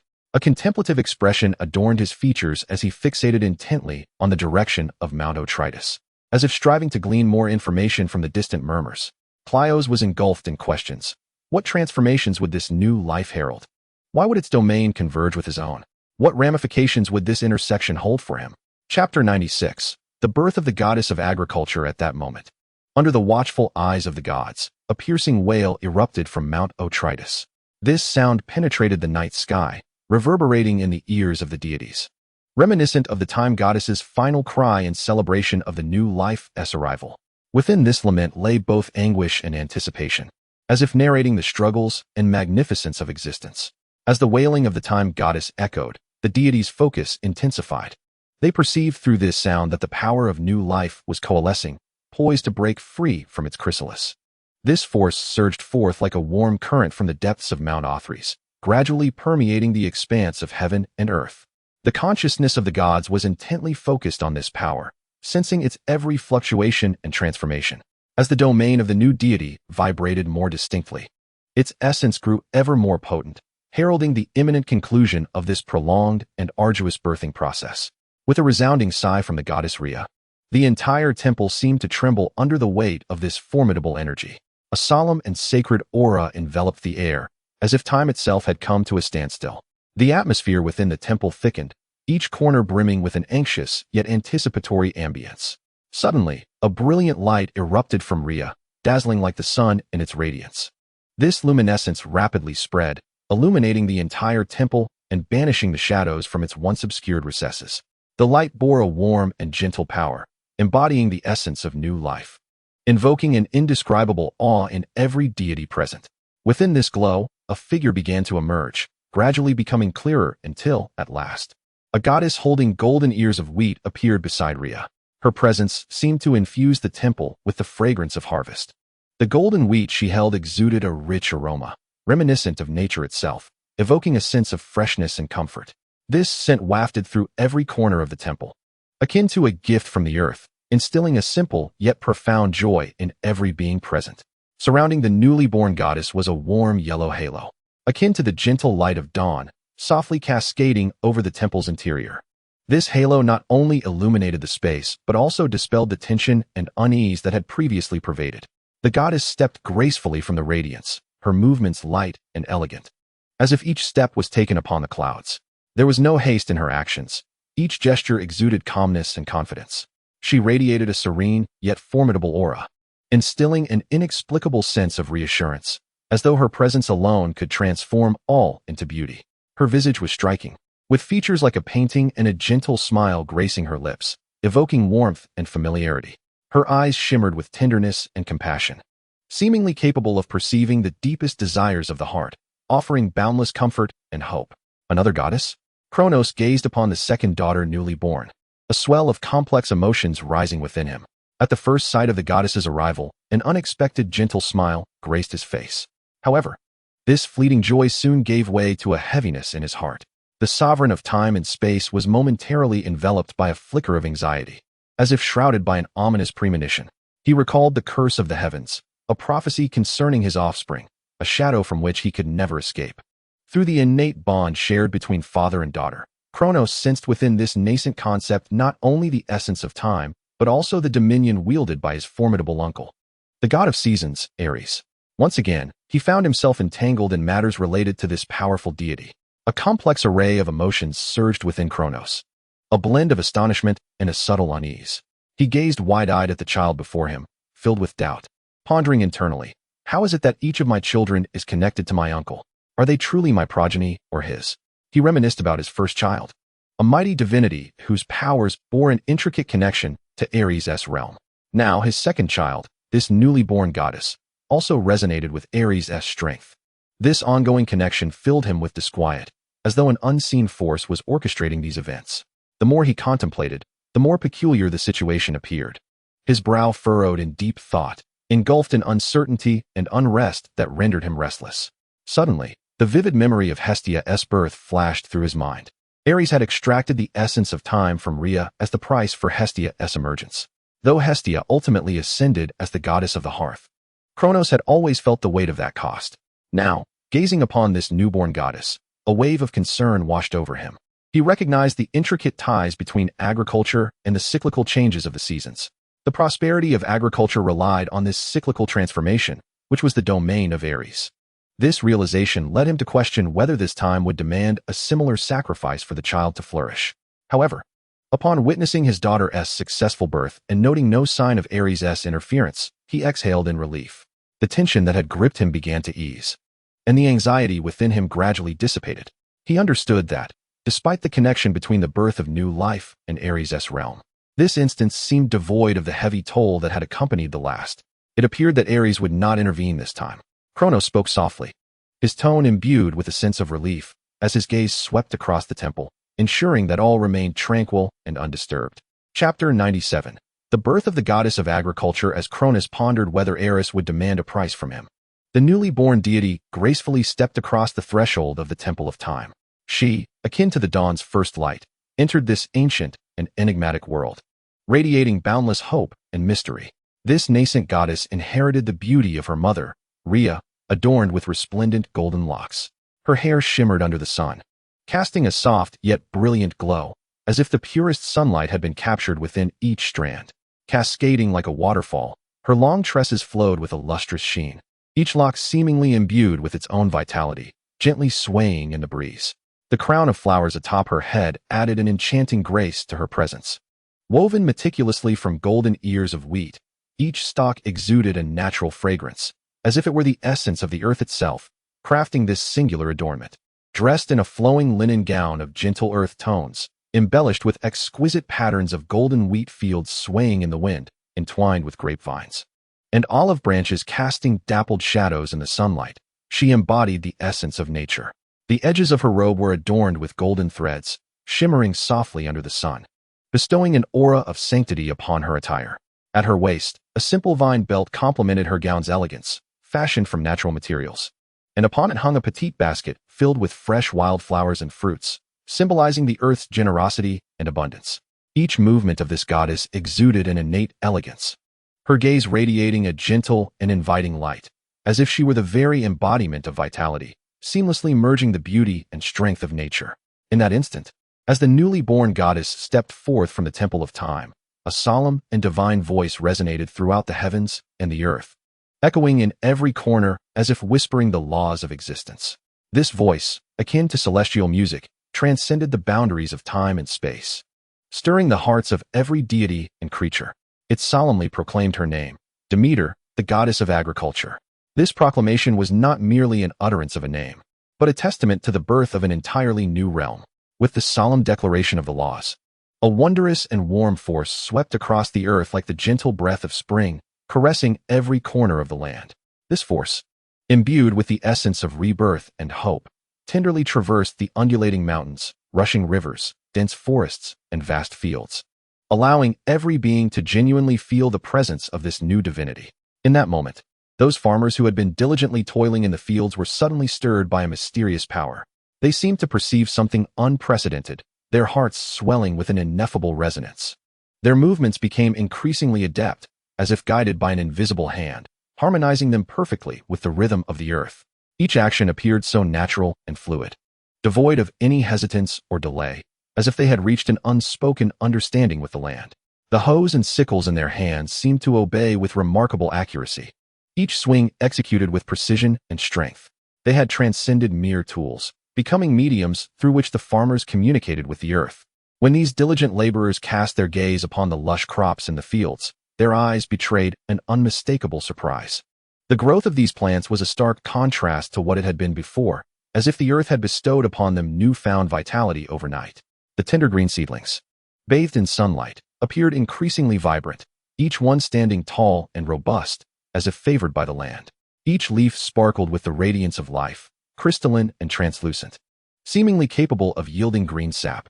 They stretched joyfully in the sunlight, greedily absorbing every ray of sunshine and each drop of nourishment. The soil appeared more fertile than ever, exerting every effort to provide ample sustenance for these seedlings, nurturing their vigorous growth. Meanwhile, the golden wheat ears swayed gently in the breeze, resembling a vast ocean of gold. They shimmered under the sun's warm glow, as if each grain encapsulated the essence of the earth. The wheat heads swayed softly, producing a rustling sound. As though paying sincere homage to these industrious souls, they expressed gratitude for the farmers' hard work and selfless dedication, acknowledging that it was their sweat and effort that rendered this land so bountiful. The farmers' faces radiated with joyful smiles as they beheld the flourishing crops, their hearts brimming with gratitude. They understood that this transformation stemmed from the blessings of the new deity, the goddess of agriculture, Demeter. At that moment, within the temple of growth, Clithios stood quietly. His gaze penetrated the distance, as if he could sense the very pulse of the earth. His form seamlessly integrated with nature, embodying a part of the land itself. His hands rested gently upon the nearby branches, feeling the vitality of the trees flow through his palms.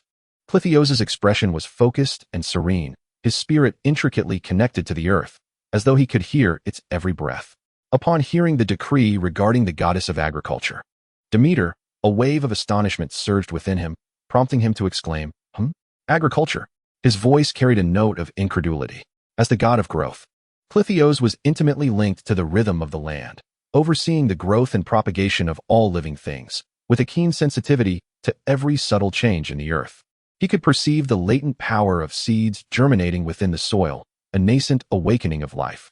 He could sense the resilience of trees thriving amid tempests, an embodiment of tenacity in adversity. He could also feel the exquisite beauty of flowers blooming under the sun, a vibrant manifestation of existence.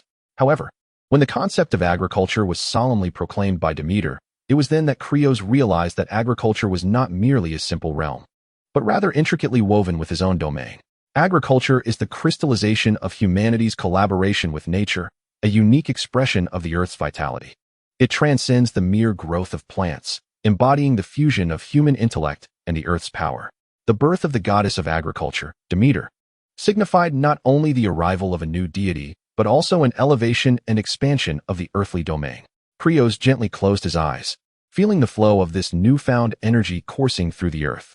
He sensed the resonance between Demeter's strength and his own realm, as if two distinct currents intertwined within the earth's veins.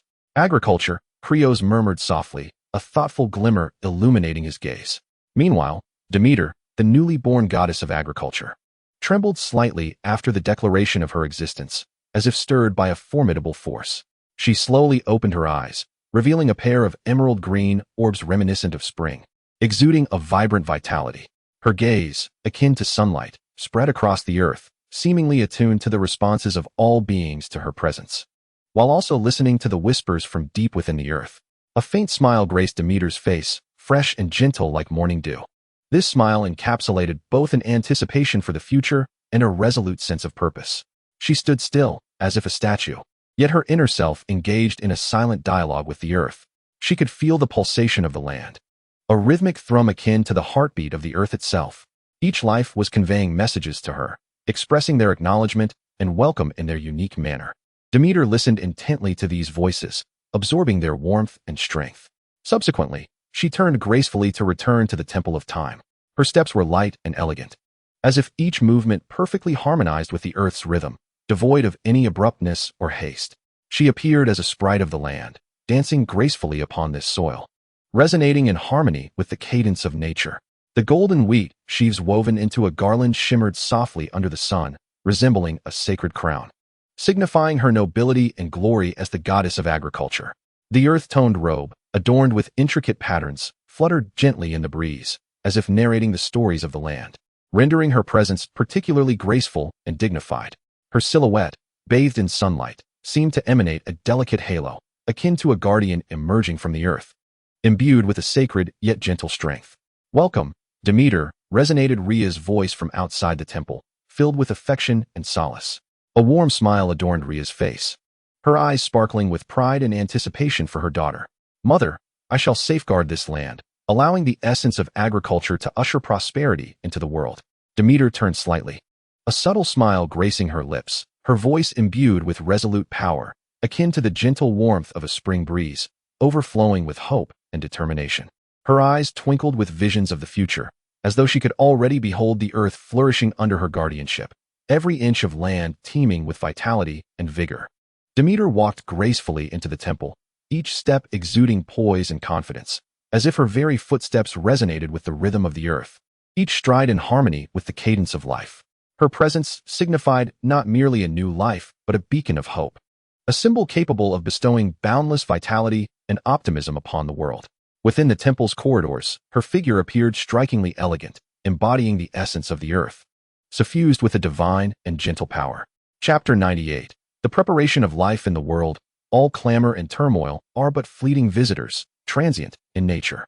Yet, amidst the ceaseless passage of time, Aerys, at the moment of the agricultural goddess's birth, seized a unique inspiration.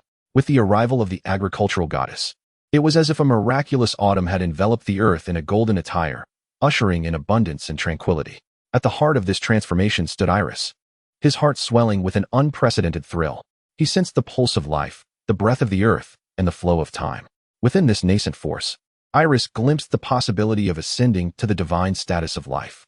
It was a faint yet resolute inspiration, akin to the twinkling stars on an autumn night, though diminutive. It radiated a brilliant light, guiding him forth. Upon capturing that flicker of inspiration, Aerys hastily embarked on a journey to explore the divine essence of life. Seasons flowed. Years progressed, time akin to an ever-rolling river, silently slipping away. In the blink of an eye, a millennium and 8 centuries had passed. the cyclical dance of seasons repeating in endless succession. From spring to summer, summer to autumn, autumn to winter, and winter back to spring. The years quietly advanced within this perpetual cycle. It was precisely during such a delightful springtime, a season that intoxicates life, that Aerys, the deity who had sought for 1,800 years within the realm of revival, slowly opened his long-closed eyes amidst this tranquility. His gaze bore a hint of fatigue, yet was predominantly filled with determination and expectation. Sunlight filtered through the temple's crevices, casting warmth upon Aerys's face. This beam of sunlight seems to be a witness to time, accompanying him in his quest for a millennium and 8 centuries. A flicker of elusive mirth dances in his eyes, a subdued joy that whispers of his contentment with this exploration. From the subtle glimmers of amusement that occasionally flash across his gaze, it is evident that his discoveries are far from trivial. Aerys slowly rises, his body somewhat stiff from prolonged contemplation and exploration, yet he quickly regains his composure. His gaze sweeps across every corner of the temple, as if savoring the reminiscence of his recent journey. A serene satisfaction graces his countenance, suggesting that he has unearthed that which he has long sought. As he stretches languidly, he methodically organizes his modestly substantial findings. His movements exude an air of tranquility, as though the recent expedition has yielded bountiful treasures. And this moment of organization is akin to relishing those precious discoveries. A hint of contemplative depth lingers in his expression, as if he is meticulously sorting through the myriad insights accumulated over his 18-century-long quest. In this recent foray into the realm of revival, he has indeed made significant gains. Not only has he intricately explored the delicate interplay between the force of revival and the growth of flora, but he has also stumbled upon numerous secrets hidden within the depths of life itself. These revelations shine like beacons, illuminating his path toward understanding the cycles of existence and the pulsations of the earth, granting him a more profound and comprehensive awareness of the workings of all things. What unexpected treasures! Aerys muses softly, a glimmer of excitement flickering in his eyes. Upon slightly bridging the realms of revival and botany, it felt as though he had pushed open a long-closed door. In that moment, he touched upon the vast domain of life. Even if only for the briefest instant, he sensed the boundless power contained within. Such strength is formidable and profound, akin to an infinite treasure awaiting his exploration. If I were to delve deeper, Aerys thought, a spark of determination igniting in his gaze. He recalled the seed of all things bestowed upon him by Gaia years ago. Aerys believed that with the aid of this seed, he might expedite his ascension to the divine essence of life. Aerys rose with solemnity, each movement imbued with ritualistic significance. Then, with a gentle sweep of his arm, an exquisite jade box materialized before him, seemingly summoned by an enigmatic force. He delicately opened the box to reveal the seed of all things, quietly resting within and emanating a soft glow. Though diminutive, this seed harbors boundless vitality and power, embodying the quintessence of life itself. He gently lifted the seed, feeling the warmth and strength it contained, as if he could hear the whispers of the earth and sense the rhythm of life pulsating within. Perhaps I shall soon attain the 5th divine power of the Godhead. A smile graced Aerys' lips, imbued with a hint of confidence and anticipation. His heart brimmed with aspirations for the future. This was not merely a simple promotion, but the finest reward for years of diligent effort. He believed that as long as he continued to explore, he would undoubtedly reach a higher realm. Aerys' gaze fell once more upon the seed of all things in his hand, which appeared to be a guiding star illuminating his path.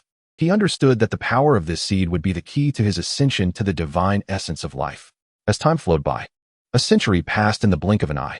The years wove their tapestry, the world quietly progressing in tranquility and harmony, as if even time itself had softened its pace. The seasons continued their eternal cycle, the blooming of spring, the lushness of summer, the bounty of autumn, and the tranquility of winter, all repeating the ancient rhythm in silence. Throughout this prolonged passage of time, Aerys remained immersed in his comprehension of the divine essence of life. His form seemed to merge with the earth, serene and profound, as if he were a part of the land, silently perceiving the pulse of life. He ceased to speak or act, simply sitting in quietude, as if his very existence was a form of listening to life itself. At last, on a morning adorned with clear skies, Aerys gradually awakened. Sunlight filtered through the gaps in the temple, gracing his face with warmth and gentle illumination, as though nature were bestowing upon him a tender greeting. This beam of sunlight caressed Aerys' cheek, rousing his dormant consciousness and gently guiding him back from the depths of contemplation. Aerys slowly opened his eyes, a profound and luminous glow flickering within. A light of wisdom forged through the passage of time. It was as if he had found the answers within his endless exploration. His heart felt resolute and clear. The confusion and uncertainty that once clouded his gaze were replaced by a sense of calm and tranquility, as if he had reached a silent accord with the life force of the earth. This moment had finally arrived. Aerys softly spoke to himself, his voice carrying a note of satisfaction and release. His journey of enlightenment had not been in vain, but had yielded abundant rewards. In this realm of renewal, he had not only discovered the power of life, but had also touched upon the mysteries of the divine essence. The once nebulous fragments had now coalesced in his heart into a complete tapestry, vivid and clear, akin to a magnificent landscape from the depths of his soul. Aerys rose to his feet and walked slowly toward the window of the temple. His movements were gentle and unhurried, as if each step synchronized with the pulse of the earth, each tread resonating with the rhythm of life. He gently pushed open the window, and sunlight cascaded into the temple, enveloping him in a warm embrace of golden light. The radiant beam of sunlight seemed a generous gift from nature, imbued with warmth and hope, illuminating his path forward. He inhaled deeply, savoring the freshness and tranquility of the morning. The air was rich with the fragrance of earth and the essence of new beginnings, as if the very land awakened at that moment to embrace the dawn of a new day alongside him. His gaze drifted towards the horizon, where the sun-kissed earth lay, his heart brimming with anticipation for the future. "Mother, I seek the assistance of the vessel of life," Aerys called out to Gaia, far away in the temple of earth, his voice tinged with a blend of hope and reverence. He understood that the vessel of life was a crucial artifact of Gaia, possessing boundless life force capable of aiding him in ascending to the divine status of life. This was not merely a request, but rather an earnest yearning for the future, a thirst for a higher realm. In an instant, the space before Aerys began to warp, as though drawn by an unseen, formidable force. The molecules in the air seemed to tear apart, creating delicate fissures that swiftly coalesced into a small vortex, resembling a gateway to another world. The center of the vortex emanated a soft, inviting light, akin to the first light of dawn, warm and mysterious. Aerys fixated on this vortex, his heart swelling with anticipation. He recognized this as Gaia's response, a harbinger of the vessel of life's imminent arrival. As time progressed, the radiance of the vortex intensified, as if a warm force surged forth from its core. Aerys could sense the pulsating energy, imbued with profound and potent vitality, echoing the heartbeat of the earth. His heart brimmed with awe, for he knew that this force would be pivotal in his ascent to the divine status of life. At last, the brilliance of the vortex reached its zenith, and an ancient vessel slowly emerged from its depths. The vessel radiated a gentle golden luminescence, as if it were forged from the purest sunlight. Its surface was adorned with intricate runes, each shimmering with the light of life, as if whispering endless mysteries. Golden threads entwined around the neck of the vessel, swaying gently in the light, akin to the earth's blessings. Aerys cautiously extended his hand, his fingers brushing against the vessel's surface. He could feel the infinite power contained within, a warm and potent life force that seemed capable of revitalizing all existence. His spirit intertwined with the vessel's energy, his consciousness expanding, as if reaching into every nook of life. "Mother, thank you for your aid," Aerys murmured, his voice imbued with gratitude and reverence. He understood that the appearance of the vessel of life was not only a response to his plea, but also a testament to Gaia's trust and support. Aerys clutched the vessel tightly, as if grasping the hope of the future itself. As Aerys understood, with the aid of the life elixir, he would be able to better comprehend the essence of the life divinity and touch the core of existence. Chapter 99, The Essence of Life. Aerys gradually closed his eyes and held the life elixir tightly in his grasp. His breath was steady and profound, as if he were merging with the surrounding air. With his movements, the life elixir emitted a gentle radiance, akin to the brightest star in the night sky, illuminating every inch of space around him. Subsequently, Aerys began to intertwine the life force he had cultivated over the years with the power of the life elixir. This force flowed slowly within him, like a hidden stream, quietly unstoppable. A faint golden glow began to emanate from his body, warm and gentle, resonating with the life energy of the earth. The light was soft and warm, reminiscent of the dawn's first rays gracing the earth, brimming with vitality and hope. With each breath, the light grew increasingly brilliant, as if an invisible force flowed through him. His spirit seemed interconnected with the earth, sensing its pulsations and the cycles of life. Every cell in his being responded to the power of the life elixir. as if revealing the mysteries of existence. A gentle divine energy was released from beneath Aerys's feet, like an invisible warm current, gently lifting him, allowing him to hover in midair. His body appeared to merge with the surrounding atmosphere, light and tranquil, akin to a feather being gently buoyed by a breeze. Floating serenely between heaven and earth, Aerys cradled the life elixir close to his heart, his soul resonating with the principles of life, engaging in a silent dialogue. This was an exchange deep within his essence, filled with reverence and understanding for life. The life elixir radiated a soft glow, intertwining with the divine power enveloping Aerys, creating a harmonious and enigmatic tableau. His mind raced, calculating the balance of various metrics with precision, ensuring that every step was flawless. His gaze was focused and profound, as if he could perceive every subtle shift. He recognized that he was at a pivotal moment, where each detail held paramount significance. The divine energy flowed within him, merging with the power of the life elixir, establishing a delicate equilibrium. Then, Aerys slowly extended his hand, retrieving the precious seed of all things from the jade box beside him. The seed lay quietly in his palm, emanating a gentle and warm light, as if harboring boundless life force. Aerys gazed at the seed, his eyes filled with anticipation. He could sense the vibrant life contained within, as if each cell pulsed with the rhythm of existence. He gradually infused his divine energy into it, the power flowing like a gentle stream, tenderly permeating every corner of the seed. As divine power was infused, the seed began to quiver subtly. Subsequently, Aerys gently clasped the seed of all things, and in an instant, it was shattered into a mass of life essence. This essence, akin to a flowing luminescence, radiated warmth and gentle strength, embodying the very core of life, pulsating with its rhythm. After transforming the seed of all things into the essence of life, Aerys slowly drew forth from within himself the divine powers of resurrection, vegetation, and healing, merging them into the seed of all things. His divine energy wove these powers together like fine threads, blending them into a harmonious whole. Aerys's movements were tender yet precise, as if engaged in a sacred weaving, flawlessly integrating disparate forces. The resurrection of all things, the cycles of plant life, and the healing of all beings captured the true essence of life. Aerys's voice resonated within the temple, akin to a celestial melody, imbued with a profound and ancient power. It whispered like the earth itself, reminiscent of ancient chants, narrating the eternal cycle of life, evoking a sense of reverence. As his voice echoed, the brilliance within the temple intensified, as if the entire space was suffused with the breath of life. Standing at the center of the temple, Aerys appeared even more majestic and divine amidst the radiance. His gaze was deep and focused, seemingly transcending time and space to perceive the essence of life.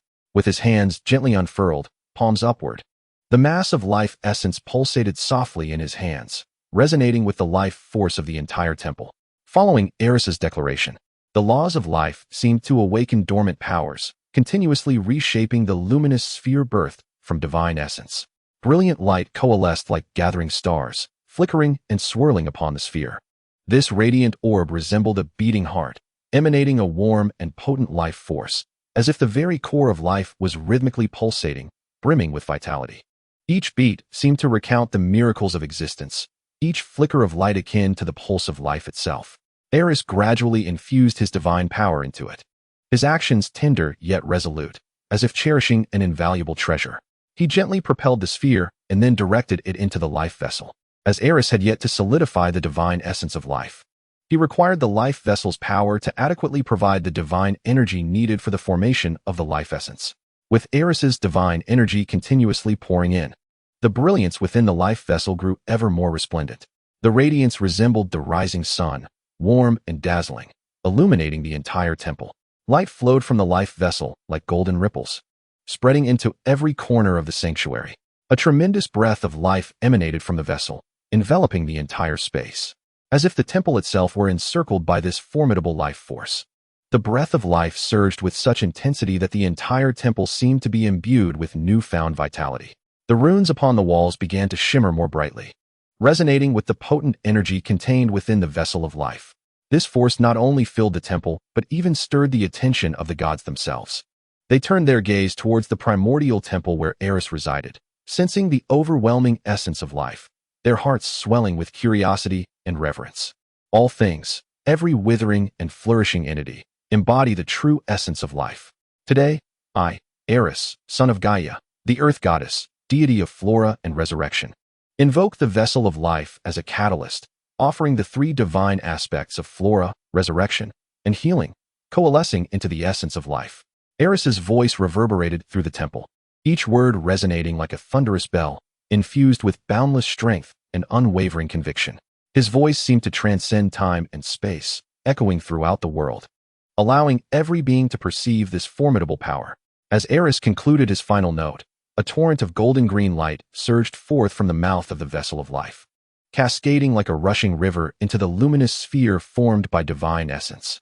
Under the nurturing glow, this sphere began to rotate slowly, radiating an even more dazzling brilliance, as if the very core of life were pulsating. The light expanded like ripples, illuminating the entire temple and piercing through its walls, casting illumination far and wide. In that pivotal moment when Aerys solemnly declared the formation of the essence of life, the heavens themselves seemed to tremble in response to his voice, shaking the very fabric of the sky. In an instant, beams of light erupted from above, cascading down like a golden waterfall. These golden streams fell like gentle rain, each ray imbued with infinite warmth and strength, seamlessly integrating into Aerys's being, bestowing upon him boundless power. Aerys immediately felt a surge of immense energy coursing through him, as his spirit harmonized perfectly with the laws of life, as if the life force of the entire world was answering his call. A golden halo formed around him, radiating warmth and formidable light, emblematic of life itself. This halo spun gently, resonating with the celestial brilliance above, enveloping the entire temple in a resplendent golden glow. Amidst this earth-shattering surge of power, Aerys sensed a mysterious and potent force subtly augmenting his essence, as if it emanated from the distant depths of another realm, or perhaps from the gentle embrace of Mother Earth, intangible yet omnipresent. Under the influence of this force, the divine essence of the natural guardian within Aerys's soul erupted in a brilliant glow. This radiance, akin to a vibrant golden light, blossomed forth like fresh sprouts emerging from the earth, exuding a vivacious energy that slowly ascended from the depths of his spirit. The radiance intensified, seemingly possessing a will of its own. With a gentle leap, it soared from Aerys's body, tracing a path akin to a shooting star through a golden halo, merging into the nascent essence of life. In that moment, Aerys comprehended that the essence of life bore the capacity to safeguard nature. His heart brimmed with astonishment and reverence, for he recognized this as the acknowledgement and endowment from the laws of existence. Eagerly, Aerys proclaimed to the laws, his voice tinged with a blend of excitement and resolve. At the very moment the essence of life was established, it acquired the ability to protect nature, thus choosing to become its guardian. His words reverberated within the temple, resonating with the pulse of the world, each syllable infused with strength and determination. No sooner had he spoken than a cascade of green-gold light descended from the heavens, akin to a sacred blessing, gently merging into the unformed essence of divinity. This luminous flow radiated warmth and formidable power, as if resonating with the earth and nature, invigorating Aerys's essence of life. Its glow was soft yet brilliant, reminiscent of the early spring sun casting its light upon tender green meadows, brimming with vitality and hope. As Aerys embraced this influx of power, a more resplendent light enveloped him, as if his very being was intricately intertwined with the pulse of nature, unified as one. His spirit harmonized flawlessly with the laws of life, the contours of the essence becoming increasingly clear and complete, as if he had touched the very essence of existence. With the final wisp of green-gold light merging into the essence of life, it instantaneously took form. A radiant green-gold essence unfurled, shimmering with brilliance, subtly infused with the powers of flora and revival inherent to Aerys. This essence pulsated like a beating heart, exuding warmth and potent life force. As if the pulse of the earth responded to Aerys's call, the light danced across the surface of the essence, embodying the rhythm of life, alive with vigor and vitality. Upon the complete formation of the essence of life, it underwent a magnificent transformation, becoming a stream of light, akin to a gentle lightning bolt that surged into Aerys's being. This luminous flow, imbued with warmth and immense power, seamlessly integrated with his spirit, harmonizing perfectly with his life force. Instantaneously, Aerys's divine energy surged forth like a torrential flood. The formidable strength coursed through his veins like rushing rivers, permeating every channel within him. His body felt as though it were being expanded by an invisible force, each cell brimming with exuberant vitality, yearning to break free from corporeal confines. revealing boundless energy and life. His spirit and the essence of life became one, as if his existence harmonized with the life force of the earth. Aerys felt this powerful energy surging within him, his gaze sparkling with a newfound brilliance, an embodiment of mastery over power, an understanding of life, and an unwavering belief in the future. He could sense his power steadily ascending, the essence of life manifesting as a warm spring, endlessly providing him with energy. His body seemed to transform, becoming both lighter and more formidable, with each breath imbued with strength. The essence of life has finally been completed, he murmured softly, his voice tinged with a sense of satisfaction and pride, as if recounting a monumental achievement. His gaze sparkled with anticipation for the future and reverence for life itself. Aerys felt his power continuously grow, the essence of life resonating like a pulsating heart, radiating warm and potent vitality. Each heartbeat seemed to resonate with the life force of the earth, infusing his body with vibrant energy. Aerys felt as though he had become one with the earth's lifeblood, perceiving the pulse of every living entity as if the entire world were conversing with him. Overwhelmed, Aerys involuntarily closed his eyes, fully immersed in the sensation of this long-awaited elevation. His body felt as if it were being expanded by an invisible force, every cell greedily absorbing the immense energy bestowed by the essence of life. His divine power surged like a roaring river, crashing through his veins, imparting an unparalleled sense of fulfillment. Suddenly, a formidable aura erupted from Aerys' being, akin to a torrential downpour on the brink of engulfing the world. A heavy and terrifying pressure enveloping the primordial temple. The air within the temple felt solidified by this force, and the surrounding environment grew eerily silent, as if the entire world were listening to the outpouring of this power. Aerys felt his strength rising inexorably, as if without end. His divine power resembled an ever-erupting volcano, waves of energy surging into his body, eliciting an indescribable thrill and satisfaction. A dazzling green-gold radiance surrounded him, as if the very essence of life were crowning him. Enveloped by this force, Aerys sensed an intimate connection with the life force of the entire world. His spirit harmonized perfectly with the essence of life. Every inch of his skin could feel the earth's pulse, and every cell could sense the rhythm of existence. His body became a vast resonating chamber, gathering the power of life and releasing boundless warmth and light. Chapter 101. Crossing the thunderous pool, a gift for the increase, thanks to the urging of a pure passerby. However, regrettably, even the most immense surge of power ultimately reaches its limits. Before long, the pinnacle of this power surge confronted Aerys. He suddenly felt his divine power, having reached its zenith, begin to stabilize, as if obstructed by an invisible barrier. The once tumultuous force, while still formidable, no longer exhibited the potential for further breakthroughs. As if constrained by an insurmountable boundary, Aerys's body trembled slightly, his face revealing a complex expression. It encompassed both satisfaction from the enhancement of his power and a sense of helplessness in the face of limitations. This sensation left him feeling both gratified and somewhat melancholic. Yet, whether it was merely an illusion, Aerys felt as though, at the moment his strength reached its zenith, he had caught a fleeting glimpse of something. A vague light flickered before his eyes, imbued with an ancient and formidable power, as if a higher existence beckoned to him. Although ephemeral, this vision etched a profound impression upon his heart, seemingly serving as a hint, a guiding light that suggested there were loftier realms awaiting his exploration. In an instant, a revelation surged through Aerys, illuminating his path as if struck by a bolt of lightning. He suddenly comprehended that should he advance further, he would ascend to the realm of the primordial god. However, this step proved to be more arduous than scaling the heavens. His heart brimmed with awe and anticipation, for he understood that the domain of the primordial god was the ultimate aspiration of all deities, yet it also represented the most formidable chasm to traverse. The power of the primordial gods was boundless. Their existence transcended the confines of time and space, serving as the very foundation of the universe. This step was immensely challenging. Aerys murmured softly to himself, a hint of resignation lacing his voice. For he was acutely aware that while the realm of the primordial god was perilously close to that of great divine power, crossing this divide required more than mere accumulation of strength. Thus, Aerys relinquished his yearning for higher realms and wholeheartedly aligned himself with the laws of existence, unleashing the power of the divine essence of life. In that instant, a warm and potent life force surged forth from within him, sweeping over the land like the gentle yet vigorous breath of spring. The flora beneath him began to flourish at once. Tender green shoots rapidly sprouted under the sun's embrace, transforming the once sparse grassland into a lush expanse. The branches and leaves of trees grew more abundant. Flowers blossomed on the boughs, releasing fragrant aromas.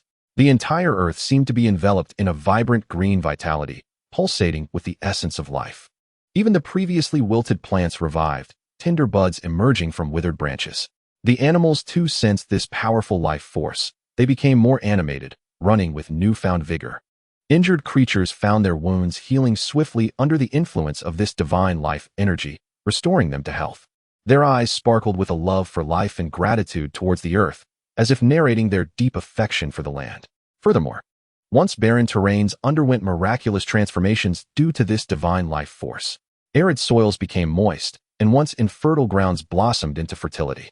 Soon, these lands were adorned with blooming flowers and trees, gradually revealing a scene brimming with vitality. Once barren land has now transformed into a verdant paradise, as if it has regained its vitality, flourishing with exuberance. The entire expanse of earth appears to have undergone a rebirth, radiating with life. Sunlight bathes the ground, warm and gentle, while a soft breeze whispers through, carrying the fragrant essence of blossoms and the rich aroma of soil. Every being thrives under the nurturing force of this life energy, enveloping the world in a serene and prosperous atmosphere. As the life energy is released, the entire landscape is immersed in a vibrant ambience. At this moment, a resplendent gem descends from the heavens, tracing a graceful arc before landing securely in the hands of Aerys. The gem emanates a soft yet dazzling light, seemingly infused with boundless life force, resonating harmoniously with the life essence recently summoned by Aerys. Aerys gently clasps the gem, attuning himself to the power it embodies. His spirit intertwines with the energy within the gem, swiftly unveiling its origins.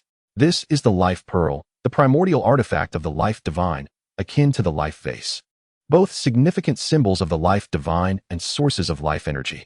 The radiance of the life pearl echoes with the life energy coursing through Aerys, materializing as another facet of the life divine's power. The vitality contained within the pearl is pure and formidable, akin to a profound spring, continuously infusing Aerys with vibrant life. It not only significantly enhances Aerys's life energy, but also fortifies his ability to govern and protect life, enabling him to perceive the needs of life more acutely and offer assistance more effectively. A gentle smile graces Aerys's face, imbued with solace and determination. He comprehends the significance of the life pearl. It is not merely a symbol of the life divine, but also a formidable ally in his quest to safeguard the earth and nurture life. With the life pearl, he will be better equipped to wield his life energy, whether to heal wounded beings or to promote the growth of plants, all with greater ease. Furthermore, to a certain extent, the life pearl enhances Aerys's endurance in battle, allowing him to face challenges with composure and to continuously emit potent life energy. "Welcome, life pearl," Aerys whispers, his voice akin to a gentle spring breeze, imbued with warmth and gratitude, as if it could caress every inch of land, every plant, and every life. The gem seems to sense Aerys's goodwill and welcome, gently quivering in his palm, emitting a faint yet resolute glow, as if responding to his greeting. Aerys carefully cradles the life pearl in his hands, his gaze filled with reverence and appreciation. He can feel the warmth and energy transmitted from the gem, a pure and powerful vitality that resonates with his own divine essence, merging as one. His fingers delicately trace the surface of the pearl, feeling its warmth, as if conversing with an old friend. With its presence, the power of Aerys would become profoundly complete. Gently, Aerys cradled the life gem within his embrace. It seemed to merge seamlessly with his being, radiating a warm and gentle glow. His gaze turned once more towards the vibrant expanse of land, filled with tenderness and resolve. The sunlight cascaded like a golden veil across the earth, illuminating every nook and cranny. A soft breeze wafted through, carrying the fragrant scents of blossoms and the rich aroma of soil, a breath of nature, a rhythm of life. The interplay of sunlight and breeze wove an unspoken hymn for the land, celebrating the flourishing of existence and the promise of hope. On this terrain, every being thrived under the nurturing essence of life's divine energy. Trees stood lush and verdant, their leaves shimmering with emerald brilliance in the sunlight, as if each leaf were narrating the miracle of life.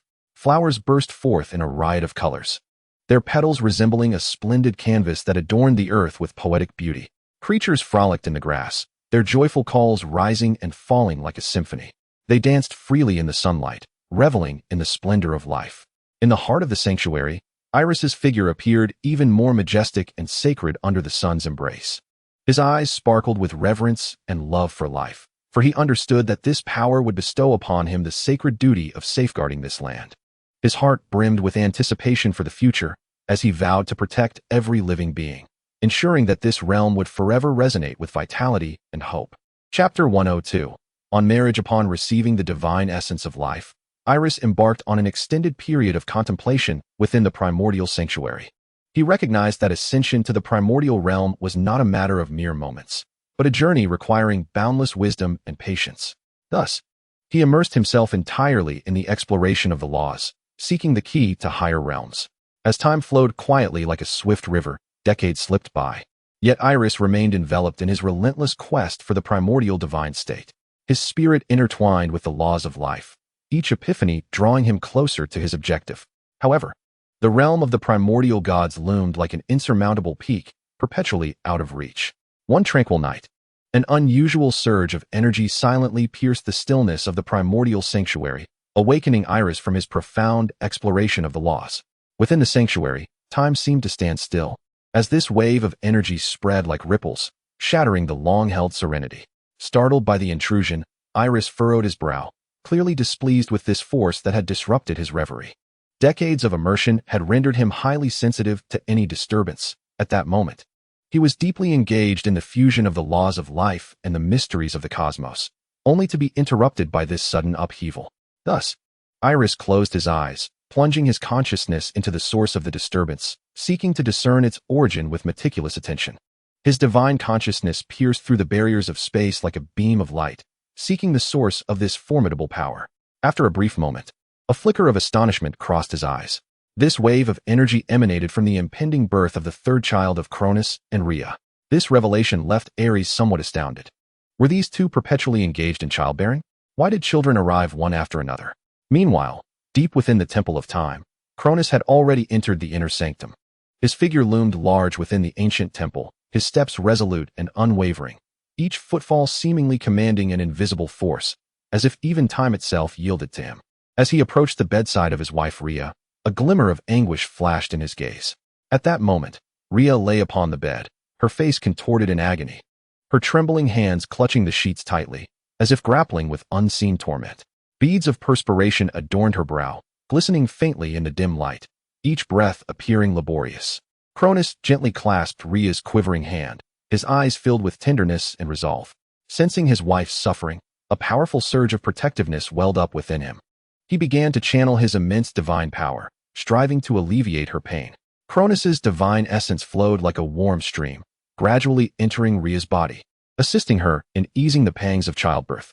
This divine energy radiated a soft glow, akin to the gentle caress of time, and slowly, Rhea's breathing became steadier. A hint of reassurance gracing her features. "Do not worry, I shall remain by your side." Cronus's voice resonated deep and strong, as if bestowing upon Rhea endless support. His gaze shimmered with unwavering determination, silently assuring her that, irrespective of what transpired, he would always be beside her. Rhea, her face contorted in pain, observed her husband rushing to her side.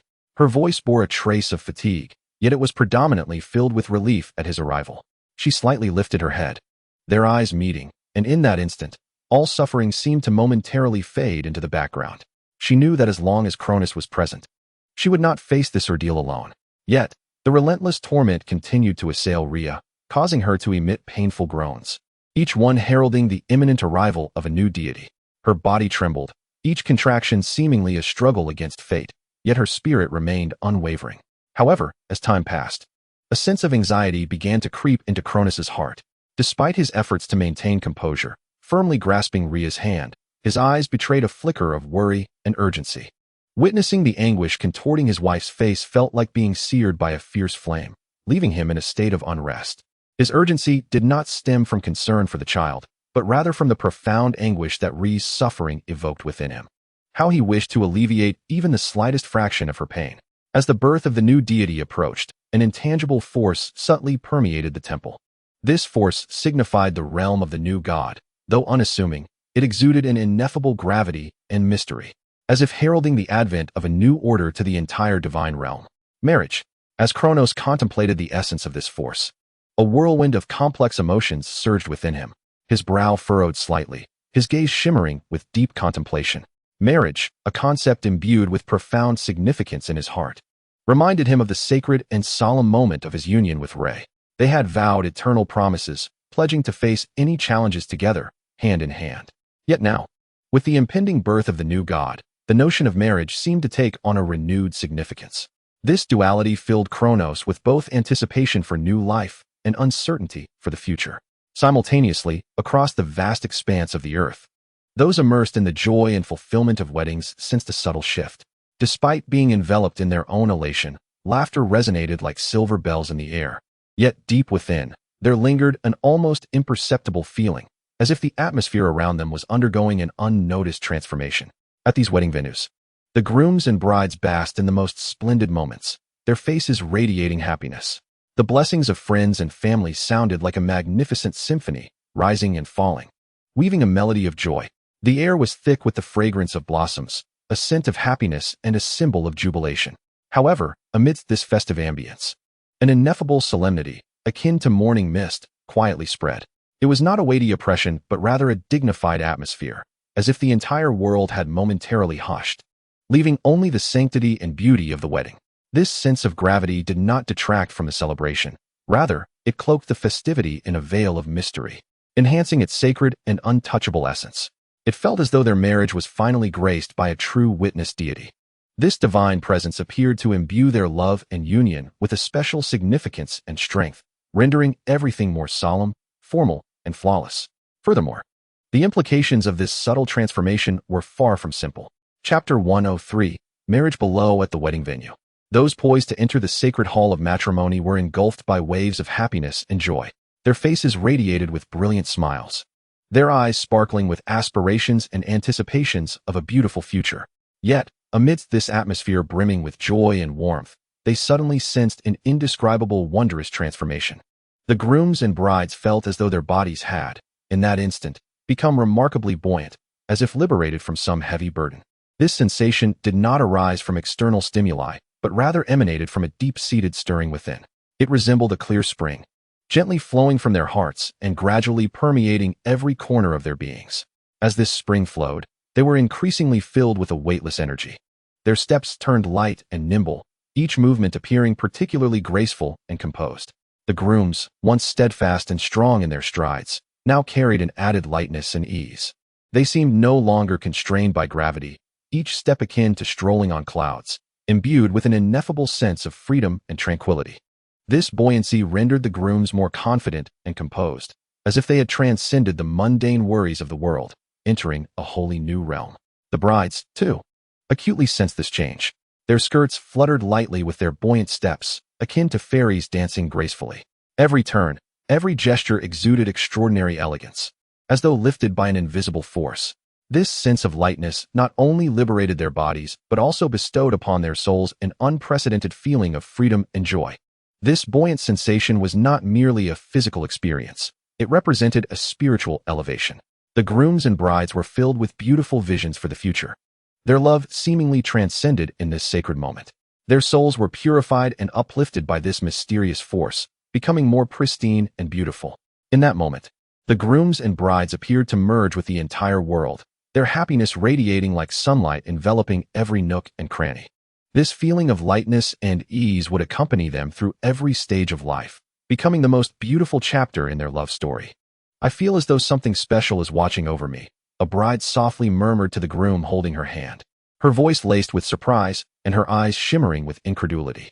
Her cheeks flushed slightly, as if this mysterious power filled her heart with warmth and serenity.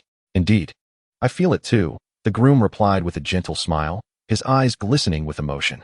"It seems we are all blessed by some force." His voice was deep and tender, infused with love for the bride and reverence for this marvelous sensation. He gently tightened his grip on her hand, as if to convey this strength to her, reassuring her that they were not alone. Though their emotions are challenging to articulate in words, they imbue the couple with an unprecedented confidence and serenity on their wedding day. Their steps are lighter, their smiles more radiant, as if each moment is imbued with profound significance. Their gazes reveal an unparalleled determination and hope, as if this mysterious force has seamlessly woven itself into their souls. becoming an indispensable part of their existence. This wondrous transformation resembles the intangible grace bestowed by the birth of a new deity, allowing every couple poised to enter the sacred bond of marriage to experience a unique sense of honor. Their wedding transcends mere earthly celebration, appearing as though blessed by divine presence, granting their union a sanctified and beautiful inception. At the wedding venue, the guests too are touched by this transformation. They witness the distinctive glow emanating from the faces of the bride and groom, as if enveloped in a gentle halo. The guests' blessings resonate with greater fervor, their smiles more sincere, as though they too have been infected by this enigmatic energy, sensing a new hope and a fresh beginning. As the concept of marriage deepens in the hearts of many, atop Mount Olympus, the birthing process of Rhea unfolds, nearing its climax. Both she and Cronus await the arrival of new life, their hearts brimming with anticipation and anxiety. The goddess of time, Rhea, endures increasingly intense pain, her anguished groans escaping her lips in relentless waves, each cry piercing Cronus's heart like a dagger. Rhea, hold on. The child is almost here. Cronus's voice resonates with deep resolve as he clasps Rhea's hand tightly, channeling his immense divine power to alleviate even the slightest bit of her suffering. His eyes flicker with compassion and concern, yet predominantly reflect unwavering support for his wife. Rhea's forehead glistens with beads of sweat, her visage contorted in agony. Yet her gaze remains steadfastly locked onto Cronus's eyes, as if drawing strength from his unwavering presence. Her grip on Cronus's hand tightens, her nails digging into his palm. But he pays no heed, instead returning her grip with even greater strength, offering her boundless support. The atmosphere within the temple grows increasingly tense, the very air seemingly solidified by this palpable intensity. Time appears to stand still, all eyes in the world converging upon Rhea, awaiting that pivotal moment. Every stone pillar and brick within the temple seems to hold its breath for this instant. Even the dust motes suspended in the air appear to have stilled. Rhea's breaths quicken, her body trembling slightly upon the bed, each contraction a defiance against fate. Cronus clutches her hand firmly, his divine essence surging like a tide into Rhea's being, striving to provide her with that final vestige of strength. His gaze was filled with determination and encouragement, as if silently assuring Rhea of his unwavering presence by her side. At last, a resounding and exalted sigh reverberated throughout the sacred mountain, heralding the arrival of a goddess. Akin to the dawn's first light into this world, this sigh, akin to a thunderous roar, reverberated through every corner of the temple, piercing the heavy atmosphere. As though it sought to disperse all lingering shadows, it bore an indescribable power, instilling within the hearts of those present a sense of renewed hope and a fresh beginning. With the emergence of this sigh, the previously oppressive air within the temple was utterly shattered, as though time itself had resumed its flow. Chapter 104.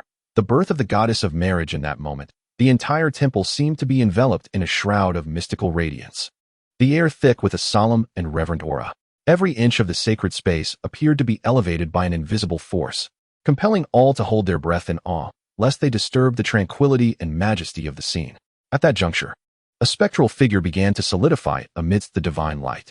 An elegantly poised goddess emerged slowly from the gentle luminescence, her presence akin to the warm sun of spring, radiating boundless warmth and hope, banishing all gloom. Cradling a bouquet of pure white flowers, the petals danced lightly at her fingertips, as if whispering ancient blessings. This newly birthed goddess emanated a distinctive glow, a symbol of joy and innocence. Like the nascent sun, she was brimming with vitality and energy, yet exuded a gentle warmth. This radiance was not blinding. Rather, it was soft enough to evoke an overwhelming sense of comfort and serenity, as if it could penetrate the depths of the soul, offering boundless solace and warmth. Her steps were light and graceful, each movement leaving a trail of melodious notes in the air, as if composing a symphony of life. "Welcome, my child," came Rhea's voice, laced with a tremor reminiscent of ancient whispers, imbued with maternal tenderness and care. Standing beside Rhea, Cronus's countenance revealed a hint of peculiarity. His gaze held a mix of joy for the newly born goddess and a subtle unease about the future, accompanied by an undercurrent of apprehension regarding the unknown. Yet, the goddess of marriage remained oblivious to these intricate emotions and turmoil. She appeared as a divine being descended from the heavens, pure and unblemished, filled with curiosity and trust towards all that existed. She gently lifted her gown, her movements as light as those of a newly arrived sprite, offering a graceful bow to her father and mother. Each gesture was imbued with elegance and solemnity, every detail revealing an innate sense of divinity and authority. After completing her reverence, she slowly stepped forth from the Temple of Time. Her strides were soft yet resolute, each step seemingly in harmony with the heartbeat of the earth, exuding an ineffable sense of rhythm and harmony. As she walked, the air around her seemed to soften, as if even the winds had become docile, gently caressing the hem of her gown and producing a subtle, melodious sound. In that moment, the laws of the world quietly responded, proclaiming the name of this goddess, the goddess of marriage, Hera. Her name shone like a radiant beacon, illuminating the realms of the divine and the earth alike, as if it were the most resounding declaration between heaven and earth. Her arrival signified not merely the birth of a new deity, but the dawn of a new order. Her domain encompassed marriage, family, loyalty, and sacred vows, serving as an eternal testament to love and matrimony. With the proclamation of the laws, the visage of the marriage goddess Hera was unveiled to the eyes of the gods. She possessed a resplendent mane of golden hair, cascading like sunlight in waves upon her shoulders, silken and lustrous, as if woven from strands of gold. Each lock shimmered softly in the sunlight, reminiscent of flowing gold, emanating a warm and gentle glow. Adorning her golden tresses was a delicate crown of gold, embellished with lustrous pearls and dazzling gemstones, harmonizing beautifully with her hair. The smoothness of the pearls intertwined with the brilliance of the gems, bestowing upon her tresses an air of solemnity and sanctity. The crown's exquisite and elegant design appeared tailor-made for her, perfectly accentuating her nobility and grace. The pearls sparkled like stars in the night sky, while the gems danced like flames beneath the sun, creating a dreamlike beauty that seemed the most perfect adornment in existence. Beneath the crown, Hera's countenance radiated tranquility and serenity. Her eyes sparkled with wisdom and compassion, as if capable of discerning the profound truths of all earthly emotions. The gentle yet formidable strength reflected in her brow and eyes drew others irresistibly towards her essence. This goddess of marriage was clad in a gown as pure as freshly fallen snow, its hem softly trailing on the ground like a veil woven from moonlight. Swaying gently with her every step, the gown was embroidered with golden vines and flowers, each bloom vividly alive, as if narrating the eternal beauty of love. The golden embroidery shimmered softly in the sunlight, akin to stars scattered across the night sky, adding an air of solemnity and sanctity.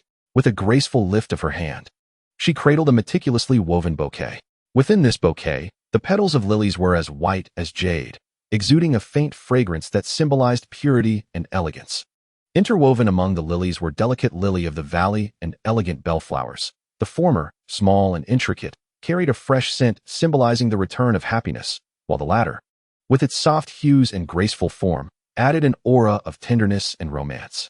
This white bouquet was gently enveloped in a layer of sheer fabric, imparting a sense of mystery and solemnity, as if draping a soft veil over this sacred ceremony. Hera gently pressed the bouquet against her chest, closing her eyes as if silently praying for the marriage she was about to witness.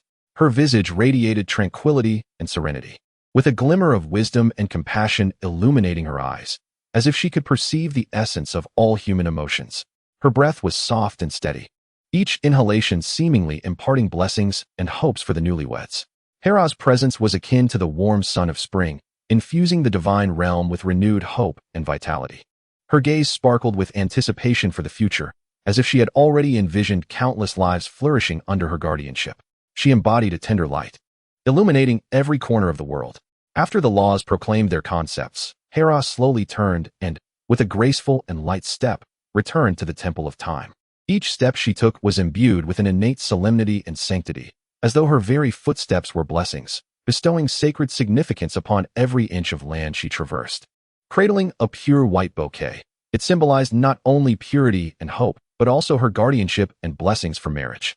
The pristine elegance of the lilies, the joyful return of the lilies of the valley, and the gentle romance of the bellflower wove together a beautiful tapestry of love and matrimony. Upon her return to the Temple of Time, Hera gently pushed open the temple doors, sunlight streaming through the crevices and casting a golden glow upon her. Her figure appeared even more divine and solemn in the sun's embrace, as if she herself were a warm beam of light radiating soft and bright brilliance. Her gaze swept across the hall and fell upon her father, Cronus, and mother, Rhea. Cronus bore a stoic expression, his eyes deep and tranquil, seemingly pondering something of great importance. In contrast, Rhea's face was adorned with tenderness. Her gaze was filled with maternal love, as if the entire world revolved around her daughter. Her eyes, gentle and warm, overflowed with affection and pride for Hera. "Father, mother," Hera softly spoke, her voice laced with gentleness and respect. Akin to a spring breeze, soft and warm. She approached them slowly, her steps light and graceful, each stride imbued with an innate dignity. Her flowing gown swayed gently, as if whispering tales of endless tenderness and tranquility. Hera delicately placed the bouquet into Rhea's hands, and in the hands of the goddess of time. The bouquet appeared even more pristine and sacred. Rhea accepted the flowers, a flicker of emotion passing through her eyes. "You are our pride," Hera, Rhea said, her voice brimming with warmth and love, as she tenderly caressed Hera's face, her eyes sparkling with maternal affection. In that moment, her smile seemed capable of warming the entire temple. Hera responded with a gentle smile, her expression akin to a blooming flower, vibrant and full of life. "I shall safeguard every beautiful marriage, allowing them to shine resplendently like the sun." The goddess of marriage spoke softly, her voice imbued with a sense of resolve and commitment. Hera understood that, as the deity of marriage, she would bear the sacred duty of safeguarding the institution of matrimony, ensuring that each union would be filled with love and fidelity.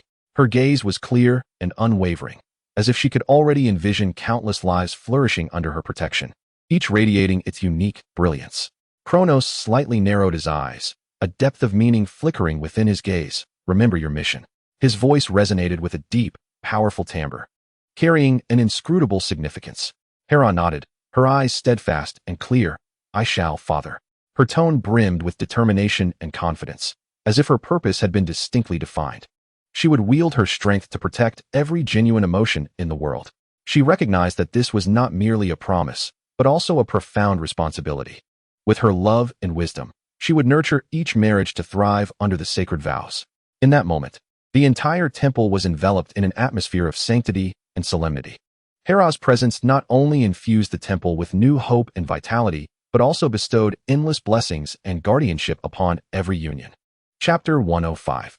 The beginning of change. The enigma of time resembles a treasure buried deep beneath the earth, perpetually concealing its trace, making it elusive for life to capture its essence. It ebbs and flows silently, neither hurried nor ceasing, as if it were the most secretive entity in the cosmos. Yet, despite its elusive nature, time's presence is ubiquitous, quietly influencing the ebb and flow of all existence. Fortunately, in the eternal river of time, the goddess of seasons, with her boundless patience and profound wisdom, elucidates the mysteries of time with remarkable clarity. She observes each change in the world, witnessing every heartbeat of time, every fleeting moment. In the blink of an eye, 3 millennia have passed since the birth of the goddess of marriage. These 3,000 years resemble a lengthy journey in the river of time, long yet fleeting, ancient yet vibrant with life. Within this considerable expanse, many things have remained unchanged, while others have quietly transformed. The wheel of time rolls inexorably forward, erasing the marks of the past, yet bringing forth new vitality and hope. Just as the world continues to turn steadily, various domains persist in their orderly display upon the vast stage of existence.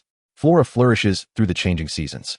Fauna perpetuates itself in the cycles of nature, and everything appears natural and orderly. This order seems to embody the most ancient laws of the universe, silently preserving the balance and harmony of the world.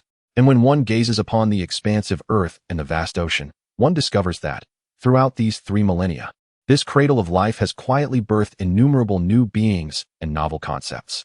In the embrace of the earth, new species emerge quietly from the soil, while fresh forces awaken subtly, exhibiting vibrant vitality and exuberance.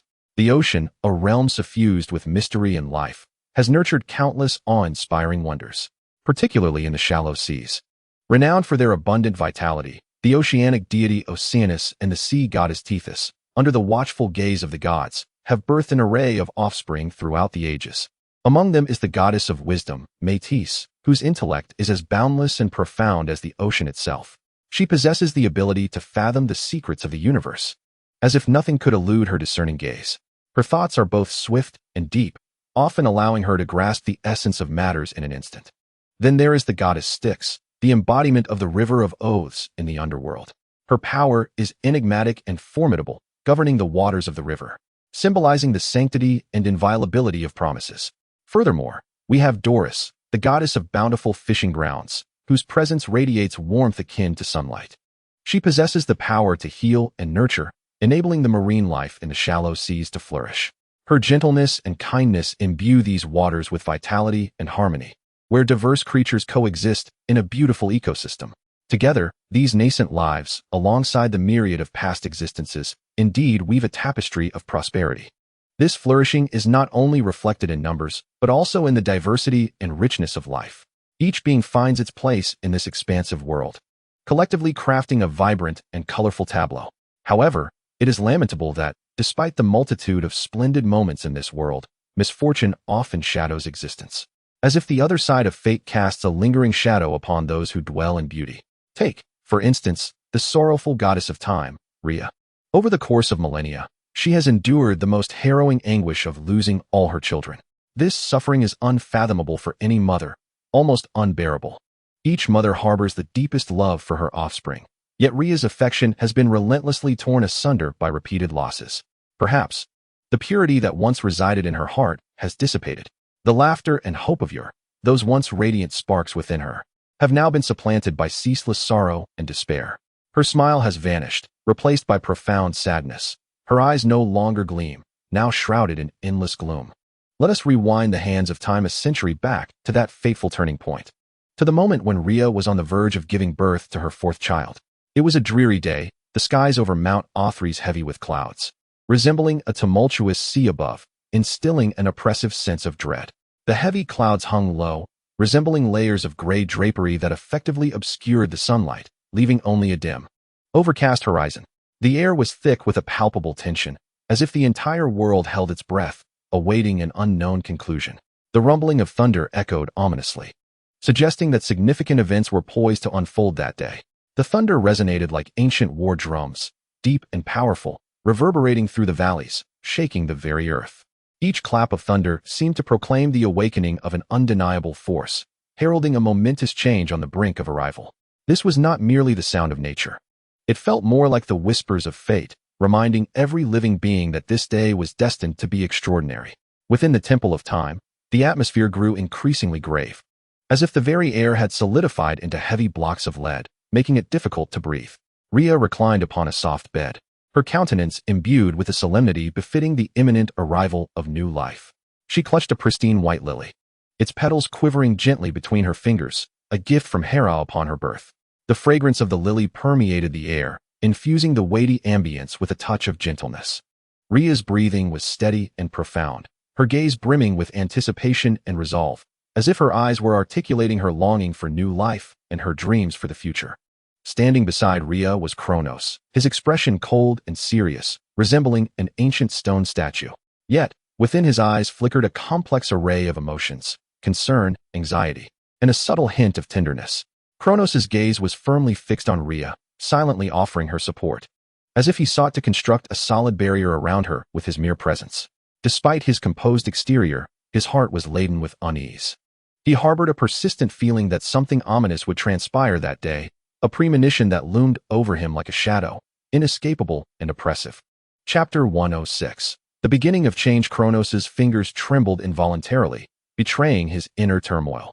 Despite his efforts to maintain composure, the disquiet within him seeped through his body language. Rhea, are you all right? Kronos' voice was low and calm, an attempt to ease Rhea's tension with his steady tone. His eyes reflected a flicker of concern. Although he endeavored to remain tranquil, the worry within him was difficult to conceal, that complex emotion glimmering subtly in the depths of his gaze. Rhea offered a faint smile, her expression akin to a warm ray of light, precious in the heavy atmosphere, as if it could dispel the surrounding gloom. Her voice, tender and soft, responded, I am well, Kronos.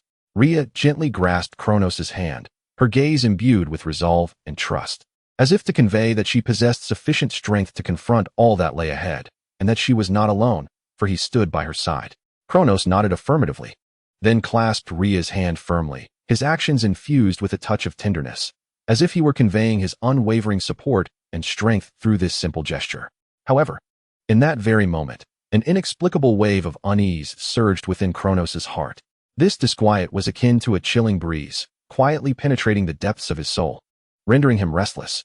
Kronos found himself inexplicably reminded of an ancient curse, one concerning the sky god Uranus. Uranus had cursed Kronos, foretelling that he would be overthrown by his own progeny. This curse weighed heavily upon his heart, like a burdensome stone, leaving him in a state of turmoil. Each time Kronos recalled this ominous prophecy, his heart brimmed with conflict and dread. The god's curse echoed in his mind, whispered softly yet laden with resignation and fear. He gripped Rhea's hand tightly, yet his gaze wandered, seemingly in search of the source of the unease that lay hidden within. Kronos was bewildered by the intensity of his apprehension that day. It felt as though a beast lurked in the shadows, poised to pounce at any moment. This compelled his eyes to drift toward the window, where the overcast sky seemed to mirror the gloom within him. The heavy clouds hung low, and distant thunder rumbled, each clap resonating like a reminder of the dreadful curse, preventing him from finding peace. The thunder seemed to whisper, "Remember, remember the curse. It shall surely come to pass." With furrowed brows, Kronos' heart swirled with contradictions. He cherished Rhea and yearned for children, yet the curse loomed like an invisible shackle, binding him tightly. He feared that his offspring might become the harbingers of his own demise, terrified of repeating Uranus' fate. This dread coiled around Kronos' spirit like a venomous serpent, ensnaring him in its grip. "What troubles you, Kronos?" Rhea inquired softly, her voice laced with concern, her gaze both gentle and resolute. She sensed the slight tremor in his hand and perceived the unease in his eyes, despite his efforts to maintain composure. Kronos inhaled deeply, striving to keep his voice steady. "It's nothing, Rhea, merely a touch of anxiety." His response was succinct and resolute, an attempt to mask the turmoil within. Yet Rhea's keen intuition alerted her that the matter was far more complex than he let on. For Rhea knew Kronos intimately. She understood the significance behind every subtle expression and movement. She recognized that Kronos harbored deeper worries, and that his anxiety was not merely superficial. Within the temple of time, the passage of time seemed to slow and envelop itself in tranquility. The moans of Rhea echoed through the sacred space. Yet within her voice lay a serene and peaceful quality.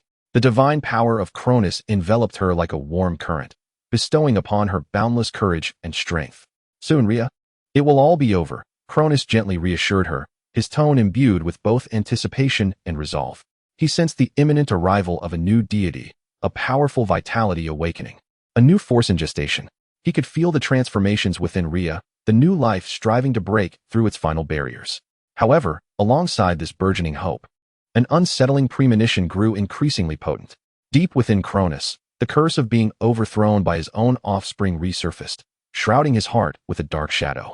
He attempted to dispel this unease, yet the sensation intensified, as if an irresistible fate beckoned him forth.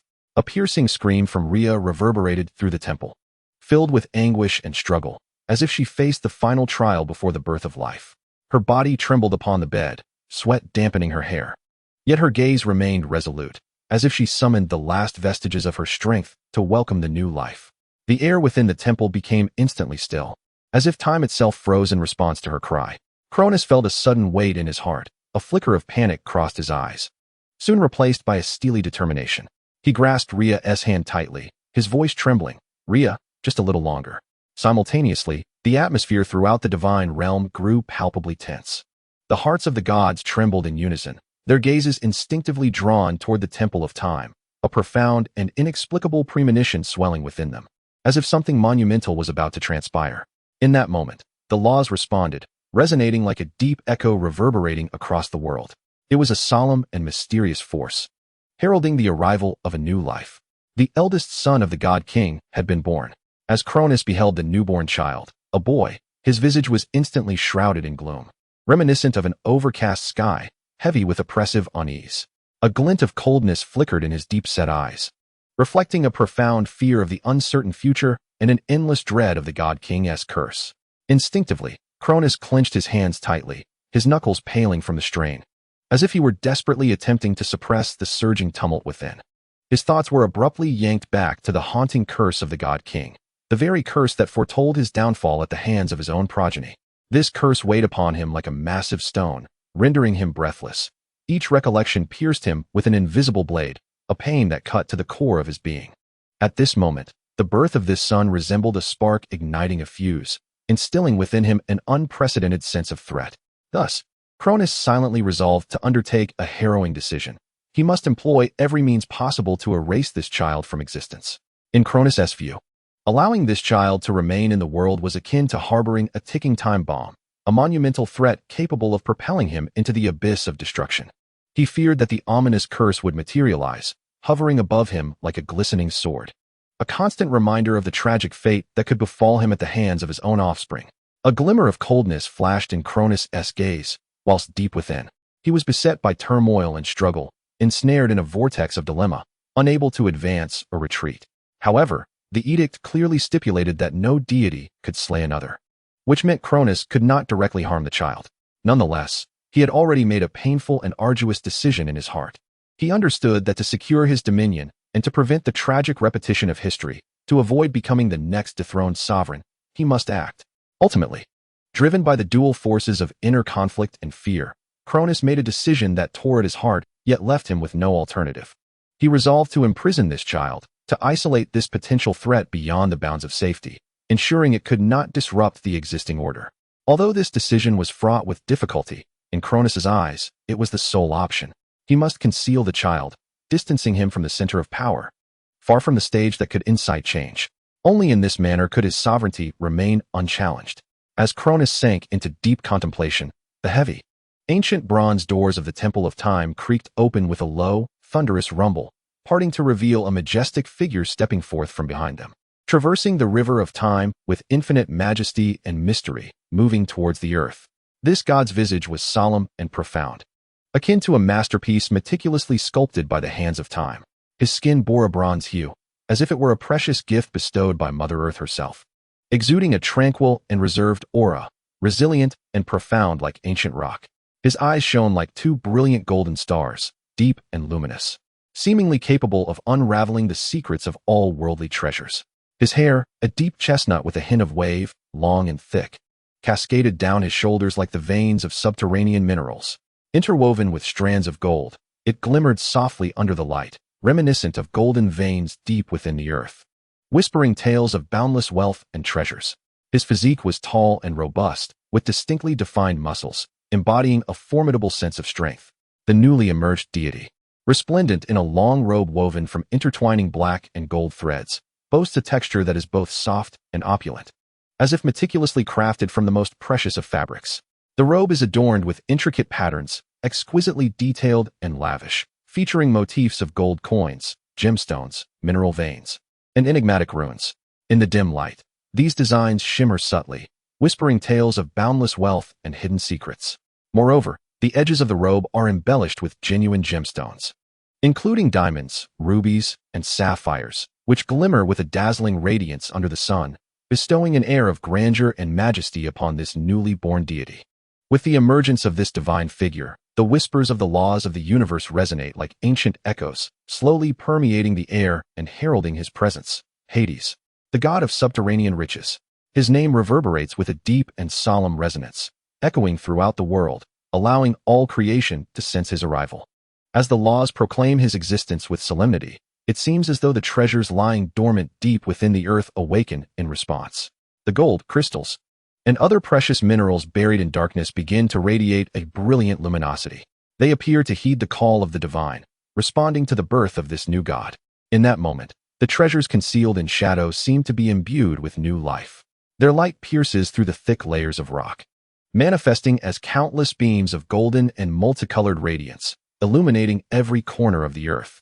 This brilliance transcends mere physical luminosity. It serves as a sacred acknowledgement of Hades' birth, as if the wealth from the depths is paying homage to this new deity, welcoming his presence. Within those beams lies an ancient and mysterious power, intertwining and flickering in the darkness, like a grand celebration honoring the emergence of the god of underground riches. The birth of this new deity also elicits astonishment among the pantheon of gods.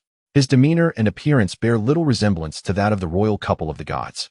While the divine couple and their 3 daughters all possess golden hair, this nascent god of subterranean wealth sports deep brown locks, reminiscent of the mineral veins hidden within the earth, steady and profound. The god's astonishment arises not only from Hades' unique appearance, but also from the stark contrast presented by his divine role. When the laws solemnly declared his existence as the god of subterranean riches, the gods found themselves enveloped in profound perplexity. Kronos, the god of temporal destruction, wields power over the flow of time and the fragmentation of space, with his divine role intricately linked to the annihilation and reformation of time. Meanwhile, Rhea, the goddess of time, embodies gentleness and guardianship, capable of soothing the wounds of time and preserving the continuity of history. Her divinity is that of a protector of time, a tender hand of the ages. Yet, the divine mandate of Hades relates to wealth. He was bestowed with the power to command the endless treasures of the underworld. His strength intricately entwined with the gold, gems, and veins of the earth's depths. This divine role bore no resemblance to that of Cronus and Rhea. In fact, it seemed rather incongruous. Why were the divine callings of Cronus' offspring so peculiar? A deity could not help but murmur, her voice laced with palpable confusion and unease. The pantheon nodded in agreement, their gazes reflecting a similar bewilderment. They observed that the children of Cronus and Rhea appeared to possess remarkably unique divine roles. This phenomenon left the gods perplexed, prompting them to engage in hushed discussions tinged with concern. The distinctiveness of a divine calling transcended mere categorization. It pertained to how a deity's power manifested in the world and the influence it wielded over the delicate balance of existence. The divine roles of Cronus's progeny seemed devoid of any clear connection to those of their parents, at times even appearing discordant. This led the gods to speculate whether this heralded an unknown transformation or perhaps the emergence of a new order. Chapter 108. Freedom X stomach. At this moment, Cronus' visage appeared shrouded in an impenetrable gloom, heavy and somber. It weighed upon the hearts of the gods, rendering them restless and pained. They keenly sensed that this once mighty king of the gods displayed no shred of joy at the birth of his son. Instead, deep within his gaze lay an abyss of endless worry and fear, chilling to the bone.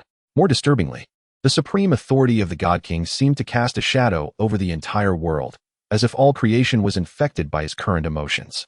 The sky darkened ominously, the clouds thick and low, threatening to unleash torrents of sorrow at any moment.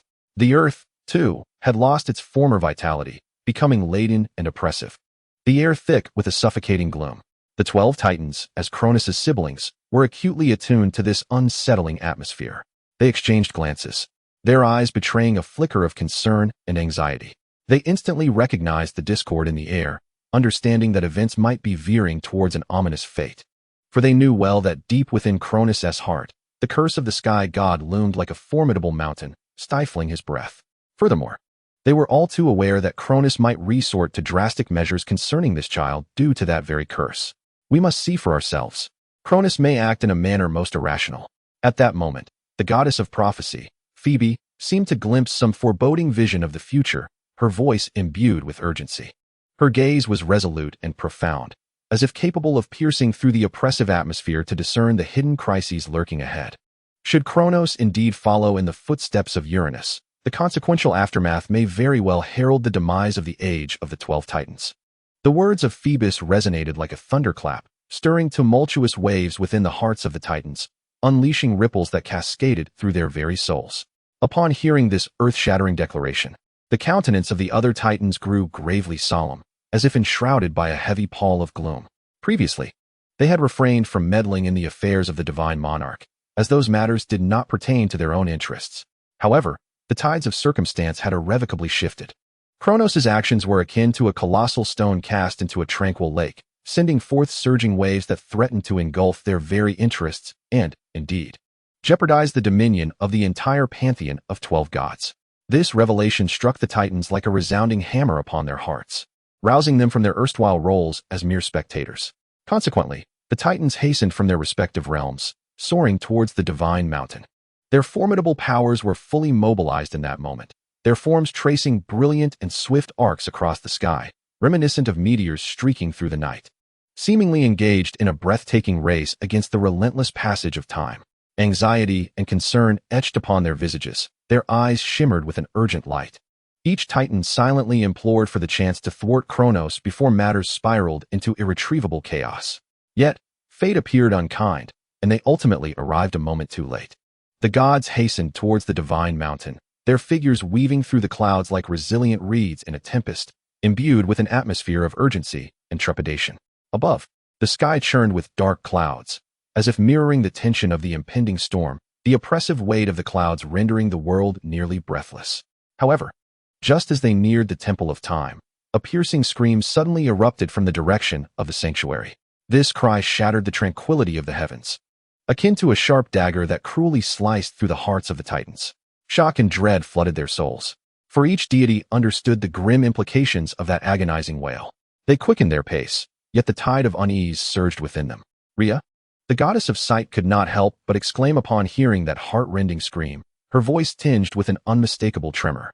She dared not contemplate why Rhea would emit such a harrowing cry at this sacred and fragile moment, especially following the recent birth of her child.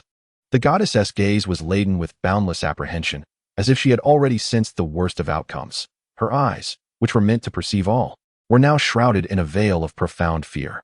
This exclamation reverberated like thunder, instantaneously igniting a flurry of alarm among the Titans. The other Titans hastened their steps, their eyes glimmering with worry. They were acutely aware that Kronos may have already taken action, an action that could yield irrevocable consequences. An ominous premonition enveloped the hearts of the Titans, instilling within them a profound sense of oppressive dread. "We must hasten our pace," bellowed their elder brother, Oceanus, his voice imbued with an unyielding resolve. "We cannot allow Kronos to commit an irreversible act." At that moment, the Titans were united by a singular thought: to reach the Temple of Time swiftly and thwart Kronos' frenzied intentions. Their forms darted across the sky like arrows propelled by fate, racing towards a common objective. Time seemed to stretch and weigh heavily in that instant, each second a burdensome leaden weight pressing upon their hearts. Yet, the Titans hesitated not. Their divine power surged within, propelling them forward at the utmost speed. Their gazes were resolute and focused, echoing a singular voice within: faster, ever faster. No. Upon their entrance into the Temple of Time, an alarming scene unfolded before them. As if the very world were collapsing in that moment, there stood Kronos, transformed into the colossal form of a Titan. His presence was immense and imposing, reminiscent of an unshakable mountain, his eyes glinting with coldness and resolve, devoid of any hesitation or compassion. Then, before the Titan's horrified eyes, he unhesitatingly consumed the newly born Hades. This nightmarish tableau left every deity present in shock and fear, struck as if by an invisible lightning bolt, rendering them momentarily paralyzed. Meanwhile, the weakened goddess Rhea collapsed upon the cold temple floor, her body trembling as if all strength had fled her. Her wails echoed through the vastness of the temple, filled with despair and sorrow, piercing the hearts of every deity like daggers. She yearned to reclaim her child, yet Kronos' power loomed insurmountably, an unassailable mountain that kept her at bay. The scene ignited a vigilant ire among the Titans, their gazes flashing with fury and wariness. They understood that Kronos' actions had transgressed the very boundaries of the divine realm. "Kronos, what are you doing?" The voice of the goddess of justice trembled as she sought to reason with Kronos, yet her words seemed feeble in the chill of the temple. "Is there an issue, dear siblings?" Kronos inquired softly, a mocking tone lacing his voice, his eyes gleaming with cruel amusement. He surveyed each deity present, seemingly reveling in their shock and terror. "Do you aspire to emulate our father, Kronos?" Erebus gazed upon his younger brother with an expression of complex emotions that defied articulation. His voice bore traces of anger and disappointment, yet it was overshadowed by confusion and sorrow. They were acutely aware that Kronos' actions mirrored those of their father, Uranus, who, in a desperate bid to prevent being overthrown by his progeny, resorted to extreme and brutal measures. Such conduct not only contravened the celestial laws, but also represented a profound desecration of life and familial bonds. "Kronos, do you truly intend to tread this irreversible path?" The tremor in Thea's voice was palpable, her gaze brimming with plea and bewilderment. She could scarcely fathom that the brother who once fought alongside them had transformed into such a cold-hearted figure. "No, no, no, I would never emulate our father." Kronos laughed uproariously, his mirth infused with a frenzied confidence, as though he held the very truths of the universe in his grasp. "After all, we are well aware of the reasons for his downfall, are we not?" His voice reverberated within the halls of the Temple of Time, each word seemingly a provocation to the very limits of every deity, as if proclaiming his singularity. Chapter 109. Madness, but your actions will only invite the repetition of history, spoke Rhea, her voice quavering, yet imbued with resolve that resonated vulnerably within the temple. "Have you forgotten how we opposed Uranus?" Her gaze overflowed with concern and confusion, as if striving to awaken the reason buried deep within Kronos, hoping to pull him back from the precipice of madness. A shadow crossed Kronos' countenance, and a flicker of complex emotions danced in his eyes. He indeed recalled that it was their rebellion against Uranus' tyranny that had elevated him to the throne of the new god. He remembered the fervent uprising and the support he garnered from his siblings to usurp their father's dominion. Yet now, he found himself ensnared in a similar predicament, confronting the same curse. His heart was a tumult of contradiction and turmoil, yet he ultimately chose obsession, opting for extreme measures to cement his reign. Thus, Cronus surveyed the deities before him, his eyes glinting with cunning and obstinacy, as if each word he uttered was a meticulously crafted snare. But I have not harmed my offspring's life, nor have I forcibly returned them to the womb, nor have I defied the very nature of the mother goddess's procreation. Cronus advanced, his visage etched with fervor, as though his actions were entirely justifiable. I have merely taken necessary measures to ensure my rule remains unchallenged. His voice resonated with an undeniable conviction, as if his decision were the sole correct path. However, his declarations only deepened the unease among the assembled titans. They understood that Cronus had strayed from the righteous path, and his obstinacy would only exacerbate the unfolding calamity. You, Rhea and Phoebe, were momentarily at a loss for words, their eyes shimmering with a blend of fury and astonishment. They could scarcely fathom that Cronus would commit such a reckless act. Phoebe's voice trembled slightly as she implored, "Cronus, do you truly believe this is right? Do you genuinely think that devouring your own offspring will resolve the dilemma?" Cronus cast a dismissive glance at Phoebe, his eyes reflecting a hint of disdain. "Phoebe, you are far too naive. The consolidation of power necessitates sacrifice, a truth that every ruler must comprehend. Everything I do is for the future of our world, to ensure that our dominion remains unchallenged." Just as the Titans contemplated their next words, they suddenly noticed Cronus's gaze directed towards the entrance of the Temple of Time. The gods followed his gaze and were taken aback to see several goddesses of varying demeanors. Though their forms appeared diminutive at the temple's threshold, their eyes sparkled with determination and curiosity. "Ah, my dear Hestia, Demeter, and Hera." Cronus's voice bore a note of tenderness, yet his gaze was as frigid as ice, as if an abyss of coldness lay hidden within him. He slowly approached his daughters, an unsettling smile etched upon his face, casting an eerie aura in the dimly lit temple. "Father, we have heard of the birth of our brother and wish to visit him, and our mother, Hestia." The eldest sister spoke softly, her voice imbued with warmth and concern, akin to a gentle spring breeze caressing a tranquil lake, filled with boundless affection. She regarded Cronus with eyes alight with familial love and anticipation, devoid of fear, only joy for the new life and care for their mother. Cronus seemed to tenderly caress Hestia's face, his fingers cold and rigid, reminiscent of winter's frost, starkly contrasting the gentleness he outwardly displayed. "Do not be anxious, my daughters." Cronus's voice was deep and deliberate, as though each word hung in the air. "You shall soon meet your brothers." His gaze swept over the three goddesses, the chilling intensity of his stare causing a shiver to run through their hearts. "Cronus, you have lost your mind." The gods, hearing the words of the king, rushed forward in an attempt to intervene. Their eyes flickered with rage and fear, unable to believe Cronus would perpetrate such an atrocity against his own daughters. They were engulfed in shock and despair, as if their entire worldview had crumbled in that instant. However, before they could act to stop him, Cronus swiftly consumed the three goddesses. His movements were swift and decisive, as if this macabre act had been meticulously orchestrated from the onset. A glint of ruthlessness passed through Cronus's eyes, as if in that moment he had entirely succumbed to madness, blinded by fear and curses. Suddenly, the temple was enveloped in an oppressive silence. The gods gazed at Cronus in astonishment, their faces etched with disbelief and fury. The air seemed to congeal, with only Rhea's anguished cries resonating within the temple, suffused with despair and sorrow. Her body trembled slightly, tears cascading down her cheeks like pearls strung loose from a broken thread. "Cronus, what have you done?" The voice of Oceanus bore the weight of wrathful inquiry, his gaze fixed upon Cronus as if he longed to rend him asunder. His voice reverberated within the temple, imbued with an undeniable severity, each word striking at the very core of Cronus's heart. Yet Cronus merely smiled faintly, a frenzied glimmer dancing in his eyes, as if his innermost being had been utterly consumed by fear and curse. "I am merely ensuring that our world does not repeat its tragic fate." His tone carried a chilling resolve, as though his choice were the sole righteous path. "You all know that the curse is inescapable. I must take measures to safeguard our dominion." "Safeguard dominion?" The voice of Phoebe trembled with indignation. "What you are doing is not preservation but destruction of our world. You have devoured your own children, your own daughters. Your actions will only plunge our realm into deeper chaos. And what of it? As long as they are gone, the curse cannot manifest. Ha ha ha." Cronus's voice brimmed with madness and obsession, his laughter echoing through the temple like a chilling wind, sending shivers down the spines of every deity present. There was not a trace of warmth in his laughter, only a cold resolution, as if he had been completely shrouded by the shadows of fear and curse, losing all semblance of reason. As they beheld the deranged laughter of their king, the gods felt a creeping chill envelop them. Their eyes brimmed with shock and terror, as if the Kronos before them had transformed from the familiar deity into a monster consumed by darkness.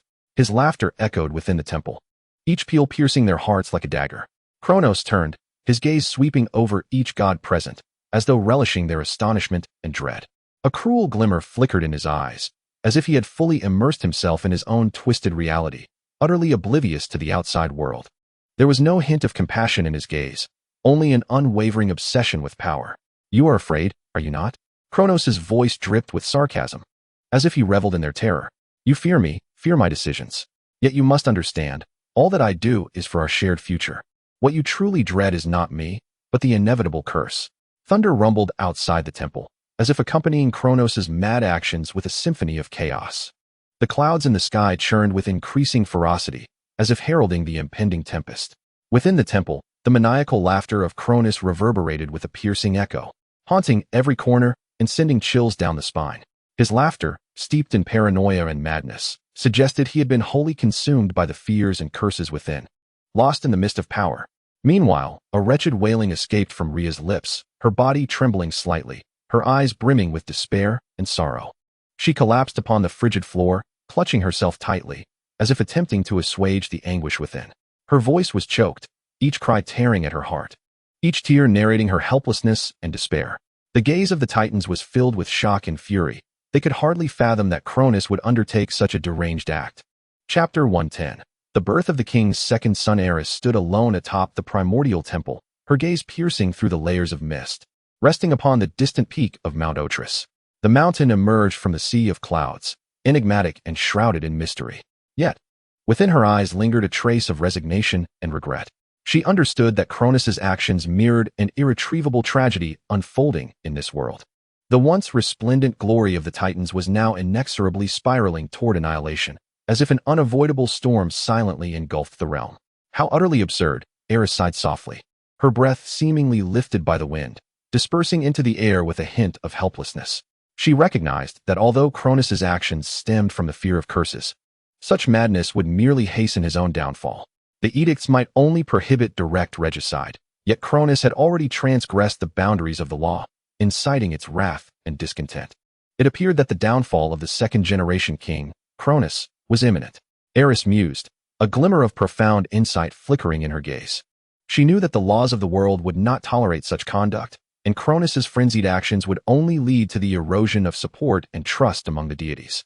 As for Rhea's forthcoming child, it was likely doomed to a fate of consumption as well. A surge of deep sympathy for Rhea welled up within Aerys. She understood that for Rhea, each loss of a child was akin to having her heart carved out by a dagger, an agony beyond articulation. Each birth should symbolize joy and hope, yet under Kronos' deranged decree, it transformed into an abyss of fear and despair. Kronos' decision was, without a doubt, a relentless thrust of daggers into Rhea's heart, mercilessly tearing apart her maternal instincts and emotions. And as Aerys had anticipated, thousands of years slipped by in silence. The god-king remains exalted in his celestial realm, while the goddess continues to be revered by the pantheon. However, Rhea's condition raises concerns. Her once radiant visage now bears the weight of fatigue and melancholy. A millennium ago, deceived and soothed by Kronos, Rhea found herself pregnant once more, heralding the arrival of the god-king's second son. This revelation struck the divine realm like a thunderous explosion, igniting a tempest of reactions among the gods. As a heart-wrenching cry echoed from the summit of the divine mountain, a male deity with cascading azure waves of hair emerged from the temple of time. His appearance seemed preordained, imbued with an irresistible sense of destiny. His tresses flowed like the waves of the deep sea, the cerulean strands swaying gently in the breeze. As if each filament encapsulated the ocean's might, sunlight bathed him, illuminating his hair to shimmer like the glistening surface of the sea, radiant and enigmatic. His features were chiseled and striking, with profound blue eyes that sparkled with wisdom and authority, as though capable of unraveling the secrets of the universe. His gait was steady and commanding, each step resonating with an invisible grandeur. Clad in a robe of deep sea blue, The fabric embodied the perfect fusion of the ocean's allure and tranquility. The garment was adorned with intricate patterns of waves and stallions, the fluid lines of the waves appearing to ripple across the fabric, while the horses seemed poised to leap forth, galloping across the expanse of existence. The edges of the robe were embroidered with glistening golden threads, sparkling with brilliance like sunlight dancing upon the undulating sea, infusing the profound blue with warmth and radiance. The robe's texture was both light and resilient, woven from the finest silk and the essence of the ocean, allowing it to billow gracefully in the sea breeze while withstanding the tempestuous tides. Crowned with a golden diadem, a colossal sapphire gleamed at its center, radiating a profound light akin to the heart of the ocean, symbolizing his supreme authority as the god of tides. Golden ribbons descended from either side of the crown, embellished with motifs of waves and hooves, harmonizing with the designs on his robe, enhancing his majesty and nobility. With the arrival of this deity, the laws of the cosmos solemnly proclaimed his name, Poseidon, god of tides and steeds. His name reverberated through the heavens and the earth like a thunderclap, each syllable imbued with unparalleled power and gravitas. As the solemn declaration concluded, the sea seemed to stir with an unseen force, erupting into tumultuous chaos. The previously tranquil waters transformed into a wild, untamed expanse. The ocean roared, waves towering like mountains, crashing violently against the rocky shores with a thunderous cacophony, akin to the battle cries of 1,000 armies charging forth. The seawater, driven by the howling winds, erupted into countless white frothy crests. Like a legion of furious spirits dancing and leaping across the surface of the sea, they converged into surging tsunamis, racing towards the distant shores. A magnificent display of Poseidon's might as the deity of the tempestuous sea. Simultaneously, the steeds upon the earth seemed to sense an enigmatic summons. The horses raised their heads in unison, releasing resonant and prolonged whinnies, their voices brimming with strength and fervor, as though in response to the arrival of their divine patron. Across the vast expanse of the prairie, the horses galloped freely like ethereal spirits, each stride imbued with grace and power. Their manes billowed in the wind, reminiscent of black flames igniting the grasslands, revealing a wild beauty. The thunderous sound of their hooves striking the earth echoed with a profound resonance, each step proclaiming their liberty and vigor. Dust swirled around them in their gallop, akin to golden mist, enveloping them and adding an aura of mystery and grandeur to their run. The horses' sprint resembled a grand ballet, their forms tracing elegant arcs across the meadow. At times they raced side by side, at other moments intertwining, as if performing a meticulously choreographed dance. Guided by Poseidon's power, the tsunami surged forth like a ferocious beast, roaring towards the shore, unleashing monstrous waves towering dozens of meters high, its grandeur akin to 1,000 horses thundering together. In that very moment, the herd of horses also surged wildly, their whinnies harmonizing with the roar of the waves, weaving a breathtaking symphony. This symphony encapsulated the grandeur and might of the ocean, intertwined with the agility and abandon of the horses. They contrasted and complemented each other, forging an unparalleled fusion of strength and beauty. Chapter 111. The Obstruction of Time. Yet, as Poseidon, in his manifestation as the deity of the tsunami and the horses, completed his proclamation of the laws and prepared to return to his temple, an unforeseen disruption shattered this tranquility. A titanic hand, immense and robust, abruptly transcended the confines of space, as if stretching forth from the void, reaching directly towards the newly ascended deity. This colossal hand emanated a chilling and formidable force, as if intending to crush all beings that stood in its path. However, just as the hand was about to make contact with Poseidon, a miracle unfolded. A spellbound wheel, adorned with intricate patterns of time, emerged slowly from the depths of temporal existence, appearing silently before the monstrous hand. This wheel radiated a soft and mysterious luminescence, as though time itself had crystallized into a tangible form at that moment. Its edges shimmered with a golden halo, and the patterns of time flowed like ancient runes across the wheel, each line imbued with boundless power. It floated serenely in the air, yet possessed an unmatched strength, firmly obstructing the giant hand and preventing it from reaching Poseidon. The formidable strength of that colossal hand, while immense, could advance no further under the formidable barrier of the wheel of time. This wheel, akin to an impregnable fortress, steadfastly safeguarded Poseidon from the sudden onslaught. The mystical wheel was conjured by Rhea, the goddess of time, residing far within the Temple of Ages.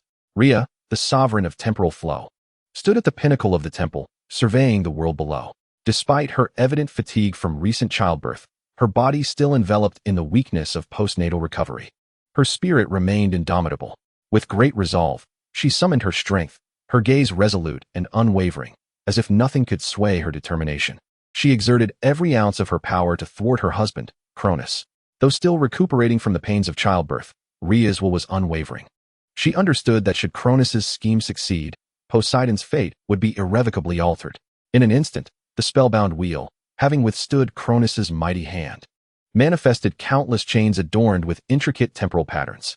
These chains emanated a soft, enigmatic glow, reminiscent of the threads of time, binding Cronus's power with an unyielding grip. They intertwined in the air, creating a complex web of time that firmly anchored Cronus's colossal hand in place. These temporal chains were not mere restraints. They seemed to possess a will of their own, shimmering with light as if engaged in a silent contest of strength against Cronus. Each chain radiated a faint golden luminescence, as though the river of time flowed within, imbued with a profound and mysterious force. However, Cronus's might was overwhelmingly potent, and even as Rhea's wheel and temporal chains exerted their utmost strength, her efforts appeared somewhat feeble. Though ensnared by the chains, Cronus's hand continued to struggle, striving to break free from its bindings. His power surged like a relentless tide, incessantly battering Rhea's magical defenses. A flicker of pain crossed Rhea's visage, her body trembling from the exertion of her magic. Sweat trickled down her cheeks, yet her eyes remained filled with resolve and defiance. She knew she could not waver. Having already lost 4 children, she could not allow this child to meet the same fate. Thus, Rhea summoned her final reserves of strength, gripping her staff tightly and infusing all her power into the wheel and chains. Cronus, cease. Rhea's voice, though tinged with weakness, resonated with unwavering conviction. Poseidon is our child. You cannot harm him. A cold expression flickered across Cronus's face, his voice deep and powerful. Rhea, you are always so weak. Have you forgotten that curse? We must eradicate these threats, otherwise, our dominion shall cease to exist. Upon uttering these words, Cronos summoned his divine power. The force of temporal destruction spread from his colossal hand, a formidable and terrifying strength capable of tearing the fabric of time and space. Even the very space around Cronos began to warp, as if an unseen force was mercilessly tugging at it, creating swirling black vortices that emanated a chilling and potent aura. In an instant, the once resilient chains of time crumbled before Cronos's might, shattering into countless specks of light that dissipated into the ether. These luminous fragments flickered in the air like shards of time, gradually vanishing as if consumed by Cronos's overwhelming power. Rhea's complexion grew even paler, her body trembling slightly. Yet her gaze remained resolute. She understood that, in the face of Cronos's formidable strength, she might be unable to halt him, but she would never concede. Drawing a deep breath, she concentrated all her energy, striving to reconstruct a new line of defense. The goddess of time, with her last vestiges of strength, cast another spell. A new temporal wheel gradually unfurled before her, brighter and more powerful than before. The wheel was adorned with intricate patterns of time, as if the river of time flowed within, radiating a gentle and mysterious luminescence. She poured all her might into it, hoping this final bastion would withstand Cronos's onslaught. Cronos, I shall not permit you to harm our children. The immense hand of Cronos clashed once more against Rhea's temporal wheel, generating a deafening roar that resonated through the air. The entire cosmos trembled at that moment, as if time itself paused for this battle. The forces of space-time and the powers of time entwined, creating a magnificent yet terrifying tableau. Surrounding Cronos's colossal hand, the temporal vortices whirled incessantly, black fissures spreading like spider webs, seemingly intent on consuming all. In contrast, Rhea's temporal wheel emitted a soft glow, its intricate patterns resembling a flowing river, striving to mend the ravaged continuum. Despite Rhea's utmost efforts to counter Cronos, how could she withstand a force so overwhelming, especially so soon after giving birth? The immense divine power surged forth like a torrential storm. The giant hand adorned with sigils of temporal destruction ruthlessly struck Rhea's temporal wheel. Although Rhea exerted every ounce of her strength, Cronos's might was insurmountable. The wheel began to fracture under the relentless assault. These fissures expanded like tears in time, the radiance of the wheel dimming. Chapter 112. Heartbreak, a gift for an additional chapter, with gratitude to Tai Yi Sheng Shui for the offering. Rhea's complexion turned even more ashen, her body swaying perilously from the strain of excessive spellcasting. Rhea held her staff tightly, yet her strength was nearing its limit. She was acutely aware that she might not be able to endure much longer. Rhea, relinquish your struggle. Kronos taunted, his voice laced with derision. You cannot thwart me. Rhea's lips quivered slightly, but her gaze remained resolute. I will not surrender, Kronos. The tenacity in Rhea's spirit ignited a surge of fury within Kronos. His actions grew ruthless, as he summoned the immense power of time and space within him and thrust his colossal hand forward. Instantly, the force of temporal destruction surged forth like a tidal wave, shattering Rhea's time wheel. The once gentle glow of the wheel was obliterated under the tremendous impact, disintegrating into countless fragments that danced through the air like shards of time itself.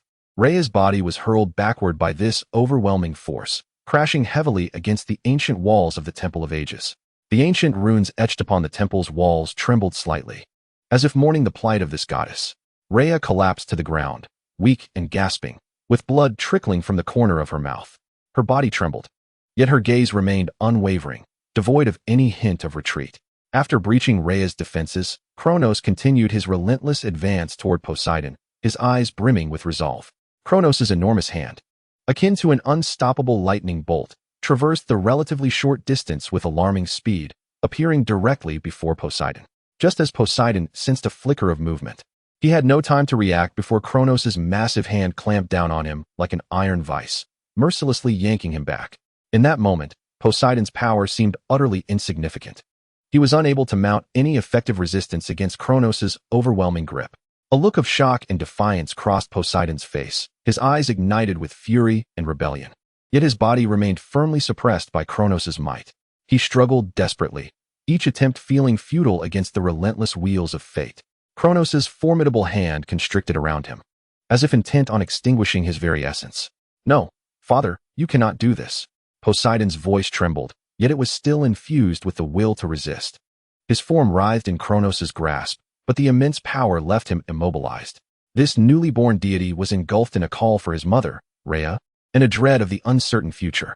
However, Kronos paid no heed to Poseidon's struggles or his defiance, nor did he acknowledge Rhea's eyes, filled with terror and rage.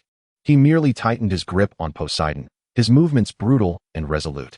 In the eyes of Kronos, this child was merely a threat to be eradicated, rather than a life they had co-created. The god-king of time and space displayed not a shred of compassion, but rather an overwhelming fear of the future intertwined with an insatiable thirst for power. Poseidon, your existence constitutes my gravest peril. Kronos' voice resonated with a deep and chilling tone as his colossal hand began to tighten, inflicting an immense pressure upon Poseidon's body that rendered him nearly breathless. Kronos, you cannot do this. Rhea's voice trembled with desperation as she attempted to rise, yet her weakened body betrayed her, leaving her motionless. Helpless, she could only watch as Kronos clutched Poseidon with unyielding ferocity. Tears welled in her eyes, yet she knew she could not surrender. Rhea could scarcely fathom that her husband, once her partner in the creation of life, would treat their child with such ruthless cruelty.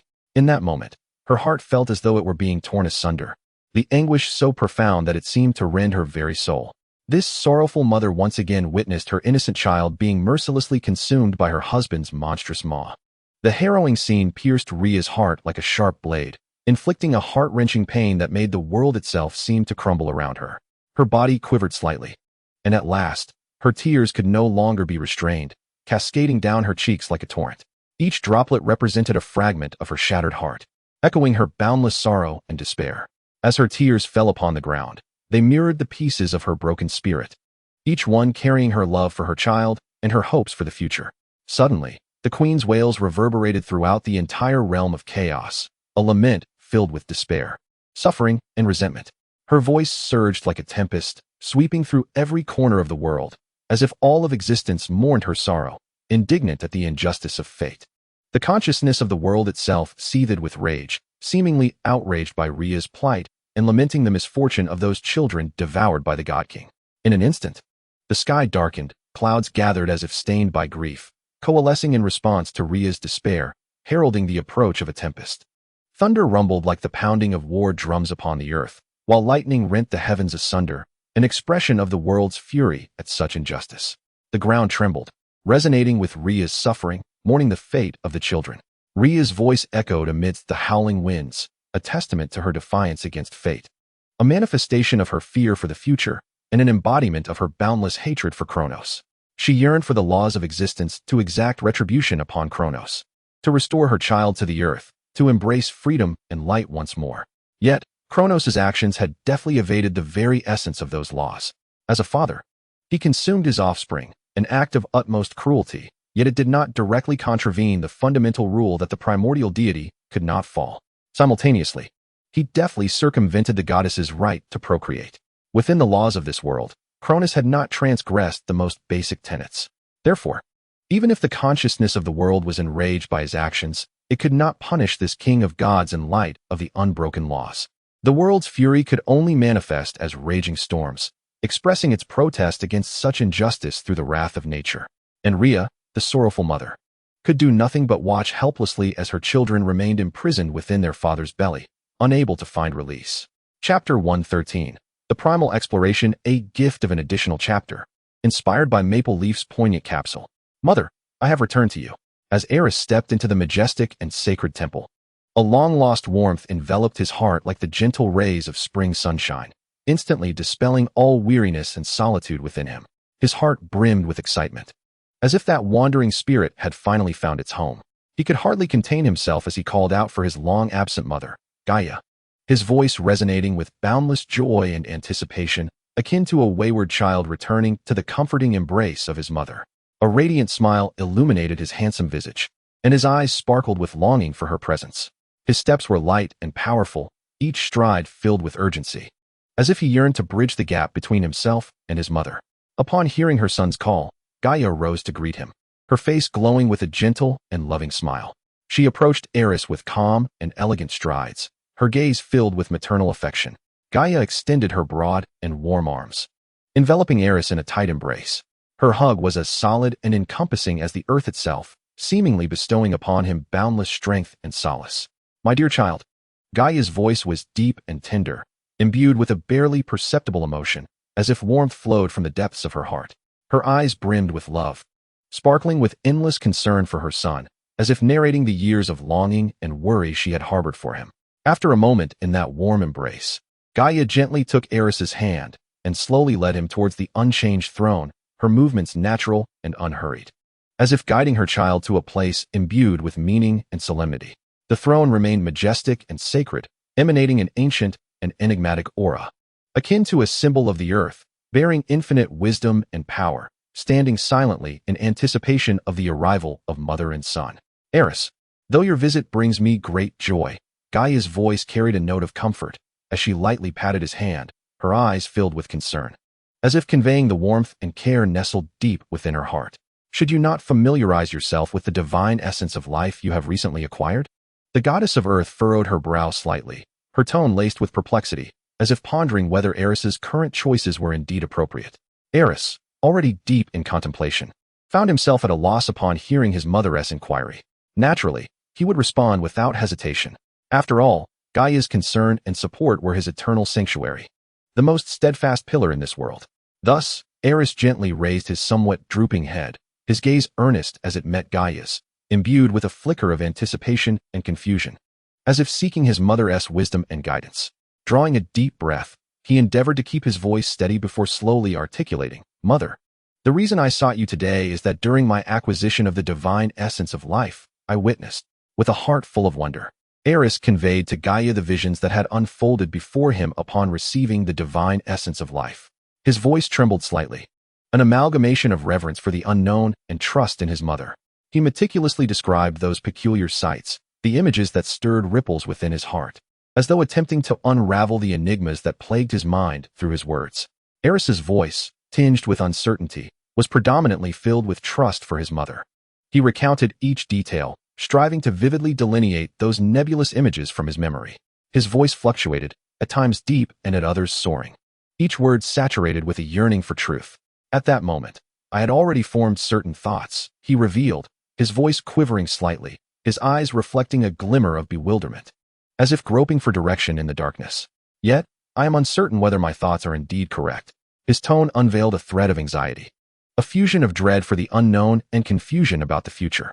He paused, inhaling deeply, as though summoning courage, and continued, Mother, do you believe I am on the verge of entering that realm?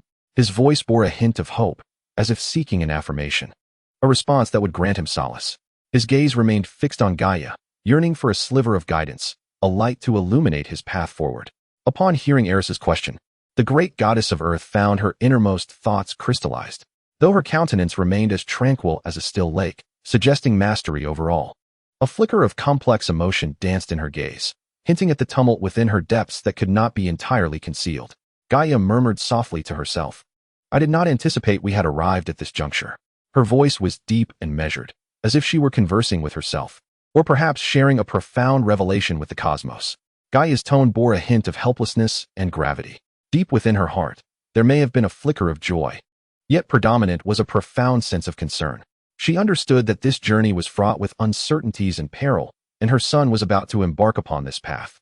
Most importantly, despite being one of the 5 primordial deities born at the dawn of chaos, endowed with boundless wisdom and strength, she found herself lacking any pertinent experience to impart on this matter. After all, the primordial gods have existed since the inception of the world, standing at the pinnacle from their very birth. Throughout the ages, none have successfully ascended to such a realm since the world's inception. Thus, even she was at a loss regarding the exploration of the primordial tier. Her heart was a tumult of conflicting emotions. On one hand, she felt solace in Aerys' ability to reach this realm, yet on the other, she was deeply apprehensive about his impending journey into the unknown. She was acutely aware that this path was laden with uncertainties and dangers, and unlike before, she could not provide him with clear guidance or support. Moreover, based on the current trajectory of the world's development, the birth of another primordial god seemed nigh impossible, as the world continued to evolve and expand. The delicate balance of various forces remained precariously maintained. This equilibrium had been achieved through countless epochs and the interplay of myriad powers. Should it be disrupted, the consequences would be dire. The sudden emergence of a new primordial deity could shatter this balance, inciting unpredictable turmoil, much like the case of the sky god Uranus. His inability to ascend to the status of a primordial god was not due to a lack of strength or favor within the world, but rather because the world could not sustain the birth of a 6th primordial deity. The balance of power in existence is finite, and the positions of primordial gods are exceedingly rare. Therefore, even if the laws favored the sky, it was utterly impossible for that exalted primordial tier to be bestowed upon him. Consequently, Gaia found herself devoid of any experience in this regard. Chapter 114. A realm lacking one Aerys. You can sense that boundary. Gaia's voice was deep and resonant, echoing as if it emanated from the very depths of the earth. Each word carried weight, capable of transcending time and space, striking the heart. This signifies that you have gradually embarked upon a path in pursuit of primordial power and have qualified to chase the primal essence. Her words were laced with solace and encouragement, affirming Aerys' efforts and innate talent. A flicker of surprise crossed Aerys' gaze, yet it was predominantly focused. He grasped Gaia's hand tightly, as if seeking more strength and guidance. His heart was a tapestry of complex emotions, woven with reverence for the unknown and anticipation for the future.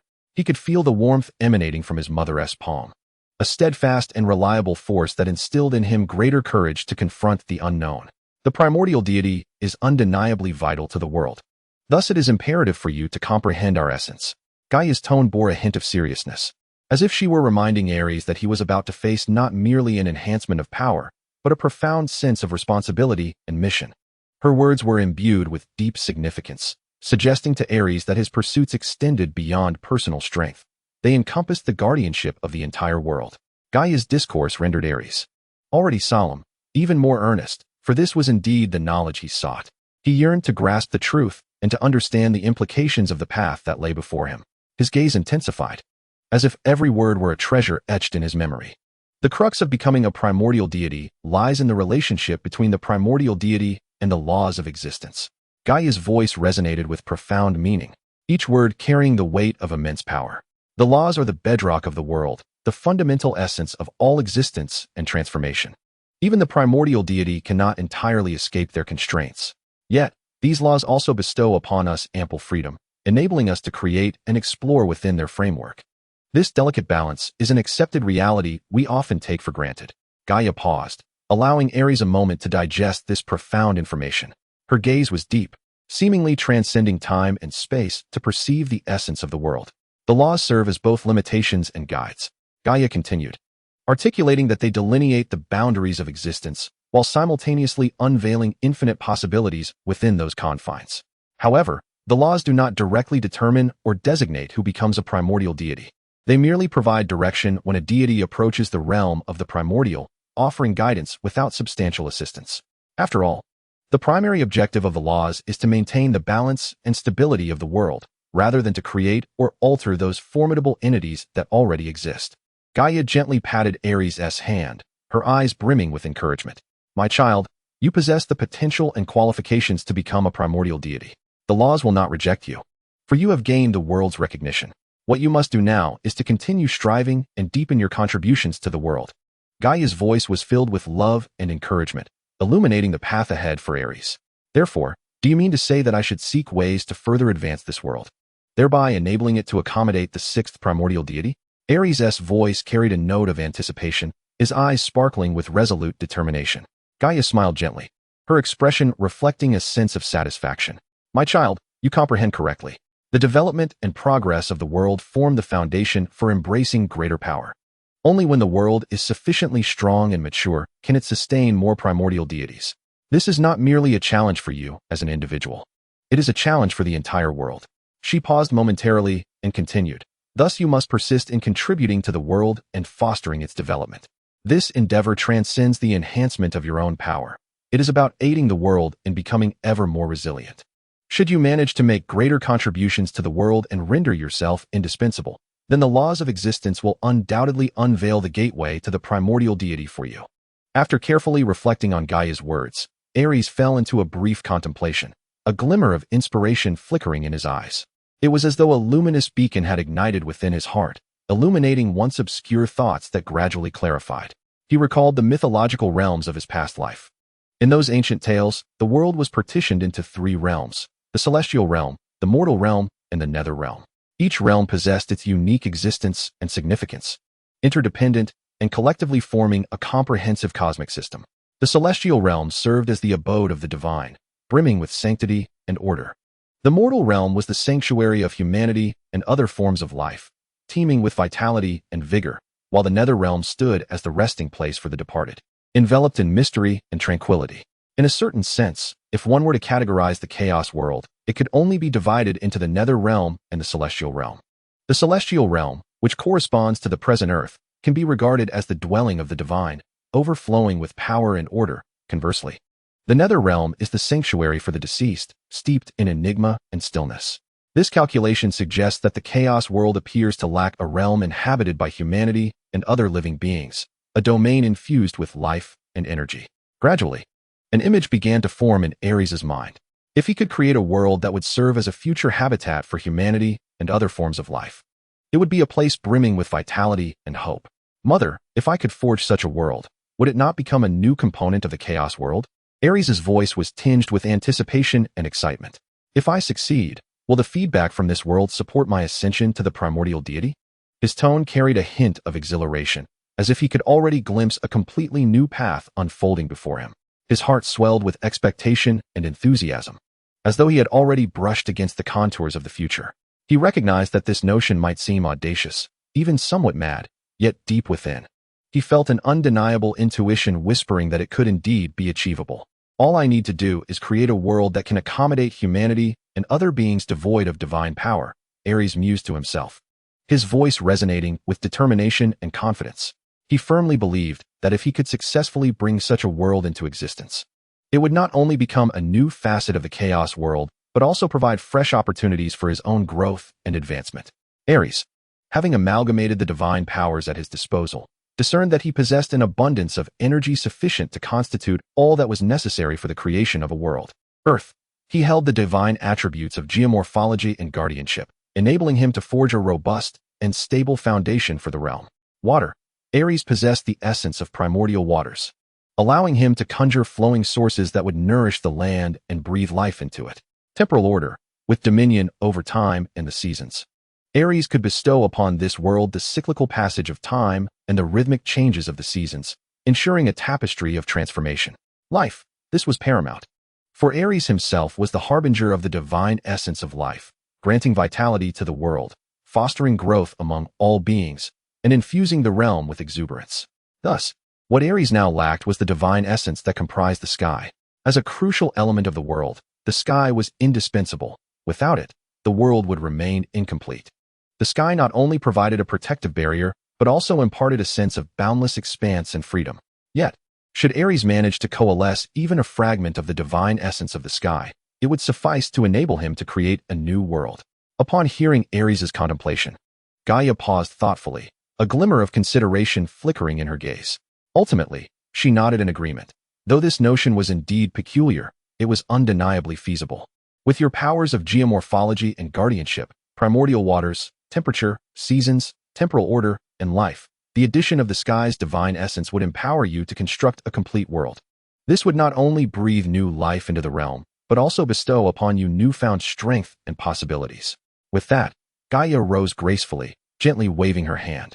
In response to her gesture, a shard radiating a cerulean luminescence and a crystal exuding the profound essence of the earth materialized between her and Aerys.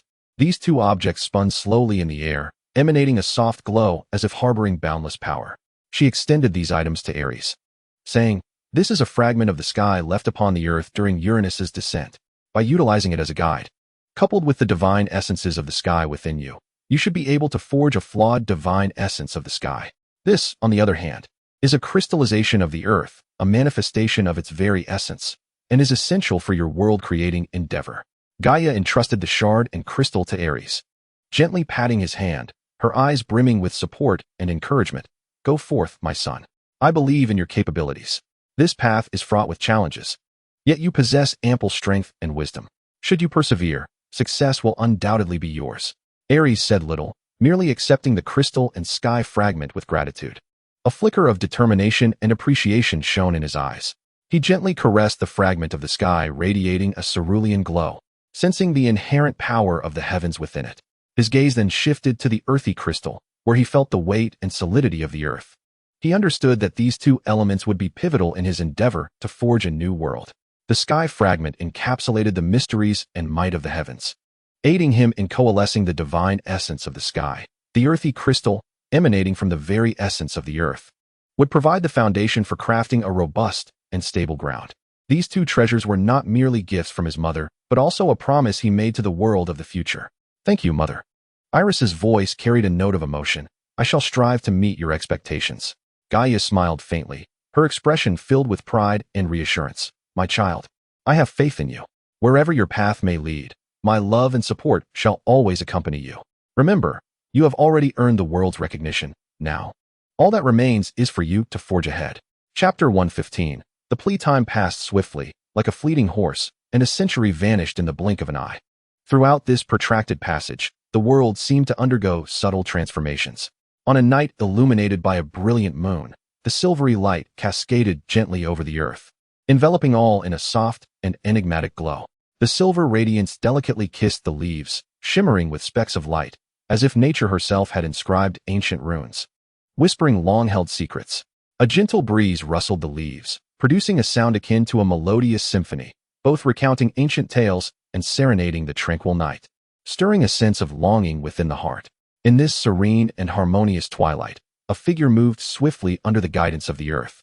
She was lithe and graceful, her steps light as if she were one with the night, each footfall gracing the silver path laid by the moonlight, silently navigating the still woods and fields.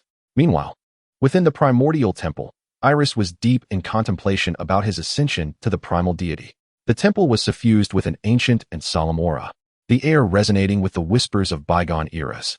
Sitting upon the lofty divine throne, Aerys's gaze was profound and tranquil, as if he had long since become accustomed to pondering in solitude amid this serenity.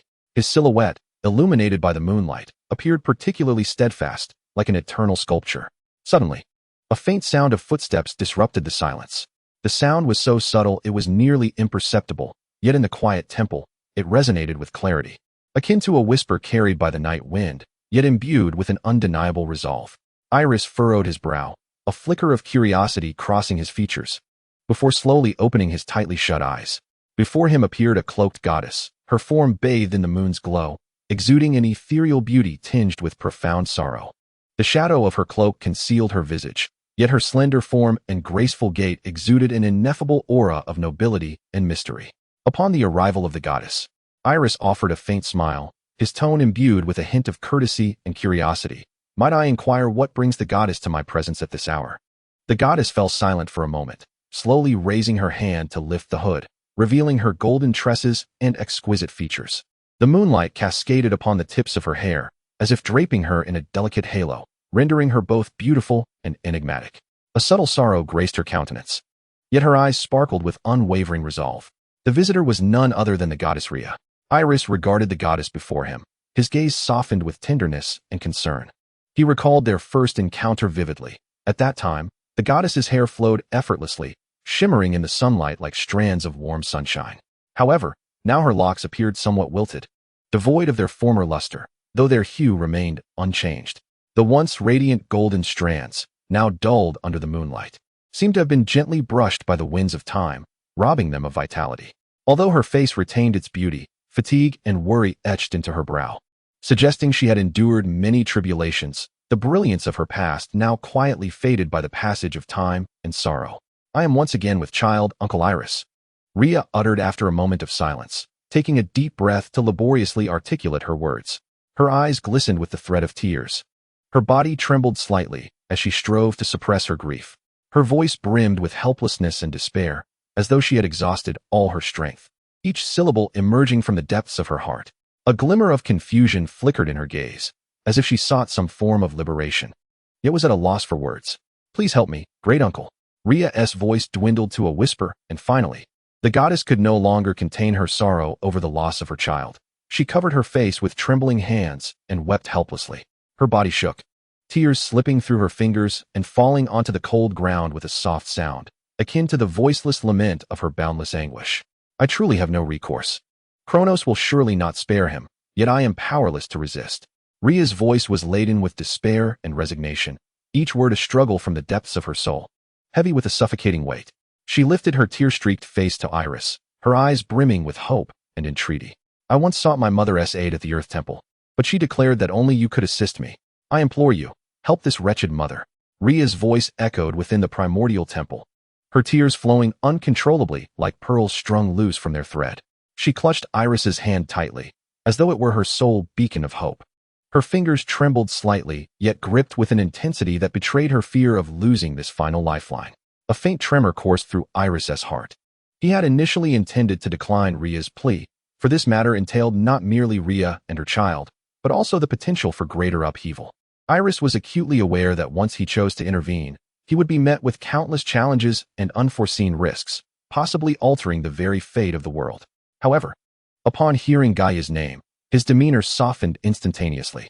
Gaia was not only his mother, but also the embodiment of his utmost reverence. Her wisdom and strength served as the bedrock of existence, and her words were always measured and contemplative. If even Gaia believed he could assist Rhea, he had no justification for refusal. Aerys inclined his head slightly, his gaze imbued with determination and depth, as though he had already steeled himself for the impending trials. Rhea, since my mother has declared that I can aid you, I shall take it upon myself to protect this unborn child, ensuring no harm befalls him. Aerys's voice resonated with unwavering conviction, each word striking Rhea's heart like a hammer. Hearing Aerys's agreement, a flicker of relief graced Rhea's countenance, as if the heavy stone within her heart had finally been cast aside. Gratitude and trust shimmered in her eyes, tears once more welling up, but this time, they were tears of release, infused with hope for the future and faith in Aerys.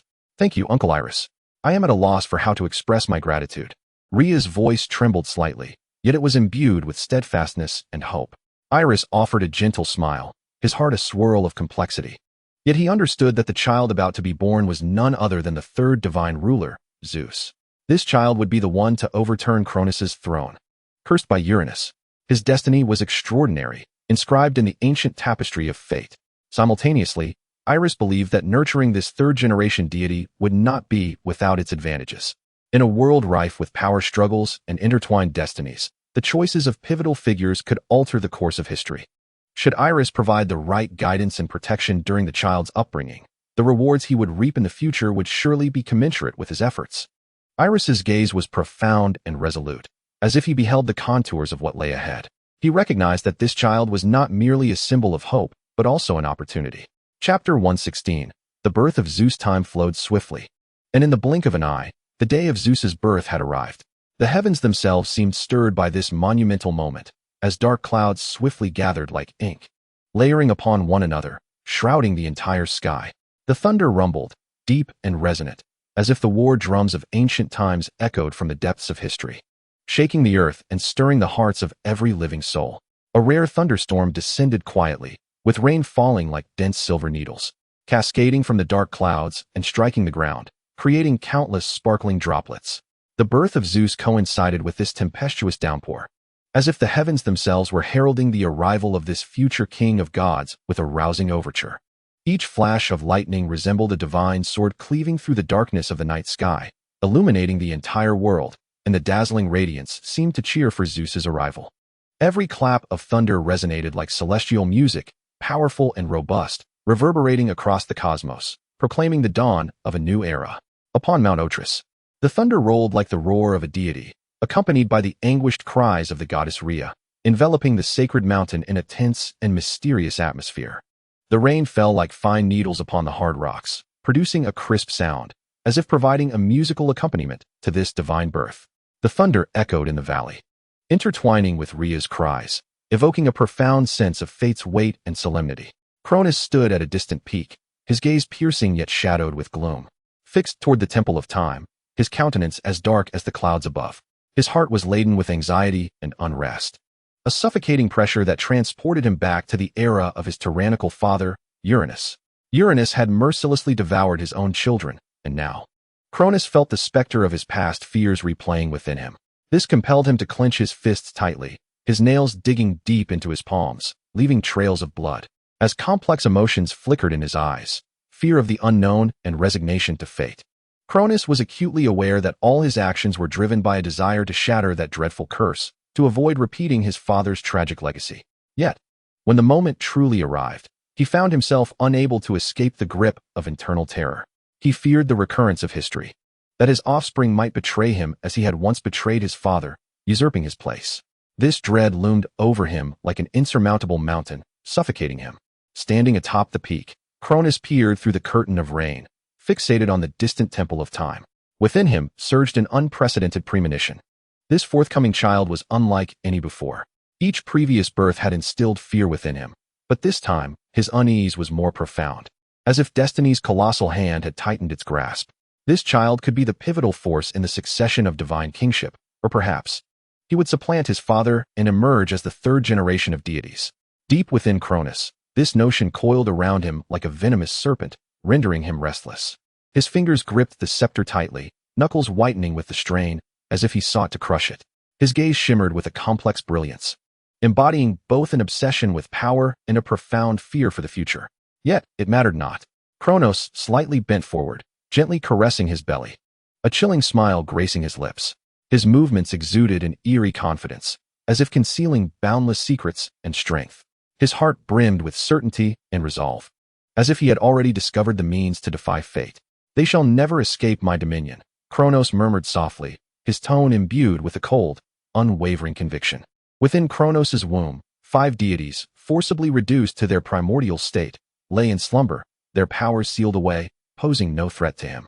Cronus understood that these divine beings might one day wield immense strength, yet for now, they existed solely within him. Their destinies had long been rewritten by his hand. He would not grant them a chance, nor would he allow history to repeat itself. "You shall never emerge," Cronus whispered, his voice laced with a sense of menace and forewarning. Amidst the tempestuous peaks, his words rang particularly clear, as if delivering a final ultimatum to the slumbering gods. Cronus's might was unparalleled, capable of quelling any resistance from these deities. He confined them within his being, preventing them from usurping his throne. Cronus believed he would not repeat the mistakes of his father, Uranus, nor would he allow his offspring the opportunity to rebel. A cold gleam flickered in his eyes, as if he had ensnared everything within his grasp. Cronus was convinced that as long as he remained resolute and formidable, nothing could obstruct his path. His throne would forever stand unchallenged, and his reign would never be contested. Standing atop the peak, the storm seemed to form an invisible barrier around him, a testament to his incomparable power. His silhouette appeared grand amidst the tempest, resembling an insurmountable mountain. "My throne, my dominion, shall be dictated solely by me." Cronus's voice echoed through the storm, proclaiming his determination to the world. His power surged like a volcano, poised to erupt and crush any semblance of defiance. Within the Temple of the Ages, Rhea's cries grew fainter, as though her strength had reached its limit. Each of her shouts resonated with a struggle against fate, filled with a yearning for new life and hope for the future. Rhea's garments were drenched in sweat, her hair disheveled against her forehead, yet her gaze remained steadfast, as if affirming to herself that she would bring this child into the world, come what may. Outside, the thunder grew louder, adding a solemn and mysterious atmosphere to this sacred birth. The thunder roared, lightning cleaved the sky, illuminating the entire divine mountain and casting light upon Kronos' grim visage. With each flash of lightning, the complex expressions etched upon the face of the divine monarch were illuminated. Kronos' gaze grew increasingly somber, his heart rife with unease and foreboding. He was acutely aware that a child was on the brink of birth, a being whose arrival would herald an unpredictable future. I shall personally eradicate this threat, Kronos murmured softly, his voice imbued with an unwavering resolve. His eyes were frigid and resolute, as if he had already reached an irrevocable decision. He would not allow this child the opportunity to grow, nor would he grant any chance for usurpation. He would bring an end to it all with his own hands, safeguarding his dominion. Kronos was consumed by an obsession with power, having seemingly wagered all upon this single choice. He was convinced that, with sufficient decisiveness, nothing could thwart him. Yet, unbeknownst to him, the wheels of fate had begun to turn, and his decision might very well serve as the spark igniting a far greater upheaval. A thunderous roar erupted as a bolt of lightning descended from the heavens, its deafening sound proclaiming the dawn of a new era. This thunderclap rent the darkened night sky, illuminating the entirety of Mount Aerys and every nook of the Temple of Time. In that very moment the lightning struck. The laws of existence announced the birth of Kronos' sixth progeny, the god of thunder, Zeus.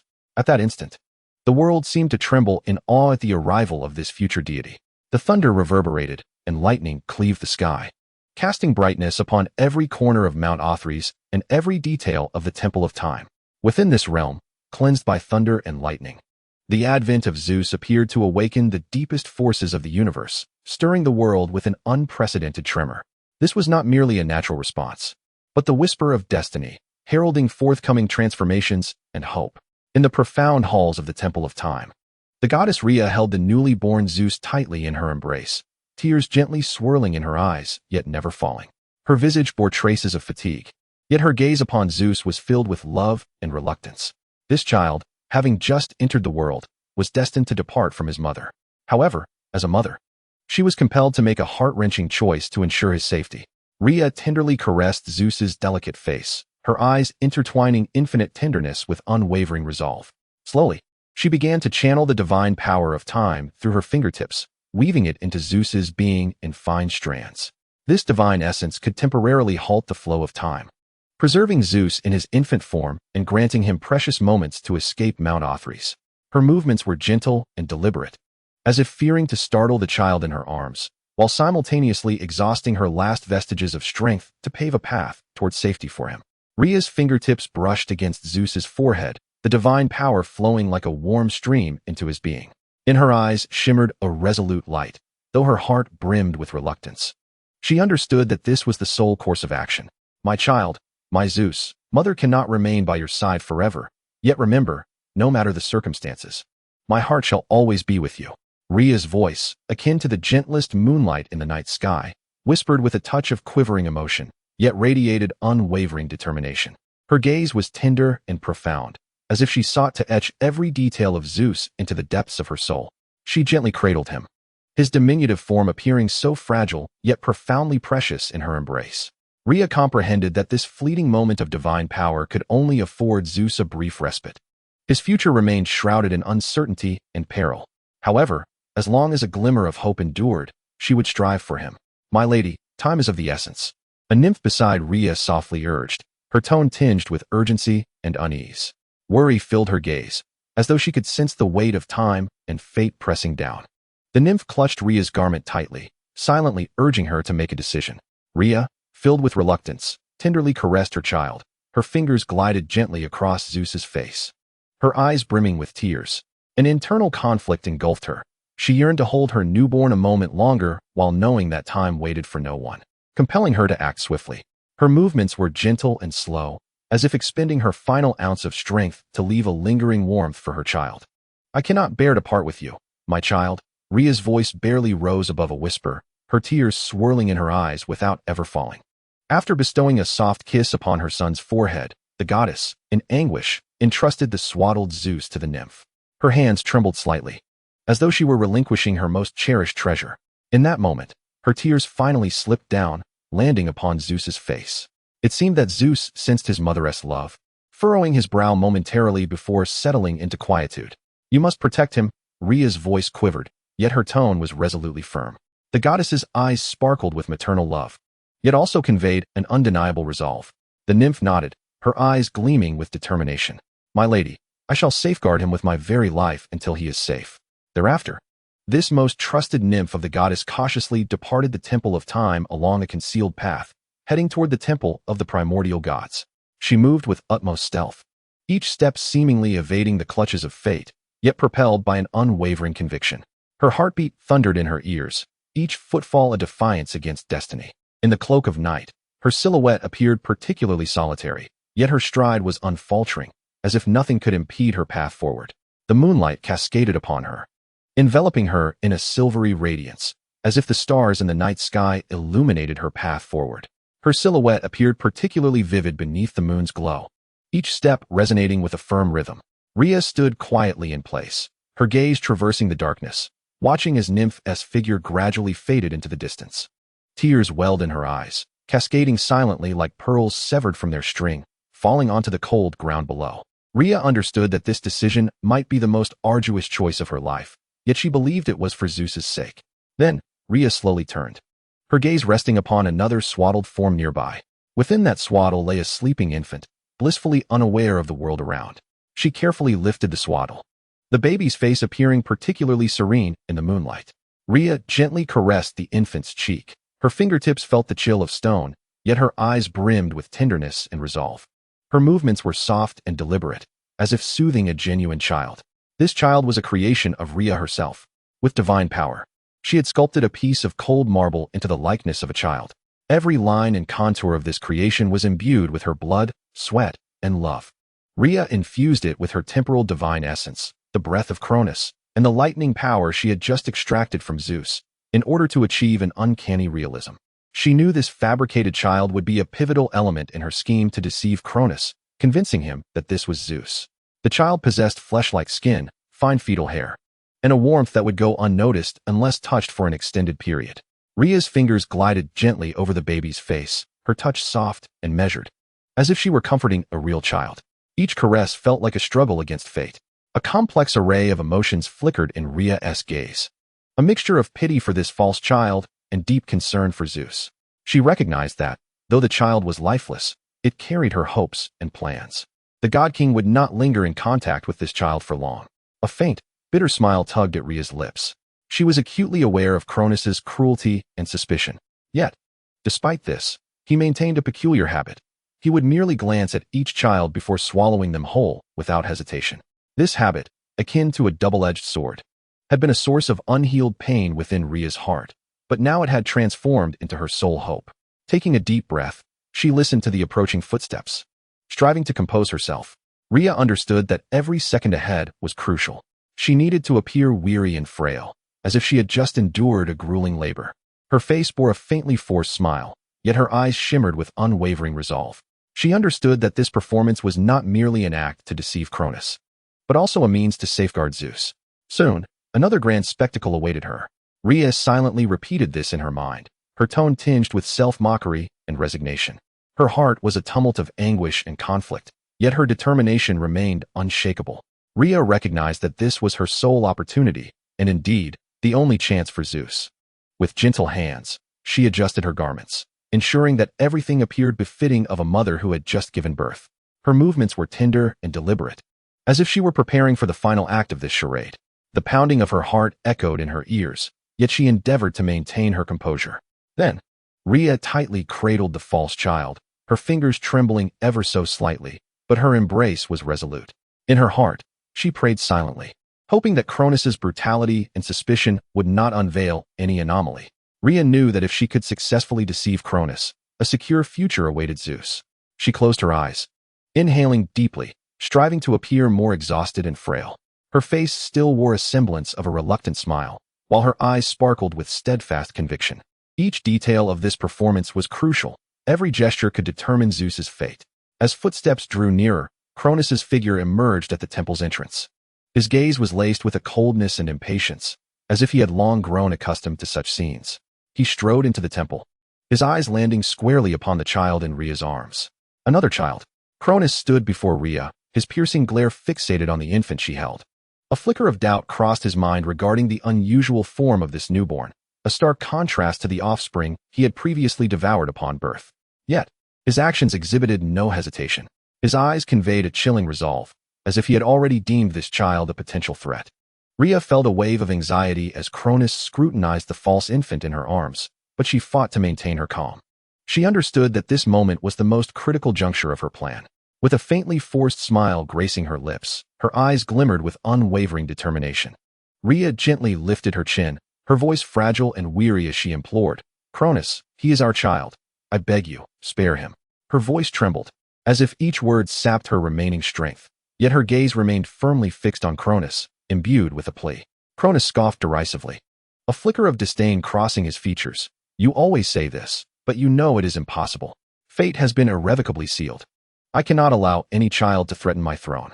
The voice of Cronus was low and chilling, as if pronouncing an unalterable decree. As he spoke, he seized the false child from Rhea's embrace, casting not even a fleeting glance at it before swallowing it whole. His movements were swift and resolute, as though he were all too accustomed to such merciless acts. There was not a trace of compassion in his gaze, only a cold, unyielding determination. Rhea's heart plummeted, her body trembling slightly, yet she fought to maintain her composure. She understood that she could not collapse at this moment, for all her efforts would be rendered futile. Drawing a deep breath, she endeavored to soften her voice, making it sound more fragile. "Cronus, can you truly not reconsider? He is but a child." Cronus halted, turning to regard Rhea, a hint of warning in his eyes. "Rhea, do not test my patience. You know my decision is immutable. It is for the future of us all." Upon hearing Cronus's words, a sharp pang of anguish surged within Rhea. Though she was acutely aware that this was part of her plan, and had mentally prepared herself, when the moment arrived, her heart was still pierced by profound sorrow. Tears streamed down Rhea's face, and she cried out, mourning the loss of her child. Her wails echoed through the temple, a heart-wrenching lament that seemed to articulate endless suffering and helplessness. "No, Cronus, I implore you." Rhea's tears fell like raindrops, splashing against the cold ground with a crisp sound. Yet, Cronus remained unmoved by her pleas, turning away as he exited the Temple of Time, his figure gradually fading amidst the thunder. His strides were firm and unyielding, as if indifferent to Rhea's cries. Meanwhile, Rhea continued to clutch the empty swaddling, her sobs tinged with a flicker of relief and hope. She understood that this performance had concluded, and Zeus was now safe. Although her tears continued to flow, they mingled with a sense of solace. She held the swaddling tightly, as if it were her last anchor. "You are safe now, my child," Rhea whispered, her voice quivering yet resolute. As the goddess's wails reverberated once more through the world, the other gods had long since grown accustomed to such lamentations. Each time, Rhea exerted herself to the utmost to protect her child, yet each time, she faced failure. Time and again, she could do nothing but watch as Cronus mercilessly devoured her offspring. Perhaps a ripple of sympathy stirred within the hearts of the gods. But more prevalent was the sense of helplessness and fear. The tyranny and might of Cronus were well known, and to oppose him was to challenge the authority of the king of the gods, a prospect that most deities dared not contemplate. They are acutely aware that defying the god-king would yield catastrophic consequences, endangering not only themselves, but potentially inciting turmoil throughout the entire world, plunging countless beings into eternal suffering. Consequently, the majority of deities adopt an attitude of detached indifference. They opt for silence, choose to observe, and prefer to safeguard their own safety amidst the tempest. They recognize that this is the most prudent and indeed the sole choice available to them. Under the tyranny of Kronos, even a flicker of rebellious thought could trigger unforeseeable calamities, and they must protect themselves and their powers. Yet, a few perceptive deities sense that something seems amiss, though none can articulate what it is. They perhaps perceive that the cries of today resonate differently than before. Imbued with an undercurrent of relief and hope, a flicker of uncertainty crosses their gazes, as if attempting to grasp that subtle distinction. Ultimately, however, they choose silence, opting to trust that their instincts are mistaken. Chapter 119. Zeus when the nymph brought forth the newborn god of thunder, Zeus, to the primordial temple. Aerys found himself in an unprecedented predicament. At the behest of the time goddess Rhea, he had pledged to care for Zeus, yet in this moment, he fully comprehended the weight of that promise. Aerys sat alone in the temple's reception hall, the tea before him long since cooled, the steam that once rose now dissipated. His thoughts were entirely removed from the cup of tea. His brow knitted in concern, a glimmer of anxiety danced in his eyes, for he understood that tending to Zeus was no trifling matter. Aerys' gaze unconsciously drifted to the outside, where sunlight streamed through the gaps, illuminating the cold ground, yet failing to dispel the confusion within him. He had never experienced the care of a child, let alone such a significant deity as Zeus, whose future bore implications for the fate of the entire world. A moment's negligence could lead to unimaginable consequences. Aerys knew that Zeus could not grow within the primordial temple. This was his domain, filled with boundless power and stringent laws, an environment ill-suited for an infant's development. Furthermore, he must devote himself entirely to the grand endeavor of world creation, leaving him no time or energy to nurture Zeus. "What shall I do?" Aerys murmured softly, his voice tinged with helplessness. He knew he could not allow any harm to befall Zeus, yet he also understood that he lacked the time and vigor to care for an infant. Once more, Aerys' gaze fell outside, where sunlight bathed the valleys and lakes, and a gentle breeze stirred the lake's surface, creating ripples. The tranquility of the valley and the clarity of the lake sparked an idea in Aerys' mind. He would seek a secluded island upon the sea, a sanctuary where Zeus could grow. Aerys understood that the vastness and mystery of the ocean could provide Zeus with a safe and serene environment for his upbringing. More importantly, it is here that Zeus could remain hidden from Cronus' watchful gaze. To ensure Zeus' safety and nurture his growth, Aerys resolved to manifest a doppelganger, who would reside on the island as Zeus' mentor. This avatar possessed a portion of Aerys' formidable power and wisdom, sufficient to safeguard and guide Zeus' development. Deep within the vast, boundless ocean lies a mysterious and concealed unnamed island, a veritable paradise for Zeus' growth. With her immense divine strength, Aerys artfully concealed this little isle, rendering it almost invisible to the outside world, like a hidden gem nestled in the depths of the sea, unnoticed by outsiders. The island experiences perpetual spring, with gentle sunlight caressing every inch of land, as if nature itself were offering the softest of touches. Verdant trees provide shade, their branches swaying delicately in the breeze, whispering softly in a rustling symphony. Blossoms of vibrant hues flourish, adorning the island in a picturesque tapestry. Birds sing joyously from the treetops, their melodious notes intertwining harmoniously with the gentle lapping of the waves. The air is suffused with the fragrance of flowers and the refreshing sea breeze, transporting one to a serene utopia far removed from the clamor of the world. On this sacred island, meticulously safeguarded by divine forces, Zeus grew up carefree, each day brimming with new discoveries and wonders. Aerys' doppelganger, embodying her wisdom and patience, remained steadfastly by Zeus' side, nurturing his growth with care. From the rudimentary language and foundational knowledge of his infancy to the mastery of formidable divine powers and profound laws, the teachings were unceasing. He not only instructed Zeus in the command of his innate strength, but also imparted the crucial lessons of becoming a wise and responsible deity. As time flowed on, the seasons changed. The once playful infant, chasing butterflies and frolicking with the waves, had matured into a strikingly handsome and robust young man. His form resembled the idealized sculptures of ancient Greece, with muscular contours sharply defined in the sunlight, while his eyes sparkled with determination and wisdom. On this tranquil isle, safeguarded by divine power, Zeus experienced the most carefree and joyous period of his life. His mentor was none other than Aerys, the goddess of life and the seasons. Endowed with boundless wisdom and formidable divine strength, Aerys not only taught Zeus how to wield his innate power, but also instilled in him the virtues of wisdom and responsibility. Her teachings were imbued with patience and insight. She eschewed haste in favor of a gradual approach, guiding Zeus to explore and practice, allowing him to flourish through experience. The nymphs of the island served as companions to Zeus. These exquisite and benevolent beings shared countless joyful moments with him. Together, they frolicked by the seaside, embarked on adventures through the forest, and recounted ancient tales beneath the starlit sky. The laughter and songs of the nymphs filled the entire island, adding vibrant hues to Zeus's childhood.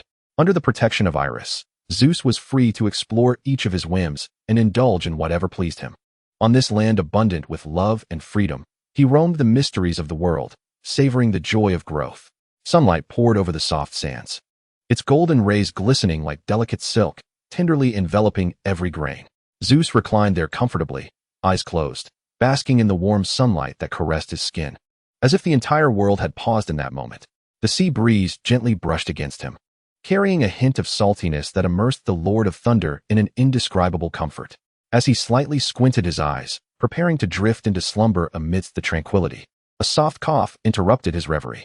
The sound, laced with a hint of jest, was familiar and warm, allowing Zeus to recognize the visitor without opening his eyes. A subtle smile graced his lips as he slowly opened them, turning towards the source of the voice. Zeus gradually propped himself up, lazily stretching, with each joint emitting a faint crack. The warm sunlight bathed him, casting a golden halo around his form. He furrowed his brow slightly, seemingly displeased by the sudden disturbance. Yet he soon relaxed, displaying his characteristic composure.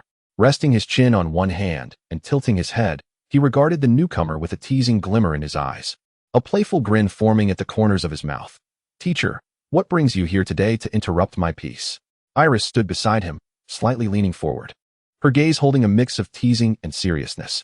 Her eyes were deep and calm, as if they could see through Zeus's very soul. With a slight smile, she spoke with a hint of mockery. "I've heard you've been entangled in quite a few romantic escapades lately." Upon hearing Aerys's words, Zeus's expression shifted momentarily but quickly regained its composure. He set his hand down and adjusted his posture, a mischievous glint flickering in his eyes. "Teacher, who have you heard this from? I have been here on the island. Where would I find the time for such romantic entanglements?" Aerys gently shook her head, her eyes radiating a touch of indulgence. "Zeus, you cannot deceive me." At her words, Zeus's face stiffened slightly, realizing that his recent antics had indeed caught the attention of his teacher. Rubbing the back of his head, a sheepish smile crept onto his face as he attempted to mask his embarrassment with a light-hearted tone. "Teacher, you must not heed the nymphs' wild tales. They have a penchant for exaggeration." Yet Aerys smiled faintly, her tone remaining serious. "The nymphs do not speak in vain. They merely state the truth. Moreover, your recent romantic affairs are not limited to just a few, are they?" Aerys's voice bore a hint of resignation, yet it also revealed a profound concern for Zeus. A faint blush crept across Zeus's face as he lowered his gaze, softly clearing his throat in an attempt to ease the awkward atmosphere. "Very well, teacher. I confess I may have been somewhat, rather frivolous. But as you know, I am merely a youth, and at times, impulsiveness is inevitable." Lifting his head, Zeus's eyes glinted with a mischievous spark, as if he sought to evade reproach through playful defiance. Observing Zeus's antics upon the beach, Aerys's expression was instantly suffused with exasperation. He recognized that Zeus was still young and prone to mischief, yet he also understood that as the future king of the gods, Zeus must learn to take responsibility for his actions. Thus, with a gentle sigh, Aerys's tone softened. "Zeus, I realize you are merely jesting, but certain matters cannot be approached so lightly." Upon hearing this, a flicker of seriousness crossed Zeus's eyes as he sat up, meeting Aerys's gaze and nodding.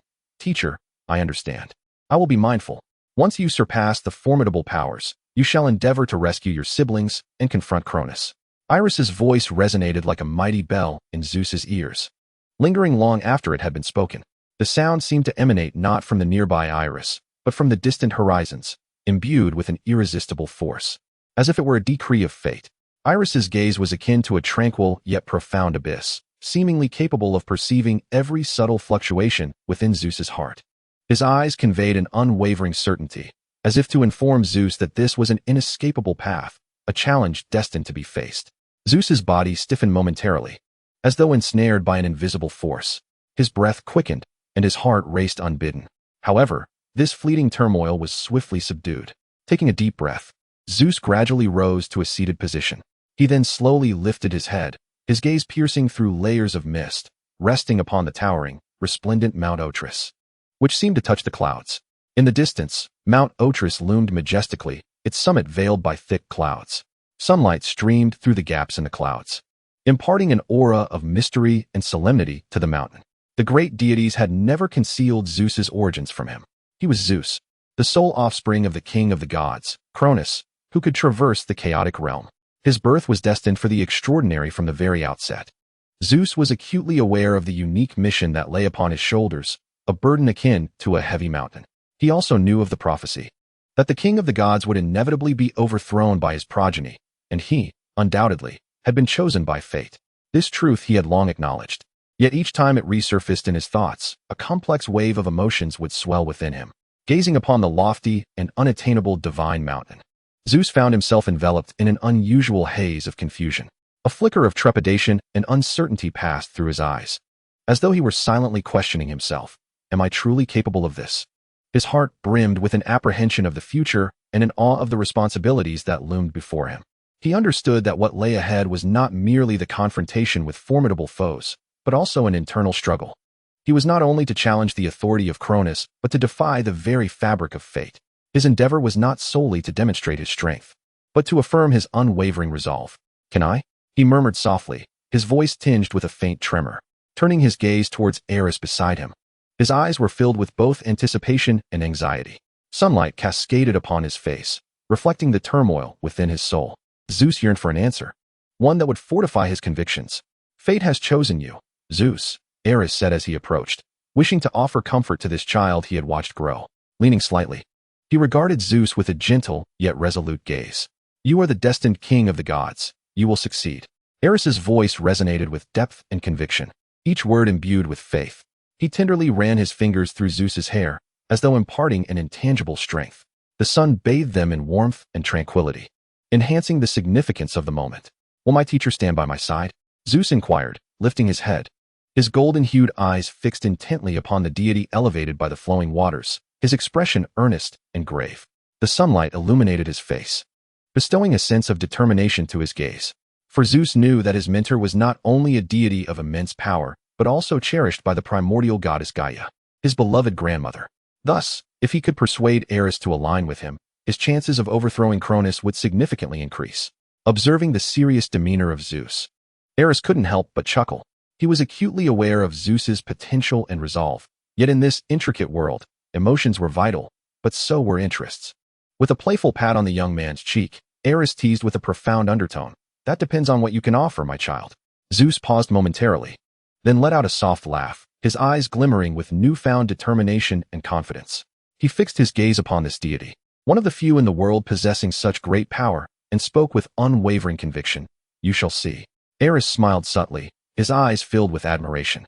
He understood that Zeus was no longer the carefree youth, but a deity poised to bear significant responsibilities. He believed that Zeus would manifest his resolve and capability through his actions. Chapter 121. The banquet Mount Otris, that majestic and sacred mountain, was once again adorned by an opulent feast, radiating splendor and magnificence. Within the temple, a resplendent glow envelopes the space, the brilliant radiance akin to stars descending to illuminate every nook. Each lamp emanates a soft and warm light, suffusing the air with the intoxicating aroma of fine wine, intermingling with the jubilant laughter of the deities, composing a harmonious symphony of joy. The divine king, Kronos, reclines upon his lofty throne, his visage exuding authority and contentment, eyes sparkling with delight at the grand feast. He raises his goblet high, which glimmers under the lights as if sculpted from the purest crystal. Kronos' gaze sweeps over the nymphs dancing below, their graceful movements reminiscent of spring blossoms, radiating vibrant hues in the air.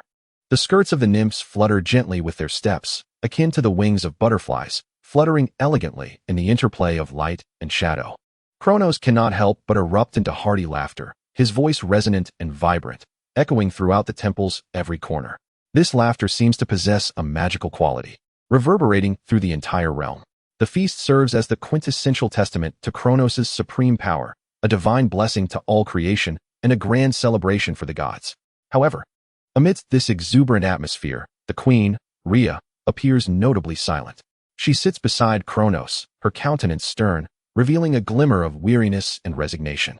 Only when a deity bows before her does Rhea manage to conjure a stiff smile, yet it seems painfully forced, akin to a facade of joy. In this opulent hall, Rhea's presence feels strikingly solitary. Occasionally, her gaze flits over the joyous deities, yet it swiftly returns to the abyss within her soul. The goddess is besieged by profound anguish and turmoil, the unspoken sorrows binding her spirit like heavy shackles. Each smile and social engagement feels like salt upon her wounds, intensifying her inner torment. Nevertheless, as the queen, she must uphold her lofty dignity. Her demeanor remains graceful, her actions composed, even as her heart bears countless scars. She must project an impeccable calm. Each smile, each nod, is a testament to her steadfast adherence to dignity, a mark of respect for her identity. Seated upon the throne, Aerys observes with piercing, profound eyes, akin to two chilling beams of light, quietly scrutinizing Queen Rhea. His gaze reveals an astonishing insight, as if capable of penetrating the layers of pretense to reach the depths of the heart. Aerys discerns the despair and bitterness in Rhea's eyes, yet this bitterness cannot obscure her love for Kronos. This conflicting emotion intertwines, plunging her into profound anguish, as if her soul is torn asunder, one half ablaze with fervor, while the other lies frozen in the biting cold.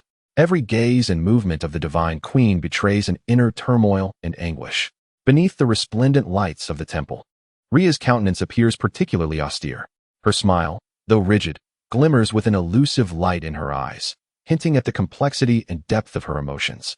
Occasionally, her gaze meets that of Kronos, only to swiftly divert, as if evading something or silently enduring an unspoken burden. It is well known that the darkening of infatuation can be quite fearsome. Observing Rhea's stiff and slightly contorted visage, Aerys would wager with the fervor of a pup that she is undoubtedly scheming something monumental. For although Rhea's smile is strained, her eyes flicker with an enigmatic brilliance, suggesting the intricate layers of her inner self. Nevertheless, this tumultuous affair seems to hold little relevance for him. Aerys slightly tilts his head, reaching for a piece of fruit from the platter beside him, taking a gentle bite. The juice bursts forth in his mouth, flooding his palate with an overwhelmingly sweet flavor. This unexpected sweetness causes Aerys to frown slightly, stirring a hint of bewilderment within him. Why is this fruit so saccharine? He gazes at the oddly shaped fruit in his hand, its skin displaying a peculiar purplish-red hue and an irregular form, reminiscent of nature's whimsical artistry. Yet, the cloying sweetness swiftly extinguishes his appetite. Thus, Aerys carelessly tosses the half-eaten fruit onto the nearby tray, impatience flashing in his eyes. The overpowering sweetness nearly eclipses all other flavors, rendering it intolerable. Aerys has always shied away from excessively sugary delights, preferring instead a refreshing and natural taste that lingers delightfully. He shakes his head slightly, redirecting his attention back to the opulent feast before him. His gaze sweeps across the magnificent temple, the lavish display, and the deities reveling in indulgence. Within the temple, the illumination is dazzling, casting brilliance into every corner. The gods engage in lively banter and raise their goblets in joyous toasts, fully immersed in the merriment of this luxurious banquet. Yet, Aerys' demeanor remains notably solemn. A flicker of contemplation passes through his eyes, as if he is pondering something of great significance. How long can the radiance of the Titans endure? A subtle smile graces the corner of Aerys' mouth, barely perceptible. He understands that the end of this era is imminent, and a new epoch is on the horizon. The festivities continue in exuberance and fervor, the laughter and music of the gods intertwining, as if the entire world rejoices in this moment. However, just as the revelry reaches its zenith, Kronos suddenly rises to toast, poised to drink, when a violent cramp seizes his abdomen. This sudden agony strikes him like a bolt of lightning, instantly incapacitating the king of the gods. The countenance of the sovereign of time and space was suddenly contorted, and the wine goblet in his grasp clattered to the ground, spilling its exquisite contents and sending crystalline droplets scattering across the floor. Oh! The deity Kronos abruptly collapsed to his knees, clutching his abdomen tightly with both hands, writhing in agony. His visage twisted in torment, his eyes brimming with terror and pain, as though some invisible behemoth were gnawing at his innards. His body convulsed violently upon the floor, each spasm accompanied by a pained groan that sent shivers down the spines of the assembled gods. This unforeseen affliction rendered the atmosphere of the banquet instantly frozen. The once joyous music and dance ceased abruptly, replaced by a wave of panic and chaos. The deities halted their activities, staring in horror at their king. The once vibrant ambience of the temple was swiftly overshadowed by dread and unease. The gods rushed forward to investigate. However, as they approached, Kronos suddenly emitted a sound of painful retching, expelling great gouts of gastric acid from his stomach, which pooled upon the stone tiles of the grand hall. The impervious divine stones, resilient even against the ravages of time, could not withstand the corrosive assault of the potent acid, which hissed and released a noxious aroma into the air. Kronos' suffering intensified, his body trembling violently, as if enduring unimaginable torment. The gods, who had feigned concern, hastily recoiled, fearful of being splashed by the king's gastric fluids. Their faces reflected a mixture of horror and revulsion as they retreated, eager to distance themselves from the scene. An atmosphere of tension and anxiety enveloped the temple, obliterating any remnants of previous joy and tranquility. Chapter 122. Rescue above the temple's dome. The resplendent light seemed to dim slightly, as if even the heavens were astounded by this sudden upheaval. The once bustling sanctuary had fallen into a profound silence, leaving only the echoes of Kronos' anguished groans reverberating through the vast hall. He continued to retch, expelling one mouthful after another. Initially, it was merely bile, but as time passed, it transformed into crimson streams of blood. The golden-hued divine blood flowed forth, its dazzling yet horrifying hue instilling fear among the gods, who instinctively recoiled a few steps.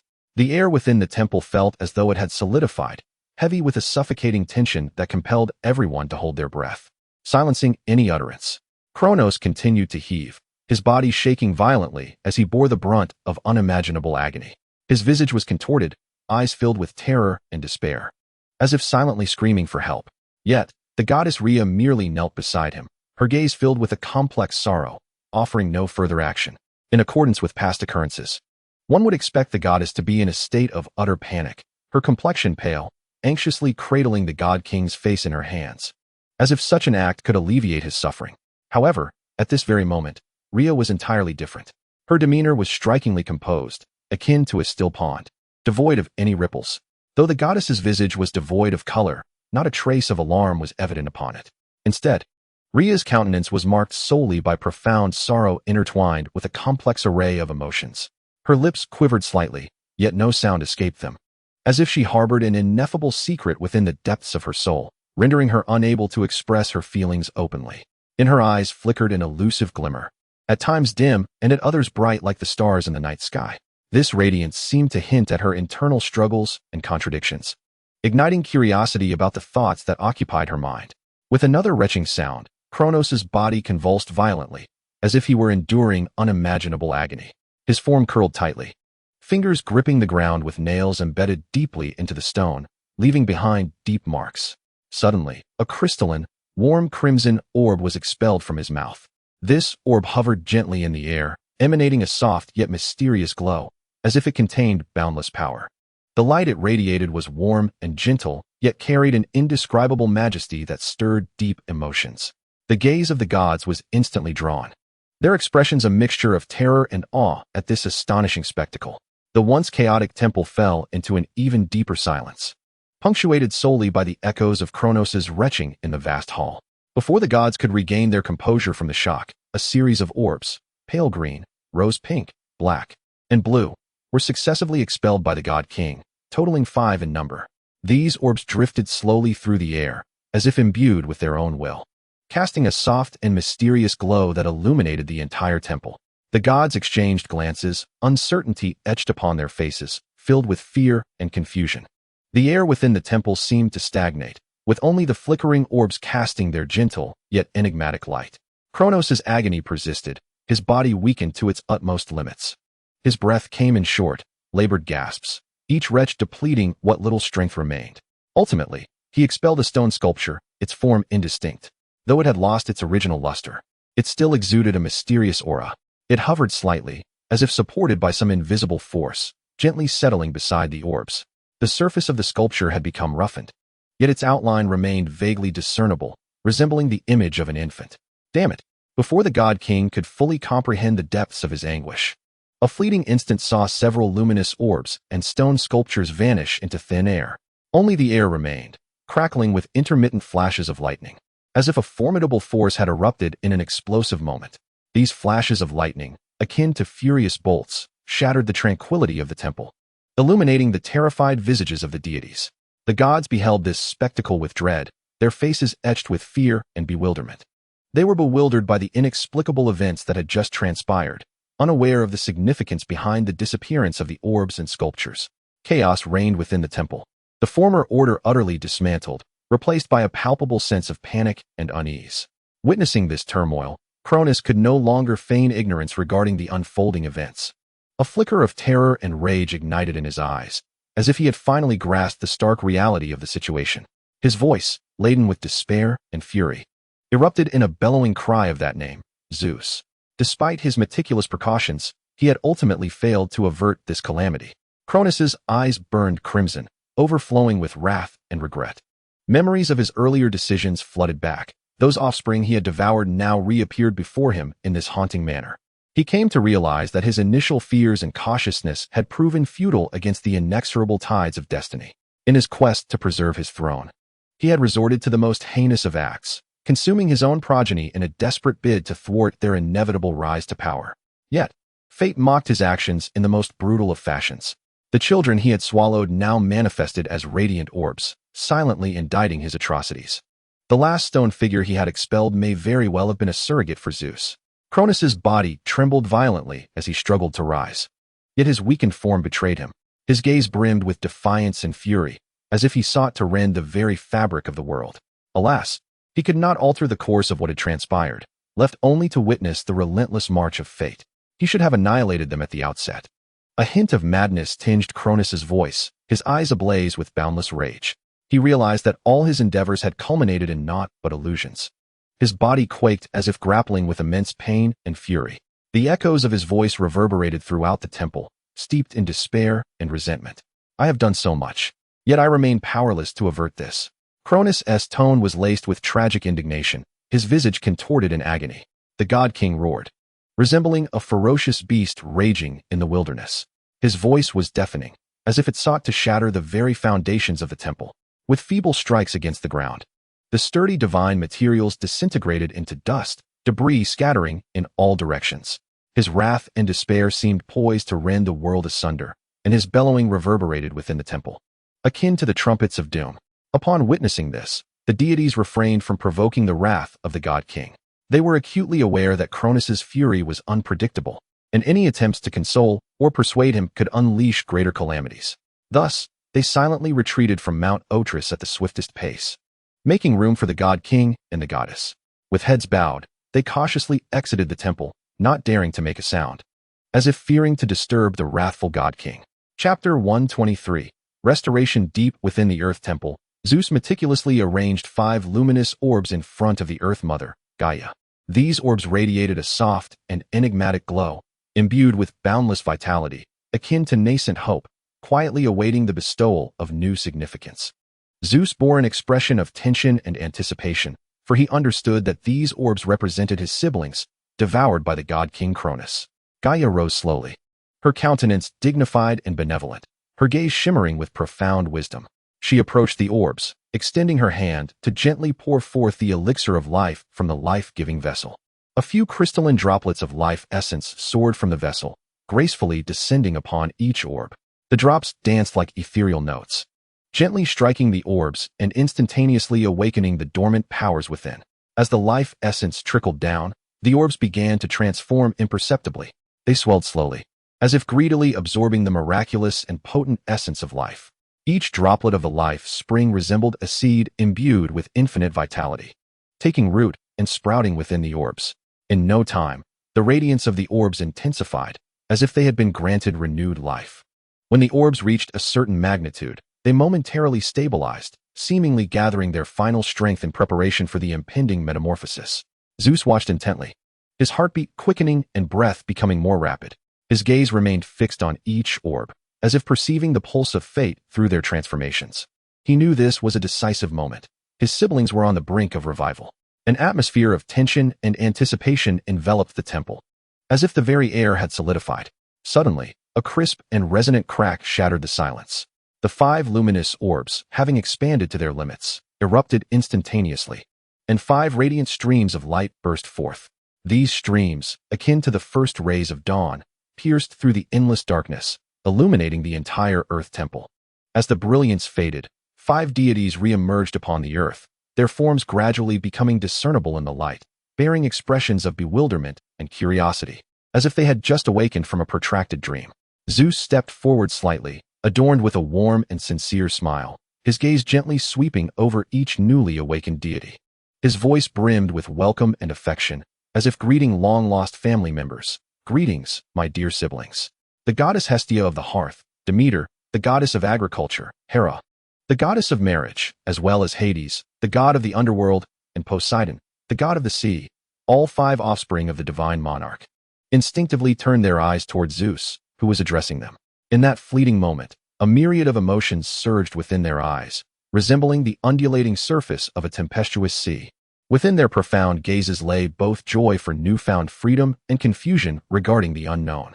Having been ensconced for so long within the belly of the God King, the dark, confined, and suffocating space felt like an endless prison, binding their bodies and souls tightly. Each breath felt like a struggle against fate. Every heartbeat was imbued with an ardent yearning for liberty.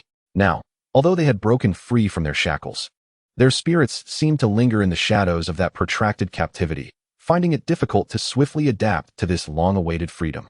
Their movements appeared somewhat sluggish, their expressions tinged with a hint of bewilderment, as if they were still striving to awaken from an interminable slumber.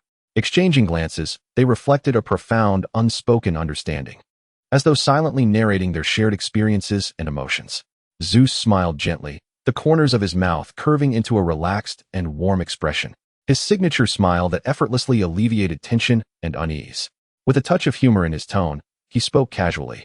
"There is no need for such formality, my dear elder sister." His gaze traversed each sibling, filled with sincerity and kindness, as if to convey that they had indeed returned to the realm of freedom. "Together with our beloved grandmother, we have liberated you, my sisters and brothers." His voice resonated with warmth and resolve as he slightly tilted his head to regard Gaia, the Earth Mother, his eyes reflecting deep gratitude, silently conveying his respect and appreciation for her. Standing not far away, Gaia's presence exuded the steadiness and nurturing essence of the earth itself. Her gaze sparkled with maternal warmth as she observed these children, newly unshackled from bondage. Her lips curving into a gentle, reassuring smile. She nodded softly, seemingly acknowledging Zeus's gratitude, while also encouraging these deities to face the new world with courage. Upon hearing Zeus's words, the deities who had just emerged from confinement, still imbued with the naivety of newborn gods, gradually approached Gaia to pay their respects. Although their gestures were somewhat unfamiliar and perhaps slightly awkward, each movement was laden with sincerity and gratitude. Their eyes glimmered with the preciousness of freedom and profound reverence for their esteemed grandmother. "We now have a plan." Zeus continued to smile, his countenance imbued with a sense of certainty and hope, akin to a beam of light piercing through darkness, illuminating the path ahead. "We must overthrow the king of gods, and this endeavor requires your assistance." His words resonated with unwavering resolve and anticipation, as if he were painting a resplendent vision of the future for the 5 deities who had just escaped the clutches of the tyrant. However, upon exchanging glances, hesitation and unease crept onto their faces. A flicker of concern passed through Hestia's eyes as she gently bit her lip, seemingly weighing her thoughts. Demeter appeared somewhat perplexed, her brow furrowed in confusion at the suddenness of the plan. Hera's demeanor was tinged with caution. She clasped her hands tightly, striving to maintain her composure. Hades and Poseidon also exhibited hesitation, their gazes reflecting a yearning for freedom intertwined with a fear of the unknown. Confronted with Zeus's proposal, their hearts were a tumult of contradictions. On one hand, they yearned to break free from the king's dominion and reclaim true liberty. On the other hand, they were acutely aware that toppling the king was no trifling matter. It would be a formidable and perilous struggle, fraught with the risk of plunging back into deeper turmoil. Hestia softly spoke. "I fear we may not be of assistance, my dear brother." Her voice bore a hint of resignation and remorse, her eyes flickering with complex emotions, as if she felt guilt for her inability to lend support. The goddess of the hearth lowered her head slightly, striving to conceal her unease. "Our strength is far too feeble. In your conflict with the king, we may prove to be of little use." Hestia continued, her tone imbued with weariness, as though each word drained her of energy. She understood that although they had regained their freedom, the prolonged state of dormancy had rendered them significantly weakened.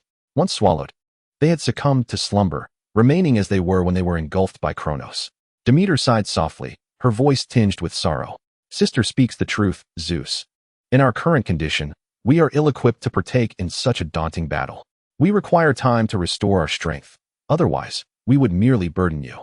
Among the progeny of the king Kronos, the circumstances of the 3 goddesses, Hestia, Demeter, and Hera, were relatively more favorable, for they had spent some time upon the divine mountain. Despite enduring a lengthy slumber, their time on the mountain had allowed their powers to reach a peak of moderate divinity. However, Hades and Poseidon fared far worse. From the moment of their birth, they had been consumed by Kronos, leaving them in a perpetual state of dormancy, bereft of opportunities to cultivate and enhance their abilities. This renders Hades and Poseidon merely novices in the realm of intermediate divine power, appearing somewhat inadequate when juxtaposed with the three goddesses. Thus, despite the glimmers of longing for freedom in the brothers' eyes, a greater sense of anxiety regarding their insufficient strength prevails. Our power is indeed not formidable enough. We may not be able to assist you, Hades expressed with a hint of helplessness, his gaze briefly flickering with self-reproach, as if lamenting his own impotence. No need to be anxious, my siblings, Zeus reassured with his characteristic smile, his voice imbued with warmth and encouragement. We still have ample time to prepare, and by the end, you shall all attain great divine power. Zeus's words exuded a steadfast confidence, as though he could already envision the victory that lay ahead. The deities exchanged glances, a semblance of relief gracing their faces. Though their powers were limited, Zeus's words illuminated a glimmer of hope. Chapter 124. The preliminary establishment of the Olympian pantheon within the depths of the Earth's grand temple, bronze columns entwined with serpentine vines stood tall, their flickering candlelight casting dancing shadows upon the mottled stone walls, reminiscent of countless restless spirits. Zeus, positioned at the heart of the temple, wore a cloak adorned with cloud patterns that undulated gently with his breath, while 12 lightning motifs flickered subtly at the hem, embodying the essence of his divine might. In that moment, his voice resonated deeply and powerfully, akin to thunder echoing from distant skies, imbued with an undeniable majesty that caused the very dust upon the ground to tremble. Zeus spoke slowly. At this juncture, Kronos is in a state of heightened vigilance. With a raised hand, he conjured a bronze hourglass, within which the fine sand flowed in reverse. Each of his movements was executed with utmost caution, every action steeped in wariness. Thus, we cannot act rashly. Otherwise, we would be utterly shattered under his control, much like this hourglass. As he articulated this, Zeus crushed the bronze hourglass into powder. The minute fragments of bronze cascaded from his fingers, only to be scattered by a gust of wind. Therefore, if we wish to strike, we must bide our time, awaiting his moment of relaxation. His gaze, like the stars, swept across each deity, shimmering with the light of wisdom, as if he could discern all the secrets of the world. We must exercise patience, awaiting the arrival of the opportune moment. Zeus's voice bore an unwavering firmness, as solid as rock. With a wave of his hand, the translucent silhouette of Kronos materialized in the air. For it is only when Kronos is at his most relaxed that we can achieve success in one decisive blow. The deities, including Hestia, nodded slightly in response to Zeus's words, fully aware of the soundness of his reasoning. Kronos wielded immense power, and his position of dominion kept him in a perpetual state of alertness. In such circumstances, acting impulsively would undoubtedly be tantamount to courting disaster. Only when he lets down his guard do they find an opportunity, a breakthrough, to truly overthrow his reign. Within the temple, the atmosphere suddenly became heavy and tense. Each deity understood that this struggle pertained not only to their fates, but also to the future of the entire world. Upon seeing Hestia's willingness to join him, Zeus could not help but smile with satisfaction. He then raised his hand, and a star map shimmering with a deep azure light materialized in the hall. Countless dim points of light flickered uncertainly among the starry river, while the crimson star representing Cronus hung prominently at the center, surrounded by layers of chain-like halos, signifying the oppressive weight of his dominion. We must patiently await our moment, Zeus intoned, his fingertip tracing the crimson star, his voice laced with a molten fervor that encouraged. The points of light on the star map trembled slightly with his words. These starry lights are akin to the divine beings we can rally to our cause. Thus, during this period, we must not only restore our strength. A flickering bolt of thunder rose from Zeus's palm, gradually infusing the points of light representing the gods on the star map, causing their dim radiance to gradually brighten. We must also meticulously devise our strategies, persuading the neutral deities to join us. As Zeus spoke, he once again infused the star map with divine power. Under the surge of divine energy, the star map suddenly erupted with thousands of golden rays, intertwining into a sophisticated battle formation, securely entrapping the star, symbolizing Cronus. For it is only in this manner that we can ensure every step we take is precise and infallible, allowing us to deliver a fatal blow to Cronus at the critical moment. Zeus's voice resonated throughout the temple, each word imbued with immense weight. His gaze, sharp and unwavering, swept over each deity before him, filled with trust and anticipation. I promise you, he declared, that as long as you join me, once I ascend as the king of the gods, each of you shall become a chief deity. Hestia smiled gently, her expression reminiscent of the warm and gentle sun of spring.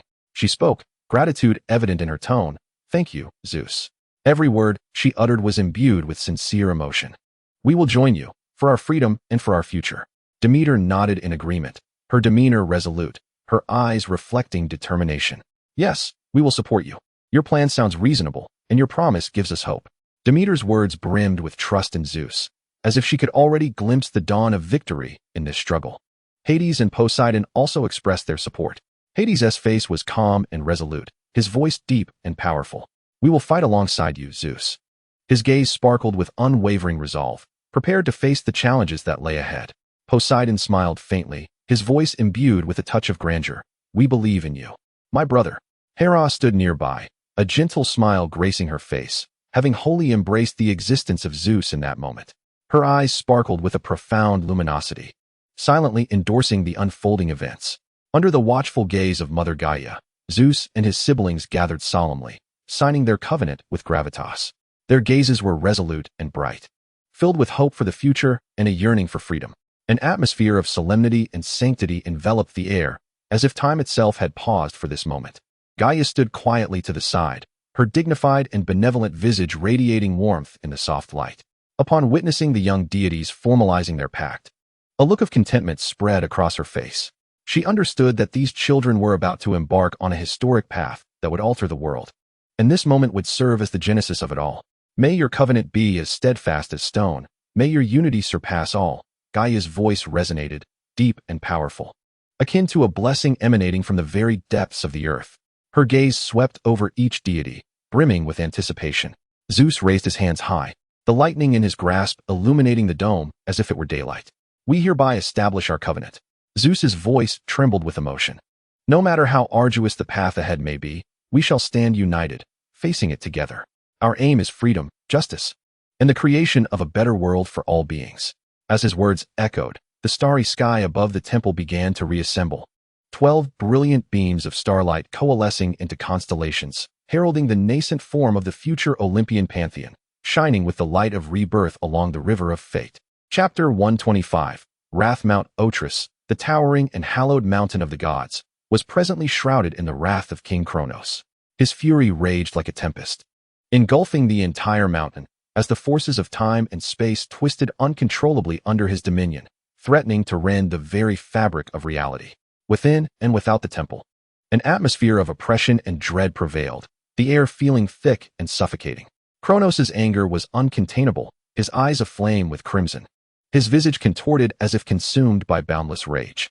The god of time and space bellowed, his voice resonating like thunder, causing the very mountain to tremble.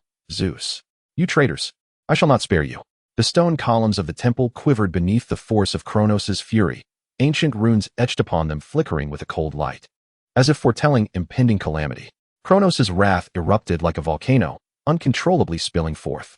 Kronos' hands clenched into iron fists, the veins beneath his skin rising like serpents in a sinuous dance. Each furious swing released by Kronos tore through the very fabric of time and space, leaving chilling fissures in their wake. In an instant, the rifts in the continuum resembled a dark spider's web, sprawling and expanding around the form of this divine monarch, its sinister tendrils threatening to engulf Mount Otris entirely, reducing all to nothingness. The depths of Kronos' eyes were now filled with an endless well of hatred and obsession. His loathing for the traitors blazed like an inferno, consuming him, compelling him to envision their dismemberment as a means to alleviate the torment within. His fixation on power, akin to an unfathomable abyss, tightly gripped his soul, rendering him incapable of release. He could not bear the challenge to the authority he had painstakingly built, nor could he accept the impending loss of his supreme status. This obsession with power drove him into a frenzy of rage, as if annihilating all forces of rebellion was the only way to restore stability to his precarious throne. Though this brazen outburst somewhat alleviated his fury, it wrought havoc upon the divine attendants who served beside him. Once the epitome of golden humanity, they had ascended to their roles as devoted guardians of the God-King through steadfast faith and relentless effort. They took pride in their duty to protect their sovereign and uphold the peace of the sacred mountain, their hearts brimming with reverence for the God-King and love for their hallowed abode. They had believed that unwavering loyalty would grant them worth on this sacred mountain, allowing them to leave their mark upon the endless expanse of time.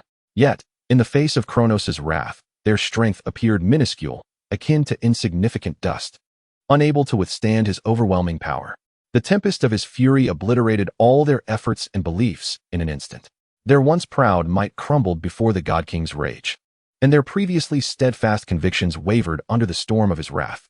The forces of time and space surged forth like a relentless tide, enveloping them completely. This power seemed to possess a will of its own, mercilessly devouring all in its path, plunging the divine attendants into unending agony. Under the influence of the temporal force, they were instantaneously transformed from infants swaddled in blankets to frail, elderly figures. Their bodies aged rapidly within the distortion of time, their faces withering, eyes filled with terror and despair.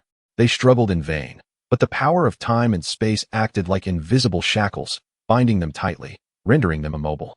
Their voices, once strong, now faded into feeble whimpers of anguish, akin to the flickering flame of a candle on the verge of extinguishment.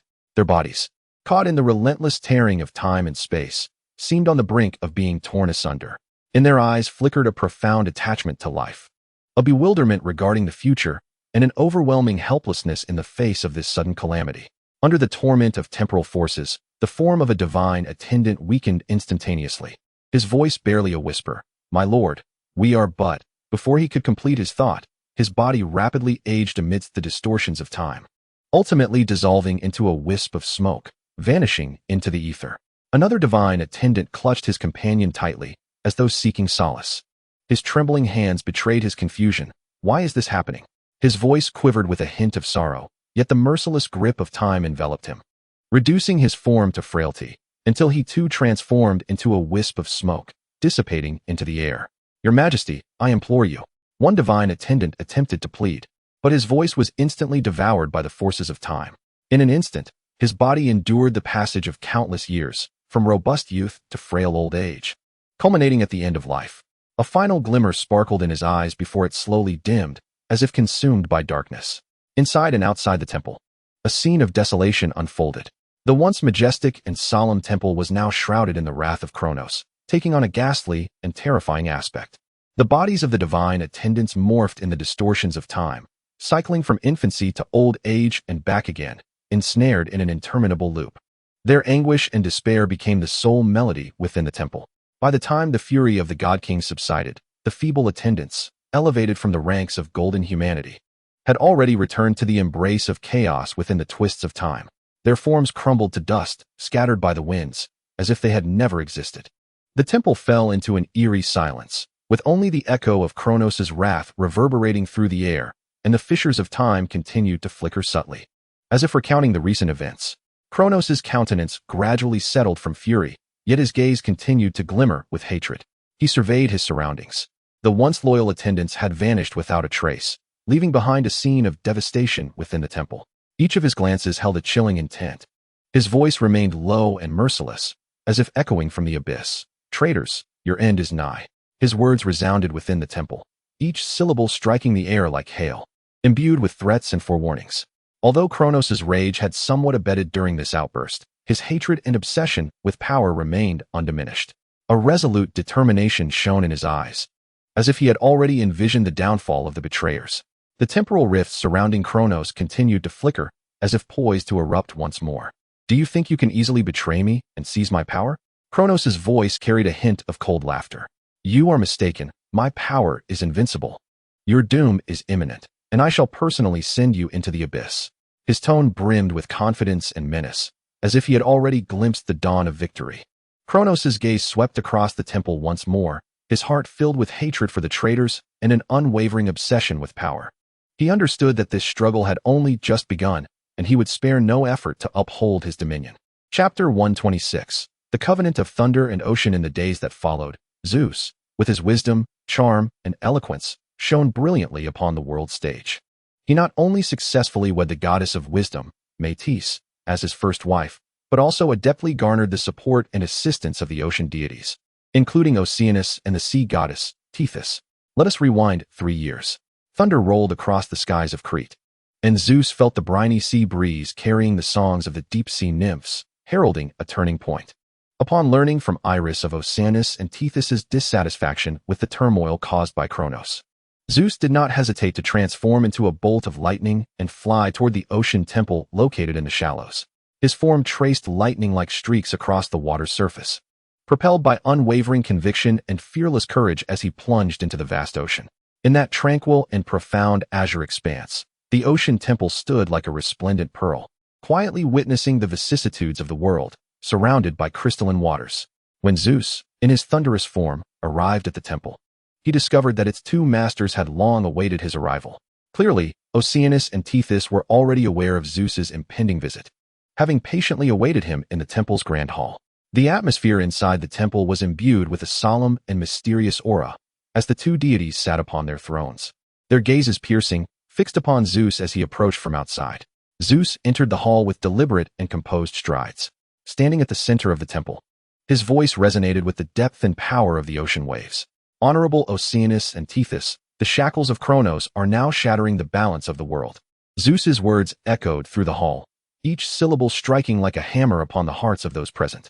And I am aware that you too harbor discontent regarding Kronos' actions. His gaze remained steadfast, locking onto the two deities. Thus, I beseech the deities of the ocean to lend me your strength in overthrowing the tyranny of Kronos. Upon finishing his plea, Zeus seated himself upon the throne adorned with pearls that had been prepared for him. In his deep blue eyes reflected the surging currents held within Oceanus' grasp as he awaited the response of the two deities. However, Zeus's expectations were not met with immediate response. Instead, they were met with skepticism from two deities. Why should we assist you in overthrowing Kronos? After all, Kronos is the brother of both Thalassa and me. The voice of Oceanus resonated with a deep and powerful timbre, his gaze revealing a hint of peculiar color. The staff in his hand struck the ground with a resounding thud, emphasizing his identity. Thalassa's coral crown quivered slightly as she regarded Zeus, the young god exuding both primal energy and cunning. Her eyes bore both curiosity and wariness. Oceanus was correct, and as one of the 12 Olympian gods, why should we relinquish our esteemed position for your sake? Zeus's countenance displayed no sign of trepidation. His gaze remained resolute. He slowly rose, his eyes sweeping across the two deities, his voice calm, yet forceful. Kronos devours his own offspring, inciting the wrath of the fates, and his current actions render him unworthy of the title of king of the gods. As he spoke, Zeus raised his hand nonchalantly, and a contract rune of thunder coiled through the waters, symbolizing his promise and resolve. This rune radiated a brilliant light, illuminating the entire hall and allowing every deity present to perceive Zeus's determination. As for status, should we emerge victorious in this war, I pledge that two deities of the oceanic pantheon shall forever reside among the Olympian deities, ensuring the dominion of the 3,000 seas remains untarnished. Zeus's voice brimmed with confidence and sincerity. His promises were not mere empty words, but tangible assurances. Oceanus and Thalassa exchanged glances, a flicker of wavering evident in their eyes. Zeus's vow was undoubtedly a significant temptation, yet their hearts remained conflicted. Zeus's insight was as sharp as his wisdom, and he seemed to perceive the hesitation and turmoil within Oceanus and Thalassa. He understood that winning their support required not only promises and sincerity, but also greater persuasiveness. Thus, after articulating his thoughts, Zeus turned his gaze affectionately towards Métis, standing behind Thalassa, his eyes filled with trust and reverence. The wisdom of the ocean would become one of the cornerstones of the new divine order.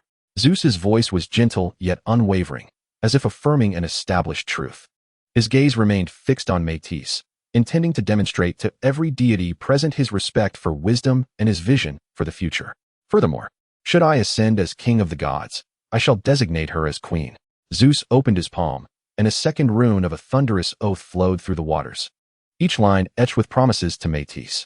Upon witnessing Zeus's sincerity, Oceanus and Thalassa exchanged another glance, beginning to weigh Zeus's proposal with earnest consideration. Upon witnessing Zeus's earnestness, Oceanus and Tethys exchanged a glance, a flicker of hesitation passing between them. They were acutely aware that Zeus's proposition not only pertained to their own interests, but also bore implications for the entire world. After a thorough deliberation, they ultimately reached a decision.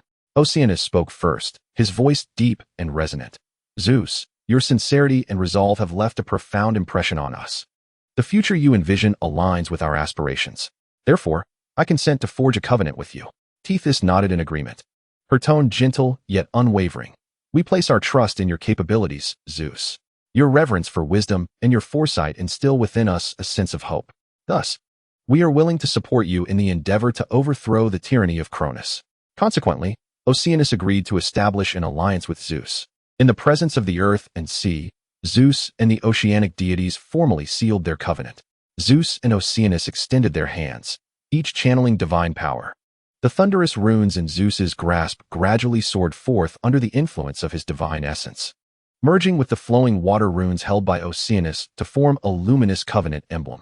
This emblem spiraled in the air before ultimately hovering between the two deities, signifying the formal enactment of their alliance. Moreover, Metis, the goddess renowned for her wisdom, was equally moved by Zeus's vision and determination. Her profound eyes seemed to perceive all that existed, and she understood Zeus's potential and the possibilities of the future. Thus, she unhesitatingly chose to stand by his side, becoming his steadfast ally. The goddess of wisdom not only brought forth insight and strategy, but also offered invaluable counsel to Zeus, aiding him in his preparations for the impending conflict. Her wisdom shone like a beacon, illuminating Zeus's path and enabling him to navigate through the complexities of the situation with clarity. The moonlight pierced the ocean's surface, casting a silvery sheen over the site of the deep-sea covenant, adding an ethereal brilliance to this sacred pact. The water glimmered with radiant reflections, as if rejoicing in the formation of this alliance. Amidst the tranquil night, a tempest capable of reshaping the divine realm was brewing, born from the siren's song and the thunderous vows. Chapter 127. The accumulation of power. As the decisive battle approached, Gaia, the goddess of the earth, recognized that toppling Cronus's tyranny would be no simple task. To bolster Zeus and his siblings, Gaia meticulously arranged for the 100-handed giants and the Cyclopes to craft unique artifacts for each of them. For she understood that the strength of Zeus and his few siblings alone would be insufficient. They required formidable relics to amplify their power and to unify hearts, thereby attracting more deities to their cause.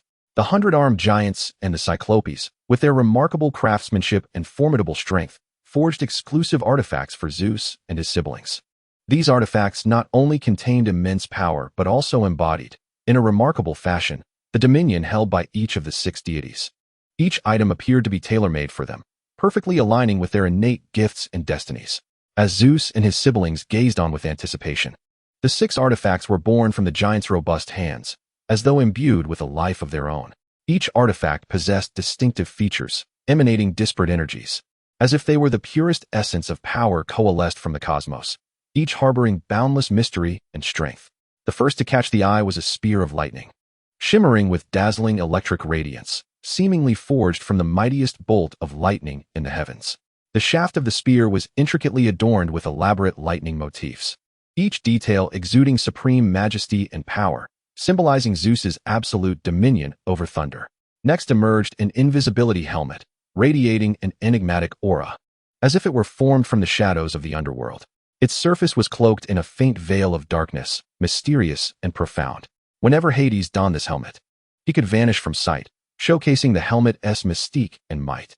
The third artifact was a trident of the ocean, glowing with a profound blue luminescence, resembling the very waves of the sea gathered into form. The shaft of the trident was etched with patterns of ripples and swells, each wave seemingly narrating the ocean's mysteries and power, symbolizing Poseidon's absolute command over tidal forces. The fourth artifact was a lamp aflame with fire, radiating a warm glow, akin to the comforting hearth of a home. The surface of the lamp was carved with motifs of family and warmth, each detail whispering of comfort and tranquility, representing Hestia's guardianship over the household. The fifth artifact was a staff of harvest, gleaming with golden light, as if it were the essence of the earth's bounty. The shaft of the staff was adorned with designs of wheat and fruits, each detail revealing the vitality and hope of life, symbolizing Demeter's protection of agriculture. Lastly, there was a scepter of marriage, emanating a gentle glow, as if it were the sacred essence of matrimony. The shaft was embellished with symbols of love and fidelity, each detail reflecting the sanctity and beauty of marriage, representing Hera's guardianship over unions. Whenever Hera wielded this scepter, the sanctity and loyalty of marriage were manifested, illustrating her protective nature. These 6 artifacts, birthed from the giant's hands, each emanated a unique energy, as if they were the purest forces of nature coalesced. Under the watchful gaze of Gaia, imbued with both authority and affection, Zeus and his siblings slowly reached out, firmly grasping the artifacts before them. In an instant, it seemed as though an invisible bond was forged between them and the divine artifacts.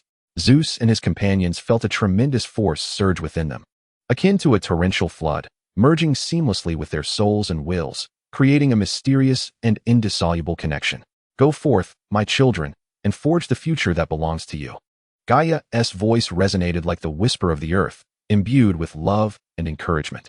These artifacts will bestow upon you boundless power, aiding you in the imminent war.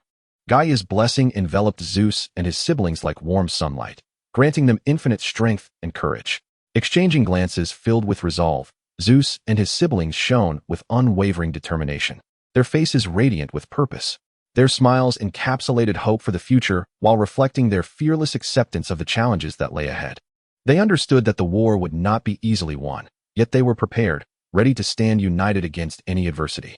Zeus gripped the lightning spear firmly, his voice resonating with authority. Esteemed Earth Goddess, we shall not disappoint your expectations. With these artifacts, we will usher in a new dawn for the world. Hades nodded, his voice deep and resolute. We shall fight side by side until the final victory. Poseidon brandished his oceanic trident, confidence ringing in his voice. The strength of the earth shall accompany us. We shall fear no foe. Hestia gently ignited the flame of her lamp, her voice soft yet steadfast. Regardless of the darkness that lies ahead, we will protect one another. Demeter clutched her staff of harvest, her tone filled with hope.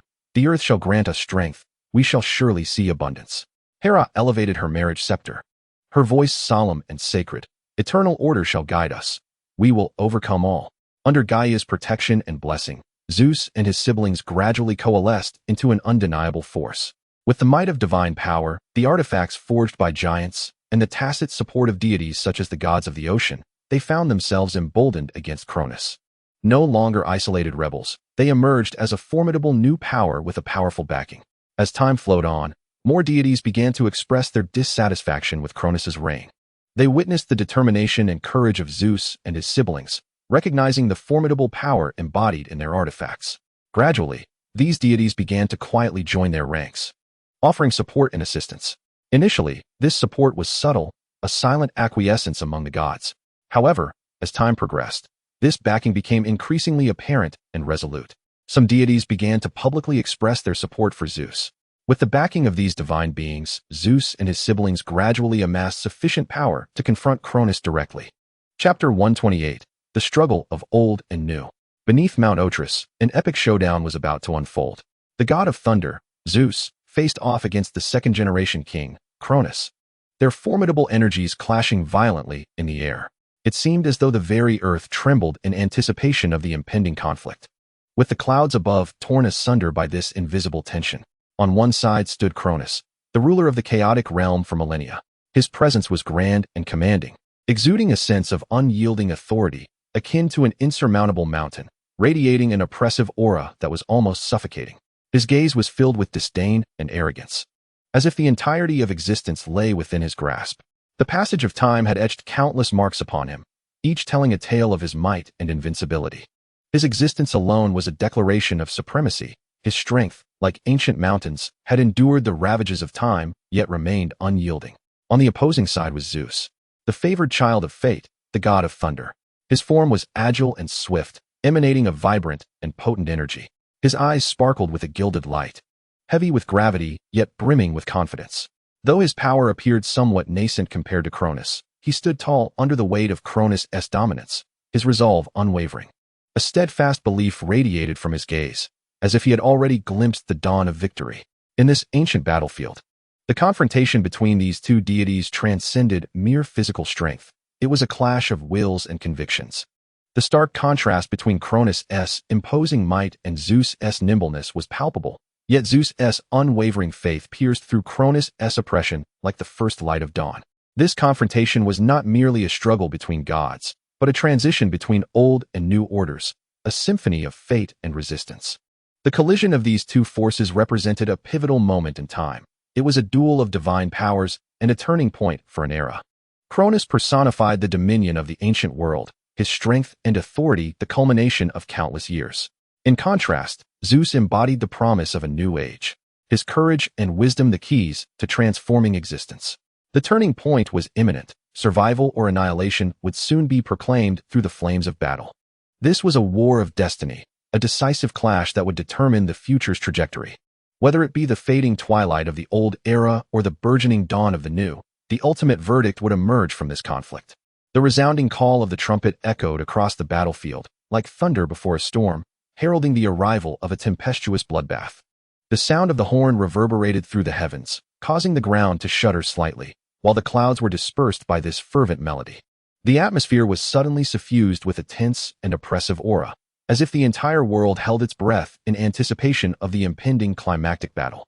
Under the command of the god king Kronos, his divine followers unleashed their formidable powers, charging toward the stronghold of the Olympian gods.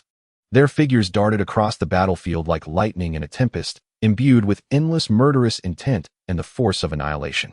Each of these deities wielded immense power, their weapons shimmering with a cold light under the sun, seemingly poised to rend asunder any barriers that dared to obstruct their path.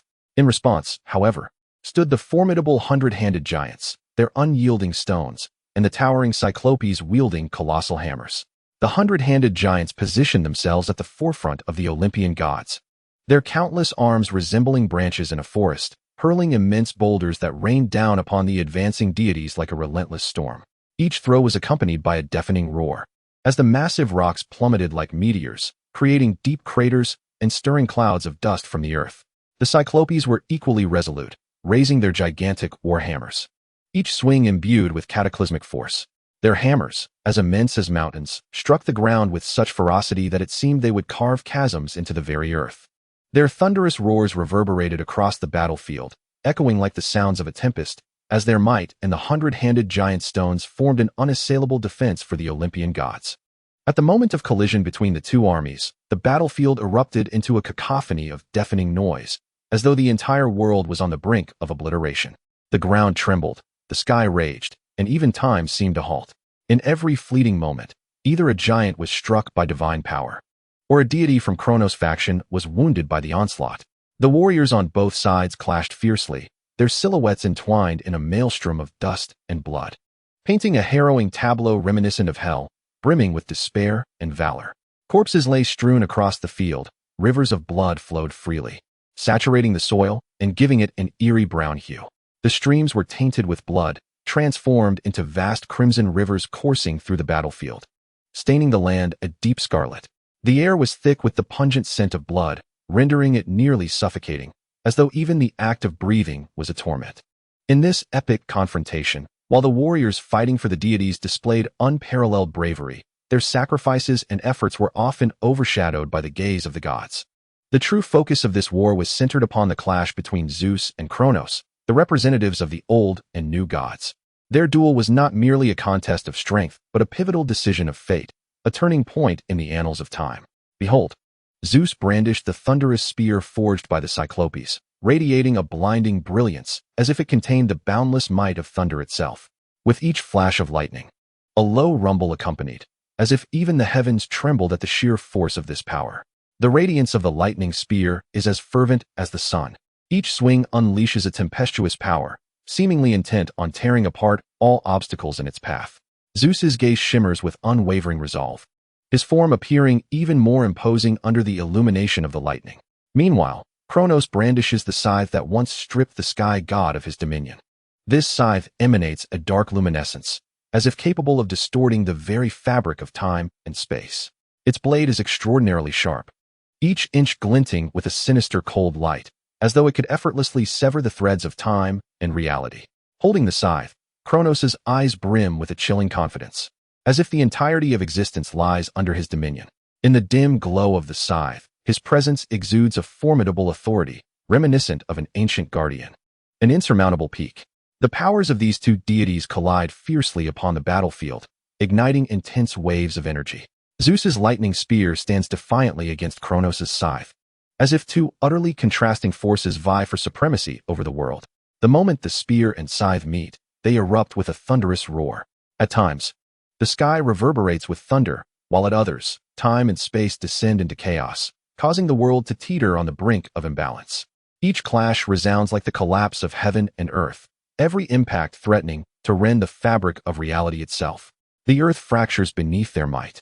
Molten lava is surging forth from the crevices, as if eager to consume all. The storm clouds above are torn asunder by their power, lightning flashing frantically within the tumultuous clouds, as if seeking to ignite the very heavens. Despite Kronos being a deity of immense power among the pantheon, his might is unparalleled, capable of overwhelming Zeus. Yet in this war, Zeus is not alone. His brother Hades clandestinely offers his support. The synergy of Hades' stealth and Zeus' valiant ferocity renders their attacks nearly impossible to anticipate. On that battlefield, saturated with divine energy, Zeus embodies the spirit of an indomitable warrior, charging forth in a desperate struggle against Kronos. The lightning spear dances in his grasp, each movement seemingly infused with the wrath of the entire sky, unleashing boundless thunderous might. The brilliance of the lightning blazes like a scorching sun, illuminating the battlefield. And with every strike, a deafening roar accompanies it, akin to the fury of a deity, reverberating through every divine being present. Hades remains steadfastly by Zeus's side, donning the invisibility helmet forged by giants. This helm's power effectively shields him from Kronos' keen perception. Cloaked in this stealth, Hades traverses the battlefield like a specter. His movements are silent, yet devastatingly lethal. On the battlefield, Hades loomed like an invisible shadow, perpetually encircling Kronos in search of the opportune moment to strike. At critical junctures, Hades would suddenly materialize, launching a lethal assault from behind. His attacks were both precise and ferocious, consistently catching Kronos off guard. The collaboration between Zeus and Hades was nothing short of flawless. Zeus's frontal assaults resembled a raging inferno, relentlessly depleting Kronos' strength. With each swing of his lightning spear, he etched deep wounds upon Kronos' form. Hades' ambushes, akin to sharp daggers, targeted the vital points of Kronos, instilling within him profound dread and unease with every stealthy strike. Their attacks, one fierce and the other subtle, intertwined seamlessly, a perfect dance of light and shadow. Thunder rumbled, a deafening cacophony echoing across the battlefield, as if even the heavens quaked in awe of this epic confrontation. Zeus, wielding his lightning spear, launched a ferocious onslaught against Kronos. The spear radiated a blinding brilliance, each swing imbued with boundless thunderous might, seemingly poised to tear the very fabric of the world asunder. Yet Kronos, having ascended as the second-generation king of the gods, possessed power that was not to be underestimated. From the initial alliance of Zeus and Hades to the current onslaught by the six divine siblings, Kronos' demeanor had shifted from casual ease to a semblance of seriousness. Kronos' scythe glimmered with an ominous light, each swing wielding the power to warp time and space, as if it could effortlessly rend apart all adversaries standing in his path. The six siblings channeled their divine attributes, balancing or attacking Kronos from various angles. Their powers converged like six distinct rays of light, slowly merging to create a formidable force, striving to shatter Kronos' seemingly unassailable dominion. The goddess Hestia, bearer of the sacred flame, raised her divine lamp, unleashing a searing blaze that scorched the very essence of souls. This fire, akin to that which ascends from the depths of hell, carried an insatiable heat and destructive force. The flames under her command could not only incinerate flesh but also reach into the depths of the soul, causing her enemies to tremble in agony. Each eruption of flame was like a wildfire tempest, sweeping across the battlefield, turning all who opposed her to ash. Furthermore, the flames wielded by this goddess embodied a sacred power, capable of purging all evil, leaving her foes with no place to hide. With every motion of her lamp, Hestia seemed to summon the ancient divine might. The flames danced and surged, animated as if alive, rushing toward Kronos with fervor. Meanwhile, Hera brandished her marriage scepter, radiant divine energy coiling around it like layers of golden halos, emitting a holy and potent luminescence. Hera's scepter symbolizes the sanctity of marriage, and with each wave, it summons boundless divine power, transforming it into the most ferocious of assaults. Hera's strikes resemble a tempest, imbued with unending majesty and strength. Each impact resonates like the roar of thunder. Moreover, her divine might not only assails her foes, but also provides formidable support to her siblings. The golden halos conjured by Hera encircle the other deities like layers of protective shields, offering them additional defense. With every swing of her scepter, she infuses her fellow gods engaged in battle with renewed vigor, emboldening them to fight with unparalleled courage. In this grand and tumultuous celestial conflict, aside from Hestia and Hera, the other four deities wield their unique powers in a collective effort against the formidable Kronos. Hades, utilizing his helm of invisibility, moves stealthily through the shadows. His presence is as elusive as a wraith, each ambush executed with precision and lethality. He approaches Kronos silently, only to materialize at the opportune moment to deliver a decisive blow. His assaults not only plunge Kronos into transient disarray, but also create more openings for the other gods to strike. Hades' ability to vanish acts like a shadowy blade, relentlessly tearing through Kronos' defenses. Poseidon, the god of tsunamis, wields his trident, summoning surging waves and ferocious storms. His power is as profound and potent as the ocean itself, with each strike carrying the immense force of the sea. The waves rise like towering peaks, while the storms rage like furious beasts, engulfing the battlefield and devouring any adversaries that dare to stand in their way. Demeter, the goddess of agriculture, nurtures the earth with her strength, providing a continuous source of energy for her allies on the battlefield. With a gentle wave of her agricultural staff, the land bursts forth with vibrant life, replenishing the deities with strength and healing their wounds. Her power flows like the pulse of the earth, ceaselessly supporting her comrades and fortifying their resolve in combat. Zeus stands resolute at the forefront, brandishing his lightning spear. Each of his assaults embodies the wrath of the heavens, infused with an inexhaustible thunderous might that repels Kronos' temporal powers. Their collective strength intertwines like 6 distinct rays of light, coalescing into a formidable energy field that encircles Kronos tightly. Chapter 130. Crushing pressure in the face of the mighty combined assault unleashed by Zeus and his allies. Kronos remains utterly unmoved, akin to an immovable mountain. His presence seems to serve as the cornerstone of the universe. No matter how powerful the onslaught, it cannot so much as budge him. The forces of time and space materialize beside him, forming distorted halos that radiate chaotic yet potent energy, as if capable of consuming everything in an instant. In this moment, the collective assaults unleashed by Zeus and his siblings were instantaneously obliterated by the formidable power of time and space, vanishing into nothingness. The brilliance of lightning, the intensity of flames, and the tumult of crashing waves appeared utterly insignificant before Kronos' temporal aura. Even Hera's golden halo and Demeter's earthly might were rendered dim and powerless. Kronos raised his scythe high, each swing imbued with the ability to warp time itself, as if he could effortlessly rend apart any adversary that dared to stand in his path. With every stroke through the air, he left behind black fissures, resembling tears in the very fabric of time, devouring any approaching force. His strength seemed boundless. Each counterattack instilled immense pressure upon the deities besieging him. If this is all you are capable of, Kronos' voice dripped with disdain and mockery, his gaze flashing with a chilling light, akin to that of a predator surveying a horde of insignificant ants. Divine energy coalesced upon his scythe, nearly materializing into a corporeal form. This overwhelming force transformed his scythe into a blade capable of rending the very essence of time, radiating an aura of dread, with each motion accompanied by temporal rifts, as if intent on shattering the world into fragments. Slowly, Kronos raised his scythe, its blade shimmering with a dark luminescence, as if time and space could be effortlessly severed by its edge. His voice resonated deep and powerful, akin to a whisper from the abyss. Then, this battle should have concluded long ago. His words exuded an absolute confidence, as though he were the sovereign of this confrontation. While Zeus and his siblings were but ants attempting to shake a tree, Kronos lifted his scythe anew, as if to cleave the very sky in twain. The immense power he wielded distorted the air, causing the surrounding time and space to become unstable under his influence. Each swing seemed to rend the very essence of reality, each strike imbued with cataclysmic force. Kronos' pitch-black eyes became gradually shrouded in frenzied divine energy, filled with lethal intent, as chilling as the ice of the abyss, cold and merciless.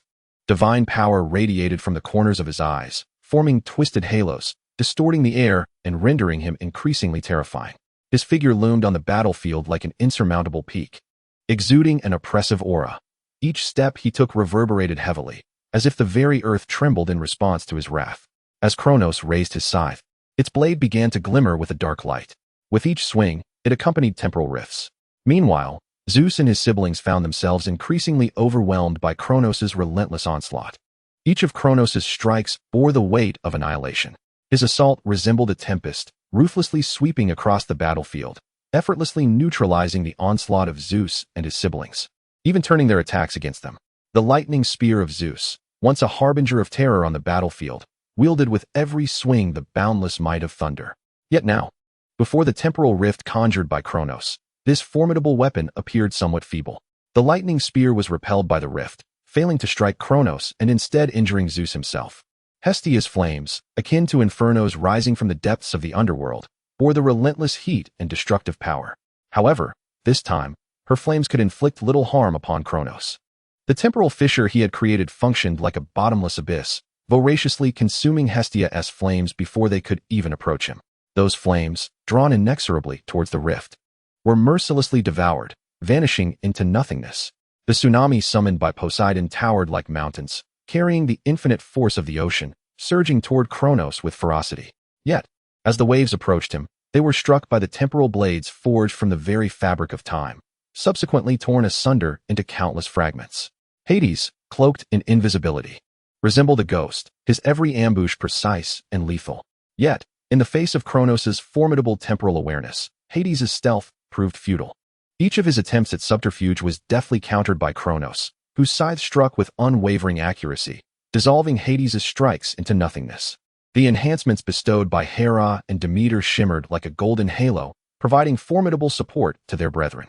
However, under the overwhelming temporal devastation wrought by Kronos, these augmentations were gradually distorted, losing their efficacy and failing to render meaningful assistance to their allies. Ultimately, Zeus and his siblings found themselves unable to rival the immense divine power of Kronos. Each swing of Kronos' scythe bore cataclysmic force, precisely toppling the 6 divine beings to the ground. The turbulent currents of time surrounding Kronos acted as invisible barriers, thwarting Zeus and his ally strength, even turning it against them. After vanquishing Zeus and his siblings, Kronos slowly approached his prostrate offspring. His figure loomed large and imposing, each step resonating with an overwhelming sense of oppression.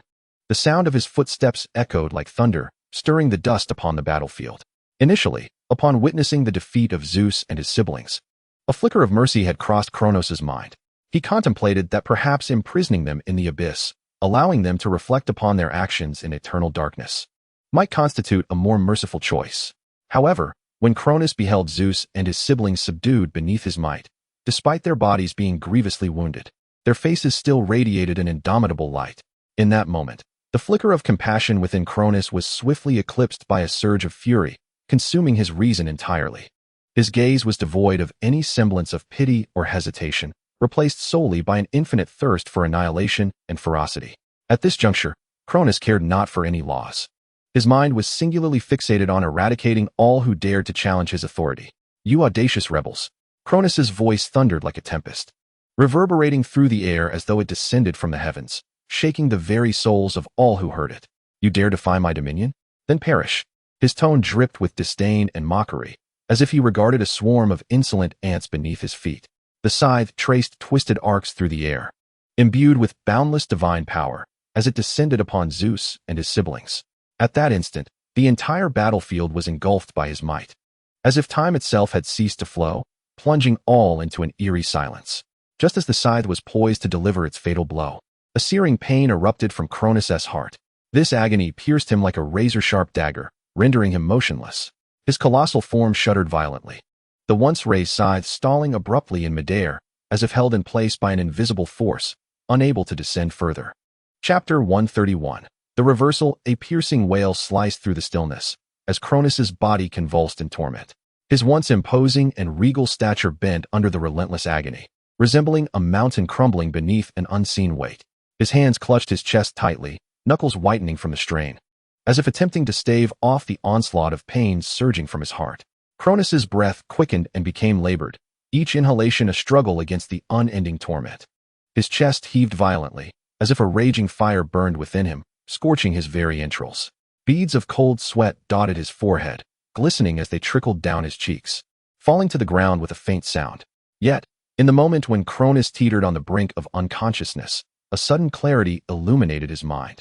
It was akin to being struck by lightning, instantly casting light upon his chaotic thoughts.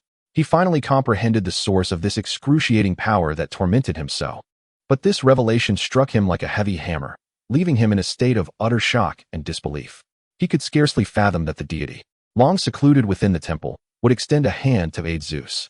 This revelation shattered his understanding, rendering him unable to accept the truth. "Are you also rising against me, Aerys?" Kronos bellowed to the heavens, his voice imbued with a trace of despair and fury, as if it were a roar emanating from the very depths of an abyss. His gaze was cast towards the sky, where once resided an air of authority and confidence, now replaced by a profound confusion and anguish, as if in search of the source of his torment. His heart was heavy with bewilderment. Why had Aerys chosen to align with Zeus? Why had he turned against him? What secrets lay hidden beneath this betrayal? In a world bustling with activity, all driven by self-interest, in a realm of chaos, all motivated by profit. To gain, one must inevitably lose. They have sacrificed what I desired, thus I shall lend them my assistance. Aerys' voice resonated from the horizon, a whisper drifting from afar, calm yet merciless. Each word echoed in the air like icy arrows, piercing Cronus' heart, delivering the answers he dreaded most. Instantly, Cronus' complexion turned ashen, as if all the blood within him had been siphoned away. Pain and rage flickered in his eyes, a torment born of betrayal, and anger stemming from deception. He finally comprehended that this conflict had transcended a mere duel between him and Zeus. It was a grand reconfiguration of power across the cosmos. Those deities he once believed would remain neutral now stood firmly against him, their choices and betrayals laid bare in this moment of stark clarity. Aerys stood upon a distant mountain, his figure appearing particularly solitary and enigmatic against the wind, cloaked in a deep green robe that billowed gently. He seemed to meld seamlessly with the surrounding nature. His countenance was serene yet profound, his gaze revealing a tranquility that transcended the earthly realm. Aerys delicately played the ancient instrument, the lyre of nature, once wielded in the war against the sky god. This lyre was unlike any ordinary instrument. It was the first of its kind from the realm of chaos. In Aerys' hands, the lyre emanated a soft glow, resonating with the very pulse of the world. Each pluck of the strings invoked subtle changes across the cosmos. Empowered by divine might, Aerys merely brushed the strings, unleashing formidable energy. His fingers glided across the strings with a gentle elegance, as though he were merely performing a simple melody. Yet, with each light stroke, the lyre produced a powerful and melodious harmony. This melody was imbued with boundless strength, capable of penetrating all barriers, even reaching the depths of the soul. It reverberated through the air, like waves of invisible ripples, swiftly expanding outward. Not only did it shake Cronus' physical form, but it also reverberated within the very essence of his being. The force contained within the melody surged forth like a tidal wave, each crest bearing immense pressure, as if intent on devouring both Cronus' body and soul. At that moment, Cronos felt an invisible force surge from all directions, binding his body as if ensnared by intangible chains. Immediately, countless sound blades shot forth from the body of the instrument like arrows, moving with such velocity that they were nearly imperceptible to the naked eye. They carved invisible trajectories through the air, accompanied by a sharp sound that pierced the silence. Aimed directly at Cronos, these sound blades not only harbored immense physical power, but also exuded an oppressive force, as if they could rend the very fabric of time and space. Dancing through the air like a legion of unseen hunters, they locked onto their target with uncanny precision. Their speed was astonishing, tearing through the air and leaving behind minute fissures in their wake. At the moment the sound blades pierced Cronos' heart, his body convulsed violently, his eyes wide with shock and disbelief.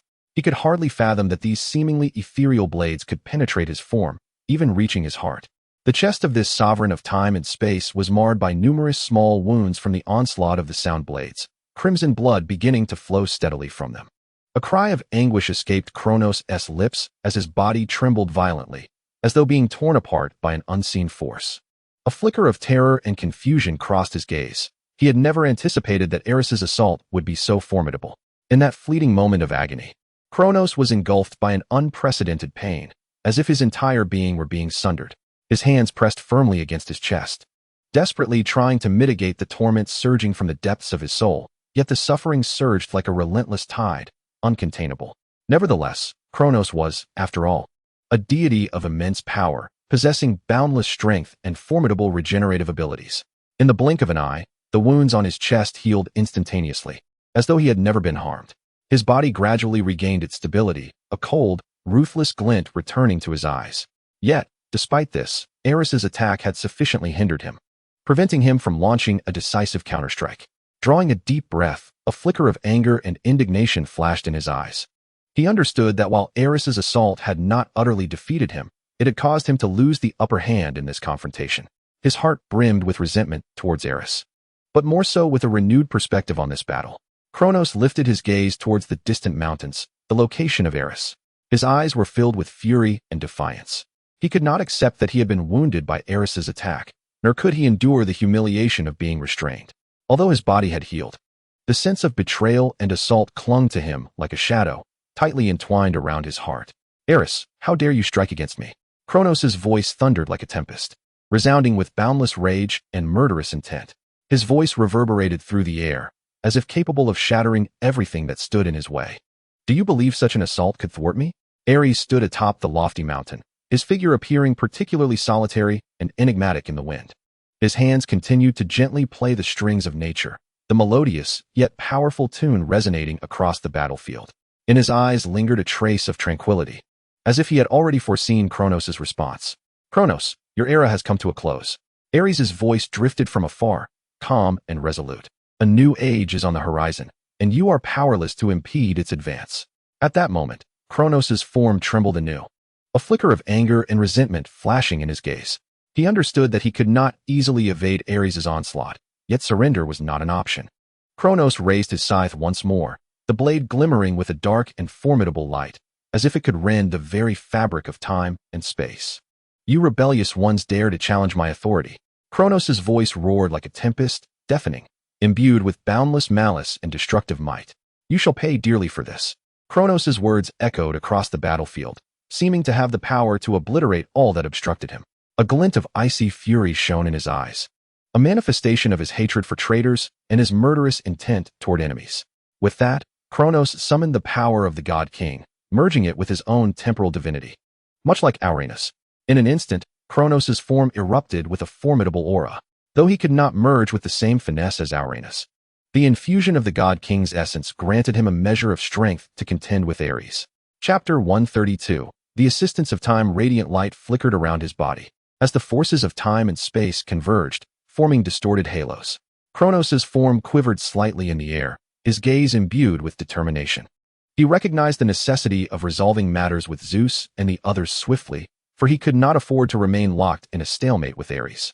Thus, Kronos harnessed his divine power and unleashed a tumultuous rift in time and space directed at Aerys. With his hands raised high, a surge of potent divine energy emanated from him, coalescing in his palms. The cold glimmer in Kronos' eyes suggested an intent to obliterate all forces that obstructed him. As he gestured, torrents of temporal chaos erupted from his hands, forming swirling vortices. These vortices spun rapidly in the air, imbued with immense destructive force, as though they could tear apart anything in their path. The temporal maelstrom swept through the area where Aerys stood, a terrifying and formidable power that seemed capable of consuming all. The fabric of space contorted, time was torn asunder, and the very air around began to tremble, as though the entire world had lost its equilibrium in that singular moment.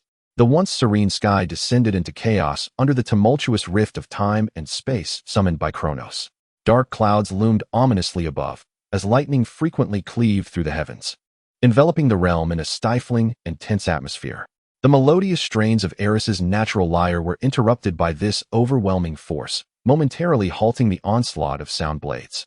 That once harmonious melody became fragmented amidst the turmoil of the rift, and the trajectory of the sound blades warped, losing their inherent precision and might.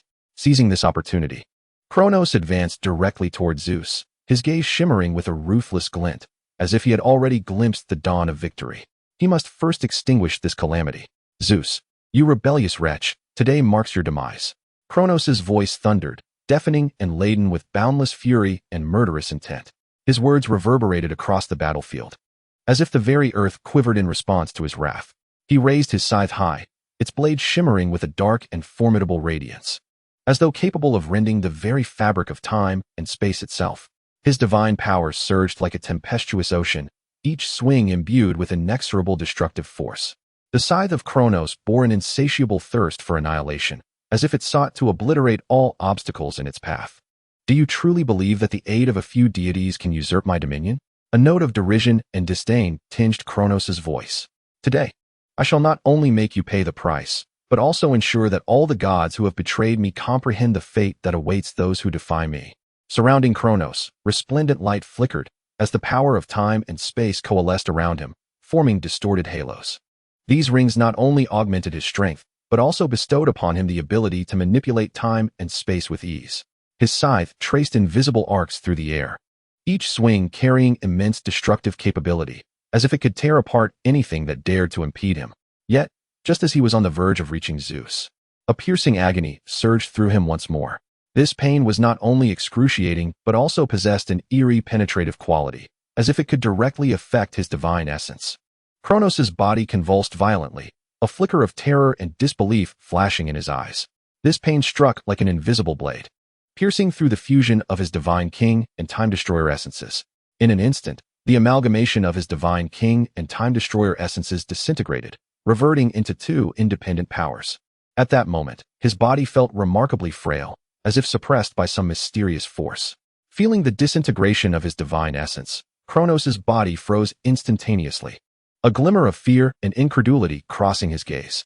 At that moment, a gentle and ancient voice echoed from afar, like a whisper of time, imbued with a mysterious and serene rhythm. Kronos turned his head and beheld Rhea standing not far away. The goddess of time, holding her staff, stood amidst the flowing currents of time. Her figure radiated tranquility and enigma, as if she were the very embodiment of time itself. Rhea's robe fluttered softly in the breeze, her countenance calm and gentle, her gaze shimmering with boundless wisdom. Her staff emanated a soft, yet powerful glow, containing an infinite strength as if capable of piercing through the fabric of time and space in an instant. Rhea softly intoned an incantation, her voice reminiscent of time's whisper, carrying an ancient and mysterious cadence. As she spoke the incantation, the time staff in her hand transformed into an arrow of time, brimming with radiant light and might, aimed directly at Kronos. The swiftness of this temporal arrow was astonishing, nearly imperceptible to the naked eye. It traced invisible trajectories in the air before slicing through with a sharp, piercing sound, heading straight for Kronos' chest. A flicker of disbelief crossed Kronos' eyes as he struggled to comprehend that Rhea would turn against him. His body trembled slightly under the assault of the time arrow, yet his gaze was filled with pain and confusion. The woman he had once loved dearly, his former companion, was now poised to strike him. This was a reality he could scarcely accept. Rhea, how could you betray me? Kronos' voice trembled, laden with anguish and bewilderment. He could hardly believe that Rhea, the woman he had once adored, would now be his adversary. Why have you chosen this path? A shadow of sorrow flickered across Rhea's face as her eyes reflected endless suffering, yet her voice remained resolute. She gently shook her head, as if striving to suppress her emotions. Kronos, your tyranny has lingered far too long. Our children have endured enough of your oppression. It is time for this to end. Her voice bore a hint of resignation, as if recounting an inescapable truth. You were once a great god-king, but now, your reign has become a shackle, binding the entire world. Kronos' divine form shook violently, his once majestic and powerful presence now appearing somewhat disheveled. A glint of madness flickered in his eyes, a fire ignited by betrayal and despair. With all his might, he forcefully repelled Rhea's staff, his movements infused with boundless rage and hopelessness, as if he sought to obliterate any force that dared to impede him. Rhea, you shall pay dearly for your treachery. Kronos' voice was laced with murderous intent, his eyes blazing with a frenzied light. He swung his scythe once more, launching a fierce assault upon Rhea. Yet, she did not flinch, standing amidst the flow of time. Her figure exuded an extraordinary calm and determination. A flicker of sorrow crossed Rhea's face, yet her gaze radiated unwavering resolve. Once more, she lifted the staff of time, and the essence of time coalesced around her, forming formidable shields. These shields emanated a gentle yet potent glow, seemingly capable of repelling all assaults, dispelling the wrath and might of Kronos. Kronos, I shall not permit you to harm our children. Rhea's voice echoed like a whisper of time, imbued with both firmness and tenderness. I will stand against you alongside them, until the very end. Zeus and his siblings rose in unison, their faces reflecting determination and courage. They understood that Rhea's intervention had granted them precious time. They must seize this opportunity. Chapter 133, Frozen. Fear not, Mother. We shall fight by your side until victory is ours. Zeus's words thundered through the air, infused with profound gratitude and an indomitable resolve.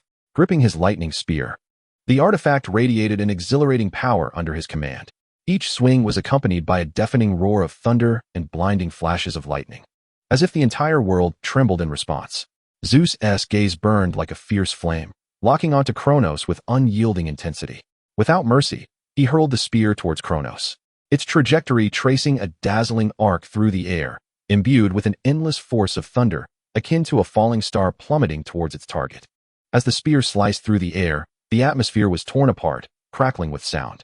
It shimmered with brilliant light, resembling the most resplendent star in the cosmos, emanating a terrifying energy. Simultaneously, Hestia did not hesitate to raise her lantern. The flames within blazed as fiercely and brightly as the sun, erupting into a colossal column of fire that surged towards Kronos. The flames seemed to possess a life of their own, twisting and swirling in the air, roaring with ferocity. Wherever they traveled, everything was reduced to ashes, as if nothing could withstand the searing flames that scorched the very soul. At that moment, as Zeus and Hestia unleashed their assaults, Hera's staff swung once more. The light radiating from the staff resembled the dawn's first light, warm and bright, yet imbued with boundless majesty and power. With each movement of Hera's hand, the divine energy released surged like a tempestuous ocean. Each swing struck with the force of crashing waves against the shore, overwhelming and suffocating in its might. Meanwhile, Hades brandished his dagger, its blade gleaming with lethal brilliance. Empowered by the helm of invisibility, Hades moved like a specter in the night, leaving no room for reaction as he aimed directly at Kronos' vital points. At that moment, the vines of Demeter broke through the earth, exhibiting an unparalleled resilience, akin to guardians of the land. These tendrils twisted and coiled from every direction, resembling a horde of ravenous serpents, advancing upon Kronos. They not only ensnared Kronos' movements, but also absorbed his strength, transforming it into nourishment for the vast expanse of earth. In the same instant, the tidal force of Poseidon erupted with ferocity. The waves surged forth like a furious beast, propelled by boundless power towards Kronos. As Kronos' divine essence began to unravel, the temporal chaos that had imprisoned Aerys dissipated instantaneously. With the disappearance of the formidable binding force, Aerys' form gradually emerged from the void, his gaze imbued with a chilling intensity and unwavering resolve. In his grasp, the natural lyre resonated once more, its melodious and potent harmony echoing like an ancient call across the battlefield. Despite Kronos' immense divine might, he found himself beleaguered by such a complex and potent coalition of assaults. Aerys, a deity on the cusp of the primordial divine realm, stood as an insurmountable mountain. His unfathomable power rendered Kronos' movements sluggish and arduous. Under Aerys' interference, Kronos faced not only Rhea's overwhelming strikes, but also the combined onslaught of Zeus, Hestia, and Demeter, each possessing formidable strength and unique divine abilities, leaving Kronos overwhelmed.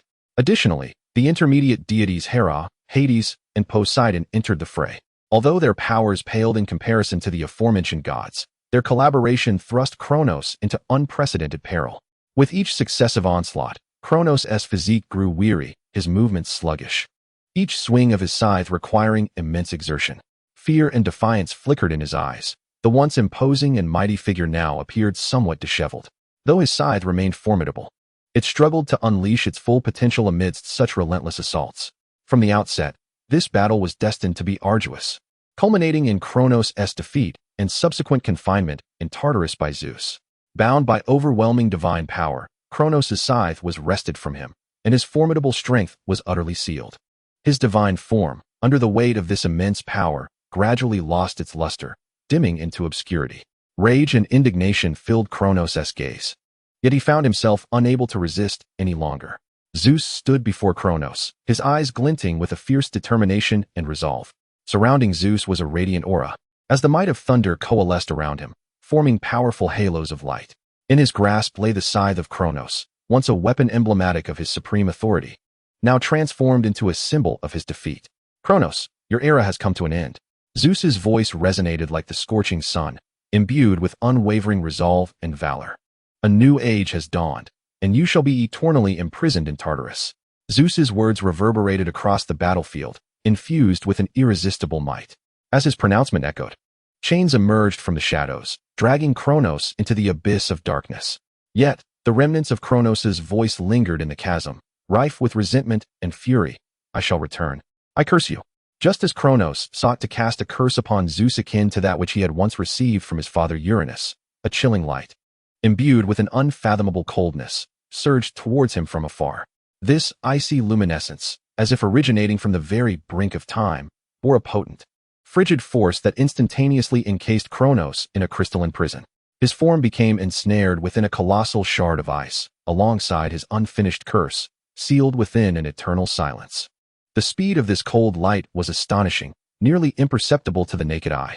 It traced invisible paths through the air, accompanied by a piercing sound that cut through the void, striking Kronos directly. In that moment, Kronos appeared exceedingly fragile, a flicker of terror and disbelief flashing across his gaze. He felt an overwhelming force converge upon him from all directions, encasing his being in the crystalline grip. A glimmer of fear flickered in Kronos' eyes, swiftly enveloped by the chilling radiance. His voice was abruptly silenced, and the abyss once more succumbed to a profound stillness. The immense ice crystal hovered within the depths, a testament to time itself, preserving the wrath and defiance of Kronos. Chapter 134. The Resignation of the Supreme Deity in Those Distant, Ancient Times. Mount Otris stood as a majestic sanctuary of the divine, a convergence of boundless glory.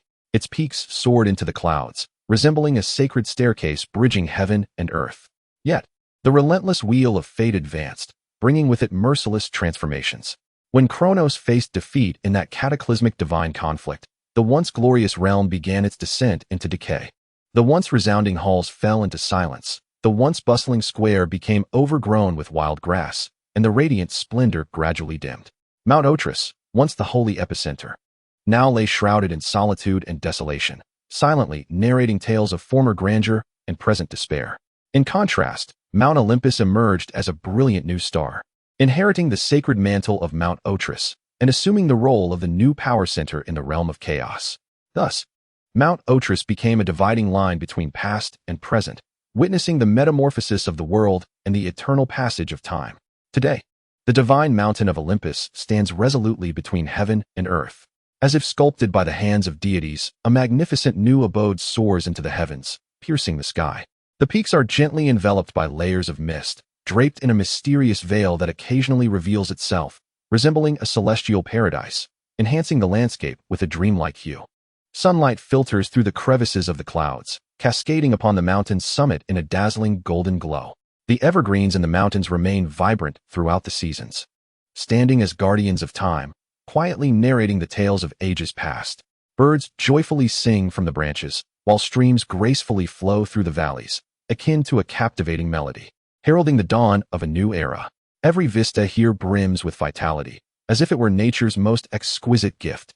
Olympus not only serves as the future dwelling of the gods, but also symbolizes a new age. Its ascent marks the beginning of a fresh epoch filled with hope and order. Within the grand hall of Olympus, Zeus and Metis sit side by side upon the exalted throne. Their figures exude solemnity and majesty, embodying the most sacred presence in the cosmos, radiating an aura of reverence. Zeus's countenance is resolute, with sharp features reminiscent of unyielding rock. His profound gaze sparkles with determination and composure, as though all of existence lies within his grasp. In contrast, Metis emanates gentleness and wisdom, her visage soft and elegant, flowing like a serene stream, imparting tranquility and solace.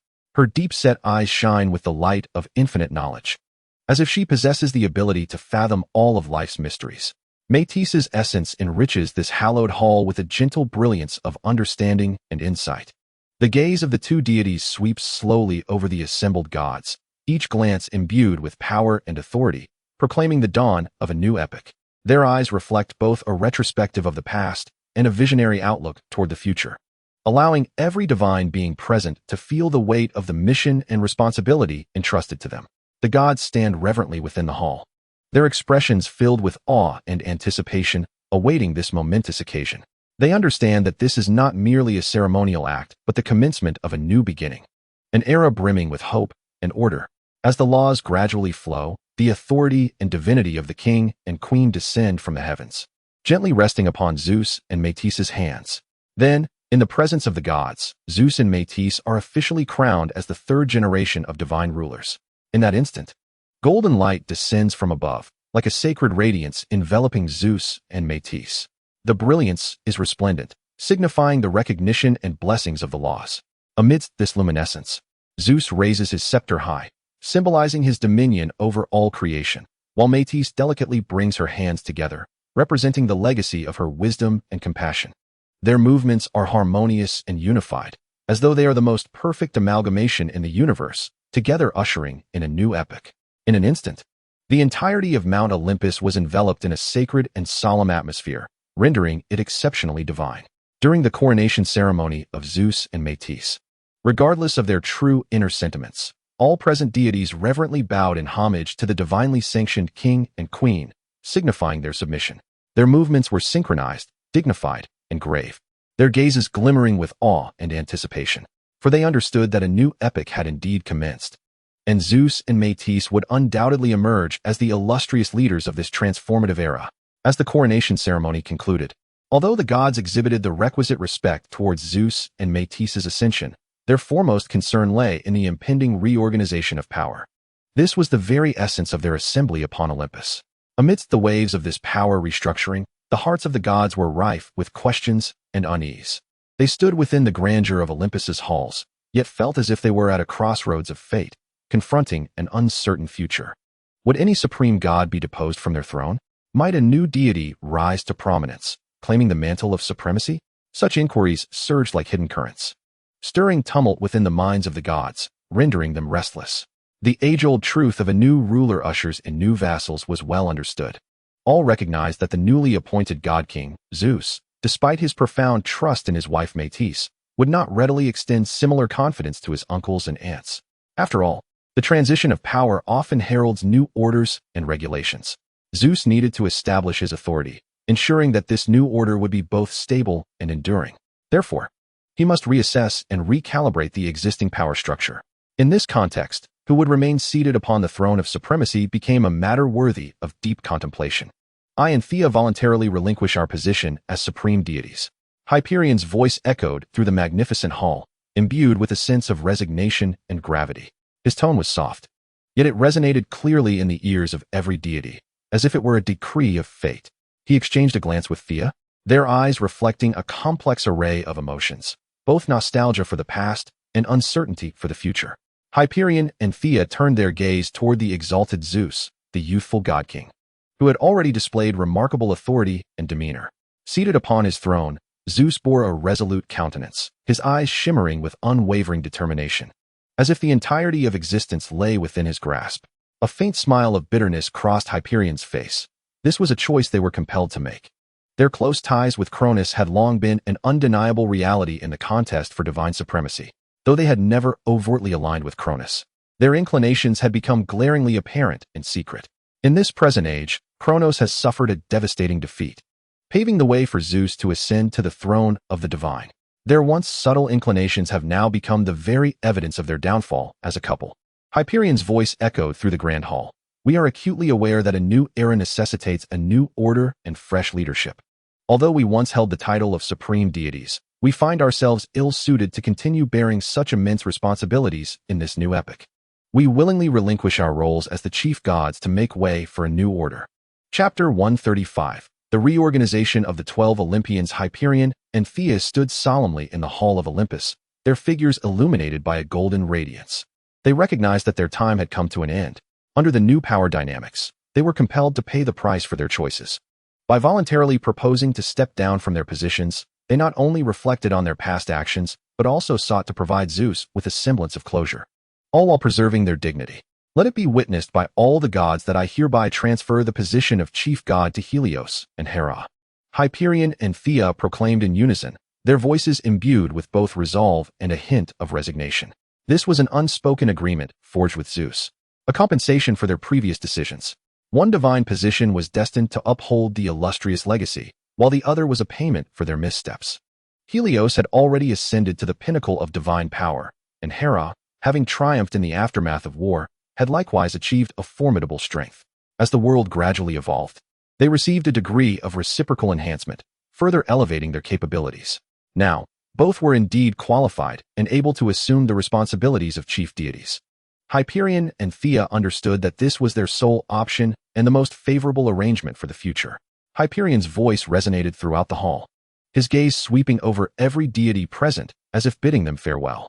His tone carried a touch of melancholy, yet also a sense of relief. Helios, you are the embodiment of the sun, your brilliance illuminating the entire world. You shall inherit my position as chief god and continue to safeguard the glory of our lineage. Upon the conclusion of Hyperion's words, Thea added, Hera, you are the goddess of marriage. Your strength and compassion will usher in peace and prosperity for the new order. You shall inherit my position as chief goddess and ensure the harmony of the world. Hearing Hyperion and Thea's declarations, Zeus slowly rose to his feet. His gaze traversed the assembly of gods, his eyes shimmering with understanding and compassion. He recognized that Hyperion and Thea's decision was both wise and essential. Taking a deep breath, a gentle tone graced his voice. Hyperion, Thea, your choice is indeed astute. Helios and Hera, are you prepared to embrace the mantle of chief deities? With unwavering resolve, Helios and Hera swiftly rose, their faces reflecting a steadfast determination. Helios stood tall, a proud gleam in his eyes as he declared, O King of the gods, I am prepared to embrace the responsibilities of the supreme deity. I shall illuminate every corner of the chaotic realm with my strength, banishing darkness and allowing hope to endure in this world. With the radiance of the sun, I will warm the hearts of all living beings, guiding them to find their way in the light. Hera followed suit, her voice both gentle and powerful. O King of the gods, I too shall do all within my power to safeguard our homeland. I will contribute my wisdom and strength to the prosperity of chaos, ensuring that this land is filled with peace and justice.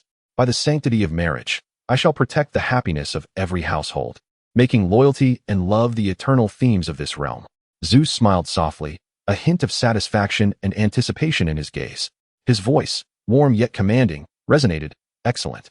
Helios and Hera, you shall become the new supreme deities. I have faith that you will shoulder this responsibility and bring light and hope to chaos. May your wisdom and strength serve as the guiding light of this new era. As Zeus's words echoed through the hall, two streams of radiant light emerged from Hyperion and Thea, resembling two brilliant stars that traversed the expanse above, gently descending into the hands of Helios and Hera. These luminous streams embodied the essence of the 12 Olympian thrones, imbued with boundless power, symbolizing the authority and duties of the supreme deities. The moment Helios and Hera received their divine thrones, they seamlessly integrated them into their beings. Their movements were swift and decisive, as if they had long been prepared for this moment. In that instant of fusion, the essence of Helios and Hera ascended to a new echelon, enveloped in a golden radiance, as if their powers had been further exalted. Helios felt a tremendous force surging within him, gently closing his eyes to savor the flow of this newfound energy. When he reopened his eyes, they sparkled with an even brighter intensity, as if capable of illuminating the entire world. Hera, too, sensed a gentle yet formidable power coursing through her, her divine essence elevated further still. Her countenance grew more dignified and beautiful, a smile gracing her lips as confidence in the future blossomed within her heart.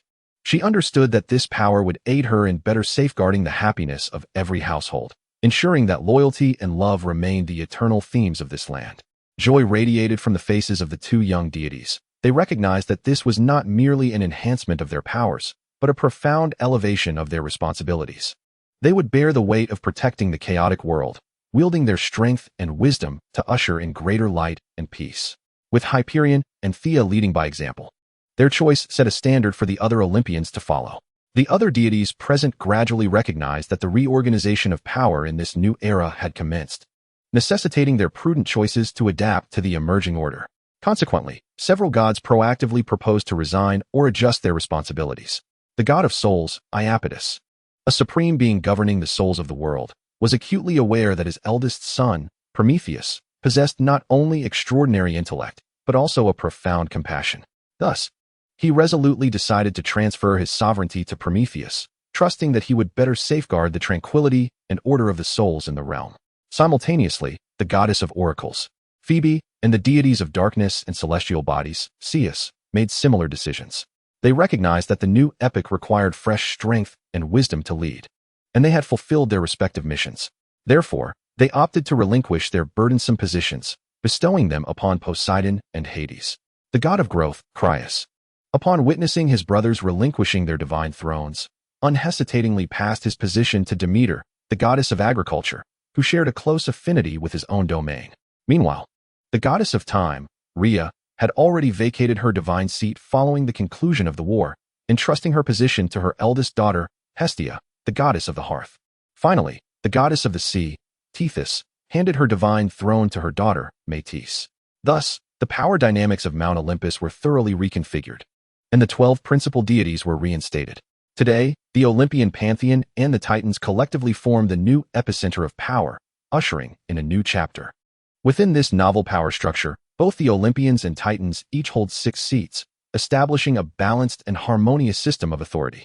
The Olympian deities are as follows: Zeus, the god of thunder and king of the gods; Hestia, the goddess of the hearth; Hera, the goddess of marriage; Demeter, the goddess of agriculture; Poseidon, the god of tides; Hades, the god of wealth. The Titans also occupy 6 seats: Metis, the goddess of wisdom; Helios, the god of the sun; Oceanus, the god of the ocean; Themis, the goddess of justice; Mnemosyne, the goddess of memory; Prometheus, the god of prophecy. The restructuring of these divine positions not only reflects a reverence for the past, but also embodies a hopeful anticipation for the future.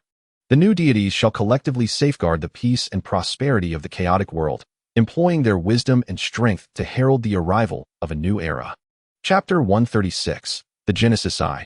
The construction of space. Within a millennium of Zeus ascending to the throne of the divine king, the world once again succumbed to new turmoil. In an instant, the heavens and the earth transformed, seemingly swayed by an invisible force, as the once tranquil land began to tremble uneasily. At the heart of this upheaval lay the ancient and enigmatic primordial temple. Deep within the temple, energy surged like a tempest, powerful forces roiling like an unrestrained tide. The ancient stone pillars emitted a deep rumble amidst violent tremors, as if narrating the immense pressures they endured. Above in the temple's dome, mysterious runes flickered with a ghostly blue luminescence, seemingly striving to maintain a delicate equilibrium, yet the radiance gradually dimmed, as if on the brink of extinguishment. At the heart of this turmoil, Aerys sat solemnly upon the throne of the temple. His figure appeared particularly dignified and enigmatic in the shimmering light, like a sovereign wielding dominion over all existence. His visage was profound, and his gaze conveyed an ineffable aura of authority and wisdom, perceiving the secrets of the world. Suspended within Aerys' grasp were 2 fragmented divine essences, emanating a faint yet potent glow, akin to 2 lost stars, twinkling with mysterious brilliance in the darkness. The first divine essence was a remnant of the sky, meticulously crafted by Aerys using the powers of clouds, mists, and other celestial deities, combined with fragments of the sky bestowed by Gaia. This essence encapsulated the quintessence of the heavens, representing the boundless firmament, the ever-changing winds and clouds, and the freedom of flight. The forces of the sky flowed within it, as if ready to transform into a tempest or to become a tranquil azure expanse. The second divine essence was a portion of Cronus' temporal and spatial destructive essence, awarded to Aerys after aiding Zeus in ascending to the throne of the gods. This essence predominantly harbored the powers of space, resembling a chasm of darkness, profound and mysterious, concealing infinite secrets. The forces of space surged within it, as if capable of tearing asunder any obstacle and unveiling new dimensions. From the outset, Aerys' plans were imbued with thoughtful consideration and visionary insight. He understood clearly that to forge an entirely new world, space was the most crucial cornerstone and the fundamental premise of all existence. Without vast expanses of space, nothing could find its place, and all life and civilization would be inconceivable. However, within this realm, entities possessing the divine essence of space were exceedingly rare, their value beyond measure. This led Aerys' gaze to ultimately rest upon Cronus. Cronus, the erstwhile king of the gods, wielded the formidable essence of the temporal and spatial destroyer. His power spanned time and space, making him one of the mightiest beings in the world. He could rend the fabric of time and space, traversing between different dimensions. Yet, the inexorable wheel of fate rolled onward, mercilessly crushing countless glories and honors. In his war against Zeus, Cronus was ultimately defeated and imprisoned within the abyss of Tartarus. His powers were sealed, and his divine essence fragmented. The once overwhelmingly powerful being now slumbered in endless darkness. Thus, for Aerys, this temporal god possessed the most accessible divine essence of space. Consequently, when Zeus implored him for assistance in claiming the throne of the gods, Aerys readily acquiesced. He understood that this was his sole opportunity to obtain the divinity of Kronos. Within the sanctuary, Aerys gradually opened his eyes. Those profound orbs shimmered with boundless wisdom and unwavering resolve. His gaze seemed to pierce through the mists of time and space, fixated on the direction of the future. Aerys emanated an air of serene confidence, as if he had foreseen every step he was about to take and how to shape the unfolding destiny. In his grasp lay the fractured essence of the Kronos deity, radiating a faint yet formidable luminescence, akin to the brightest star in the night sky. Though incomplete, it remained resplendent. A resolute expression adorned Aerys' visage, his features appearing solemn and enigmatic under the glow. There was no hint of hesitation or fear in his demeanor, only an anticipation for what lay ahead and a steadfast commitment to his aim. He recognized that this step would determine whether he could successfully forge a new world, marking it as the most pivotal juncture of his life. With deliberate grace, Aerys began to crush the divine essence in his hand, transforming the fragmented divinity into myriad minuscule shards. These fragments danced gently in the air, as though they were fragments of time and space, imbued with limitless power and secrets. Subsequently, Aerys' divine energy surged forth like an unstoppable tide, enveloping these shards in its embrace. His divine force acted as invisible threads, weaving the fragments together, as if sculpting the nascent form of a new realm. Each movement was both gentle and resolute, guiding every shard into a harmonious new order. Radiance coalesced in his palm, forming resplendent halos, reminiscent of ethereal auras that encircled him. Space is the cornerstone of the world, Aerys whispered, his voice resonant and powerful, echoing like a distant recollection from antiquity, brimming with strength and conviction. With this fractured essence of time and space, I shall create an entirely new domain. His words echoed within the sanctuary, each syllable infused with boundless enchantment. The ancient stone columns trembled slightly in response to Aerys' voice. A palpable tension enveloped the air, as if the entire world held its breath, transfixed by this moment. Aerys' countenance became even more solemn and mysterious under the radiance, his gaze reflecting an indescribable steadfastness and determination. As Aerys continually infused his divine power, the shards began to meld slowly together, drawn by an unseen force, converging to form the rudimentary shape of a new space. Initially, this space resembled the singularity of the universe's infancy, minuscule yet luminous, harboring boundless possibilities. The nascent space quivered delicately within Aerys' palm, emanating a soft yet resolute glow, akin to a newly born star. Though diminutive, it possessed the power to upheave the cosmos. As time flowed onward, the minuscule point of light seemed to be imbued with the vitality of life, commencing its rapid expansion. The divine power of Aerys surged forth like an overwhelming tide, continuously infusing this point, propelling the expansion of space. Aerys' hands firmly cradled the swelling point of light, his gaze focused and profound, as if he could glimpse the visage of the future through it. Countless dimensions quietly interwove within the expanding space, intertwining and permeating one another, constructing a complex and intricate structure of the world. Each dimension possessed its own unique texture and rules, collectively weaving a vibrant and resplendent tapestry of the universe. Every inch of this space expanded outward at an imperceptible yet unstoppable pace. A bead of sweat trickled down Aerys' forehead, the external manifestation of his depleting divine power. Each droplet appeared as a crystallization of his divine essence, shimmering with a faint glow. Yet, Aerys' gaze remained steadfast, devoid of any hesitation. For he understood that this step was of paramount importance. Upon success, he would possess a brand new world, one that belonged solely to him. As time gently flowed, the initially chaotic and immense space began to settle into a unique stability. Despite the fact that this world had yet to birth any tangible entities, it lay barren, akin to uncarved jade. Aerys' divine power, much like a master craftsman wielding a miraculous chisel, meticulously sculpted every inch of this space's texture. Countless dimensions and layers, under the guidance of his divine force, were woven tightly and orderly together, forming an expansive and intricate web of existence. Each node of this web harbored vibrant energy, reminiscent of dormant seeds, awaiting the opportune moment to break through the earth and bloom into magnificent flowers of life. Within this space, every seemingly vacant stretch of land was imbued with profound mysteries. Though barren, it was far from lifeless. Rather, it resembled a slumbering forest, nurturing boundless vitality in its tranquility. Aerys recognized that this was merely a serene prologue, a hopeful beginning. Here, he could shape undulating mountains and carve flowing rivers. He could nurture flourishing life and weave splendid civilizations. Every fragment of this space resembled unwritten canvases, awaiting Aerys to inscribe the most magnificent chapters with his divine power. Aerys' gaze remained fixed upon this nascent space, filled with pride and contentment. Although everything appeared desolate, every inch of land brimmed with infinite potential and possibility.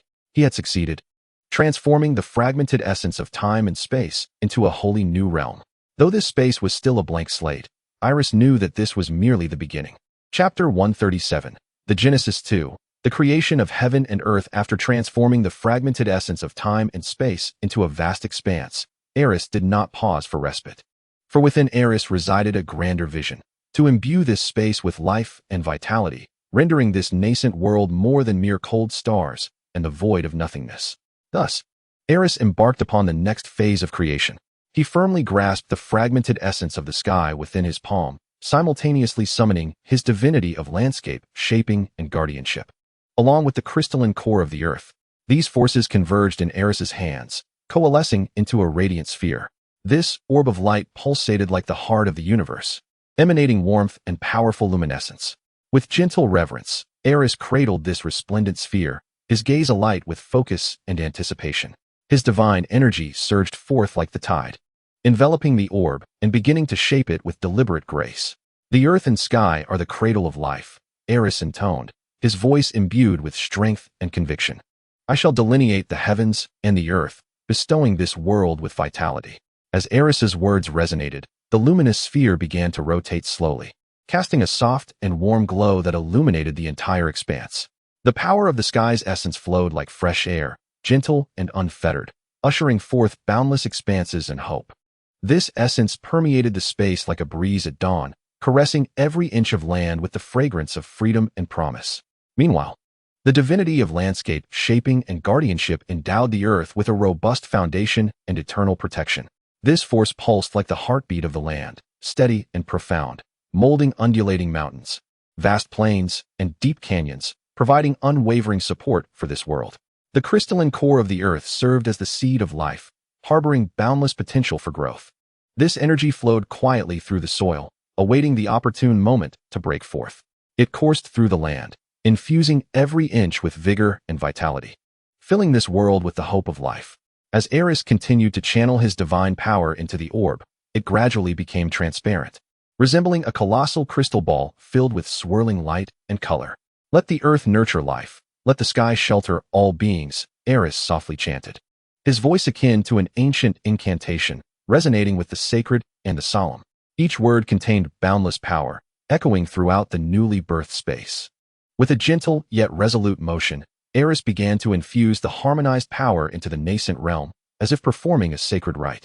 His hands gently cradled the sphere, slowly propelling it forward, as if sowing the seeds of life into the barren expanse before him. The moment he sought to enter the realm, a cataclysmic transformation unfolded. Brilliant light surged forth like a tidal wave, illuminating every corner of existence. The earth began to take shape within the space, as if summoned from the void. Mountains undulated like colossal dragons, while plains unfurled like boundless canvases, spreading gradually. Every inch of the land brimmed with vitality and vigor. The contours of the mountains clarified, soaring into the clouds, as though they were the spine of the earth, supporting the very framework of the world. The plains resembled vast green oceans, expansive and flat, providing a grand stage for life to flourish. The sky, too, underwent a marvelous metamorphosis. Emerging from a chaotic darkness, it transformed into a resplendent blue, akin to a magnificent gem embedded in the cosmos. Fluffy clouds drifted across the sky like cotton candy, light and pure, bestowing a sense of softness and tranquility upon the heavens.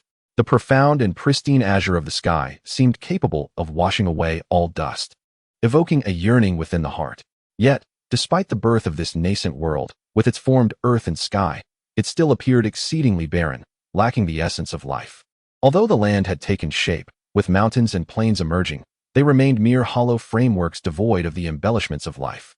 The sky, though azure, and the clouds, though drifting, lacked the vibrant energy of existence, presenting a scene of solitude and silence.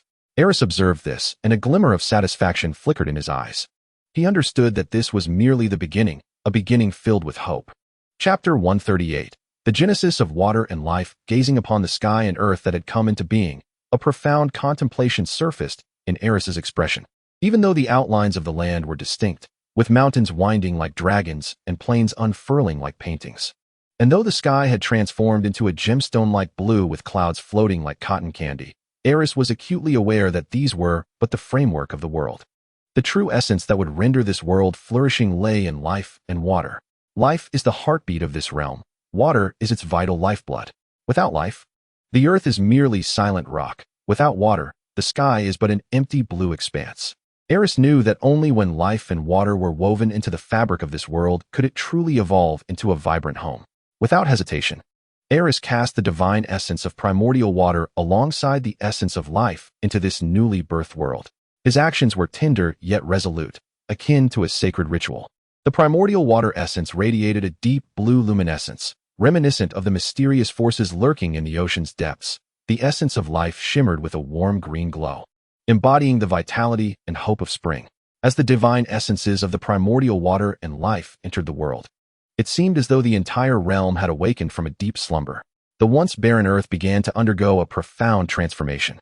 Clear streams surged forth from the depths of the ground, coalescing into gentle brooks, tranquil lakes, and vast oceans. These flowing waters, akin to the veins of life, rapidly spread to every corner of the world, nurturing the land and infusing it with vitality and vigor. They meandered gracefully across the terrain, bestowing boundless energy upon this expanse. The previously parched soil became moist, and the aroma of rich earth permeated the air, as if narrating the joy of rebirth. Simultaneously, the power of the life essence began to radiate throughout the world. Signs of life emerged upon the once silent earth. Tender green shoots broke through the soil, embodying resilience and hope. These shoots thrived in the damp earth, cloaking the ground in a verdant garment. Vivid blossoms swayed in the gentle breeze, resembling jewels of the earth, adorning this nascent land. The flowers exuded a delicate fragrance, attracting bees and butterflies that flitted among the blooms, imbuing the world with endless vitality and color. Trees began to flourish, their branches heavy with lush foliage, shimmering in the sunlight as they radiated the brilliance of life. These saplings gradually matured into towering giants, their roots delving deep into the earth, providing steadfast support and a refuge for other forms of life. Animals also began to manifest within this realm. They frolicked in the forests, played upon the grasslands, and soared through the skies. The melodies of birds echoed in the air, akin to celestial harmonies, adding boundless energy to this world. Fawns drank from the streams, their eyes bright and lively, as if savoring the beauty of existence. In the oceans, fish darted through the crystalline waters, their scales glistening like silver in the sun, resembling ethereal spirits of the sea. These fish swam freely, forming beautiful schools that infused the ocean with vigor and life. Coral reefs also began to flourish, creating a vibrant ecosystem, providing abundant sustenance and habitats for marine creatures. Life and water are the cornerstones of prosperity in this world.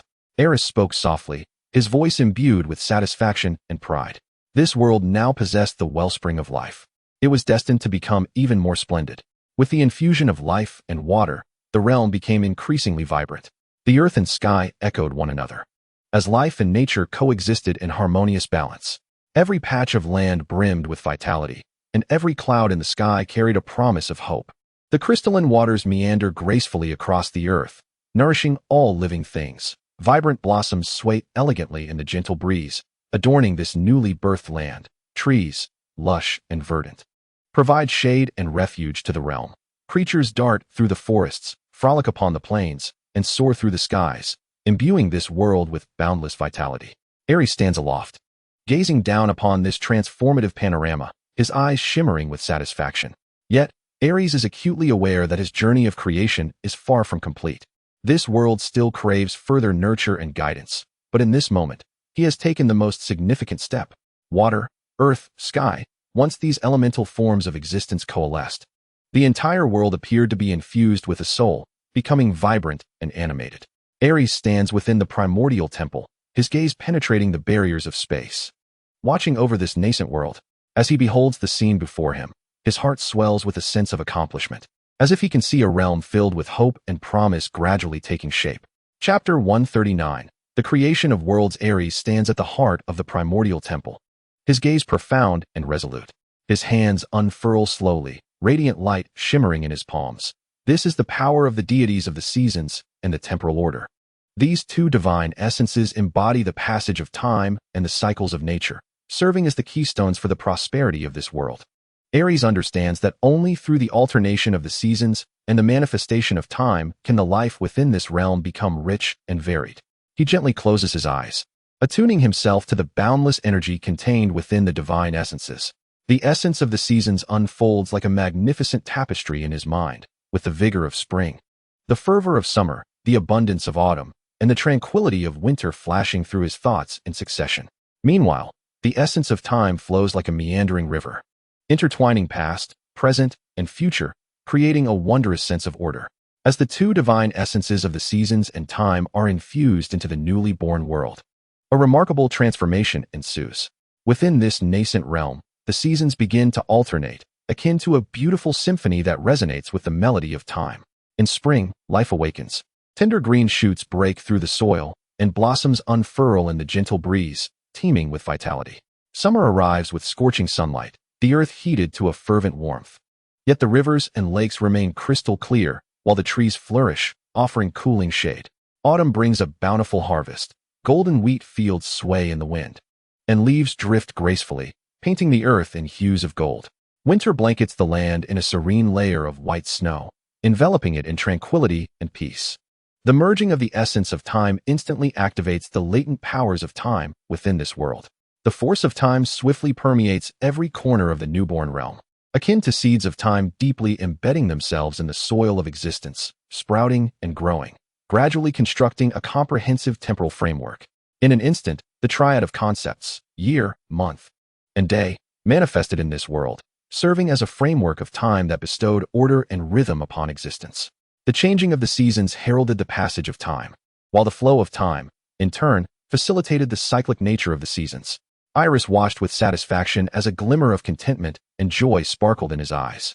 He could almost perceive the interlocking gears of the seasons and time slowly turning in the depths of the world, each transition seamlessly synchronizing with the pulse of time, composing a harmonious and eternal symphony. Aerys understood that this world was gradually achieving completeness, as the rhythm of life and the cycles of nature had beautifully intertwined. The changing of the seasons transcended mere natural phenomena, becoming a testament to time itself. The passage of time was no longer an abstract concept, but rather the cadence of the seasons. They were interdependent and mutually reinforcing, collaboratively weaving a vibrant and dynamic tapestry of existence. Ultimately, Aerys dedicated all the remaining divine essences in his possession to this world. He cast a portion of the essence of warmth into the sky, transforming it into a blazing sun that illuminated the earth with light and warmth. This sun, born of the essence of heat, hung majestically in the heavens, radiating boundless brilliance and warmth. Its rays caressed every inch of land, nurturing all beings and enabling life to flourish robustly. Next, Aerys transformed the essence of cold into the moon, bestowing the night with its cool, silvery glow. The moon, like a gentle guardian, gracefully hung in the night sky, emanating a soft luminescence. Though its light lacked the sun's intensity, it imparted a sense of tranquility and mystery to the nocturnal world. The moon's glow illuminated the earth, guiding the creatures of the night and ensuring that the world was no longer solitary in darkness. From that moment onward, the world experienced the rise and fall of the sun and moon, the rhythmic alternation of day and night, rendering the passage of time distinctly clearer. During the day, the sun reigned supreme, bathing all in its light and vitality. At night, the moon ascended, stars twinkled, and the world entered a serene period of rest. This cycle of day and night endowed life with a rhythm, enriching the world with diversity. Aerys also infused the seemingly insignificant divine essences from within himself into this realm. Though modest in appearance, these essences introduced entirely new concepts to the world. With their introduction, the world blossomed into a richer tapestry of life, where beings thrived and proliferated. The earth was cloaked in vitality, the sky filled with hope, and the oceans embraced with vigor. Every corner brimmed with the wonders of life, and each creature found its own stage within this vibrant environment. Aerys's guardianship radiated warmth like the sun, filling this world with hope and vitality. Finally, this world was complete. It possessed the seasons, the sequence of time, the rising and setting of the sun and moon, and the diversity of life. Aerys's gaze was gentle and profound, as if he were looking upon his own child. The cyclical passage of the seasons brought forth the rhythm of time, while the alternation of day and night infused life with its melody, and the diversity of existence rendered this world infinitely precious. Aerys understood that his task was complete. With wisdom and strength, he had crafted this realm, bestowing it with vitality and hope. From nothingness to abundance, he meticulously shaped every detail of this world. Standing at the heart of the primordial temple, Aerys closed his eyes, deeply attuned to the myriad responses emanating from this world. He could feel the pulse of the earth, the flowing rivers, the gentle caress of the wind, and the vigor of life flourishing in every corner. These responses washed over his spirit like warm tides, imparting an unprecedented sense of fulfillment and tranquility. His heart brimmed with a sense of accomplishment, yet there lingered a subtle release. Chapter 140. Ascension to the Primordial God. As all creation and shaping culminated in perfect harmony, Eros stood quietly at the very center of the primordial temple. His figure loomed tall and solemn against the boundless radiance, resembling a mountain that pierced the clouds, steadfastly bridging heaven and earth. That light, akin to the purest and most sacred brilliance from the depths of the cosmos, was devoid of any impurity, evoking a reverence that deterred direct gaze. It enveloped Eros like a thick veil of luminosity, rendering him akin to a deity emerging from ancient myth, exuding boundless majesty and solemnity. Erys's voice resonated like a mighty bell, deep and powerful, echoing throughout the world. This voice possessed an enchanting quality, capable of penetrating the soul, stirring an involuntary awe. In this solemn and hallowed atmosphere, Eros gradually opened his mouth. Each word struck like a hammer against the pulse of the world. O great laws of the universe! I, Eros, son of Gaia, the earth goddess, here solemnly vow, by the divine essence of the earth, the primordial waters, the spirit of life, the deities of the seasons, and the fabric of time, I shall create this singular world upon the foundation of universal order. His voice reverberated through the expansive temple, akin to an ancient and mysterious incantation, each syllable imbued with boundless power and authority. His words, like the pealing of morning bells and evening drums, stirred ripples in the tranquil space. That voice seemed to transcend the river of time, tracing back to the genesis of the universe, awakening the dormant forces of the world. As Erys's declaration echoed, the light within the temple surged suddenly, akin to the first rays of dawn piercing through endless darkness. This radiance gradually coalesced, ultimately forming a dazzling pillar of light that ascended toward the heavens, enveloping the entire temple in a resplendent glow. Now, I shall entwine this realm with the world of chaos, infusing it with new vitality and strength for its development. The voice of Aerys resonates within the column of light, imbued with an irresistible determination. His figure shimmers in the radiance, akin to a sacred sculpture, exuding an aura of reverence. I, as the god of creation. Aerys's final words thunder like a mighty force, reverberating throughout the cosmos. That voice seems capable of penetrating the barriers of time and space, reaching every corner of the universe, allowing all beings to feel his presence and power. With Aerys's solemn proclamation, the entire world is enveloped in a profound and sacred atmosphere. The earth trembles slightly, as if cheering for this great creator, every piece of land narrating its admiration for him. In the sky, dazzling lights twinkle like countless brilliant stars responding to his declaration, shrouding the entire world in a divine luminescence. This newly created world gradually merges into the realm of chaos under Aerys's might. Aerys's divine power weaves like invisible threads, binding the two worlds into an inseparable whole. Boundless light radiates from the merging borders, reminiscent of the sun's first rays illuminating the vast realm of chaos. Instantly, the realm of chaos undergoes a monumental transformation. The newly birthed world begins to reveal its distinct outlines and layers under Aerys's divine influence. It appears as though invisible giant hands are reshaping the cosmos, order and rules gradually manifesting amidst chaos, as all things begin to operate according to new laws. Following this fusion, the realm of chaos gives rise to three domains: the divine realm, the underworld, and the human realm. The divine realm hovers above, a sacred abode for the deities. It is the residence of the gods, a transformation of the land prior to the fusion, filled with endless light and wisdom, serving as the source of order and power. The underworld lies deep within the earth, the resting place for the departed souls and spirits. It is shrouded in mystery and tranquility, its sky a profound black, resembling an infinite night, devoid of stars and radiance, only flickering shadows of dim light. The human realm is situated between the divine and underworld, a sanctuary for humanity and other beings. The sky above is a vibrant blue, adorned with fluffy clouds, basking in bright sunlight, brimming with life and hope. The land of the human realm is fertile and vast, characterized by lush forests, crystalline rivers, expansive grasslands, and rich fields that form the essence of this world. In the midst of Aerys's solemn and resounding proclamation, the entire cosmos seems to respond to his vow. Between heaven and earth, a formidable and intangible pressure descends, akin to an unseen giant hand, enveloping the entire land.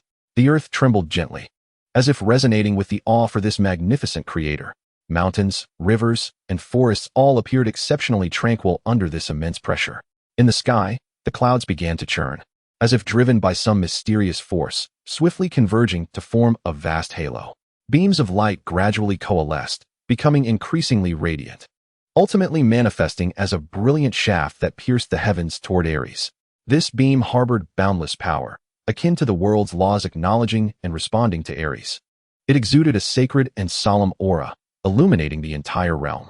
Standing at the heart of the primordial temple, Aerys' figure appeared even grander and more majestic in the glow of this radiant beam. As the shaft descended, a soft luminescence began to emanate from Aerys' being, resonating with the celestial light. Under the illumination of this divine beam, all the divine essences within Aerys began to merge gradually. The essence of the earth, the primordial water essence, the essence of life, the essence of seasons, the essences of heat and cold, along with those seemingly insignificant essences, converged together under the impetus of this force. Brilliant light radiated from Aerys' body, as if it had transformed into a crucible for the fusion of all divine essences. Each essence released its unique power, intertwining and merging to forge a new and potent force. During this fusion, these essences erupted in a dazzling display of multicolored brilliance. The lights intertwined like a magnificent feast of illumination, with each hue representing the power of a specific divine essence, forming a resplendent halo around Aerys. The deep brown light of the earth essence, the azure glow of the primordial water essence, the verdant light of the life essence, the vibrant hues of the season's essence, the fiery and icy lights of the heat and cold essences, along with the faint glimmers of other essences, collectively painted a mesmerizing tableau. Moreover, these lights grew increasingly radiant during the fusion, each ray seemingly imbued with formidable strength. They wove together in harmony, ultimately coalescing into an unrivaled energy. Finally, propelled by that sacred force, all divine essences within Aerys perfectly merged, giving rise to a colorful creation essence, radiating a kaleidoscope of light. The birth of the creation essence marked a new pinnacle in Aerys' power. This essence not only encapsulated Aerys' ability to create worlds, but also integrated the essence and laws of existence. It pulsed like a beating heart, providing Aerys with boundless energy and wisdom, each throb synchronized with the heartbeat of the entire universe. As the creation essence took form, Aerys felt a powerful force surging within him, akin to an ever-flowing river, brimming with infinite vitality. This force surged like a tidal wave, yet it remained remarkably steady, imparting upon him an unprecedented sense of fulfillment and strength. Gradually, Aerys' physique began to undergo a transformation. His skin shimmered with a subtle iridescence, a manifestation of the divine power of creation coursing through his being. Aerys grew taller and more imposing, as if he had melded with the entirety of the world around him. Every movement, every breath he took resonated in harmony with the pulse of existence. His essence transcended that of an isolated individual, becoming an integral part of the world, while the world simultaneously became an extension of himself. Aerys' consciousness deepened, as if he could decipher the mysteries of all things. His mind mirrored the world, reflecting each corner with clarity. Every life form appeared vividly in his perception. He could feel the earth's breath, the rhythm of flowing waters, the cadence of life itself. He heard the whispers of leaves in the forest, sensed the movement of every drop within the river, and even grasped the hardness and silence of each stone. Under the impetus of the divine power of creation, Aerys' strength ignited like a spark of celestial fire, unleashing an astonishing surge of energy that marked a qualitative leap. He seamlessly ascended to the rank of primordial deity, his divine might vast and boundless like the ocean. Standing at the heart of the original temple, his gaze pierced through the barriers of time and space, revealing the past, present, and future. Initially, Aerys was but a step away from the realm of primordial gods. That step felt both near and impossibly distant, yet always elusive. However, as this world harmoniously merged with the realm of chaos, Aerys' power received an unparalleled enhancement. Every inch of his bloodline, every fragment of his strength, was exalted in that moment, resonating in synchrony with the pulse of the universe. The laws of the world seemed to acknowledge Aerys' greatness, removing all obstacles and instead opening a pathway to a higher realm. This was not merely an acknowledgement of Aerys' role in creation, but also a reward for his wisdom and courage. His power transcended any singular domain, encompassing the very essence and principles of existence itself. I, Aerys, shall wield the divine power of creation to safeguard this land and all living beings, nurturing them to thrive and radiate their unique brilliance within this realm. Aerys' voice echoed within, filled with pride and contentment. This was not solely a promise for the future, but a poignant tribute to the struggles and efforts he had endured along his journey. Aerys' gaze swept across the vast expanse of land, and an indescribable warmth and resolve surged within him. At the moment Aerys effortlessly ascended to the rank of primordial deity, the sky unveiled itself. Clouds, stirred by an invisible force, gradually converged into a magnificent tapestry. Golden light poured through the crevices of the clouds, akin to a divine miracle descending, illuminating every corner of the earth. This radiant light transcends mere illumination.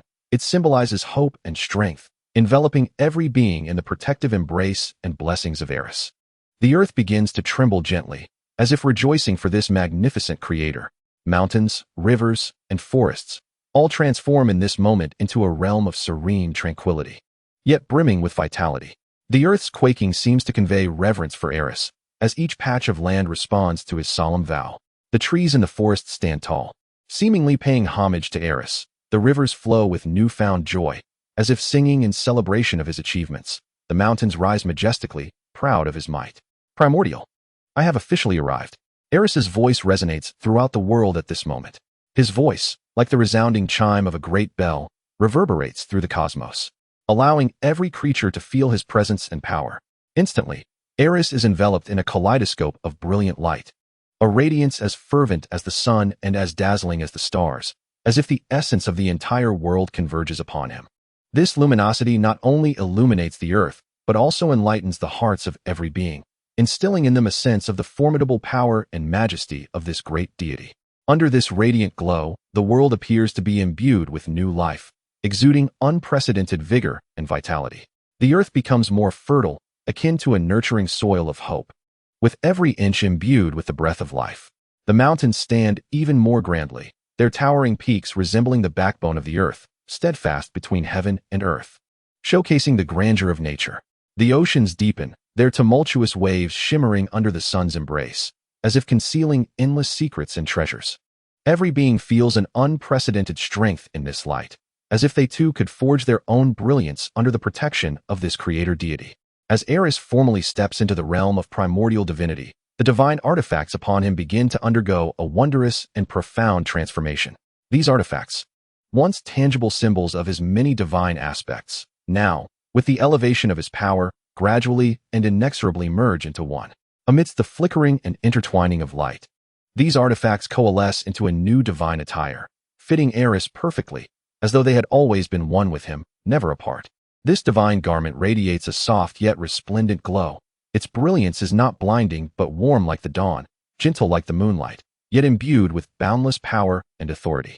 It seems woven from the essence of the earth, the cycles of the seasons, the pulse of life, and the fluidity of water, each inch carrying the mysteries of nature and the laws of the universe. The earth's steadfastness lends a profound foundation to the divine attire, a depth that seems capable of embracing all things, akin to the vast expanse of the earth, bearing the weight of all living beings and providing them with unwavering support. The cyclical passage of the four seasons infuses it with vitality and transformation. The tender greens of spring, the lush verdancy of summer, the golden hues of autumn, and the silvery whites of winter intertwine, akin to the flow of time, narrating the genesis, flourishing, harvest, and stillness of life. The pulsation of existence imbues it with warmth and vigor, a force emanating from the very essence of life, as potent as a heartbeat and as natural as a breath, evoking a profound sense of vitality and hope. The fluidity of water bestows upon it a lightness and ethereality, as if it could sway gently with the breeze, embodying the grace of a babbling brook in the depth of the vast ocean, revealing a beauty that is both dynamic and enchanting. This entire divine ensemble seems to personify nature, seamlessly merging with the essence of Aerys, intertwining with his divinity, his will, and his soul. It transcends mere external adornment, extending the power of Aerys, serving as a vital link between him and the world, symbolizing his guardianship over this land and life itself. In this moment, Aerys ascends to become the sixth primordial deity of creation in the world.